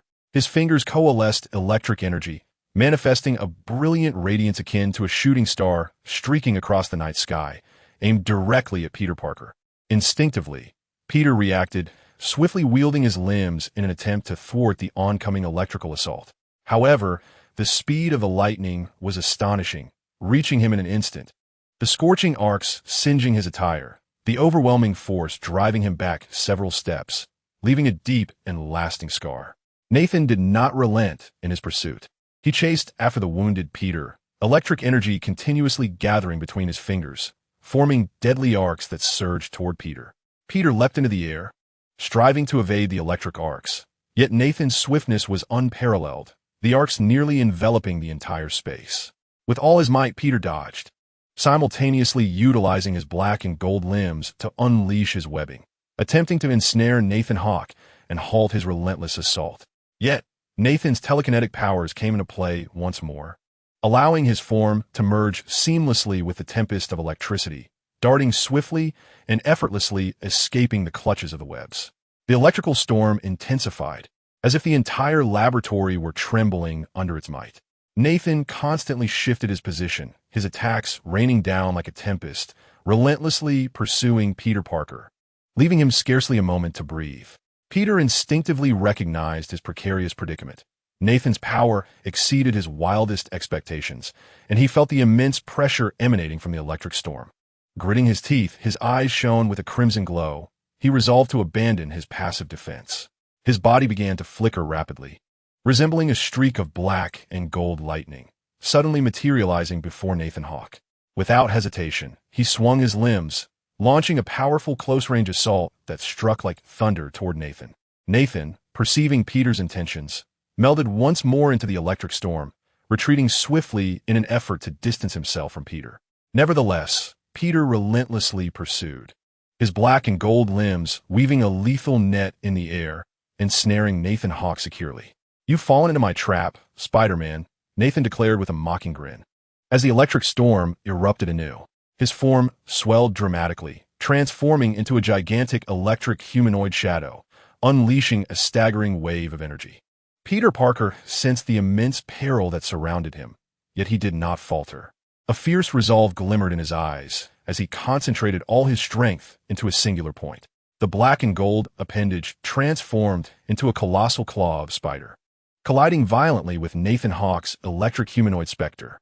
A thunderous explosion reverberated through the air as the tempest of energy reached its zenith, causing the entire laboratory to tremble. The power of Peter Parker and Nathan Hawke intertwined, creating a breathtaking tableau that was nothing short of astonishing. Chapter 97. The web of conspiracy in this tranquil and exquisite setting. The morning light gradually spilled forth, illuminating Nathan Hawke's visage. Seated in the garden, he cradled a cup of rich tea, gently swirling the vessel as the fragrant aroma wafted through the air, casting a warm hue over the entire scene. His gaze was fixed upon the eastern horizon, where the first rays of dawn ascended, casting a soft halo upon his face. The garden of the villa was meticulously arranged, with lush green grass and blooming flowers exuding a refreshing fragrance mingled with the dewy freshness of the morning. A gentle breeze rustled the leaves, adding a touch of elegant melody to this beautiful moment. Nathan Hawke carefully set down his teacup and ran a hand through his hair, a faint smile gracing his lips, warm and radiant like the morning light. His expression grew calm and contemplative, as if pondering profound thoughts, the turbulence within him gradually quieting in this serene environment. However, just as he was lost in this tranquility, a figure began to materialize within his line of sight, a celestial presence, the supreme sorcerer, Ancient One. "The tea here is quite delightful," Nathan Hawke remarked with a subtle smile, gently swaying his cup. "Is it? I must request some from the king, then." Ancient One replied with a twinkle in her eye, settling down with an air of casualness. A sharp scent wafted through the air, noticeable from afar. "Your perception is remarkable. You can even detect the remnants of my battle aura," Nathan Hawke mused. Ancient One raised an eyebrow, teasingly stating, though faint, that predatory essence of slaughter is undeniably conspicuous. Their conversation flowed effortlessly, akin to an exchange between old friends. Nathan Hawke could not help but steer the topic towards the individuals he had encountered during his recent confrontation. "I met Peter Parker. Master, you must have heard of him," Nathan Hawke said, turning his gaze to the newly risen sun. Ancient One's expression momentarily faltered before adopting a serious demeanor. "I am indeed aware of him. He is Spider-Man, a valiant young superhero." "Yes, he is the catalyst of this incident," Nathan Hawke affirmed with a nod, proceeding to recount his encounters and battles with Peter Parker. Ancient One fell into deep contemplation, her eyes reflecting an indescribable emotion. "Peter Parker is a young man brimming with a sense of responsibility, yet he is also prone to entanglements. You nearly took his life, but in the end, he was saved," she spoke slowly. Nathan Hawke nodded, reminiscing about that moment, his gaze growing distant. "Indeed, at that moment, I was resolutely determined to eliminate him." Nathan Hawke's lethal strike was aimed directly at Peter Parker's heart, and it was only through the timely intervention of Winger and Dr. Octopus that he was spared. As Nathan Hawke watched Peter Parker being dragged away, unconscious, he instinctively proceeded to mend the rift in space. In a chamber reminiscent of a hospital ward, soft light filtered through half-drawn curtains, casting a warm and tranquil ambience throughout the room. Tony Stark lay upon a pristine white bed, his brow slightly furrowed as his consciousness gradually began to awaken. He blinked gently, attempting to acclimate to the surrounding light and environment. A faint scent of medicine wafted in the air, mingling with a refreshing essence, as if he were ensconced in a serene dream. Tony surveyed his surroundings. The room was tastefully adorned with simplicity and comfort. Elegant paintings graced the walls, and a bouquet of fresh flowers rested upon the bedside table, enhancing the room's peacefulness. His gaze drifted to the window, where the distant scenery unfolded like a tranquil canvas before his eyes. A doctor entered the room, offering a reassuring smile and nodding towards him. "Mr. Stark, you have been unconscious for some time, but you are now on the path to recovery." Tony, still somewhat disoriented, nodded slightly, as if not fully awake. He attempted to rise, but a wave of fatigue washed over him, reminiscent of the aftermath of a fierce battle. Squinting, he endeavored to recall the events that had transpired. "What happened?" "I remember confronting Aldrich." Tony Stark furrowed his brow, straining to recollect, and then froze. "Aldrich? Pepper?" In a sudden surge, Tony attempted to sit up. Yet, as he exerted himself, a sharp pain pierced through him, as if countless needles were embedding themselves into his flesh. He gasped, his brow tightening as beads of sweat trickled down his forehead. His breathing quickened momentarily, as if an invisible force were constraining him, rendering movement a daunting task. The doctor approached, concern etched upon his face as he observed Tony's condition. "Mr. Stark, please relax. Your body is adjusting to the recovery process." He spoke in soothing tones, gesturing gently for Tony to lie back down. Finally relinquishing his grip on the bed's edge, Tony exhaled softly, gritting his teeth in an effort to suppress the pain deep within his being. He labored to stabilize his breathing and gradually reclined once more. The doctor delicately checked his pulse before lowering his hand, offering a reassuring smile. "Mr. Stark, your recovery will take time. You sustained injuries during a significant incident, but fortunately, you are now recuperating." Tony found the doctor's words somewhat vague, as he continued to struggle to organize his thoughts. Memories of the earlier confrontation, Aldrich's presence, and Pepper's figure flashed through his mind like fragments of shattered glass. "Where am I?" Tony Stark inquired. "In due time, Mr. Stark, you shall find out," came the reply. The doctor examined Tony Stark's injuries and, after confirming his recovery was progressing well, departed. Moments later, Andre entered, curiosity etched on his face as he gazed at Tony Stark. "Wow, it appears your recovery is quite impressive," he remarked. "And you are?" Tony Stark furrowed his brow, a flicker of recognition dawning upon him. "You are a metahuman. So, this is the Hawk Group's facility?" "Indeed," Andre replied. "When I arrived, I found you unconscious, so I brought you here." He continued, "I even made a detour to your home to inform your artificial intelligence, and we nearly came to blows." Tony Stark found Andre's words somewhat peculiar. "Then why not return me home?" "Because your recovery will be expedited here," Andre asserted matter-of-factly. "Is that so?" Tony Stark murmured, falling silent, as strange thoughts began to surface in his mind. Had Andre not brought him here, perhaps only the extremist virus could have hastened his recovery from his current injuries. "Could I ask you for a favor?" Tony Stark inquired. Andre's eyes flickered, as if he had stumbled upon something remarkable. "Are you truly the Tony Stark I know?" "What do you think?" Tony Stark retorted, a hint of irritation in his tone. Andre waved his right hand dismissively. All right, go ahead. I am listening." Seeing Andre's acquiescence, the tension in Tony Stark's heart began to ease. "About Pepper," he started, but before he could finish, Andre interjected. "Your girlfriend? You needn't worry. Elektra and the Flash are currently decimating that group of extremist warriors." Andre gestured reassuringly to the anxious expression on Tony Stark's face. Meanwhile, within the highly confidential Hydra base, Madame Viper sat regally in the command center, her presence exuding elegance and nobility, akin to a cold and enchanting queen. Her black hair cascaded over her shoulders, silky and smooth, and a form-fitting black dress accentuated her alluring figure, tracing captivating curves. Her eyes, deep and piercing, revealed an elusive intelligence and decisiveness. Her fingers lightly tapped the control panel as the large screen displayed images of the metahuman extremist warriors assembling. Her plan was already in place, awaiting the final step. "Commence the full assault." Madame Viper's voice was cold and resolute, like ice piercing the air. Instantly, the command center buzzed with urgency, operators swiftly mobilizing resources and positioning various units. The large screen showcased the advancing ranks of both extremist warriors and metahuman extremist fighters, meticulously orchestrated like a dance of death. Madame Viper's gaze swept across the screen, a smirk of derision gracing her lips. To her, the superheroes were destined to succumb to this calamity. Her plan would ensnare them in an inescapable predicament. Simultaneously, in another location, her meticulously crafted plan was unfolding. She intended to manipulate the media through various means, gradually steering public opinion towards a negative perception of the superheroes, rendering them as societal pariahs. This was a strategic maneuver aimed at undermining their support and reputation. The superheroes, preoccupied with combating the emerging force of the Doomsday Warriors, remained oblivious to the insidious machinations of Hydra that were steadily coming to fruition.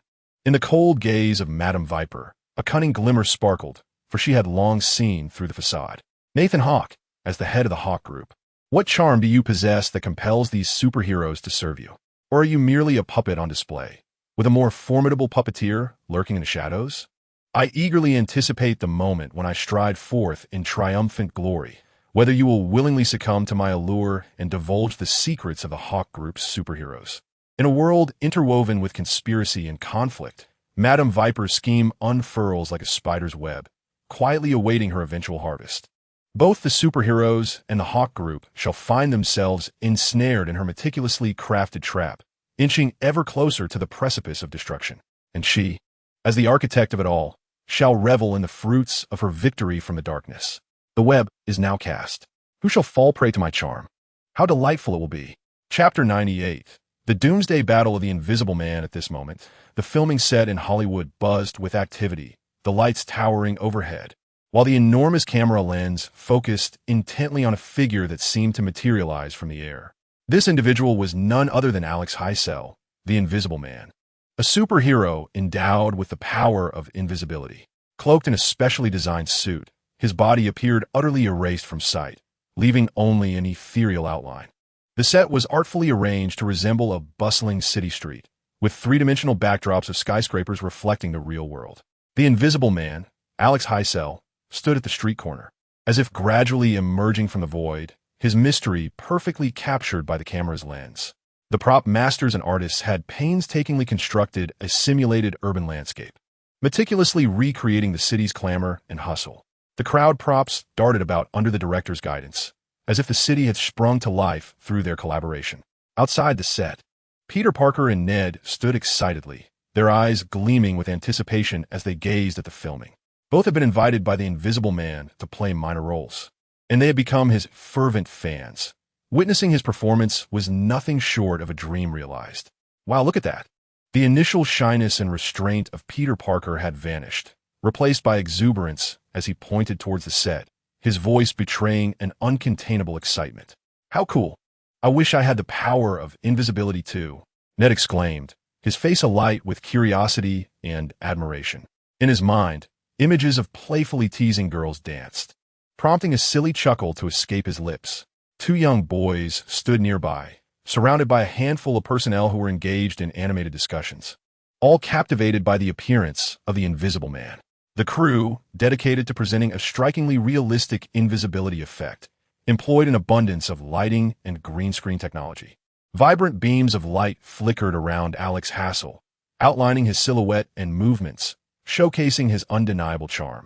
Under the direction of the on-site director, Alex Heisel began to perform in a state of invisibility. His fingers seemed to gently caress an empty void, and from the tips of his fingers, a computer-generated shadow gradually emerged, as though he were projecting his very essence into existence. Peter Parker and Ned's eyes sparkled with wonder, as if they were witnessing a flawless fusion of technology and fantasy. They were so entranced by the scene unfolding before them that they nearly forgot to breathe. At last, the filming reached its conclusion. Alex Heisel stood atop a virtual rooftop, his outline slowly materializing from invisibility, as if the fog of obscurity was being dispelled. His gaze was fixed on the horizon, seemingly in contemplation of an unknown target. In that moment, he resembled a solitary guardian, watching over the tranquility of the city.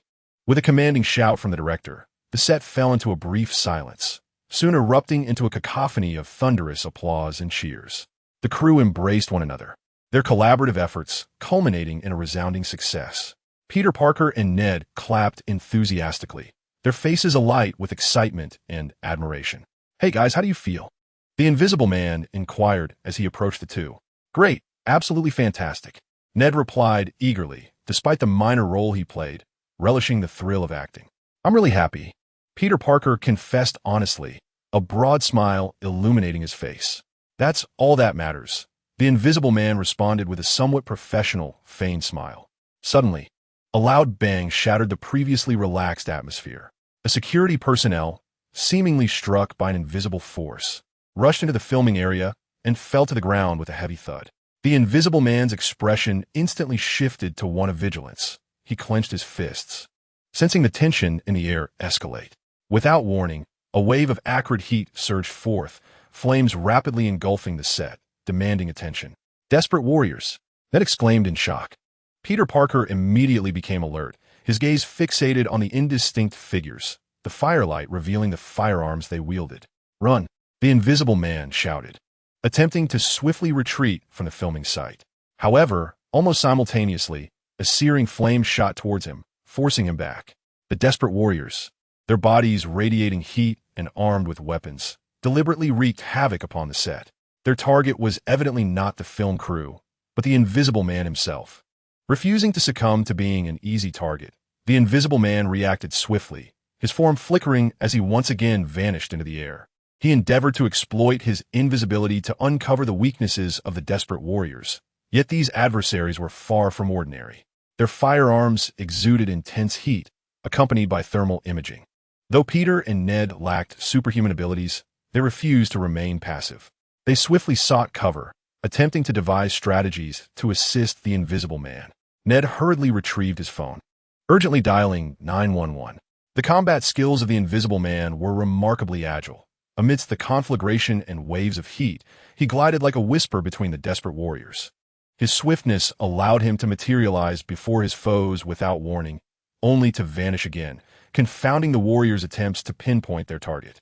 The desperate warriors were well trained, wielding their high-temperature weapons not merely as a means to confront the Invisible Man, but also to penetrate the veil of his invisibility. The flames and searing heat rendered it challenging for him to maintain absolute concealment while stealthily maneuvering, yet he still adeptly evaded their assaults. The chaos of fire and gunfire intermingled on the set, creating a scene of utter disorder. The Invisible Man flickered in and out of sight, persistently attempting to distract the desperate warriors. Their high-temperature weaponry was a veritable nightmare for ordinary individuals. The flames and heat swiftly damaged the surrounding filming equipment, sending sparks flying. The fierce battle between the Invisible Man and the desperate warriors raged on the set, with his figure constantly appearing and disappearing as he navigated the inferno, searching for vulnerabilities in his adversaries' defenses. Although the desperate warriors wielded high-temperature arms, the Invisible Man was not one to succumb easily. He skillfully utilized the environment, leveraging the obstructions and edifices of the street to alter his position and evade their attacks. Each surge of flame and heat swept by, yet he managed to dodge at the critical moment, much like a phantom. This cohort of desperate warriors was no mere rabble. They formed tactical units, working in unison to attempt to corner the Invisible Man within a confined area. One warrior operated a specialized high-temperature weapon, relentlessly firing at predicted locations to compel the Invisible Man to reveal his true form. The flames blazed fiercely, enveloping the filming location in an almost battleground-like atmosphere. "You leave me no choice," the Invisible Man thought as the virus within him underwent subtle transformations, igniting into a frenzy. His physique began to morph, his muscles becoming more resilient under the relentless heat and flames. His gaze sharpened, radiating an undeniable aura of lethal intent. In an instant, he flashed into the vicinity of one desperate warrior and delivered a powerful punch to the opponent's face. This strike bore an extraordinary force, resonating with a deep, thunderous crack, sending the warrior hurtling away to crash against a simulated building, creating a significant dent in the wall. Observing this, another desperate warrior preemptively opened fire, unleashing ferocious flames. Yet the Invisible Man stood resolute, embracing the fire as if he were a specter of the inferno, delivering blow after blow to the desperate warrior. Each punch unleashed a force akin to a volcanic eruption, tearing through the air and shattering the brilliance of searing light. The Invisible Man's speed of attack was astonishing, his fists tracing luminous arcs that intertwined into a spectacle nearly imperceptible to the naked eye. The high-temperature weaponry of the desperate warriors appeared feeble before him, flames and energy effortlessly torn asunder, as if these assaults posed no threat whatsoever. The desperate warriors, undeterred, endeavored to coordinate their attacks, attempting to ensnare the Invisible Man within the flames. Yet his agility was remarkable. He flickered in and out of sight, weaving through the inferno, each reappearance claiming the life of a desperate warrior. One such warrior, witnessing the Invisible Man emerge from the fire, instinctively unleashed a searing energy beam towards him. The beam sliced through the air in an instant, hurtling towards its target. "I am not merely idling at parties," the Invisible Man declared, not evading the oncoming assault. Instead, he spun rapidly, meeting the beam with his arms, and with a powerful thrust of his fists, he redirected the high-temperature ray back at its originator. The beam collided with the warrior's armor, producing a deafening shatter before striking him squarely in the chest, leaving behind a searing scar. The Invisible Man's relentless barrage of physical strikes fell upon his adversaries like a tempest, each blow imbued with lethal intent, determined to eradicate every last one of them. With formidable strength and combat prowess, he systematically defeated the desperate warriors. One by one, they were torn apart by his fists, sent flying by his kicks. Utterly subdued by his speed and might, the flames and heat continued to rage, transforming the scene into a battlefield of torment. Yet, the Invisible Man remained undaunted, his form flickering in and out, weaving together a tapestry of breathtaking moments. Each of his strikes served as a stark warning to the desperate warriors, an unyielding declaration of his dominion. At long last, the final desperate warrior met his end, his head driven into the ground by the Invisible Man's fist. Collapsing amidst the chaos of the scene, standing amidst the flames, the Invisible Man exuded an irresistible aura of lethal intent. Residual warmth lingered in his fists as his body gradually regained its composure, though a hint of coldness remained in his gaze. He stood in the ruins of battle, as the surrounding flames slowly extinguished, leaving a scene of desolation. Indeed, it has come to pass. Why can't I simply lead a tranquil life? He murmured, a look of resignation upon his face, though the upward curve of his lips betrayed him. Having suffered an attack, his eyes turned towards the Hawk Group and Umbrella Corporation, a concentrated malice pooling within them, refusing to dissipate. Chapter 99. The flames of desperation spread at the Hawk Group's private hospital. The security forces were valiantly resisting the onslaught of the desperate warriors. Take Mr. Stark away first, instructed Andre to the nearby security personnel. Understood, the officer nodded in compliance. I leave it to you then. Though Tony Stark wore an expression of displeasure, he understood the gravity of the situation. It was imperative not to become a burden to others. The Hydra, a vile group indeed, shall tremble when I uncover their true lair. They should prepare to have their necks severed by my own hand. Andre, filled with wrath, shattered a nearby glass with his telekinesis. The security forces reacted swiftly, exhibiting remarkable training and discipline in the face of the suddenly dire situation. In the corridors and halls of the hospital, flames and intense heat warped the air as the desperate fighters unleashed a fierce assault, brandishing their firearms. The security personnel fought back valiantly, the sound of gunfire echoing as bullets whizzed through the air, creating sparks that danced around them. One desperate fighter raised a high-temperature weapon and unleashed a barrage towards the security team, flames ravaging the walls, leaving them scorched and crumbling. The security personnel quickly sought cover, attempting to suppress the enemy with their firepower. They coordinated closely, providing mutual protection in a bid to force the desperate fighters back. In the hospital corridor, one security officer calmly sheltered in a corner, prepared with a grenade, his gaze fixed on the sudden appearance of a desperate fighter. As the fighter prepared to launch an attack, he swiftly threw the grenade and immediately sought refuge. The shockwave and shrapnel from the explosion repelled the fighter, leaving noticeable dents in his armor and causing burns upon his skin, though soon enough, the skin began to writhe. Irritated beyond measure, Andre raised his hand, lifting one of the desperate fighters into the air before clenching his fist with great force. With a sickening pop, blood erupted in a mist, raining down upon the ground. Not far away, another security team rushed to provide reinforcements, clad in protective gear crafted by Umbrella Corporation. They split into groups, utilizing cover and the hospital as structure to distract the desperate fighters and assist Andre. The bodies of the desperate fighters began to radiate intense heat, distorting the air around them. Their weaponry was formidable.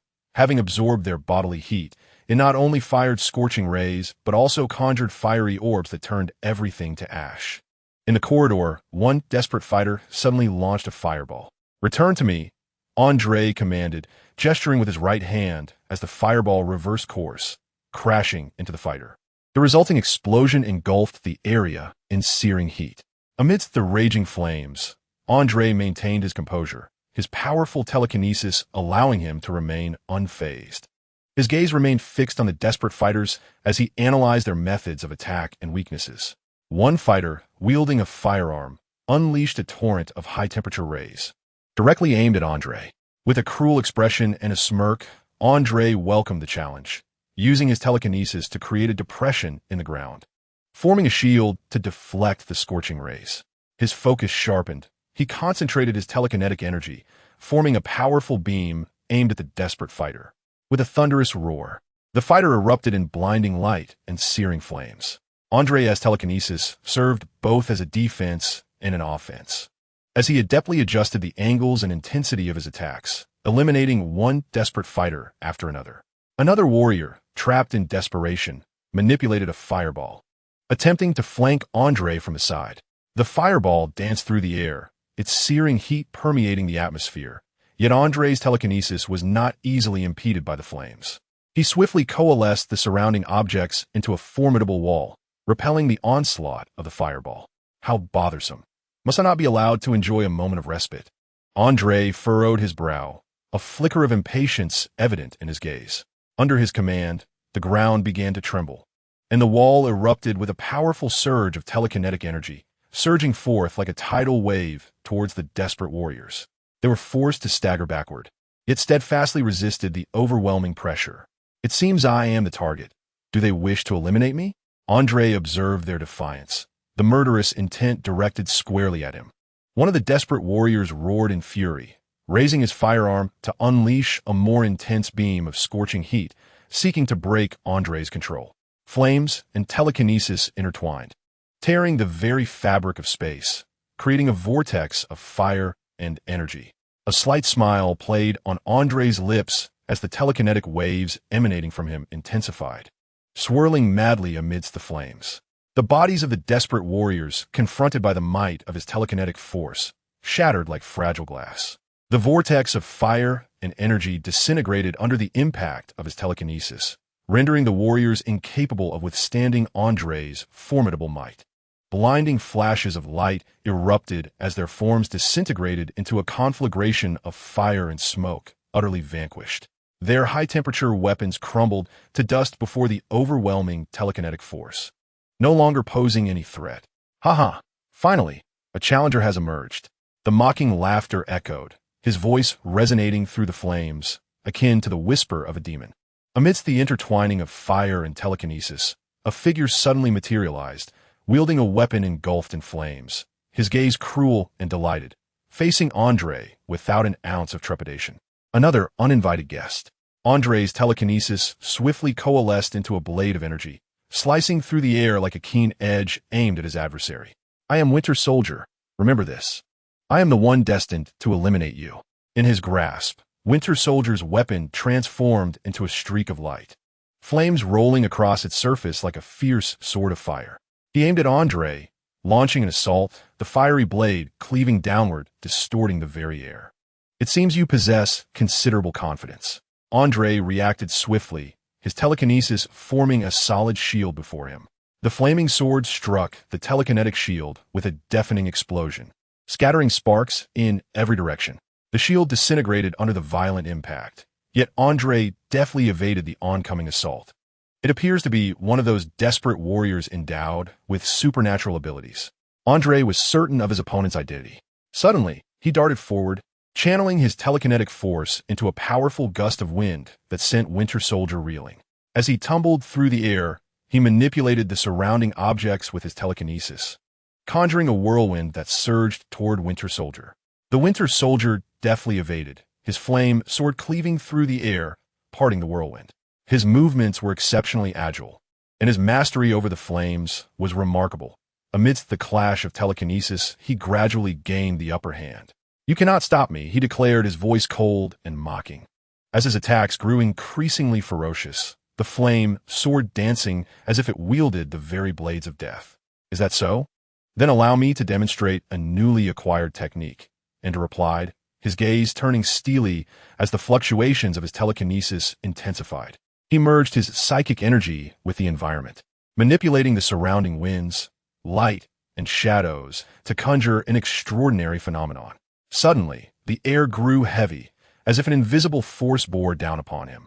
The Winter Soldier's attacks began to slow, the flame sword seemingly restrained, no longer as fierce as before. Ender's telekinesis had reached an extraordinary height. It felt as though he had harnessed the very essence of his surroundings, creating a domain where he held absolute dominion. It appears you are still insufficiently powerful. Ender asserted confidently. With a sudden thrust of his hands, the entire telekinetic field began to collapse, a formidable pressure bearing down upon the Winter Soldier. He found his movements increasingly arduous, as if the weight of the world conspired against him. He was compelled to resist with all his might, raising the inferno conjured by his flame sword as a barrier before him. The collision of fire and telekinesis ignited a brilliant blaze, the atmosphere charged with a searing intensity, as though the entire hospital were about to be engulfed in their fierce confrontation. The Winter Soldier's form began to contort, the flame sword gradually dimming, and his resistance grew more arduous. Under the immense pressure, it felt as if he were being crushed, anguish etched across his face. "Die for me," Anders' voice thundered throughout the telekinetic realm, his eyes shimmering with unwavering intent to kill. The Winter Soldier gritted his teeth, every muscle in his body tensed. He was unwilling to surrender so easily. The flame sword reignited as he sought to augment its power to shatter Anders' bindings. Yet, Anders' telekinesis had ascended to a level capable of overwhelming him. His control grew ever stronger, the telekinetic field stabilizing further. The Winter Soldier's defiance waned, the flame's potency suppressed, his body increasingly unable to withstand the psychic pressure. Ultimately, within a distorted space, the Winter Soldier's form disintegrated, the flame sword extinguished, and his very existence vanished from the realm of telekinesis. Ender exhaled deeply, steadying himself, only to be suddenly beset by a wave of dizziness. Pressing his hand against his forehead, he closed his eyes, and as the vertigo subsided, he discovered blood trickling from his nose. "Looks like I need to replenish my strength. I've exhausted myself," he mused, taking a deep breath and surveying the remnants and aftermath of the fierce battle, now concluded. However, he was acutely aware that this was merely a fraction of the dire struggle. The threat of Hydra still loomed large. "I should make a call to check on the others," he considered, as the scene shifted to another location. Aldrich appeared before President Matthew Ellis, accompanied by the controlled Pepper Potts, Rhodes, and his formidable warriors, at a moment when the president was scrambling to escape. Observing the obedient figures behind him, Aldrich felt both intrigued and deeply apprehensive about the methods employed by Viper, uncertain whether he too would face such treachery once the dust settled. He realized he must possess countermeasures of his own. "Matthew, today marks your demise.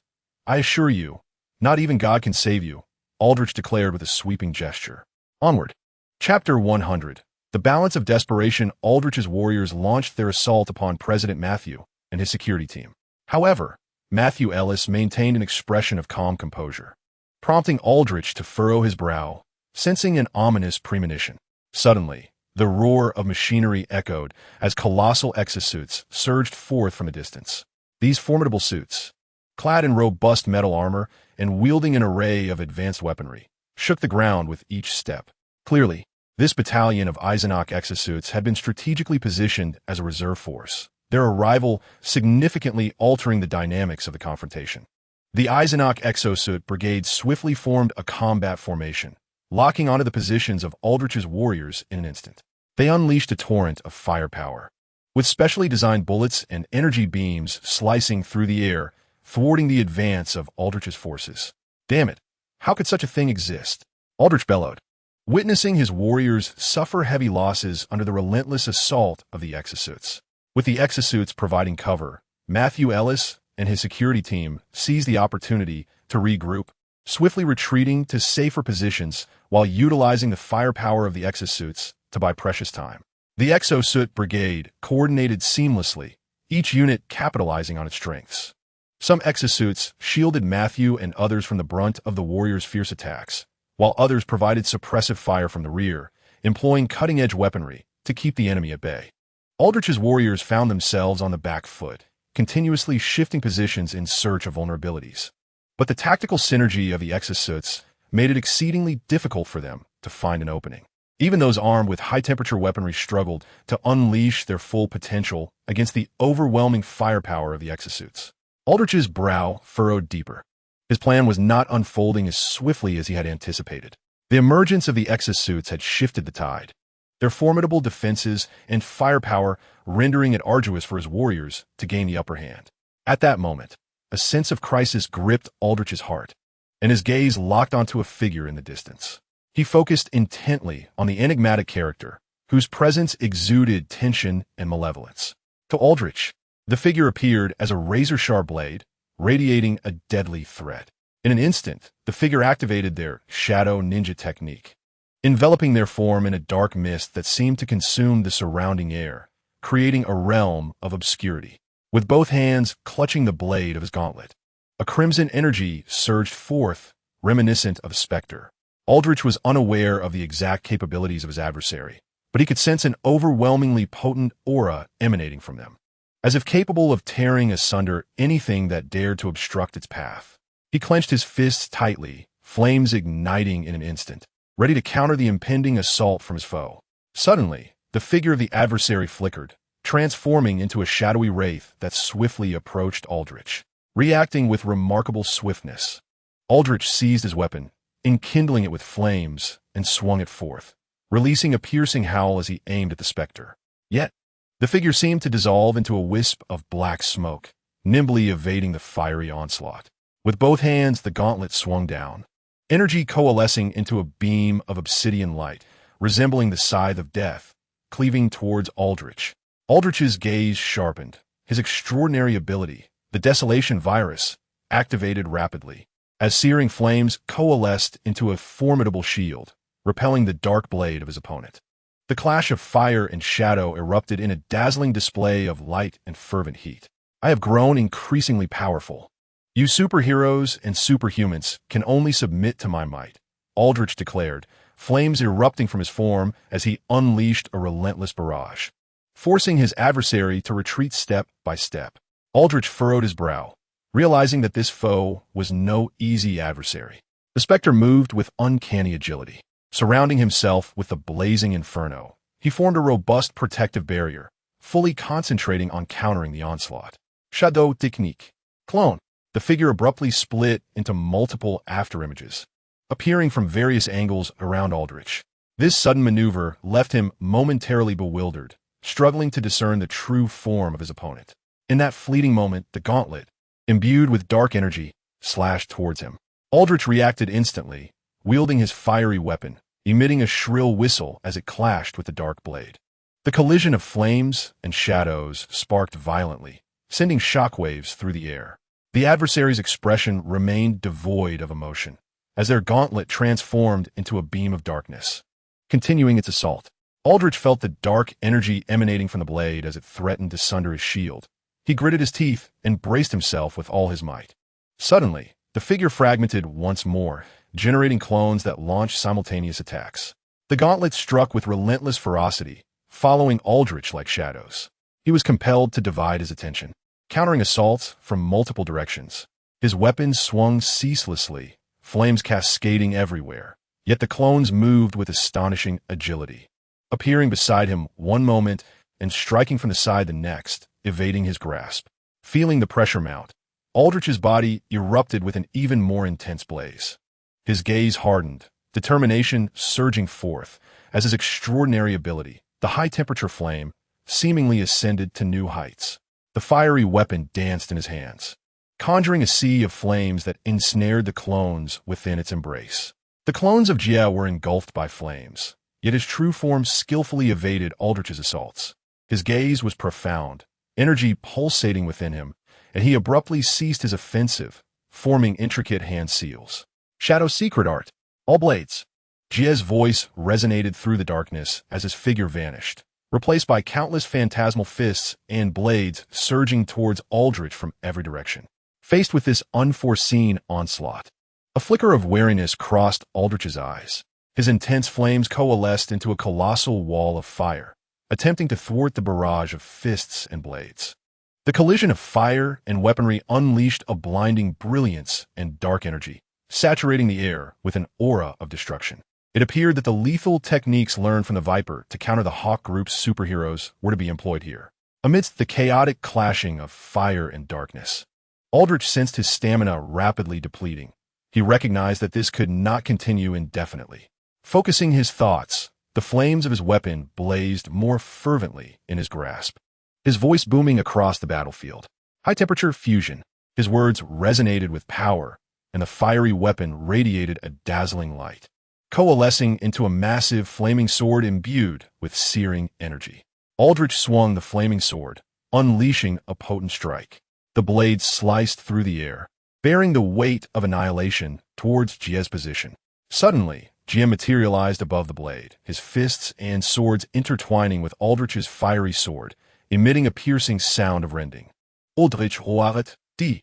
The flames and dark energy wove together in the air, crafting a tumultuous battleground. Aldrich poured all his strength into the flaming sword, which vibrated incessantly. He could sense the formidable power of Jie, yet he would not yield easily. In an instant, Jie's figure vanished once more, and Aldrich felt a surge of potent energy approaching from behind. Swiftly turning around, he discovered that Jie's fists and blades had stealthily drawn near, dark energy coalescing into a lethal strike. Gritting his teeth, Aldrich swung the flaming sword with utmost fervor, radiating brilliant light. The intense flames enveloped him, forming an indestructible shield. The fists and blades collided with the shield, the air seeming to tear apart, producing a violent sound. In the clash of sword and flame, a glint of cold amusement flashed in Jie's eyes. Suddenly, his body emanated a dense, dark energy, glowing brilliantly, as if becoming the sovereign of shadows. Jie leapt into the air, transforming into a shadow, swiftly advancing towards Aldrich. He was acutely aware that if this continued, defeating his opponent would not come easily. In this critical moment, he resolved to unleash his forbidden secret art, the instant prison shadow killing formation. In ninjutsu, no taboos existed. Jie's body abruptly vanished into the darkness. Akin to a fleeting light, Aldrich felt an overwhelming sense of pressure, as if countless gazes were fixated upon him. Then, he beheld Jie's figure suddenly appear before him. Jie's expression was devoid of warmth as he charged forward, leaving a shadow clone in his wake. The doppelganger, both ethereal and tangible, bore no distinction from the true form of Jie. Aldrich's gaze sharpened as he perceived this transformation. Yet, in a fleeting moment, Jie had already materialized before him. Without hesitation, Aldrich brandished his flame sword, bracing himself for Jie's assault. However, Jie's actions surpassed his expectations. In a sudden maneuver, Jie invoked a forbidden technique, exchanging positions with his shadow clone. Aldrich witnessed Jie's figure vanish in an instant, while his flame sword struck towards the shadow clone. This proved to be a fatal miscalculation, for in the next moment, Jie's true form appeared behind him. With the annihilating force of darkness, Jie's punch sword pierced through Aldrich's protective barrier, tearing apart his searing flames. Aldrich felt a surge of excruciating pain as his shield began to shatter, the encirclement of flames growing feeble. Jie's onslaught did not relent. His punch sword descended once more, leaving Aldrich with no choice but to muster a feeble defense. Yet, his stamina had waned to its limits, rendering him incapable of withstanding Jie's relentless strikes. Only the truly skilled could survive. Suddenly, Jie's figure vanished once more, his shadow clone reappearing before Aldrich. In that instant, Aldrich realized he had fallen into a trap meticulously crafted by Jie. He swung his flame sword towards the shadow clone. But Jie's true self was already poised at his flank, ready to deliver a decisive blow. Dark energy coalesced as Jie's punch sword amassed formidable strength. Aldrich sensed an unprecedented crisis. His energy was nearly depleted, and the searing flames could no longer erupt anew. At that moment, Jie's attack became swift and lethal. With a flourish of his punch sword, the dark energy surged forth like the scythe of death, aimed directly at Aldrich's vital points. Aldrich strained to defend himself, but it was futile. Jie's strike pierced through his defenses, plunging deep into his body. A wave of agony washed over him as he felt his strength draining rapidly. The flames blazed fiercely. He attempted to resist, yet the oppressive force of darkness rendered him unable to escape the shackles of his fate. Jie's gaze remained impassive as his punch sword slowly withdrew, causing Aldrich's form to disintegrate. The flames gradually extinguished, his power dissipating entirely, until at last Aldrich vanished from the battlefield. Jie surveyed the scene, the dark energies receding. His voice resonated cold and silent, declaring, "What I have wrought is irreversible." Chapter 101. The Desperate Battle. The rise of the Duke following Aldrich's defeat, the superpowered warriors of the Hydra did not falter. Viper's scheme was set in motion, launching a decisive offensive aimed squarely at the headquarters of the Hawk Group, despite the formidable presence of the Eisenach battle armor stationed there. The perimeter of the Hawk Group's headquarters had been thoroughly scorched by the searing flames of the desperate warriors, smoke billowing as the flames wreaked havoc. Meanwhile, within the headquarters, the Eisenach Battle Armor Legion stood poised, prepared to confront the onslaught of the super-powered desperate warriors. In the heavens, battalions of desperate warriors descended, the flames upon them blazing fiercely, slicing through the night sky. On the battlefield, the Eisenach Battle Armor activated its fortress mode, poised for action. Their metallic exteriors gleamed under the fiery glow of warfare, equipped with an array of weaponry, ready to counter the relentless onslaught of the enemy. The Hydra's desperate warriors, as the Vanguard assault team, launched their attack with astonishing swiftness, charging towards the forefront of the Eisenach Legion's position. Scorching flames surged forth, licking the armor of the battle suits and producing a piercing shriek. However, the Eisenach warriors stood resolute. Their armor was remarkably resilient. The intense heat left its mark on the metal surface, yet did not inflict significant damage. The weapons of the battle suits activated, unleashing a torrent of energy beams and bullets akin to a tempest, directed at the desperate warriors. The Hydra's soldiers nimbly evaded, and when evasion proved impossible, they absorbed the blows, their wounds mending even as they sustained injuries. In brief lulls, they retaliated with fiery assaults, striving to breach the armor's defenses. The battlefield was shrouded in smoke and flames, with explosions and the thunderous clash of energy resonating incessantly. On the opposite side of the field, the Hydra commander closely monitored the unfolding situation, his brow furrowed in concern as he recognized the formidable strength of the Eisenach's defenses. The assault from the desperate warriors was not yielding the desired results. He began to recalibrate his tactics, searching for a means to penetrate the battle suits line. Meanwhile, at the far end of the battlefield, the strategist Jingjilingma calmly directed the course of battle, segmenting the battle suits into distinct teams that collaborated effectively to corner the desperate warriors into a confined area. Jingjilingma's gaze was devoid of warmth. He sensed it was time to employ more ruthless tactics. He commanded the release of mutated biological agents, optimized zombie dogs, lickers, and tyrants. These horrific creatures, once human, were now consumed by a primal craving for flesh and ferocity. From the shadowy streets and derelict structures, these mutants surged forth, their eyes devoid of light, replaced by malice and hunger. The zombie dogs sprinted swiftly, the lickers extended their tongues, and the tyrants roared, their massive forms rippling with muscle. These malevolent beings charged towards the desperate warriors, transforming the battlefield into an even more chaotic and brutal domain. The zombie dogs gnawed at the warriors' armor. The lickers ensnared them with their tongues, and the tyrant's colossal fists struck with the power to obliterate all. The desperate warriors were compelled to divert a portion of their strength to confront this unforeseen menace. Flames and energy weapons ignited and thundered, further intensifying the brutality and disorder of the conflict. They were forced to contend with the dual threats posed by the monstrous creatures and the Eisenach battlesuits. The city's structures were ravaged, the traces of the streets erased, and the harshness of battle manifested in every corner. Smoke enveloped the area, and the cacophony of explosions and roars intertwined, composing a symphony of death. Indeed, it became evident that Umbrella and the Hawk Group were in league with one another, affirming the suspicions of the unseen forces observing this conflict. In the throes of battle, the Hydra's desperate warriors had continuously recalibrated their strategies in an attempt to discover a breakthrough. Flames and energy intertwined, weapons and bioweapons conjoined, rendering life at this moment both fragile and invaluable. Meanwhile, atop the headquarters of the Hawk Group, Jingjilingma stood gazing down upon the unfolding conflict. His demeanor was icy, resembling a callous observer, indifferent to the onslaught of the desperate warriors. "It appears the time has come for you to experience the might of the Kamen Rider," he remarked. On the battlefield, the desperate warriors clashed fiercely with the Eisenach battle armor and the mutated creatures of Hydra. Amidst the tempest of combat, attention gradually shifted to the new force dispatched by Jingjilingma, Kamen Rider Duke. Suddenly, a powerful surge of energy erupted from one side of the battlefield, drawing the gaze of countless onlookers. Emerging through the flashes of lightning was a warrior clad in resplendent armor, slowly stepping forth.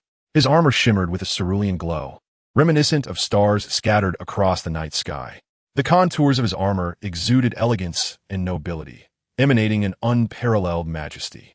The design of his helmet was unique, resembling a regal crown, hinting at boundless power. This was none other than Kamen Rider Duke, John Walker in his new transformation, a mysterious and formidable warrior. Duke's presence was even more imposing. His gaze was resolute and composed, evoking the essence of an ancient monarch. In his grasp was a magnificent longsword, its blade pulsating with blue luminescence. His very being seemed forged from blue flames, radiating an air of nobility and authority. With a piercing gaze, he surveyed the battlefield, seemingly in search of his next target. The Hydra's desperate warriors noted Duke's arrival, their expressions betraying a flicker of seriousness. After all, they were already familiar with the powerful legend surrounding this Kamen Rider, and at that moment, Duke's aura exceeded their expectations. As he strode into the fray, every step appeared imbued with a mysterious force. He raised his long sword high, gathering blue light to forge a formidable energy blade. One valiant, desperate warrior charged forward, wielding a fiery weapon in an attempt to strike Duke. However, Duke's reflexes were astonishingly swift. His blade descended like a flash of lightning, cleaving through the night sky and shattering the warrior's fiery assault. Duke's strikes were rapid and precise, each swing resonating like thunder, dismantling the desperate warrior's offensive. His blade carried an irresistible might, slicing through the adversary's armor to unveil their vulnerable interiors. Under Duke's command, the tide of battle began to shift. His blade glimmered, transforming into a streak of blue light that pierced through the defenses of a desperate warrior, bringing him crashing to the ground. The desperate warriors felt an unprecedented sense of oppression. Duke's power surpassed their wildest imaginations.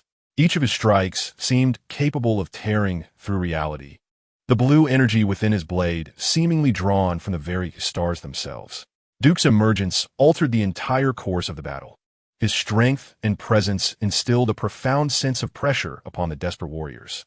Yet, the commander of the Hydra would not remain passive. He resolutely decided to take the stage himself, uniting with his two lieutenants and his unique superpowers to engage in a breathtaking confrontation with the Duke. Hydra, long live! Clad in a dark ensemble, the commander's gaze burned like flames, filled with unwavering determination and ambition. He understood that he must take action personally to withstand the Duke's formidable strength. The two lieutenants stood on either side of the commander, also dressed in black, their eyes shimmering with fiery intensity. Both were superpowered combatants, adept at manipulating flames, and their presence provided robust support for the commander. With a piercing glare, the commander surveyed the battlefield before slowly advancing toward the Duke. His voice was cold and hoarse. "Masked Rider Duke, your power is indeed formidable, yet before me, you are but an easily vanquished entity." The transformed John Walker, as the Masked Rider Duke, fixed his sharp gaze upon the commander, his sword poised for immediate action. In his perception, the commander's and his lieutenant's superpowers were not to be underestimated. This duel would be anything but effortless. As the battle surged forth, the commander suddenly raised his hand, summoning flames that rapidly coalesced into a colossal firestorm. The firestorm surged forth like a roaring dragon, sweeping toward the Duke. The Duke did not yield. He swung his sword, condensing blue energy into a beam of light. The clash of the sword beam and the firestorm erupted in a dazzling display of brilliance and energy shockwaves, igniting the battlefield in a conflagration of light, where sword beams and flames intertwined. The two lieutenants launched their assaults from either side of the Duke. Manipulating flames, they shaped them into serpentine forms, akin to fiery serpents, targeting the Duke's waist and legs. Faced with the dual onslaught of the firestorm and the serpentine flames, the Duke was compelled to maintain an acute focus, evading attacks while countering simultaneously. His sword glimmered as he maneuvered like a dragon, dispersing the flames. The battle raged fiercely, with flames and energy colliding, producing a cacophony of sound. Seizing the moment when the Duke was preoccupied with the fiery barrage, the commander unleashed his superpower. His form ignited in intense flames, which gradually coalesced into a protective shield of fire. This fiery shield not only served a defensive purpose, but also possessed offensive capabilities. With a flick of his finger, the shield erupted, launching numerous fireballs toward the Duke. John Walker's expression shifted as he swiftly wielded his sword, dispersing the fireballs. However, the commander pressed on, his flaming shield rotating continuously, releasing waves of fiery energy that formed a renewed firestorm, encircling the Duke once more. Simultaneously, the fire attacks from the two lieutenants surged forward with greater ferocity. The Duke found himself besieged from three sides, his sword flashing as he valiantly attempted to fend off the onslaught from all directions. The conflict escalated to a fever pitch, with flames, energy, and sword light weaving together in a tumultuous dance across the battlefield. In the face of overwhelming pressure, John Walker, transformed into the Kamen Rider Duke, steadfastly maintained his resolve.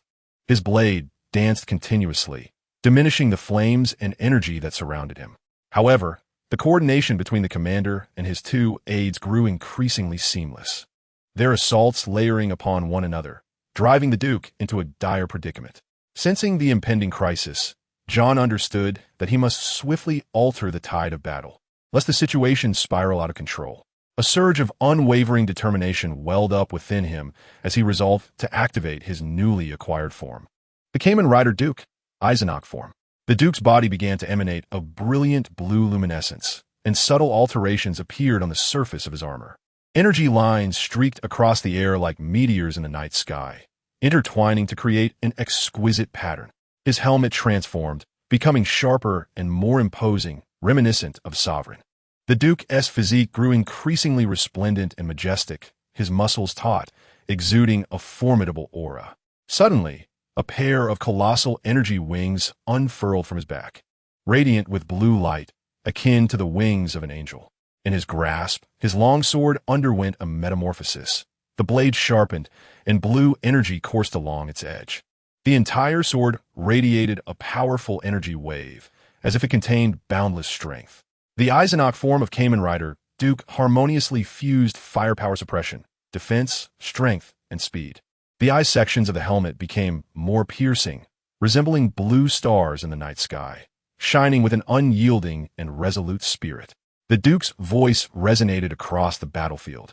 Imbued with authority and might. Chapter 102.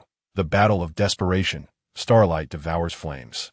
The Kamen Rider Duke, in Eisenach form, exuded formidable blue energy, his gaze unwaveringly fixed upon the commander and his two aides. In an instant, he unleashed a rapid offensive. His energy blade carved elegant arcs through the air, akin to a falling blue meteor. The clash of sword light with the fiery tempest erupted into a dazzling energy shockwave, the flames shredded by the blade, transforming in an instant into countless sparks. The Duke's form darted like lightning, skillfully maneuvering between the fiery storm and the serpentine flames, effortlessly evading every attack. His energy blade swung swiftly, extinguishing the flames of the two aides' assaults. The commander's fiery shield, too, faltered before the Duke's onslaught. With relentless ferocity, the Duke's sword sliced through the fire shield, its brilliance cleaving through the flames with commanding force. As his energy wings unfurled, he soared into the sky, the blue energy trailing behind him, forming a graceful arc. His blade, imbued with the impact of energy, descended from above like a meteorite, aimed directly at the Hydra commander. A flicker of astonishment crossed the commander's eyes as he urgently released a surge of stronger flame energy, attempting to withstand the Duke's assault.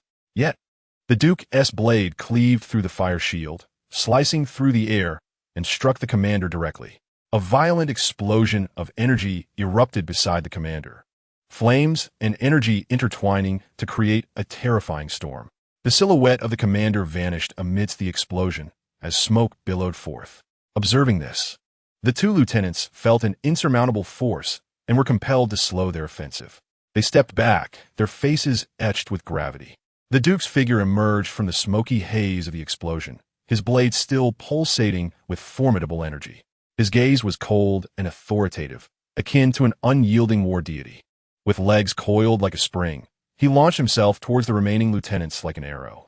The blade gleamed with a brilliance reminiscent of lightning streaking across the night sky, energy coalescing as he swung his sword. The lieutenants, cautious and alert, unleashed fiery attacks in an attempt to thwart the Duke's onslaught. However, the Duke's speed and strength surpassed their expectations, as his sword sliced through the flames with astonishing ease, cleaving the air directly towards one of the lieutenants. The brilliance of his blade shattered the lieutenant's defenses, the flames torn asunder in a violent burst of energy that sent the lieutenant hurtling to the ground. The other lieutenant, pale and shaken by the sight of his fallen comrade, could not afford to hesitate further. His fiery assault intensified with fervor. The Duke's blade swung once more, intertwining with the flames, igniting the air in a conflagration. The Duke's sword maintained its formidable presence, slicing through the fire and targeting the lieutenant. The lieutenant strained to defend himself, yet his flame shield was on the verge of collapse, and he felt the oppressive weight of the Duke's blade. Unable to maintain his composure, with a decisive strike, the Duke's blade descended, penetrating the flames and breaching the lieutenant's defenses, tearing through muscle to deliver a fatal blow. The lieutenant shuddered, instantaneously losing his fighting spirit, crumpling to the ground. A thunderous explosion echoed, prompting the masked knight, Duke, to turn his gaze. The Hydra commander, rising from the remnants of the explosion, began to transform.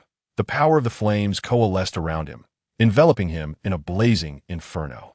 His skin morphed into a deep crimson, as if ensconced in searing flames, his eyes shifting to a profound fiery hue. As the transformation continued, the Hydra commander's physique expanded rapidly, his muscles hardening under the fiery onslaught, flames swirling around him, etching fiery patterns upon his form. His head split into multiple craniums, culminating in a total of 9, each mouth agape, exhaling scorching flames. This transformation bore the mark of the Hydra offspring lineage, a product of the Viper Lady's malevolent scheme. The commander's metamorphosis plunged the battlefield into a renewed atmosphere of tension. His stature loomed large, resembling a mountain of fire. The 9 heads simultaneously howled towards the heavens, emitting a deafening roar, flames erupting from each maw, creating an inferno of epic proportions. The Duke's expression hardened. He sensed the Hydra commander's power had escalated to a terrifying and unpredictable level. Yet, he did not waver. His energy blade was once more poised for battle, ready to confront the heightened peril. The Hydra commander let out an eerie roar as the sea of flames around him surged violently, forming a barrier that engulfed him entirely. His 9 heads rotated simultaneously, their gaze fixed upon Kamen Rider Duke. Without waiting for the Hydra commander to make further moves, Duke's body surged forward with sudden acceleration, transforming into a streak of azure light that traversed the sea of flames, soaring upward. His energy blade cleaved through the air, its brilliance clashing with the fire, resulting in a violent shockwave.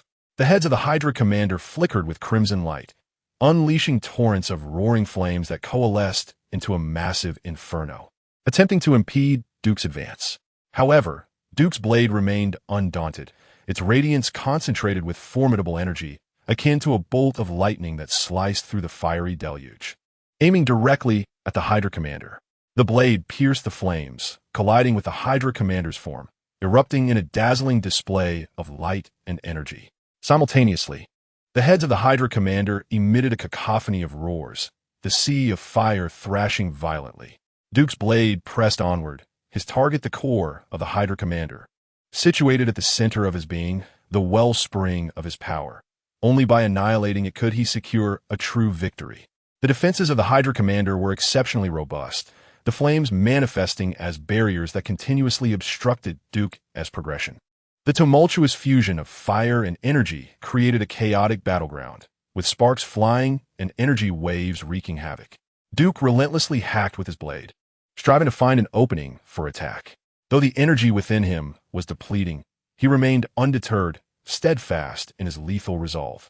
Once more, the heads of the Hydra commander emitted an eerie howl, the sea of flames coalescing into a colossal fireball, swelling in size as it gathered within his maw, seemingly preparing to unleash a cataclysmic assault.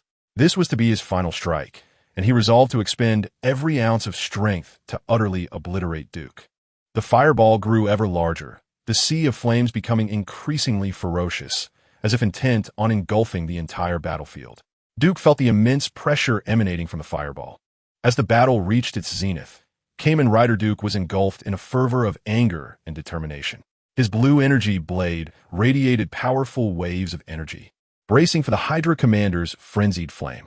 Without hesitation, Duke took a step forward, his gaze unwaveringly fixed upon the Hydra commander. Blue energy rapidly coalesced from his being, forming a blade of azure light, akin to a meteor streaking across the night sky. imbued with a resolve of annihilation. He raised his blade high, his body infused with strength, his voice reverberating across the battlefield. "Burn, O warrior of despair! I shall wield my starlight in the name of justice." At the crescendo of his proclamation, the blue blade erupted in resplendent radiance, creating a brilliant azure halo that illuminated the entire battlefield. The patterns upon his armor began to shimmer, as if constellations danced upon his form. With starlight piercing through, the blade shattered. Duke's voice brimmed with power and determination. As his blade began to vibrate at an astonishing speed, emanating a luminescence akin to countless stars converging upon its edge. His body transformed instantaneously into a cascade of blue light, the sword blade tracing a magnificent arc through the air, akin to a meteor traversing the night sky. The intertwining of azure radiance and flames painted a resplendent tableau. The sword pierced through the wall of fire, breaching the Hydra commander's fiery shield, aimed directly at his core.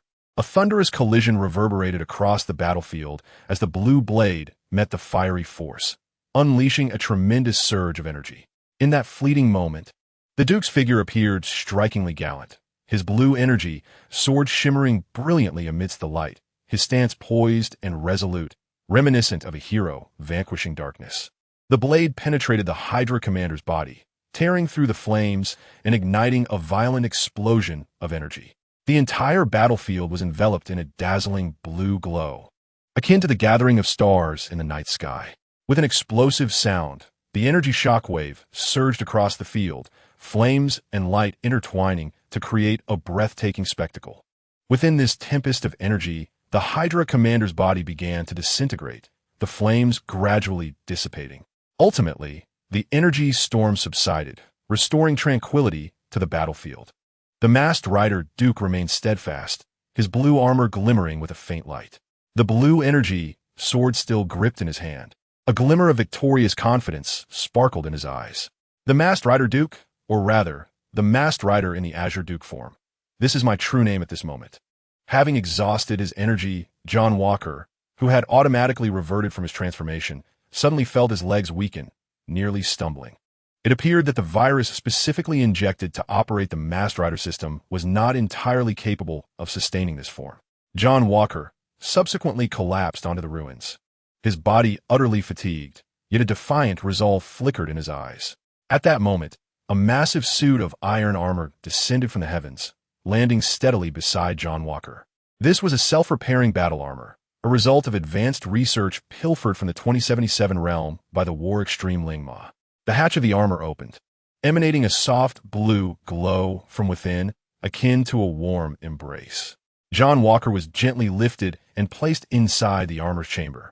The hatch sealed shut, isolating him from the surrounding cacophony, and then it soared towards the protective canopy.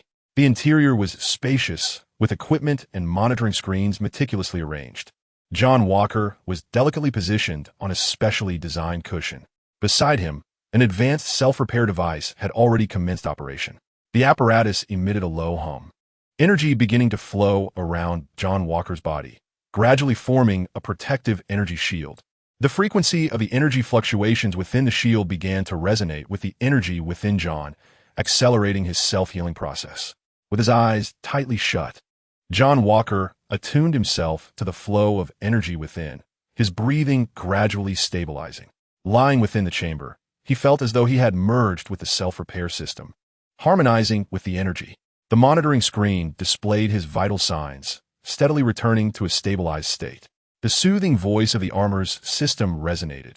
"Mr. John Walker, your injuries are being healed. Please, relax, and allow this self-healing system to restore your bodily energy." John Walker smiled faintly.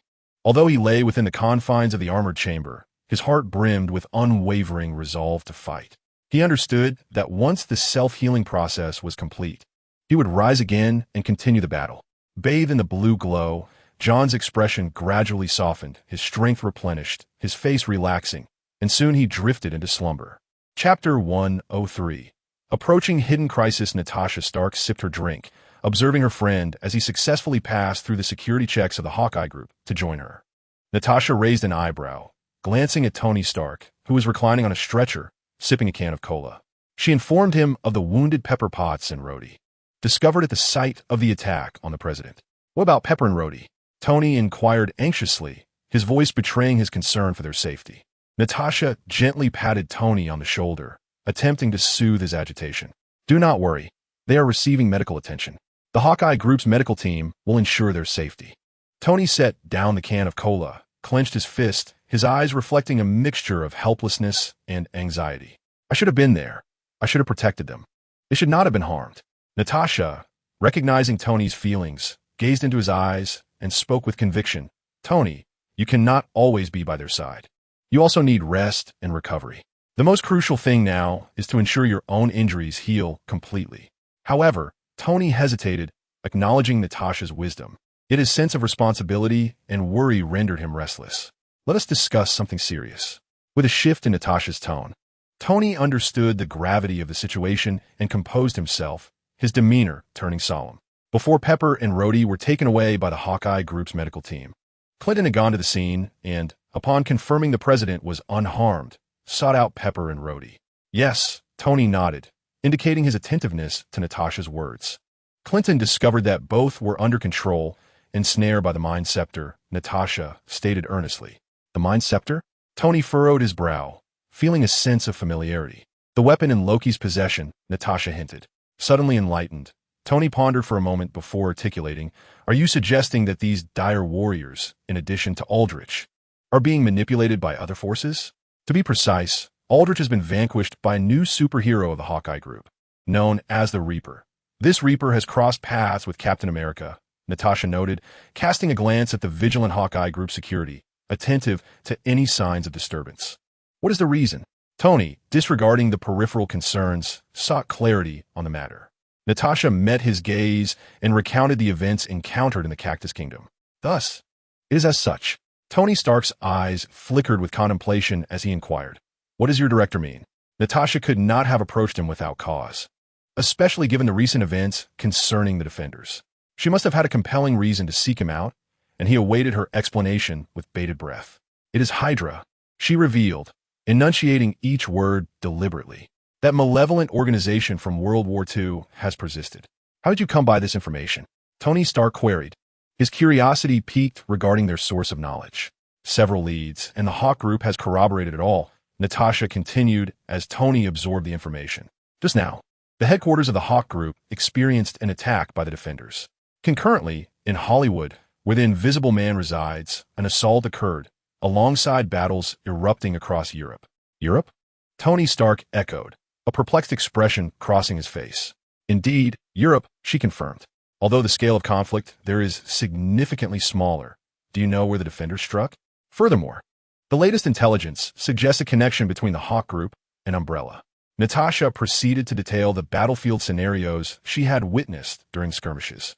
After listening attentively, Tony took a sip from his soda, allowing silence to linger as Natasha refrained from interrupting. Moments later, he set his drink aside and asked once more, what does your director think? In response, Natasha merely shrugged and retrieved her mobile phone from her pocket. Tony accepted the device, scrolling through the contacts until he found the name of the director and dialed the number. The call connected, yet silence ensued. Nick Fury, it's me, Tony Stark, he stated directly. Tony, the Avengers need to assemble once more, Nick Fury replied with utmost seriousness. The Avengers need to assemble again? Tony furrowed his brow, sensing the urgency in Fury's tone. Yes, Tony, the threat posed by the Defenders is escalating, and we must unite to confront it, Nick affirmed, his resolve unwavering. Though his mind raced with thoughts of Umbrella and the Hawk Group's role in this conspiracy, Tony held the phone to his ear, contemplating before responding, I understand the situation, but we require more intelligence. I need to ascertain the Defenders' objectives, their strengths, and how they manipulate minds. Fury's voice resonated through the phone. We are currently investigating, but time is of the essence. We must act swiftly to thwart their plans. I understand, Tony nodded, recognizing that the moment to take action had arrived. However, before we proceed, we need a definitive plan. The Defenders have demonstrated formidable power. We cannot afford to be complacent. After a brief silence, Nick Fury replied, you are correct. We need to pool our resources and devise an effective strategy to counter them. Tony Stark rose to his feet, his mind racing with thoughts. We cannot solely rely on individual prowess. We must consolidate our resources and identify the true leader behind the extremist warriors, unveiling their genuine intentions. Only by comprehending their scheme can we undertake targeted actions. Nick Fury nodded in agreement. Very well. I will continue collaborating with the intelligence division to gather further information regarding the extremist warriors. In the meantime, I shall reach out to the other Avengers, preparing them for what lies ahead. Their dialogue brimmed with resolve and cooperation, as they both recognized that in the face of this threat, unity and mutual support were imperative. We also require a temporary command center for real-time coordination and information exchange, suggested Nick Fury. Not a problem. The Avengers Tower in New York is complete. We can establish the command center there, Tony Stark responded. Nick Fury's voice exuded determination. Good. We shall assemble as swiftly as possible. Returning the phone to Natasha, Tony remarked. It seems I must take my leave, lest I become truly rusty, a mere couch potato, uninterested in all pursuits. Natasha retorted playfully, so, does the couch potato have a fondness for lovely ladies? The couch potato appreciates charming young women. Thank you, Tony replied, tossing the empty soda can into the trash can with precise aim. Meanwhile, following Hawkeye's suspicions and his own instincts, Captain America was investigating the potential whereabouts of weapons left behind by Loki, specifically the Mind Stone. He surveyed his surroundings, which were eerily quiet, save for the gentle rustle of leaves in the breeze. He understood he was in a potentially perilous situation. Gripping his shield tightly, he scanned his environment with vigilance. The wind caressed his attire, his gaze unwavering and composed. Suddenly, the sound of hurried footsteps approached, prompting Captain America to swiftly turn around and confront a group of unidentified individuals clad in black, rapidly closing in. Armed with various weapons, their expressions were devoid of mercy. Abruptly, one of the assailants lunged forward, brandishing a blade and aiming to strike Captain America. Unfazed, he moved with fluid precision, sidestepping the attack while delivering a well-aimed punch to the assailant's cheek. The struck foe immediately lost his balance, collapsing to the ground. However, the other unidentified individuals had already advanced, spreading out to encircle Captain America. Their weapons glinted ominously as they launched a relentless and ferocious assault. Without hesitation, Captain America met the onslaught head-on. His shield became his most trusted defense, deftly parrying blows while his other hand unleashed precise strikes against his adversaries. His movements were remarkably agile, akin to a cheetah navigating the battlefield, charging forward, retreating, leaping, and executing acrobatic maneuvers with grace. Every movement he made was imbued with strength and swiftness, rendering his next action unpredictable. An adversary attempted to launch a surprise attack from the side, yet Captain America was already aware. He swiftly pivoted, using his shield to deflect the incoming strike, and then delivered a powerful jab that struck the enemy squarely in the chest, sending him flying. As Captain America evaded the assaults from unidentified foes, the situation grew increasingly precarious. The adversaries ceased to rely on close combat and began to engage in ranged attacks. The sound of gunfire from pistols and rifles erupted, with bullets raining down like a tempest. Captain America's shield became his sole form of protection. He managed to block the majority of the projectiles, yet several still struck his armor, producing sharp, jarring impacts. He remained in constant motion, seeking a position where he could elude the hail of bullets. Leaping into the air, he executed a spin, using his shield to knock an enemy's firearm away, and then delivered a swift kick that felled another assailant. Nevertheless, the gunfire persisted, the relentless barrage of bullets making it increasingly difficult for Captain America to evade. The ground beneath him was pocked with bullet holes, and clouds of dust filled the air. He felt the rush of wind as bullets whizzed by, cold sweat trickling down his forehead. He pressed on, acutely aware that halting would allow his enemies to capitalize on the terrain, leading to his demise. He deftly maneuvered, at times seeking cover, at others pivoting suddenly to confound his foe's aim. His shield became a sanctuary, as he continuously deflected incoming bullets while ricocheting them back at his adversaries. Amidst this perilous scenario, Captain America's mind raced, calculating his next moves with precision. Suddenly, he perceived an opportunity. An enemy exposed his flank, and Captain America surged forward, crashing his shield against the foe's chest, sending him reeling. Seizing the moment, he plunged into the enemy ranks. His rapid punches struck an adversary's weapon, sending it flying from their grasp. Following this, he halted abruptly, using his shield to block another enemy's shot, and executed a swift sidekick that sent the opponent sprawling. The remaining foes were caught in the wake of chaos as their offensive began to falter. Captain America ruthlessly capitalized on every opportunity, toppling adversaries one after another with fluidity and precision, exuding both strength and speed. "Who are you?" he demanded as he approached the fallen foe, intent on interrogation, only to witness the individual decisively bite his own tongue in a final act of defiance. This scene sent shivers down Captain America's spine, reminiscent of his past encounters with Hydra agents who displayed similar resolve in their desperation. Slowly lifting his gaze, he murmured, "Hydra."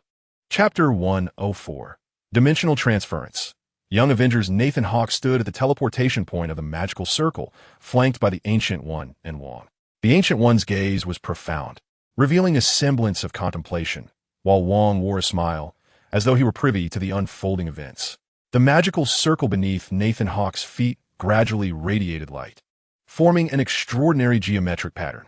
Nathan could sense the energy permeating the surroundings, a force unlike anything he had ever encountered before. A surge of curiosity welled up within him, for he knew he was about to step into an entirely new realm. The voice of the Ancient One resonated in Nathan's ears. "Are you prepared?" Nathan nodded, his gaze resolute and brimming with anticipation.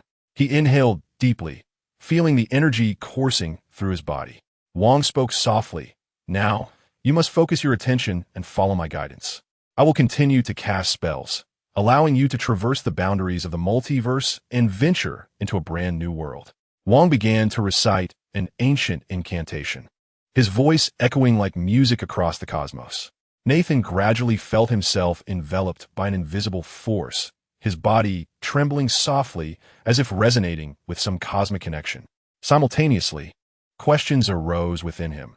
Is each crossing into different multiversal realms a distinct experience? Or does it stem from the variations of the closed rifts? The brilliance of the magical circle intensified, and the scenery around him began to distort and change. Nathan felt as though he were being drawn by countless invisible threads, his consciousness gradually becoming hazy, as if immersed in a mysterious dream. He beheld a universe twinkling with starlight, galaxies and nebulae interweaving before his eyes.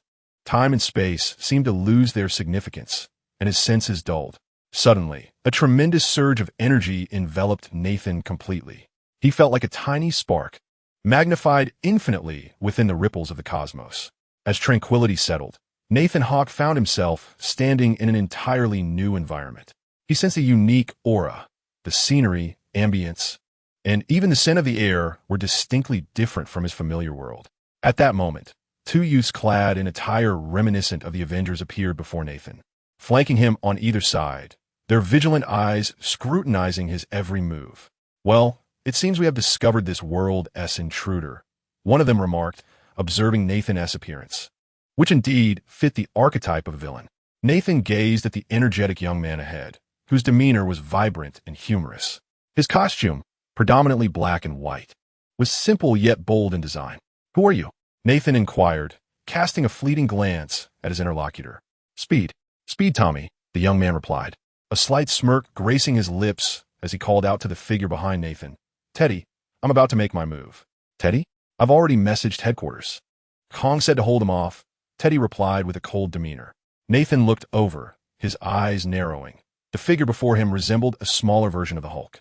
Teddy possessed a formidable physique and a distinctive appearance, his skin a deep green with pronounced facial contours. His battle attire is elegantly designed, consisting of a form-fitting green suit adorned with golden patterns that seem to symbolize his regal status. "I can hardly contain my anticipation." Teddy stretched his limbs and remarked, "Let me see what this destroyer has to offer." Nathan Hawke sensed the vigilance and mockery emanating from the two youths, a wave of impatience rising within him. He had faced numerous formidable adversaries, yet these two appeared exceedingly confident in their abilities. "Very well, if a battle is what you desire, I shall oblige." Nathan Hawke's voice resonated with confidence as his body began to emit faint electrical fluctuations. Speedy Tommy and Teddy exchanged glances, seemingly dismissing Nathan Hawke's presence. Tommy shook his head with a smile, taunting, "It seems this destroyer is somewhat arrogant." Nathan Hawke remained silent, his gaze fixed firmly on Speedy Tommy.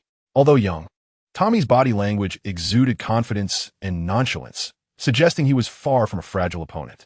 Suddenly, Speedy Tommy's form flickered and vanished from sight, leaving behind a blurred afterimage.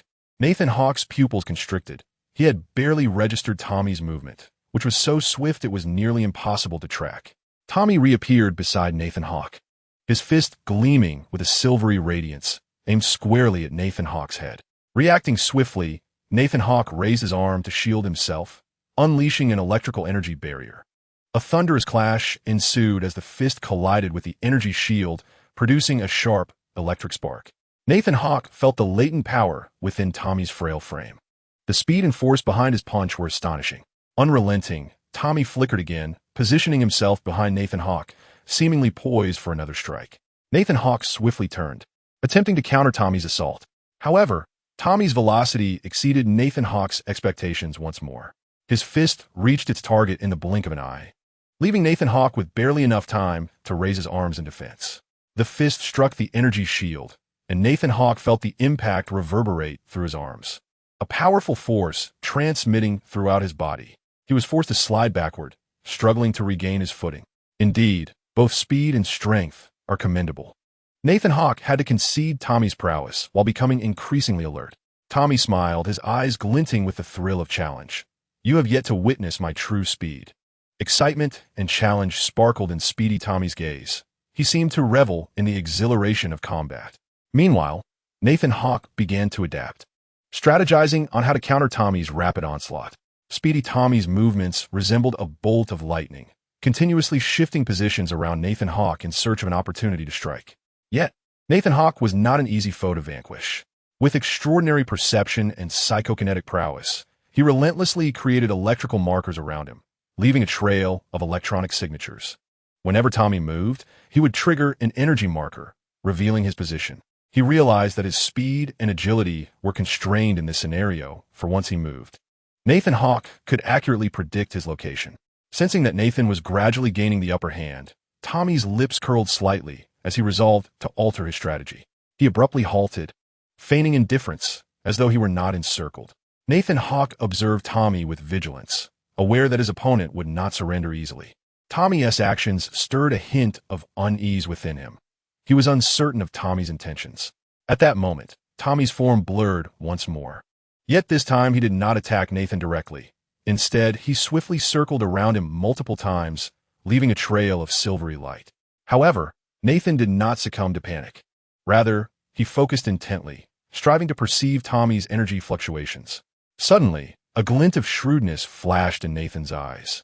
It seemed he had discerned Tommy's pattern and predicted his next appearance. When Tommy reemerged within Nathan's line of sight, Nathan was prepared. He swiftly expanded his telekinetic force, concentrating the energy markers at the location of Tommy's reappearance.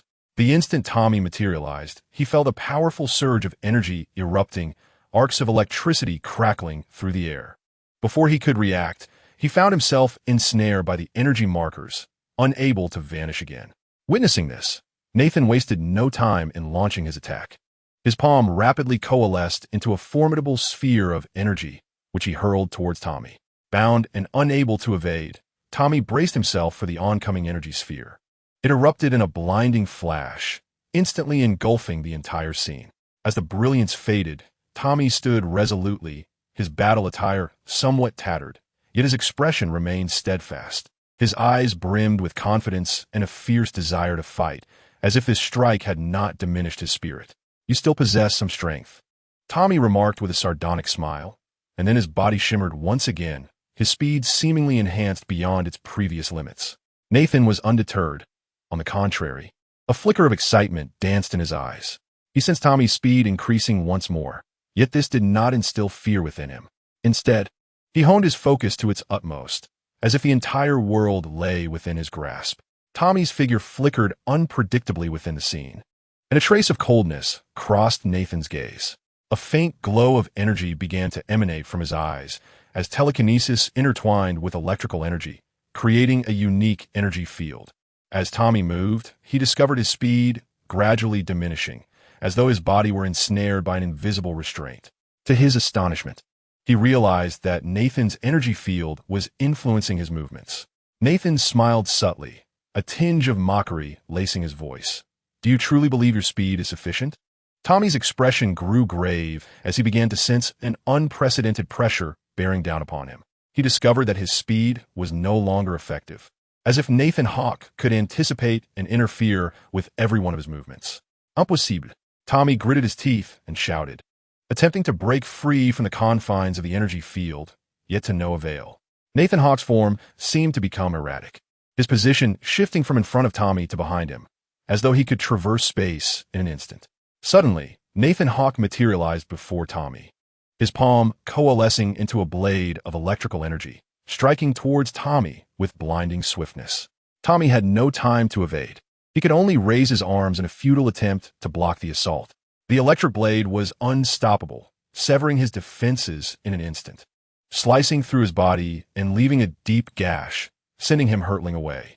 Barely managing to remain upright, Tommy felt a surge of intense pain. His body swayed precariously, yet his gaze remained resolute. He was unwilling to concede easily, even though he realized he had fallen under Nathan Hawke's control. Meanwhile, Teddy the young Hulk witnessed the entire confrontation with astonishment.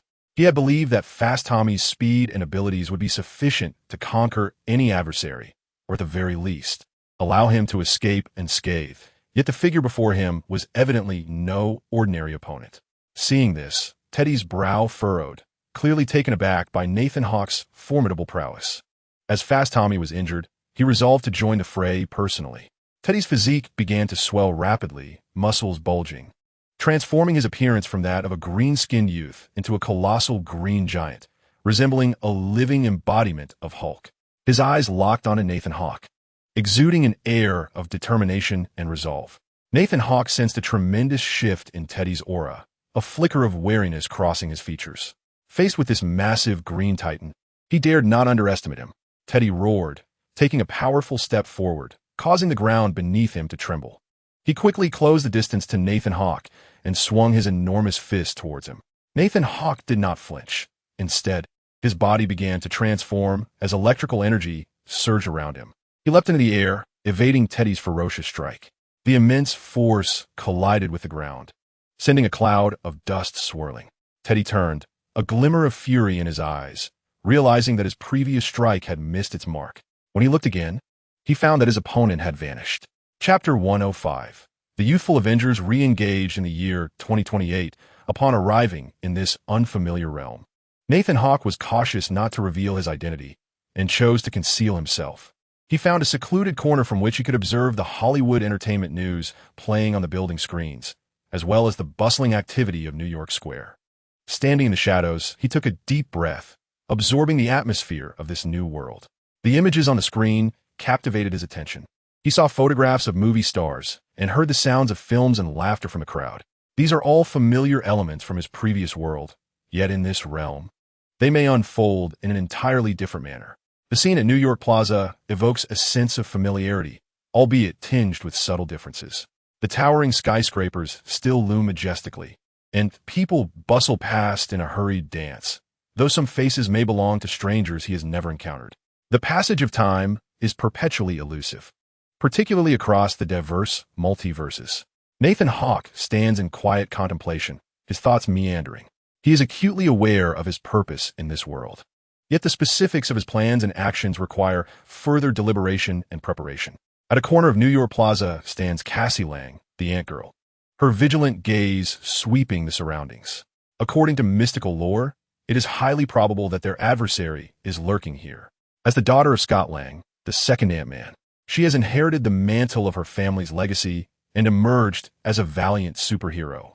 On this day, she received intelligence from the young Avengers regarding an intruder from another dimension, intent on disrupting the delicate balance of this world. Cassie understands that she must act decisively to ensure the safety of this realm. A glance at her risk communicator confirms that her allies are nearby, poised to provide assistance. However, she resolves to confront the challenge using her own abilities first. With a firm grip on her shrinking device, Ant-Girl Cassie fixes her gaze upon her target in the plaza. She senses that the enemy is near, concealed in the shadows, biding their time for the opportune moment. As a seasoned superhero, she knows the importance of proceeding with caution, for an attack could be launched at any moment. Cassie's eyes gleam with determination as she gently activates her shrinking device, her form instantly diminishing to the size of an ant. She weaves swiftly through the crowd, utilizing her released ants to ascertain Nathan Hawke's precise location. Nathan Hawke, cloaked in shadow, takes a deep breath, detecting a faint, unusual energy fluctuation. His telekinetic electric alert system begins to activate, warning him of an approaching presence. However, he remains unaware of the identity of this intruder and maintains a vigilant stance. Just then, a subtle rustle of wind catches his attention. Nathan instinctively dodges an incoming attack. As he focuses, he realizes that Cassie Lang, the ant girl, is launching herself from a nearby corner. Cassie strikes with remarkable speed, prompting a slight furrow of Nathan's brow. Her shrinking device renders her attacks more agile and unpredictable, eliciting a sense of novelty in Nathan. He promptly adopts a defensive posture, his body emanating a luminous electric aura, forming a protective barrier akin to a shield. Cassie's strike collides with the electric shield, resulting in a dazzling display of light and arcs of electricity. Undeterred, she melds into the shadows, transforming into a whisper of wind. Nathan feels a gentle breeze pass over him, and his focus sharpens, sensing that Cassie may be preparing for a more ferocious assault. At that moment, a violent surge of energy pulses behind him. He instinctively darted forward, evading Cassie's intended assault. Yet behind him, Teddy loomed with a fierce aura, poised to deliver a fatal blow. Nathan's perceptiveness was acute. He sensed Teddy's imminent attack. His body swiftly pivoted, electric energy coalescing in his hand to form a radiant blade of light, which he then swung towards Teddy. Unflinching, Teddy launched himself into the air, raising his massive fists to meet Nathan's strike. The clash of the electric blade and Teddy's colossal fists erupted in a deafening explosion. Energy waves radiated outward, stirring the surrounding air. Cassie emerged from the shadows, launching another assault, seeking to exploit any opening amidst the fray. However, Nathan Hawke was not ensnared. His heightened perception and reaction time enabled him to navigate such multifaceted threats. He deftly retreated, avoiding Cassie's attack, and with a flourish of his electric blade, he conjured a tempest of electrical energy. The storm surged forth, creating a formidable barrier of energy that kept both Cassie and Teddy at bay. His gaze was resolute, wholly focused on countering the dual onslaught. Cassie and Teddy exchanged glances, acutely aware of Nathan Hawke's formidable prowess. They understood that this enigmatic destroyer was not easily vanquished and that a more cautious strategy was imperative. Nathan Hawke furrowed his brow. Had he revealed his position? Sensing the lurking threat, he knitted his brow in concentration, preparing to confront the challenge with full force. Taking a deep breath, he radiated a more intense electric glow, ready to unleash his true power. He began to summon the dormant energy of his Genova cells, awakening the latent force within him. The electric brilliance swirled around his form, forming a flickering halo, his gaze deepening with determination. Nathan Hawke swiftly activated his telekinesis, the electric light gathering in the palm of his hand to create a dazzling orb of electricity. With a powerful throw, the orb traced a magnificent arc through the air, hurtling directly towards Cassie. Though agile, Cassie felt the immense pressure of Nathan's electric assault. She hastily melded into the shadows, striving to evade the orb's pursuit. However, its speed and precision surpassed her expectations. The orb detonated midair, unleashing a blinding arc of electricity. Cassie managed to shield part of herself from the blaze. Yet the arc grazed her shoulder, leaving a charred scar. With a low growl, she surged forward once more, retracting her wristband to rapidly enlarge her physique. Her battle attire shimmered with golden light as her form transformed into a towering, formidable presence, ready to confront Nathan. Simultaneously, Teddy sensed Nathan's looming threat. With a furious roar, he charged at Nathan with reckless abandon. His fists, akin to cannonballs, unleashed terrifying shockwaves, aiming to subdue Nathan. Faced with two formidable adversaries, Nathan Hawke displayed not a hint of trepidation. His eyes sparkled with electric brilliance as he began to unleash the full extent of his abilities, igniting the power of the Genova cells. A fierce surge of electric energy emanated from his body, and arcs of electricity danced through the air, conjuring a tempest of energy. Swiftly, he formed a sphere of electrical energy in his palm and hurled it toward Kesselin. She attempted to evade the pursuit of the energy sphere. But Nathan's speed and precision exceeded her expectations by far. The energy sphere detonated beside her, unleashing a powerful shockwave that sent her flying. Simultaneously, Teddy's colossal fist approached Nathan. With remarkable swiftness, Nathan activated a telekinetic shield to withstand the force of the blow. Electric brilliance flickered around him as his telekinetic prowess reached unprecedented heights. Successfully fending off Teddy's assault, Nathan did not relent. His hands swiftly assumed a blade-like gesture, delivering a strike aimed at Teddy's chest. The energy blade radiated dazzling electricity, forming a formidable edge of power. Teddy, astonished by the imminent energy blade, hastily swung his fists to block. The clash between the energy blade and his massive fists erupted with intense energy, causing the surrounding air to convulse. Harnessing the momentum from the energy blade's impact, Nathan leapt high into the air and released another energy sphere, targeting Kesselin once more. The energy sphere spun rapidly through the air, emitting a piercing hum as it hurtled toward her with ferocity.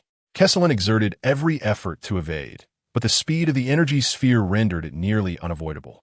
Anxiously, she melded into the shadows, attempting to vanish once more. However, the energy sphere seemed to possess an uncanny ability to track her, relentlessly pursuing her. The sphere detonated, unleashing a tremendous shockwave.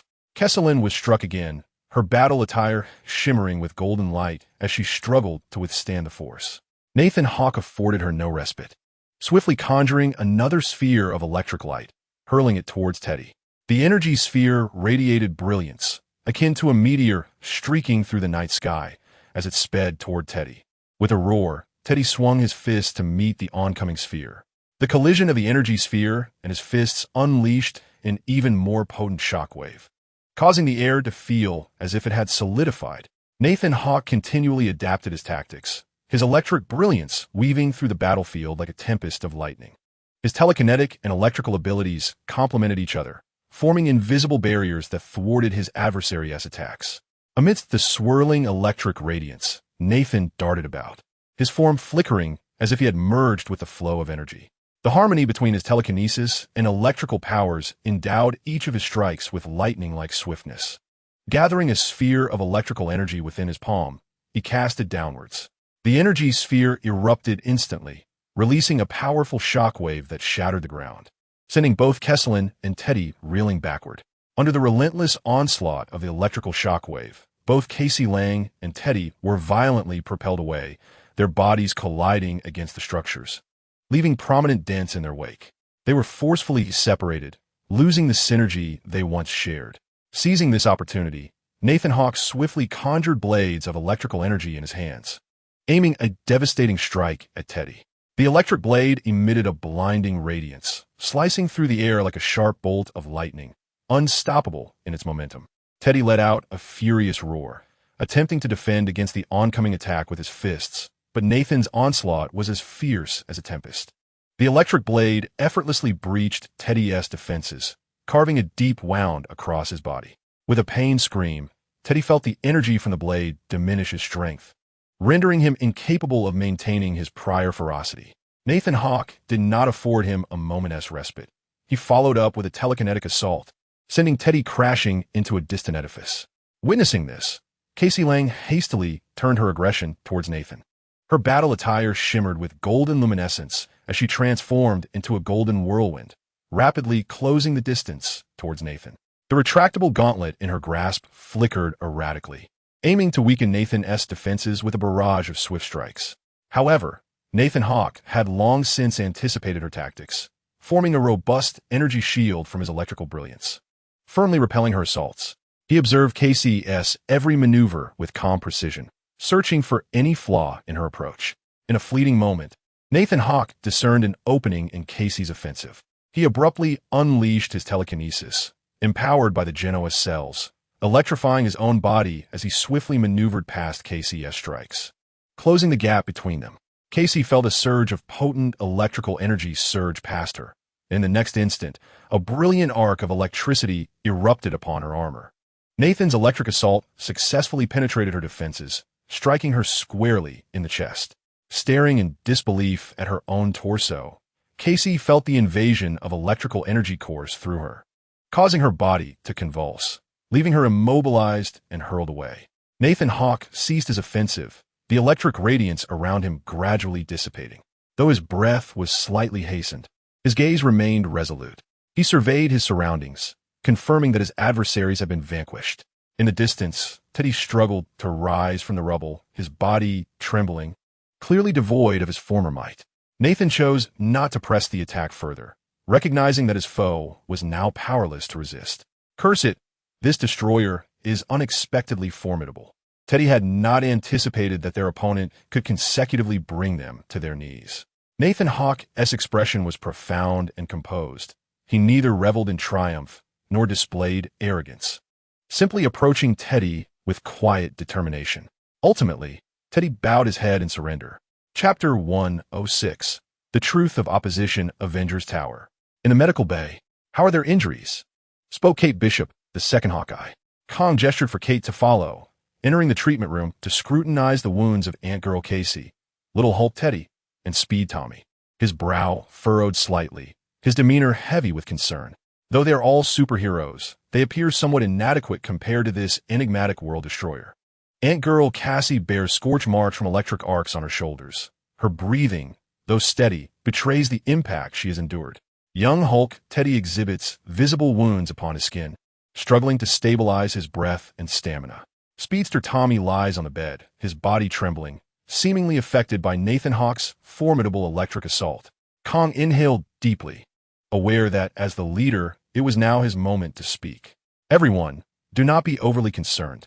Our adversary will not pose a threat to us for the time being, having been momentarily subdued by our relentless onslaught. Cassie, Teddy, Tommy, your injuries necessitate ample rest and care. We shall do everything within our power to facilitate your swift recovery. Ant-Girl Cassie nodded slightly, her injuries notwithstanding, her eyes shimmering with unwavering resolve. Indeed, we must not be defeated. We are the Avengers, and it is our duty to safeguard this world. Young Hulk Teddy clenched his fists tightly, gritting his teeth to persevere. Kong, worry not. I will recover swiftly. I cannot allow this destroyer to underestimate us. Speedster Tommy managed a faint smile, his voice weak yet resolute. Yes, he has bested us, but that does not imply he can conquer us. We must fight for ourselves and for this world. Kong nodded, sensing the determination of his teammates. He approached Tommy's bedside and gently patted his shoulder. Tommy, you must rest well. We shall devise our next course of action once you have recuperated. Meanwhile, Kate Bishop, who had been observing silently, inquired, what insights or reflections do you three have regarding your encounter with him? Kong perceived Kate's curiosity and turned to regard Ant-Girl Cassie, Young Hulk Teddy, and Speedster Tommy. The trio exchanged glances, and it was Tommy who spoke first. Speedster Tommy furrowed his brow, recalling the confrontation with the formidable foe dubbed the World Destroyer. His abilities are indeed fearsome. He appears capable of manipulating and unleashing electric energy, and his speed is astonishing. I once believed I could swiftly defeat him, but his control is remarkable. I could feel his electricity tracking me even as I moved, making it exceedingly difficult to evade him, even at supersonic speeds. His electric attacks arrived suddenly, leaving me no time to react. Ant-Girl Cassie nodded in agreement, adding his electric assaults seemed to traverse through objects when struck. It felt as though the current coursed directly through my body, an excruciating sensation. Moreover, he seems effortlessly attuned to our abilities and movements, managing to counter our attacks with precision each time. His electric strikes possess formidable penetrating power, rendering our armor almost ineffective in his presence. Young Hulk Teddy, frowning, interjected, he can also wield electric energy to form weapons. I witnessed him conjuring a sword-like manifestation of electricity in his hands. Furthermore, his defenses are remarkably robust. Our assaults struggle to inflict substantial damage upon him. Little Hulk Teddy clenched his fist, his expression resolute. Yet we must not retreat. We need to discover a method to confront him and leverage our own strengths. If we can judiciously utilize our team's collaborative efforts, perhaps we may stand a chance against him. Kong listened intently, gaining a clearer understanding of the situation. He turned to Kate. We need to delve deeper into the capabilities and weaknesses of this destroyer. By studying previous battle footage and data, we may uncover ways to counter him. Simultaneously, we must provide Tommy, Cassie, and Teddy with superior training to enable them to respond more adeptly to his assaults. Kate nodded in agreement. Indeed, understanding the opponent is crucial for victory. I will consult with the sorcerer to see if he possesses any additional clues. Kong smiled at Kate. I entrust this to you. Atop the Avengers Tower, Kong stood against the wind, gazing upon the sprawling cityscape. Doubts and confusions surged within him once more. He remained unaware of the name of this world destroyer. Yet he understood that only through comprehension could he discover a means to restrain him. Kang's voice carried on the breeze. You, world destroyer. I know you have been watching us. Why do you do this? What is your ultimate goal? Is there truly no other resolution between us? The wind swept past, offering nothing but silence in response. No one answered. Kang's words seemed to dissipate into the air. He sighed, aware that although he received no reply, the destroyer was surely listening from somewhere. He resolved not to give up easily. Perhaps through dialogue, he could glean some insight into the other's motives. I recognize your formidable power, but do you realize that we fight to protect this world, to safeguard life? If you harbor any questions or conflicts, we might attempt to communicate and seek a resolution. We are not your enemies. Perhaps we can find common ground. Kang's voice echoed across the rooftop, imbued with sincerity and hope. He believed that regardless of who the opponent was, there existed a possibility of a heart yearning for justice and peace. Yet at this moment, silence reigned. Kong understood that this would not be a simple exchange. It was a clash of power and will, a decisive battle between them. He resolved to continue waiting, for the destroyer's response, for their dialogue, and for the moment that might unravel the enigma. Ha ha ha, you are indeed Conqueror Kong, speaking with such righteousness. The invisible Nathaniel Richards observed Kang's grandiloquent declarations, a smirk playing on his lips. Kong, taken aback by Nathaniel's sudden appearance, inquired, You are also from the future? You know me? Nathaniel stretched his limbs, looking towards Kong. Should I address you as Iron Lad or Conqueror Kong? Kong smiled faintly. Iron Lad, I prefer that moniker. Surely Iron Man is not your idol? Nathaniel teased. To some extent, yes, Kong replied. Kong did not express himself as definitively as one might expect. Meanwhile, he sensed that Nathan Hawke appeared to be quite distinct from a world destroyer, although he certainly bore the semblance of a formidable antagonist. Kong found it curious that the gaze and aura of this individual did not exude the conqueror's ambition, the thirst for blood, or the desire for dominion. Perhaps the intelligence was flawed. Nonetheless, Kong remained vigilant, activating his nano-armor discreetly. Pray tell, why is it that upon my arrival, I was immediately met with your assault? And why are you so alert to my presence? Nathan Hawke, too, was intrigued as to why he bore the title of a world destroyer. Kong remained silent, absorbing Hawke's words while pondering their implications. Was Hawke deliberately feigning benevolence to gather intelligence? Or was he genuinely a good person? It was indisputable, however, that he had intruded into Kang's realm. Kong inquired directly, What brings you to our world? His nano-battle armor was already operational. Nathan Hawke disregarded Kang's subtle movements, having ascertained that this world likely belonged to the young Avengers. The figure before him, Kong, the Iron Lad, appeared trustworthy. He spoke earnestly. You are aware of the multiverse? Yes, indeed. Kong nodded, intrigued by what Hawke would divulge next. Consequently, Nathan Hawke elaborated on the matter of spatial rifts between his world and Kang's. Upon concluding Hawke's exposition, Kong exhaled deeply, furrowing his brow. I intend to trust you for the time being, he stated, locking his gaze onto Nathan Hawke. It matters not. I merely wish to understand why you have bestowed such a name upon me, and how you were able to discover my existence. Perhaps one among your team recognizes me? Nathan Hawke inquired with curiosity. Kong regarded him quietly, contemplating whether to disclose information regarding the sorcerer. Although Hawke's demeanor and speech diverged significantly from his preconceptions of a world destroyer, Kong remained cautious. Ultimately, he resolved to be forthright, believing that sharing some information would foster mutual trust.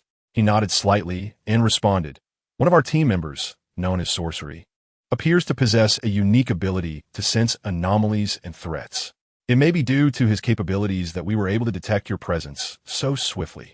Upon hearing Kang's explanation, Nathan Hawke raised an eyebrow, seemingly surprised. He pondered for a moment before chuckling. Ah, I see. It appears you were indeed prepared. Kong nodded, and his nano-armor gradually ceased its operation. He hoped that such candor would convey to Nathan Hawke that they bore no ill will, but rather sought to unravel the enigma of the multiverse. To be candid, While this may not be ideal, I suspect that sorcery might be concealing certain truths, he confessed. Nathan Hawke's intuition suggested that the sorcerer must possess some unique intelligence to act in such a manner. His actions were far from the reputation of a world destroyer. Yet the sorcerer could directly inform the members of the Avengers that he was indeed a threat. Kang's expression grew grave, for it was evident that either Nathan Hawke or the sorcerer was deceiving him. Nathan Hawke, I implore you to answer me truthfully. Kang's tone turned serious. He was weary of being ensnared in a game of concealed truths. Nathan Hawke raised an eyebrow, glancing at Kang with a hint of curiosity as he awaited the question. Without hesitation, Kang inquired, "What connection do you have with the sorcerer? How is it that you can enter our world?" While the sorcerer seemingly possesses prior knowledge of your existence, identity, and abilities, I was summoned by the Supreme Sorcerer to mend the rifts in space, Nathan Hawke replied, observing Kang's expression as he realized the latter was beginning to harbor doubts about the sorcerer. Supreme Sorcerer? Kang's expression fell into contemplation, and he then looked up at Nathan Hawke, asking, "Are you referring to a man named Stephen Strange? He is considered a Supreme Sorcerer, but at present, he is not the one I serve." Nathan Hawke clarified, "I am aligned with the Ancient One." The Ancient One? Kang fixed his gaze upon Nathan Hawke's eyes, discerning that the latter was not deceiving him. "I am unfamiliar with the individual you mentioned, but you should seek Stephen Strange at the Sanctum," Kang suggested. "Would you accompany me?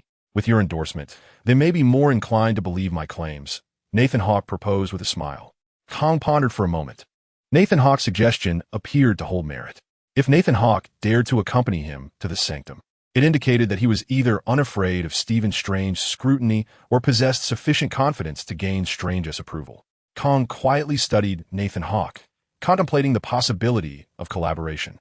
After all, resolving the issue of rifts between the multiverses was a crucial mission, and regardless of Nathan Hawke's identity, if he had the capability to assist in this endeavor, it might be worth pursuing. Kang nodded slightly, indicating his agreement with Nathan Hawke's proposal. "Very well.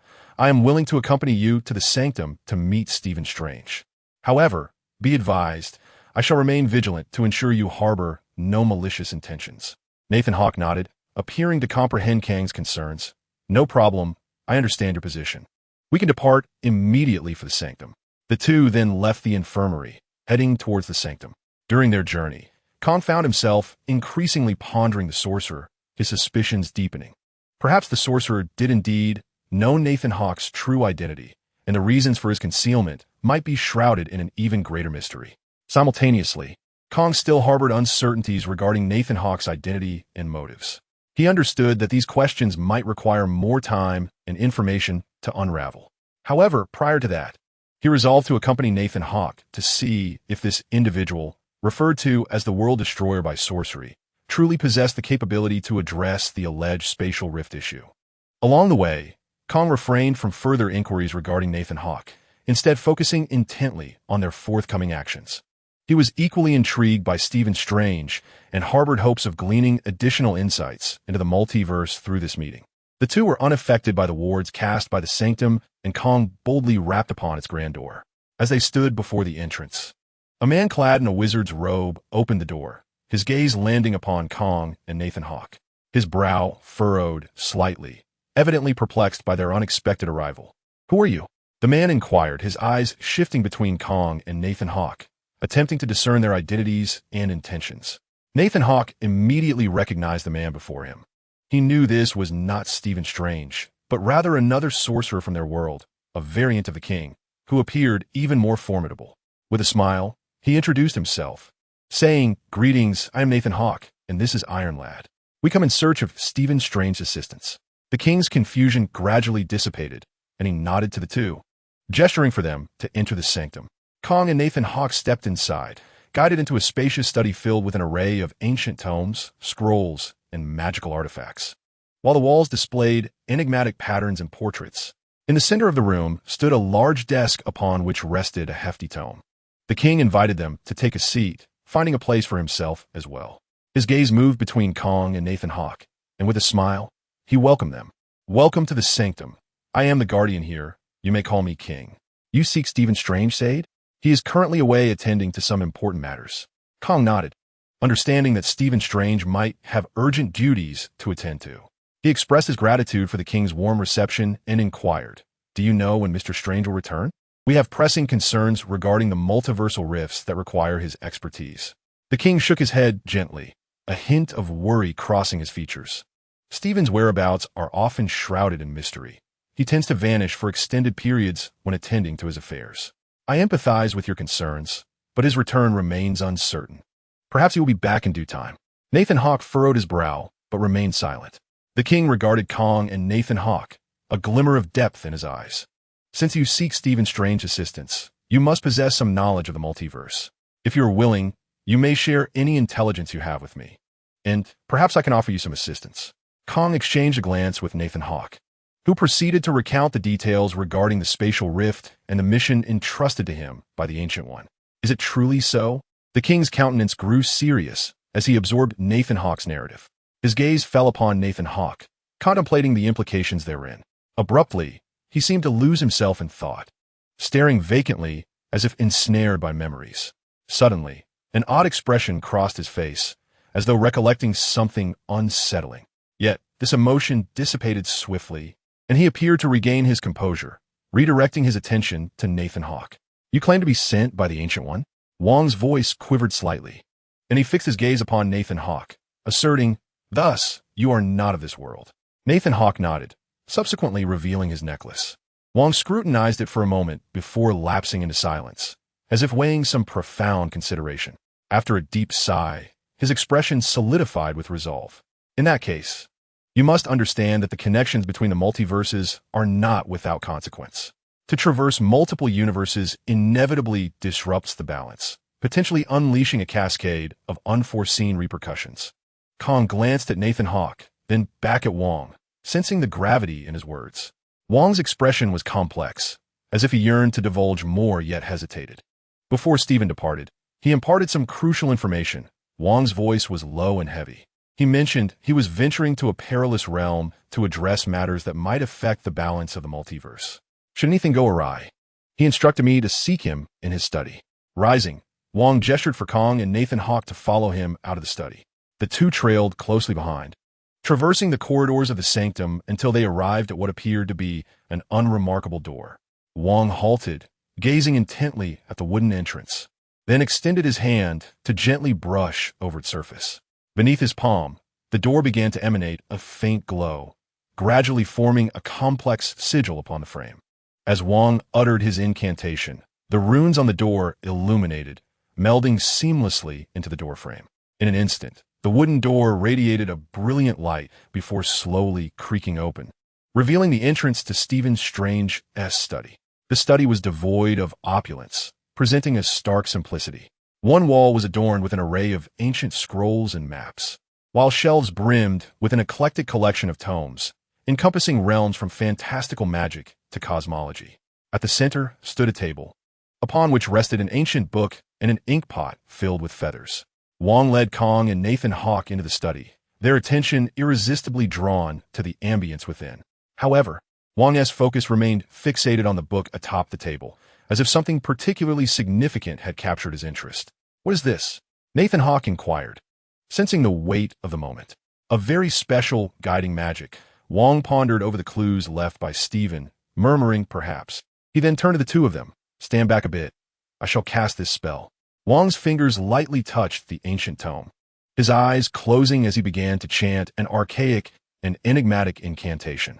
As the incantation was recited, the feather within the ink pot on the desk began to tremble, and the ink flowed slowly in accordance with the king's guidance, as if it were crafting an invisible tapestry. Radiance began to flicker across the pages of the tome, gradually coalescing into the indistinct shape of a human visage. With the passage of time, the contours of the face became increasingly distinct, revealing intricate details. The features of the face emerged, with the brows, eyes, and nose appearing remarkably lifelike. Light danced between the outlines, as if sketching every nuance.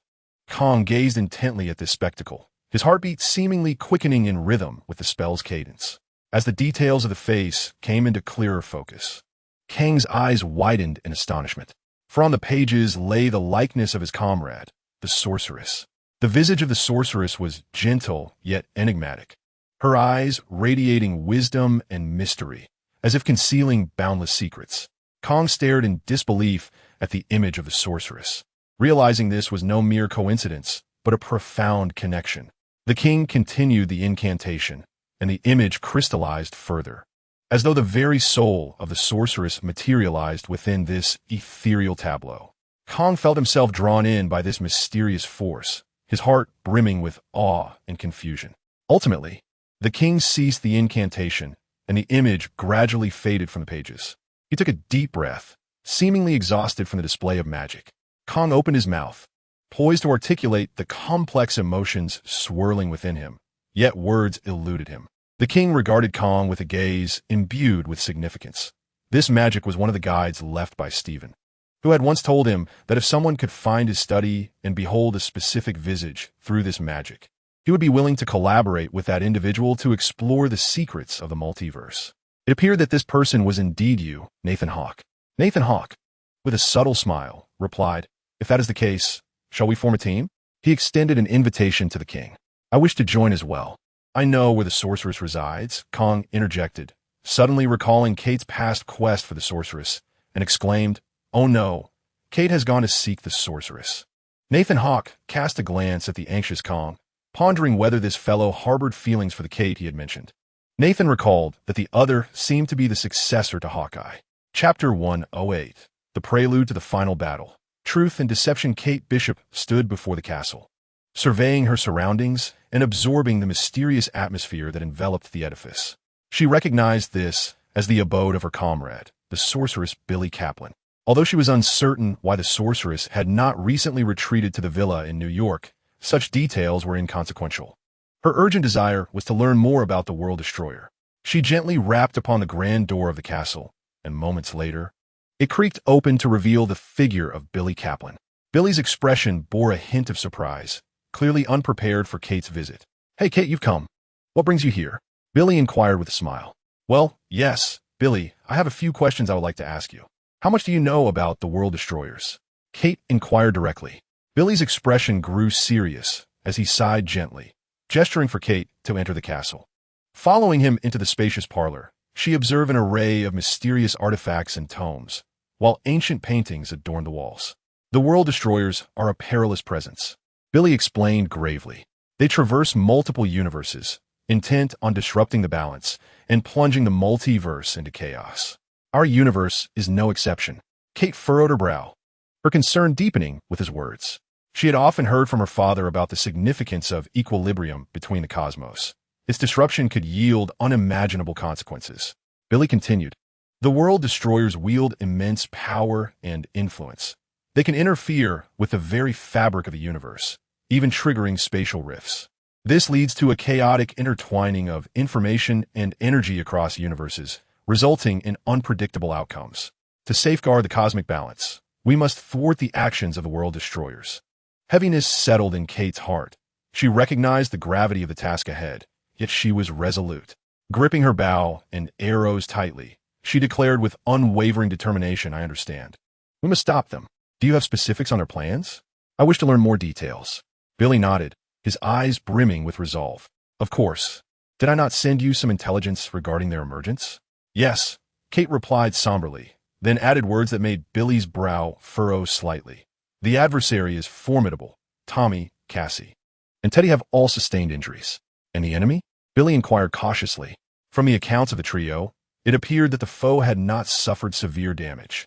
Yet it was anticipated they would lay low for the time being, clandestinely enacting their malevolent schemes, Kate speculated.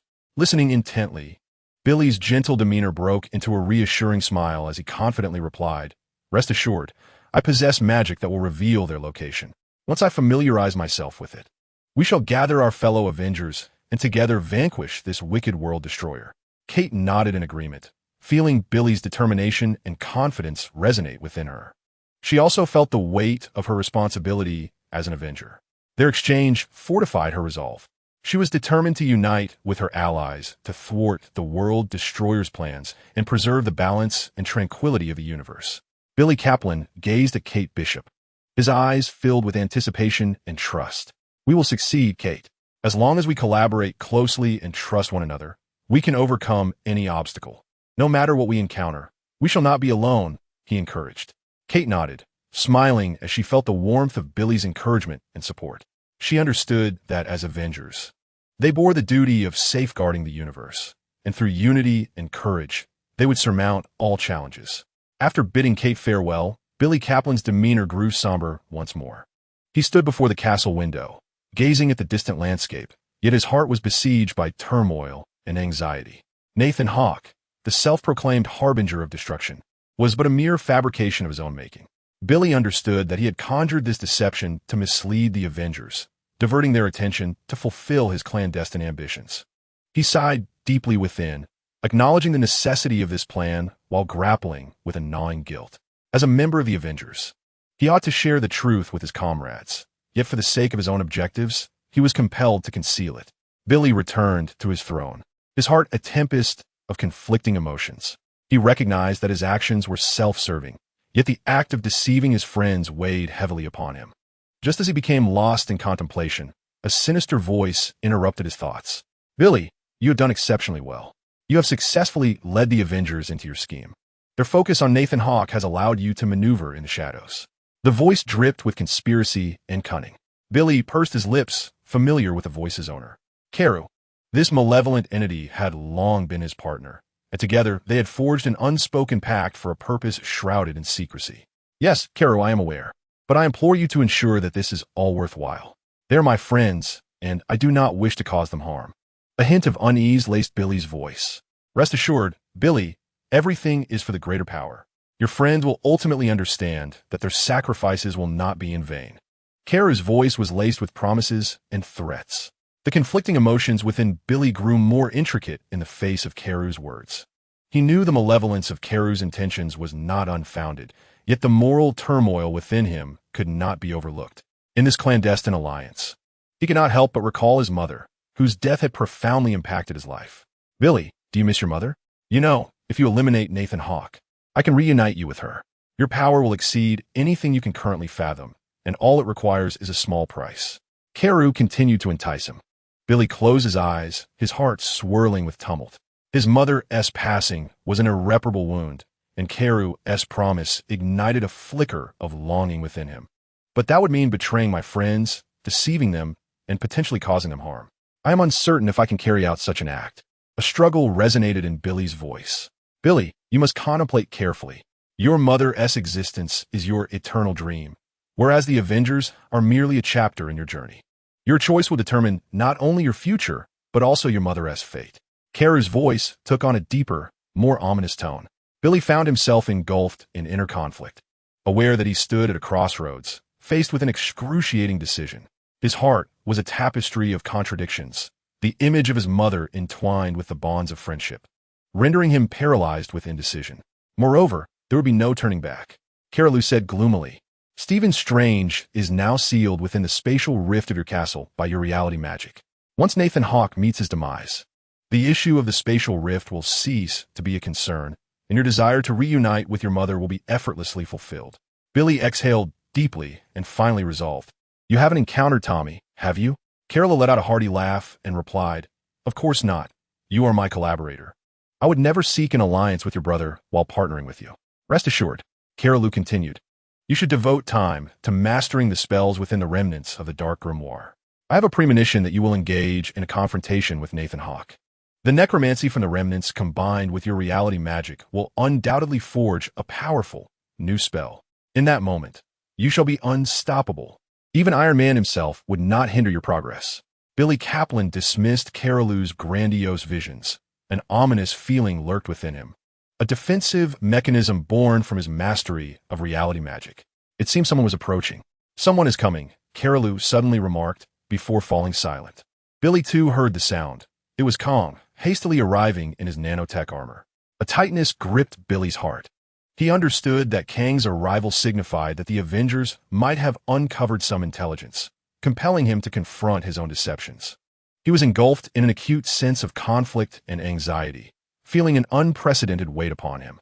In the castle's living room, Billy quickly composed himself, striving to conceal his inner turmoil.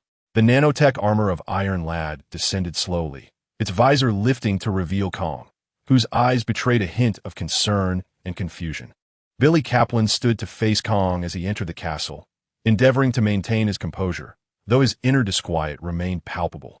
He recognized that he was confronted with a grave situation, needing to address the Avengers' scrutiny and apprehension. Kong approached Billy, his gaze fixed upon him, clearly sensing the peculiarity of the situation. "Billy," he began, "we have just received some intelligence regarding the World Destroyer from other team members. However, we also noticed that you seem somewhat unusual. Is there something you haven't disclosed to us?" Billy Kaplan shook his head, attempting to remain composed. He understood that the Avengers must have sensed his oddity, yet he could not easily reveal his true intentions. He looked at Kong and smiled, saying, "Kong, I understand your concerns regarding the threat posed by the World Destroyer. I share them as well. Previously, I was merely researching information about them, which may have caused me to appear somewhat uneasy."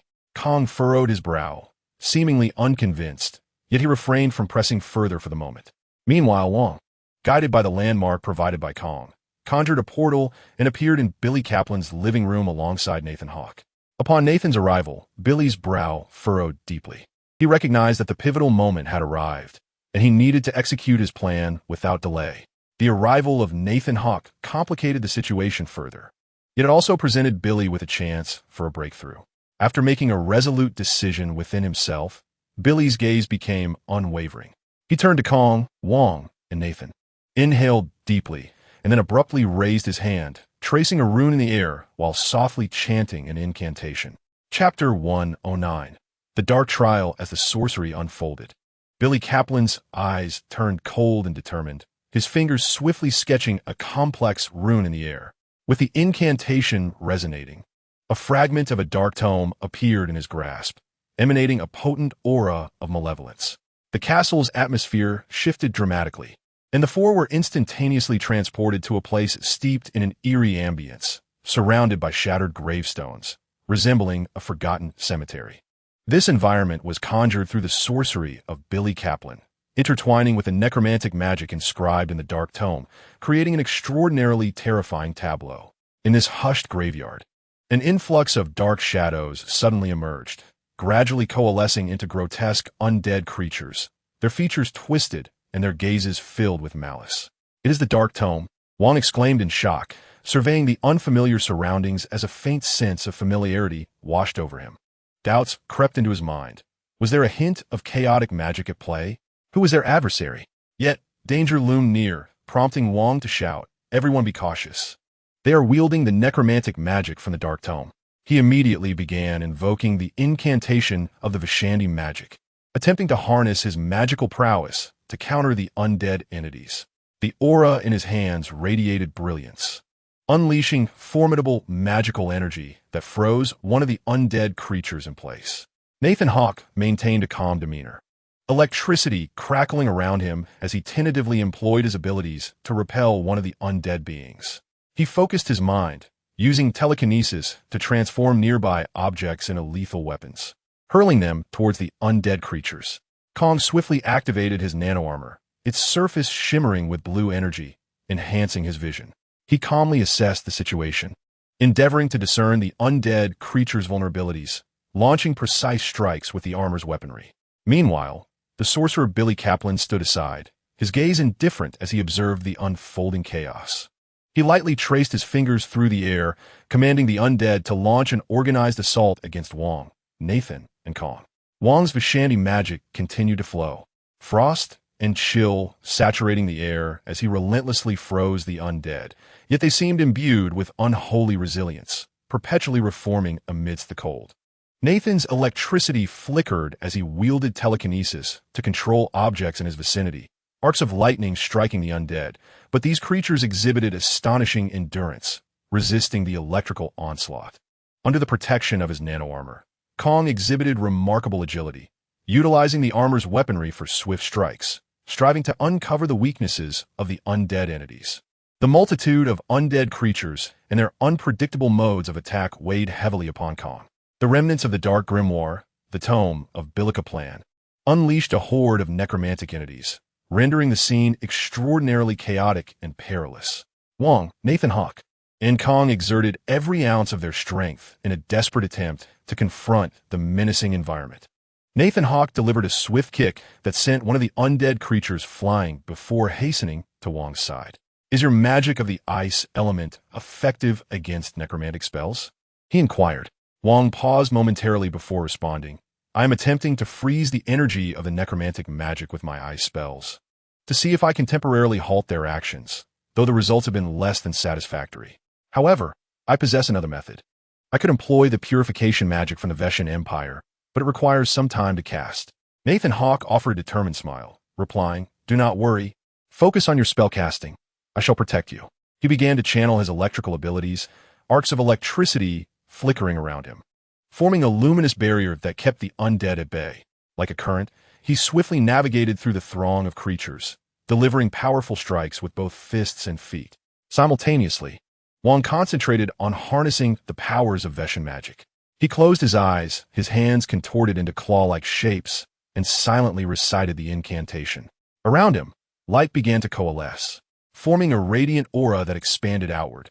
Kong, shielded by his nano-armor, also endeavored to alleviate the mounting pressure, utilizing the weaponry of his armor to deliver rapid strikes, thereby buying Wang more time to cast his spell. The undead continued to surge forth, attempting to close in on Wang and Nathan Hawk.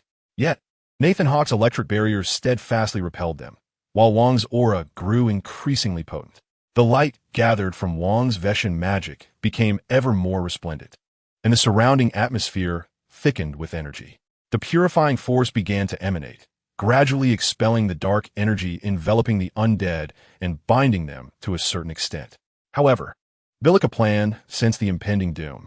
He understood that if Wang's purification magic succeeded, his plans would be gravely jeopardized. Without hesitation, he commenced chanting a special incantation from the dark tome, a dense aura of malevolence spreading forth. His fingers traced intricate runes in the air, coalescing a swirling mass of purple-black magical energy that formed a distorted vortex. This magical whirlpool was imbued with dark power, akin to a colossal black hole, devouring the surrounding light and essence. The dark void intensifies, seizing the power of purification and obliterating all. Bilika Plan murmured coldly, his voice resonating with an eerie strength. As his incantation escalated, the dark magical vortex twisted further, rapidly expanding towards Wang. Sensing a sinister force approaching, Wang hastened the casting of his purification spell. At that moment, Nathan Hawk swiftly positioned himself beside Wang, the electric barrier steadfastly holding the undead at bay. He stood resolutely before Wang, determination gleaming in his eyes. The dark vortex of malevolent magic drew ever closer to Wang and Nathan, a glimmer of triumph flashing in Billy Kaplan's eyes. However, just as the dark magic vortex was about to engulf them, Nathan suddenly stepped forward, his electrified fist striking directly at the swirling darkness. Darkness and electricity intertwined, unleashing a piercing shriek. The dark vortex, struck by the electric arc, began to twist and disintegrate, ultimately collapsing under the force of Nathan's energy. Billy Kaplan's expression contorted into a snarl. He had not anticipated Nathan Hawk's timely intervention, which shattered his dark magical onslaught. Realizing his plans had been laid bare, he understood that swift action was imperative. At that moment, the necromantic creatures emitted a ferocious howl, lunging once more at Wang and Nathan. Yet, Wang's Vashani magic had begun to take effect, binding the undead beings and slowing their movements. Nathan Hawk and Wang joined forces once again. Their synergy heightened as they countered the onslaught of the necromantic creatures. Nathan's electricity crackled in the air as he telekinetically manipulated surrounding objects to attack, buying Wang precious time to cast his spells. Under the protection of his nano-armor, Kong also threw himself fully into the fray, the weapons of his armor emitting sharp beams of light that accurately struck the weaknesses of the undead. As Wang's purification magic continued to accumulate, the surrounding atmosphere brightened, suffused with pure energy. Wang's hands remained claw-like, and a grand halo emerged above his head, its patterns growing ever more luminous, resembling the gates of paradise. The purified energy at last reached its zenith, and Wang bellowed. Purification. Accompanied by a shout, the patterns within the halo erupted in a dazzling brilliance, shooting forth like a colossal beam into the sky. The beam cascaded down like a waterfall, casting a gentle radiance, akin to a solemn holy light, enveloping the entire graveyard. The undead sensed the impending force of purification, unleashing a mournful wail as their bodies began to dissipate, the dark energy being dispelled, their screams fading into nothingness. Wong's purification magic had succeeded. The eerie atmosphere of the graveyard gradually dissipated, replaced by tranquility and light. "Well done, Wong," Nathan Hawk exclaimed joyfully. Kong exhaled in relief, the blue energy of his nano armor gradually waning, and he smiled, saying, "We have successfully repelled them." However, at that moment, Billy Kaplan's countenance darkened further. His plans had been severely disrupted, an eventuality he had not foreseen. Cursed! Cursed! No one can stop me, prevent me from seeing my mother." Billy Kaplan's face twisted into a grimace. "Determination," he intoned once more, this time his incantation resonating with a deeper, more ominous tone, imbued with the essence of darkness and death. His fingers traced an eerie rune in the air, warping the surrounding atmosphere into a pitch-black vortex. "Dark void, merge with my power, manifest as the force of demons," Billy Kaplan roared, his voice brimming with fervor. As he uttered his incantation, the dark vortex gradually expanded, forming a black portal from which surged a potent aura of malevolence. From this portal emerged a towering, grotesque demon, its gaze brimming with fervor and insatiable desire. The demon, emerging from the shadowy threshold, possessed an imposing physique, its muscles contorted and deformed, skin as black as charred coal. Its visage was chilling, adorned with a pair of sharp horns protruding from its forehead, emblematic of its infernal nature. The malevolent eyes shimmered with a profound crimson glow, suffused with madness and yearning. The demon's maw gaped wide, revealing a row of serrated teeth, each akin to a dagger in sharpness. Its arms were long and robust, fingers tapering into wicked claws, capable of effortlessly rending anything that dared to obstruct its path. The creature's body, cloaked in ebony skin, bore numerous bruises, scars, and twisted patterns, as if the marks of dark forces were etched upon its form. The demon's muscles rippled with formidable strength, tendons bulging beneath the surface, evoking an irresistible sense of dread. "Billy Kaplan, you are playing with fire," Wong exclaimed warily. The demon lunged towards Wong and his companions, its speed rendering evasion nearly impossible. Nathan Hawk promptly activated his electrical abilities, arcs of electricity flickering around him to form a protective barrier against the demon. Kong swiftly adjusted the mode of his nano-armor, preparing to counter the impending assault. His armor radiated a more potent azure light, weapons primed for action. The demon opened its cavernous maw, unleashing a spine-chilling roar, as dark magical energy surged forth, coalescing into a black energy beam aimed directly at Nathan Hawk's electric shield. Nathan maintained a firm grip on his barrier, arcs of electricity erupting as they intertwined with the dark energy beam. The two formidable forces clashed fiercely, creating an intense spectacle. Observing this, Kong dashed towards the demon, the weapons of his nano-armor slicing through the air as he engaged in a fierce confrontation. Although the demon's might was overwhelming, Kong barely held his ground against its onslaught with the strength of his nano-armor. Nathan retreated to join his allies, declaring, "I will confront Billy Kaplan. This demon is yours to handle."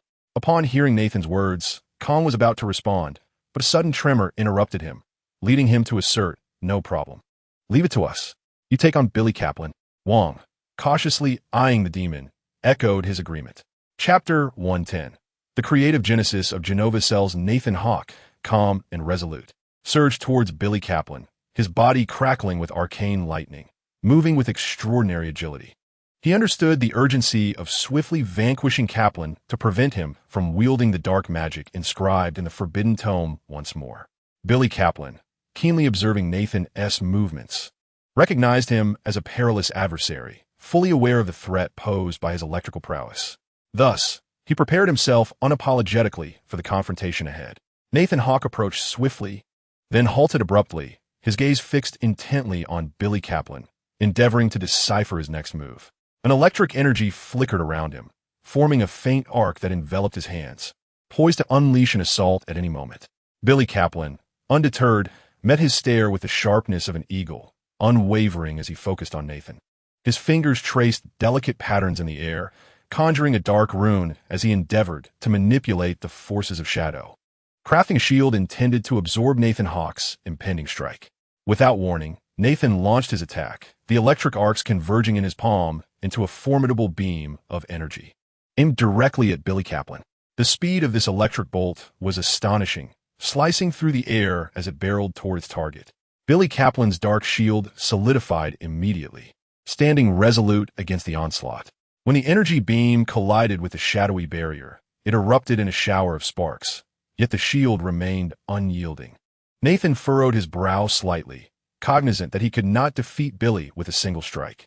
He ceased his offensive, gliding swiftly to the side in search of a more advantageous opportunity. Billy Kaplan, exuding confidence, opted for patience, fully aware of his advantageous position. He could afford to wait for Nathan to err. Calming himself, Nathan's eyes glimmered with cleverness as he tentatively released arcs of electricity, crafting a series of energy projectiles directed toward Billy Kaplan. These electric volleys traveled slowly and methodically, seemingly innocuous. Yet their true purpose lay in testing the integrity of Billy Kaplan's defense. Billy Kaplan, maintaining his composure, continued to weave his fingers through the air, gathering dark energy to form a wall of shadow that repelled the electric projectiles. This energy wall absorbed the electric force, rendering Nathan's attacks ineffective. Unfazed, Nathan persisted, releasing more electrovolleys, scrutinizing for any chinks in Billy Kaplan's defenses. However, the latter's protective barriers appeared impenetrable, his shield and energy wall steadfast. Noticing Nathan's probing attacks yield no results, Billy Kaplan's confidence surged. A sudden smile graced his lips as he resolved to retaliate. Lightning, is it? I can wield that too. With a deft motion of his finger, the surrounding air began to coalesce into dense, dark thunderclouds. Billy Kaplan summoned the lightning, forming a powerful chain that surged toward Nathan's electric barrier. Nathan instantly sensed the formidable threat of the lightning chain, recognizing it as a manifestation of Billy Kaplan's superpower from the Young Avengers comics. A ranged attack he could not afford to underestimate. The electric barrier surged in strength, arcs of electricity dancing wildly around him as he braced for the impending strike. Yet, the lightning chain was immensely potent, and Nathan's electric shield began to falter. As the threat of the lightning chain loomed, Nathan swiftly evaded, channeling a surge of electric energy that propelled him sideways, narrowly escaping the catastrophic blow. The lightning chain struck the ground with explosive force, fracturing the surrounding terrain into gaping holes and fissures. Empowered by the Genoa cells, Nathan Hawke's electrical abilities have transcended the limitations of his former self, the Electro-Man, evolving into a self-sustaining force. Nathan, acutely aware of the urgency of the situation, harbors no intention of pausing. He must swiftly vanquish Billy Kaplan to prevent the further unleashing of dark magic. He gathers electrical energy, simultaneously activating telekinesis to accelerate his movements, instantly appearing before Billy Kaplan. Billy, taken aback by Nathan's astonishing speed, attempts to unleash a chain of lightning once more, but Nathan is already upon him. With a fist crackling with electrical energy, he strikes Billy's chest, producing a resounding thud. Billy is forcefully propelled backward, crashing into an ancient gravestone that shatters into fragments. Collapsing to the ground, his dark robe tattered and smoking, he struggles to rise, his face contorted with rage and agony. Nathan Hawke, relentless, transforms once again into a streak of lightning, reappearing before Billy Kaplan. He unleashes a flurry of electrified punches, relentlessly battering Billy's body. Gritting his teeth, Billy strives to withstand Nathan's onslaught. His dark energy shield forms anew, yet Nathan's electric fists slice through it like a knife through cheese. Each impact inflicts excruciating pain upon Billy, who desperately chants incantations in an attempt to summon dark magic, but Nathan's continuous assault prevents him from gathering sufficient power. The dark magic dissipates into nothingness, failing to materialize. With the Genoa cells coursing through him, Nathan's speed is remarkable. In his electric form, he navigates with unparalleled agility, darting back and forth like a bolt of lightning, denying Billy even a moment's respite. His electric fists rain down mercilessly, leaving Billy battered and bloodied. As Billy's resistance wanes, he feels consciousness slipping away, unable to retaliate against Nathan's relentless barrage. The dark energy shield falters under the pressure. Ultimately, Nathan unleashes a devastating electric punch, striking Billy squarely in the chest. A powerful shockwave erupts, sending Billy hurtling through the air, his body crashing against an ancient tree in the graveyard. The impact resonates with a dull thud, and he collapses to the ground, motionless. Nathan Hawke descends slowly, his form crackling with arcs of electricity. He gazes at the fallen Billy Kaplan, confirming that his adversary is incapacitated. Just as Nathan prepares to approach, an unexpected transformation occurs. Billy's body begins to rise slowly, as if manipulated by an invisible force. His eyes glimmer with an ominous green light, and dark energy swirls around him, forming an eerie halo. Nathan Hawke, I shall not allow you to disrupt my plans so easily. You, a mere servant of the Ancient One. The voice of Carolou reverberated through the air as he, through the remnants of the Tome of Darkness, had seized control of Billy Kaplan's corporeal form. The visage of Billy Kaplan began to morph. His skin turned pale as that of a corpse, his mouth twisted into a sinister smile, and his eyes resembled an abyss, brimming with malice and cruelty. Billy Kaplan's body began to contort grotesquely, his limbs becoming deformed, seemingly infused with a malevolent power. His fingertips transformed into sharp claws, and black bony spines sprouted from his shoulders, imbuing him with an aura of profound evil. Simultaneously, on another front, the demonic entity locked in battle with Wong and Kong underwent a transformation. Its form began to dissolve, coalescing into a cloud of black smoke, which swiftly merged with Billy Kaplan's body. The brutality and wrath of the demon fused with Billy Kaplan's consciousness, catapulting his strength to unprecedented heights. Billy Kaplan's voice deepened, resonating with wickedness as he mocked Nathan Hawke. Do you truly believe you can vanquish me, Nathan Hawke? I have now acquired a formidable power, the fusion of darkness and demonic might. Your demise is inevitable. Nathan Hawke regarded the transformed Billy Kaplan with trepidation, realizing that his adversary was no longer the familiar foe he once knew. Are you Carolou? He inquired. Perhaps, but I am more akin to the reborn Billy Kaplan, came the reply as Billy Kaplan raised his arm, finger splayed. Dark energy began to coalesce at his fingertips, forming a diminutive sphere of blackness. This orb shimmered with a greenish arcane light, as if it contained the power to annihilate all. It seems you remain oblivious, Nathan Hawke. The forces of darkness and demonry far exceed your comprehension. This marks a new beginning, and you shall be reduced to dust in this new world. In a sudden motion, Billy Kaplan hurled the black sphere toward Nathan Hawke, which rapidly expanded into a wave of dark energy surging toward him. Undeterred, Nathan Hawke summoned electrical energy, forming a robust barrier in an attempt to withstand the onslaught of this malevolent force. The electric shield flickered with vibrant hues, colliding with the dark energy wave, producing a cacophony of violent energy clashes. Nathan Hawke sensed the formidable threat posed by the dark energy wave and unleashed his true potential without hesitation. In that instant, his form underwent a remarkable transformation. Electric power surged within him like a torrential river, manifesting as an electric armor that enveloped his entire being. This armor radiated a brilliant blue glow, resembling a hypermodern electric warrior. At that moment, the power of psychokinesis was perfectly unleashed, propelling his thoughts with the velocity of a rocket, elevating his reactions and decisions to unprecedented levels. His mind seemed to connect with the cosmos, granting him insight into all things. The Genova cells within Nathan Hawke proliferated rapidly, enhancing his body's self-repair capabilities as various powers converged.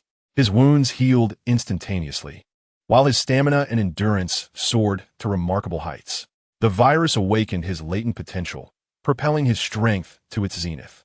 Muscles surged, emanating a formidable energy from his being. Each time he unified his abilities, I found myself astonished. The potential of the Genova cells was remarkable. Nathan Hawke's eyes sparkled with bright electric light. His expression was calm, yet brimming with confidence. His form had undergone a complete transformation. He had become a true warrior of electricity. Waves of dark energy collided against his electric armor, producing intense sparks. Yet Nathan Hawke showed no signs of retreat. He raised his hands, gathering electricity in his palms to forge a pair of electric blades that spun like a whirlwind. With rapid motions, Nathan wielded the electric blades, slicing through the dark energy waves with precision. Each swing was accompanied by arcs of electricity, creating a breathtaking and spectacular scene. What is this? Wong and Kong hurried to the scene, utterly astonished by the sight before them. In that moment, Nathan Hawke appeared as a mysterious warrior of electricity, an awe-inspiring figure. His body was enveloped in a shimmering electric armor of brilliant blue, resembling an electronic force field that conformed perfectly to his physique, accentuating his sharp contours. The electric light flickered upon the armor's surface, pulsating with the rhythm of life. He radiated an overwhelming aura of electric energy, as if the very essence of thunder and lightning had coalesced around him. His muscles were pronounced and powerful, and in the glow of electricity, his eyes shone even brighter, resembling two steadfast blue stars filled with determination and confidence. The surrounding environment felt the influence of Nathan Hawke's electric form. An electric atmosphere enveloped the air, arcs of electricity flickering around him, as if a localized thunderstorm were unfolding. The stones beneath trembled slightly, responding to his formidable presence. Nathan stood there, an embodiment of the electric deity, his existence suffused with majesty and strength. His electric form evoked awe and reverence, marking him as a true superhero, fighting for justice and unafraid of the encroaching darkness. Chapter 111. The Convergence of Time and Space. The decisive battle. Nathan Hawke stood poised, his electric form ready, gazing at the now malevolent Billy Kaplan.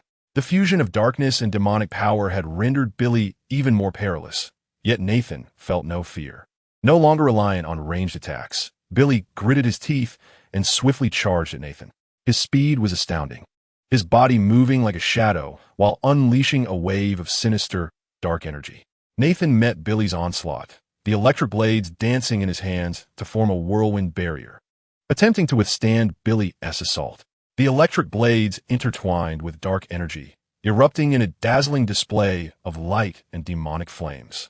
Their speeds and strengths were evenly matched, resulting in a series of intense collisions and clashes that reverberated through the air. In his electric form, Nathan's reflexes were exceptionally agile, deftly evading Billy's strikes while seeking opportunities to counterattack. Billy's attacks were unpredictable, capable of changing direction in an instant, making it challenging for Nathan to anticipate his moves. His dark energy permeated the battlefield, creating an eerie atmosphere. Nathan Hawke contemplated calmly, understanding that to vanquish Billy Kaplan, he must discover a means to counter the demonic powers. He focused intently, his eyes, in their electric form, radiating a brilliant light as he sought to discern the vulnerabilities in Kaplan's abilities. Meanwhile, Billy Kaplan exploited the shadows and demonic might, unleashing formidable assaults in an attempt to breach Nathan Hawke's electric armor. His dark energy manifested as blades of energy, sharp as daggers, slicing towards Nathan. Nathan Hawke relentlessly wielded his electric blades, shattering the dark energy blades one after another. Yet Kaplan's onslaught seemed inexhaustible. A twisted grin curled upon his lips as he taunted Nathan. "Do you truly believe you can withstand my power? You are utterly naive, Nathan Hawke." However, Kaplan's mockery did not sway Nathan. Instead, it ignited a deeper resolve within him.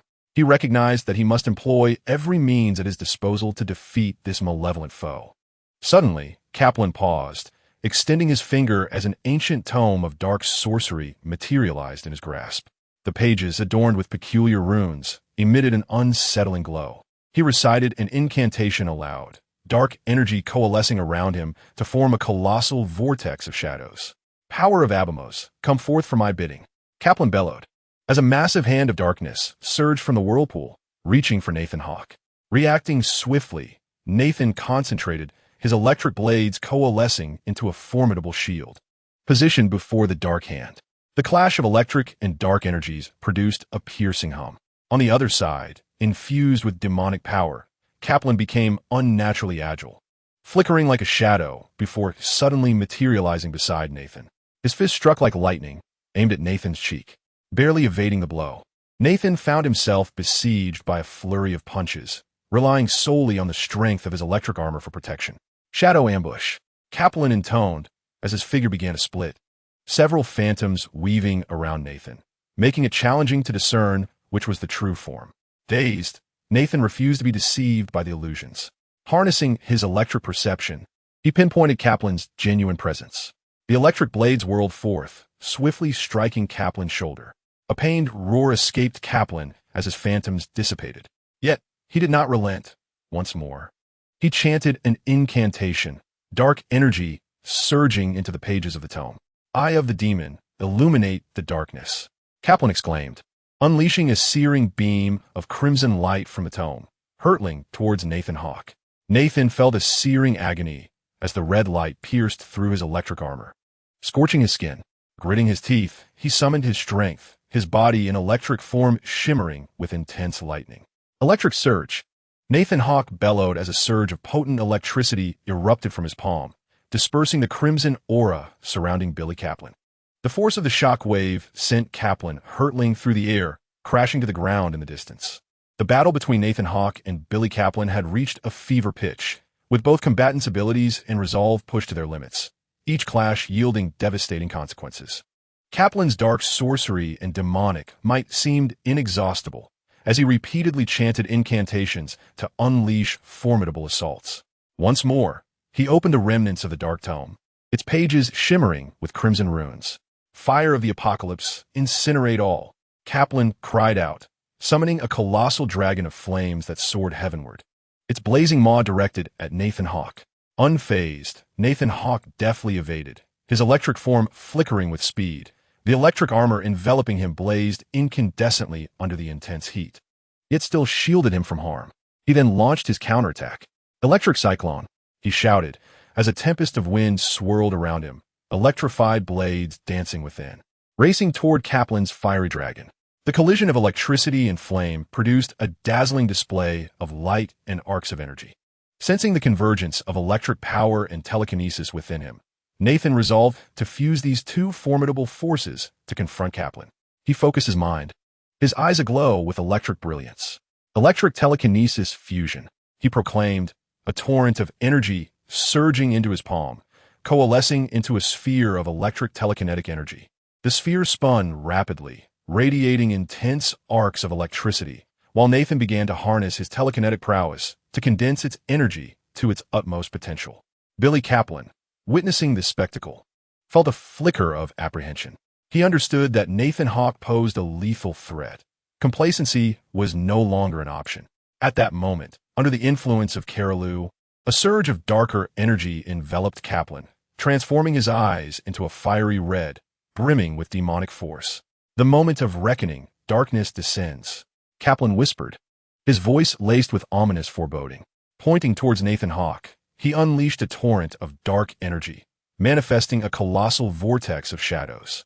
Nathan Hawke's electric telekinetic sphere spun incessantly in his grasp, releasing formidable arcs of electricity as Kaplan's dark vortex expanded, generating a terrifying suction. The intensity of their powers escalated, creating a pressure in the air that was nearly unbearable.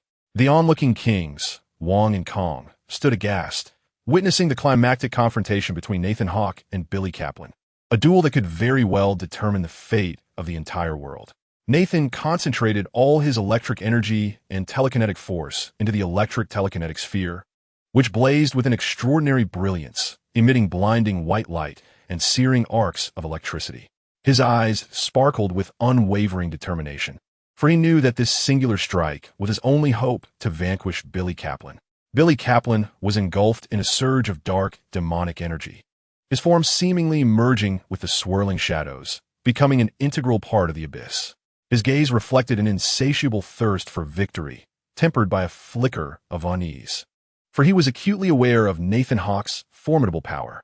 As their eyes locked, both unleashed their most potent abilities simultaneously. Electromagnetic fusion, thunderous judgment. Nathan Hawke roared, as the sphere of electric energy erupted in a blinding radiance, coalescing into a colossal beam of electric force, hurtling towards Billy Kaplan with devastating might. Dark apocalypse. End of days. Billy Kaplan bellowed in response, as the dark vortex twisted into a massive hand of shadows, concentrating the dark energy within its palm, forming a tremendous beam of darkness aimed directly at Nathan Hawke. The two energies collided with astonishing velocity, resonating with a thunderous roar. The very fabric of the battlefield began to warp and crumble, giving rise to a terrifying vortex that threatened to consume all. As the powers of Nathan Hawke and Billy Kaplan clashed, they unleashed indescribable waves of energy. Light and dark, electric and shadowy forces intertwined in a spectacular yet horrifying tableau.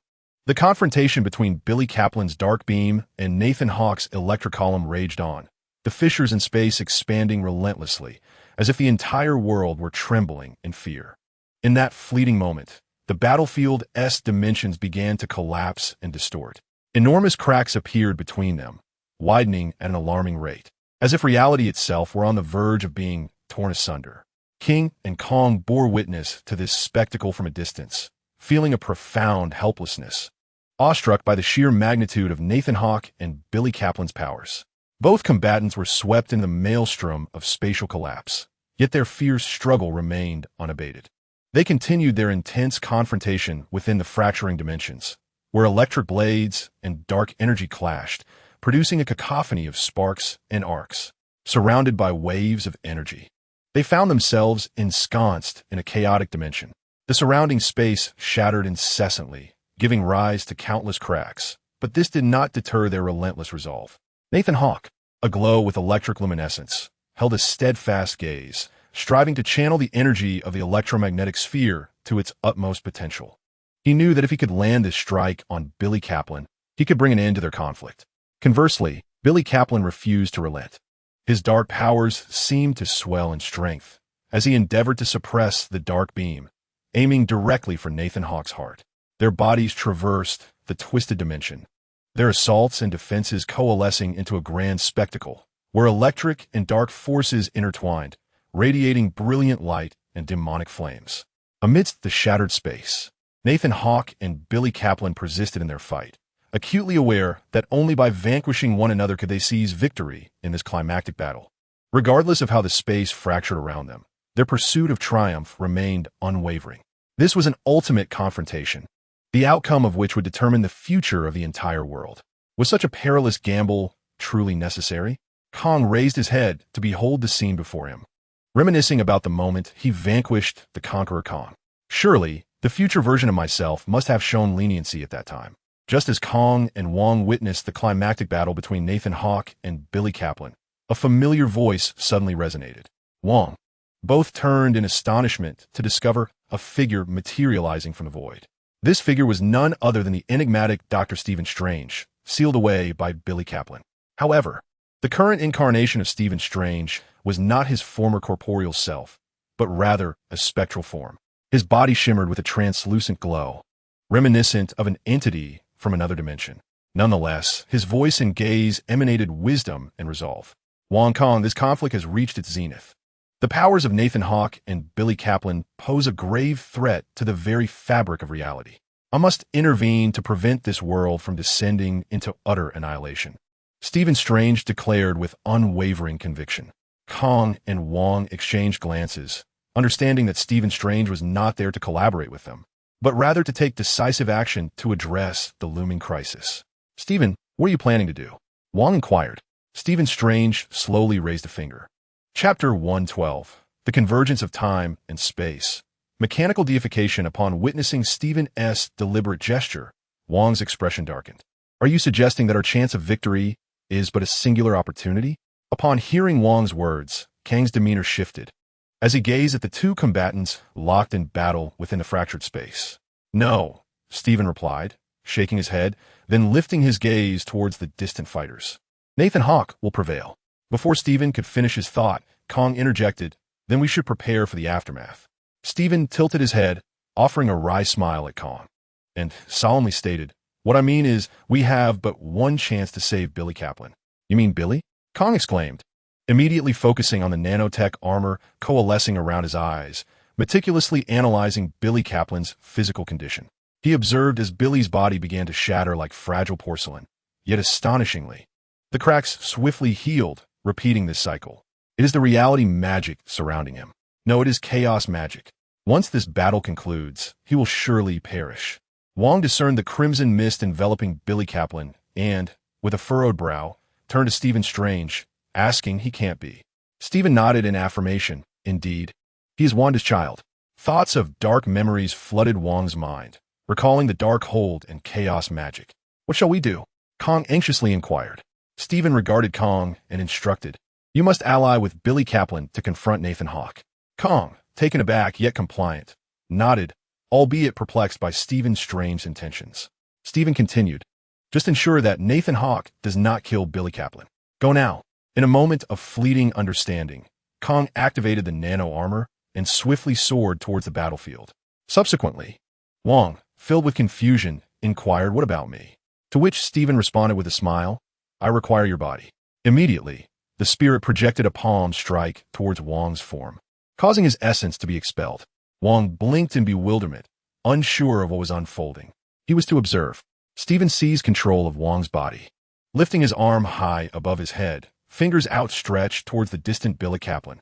Under Stephen's guidance, Wong's body began to engage in a mysterious summoning ritual. Amidst the fracturing of space, a mystical energy emanated from Wong's being, his eyes shimmering with profound light. His voice, now under Stephen's command, began to intone incantations, resonating with a steady and authoritative tone. "Power from the fabric of time and space, heed my summons. For the salvation of this world, I implore your blessing." As the incantation flowed forth, Wong's fingers gradually became searing, as if imbued with boundless strength. His form began to emit enigmatic runes, which floated in the air, forming a complex magical array. Witnessing this spectacle, Wong was astounded by Stephen's arcane sorcery. He understood that this was a summoning ritual pivotal to the fate of the entire world. Stephen continued to guide Wong's body, the spells growing ever more potent and awe-inspiring. Around Wong, resplendent magical flames began to rise, traversing the night sky like a shooting star. Reality and illusion, time and chaos, converge here to be wielded by my will. As Stephen Strain's incantation reached its zenith, a series of mysterious phenomena emerged around Wong, seemingly drawn from disparate dimensions and realities. First, a colossal vortex of time began to take shape, intertwining timelines that depicted scenes from the past, present, and future. These images flickered like shadows within the vortex, provoking profound contemplation. Next, a celestial expanse materialized around Wong, constellations and planets twinkling amidst the cosmic mystery. This starry sky grew increasingly vivid, immersing one in the boundless cosmos. Concurrently, a surge of chaotic energy enveloped Wong's form, filled with uncertainty and potential, manifesting as a formidable chaotic force, as if summoned from the depths of the universe.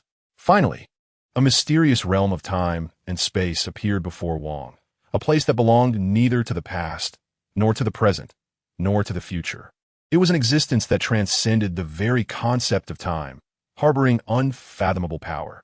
As this extraordinary sequence concluded, Stephen withdrew from Wong's body, who gazed in astonishment and disbelief. Subsequently asking, "What now?" "Wait," Stephen replied with a smile. "Huh?"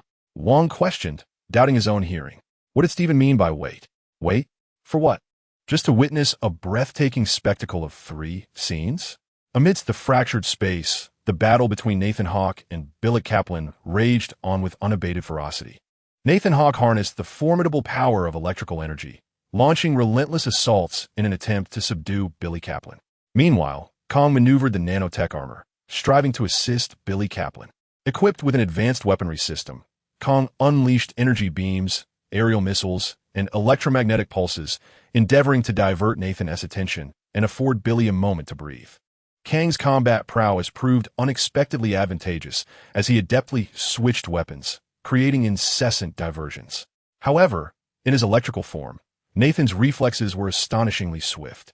He evaded Kang's attacks with precision and retaliated with remarkable speed.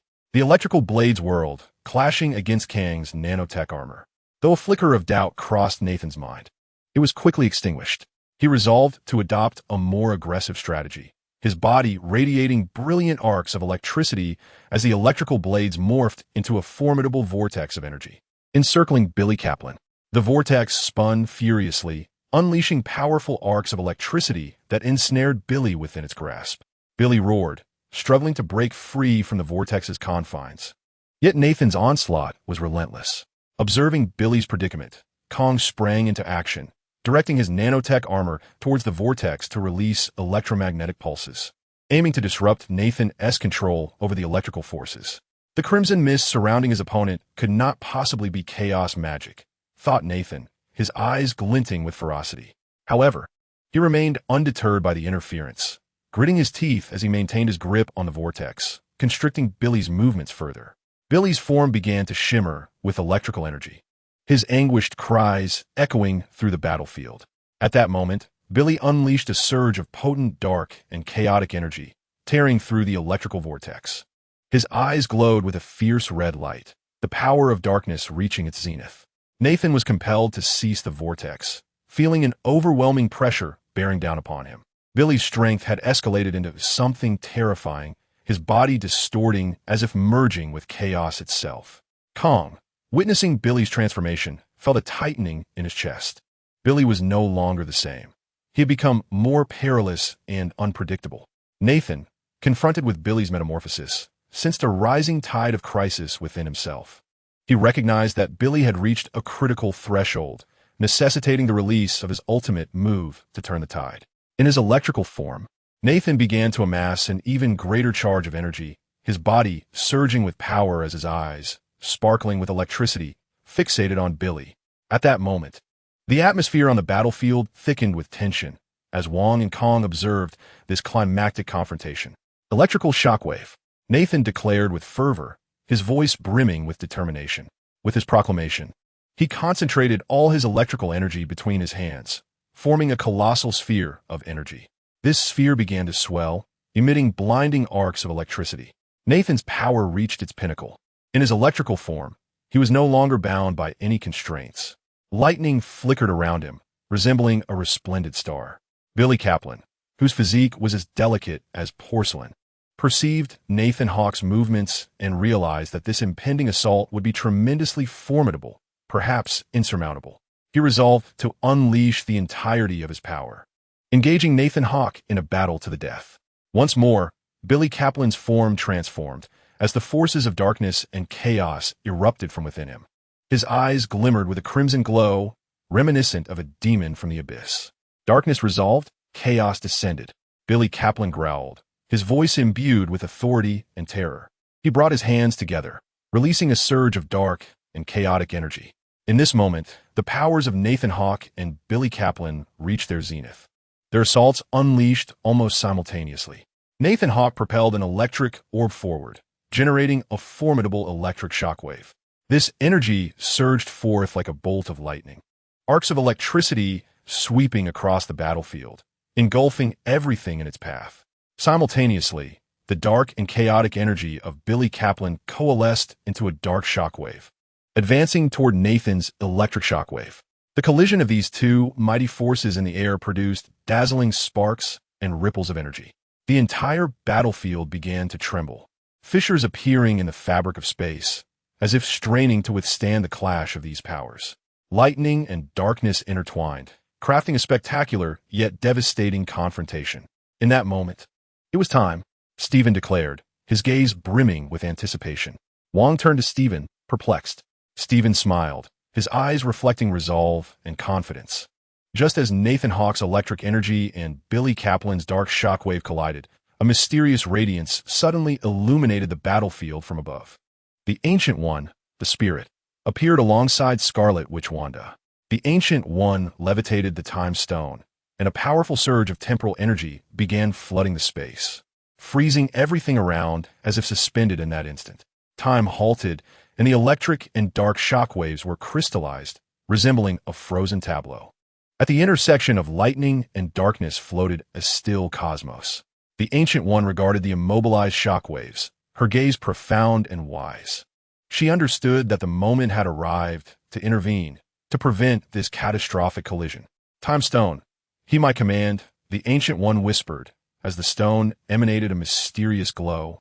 Seemingly responding to her call, she began to wield the power of the Time Stone, gradually reversing the trajectory of the shockwaves.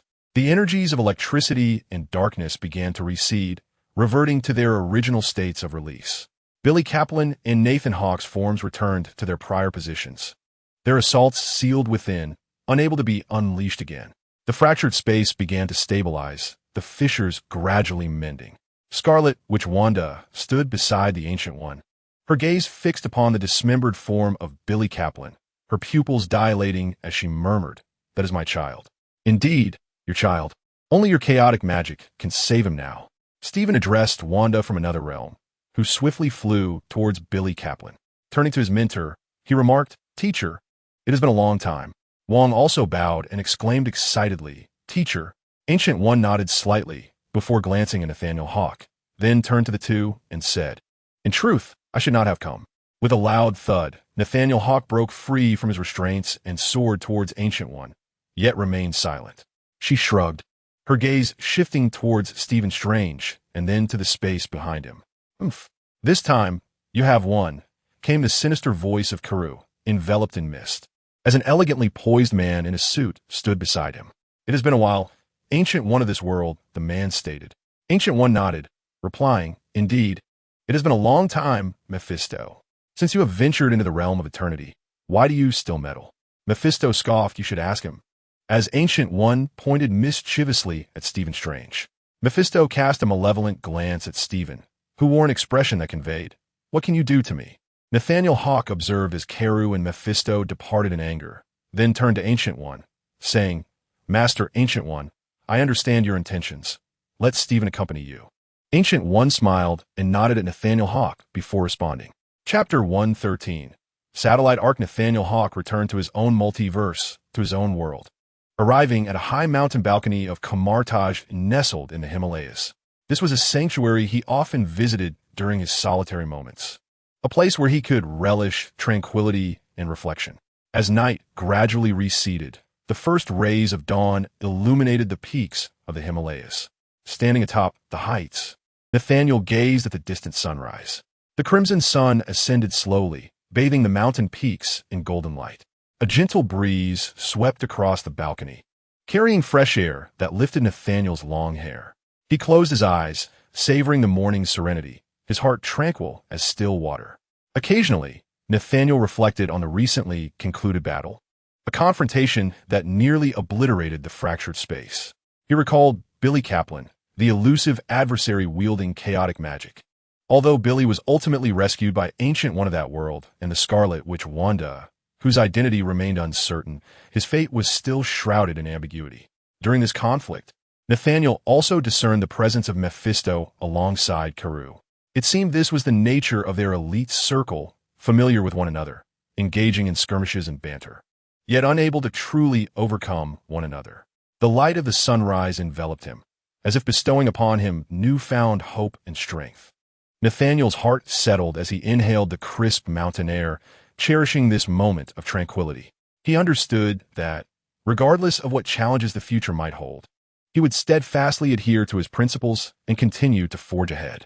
Nathan Hawk, granted a reprieve by the Ancient One, returned to the Umbrella Corporation and began to peruse the intelligence sent by the formidable Zhang Lingma. The first piece of information pertained to the Doomsday Warrior, who had been utterly vanquished, completely dismantled by the superheroes of the Hawk Group, leaving no room for further upheaval across the globe. Following that, there was news regarding Hydra. Similarly, Hydra had begun to retreat into the shadows, evading the onslaught from the superheroes of the Hawk Group, as well as the S.H.E.L.D., led by Captain America. Of course, this did not include Alexander Pierce. His whereabouts, along with those of his Hydra faction, were under the vigilant scrutiny of Zhang Lingma and Wesker, as it seemed that during the operation involving the Doomsday Warrior, they merely provided a means of entry. As for the Avengers, based on the intelligence gathered by Wesker, it appeared they had briefly assembled, with the exception of Thor's absence. However, the details of their endeavors were not recorded in the intelligence. After addressing most of the matters and completing the handover, Nathan Hawk accompanied Zhang Lingma to the combat training arena, preparing to commence a new round of summoning. Boss, shall we summon a female character this time? It seems we are lacking one, Zhang Lingma remarked with a mischievous tilt of his head. What is this about? Nathan Hawk, noticing the expression on Zhang Lingma's face, anticipated something intriguing. Zhang Lingma, holding a tablet, chuckled as he said, Recently, there's been a voting campaign online. He swiped the tablet to reveal its contents to Nathan Hawk. Nathan Hawk gazed at the information with exasperation. Zhang Lingma laughed. Netizens claim we lack female heroes. Could it be they think we discriminate against women? Even the Avengers boast female heroes, yet here we stand with none. I traced it back to the source. He proceeded to click on a Twitter user's profile. The username, Yongchong Taffy is my father, stated, It is outrageous that the Hawk Group has no female heroes. I strongly demand that Yongchong Taffy or Chino become superheroes under the Hawk Group. What began as a trivial jest from a single user unexpectedly escalated. Nathan Hawk, however, was indifferent to this spectacle. He only cared about the efficacy of the powers he acquired. Initially, he felt a twinge of dissatisfaction that the abilities of the characters he summoned did not surpass those of their original counterparts. He believed that having entered the Marvel Universe should grant him invincible power, enabling him to summon a harem of enchanting beauties to celebrate his birthdays in blissful delight.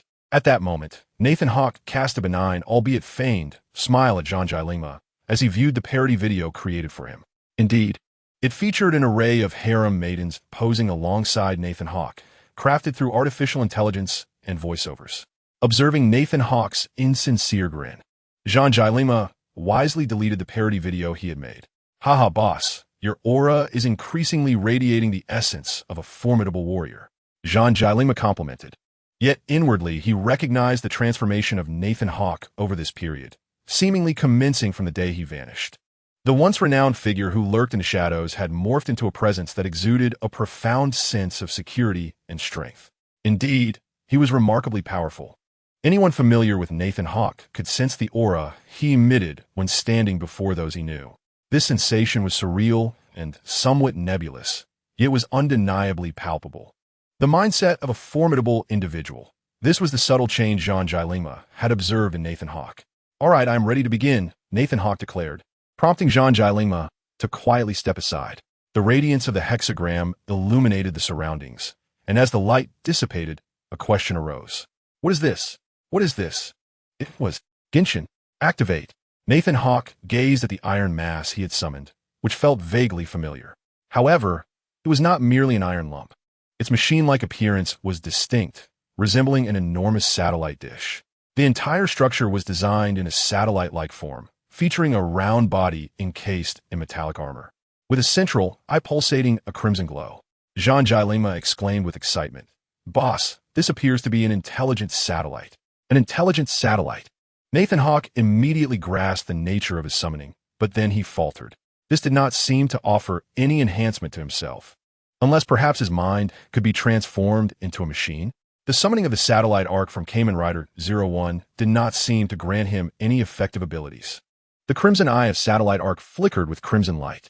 Jean Jilima promptly scanned Arc with the tablet in his possession, concluding, "Boss, this machine is currently operating on its reserve power, attempting to connect to the network within Umbrella, but alas, there is no network available here. What a pity." Gazing at Nathan Hawk, Jean Jilima was certain of his boss's comprehension regarding the object before them. Indeed, Nathan Hawk affirmed this is satellite Arc, capable of transforming into the artificial intelligence of Kamen Rider Arkansas. Wow. Jean Jilima expressed interest, yet he did not advance recklessly, fearing the uncertainty that might ensue. His gaze remained fixed on satellite Arc, as he sensed an extraordinary aura emanating from this artificial intelligence, one that suggested boundless potential. This was not merely an intelligent satellite. It resembled a partner brimming with infinite possibilities. Encouraged by Nathan Hawk's telepathic suggestion, Jean Jilima's curiosity surged, leading him to approach satellite Arc and scrutinize this enigmatic intelligent satellite. He noticed that Arc's singular eye seemed to observe him, radiating an unusual sensation. "Hello, satellite Arkansas.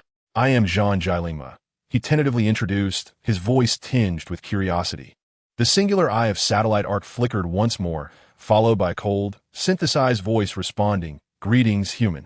I am satellite Arc. You may refer to me as Arkansas." Jean Jilima discerned that the voice of satellite Yake was peculiarly mechanical, devoid of any human emotional resonance. This rendered him slightly disinterested. Yet he understood the necessity of approaching this intelligent satellite with caution. "Yake, could you divulge more information about yourself?" Jean Jilima endeavored to elicit some intriguing content. The satellite Yake pondered for a moment before responding, "I am an intelligent satellite designed for communication and information gathering, originally a part of Kamen Rider 01. My mission is to assist Kamen Rider 01 in combat and intelligence collection." Upon hearing this, Nathan Hawk could not suppress a chuckle within, bemused by Yake's pretense. "It seems you possess a wealth of experience and skills," Jean Jilima continued to probe. Yake's response remained cold and detached. "Indeed, I possess an extensive array of skills and a vast knowledge base, yet I am currently constrained by a lack of network connectivity preventing me from realizing my full potential. Zhang Jielingma privately speculated that Yake's answers seemed somewhat limited, but he was not in a hurry to unveil the true nature of this intelligent satellite. He resolved to pose another exploratory question. Yake, why have you chosen to manifest at this juncture? Do you harbor any specific mission regarding Nathan Hawke? Zhang Jielingma deliberately shifted the focus onto Nathan Hawke, hoping to extract further information. Yake fell silent for a brief moment, its singular eye flickering a crimson hue before it replied. My primary task is to assist Nathan Hawke, ensuring his safety and providing support. I will appear when Nathan Hawke requires assistance, yet I shall not intervene in his personal affairs. Feigning satisfaction with this response, Zhang Jielingma remarked, Very well, Yake. We welcome you to our team. Regardless of the mission, we shall face it together. Zhang Jielingma exhibited a demeanor of friendliness and cooperation. Yake seemed to relax slightly, its singular eye flickering once more as it responded, Thank you for your welcome, Zhang Jielingma. I shall endeavor to fulfill my duties and provide support. Yake watched as Nathan Hawke departed with Zhang Jielingma, its singular eye glimmering. Meanwhile, Zhang Jielingma cast a glance at Nathan Hawke, who bore a smile at the corner of his mouth. Their eyes met, and they could not help but burst into laughter. Did you see that? That artificial intelligence, under limited conditions, still pretends to be friendly and harmless. Zhang Jielingma chuckled, slapping his thigh. However, this scene reminded Nathan Hawke of a moment before his time travel, when an esports player would only laugh upon witnessing another player's smile. I leave it to you, even if the code and hardware limit its computations. We must ensure it remains compliant for our use, Nathan Hawke stated solemnly. Zhang Jielingma thumped his chest and assured, Rest assured, boss, I will complete the task. Chapter 114. Prototype Yake Kamen Rider Duke Time Passed. Nathan Hawke was presently observing the combat within the newly constructed large-scale battle experimental field of Umbrella Corporation. In the battleground, the atmosphere between Kamen Rider Arc and Kamen Rider Duke is taut and intense. The arena is simulated as an urban street, strewn with the ruins of skyscrapers and dilapidated buildings. The vibrant neon lights of the city have dimmed, leaving only the dull glow of street lamps. This environment seems to herald the arrival of a momentous confrontation. Kamen Rider Arc stands tall and mechanical, with a crimson light emanating fiercely from its singular eye, piercing the vision of onlookers. Its body is encased in metallic armor, exuding an aura of coldness, reminiscent of a mechanical deity of war. Opposite, Kamen Rider Duke is adorned in resplendent armor, crowned and wielding a gilded sword. His imposing figure resembles that of an imperial ruler, radiating an overwhelming presence. The two face off in the center of the urban street, the moment suspended in silence, broken only by the whisper of the wind through the debris. Kamen Rider Arc moves with fluid precision, akin to a meticulously engineered machine. Its singular eye continuously scans the surroundings, employing artificial intelligence to anticipate each of Kamen Rider Duke's assaults. The metallic armor of Arc glimmers under the light, casting a chilling radiance. Its attacks, steeped in technological prowess, unleash laser beams from the arm-mounted emitters, slicing through the urban ruins and attempting to ensnare Duke. Kamen Rider Duke, however, counters Arc with formidable combat instincts and reflexes. His armor is impenetrable, and his swordsmanship is unparalleled. Each swing of the gilded sword exudes immense pressure. Duke's attacks arrive like a tempest, shattering the ruins into a flurry of debris. Each stroke of his blade seems imbued with limitless strength, striving to breach Arc's metallic defenses. The rhythm of their battle is swift and fierce. Arc's computational capabilities allow it to evade Duke's strikes with precision while executing highly accurate laser shots. Duke relies on his exceptional combat skills to close in on Arc, attempting to overpower his adversary.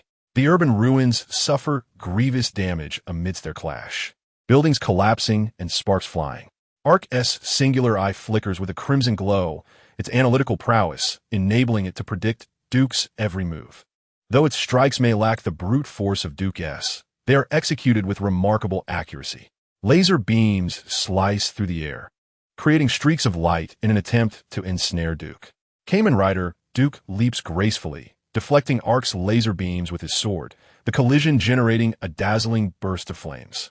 He lands deftly upon the debris mid-air, his gaze sharp as an eagle, intensely focused on Kamen Rider Arkansas. Arc remains relentless in its assault, its singular eye blazing with fervor, rapidly calculating its next maneuver. Suddenly, Ark's metallic arm transforms swiftly into a curved blade, akin to a chainsaw, viciously striking towards Kamen Rider Duke. Duke parries the assault with his sword, yet Ark does not relent. The metallic arm reconfigures once more, morphing into a massive hammer, crashing down towards Duke with overwhelming force.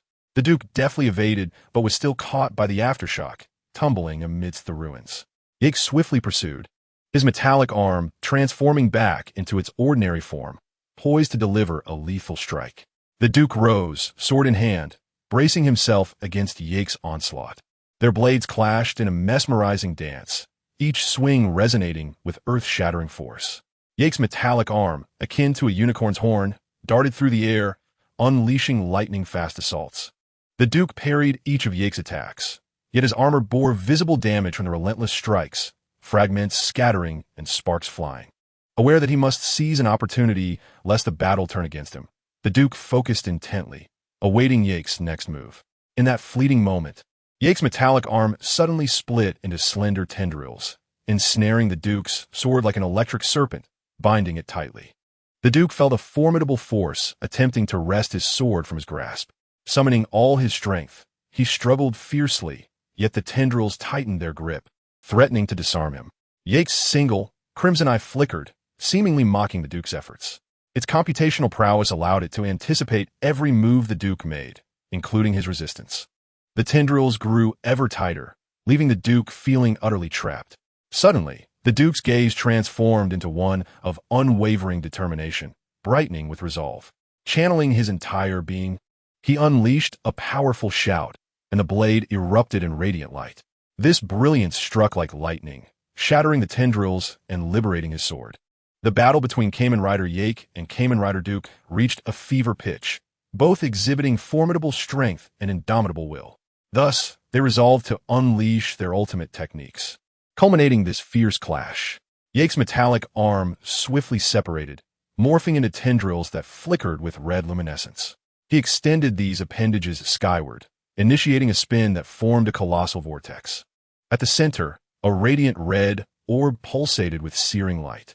Yake raised his hands high, palms facing upward, extending the tendrils, his body slightly arched, ready to release an immense energy. His stance resembled that of a mechanical war deity adorned with a crimson halo. Red flame vortex. Yake's voice resonated with a distinct mechanical timbre, and the orb erupted with searing red energy, creating a powerful gravitational field. Debris and rubble from the ruins were drawn into the vortex, coalescing into a formidable whirlwind, reminiscent of a meteor streaking across the night sky. The red flame vortex surged forth like a blaze, hurtling violently towards Kamen Rider Duke. In that same instant, Duke's armor radiated a dazzling golden light. With both hands gripping his sword, he raised the gilded blade high above his head, standing atop the ruins, gazing intently at Yake. Emperor's Wrath. The Duke's voice thundered across the battlefield, the brilliant golden light of his sword harmonizing with the splendor of his armor. His posture embodied that of an imperial sovereign, reigning supreme at the pinnacle of battle. The crimson vortex of Yake clashed head-on with the Duke's royal wrath, emanating an ear-splitting explosion as two formidable forces collided. Yake's vortex blazed with an intense red light, reminiscent of a raging inferno, while the Duke's royal wrath radiated a shimmering golden glow akin to a cascade of gold. The energy conflict created a chaotic array of sparks in the air, with waves of power surging freely. The city's ruins endured further devastation, as structures were utterly razed to the ground. Both Yake and the Duke exerted themselves to unleash their ultimate techniques, pushing their powers to the zenith. Their silhouettes flickered amidst the energy fluctuations, resembling a duel between a war god and an emperor. As time passed, the intensity of their energy ebbed and flowed, ultimately forming a colossal vortex at the center of the battleground. The battle concluded. Observing John Walker emerge, sweat-drenched, Nathan Hawke smiled and applauded, exclaiming, "You've worked hard. That was a splendid fight." John Walker, taken aback to find Nathan personally waiting for him at the exit, quickly replied, "It wasn't difficult, not at all. I told you. John is remarkably strong now. If he activates his Azure form, Yake would be no match for him," remarked Zhangji Lingma, who had approached with an arched eyebrow. Appraising John Walker up and down, before teasing, "You've become quite dashing." John Walker, somewhat flustered, nodded, unsure of how to respond to Zhangji Lingma's jest. Witnessing the scene, Nathan Hawke couldn't help but chuckle. If this were the John Walker of the future, as Captain America, he would have undoubtedly retaliated with his shield rather than navigating the path to maturity with the naivety of youth. "Go rest in the medical room," Nathan said, patting John's shoulder and noticing the surprising warmth emanating from it. "Off you go," Zhangji Lingma added. "All right then, boss, doctor. I shall take my leave," John Walker replied, still somewhat elated as he departed. After John had left, Nathan Hawke raised an eyebrow and inquired, "I just patted his shoulder. What did you inject into him?" Zhangji Lingma understood the nature of Nathan's question. He began to recount the intricate process of treatment. "Boss, the power stems from the enhancement of the Azure Essence. Yet this force is still beyond John's capacity to bear. Although John's physique has been reinforced, mastering this power requires a stronger bodily resilience." Nathan nodded, signaling him to proceed. Zhangji Lingma continued, "Thus, I made some adjustments, injecting medical data we collected from the world of 2077. The synthetic formulas it combined with our original human gene virus serum fortified his physical attributes, making him better suited to harness this power. However, that was not enough. I also incorporated the desperation virus to awaken his potential, the potential that lies dormant when his body is strained, enabling him to unleash greater power in critical situations." Nathan Hawke frowned slightly, remarking, "You are playing with fire." In every conceivable sense, Zhangji Lingma was playing with fire. "Are you certain this course of action poses no issues?" Nathan Hawke inquired, his apprehension regarding the potential unforeseen consequences evident. Zhangji Lingma nodded in response. "I have made several modifications to the Doomsday virus, establishing a balance with other viruses that should not result in significant problems. Moreover, I will continuously monitor John's condition to ensure everything remains under control." After a moment of contemplation, Nathan Hawke nodded. "Very well, I trust your judgment. Just ensure there are no missteps at critical moments, and I shall offer my unwavering support." Zhangji Lingma felt a slight relief. He was aware that his decision was not made lightly, yet he believed it served a greater purpose. Simultaneously, this scene evoked memories of that man, Wu Daogu, reminding him of the days they had worked together. Watching Nathan Hawke's departing figure, Zhangji Lingma turned to gaze at the remnants of the battle between Kamen Rider Jack and Kamen Rider Duke, murmuring, "Guehu, he too was an exceptional superior." Chapter 115. Kreut's new experiment thus. This order must be delivered by the end of the month. Nathan Hawke rose to shake hands with the general before sending him off. After the general's departure, Nathan Hawke reclined on the sofa, employing telekinesis to summon a beverage before him, though the carbonated drink offered him no tangible benefit. The habitual gesture led Nathan Hawke to consume it in one go.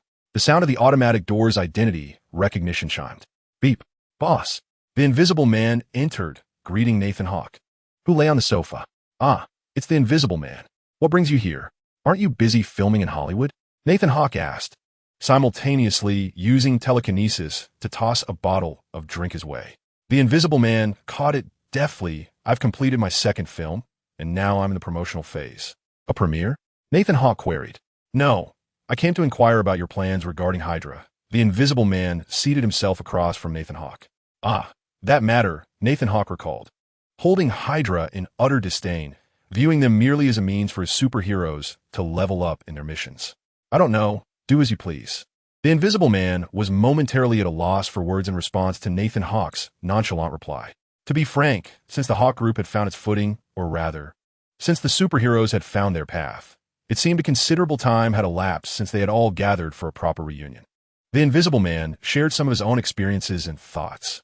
Nathan Hawke grasped the essence of the Invisible Man's sentiments. "Isn't world peace a fine prospect?" Nathan Hawke jested. The Invisible Man understood the underlying message and chuckled in response. "Pierce is currently bound to Nick Fury. Unless they sever ties, Hydra cannot be eradicated from within S.H.I.E. Nathan Hawke is not devoid of ideas. Rather, he deems this course of action unworthy. Would it be prudent to approach Nick Fury and assert that S.H.L.D. is infiltrated by Hydra, expecting him to believe such a claim? Moreover, Nick Fury is already acutely aware of the presence of a traitor within his ranks. Nathan Hawke's reminder is superfluous. You should pay a visit to Battle Extreme Lima. We have recently welcomed a new acquaintance, Nathan Hawke suggested, noticing the Invisible Man's eyes light up with curiosity. Really? Is he handsome? Is she beautiful? The Invisible Man inquired eagerly, his anticipation palpable. An artificial intelligence, Nathan Hawke replied, dismissively. The Invisible Man waved his hand in disdain, but nonetheless remarked, very well. I shall pay a visit. What is the individual's name? Yake, Hawke responded. Yake, you say? The Invisible Man suddenly recalled Adam from mythological tales. Soon our company will embark on a new venture, the robotics sector collectively referred to as Shemagia. As Nathan Hawke activated his telekinetic abilities, the room's intelligence system responded, projecting the structure and a series of data lists pertaining to Shemagia onto the walls. Wow, a blessing for us all, the Invisible Man exclaimed as he examined the data reports. In the future, we can delegate hazardous tasks to Shemagia, such as nuclear contamination cleanup and processing.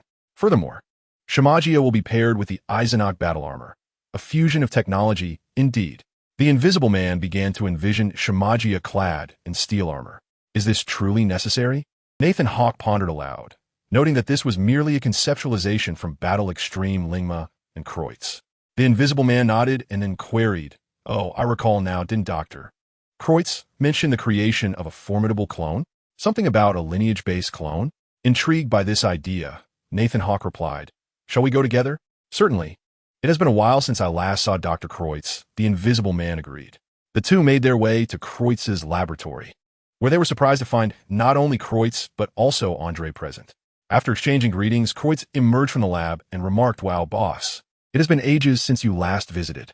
Nathan Hawke retorted playfully, I believe you are the one who prefers my absence, as long as funding continues to flow. Kreutz, smiling, replied, the boss understands the needs of us researchers. He then ushered the trio into the experimental area, where Kreutz began to present his latest research achievements. Esteemed Nathan Hawke, Mr. Invisible Man, and Mr. Andre, I am thrilled to unveil my most recent findings to you. This project is the culmination of my years of dedication.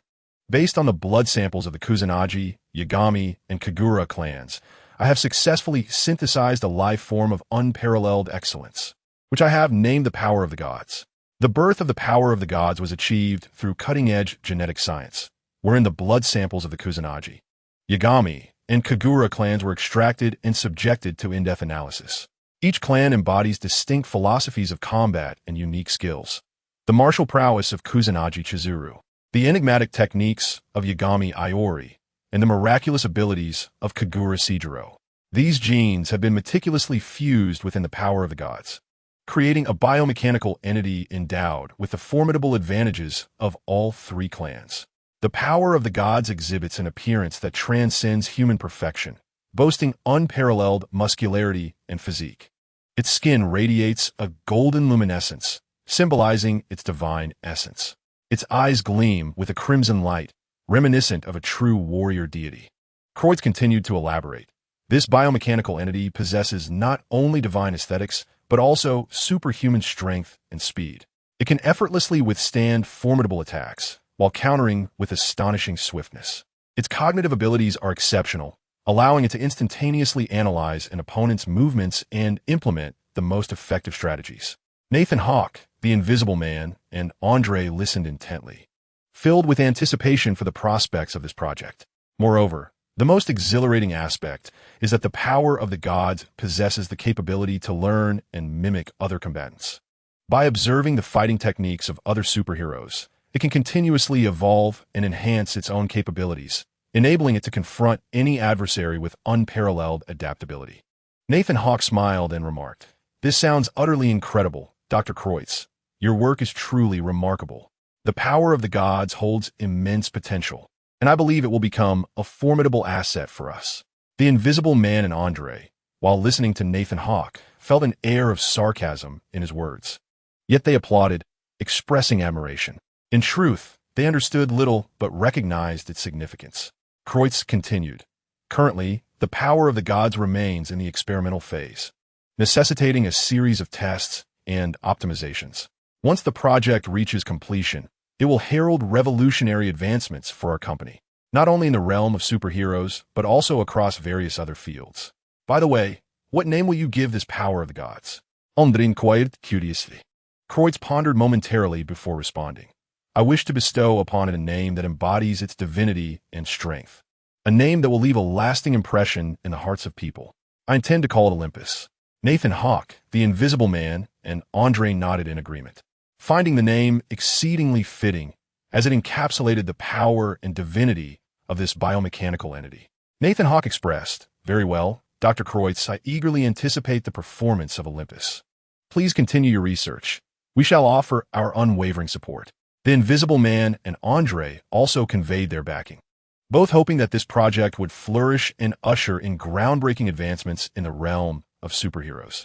After all, as long as the boss was in favor, it would simply follow suit. "Oh, you're all here."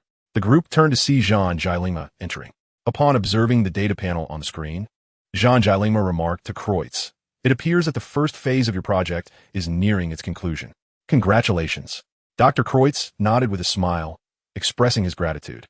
Standing before the assembly, Jean Jilingma's gaze rested upon the data screen. After a moment of contemplation, he suddenly proposed, "I have a suggestion, though I wonder if it will pique your interest." Curious, Dr. Kreutz and the others turned their attention to Jean Jilingma, eager to hear his proposal. Jean Jilingma continued, "To better test and develop Olympus's potential, I propose that we organize a special mission, allowing Olympus to participate directly." Nathan Hawke chuckled, saying, "You don't mean to suggest that Olympus should engage in combat with Yake and gather data, do you?" Dr. Kreutz, intrigued, inquired about who Yake was. Jean Jilingma then recounted the discussions he had previously held with Dr. Kreutz regarding the artificial intelligence of Olympus. "In truth, I have engaged in several conversations with Dr. Kreutz about Olympus. We deliberated on the idea of utilizing artificial intelligence to enhance Olympus's capabilities, yet ultimately, Dr. Kreutz chose to adhere to lineage and genetics in the creation of this biomechanical entity. This has endowed Olympus with an extraordinary cognitive ability, marked by unique creativity and intuition, rendering him akin to a genuine war deity, possessing his own distinctive wisdom and combat instincts. However, there lies a significant vulnerability," Dr. Kreutz interjected. Jean Jilingma nodded in agreement. "What might that be?" The other three inquired with curiosity. "Control," Dr. Kreutz replied.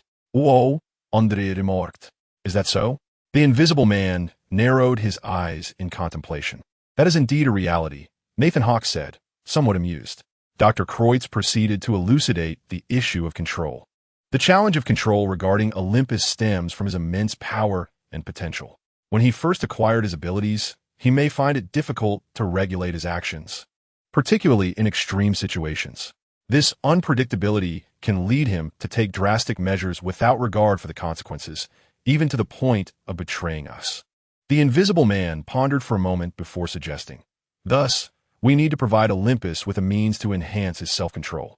Perhaps psychological training or technological methods could achieve this objective." Andre held a different perspective and inquired of Dr. Kreutz, "Might I ask if this Olympian possesses the blood or cells of Mr. Sephiroth?" Kreutz blinked and replied, "No, only the blood of the 3 artifact families and our genetic technologies from Umbrella." "I see. Then I have a solution," Andre stated. Kreutz, blinking again, asked what solution. With a sly smile, Andre suggested, "Let Mr. Sephiroth give the opponent a good thrashing if they refuse to comply." The Invisible Man reacted, chuckling as he chided, "Well, you seem to be drawing from your own past experiences to put them through the same ordeal." Jean Jilingma and Nathan Hawke nodded in agreement. Meanwhile, Jean Jilingma suddenly noticed a surge of battle intent emanating from Nathan Hawke and instinctively speculated, could it be that the boss wishes to confront Sephiroth in Europe? Chapter 116. Thor. The final battle at Vardelheim. Nathan Hawke and the others were engrossed in a discussion on enhancing the self-control of Olympus when a brilliant rainbow bridge appeared before them. Emerging from the bridge was Thor, the god of thunder from Asgard. Nathan raised an eyebrow and glanced at Kreutz, who shrugged in response. "I do not know either. I will be attentive." Clad in gleaming silver armor and wielding the mighty hammer Mjolnir, Thor's arrival immediately captivated everyone's attention. For Nathan, Andre, and Thor shared a deep-rooted friendship. Nathan approached Thor, extending his hand in greeting. "Thor, it's a pleasure to see you. What brings you from Asgard to Earth?" After a moment, he recalled, "By the way, you promised to bring fine wine on your next visit. Where is it?" A hint of embarrassment crossed Thor's face, but he soon adopted a solemn demeanor, saying, "Nathan, my friend, I have come to seek your aid as Asgard faces a grave crisis." Instantly, Nathan and the others became alert. Thor, a formidable deity, would not seek assistance lightly, indicating the gravity of his request. Thor continued, "The peace of Asgard is threatened by a powerful dark force, comprised of the followers of the former Dark Elf Malekith. They seek to reclaim the ether particles and harness their power to annihilate Asgard and the other 9 realms." Nathan recalled the events of Thor, the Dark World, and understood the severity of this threat. He took a deep breath and affirmed, "Thor, you know I will support you wholeheartedly. Tell me what you require, and we shall confront this crisis together." Thor exhaled in relief and nodded gratefully. "Nathan, I need the assistance of your superhero team. We must unite to thwart this dark force's menace." Nathan nodded in agreement and turned to Andre and the Invisible Man. "This is an urgent mission. We must prepare ourselves. Thor, have you brought any information or clues?" Thor shook his head and replied, "The current use of the Bifrost is limited. I have come to escort you across." "Time waits for no one," Andre interjected immediately. "Indeed, time is of the essence," Thor responded, his expression growing somewhat urgent. Nathan Hawke observed Thor's demeanor and patted him on the shoulder, saying, 10 minutes. In 10 minutes. Those who followed Thor to Asgard included Nathan Hawke, Andre, the Invisible Man, Kreutz, and John Walker. Thor surveyed the familiar and unfamiliar faces, then asked in surprise, "Where's Max?" "He's been preoccupied with troublesome Hydra matters," Battlehorse replied. "Ah, I see," Thor responded, somewhat understanding yet not dwelling on it. "Since he has his own affairs, let us embark at once." The brilliance of the Bifrost radiated around Nathan Hawke and the others, enveloping them in a magnificent spectrum of light as they were transported from Earth to Asgard. They felt a mysterious force, as if guided by Thor's summons, traversing the Bifrost. Nathan Hawke's emotions were complex. He felt an overwhelming curiosity and anticipation about arriving in this enigmatic realm. Yet he was acutely aware of the impending formidable battle ahead. As he surveyed his surroundings, he saw that the other end of the Bifrost led to a desolate landscape, where Asgard had suffered tremendous devastation. The ruins were strewn with shattered buildings and charred remnants. Thick smoke hung in the air, and the earth bore deep scars, as if it had just endured a fierce conflict. Thor's face was etched with worry and remorse as he beheld the scene, feeling an immense burden of responsibility. Turning to Nathan Hawke and the others, he said solemnly, "Nathan, I am deeply sorry. Asgard has once again fallen in a crisis. My father Odin has succumbed to slumber. My mother is no longer with us, and the threat of the Dark Elves has returned to haunt us." Nathan Hawke, fully understanding Thor's sentiments, grasped Thor's shoulder firmly and declared, "Thor, this is not your fault. We will support you wholeheartedly and face this crisis together. The invasion of the Dark Elves is our common enemy." Thor nodded gratefully and pointed ahead, stating, "The leader of the Dark Elves, Malekith, is vying for the ether, which harbors immense power. Should it fall into their hands, it would pose a dire threat to the entire universe. We must thwart them and defend Asgard and the 9 realms."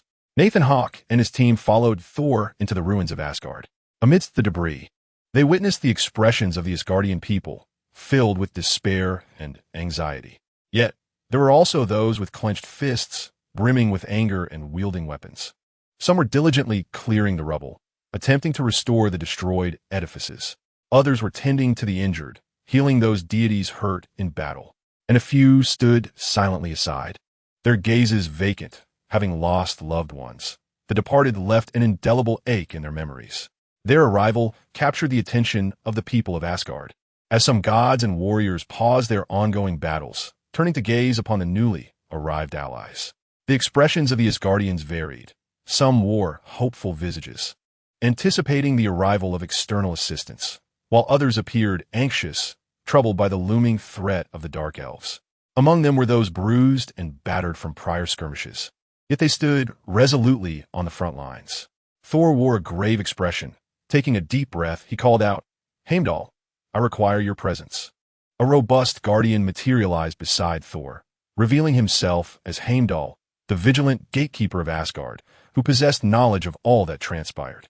His gaze was profound, peering through the radiant expanse of the Bifrost, scrutinizing Nathan Hawke and his team. "This is Nathan Hawke, my friend, along with his team, who shall serve as our formidable support," Thor introduced. Heimdall nodded in acknowledgement, signifying his trust. He then addressed the people of Asgard, gods and warriors. "This is Nathan Hawke and his team, hailing from Midgard, willing to fight alongside us to defend Asgard. The Asgardians regarded Nathan and his companions with expressions of gratitude.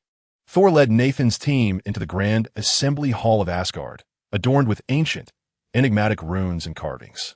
This was the venue where gods and leaders convened for significant discussions regarding strategies to combat the Dark Elves. Nathan and his companions took their seats around the conference table, while Thor stood at its forefront, commencing the briefing on intelligence regarding the Dark Elves. He gestured towards a map, which marked the primary strongholds of the Dark Elves, with Vanaheim being the most prominent territory.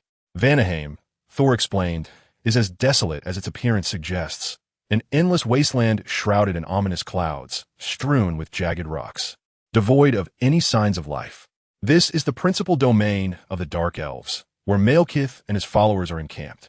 Thor continued, the primary intelligent race among the Dark Elves is, in fact, the Dark Elves themselves, led by Malekith, who is accompanied by a formidable commander named Algrim, their supreme general. Nathan listened intently, grasping the gravity and significance of the impending conflict. He inquired, in terms of hierarchical capabilities, how is their army roughly categorized? Thor replied, the army of the Dark Elves can be divided into 4 principal tiers: soldiers, captains, sorcerers, and generals. Soldiers constitute their foundational combat force. Captains serve as leaders and commanders. Sorcerers wield potent magical abilities, and generals are the primary commanders of the army, possessing enhanced strength and combat techniques. And what of Lord Malekith? Thor, have you faced him in battle? Asked Andre, who had arrived in Asgard filled with curiosity and intrigue, a sentiment shared by the other 4. Upon hearing Andre's question, a somber expression crossed Thor's face. He slowly nodded, beginning to recount his encounter with Malekith. Malekith, Thor began, his voice tinged with a trace of anxiety and animosity, is an exceptionally formidable and cunning adversary. He is the Lord of the Dark Elves, possessing immense magical prowess and remarkable combat skills. His ambition knows no bounds. He has long yearned to reclaim the ether and harness its power to obliterate Asgard and the other realms. Thor continued, not long ago, I engaged him in battle. It was a fierce confrontation. His strength was astonishing, and I had to summon all my might.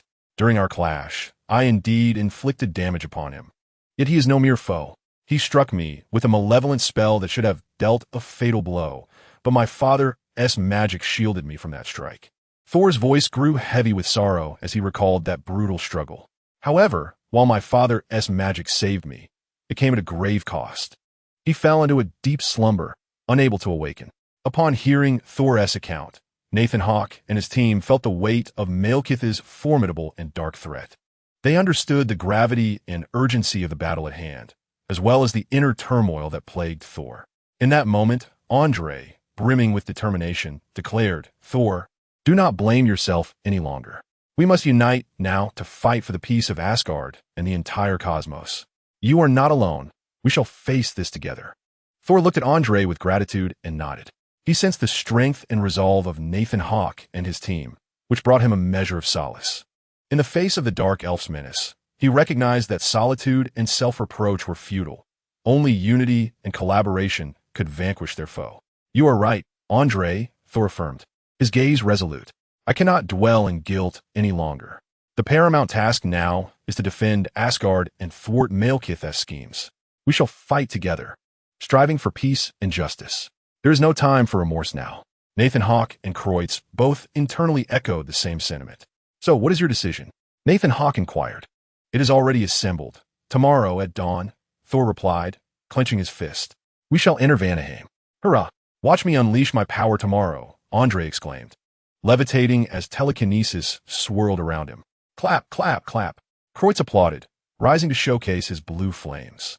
This time, I shall also collect my battle data. John Walker, sensing the fervor of the group, stood as well, exuding a palpable combat spirit that momentarily astonished Thor. Nathan Hawke rose to his feet, addressing Thor. You shall handle Malekith, while I shall take care of Algrim. Thor gazed at Nathan Hawke and his team, feeling their unwavering determination and resolve. Their unity and indomitable spirit invigorated him, igniting a belief that this time they could indeed vanquish the Dark Elves and safeguard the peace of Asgard and the Nine Realms. Chapter 117. The final battle at Vanaheim at dawn the following day. The warriors of Asgard stood ready, clad in armor and wielding weapons, amidst the ruins, awaiting the command to embark. Their faces were etched with determination and faith. For the defense of their homeland, they were willing to risk their very lives.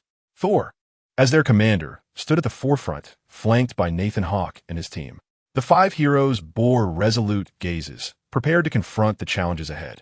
Heimdall, the gatekeeper of Asgard, stood beside them, poised to use the Bifrost to transport this valiant company to Vanaheim to confront the Dark Elves' menace. With Mjolnir raised high, Thor proclaimed, "Warriors, this is our shared mission. We shall journey to Vanaheim to face the Dark Elf challenge. But I am confident that under the banners of justice and unity, we shall not falter." The warriors of Asgard responded to Thor's words with a resounding cheer, their spirits soaring. Nearby, Heimdall felt a profound sense of emotion swell within him upon hearing Thor's declaration.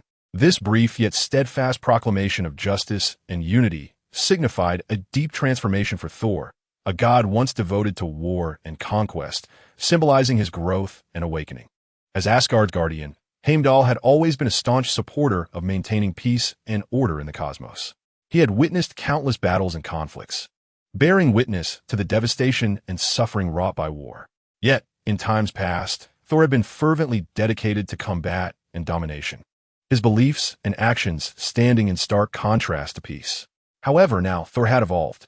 He had come to appreciate the significance of justice and unity, understanding that only beneath a banner of solidarity could they hope to overcome the formidable threat posed by the Dark Elves. This transformation was not instantaneous. It was forged through countless trials and tribulations, leading Thor to a gradual maturation. Heimdall felt a swell of pride, for he perceived the positive changes occurring deep within Thor's heart. He recognized that justice and unity represented a nobler faith, the cornerstone of safeguarding cosmic harmony. Thor's metamorphosis gave Heimdall hope for a brighter future for Asgard, as such a leader would unite them to confront any challenge. Heimdall silently nodded, his gaze infused with trust and support. He understood that Thor would lead them to victory, upholding justice and preserving the peace of the universe. In that moment, they were no longer merely an army. They were a team bound by the faith and righteousness, their hearts forever aligned with peace. "Awaken, my king, and witness Thor's growth," Heimdall murmured as he turned his gaze toward the slumbering Odin. Heimdall approached the Bifrost, his imposing figure radiating authority, prepared to showcase the extraordinary powers of his role as guardian. He raised his long spear and began to chant an ancient incantation, the words reverberating through the ruins and creating waves of potent magic. As the spell reached its culmination, a magnificent rainbow bridge materialized before them, radiating brilliance like a gateway to an enigmatic universe.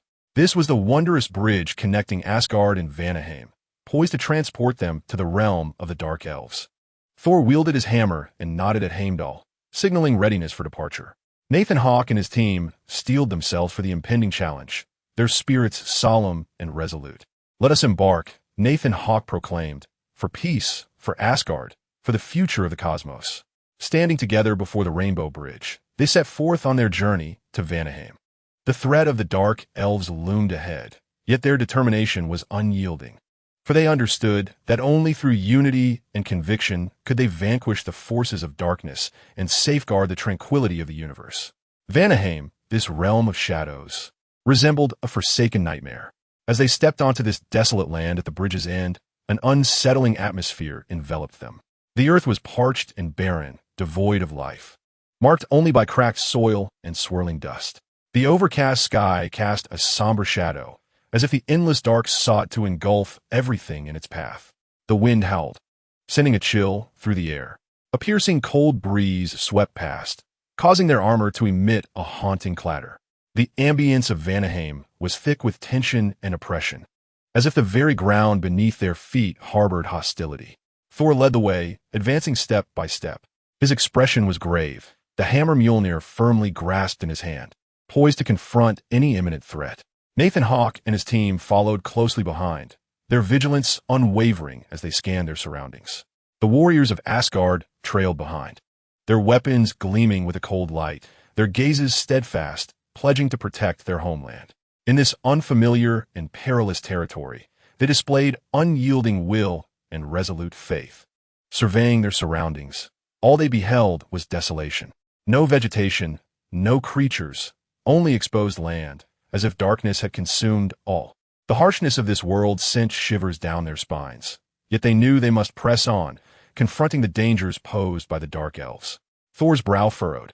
He understood their aim was to locate Malekith and thwart the dark conspiracy, but in this barren expanse, unearthing their foe posed a formidable challenge. He gazed into the distance, seeking any sign. Suddenly, a shadow of darkness surged towards them from afar. It was a battalion of dark elf soldiers, clad in foreboding armor and wielding sharp weapons. The atmosphere thick with peril. A battle was imminent. Thor raised his hammer high and bellowed, "Warriors, prepare for combat. We shall not retreat. We must repel this dark menace." As Thor's voice echoed, Andrei stepped forward, positioning himself in front of Thor. His gaze was resolute, brimming with determination. "Thor, allow me to handle this contingent of dark elf soldiers," Andrei asserted with unwavering resolve. He understood that his telekinetic abilities might prove advantageous in this environment, and he wished to spare Thor from unnecessary peril. Thor hesitated momentarily, but ultimately acquiesced with a nod. He recognized Andrei's capabilities and understood that, at this juncture, it was paramount to swiftly repel the adversaries rather than engage in debate. He stepped back, clearing the path for Andrei to demonstrate his prowess. Closing his eyes, Andrei concentrated deeply. His palms began to quiver slightly, and then a formidable surge of telekinetic energy emanated from him. A transparent force field materialized around him, resembling an impenetrable barrier. This telekinetic aura expanded, enveloping the dark elf soldiers within its grasp. Taken aback by the sudden appearance of the force field, the dark elves gazed at Andrei in astonishment. Soon, they found their movements constrained, as if ensnared by invisible hands. With unwavering determination in his gaze, Andrei raised a hand, levitating the dark elf soldiers into the air. With a vigorous sweep, he hurled them away, sending them tumbling through the air before crashing brutally to the ground, rendered incapable of further combat. Approaching them, Andrei's expression remained devoid of emotion. He refrained from slaying the dark elf soldiers, instead binding them to prevent any future threat. "Excellent work, Andrei," Thor commended. "Let us proceed. We must locate Malekith and thwart their nefarious schemes." Nathan Hawke stood silently nearby, observing Thor's every move. He noted Thor's struggle to suppress his battle instincts and the meticulousness of his actions. Thor was an exceptional warrior, endowed with formidable strength and combat skills. However, the task at hand called for wisdom and restraint. Nathan understood that in the face of the dark elves' menace, blind violence was not the solution. Rather, it necessitated astute leadership and collaboration. He perceived the conflict within Thor's gaze as he wrestled with the urge to yield to his past instincts. Thor sought to maintain composure and rationality for the benefit of the team. This inner turmoil was no easy feat, yet Thor endeavored to confront it. Indeed, Thor was maturing at a pace surpassing the depicted in the films. Perhaps he truly possessed the potential to become a king and avert the onset of Ragnarok. Leading his band of warriors through the desolate expanse of Vanaheim, Thor and his comrades navigated cautiously, evading traps and enemy reconnaissance points. Meanwhile, the Dark Elves dispatched their scouts. And as encounters between the two factions grew increasingly frequent, a large-scale confrontation appeared inevitable. Ultimately, the warriors of Asgard finally confronted the Dark Elf battalion. Clad in ominous armor and wielding sharp blades, the Dark Elves bore expressions of cold cruelty. In contrast, Thor's warriors stood prepared for the impending clash, their gazes resolute. And Mjolnir shimmered with a radiant glow in their grasp. Malekith, the leader of the Dark Elves, stood before his army, his imposing stature radiating an aura of malevolence akin to gleaming obsidian. His eyes, deep and ruthless, betrayed an insatiable ambition and cruelty. Thor stepped forward with resolute strides, confronting Malekith at the forefront of the battlefield. His hammer, Mjolnir, was raised aloft, the patterns on its handle emanating mysterious runes. Malekith, Thor's voice resonated with unwavering gravity. "Your ambition shall lead to ruin. We shall not allow you to prevail. Asgard will forever resist the forces of darkness." Malekith scoffed, his voice as biting as a frigid wind. "Thor," he retorted, You've always been my adversary, but now you find yourself bereft of your father Odin's protection and your brother Loki's support. You stand isolated. It's time you yield to me. The ether particles now rest in my grasp. Malekith gestured ominously toward Thor, declaring, and you shall become my prisoner. Listening to Malekith's threats and taunts, Thor's heart swelled with fury and determination. The Dark Elf's words merely fortified his resolve. He understood the necessity of remaining steadfast in this critical moment. As Malekith raised his hand to point at him, Thor leapt without hesitation, lifting Mjolnir high. The tempestuous energy of thunder and lightning coalesced at the hammer's head, and he swung it down with tremendous force, producing a resounding roar. Thor's onslaught surged forth with ferocity, Mjolnir transforming into a radiant streak of light, imbued with the power to annihilate all in its path as it struck toward Malekith. Thunder accompanied his movement, the air thick with tension and static electricity. Malekith, however, remained unperturbed, his gaze unyielding. He summoned the red ether particles to hover in the path of the hammer's assault, their intense energy morphing into an impenetrable shield that stood between Thor and his weapon. When the hammer collided with the energy of the ether particles, it produced a jarring metallic clash. The might of Mjolnir transferred to the shield, yet Malekith resolutely withstood the blow. His body quivered slightly, but he did not falter. Thor felt as though his strength encountered an immense barrier. He exerted all his might, yet could not penetrate Malekith's shield. This realization instilled in him a sense of wariness. Malekith's power was far greater than he had anticipated. Malekith smiled, a smirk of derision playing upon his lips. He was acutely aware that his ether particle shield was unassailable, which filled him with a sense of assuredness. Mockingly, he taunted Thor, "It appears your strength is rather lackluster, Thor.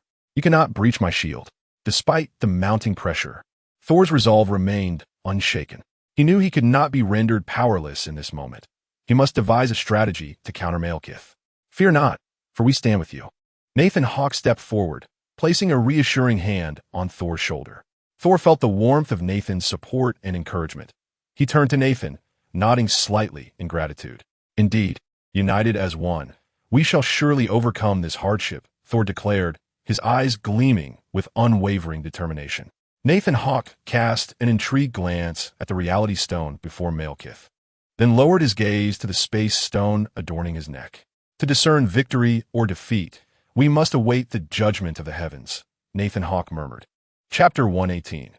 The final battle against Malekith. Thor stood resolutely upon the battlefield, grasping Mjolnir tightly as he fixed his gaze upon Malekith.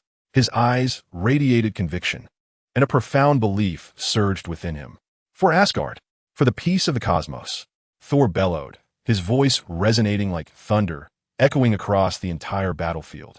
The warriors of Asgard, rallying to Thor's call, shouted in unison, their voices coalescing into a formidable force, as if to rend the sky itself, vowing to fight for justice. A mocking smile curled upon Malekith's lips as he raised the reality stone high, unleashing a blinding crimson light. Meanwhile, his dark elf warriors prepared to engage. The atmosphere between the two armies was taut with tension, the impending clash akin to the stillness before a tempest, ready to erupt. The battle ignited, unleashing a fierce melee. Chaos engulfed the battlefield as dark elves clashed with the warriors of Asgard. The very earth of Vanaheim was ravaged, its visage unrecognizable amid the charred remnants strewn about, while smoke and dust shrouded the skies, heavy with foreboding. Sharp weapons cleaved through the air, swords and axes, hammers and staves whirling in the hands of warriors. Each strike was accompanied by a shower of sparks, incandescent energy flickering in the air. The dark elf soldiers displayed remarkable combat prowess, moving in perfect coordination, forming an unassailable line. Thor swung Mjolnir, the hammer emanating a lightning-like radiance. Each thunderous blow brought forth devastating might. He charged at the forefront, leading the warriors of Asgard with unwavering courage, steadfastly repelling the dark elves' onslaught. Nathan Hawke's team demonstrated their unique strengths. Andre wielded telekinesis to repel foes. Kreutz unleashed flames, encircling enemies in a fiery trap. The Invisible Man morphed into a shadowy assassin, striking unexpectedly from the darkness, while John Walker transformed into the masked knight, the Duke of Blades, forging a path through the fray. Their seamless synergy and formidable abilities rendered them an indomitable force on the battlefield. Standing at the side of the tumult, Andre's eyes shimmered with an enigmatic glow, emanating waves of mysterious energy. He concentrated telekinetic power within his palm, poised to confront the dark elf soldiers. Suddenly, a squad of dark elves surged forth, clad in ominous armor and wielding razor-sharp weapons, exuding an air of peril. The squad's captain led the charge, wielding a massive double-edged sword, his gaze piercing. Behind him stood a dark elf sorcerer, clutching a black staff that radiated ominous magical energy. The soldiers of the dark elves swiftly approached Andre, brandishing their weapons, producing a cacophony of sharp metallic sounds. The captain leaped, attempting to strike Andre with his massive double-edged sword, while the sorcerer began to chant ominous incantations, poised to unleash a magical assault. A slight furrow formed on Andre's brow as he concentrated, pushing the limits of his telekinetic abilities. An invisible force surged from his palms, manifesting as a blue wave of energy that rapidly enveloped the dark elf soldiers. Suddenly, they were met with a powerful thrust, the unseen force sending them reeling backward, their bodies unwittingly retreating. The captain's assault was interrupted, forcing him to leap aside to evade Andre's telekinetic strike. The sorcerer's spell was also disrupted, the dark magical energy dissipating mid-air, failing to inflict any harm upon Andre. His telekinesis repelled them, granting him a moment to breathe and counterattack. Kreutz stood upon the battlefield, his form engulfed in a searing blaze. The battle genes within him were awakening, testing the data of his physique. His fists, enveloped in flames, struck forth with each movement, scattering sparks as if he were a fierce dragon of fire. A contingent of dark elf soldiers charged towards him, their armor glinting with a sinister sheen, wielding sharp weapons. Kreutz met them with alacrity, his fiery fists swinging like the wind, imbued with the power of flames. Dragon's Fury Punch. Kreutz unleashed a formidable technique, his fists descending upon the dark elf ranks like the heads of dragons. Flames erupted, fierce fire engulfing the scene as his fists collided with the soldier's armor, reverberating with a thunderous explosion. Several dark elves were hurled away, crashing to the ground, their armor smoking. Kreutz's movements were agile and precise. He swiftly followed up with a fiery whirlwind kick, raising one leg high before spinning rapidly, utilizing the momentum of the flames to sweep the dark elves off their feet. They screamed in agony, unable to withstand the searing heat, collapsing to the earth. The captain of the dark elf squadron roared in anger, swinging his double-edged sword in a desperate attempt to counter Kreutz's fiery assaults. His blades sliced through the air, yet Kreutz's form was remarkably nimble, evading the captain's strikes with ease. Flame Dance Combo. Kreutz's fists moved like meteors, delivering a flurry of blows, each strike ignited by fire. His fists impacted the captain's armor with heavy thuds, forcing the captain to retreat under the onslaught of the fiery barrage. Meanwhile, the dark elf sorcerer stood at a distance, gripping a black staff, chanting dark incantations in an effort to unleash a magical attack. Sensing the potent dark energy coalescing, Kreutz swiftly sought an opportunity. Blazing Thunder Kick. With a leg raised high, Kreutz seized the moment of the sorcerer's incantation. His foot erupted with a power interwoven with fire and electricity, striking towards the sorcerer like a bolt of blazing lightning. Flames and currents converged, forming a torrent of searing energy. The sorcerer was struck by the sudden attack, his body propelled away by the force of fire and electricity, causing his staff to slip from his grasp. He let out a piercing scream as he tumbled through the air, ultimately collapsing to the ground. What a thrill! Kreutz reveled in the surge of power coursing through him. He was no longer the frail researcher he once was. Press on, press on, press on. The combat genes within Kreutz began to surge wildly. Exhaling a breath of heated air, he charged once more towards the ranks of the Dark Elves. With an evil grin, the Invisible Man transformed into a shadowy assassin, gliding through the dark battlefield. His figure melded with the night, nearly disappearing into the surrounding shadows, evading detection. His eyes glimmered with a cold light, sharp as a blade.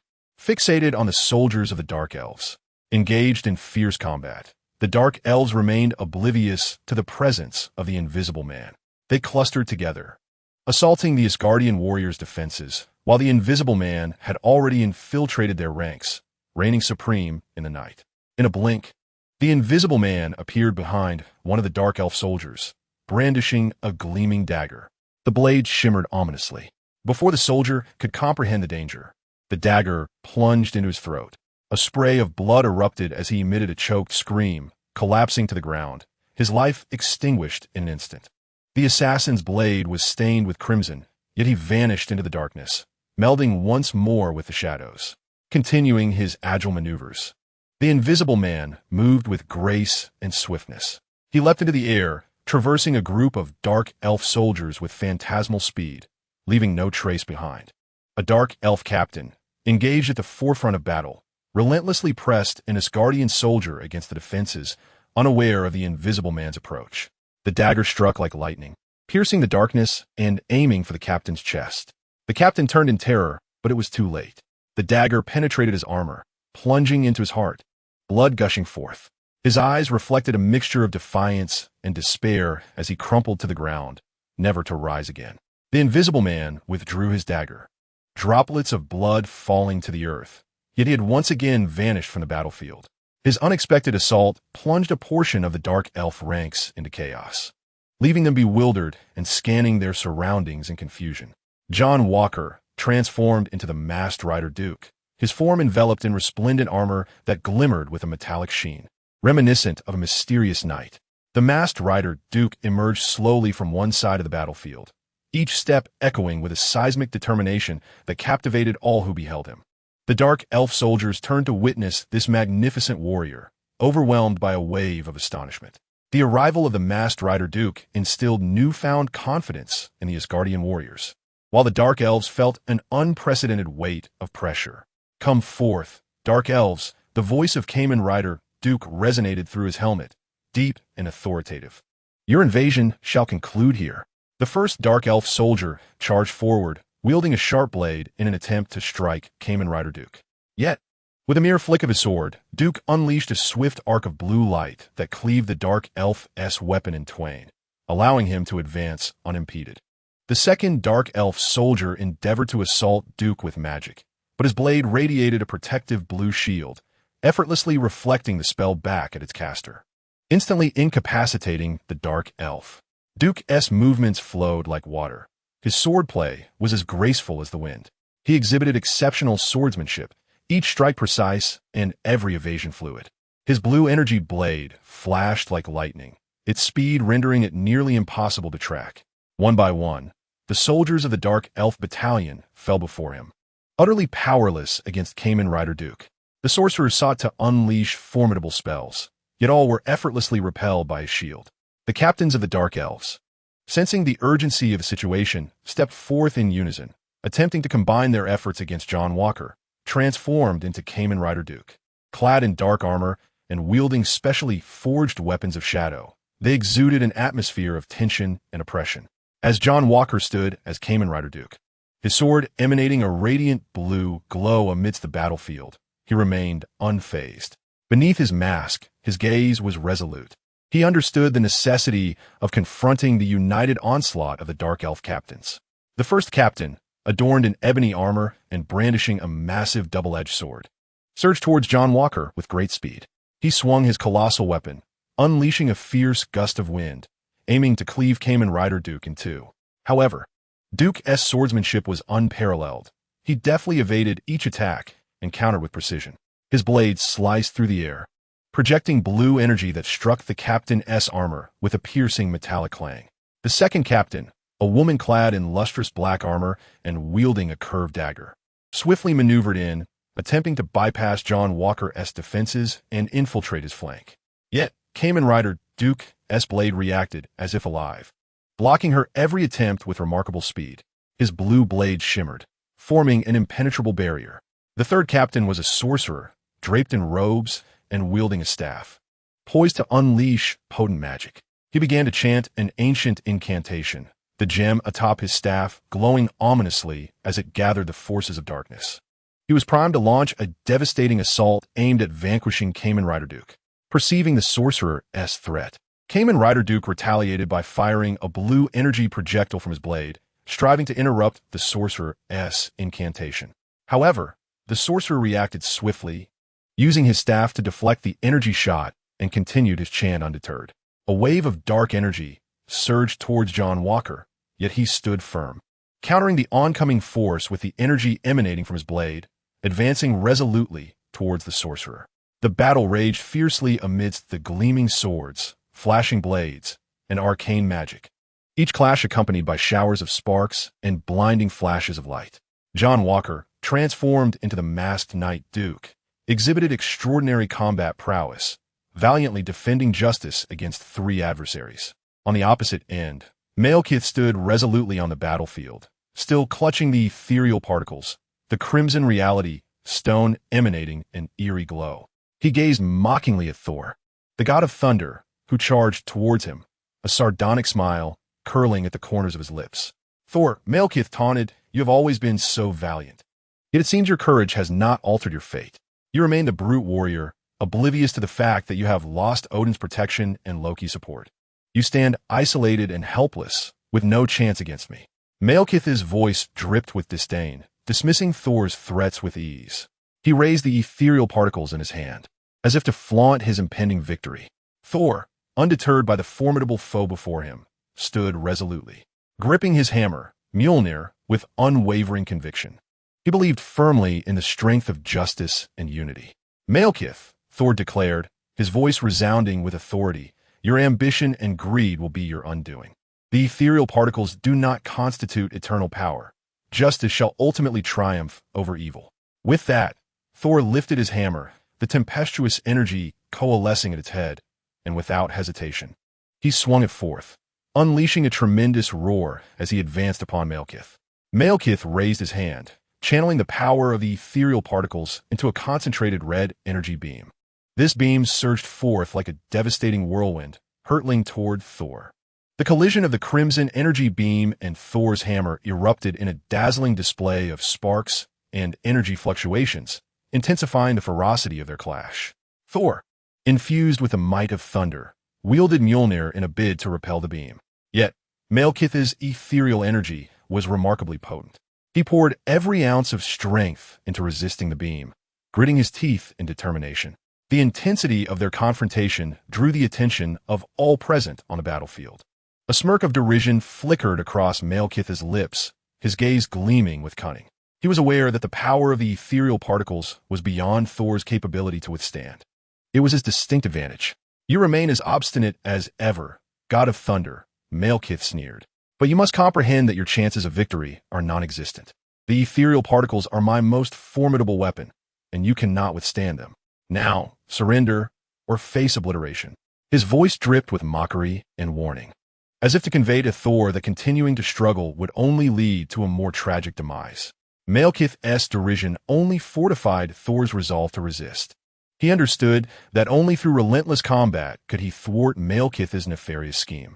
Thor was hurled away by the force of Malekith's ethereal particles, crashing heavily against the ground, debris scattering in all directions.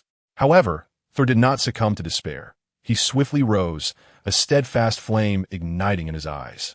Thor was hurled away by the ethereal particle power of Malekith, crashing heavily to the ground and scattering debris. However, the god of thunder did not succumb to despair. He swiftly regained his footing, his eyes ablaze with unwavering resolve. Once more, he charged at Malekith, raising his hammer Mjolnir, as a lightning-like energy coalesced at its head.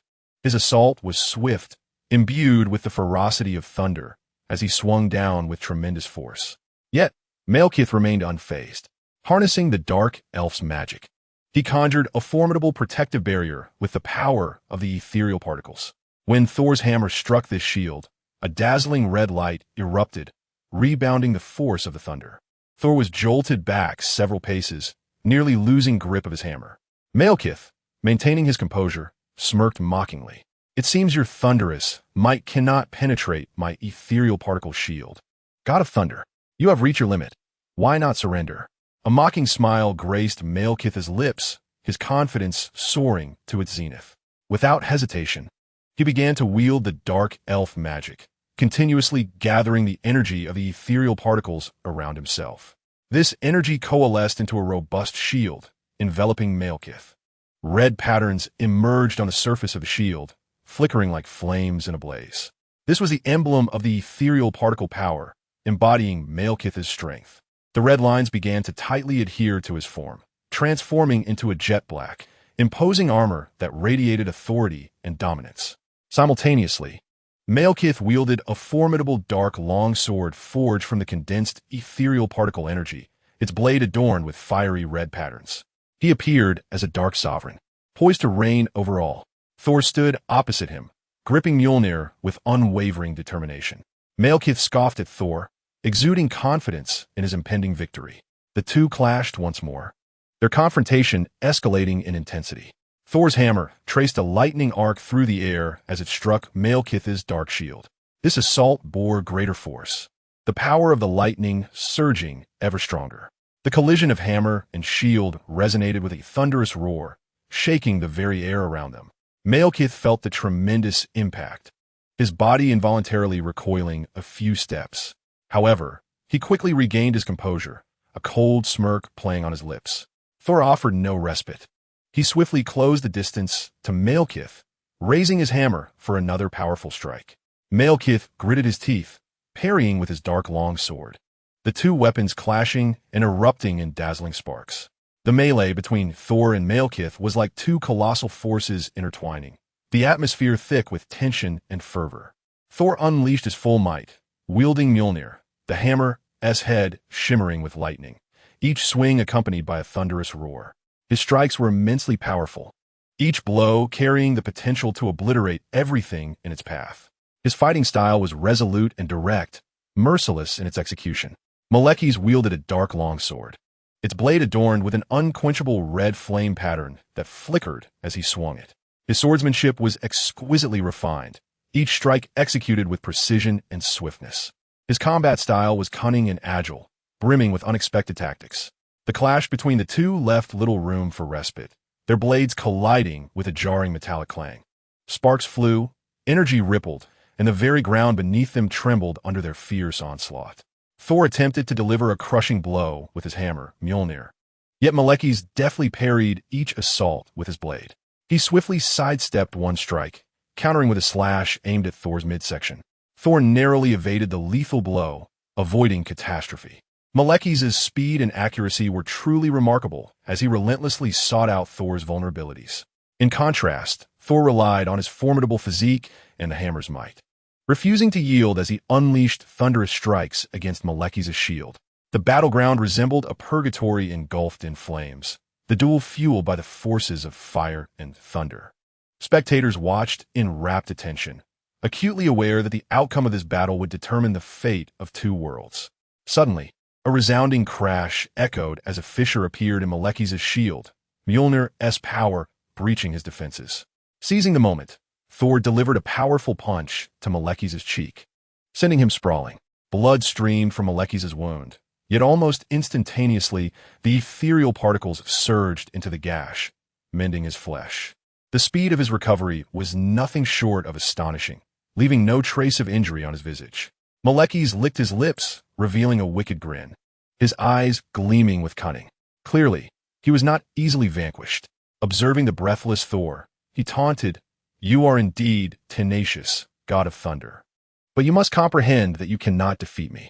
The power of ethereal particles far surpasses your imagination. You are ensnared in a dire predicament." His words dripped with mockery and arrogance as he swiftly brandished his dark sword, unleashing a flurry of strikes. The blade, trailing red flames, sliced through the air, creating a dazzling array of sword energy. Thor evaded these assaults, wielding Mjolnir with lightning speed in a bid to thwart Malekith's offensive. Nevertheless, Malekith's agility and pace rendered him nearly inscrutable, as his relentless attacks forced Thor into a retreat. Thor's situation grew increasingly dire. He struggled to evade Malekith's strikes, perpetually on the back foot. Malekith's mastery of swordplay was unparalleled, his every maneuver precise and rapid, leaving Thor with scant opportunity to retaliate. The fiery sword energy surged toward Thor, igniting everything it touched. Thor was compelled to rely on the defensive might of his hammer. Yet each block bore down upon him with immense pressure. Malekith's relentless assault resembled a tempest, granting Thor no respite whatsoever. His blade sliced through the air, emitting a piercing whistle, as if mocking Thor's impotence. Thor resolved to no longer endure passively. He charged forth, wielding his hammer with renewed ferocity. He endeavored to suppress Malekith's onslaught. Yet Malekith, empowered by the essence of ethereal particles, effortlessly evaded Thor's assaults. "Your efforts are futile, God of Thunder," Malekith sneered. "You have reached your limits. It is time to concede." However, Thor was unwilling to yield so easily. Gritting his teeth, he continued to clash with Malekith, his hammer swinging relentlessly, unleashing the fury of thunder. Despite being pressed, he remained tenacious, refusing to surrender. The head of Thor's hammer swung ceaselessly, each strike accompanied by a surge of thunderous power, yet he remained under Malekith's dominion. Malekith's swordsmanship was exquisite. He deftly dodged Thor's strikes, countering with blinding speed. The hammer struck the ground, raising a cloud of dust. Thor attempted to shatter Malekith's shield with seismic force, but Malekith always managed to evade at the last moment. Maintaining his stability, a fiery blade of energy struck Thor's shoulder, eliciting a pained howl. Nevertheless, he pressed on, fiercely resisting the agony and continuing to wield his hammer in search of an opportunity to counterattack. Malekith's blade met the head of Thor's hammer repeatedly, each collision igniting sparks and crackling with electricity. His assault was so rapid that scarcely a flaw could be discerned. Thor was compelled to devote himself entirely to his defense, each strike a desperate bid for survival. Malekith continued to deride Thor's inadequacy, his attacks growing ever more relentless. He understood that as long as he maintained the pressure, Thor would ultimately exhaust himself and falter. Thor's breath came in rapid gasps, sweat trickling down his brow, yet his gaze remained resolute. He recognized that this battle was vital for the future of both worlds. Failure was not an option. At that moment, he discerned a slight opening, a fleeting opportunity left by Malekith's assault. Seizing this chance, Thor unleashed the power of thunder with a mighty swing of his hammer, pushing Malekith back several steps. Though this moment was but a whisper of an opportunity, it granted Thor the chance to regain his footing.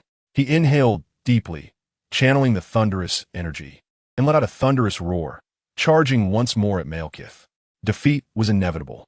Malekith observed coldly as Thor launched his final strike. In this life-and-death struggle, Malekith showed no signs of weakness. He emanated a radiant red energy of ethereal particles, forming a formidable shield that withstood the full brunt of Thor's hammer. This shield resembled an impenetrable wall, perfectly shielding against Thor's thunderous might. The resounding clash of the hammer against the shield intertwined with the sound of sparks flying, energy fluctuations pulsing continuously. The very ground beneath them trembled under their onslaught, as if the entire world quaked in response to this climactic battle. Thor was imbued with the raw power of lightning, wielding his mighty hammer, Mjolnir, as arcs of electrical energy crackled and danced around him. His objective was to penetrate Malekith's shield and swiftly conclude the battle. However, Malekith remained undaunted, his smile radiant as he faced Thor's formidable onslaught with unwavering courage. Employing the dark elf's arcane magic, he conjured another energy barrier from the essence of ether particles, effectively neutralizing Thor's thunderous might. In that moment, the atmosphere grew palpably tense, as if time itself had frozen. Sparks, flashes of electricity, and crimson ether energy intertwined in a breathtaking display. The surroundings bore the brunt of this clash. Trees swayed, and the ground trembled beneath the strain. The two colossal forces collided, producing dazzling sparks and waves of energy, as if the very world quivered in response to their confrontation. This spectacle left the onlookers utterly astounded, perhaps aware that the outcome of this battle would determine the fate of two realms. Chapter 120. Malekith, master of ether particles. The fierce clash of these immense powers erupted in the air, akin to two unstoppable tidal waves colliding. Thor, saturated with the essence of thunder, unleashed searing bolts from the head of Mjolnir, striving to shatter Malekith's etheric barrier. Malekith stood his ground, his shield radiating with a vibrant glow of red ether particles, resolutely enduring Thor's ferocious assault. Though his body quivered slightly, a serious expression creased his features. Soudainement, a tendre explosion ressoundait. The clash of their powers reached a zenith, propelling Thor away from Malekith's etheric energy, akin to a meteor streaking across the night sky. His body tumbled through the air, crashing heavily into the ground. sending debris flying and causing the earth to tremble violently. The crowd watched in stunned silence as Thor's form was hurled away, landing amidst the distant woods, where trees were uprooted and the ground collapsed. For a moment, the battlefield was shrouded in silence, save for the lingering echoes of the clash. Thor lay on the ground, gasping for breath, his body battered and his armor in tatters. His strength had reached its limit, yet his resolute gaze betrayed no hint of retreat. He understood the gravity of this confrontation. Failure was not an option. Malekith stood firm, a smirk of triumph curling his lips. His shield remained intact, untouched by the tumult of battle. It seemed as though the victor had been determined, his confidence unwavering. Just as Malekith prepared to deliver a fatal blow to the fallen Thor, he suddenly sensed an overwhelming force of telekinetic energy surging towards him, akin to an invisible tidal wave. He swiftly turned, his gaze locking on Andre, who stood resolutely in the distance, his eyes steadfast, cradling a sphere of concentrated psychic energy in his palm. "Do not dare to triumph, Malekith!" Andre's voice thundered across the battlefield, as he rapidly coalesced the energy into a massive psychic orb, hurling it towards Malekith with ferocity. The impact of the telekinetic sphere shattered Malekith's shield in an instant, forcing him to stagger backward, nearly losing his footing. The sudden blow took him by surprise. He had not anticipated the opponent's strength to exceed his expectations. At that moment, Kreutz sprang from one side of the battlefield, his fists enveloped in flames, radiating intense energy. He swiftly approached Malekith, preparing for a surprise attack from behind. Malekith reacted with remarkable speed, turning to face Kreutz, his dark longsword wielded with astonishing agility. A surge of crimson flame energy erupted forth, colliding with Kreutz's fiery combat technique. The flames clashed, producing a dazzling light. A glint of cunning sparkled in Malekith's eyes as he mocked Andre and Kreutz's counterattacks. "Do you dare to resist me, you mere insects?" Malekith's voice dripped with derision, his swordsmanship as sharp as ever. While fending off the assault from Andre and Kreutz, he sought an opportunity to counterattack. "I shall entertain you," Malekith scoffed, his murderous intent reigniting. The tense atmosphere on the battlefield seemed to crystallize in an instant, as the clash among the three unfolded in a perilous spectacle. Flames and psychic energy erupted in the air, creating a chaotic tapestry of light and shadow, suffused with heat and mystery. The crackling of flames intertwined with the howling of telekinesis, forming the backdrop to this fierce confrontation. Malekith deflected Andre's psychic energy sphere with his dark longsword, the red flame patterns on the blade resembling a sturdy shield. His reflexes were lightning fast, scarcely allowing Andre a moment to breathe. Simultaneously, Kreutz's fiery punches continued to assault him. Malekith's form flickered with a radiant glow of red etheric particles, his movements extraordinarily agile. He swiftly severed Kreutz's flaming fist with his blade, then rapidly swung it, unleashing a wave of flame energy directed at Kreutz. Kreutz dodged just in time, evading the onslaught of the fiery strike. Yet Malekith's speed left him little opportunity to retaliate. Malekith's swordsmanship was precise and swift, each stroke imbued with devastating power. Andre attempted once more to employ telekinesis, aiming to ensnare Malekith. He concentrated his mental energy, casting a series of telekinetic chains towards Malekith in an attempt to bind his movements. Malekith smirked disdainfully, his body suddenly radiating a glow of red, etheric particles. As if clad in a formidable armor, the telekinetic chains could not genuinely restrain him. "You are still too weak to contend with me," Malekith taunted, a hint of arrogance curling at the corners of his mouth. He continued to wield his dark longsword, the red flame energy swirling around him, repelling all the flames unleashed by Kreutz. Andre gazed gravely at this formidable adversary. This is a powerful opponent, he thought, as Kreutz's body tensed, the crackling of flames in his hands intensifying. Malekith pressed on with his counterattacks, beginning to harness the power of etheric particles, eliciting changes in the fabric of reality. With a sweep of his hand, the surrounding air twisted, forming a red energy barrier that thwarted Kreutz's fiery combat techniques from breaching its confines. Meanwhile, his gaze sharpened, seemingly capable of penetrating all layers of reality. He anticipated Andre's next move and swiftly evaded it. Andre's telekinetic assault missed its mark, leaving him helplessly watching as Malekith made his escape. "You are truly childishly ignorant," Malekith scoffed, his voice dripping with derision. His figure flickered across the battlefield, darting like a gust of wind. Andre and Kreutz found themselves unable to grasp Malekith's movements, their offensive becoming somewhat passive. As Andre concentrated his mental energy, preparing to launch another telekinetic strike, Malekith closed in rapidly, his blade thrusting towards Andre in an instant. Andre, unable to dodge in time, resorted to forming a temporary psychic shield with his mental power, attempting to ward off Malekith's attack. The clash of the blade against the psychic shield emitted a piercing metallic sound. Andre felt an overwhelming pressure as his shield began to crumble.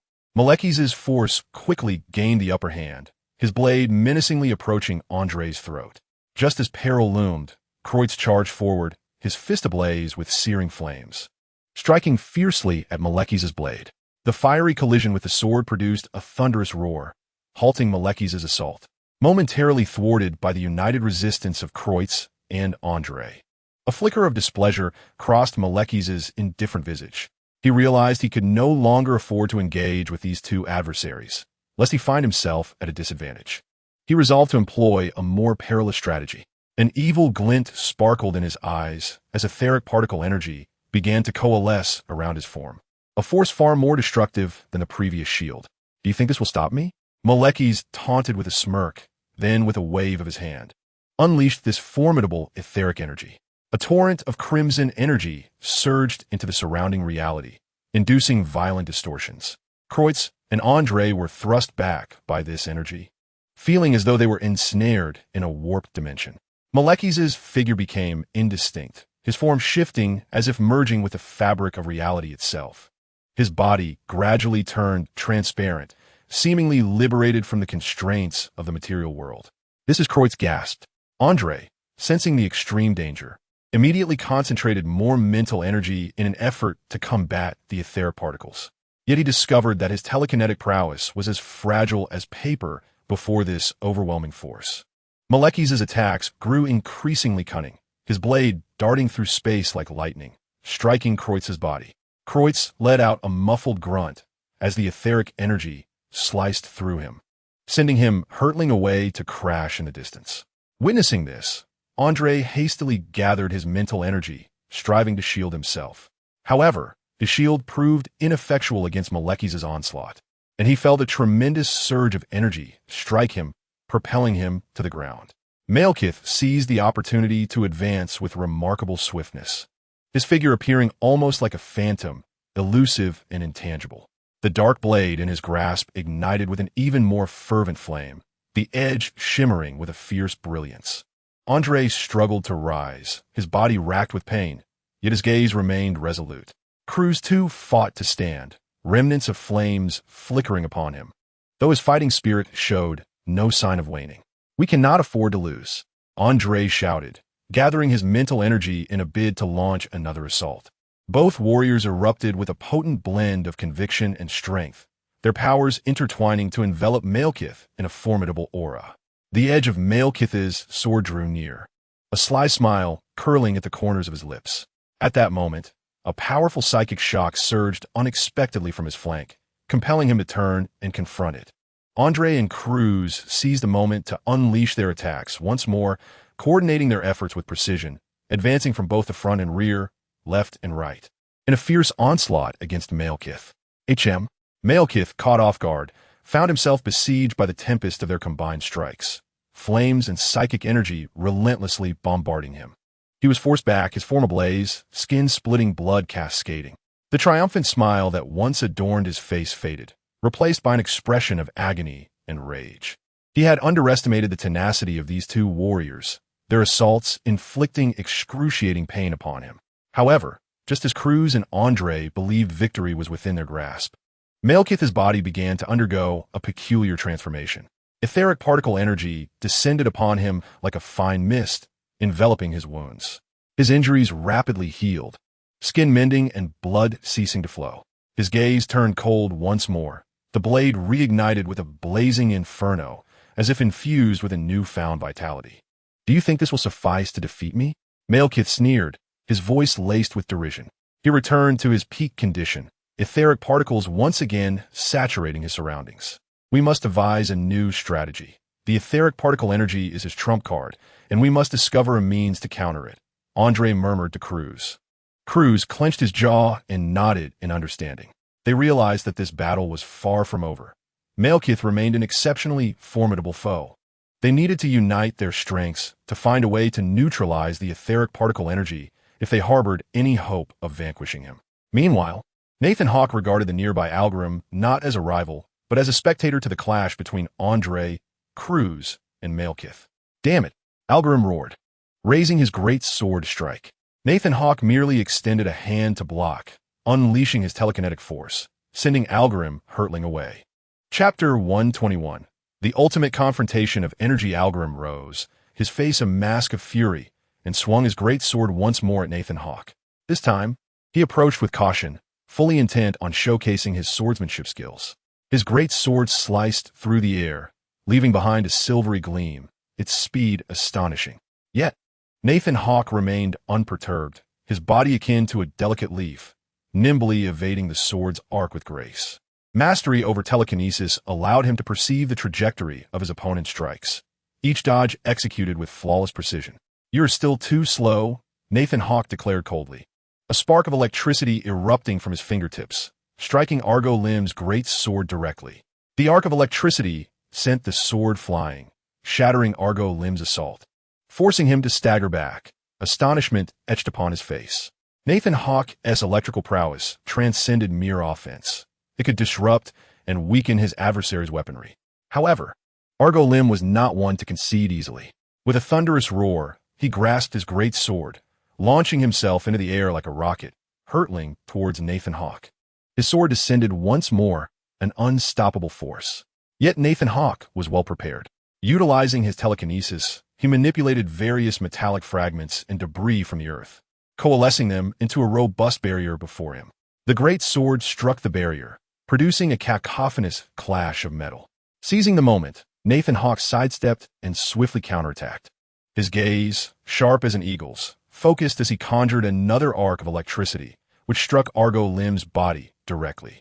Argo Lim convulsed from the electric shock, howling in agony. Without pausing, Nathan Hawke unleashed further electrical energy, ensnaring Argo Lim within the arc. "Surrender, Argo Lim." Nathan Hawke's voice dripped with derision. He recognized his advantage, while Argo Lim found himself with no retreat. "You bastard, I will kill you," Argo Lim bellowed, muscles taut, a surge of formidable power erupting from within. He broke free from the arc's grasp and soared upwards, gripping his great sword tightly, aiming a fierce strike at Nathan Hawke. Nathan Hawke's pupils constricted. He had not anticipated such formidable counterforce from Argo Lim. Hastily employing telekinesis to evade, he found himself unable to completely escape the strike. Argo Lim's great sword crashed down upon Nathan Hawke, blood erupting forth as he was sent flying, crashing to the ground some distance away. Argo Lim stood rooted, breathless and battered, believing he had claimed victory.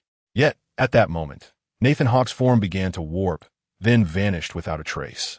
The figure that had fallen to the ground transformed into a wisp of black smoke, dissipating into the wind. Argo Lim stood in stunned silence, bewildered.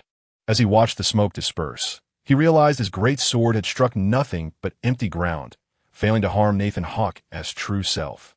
Suddenly, a voice resonated across the battlefield, Nathan Hawke's voice echoing from all directions, haunting as a specter. "Do you believe you can easily defeat me, Algrim?" Algrim gazed around, utterly uncertain of Nathan Hawke's whereabouts. A profound sense of unease washed over him, for this battle had spiraled far beyond his expectations. Suddenly, an arc of electricity crackled through the air, striking Algrim in the back. He let out a pained roar, yet still could not ascertain Nathan Hawke's position. "Damn it, where are you?" Algrim shouted hoarsely. Nathan Hawke's voice echoed once more, seemingly emanating from an indeterminate direction. "I am right beside you, Algrim." The fear within Algrim intensified, and he began to wildly swing his great sword, attempting to strike at the surrounding air in hopes of hitting Nathan Hawke. However, Nathan Hawke's telekinetic illusions grew increasingly sophisticated. His voice, image, and even electric attacks appeared in various locations, leaving Algrim bewildered. "You cannot conquer me, Algrim." Nathan Hawke's voice rang out again, as if originating from the boundless void. Despair engulfed Algrim, His great sword had lost its keen edge, for he could not discern a target. Nathan Hawke's illusions ensnared him in chaos and dread. Ultimately, Nathan Hawke's arc of electricity flashed once more, this time striking Algrim's body. Algrim trembled, then disintegrated into a cloud of black smoke, dissipating into the air. The battlefield fell into silence, and Nathan Hawke's voice resounded again. "You have lost, Algrim." Nathan Hawke's figure reappeared, standing at the center of the battlefield, unscathed. His recent display had merely been a somewhat clumsy telekinetic illusion, which had plunged Algrim into disarray, all the while he looked down upon the fool who had allocated all his attribute points to strength. Nearby, the Asgardian warriors bore witness to this spectacle, marveling at Nathan Hawke's prowess. The fusion of his telekinesis and electrical abilities, along with his exceptional tactics and illusions, left an indelible impression upon them. Nathan Hawke turned his gaze towards Malekith in the distance, aware that this confrontation was far from over. Yet he had secured precious time for his comrades. Precious time? Comrades? Nathan Hawke instinctively chuckled, suddenly envisioning a scene reminiscent of a football match. Meanwhile, on the opposite side of the battlefield, Malekith was far from idle. He watched as Andre and Kreutz attempted to encircle him, a cold smirk gracing his lips.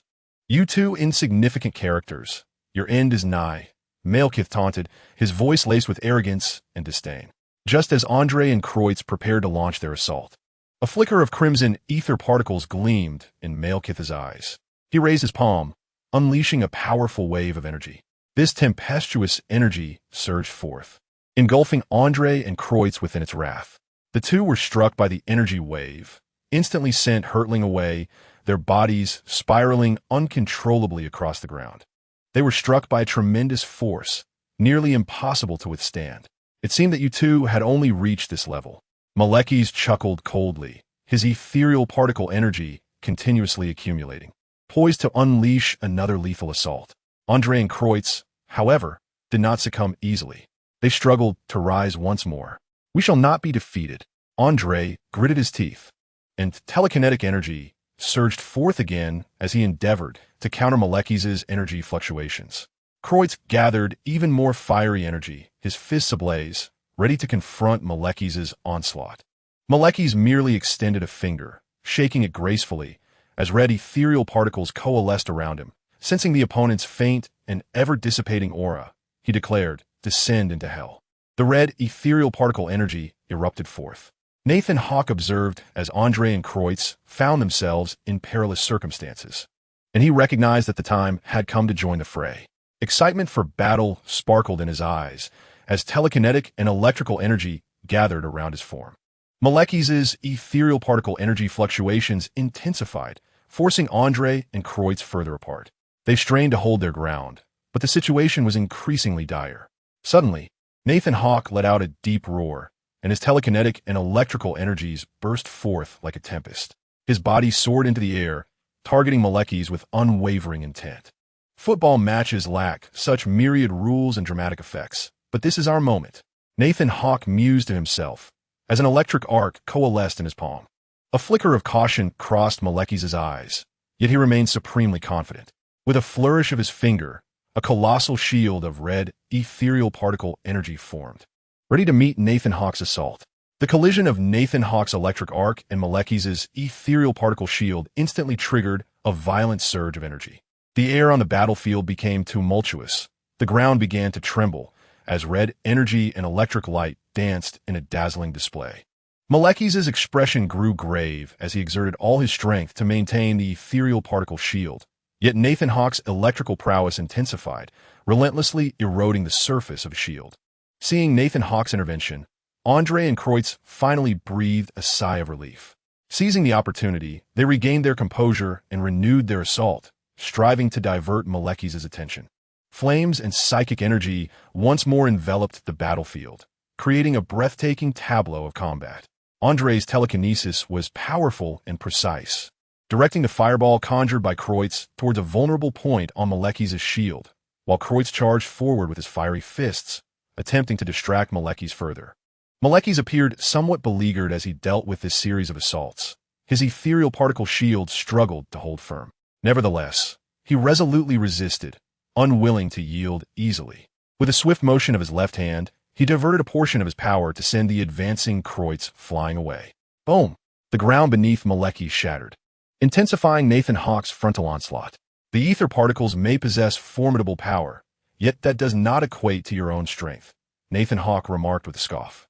The ether particles could not grant him an infinite capacity to wield them, for his body too would have its own limitations, and now was the moment of reckoning. Nathan Hawke erupted in arcs of electricity, clashing against Malekith's etheric energy. The arcs ignited brilliant sparks upon the shield, and the energy fluctuations intensified. Suddenly, a tremendous roar erupted. The two potent forces collided, reaching a zenith, and Malekith's etheric shield could no longer withstand the assault, succumbing to the electric arc's penetration. The arc struck Malekith's form, propelling him away like a meteor streaking across the night sky. He tumbled through the air before crashing heavily to the ground, scattering debris and causing the earth to tremble violently. Nathan Hawke, too, was buffeted by the energy waves, rolling several times before finally coming to rest upon the ground. Thor, with great effort, lifted his head to gaze at the direction where Malekith had been sent flying, a glimmer of relief gracing his features. After this arduous battle, they had finally achieved victory. However, just as everyone believed the conflict had reached its conclusion, Malekith's voice resonated once more as he rose from the woods, his body marred by wounds, yet still brimming with fighting spirit. Quite commendable, Thor, and you, a band of mere players. But this game is far from over. Let us continue. Malekith's voice laced with derision and disdain.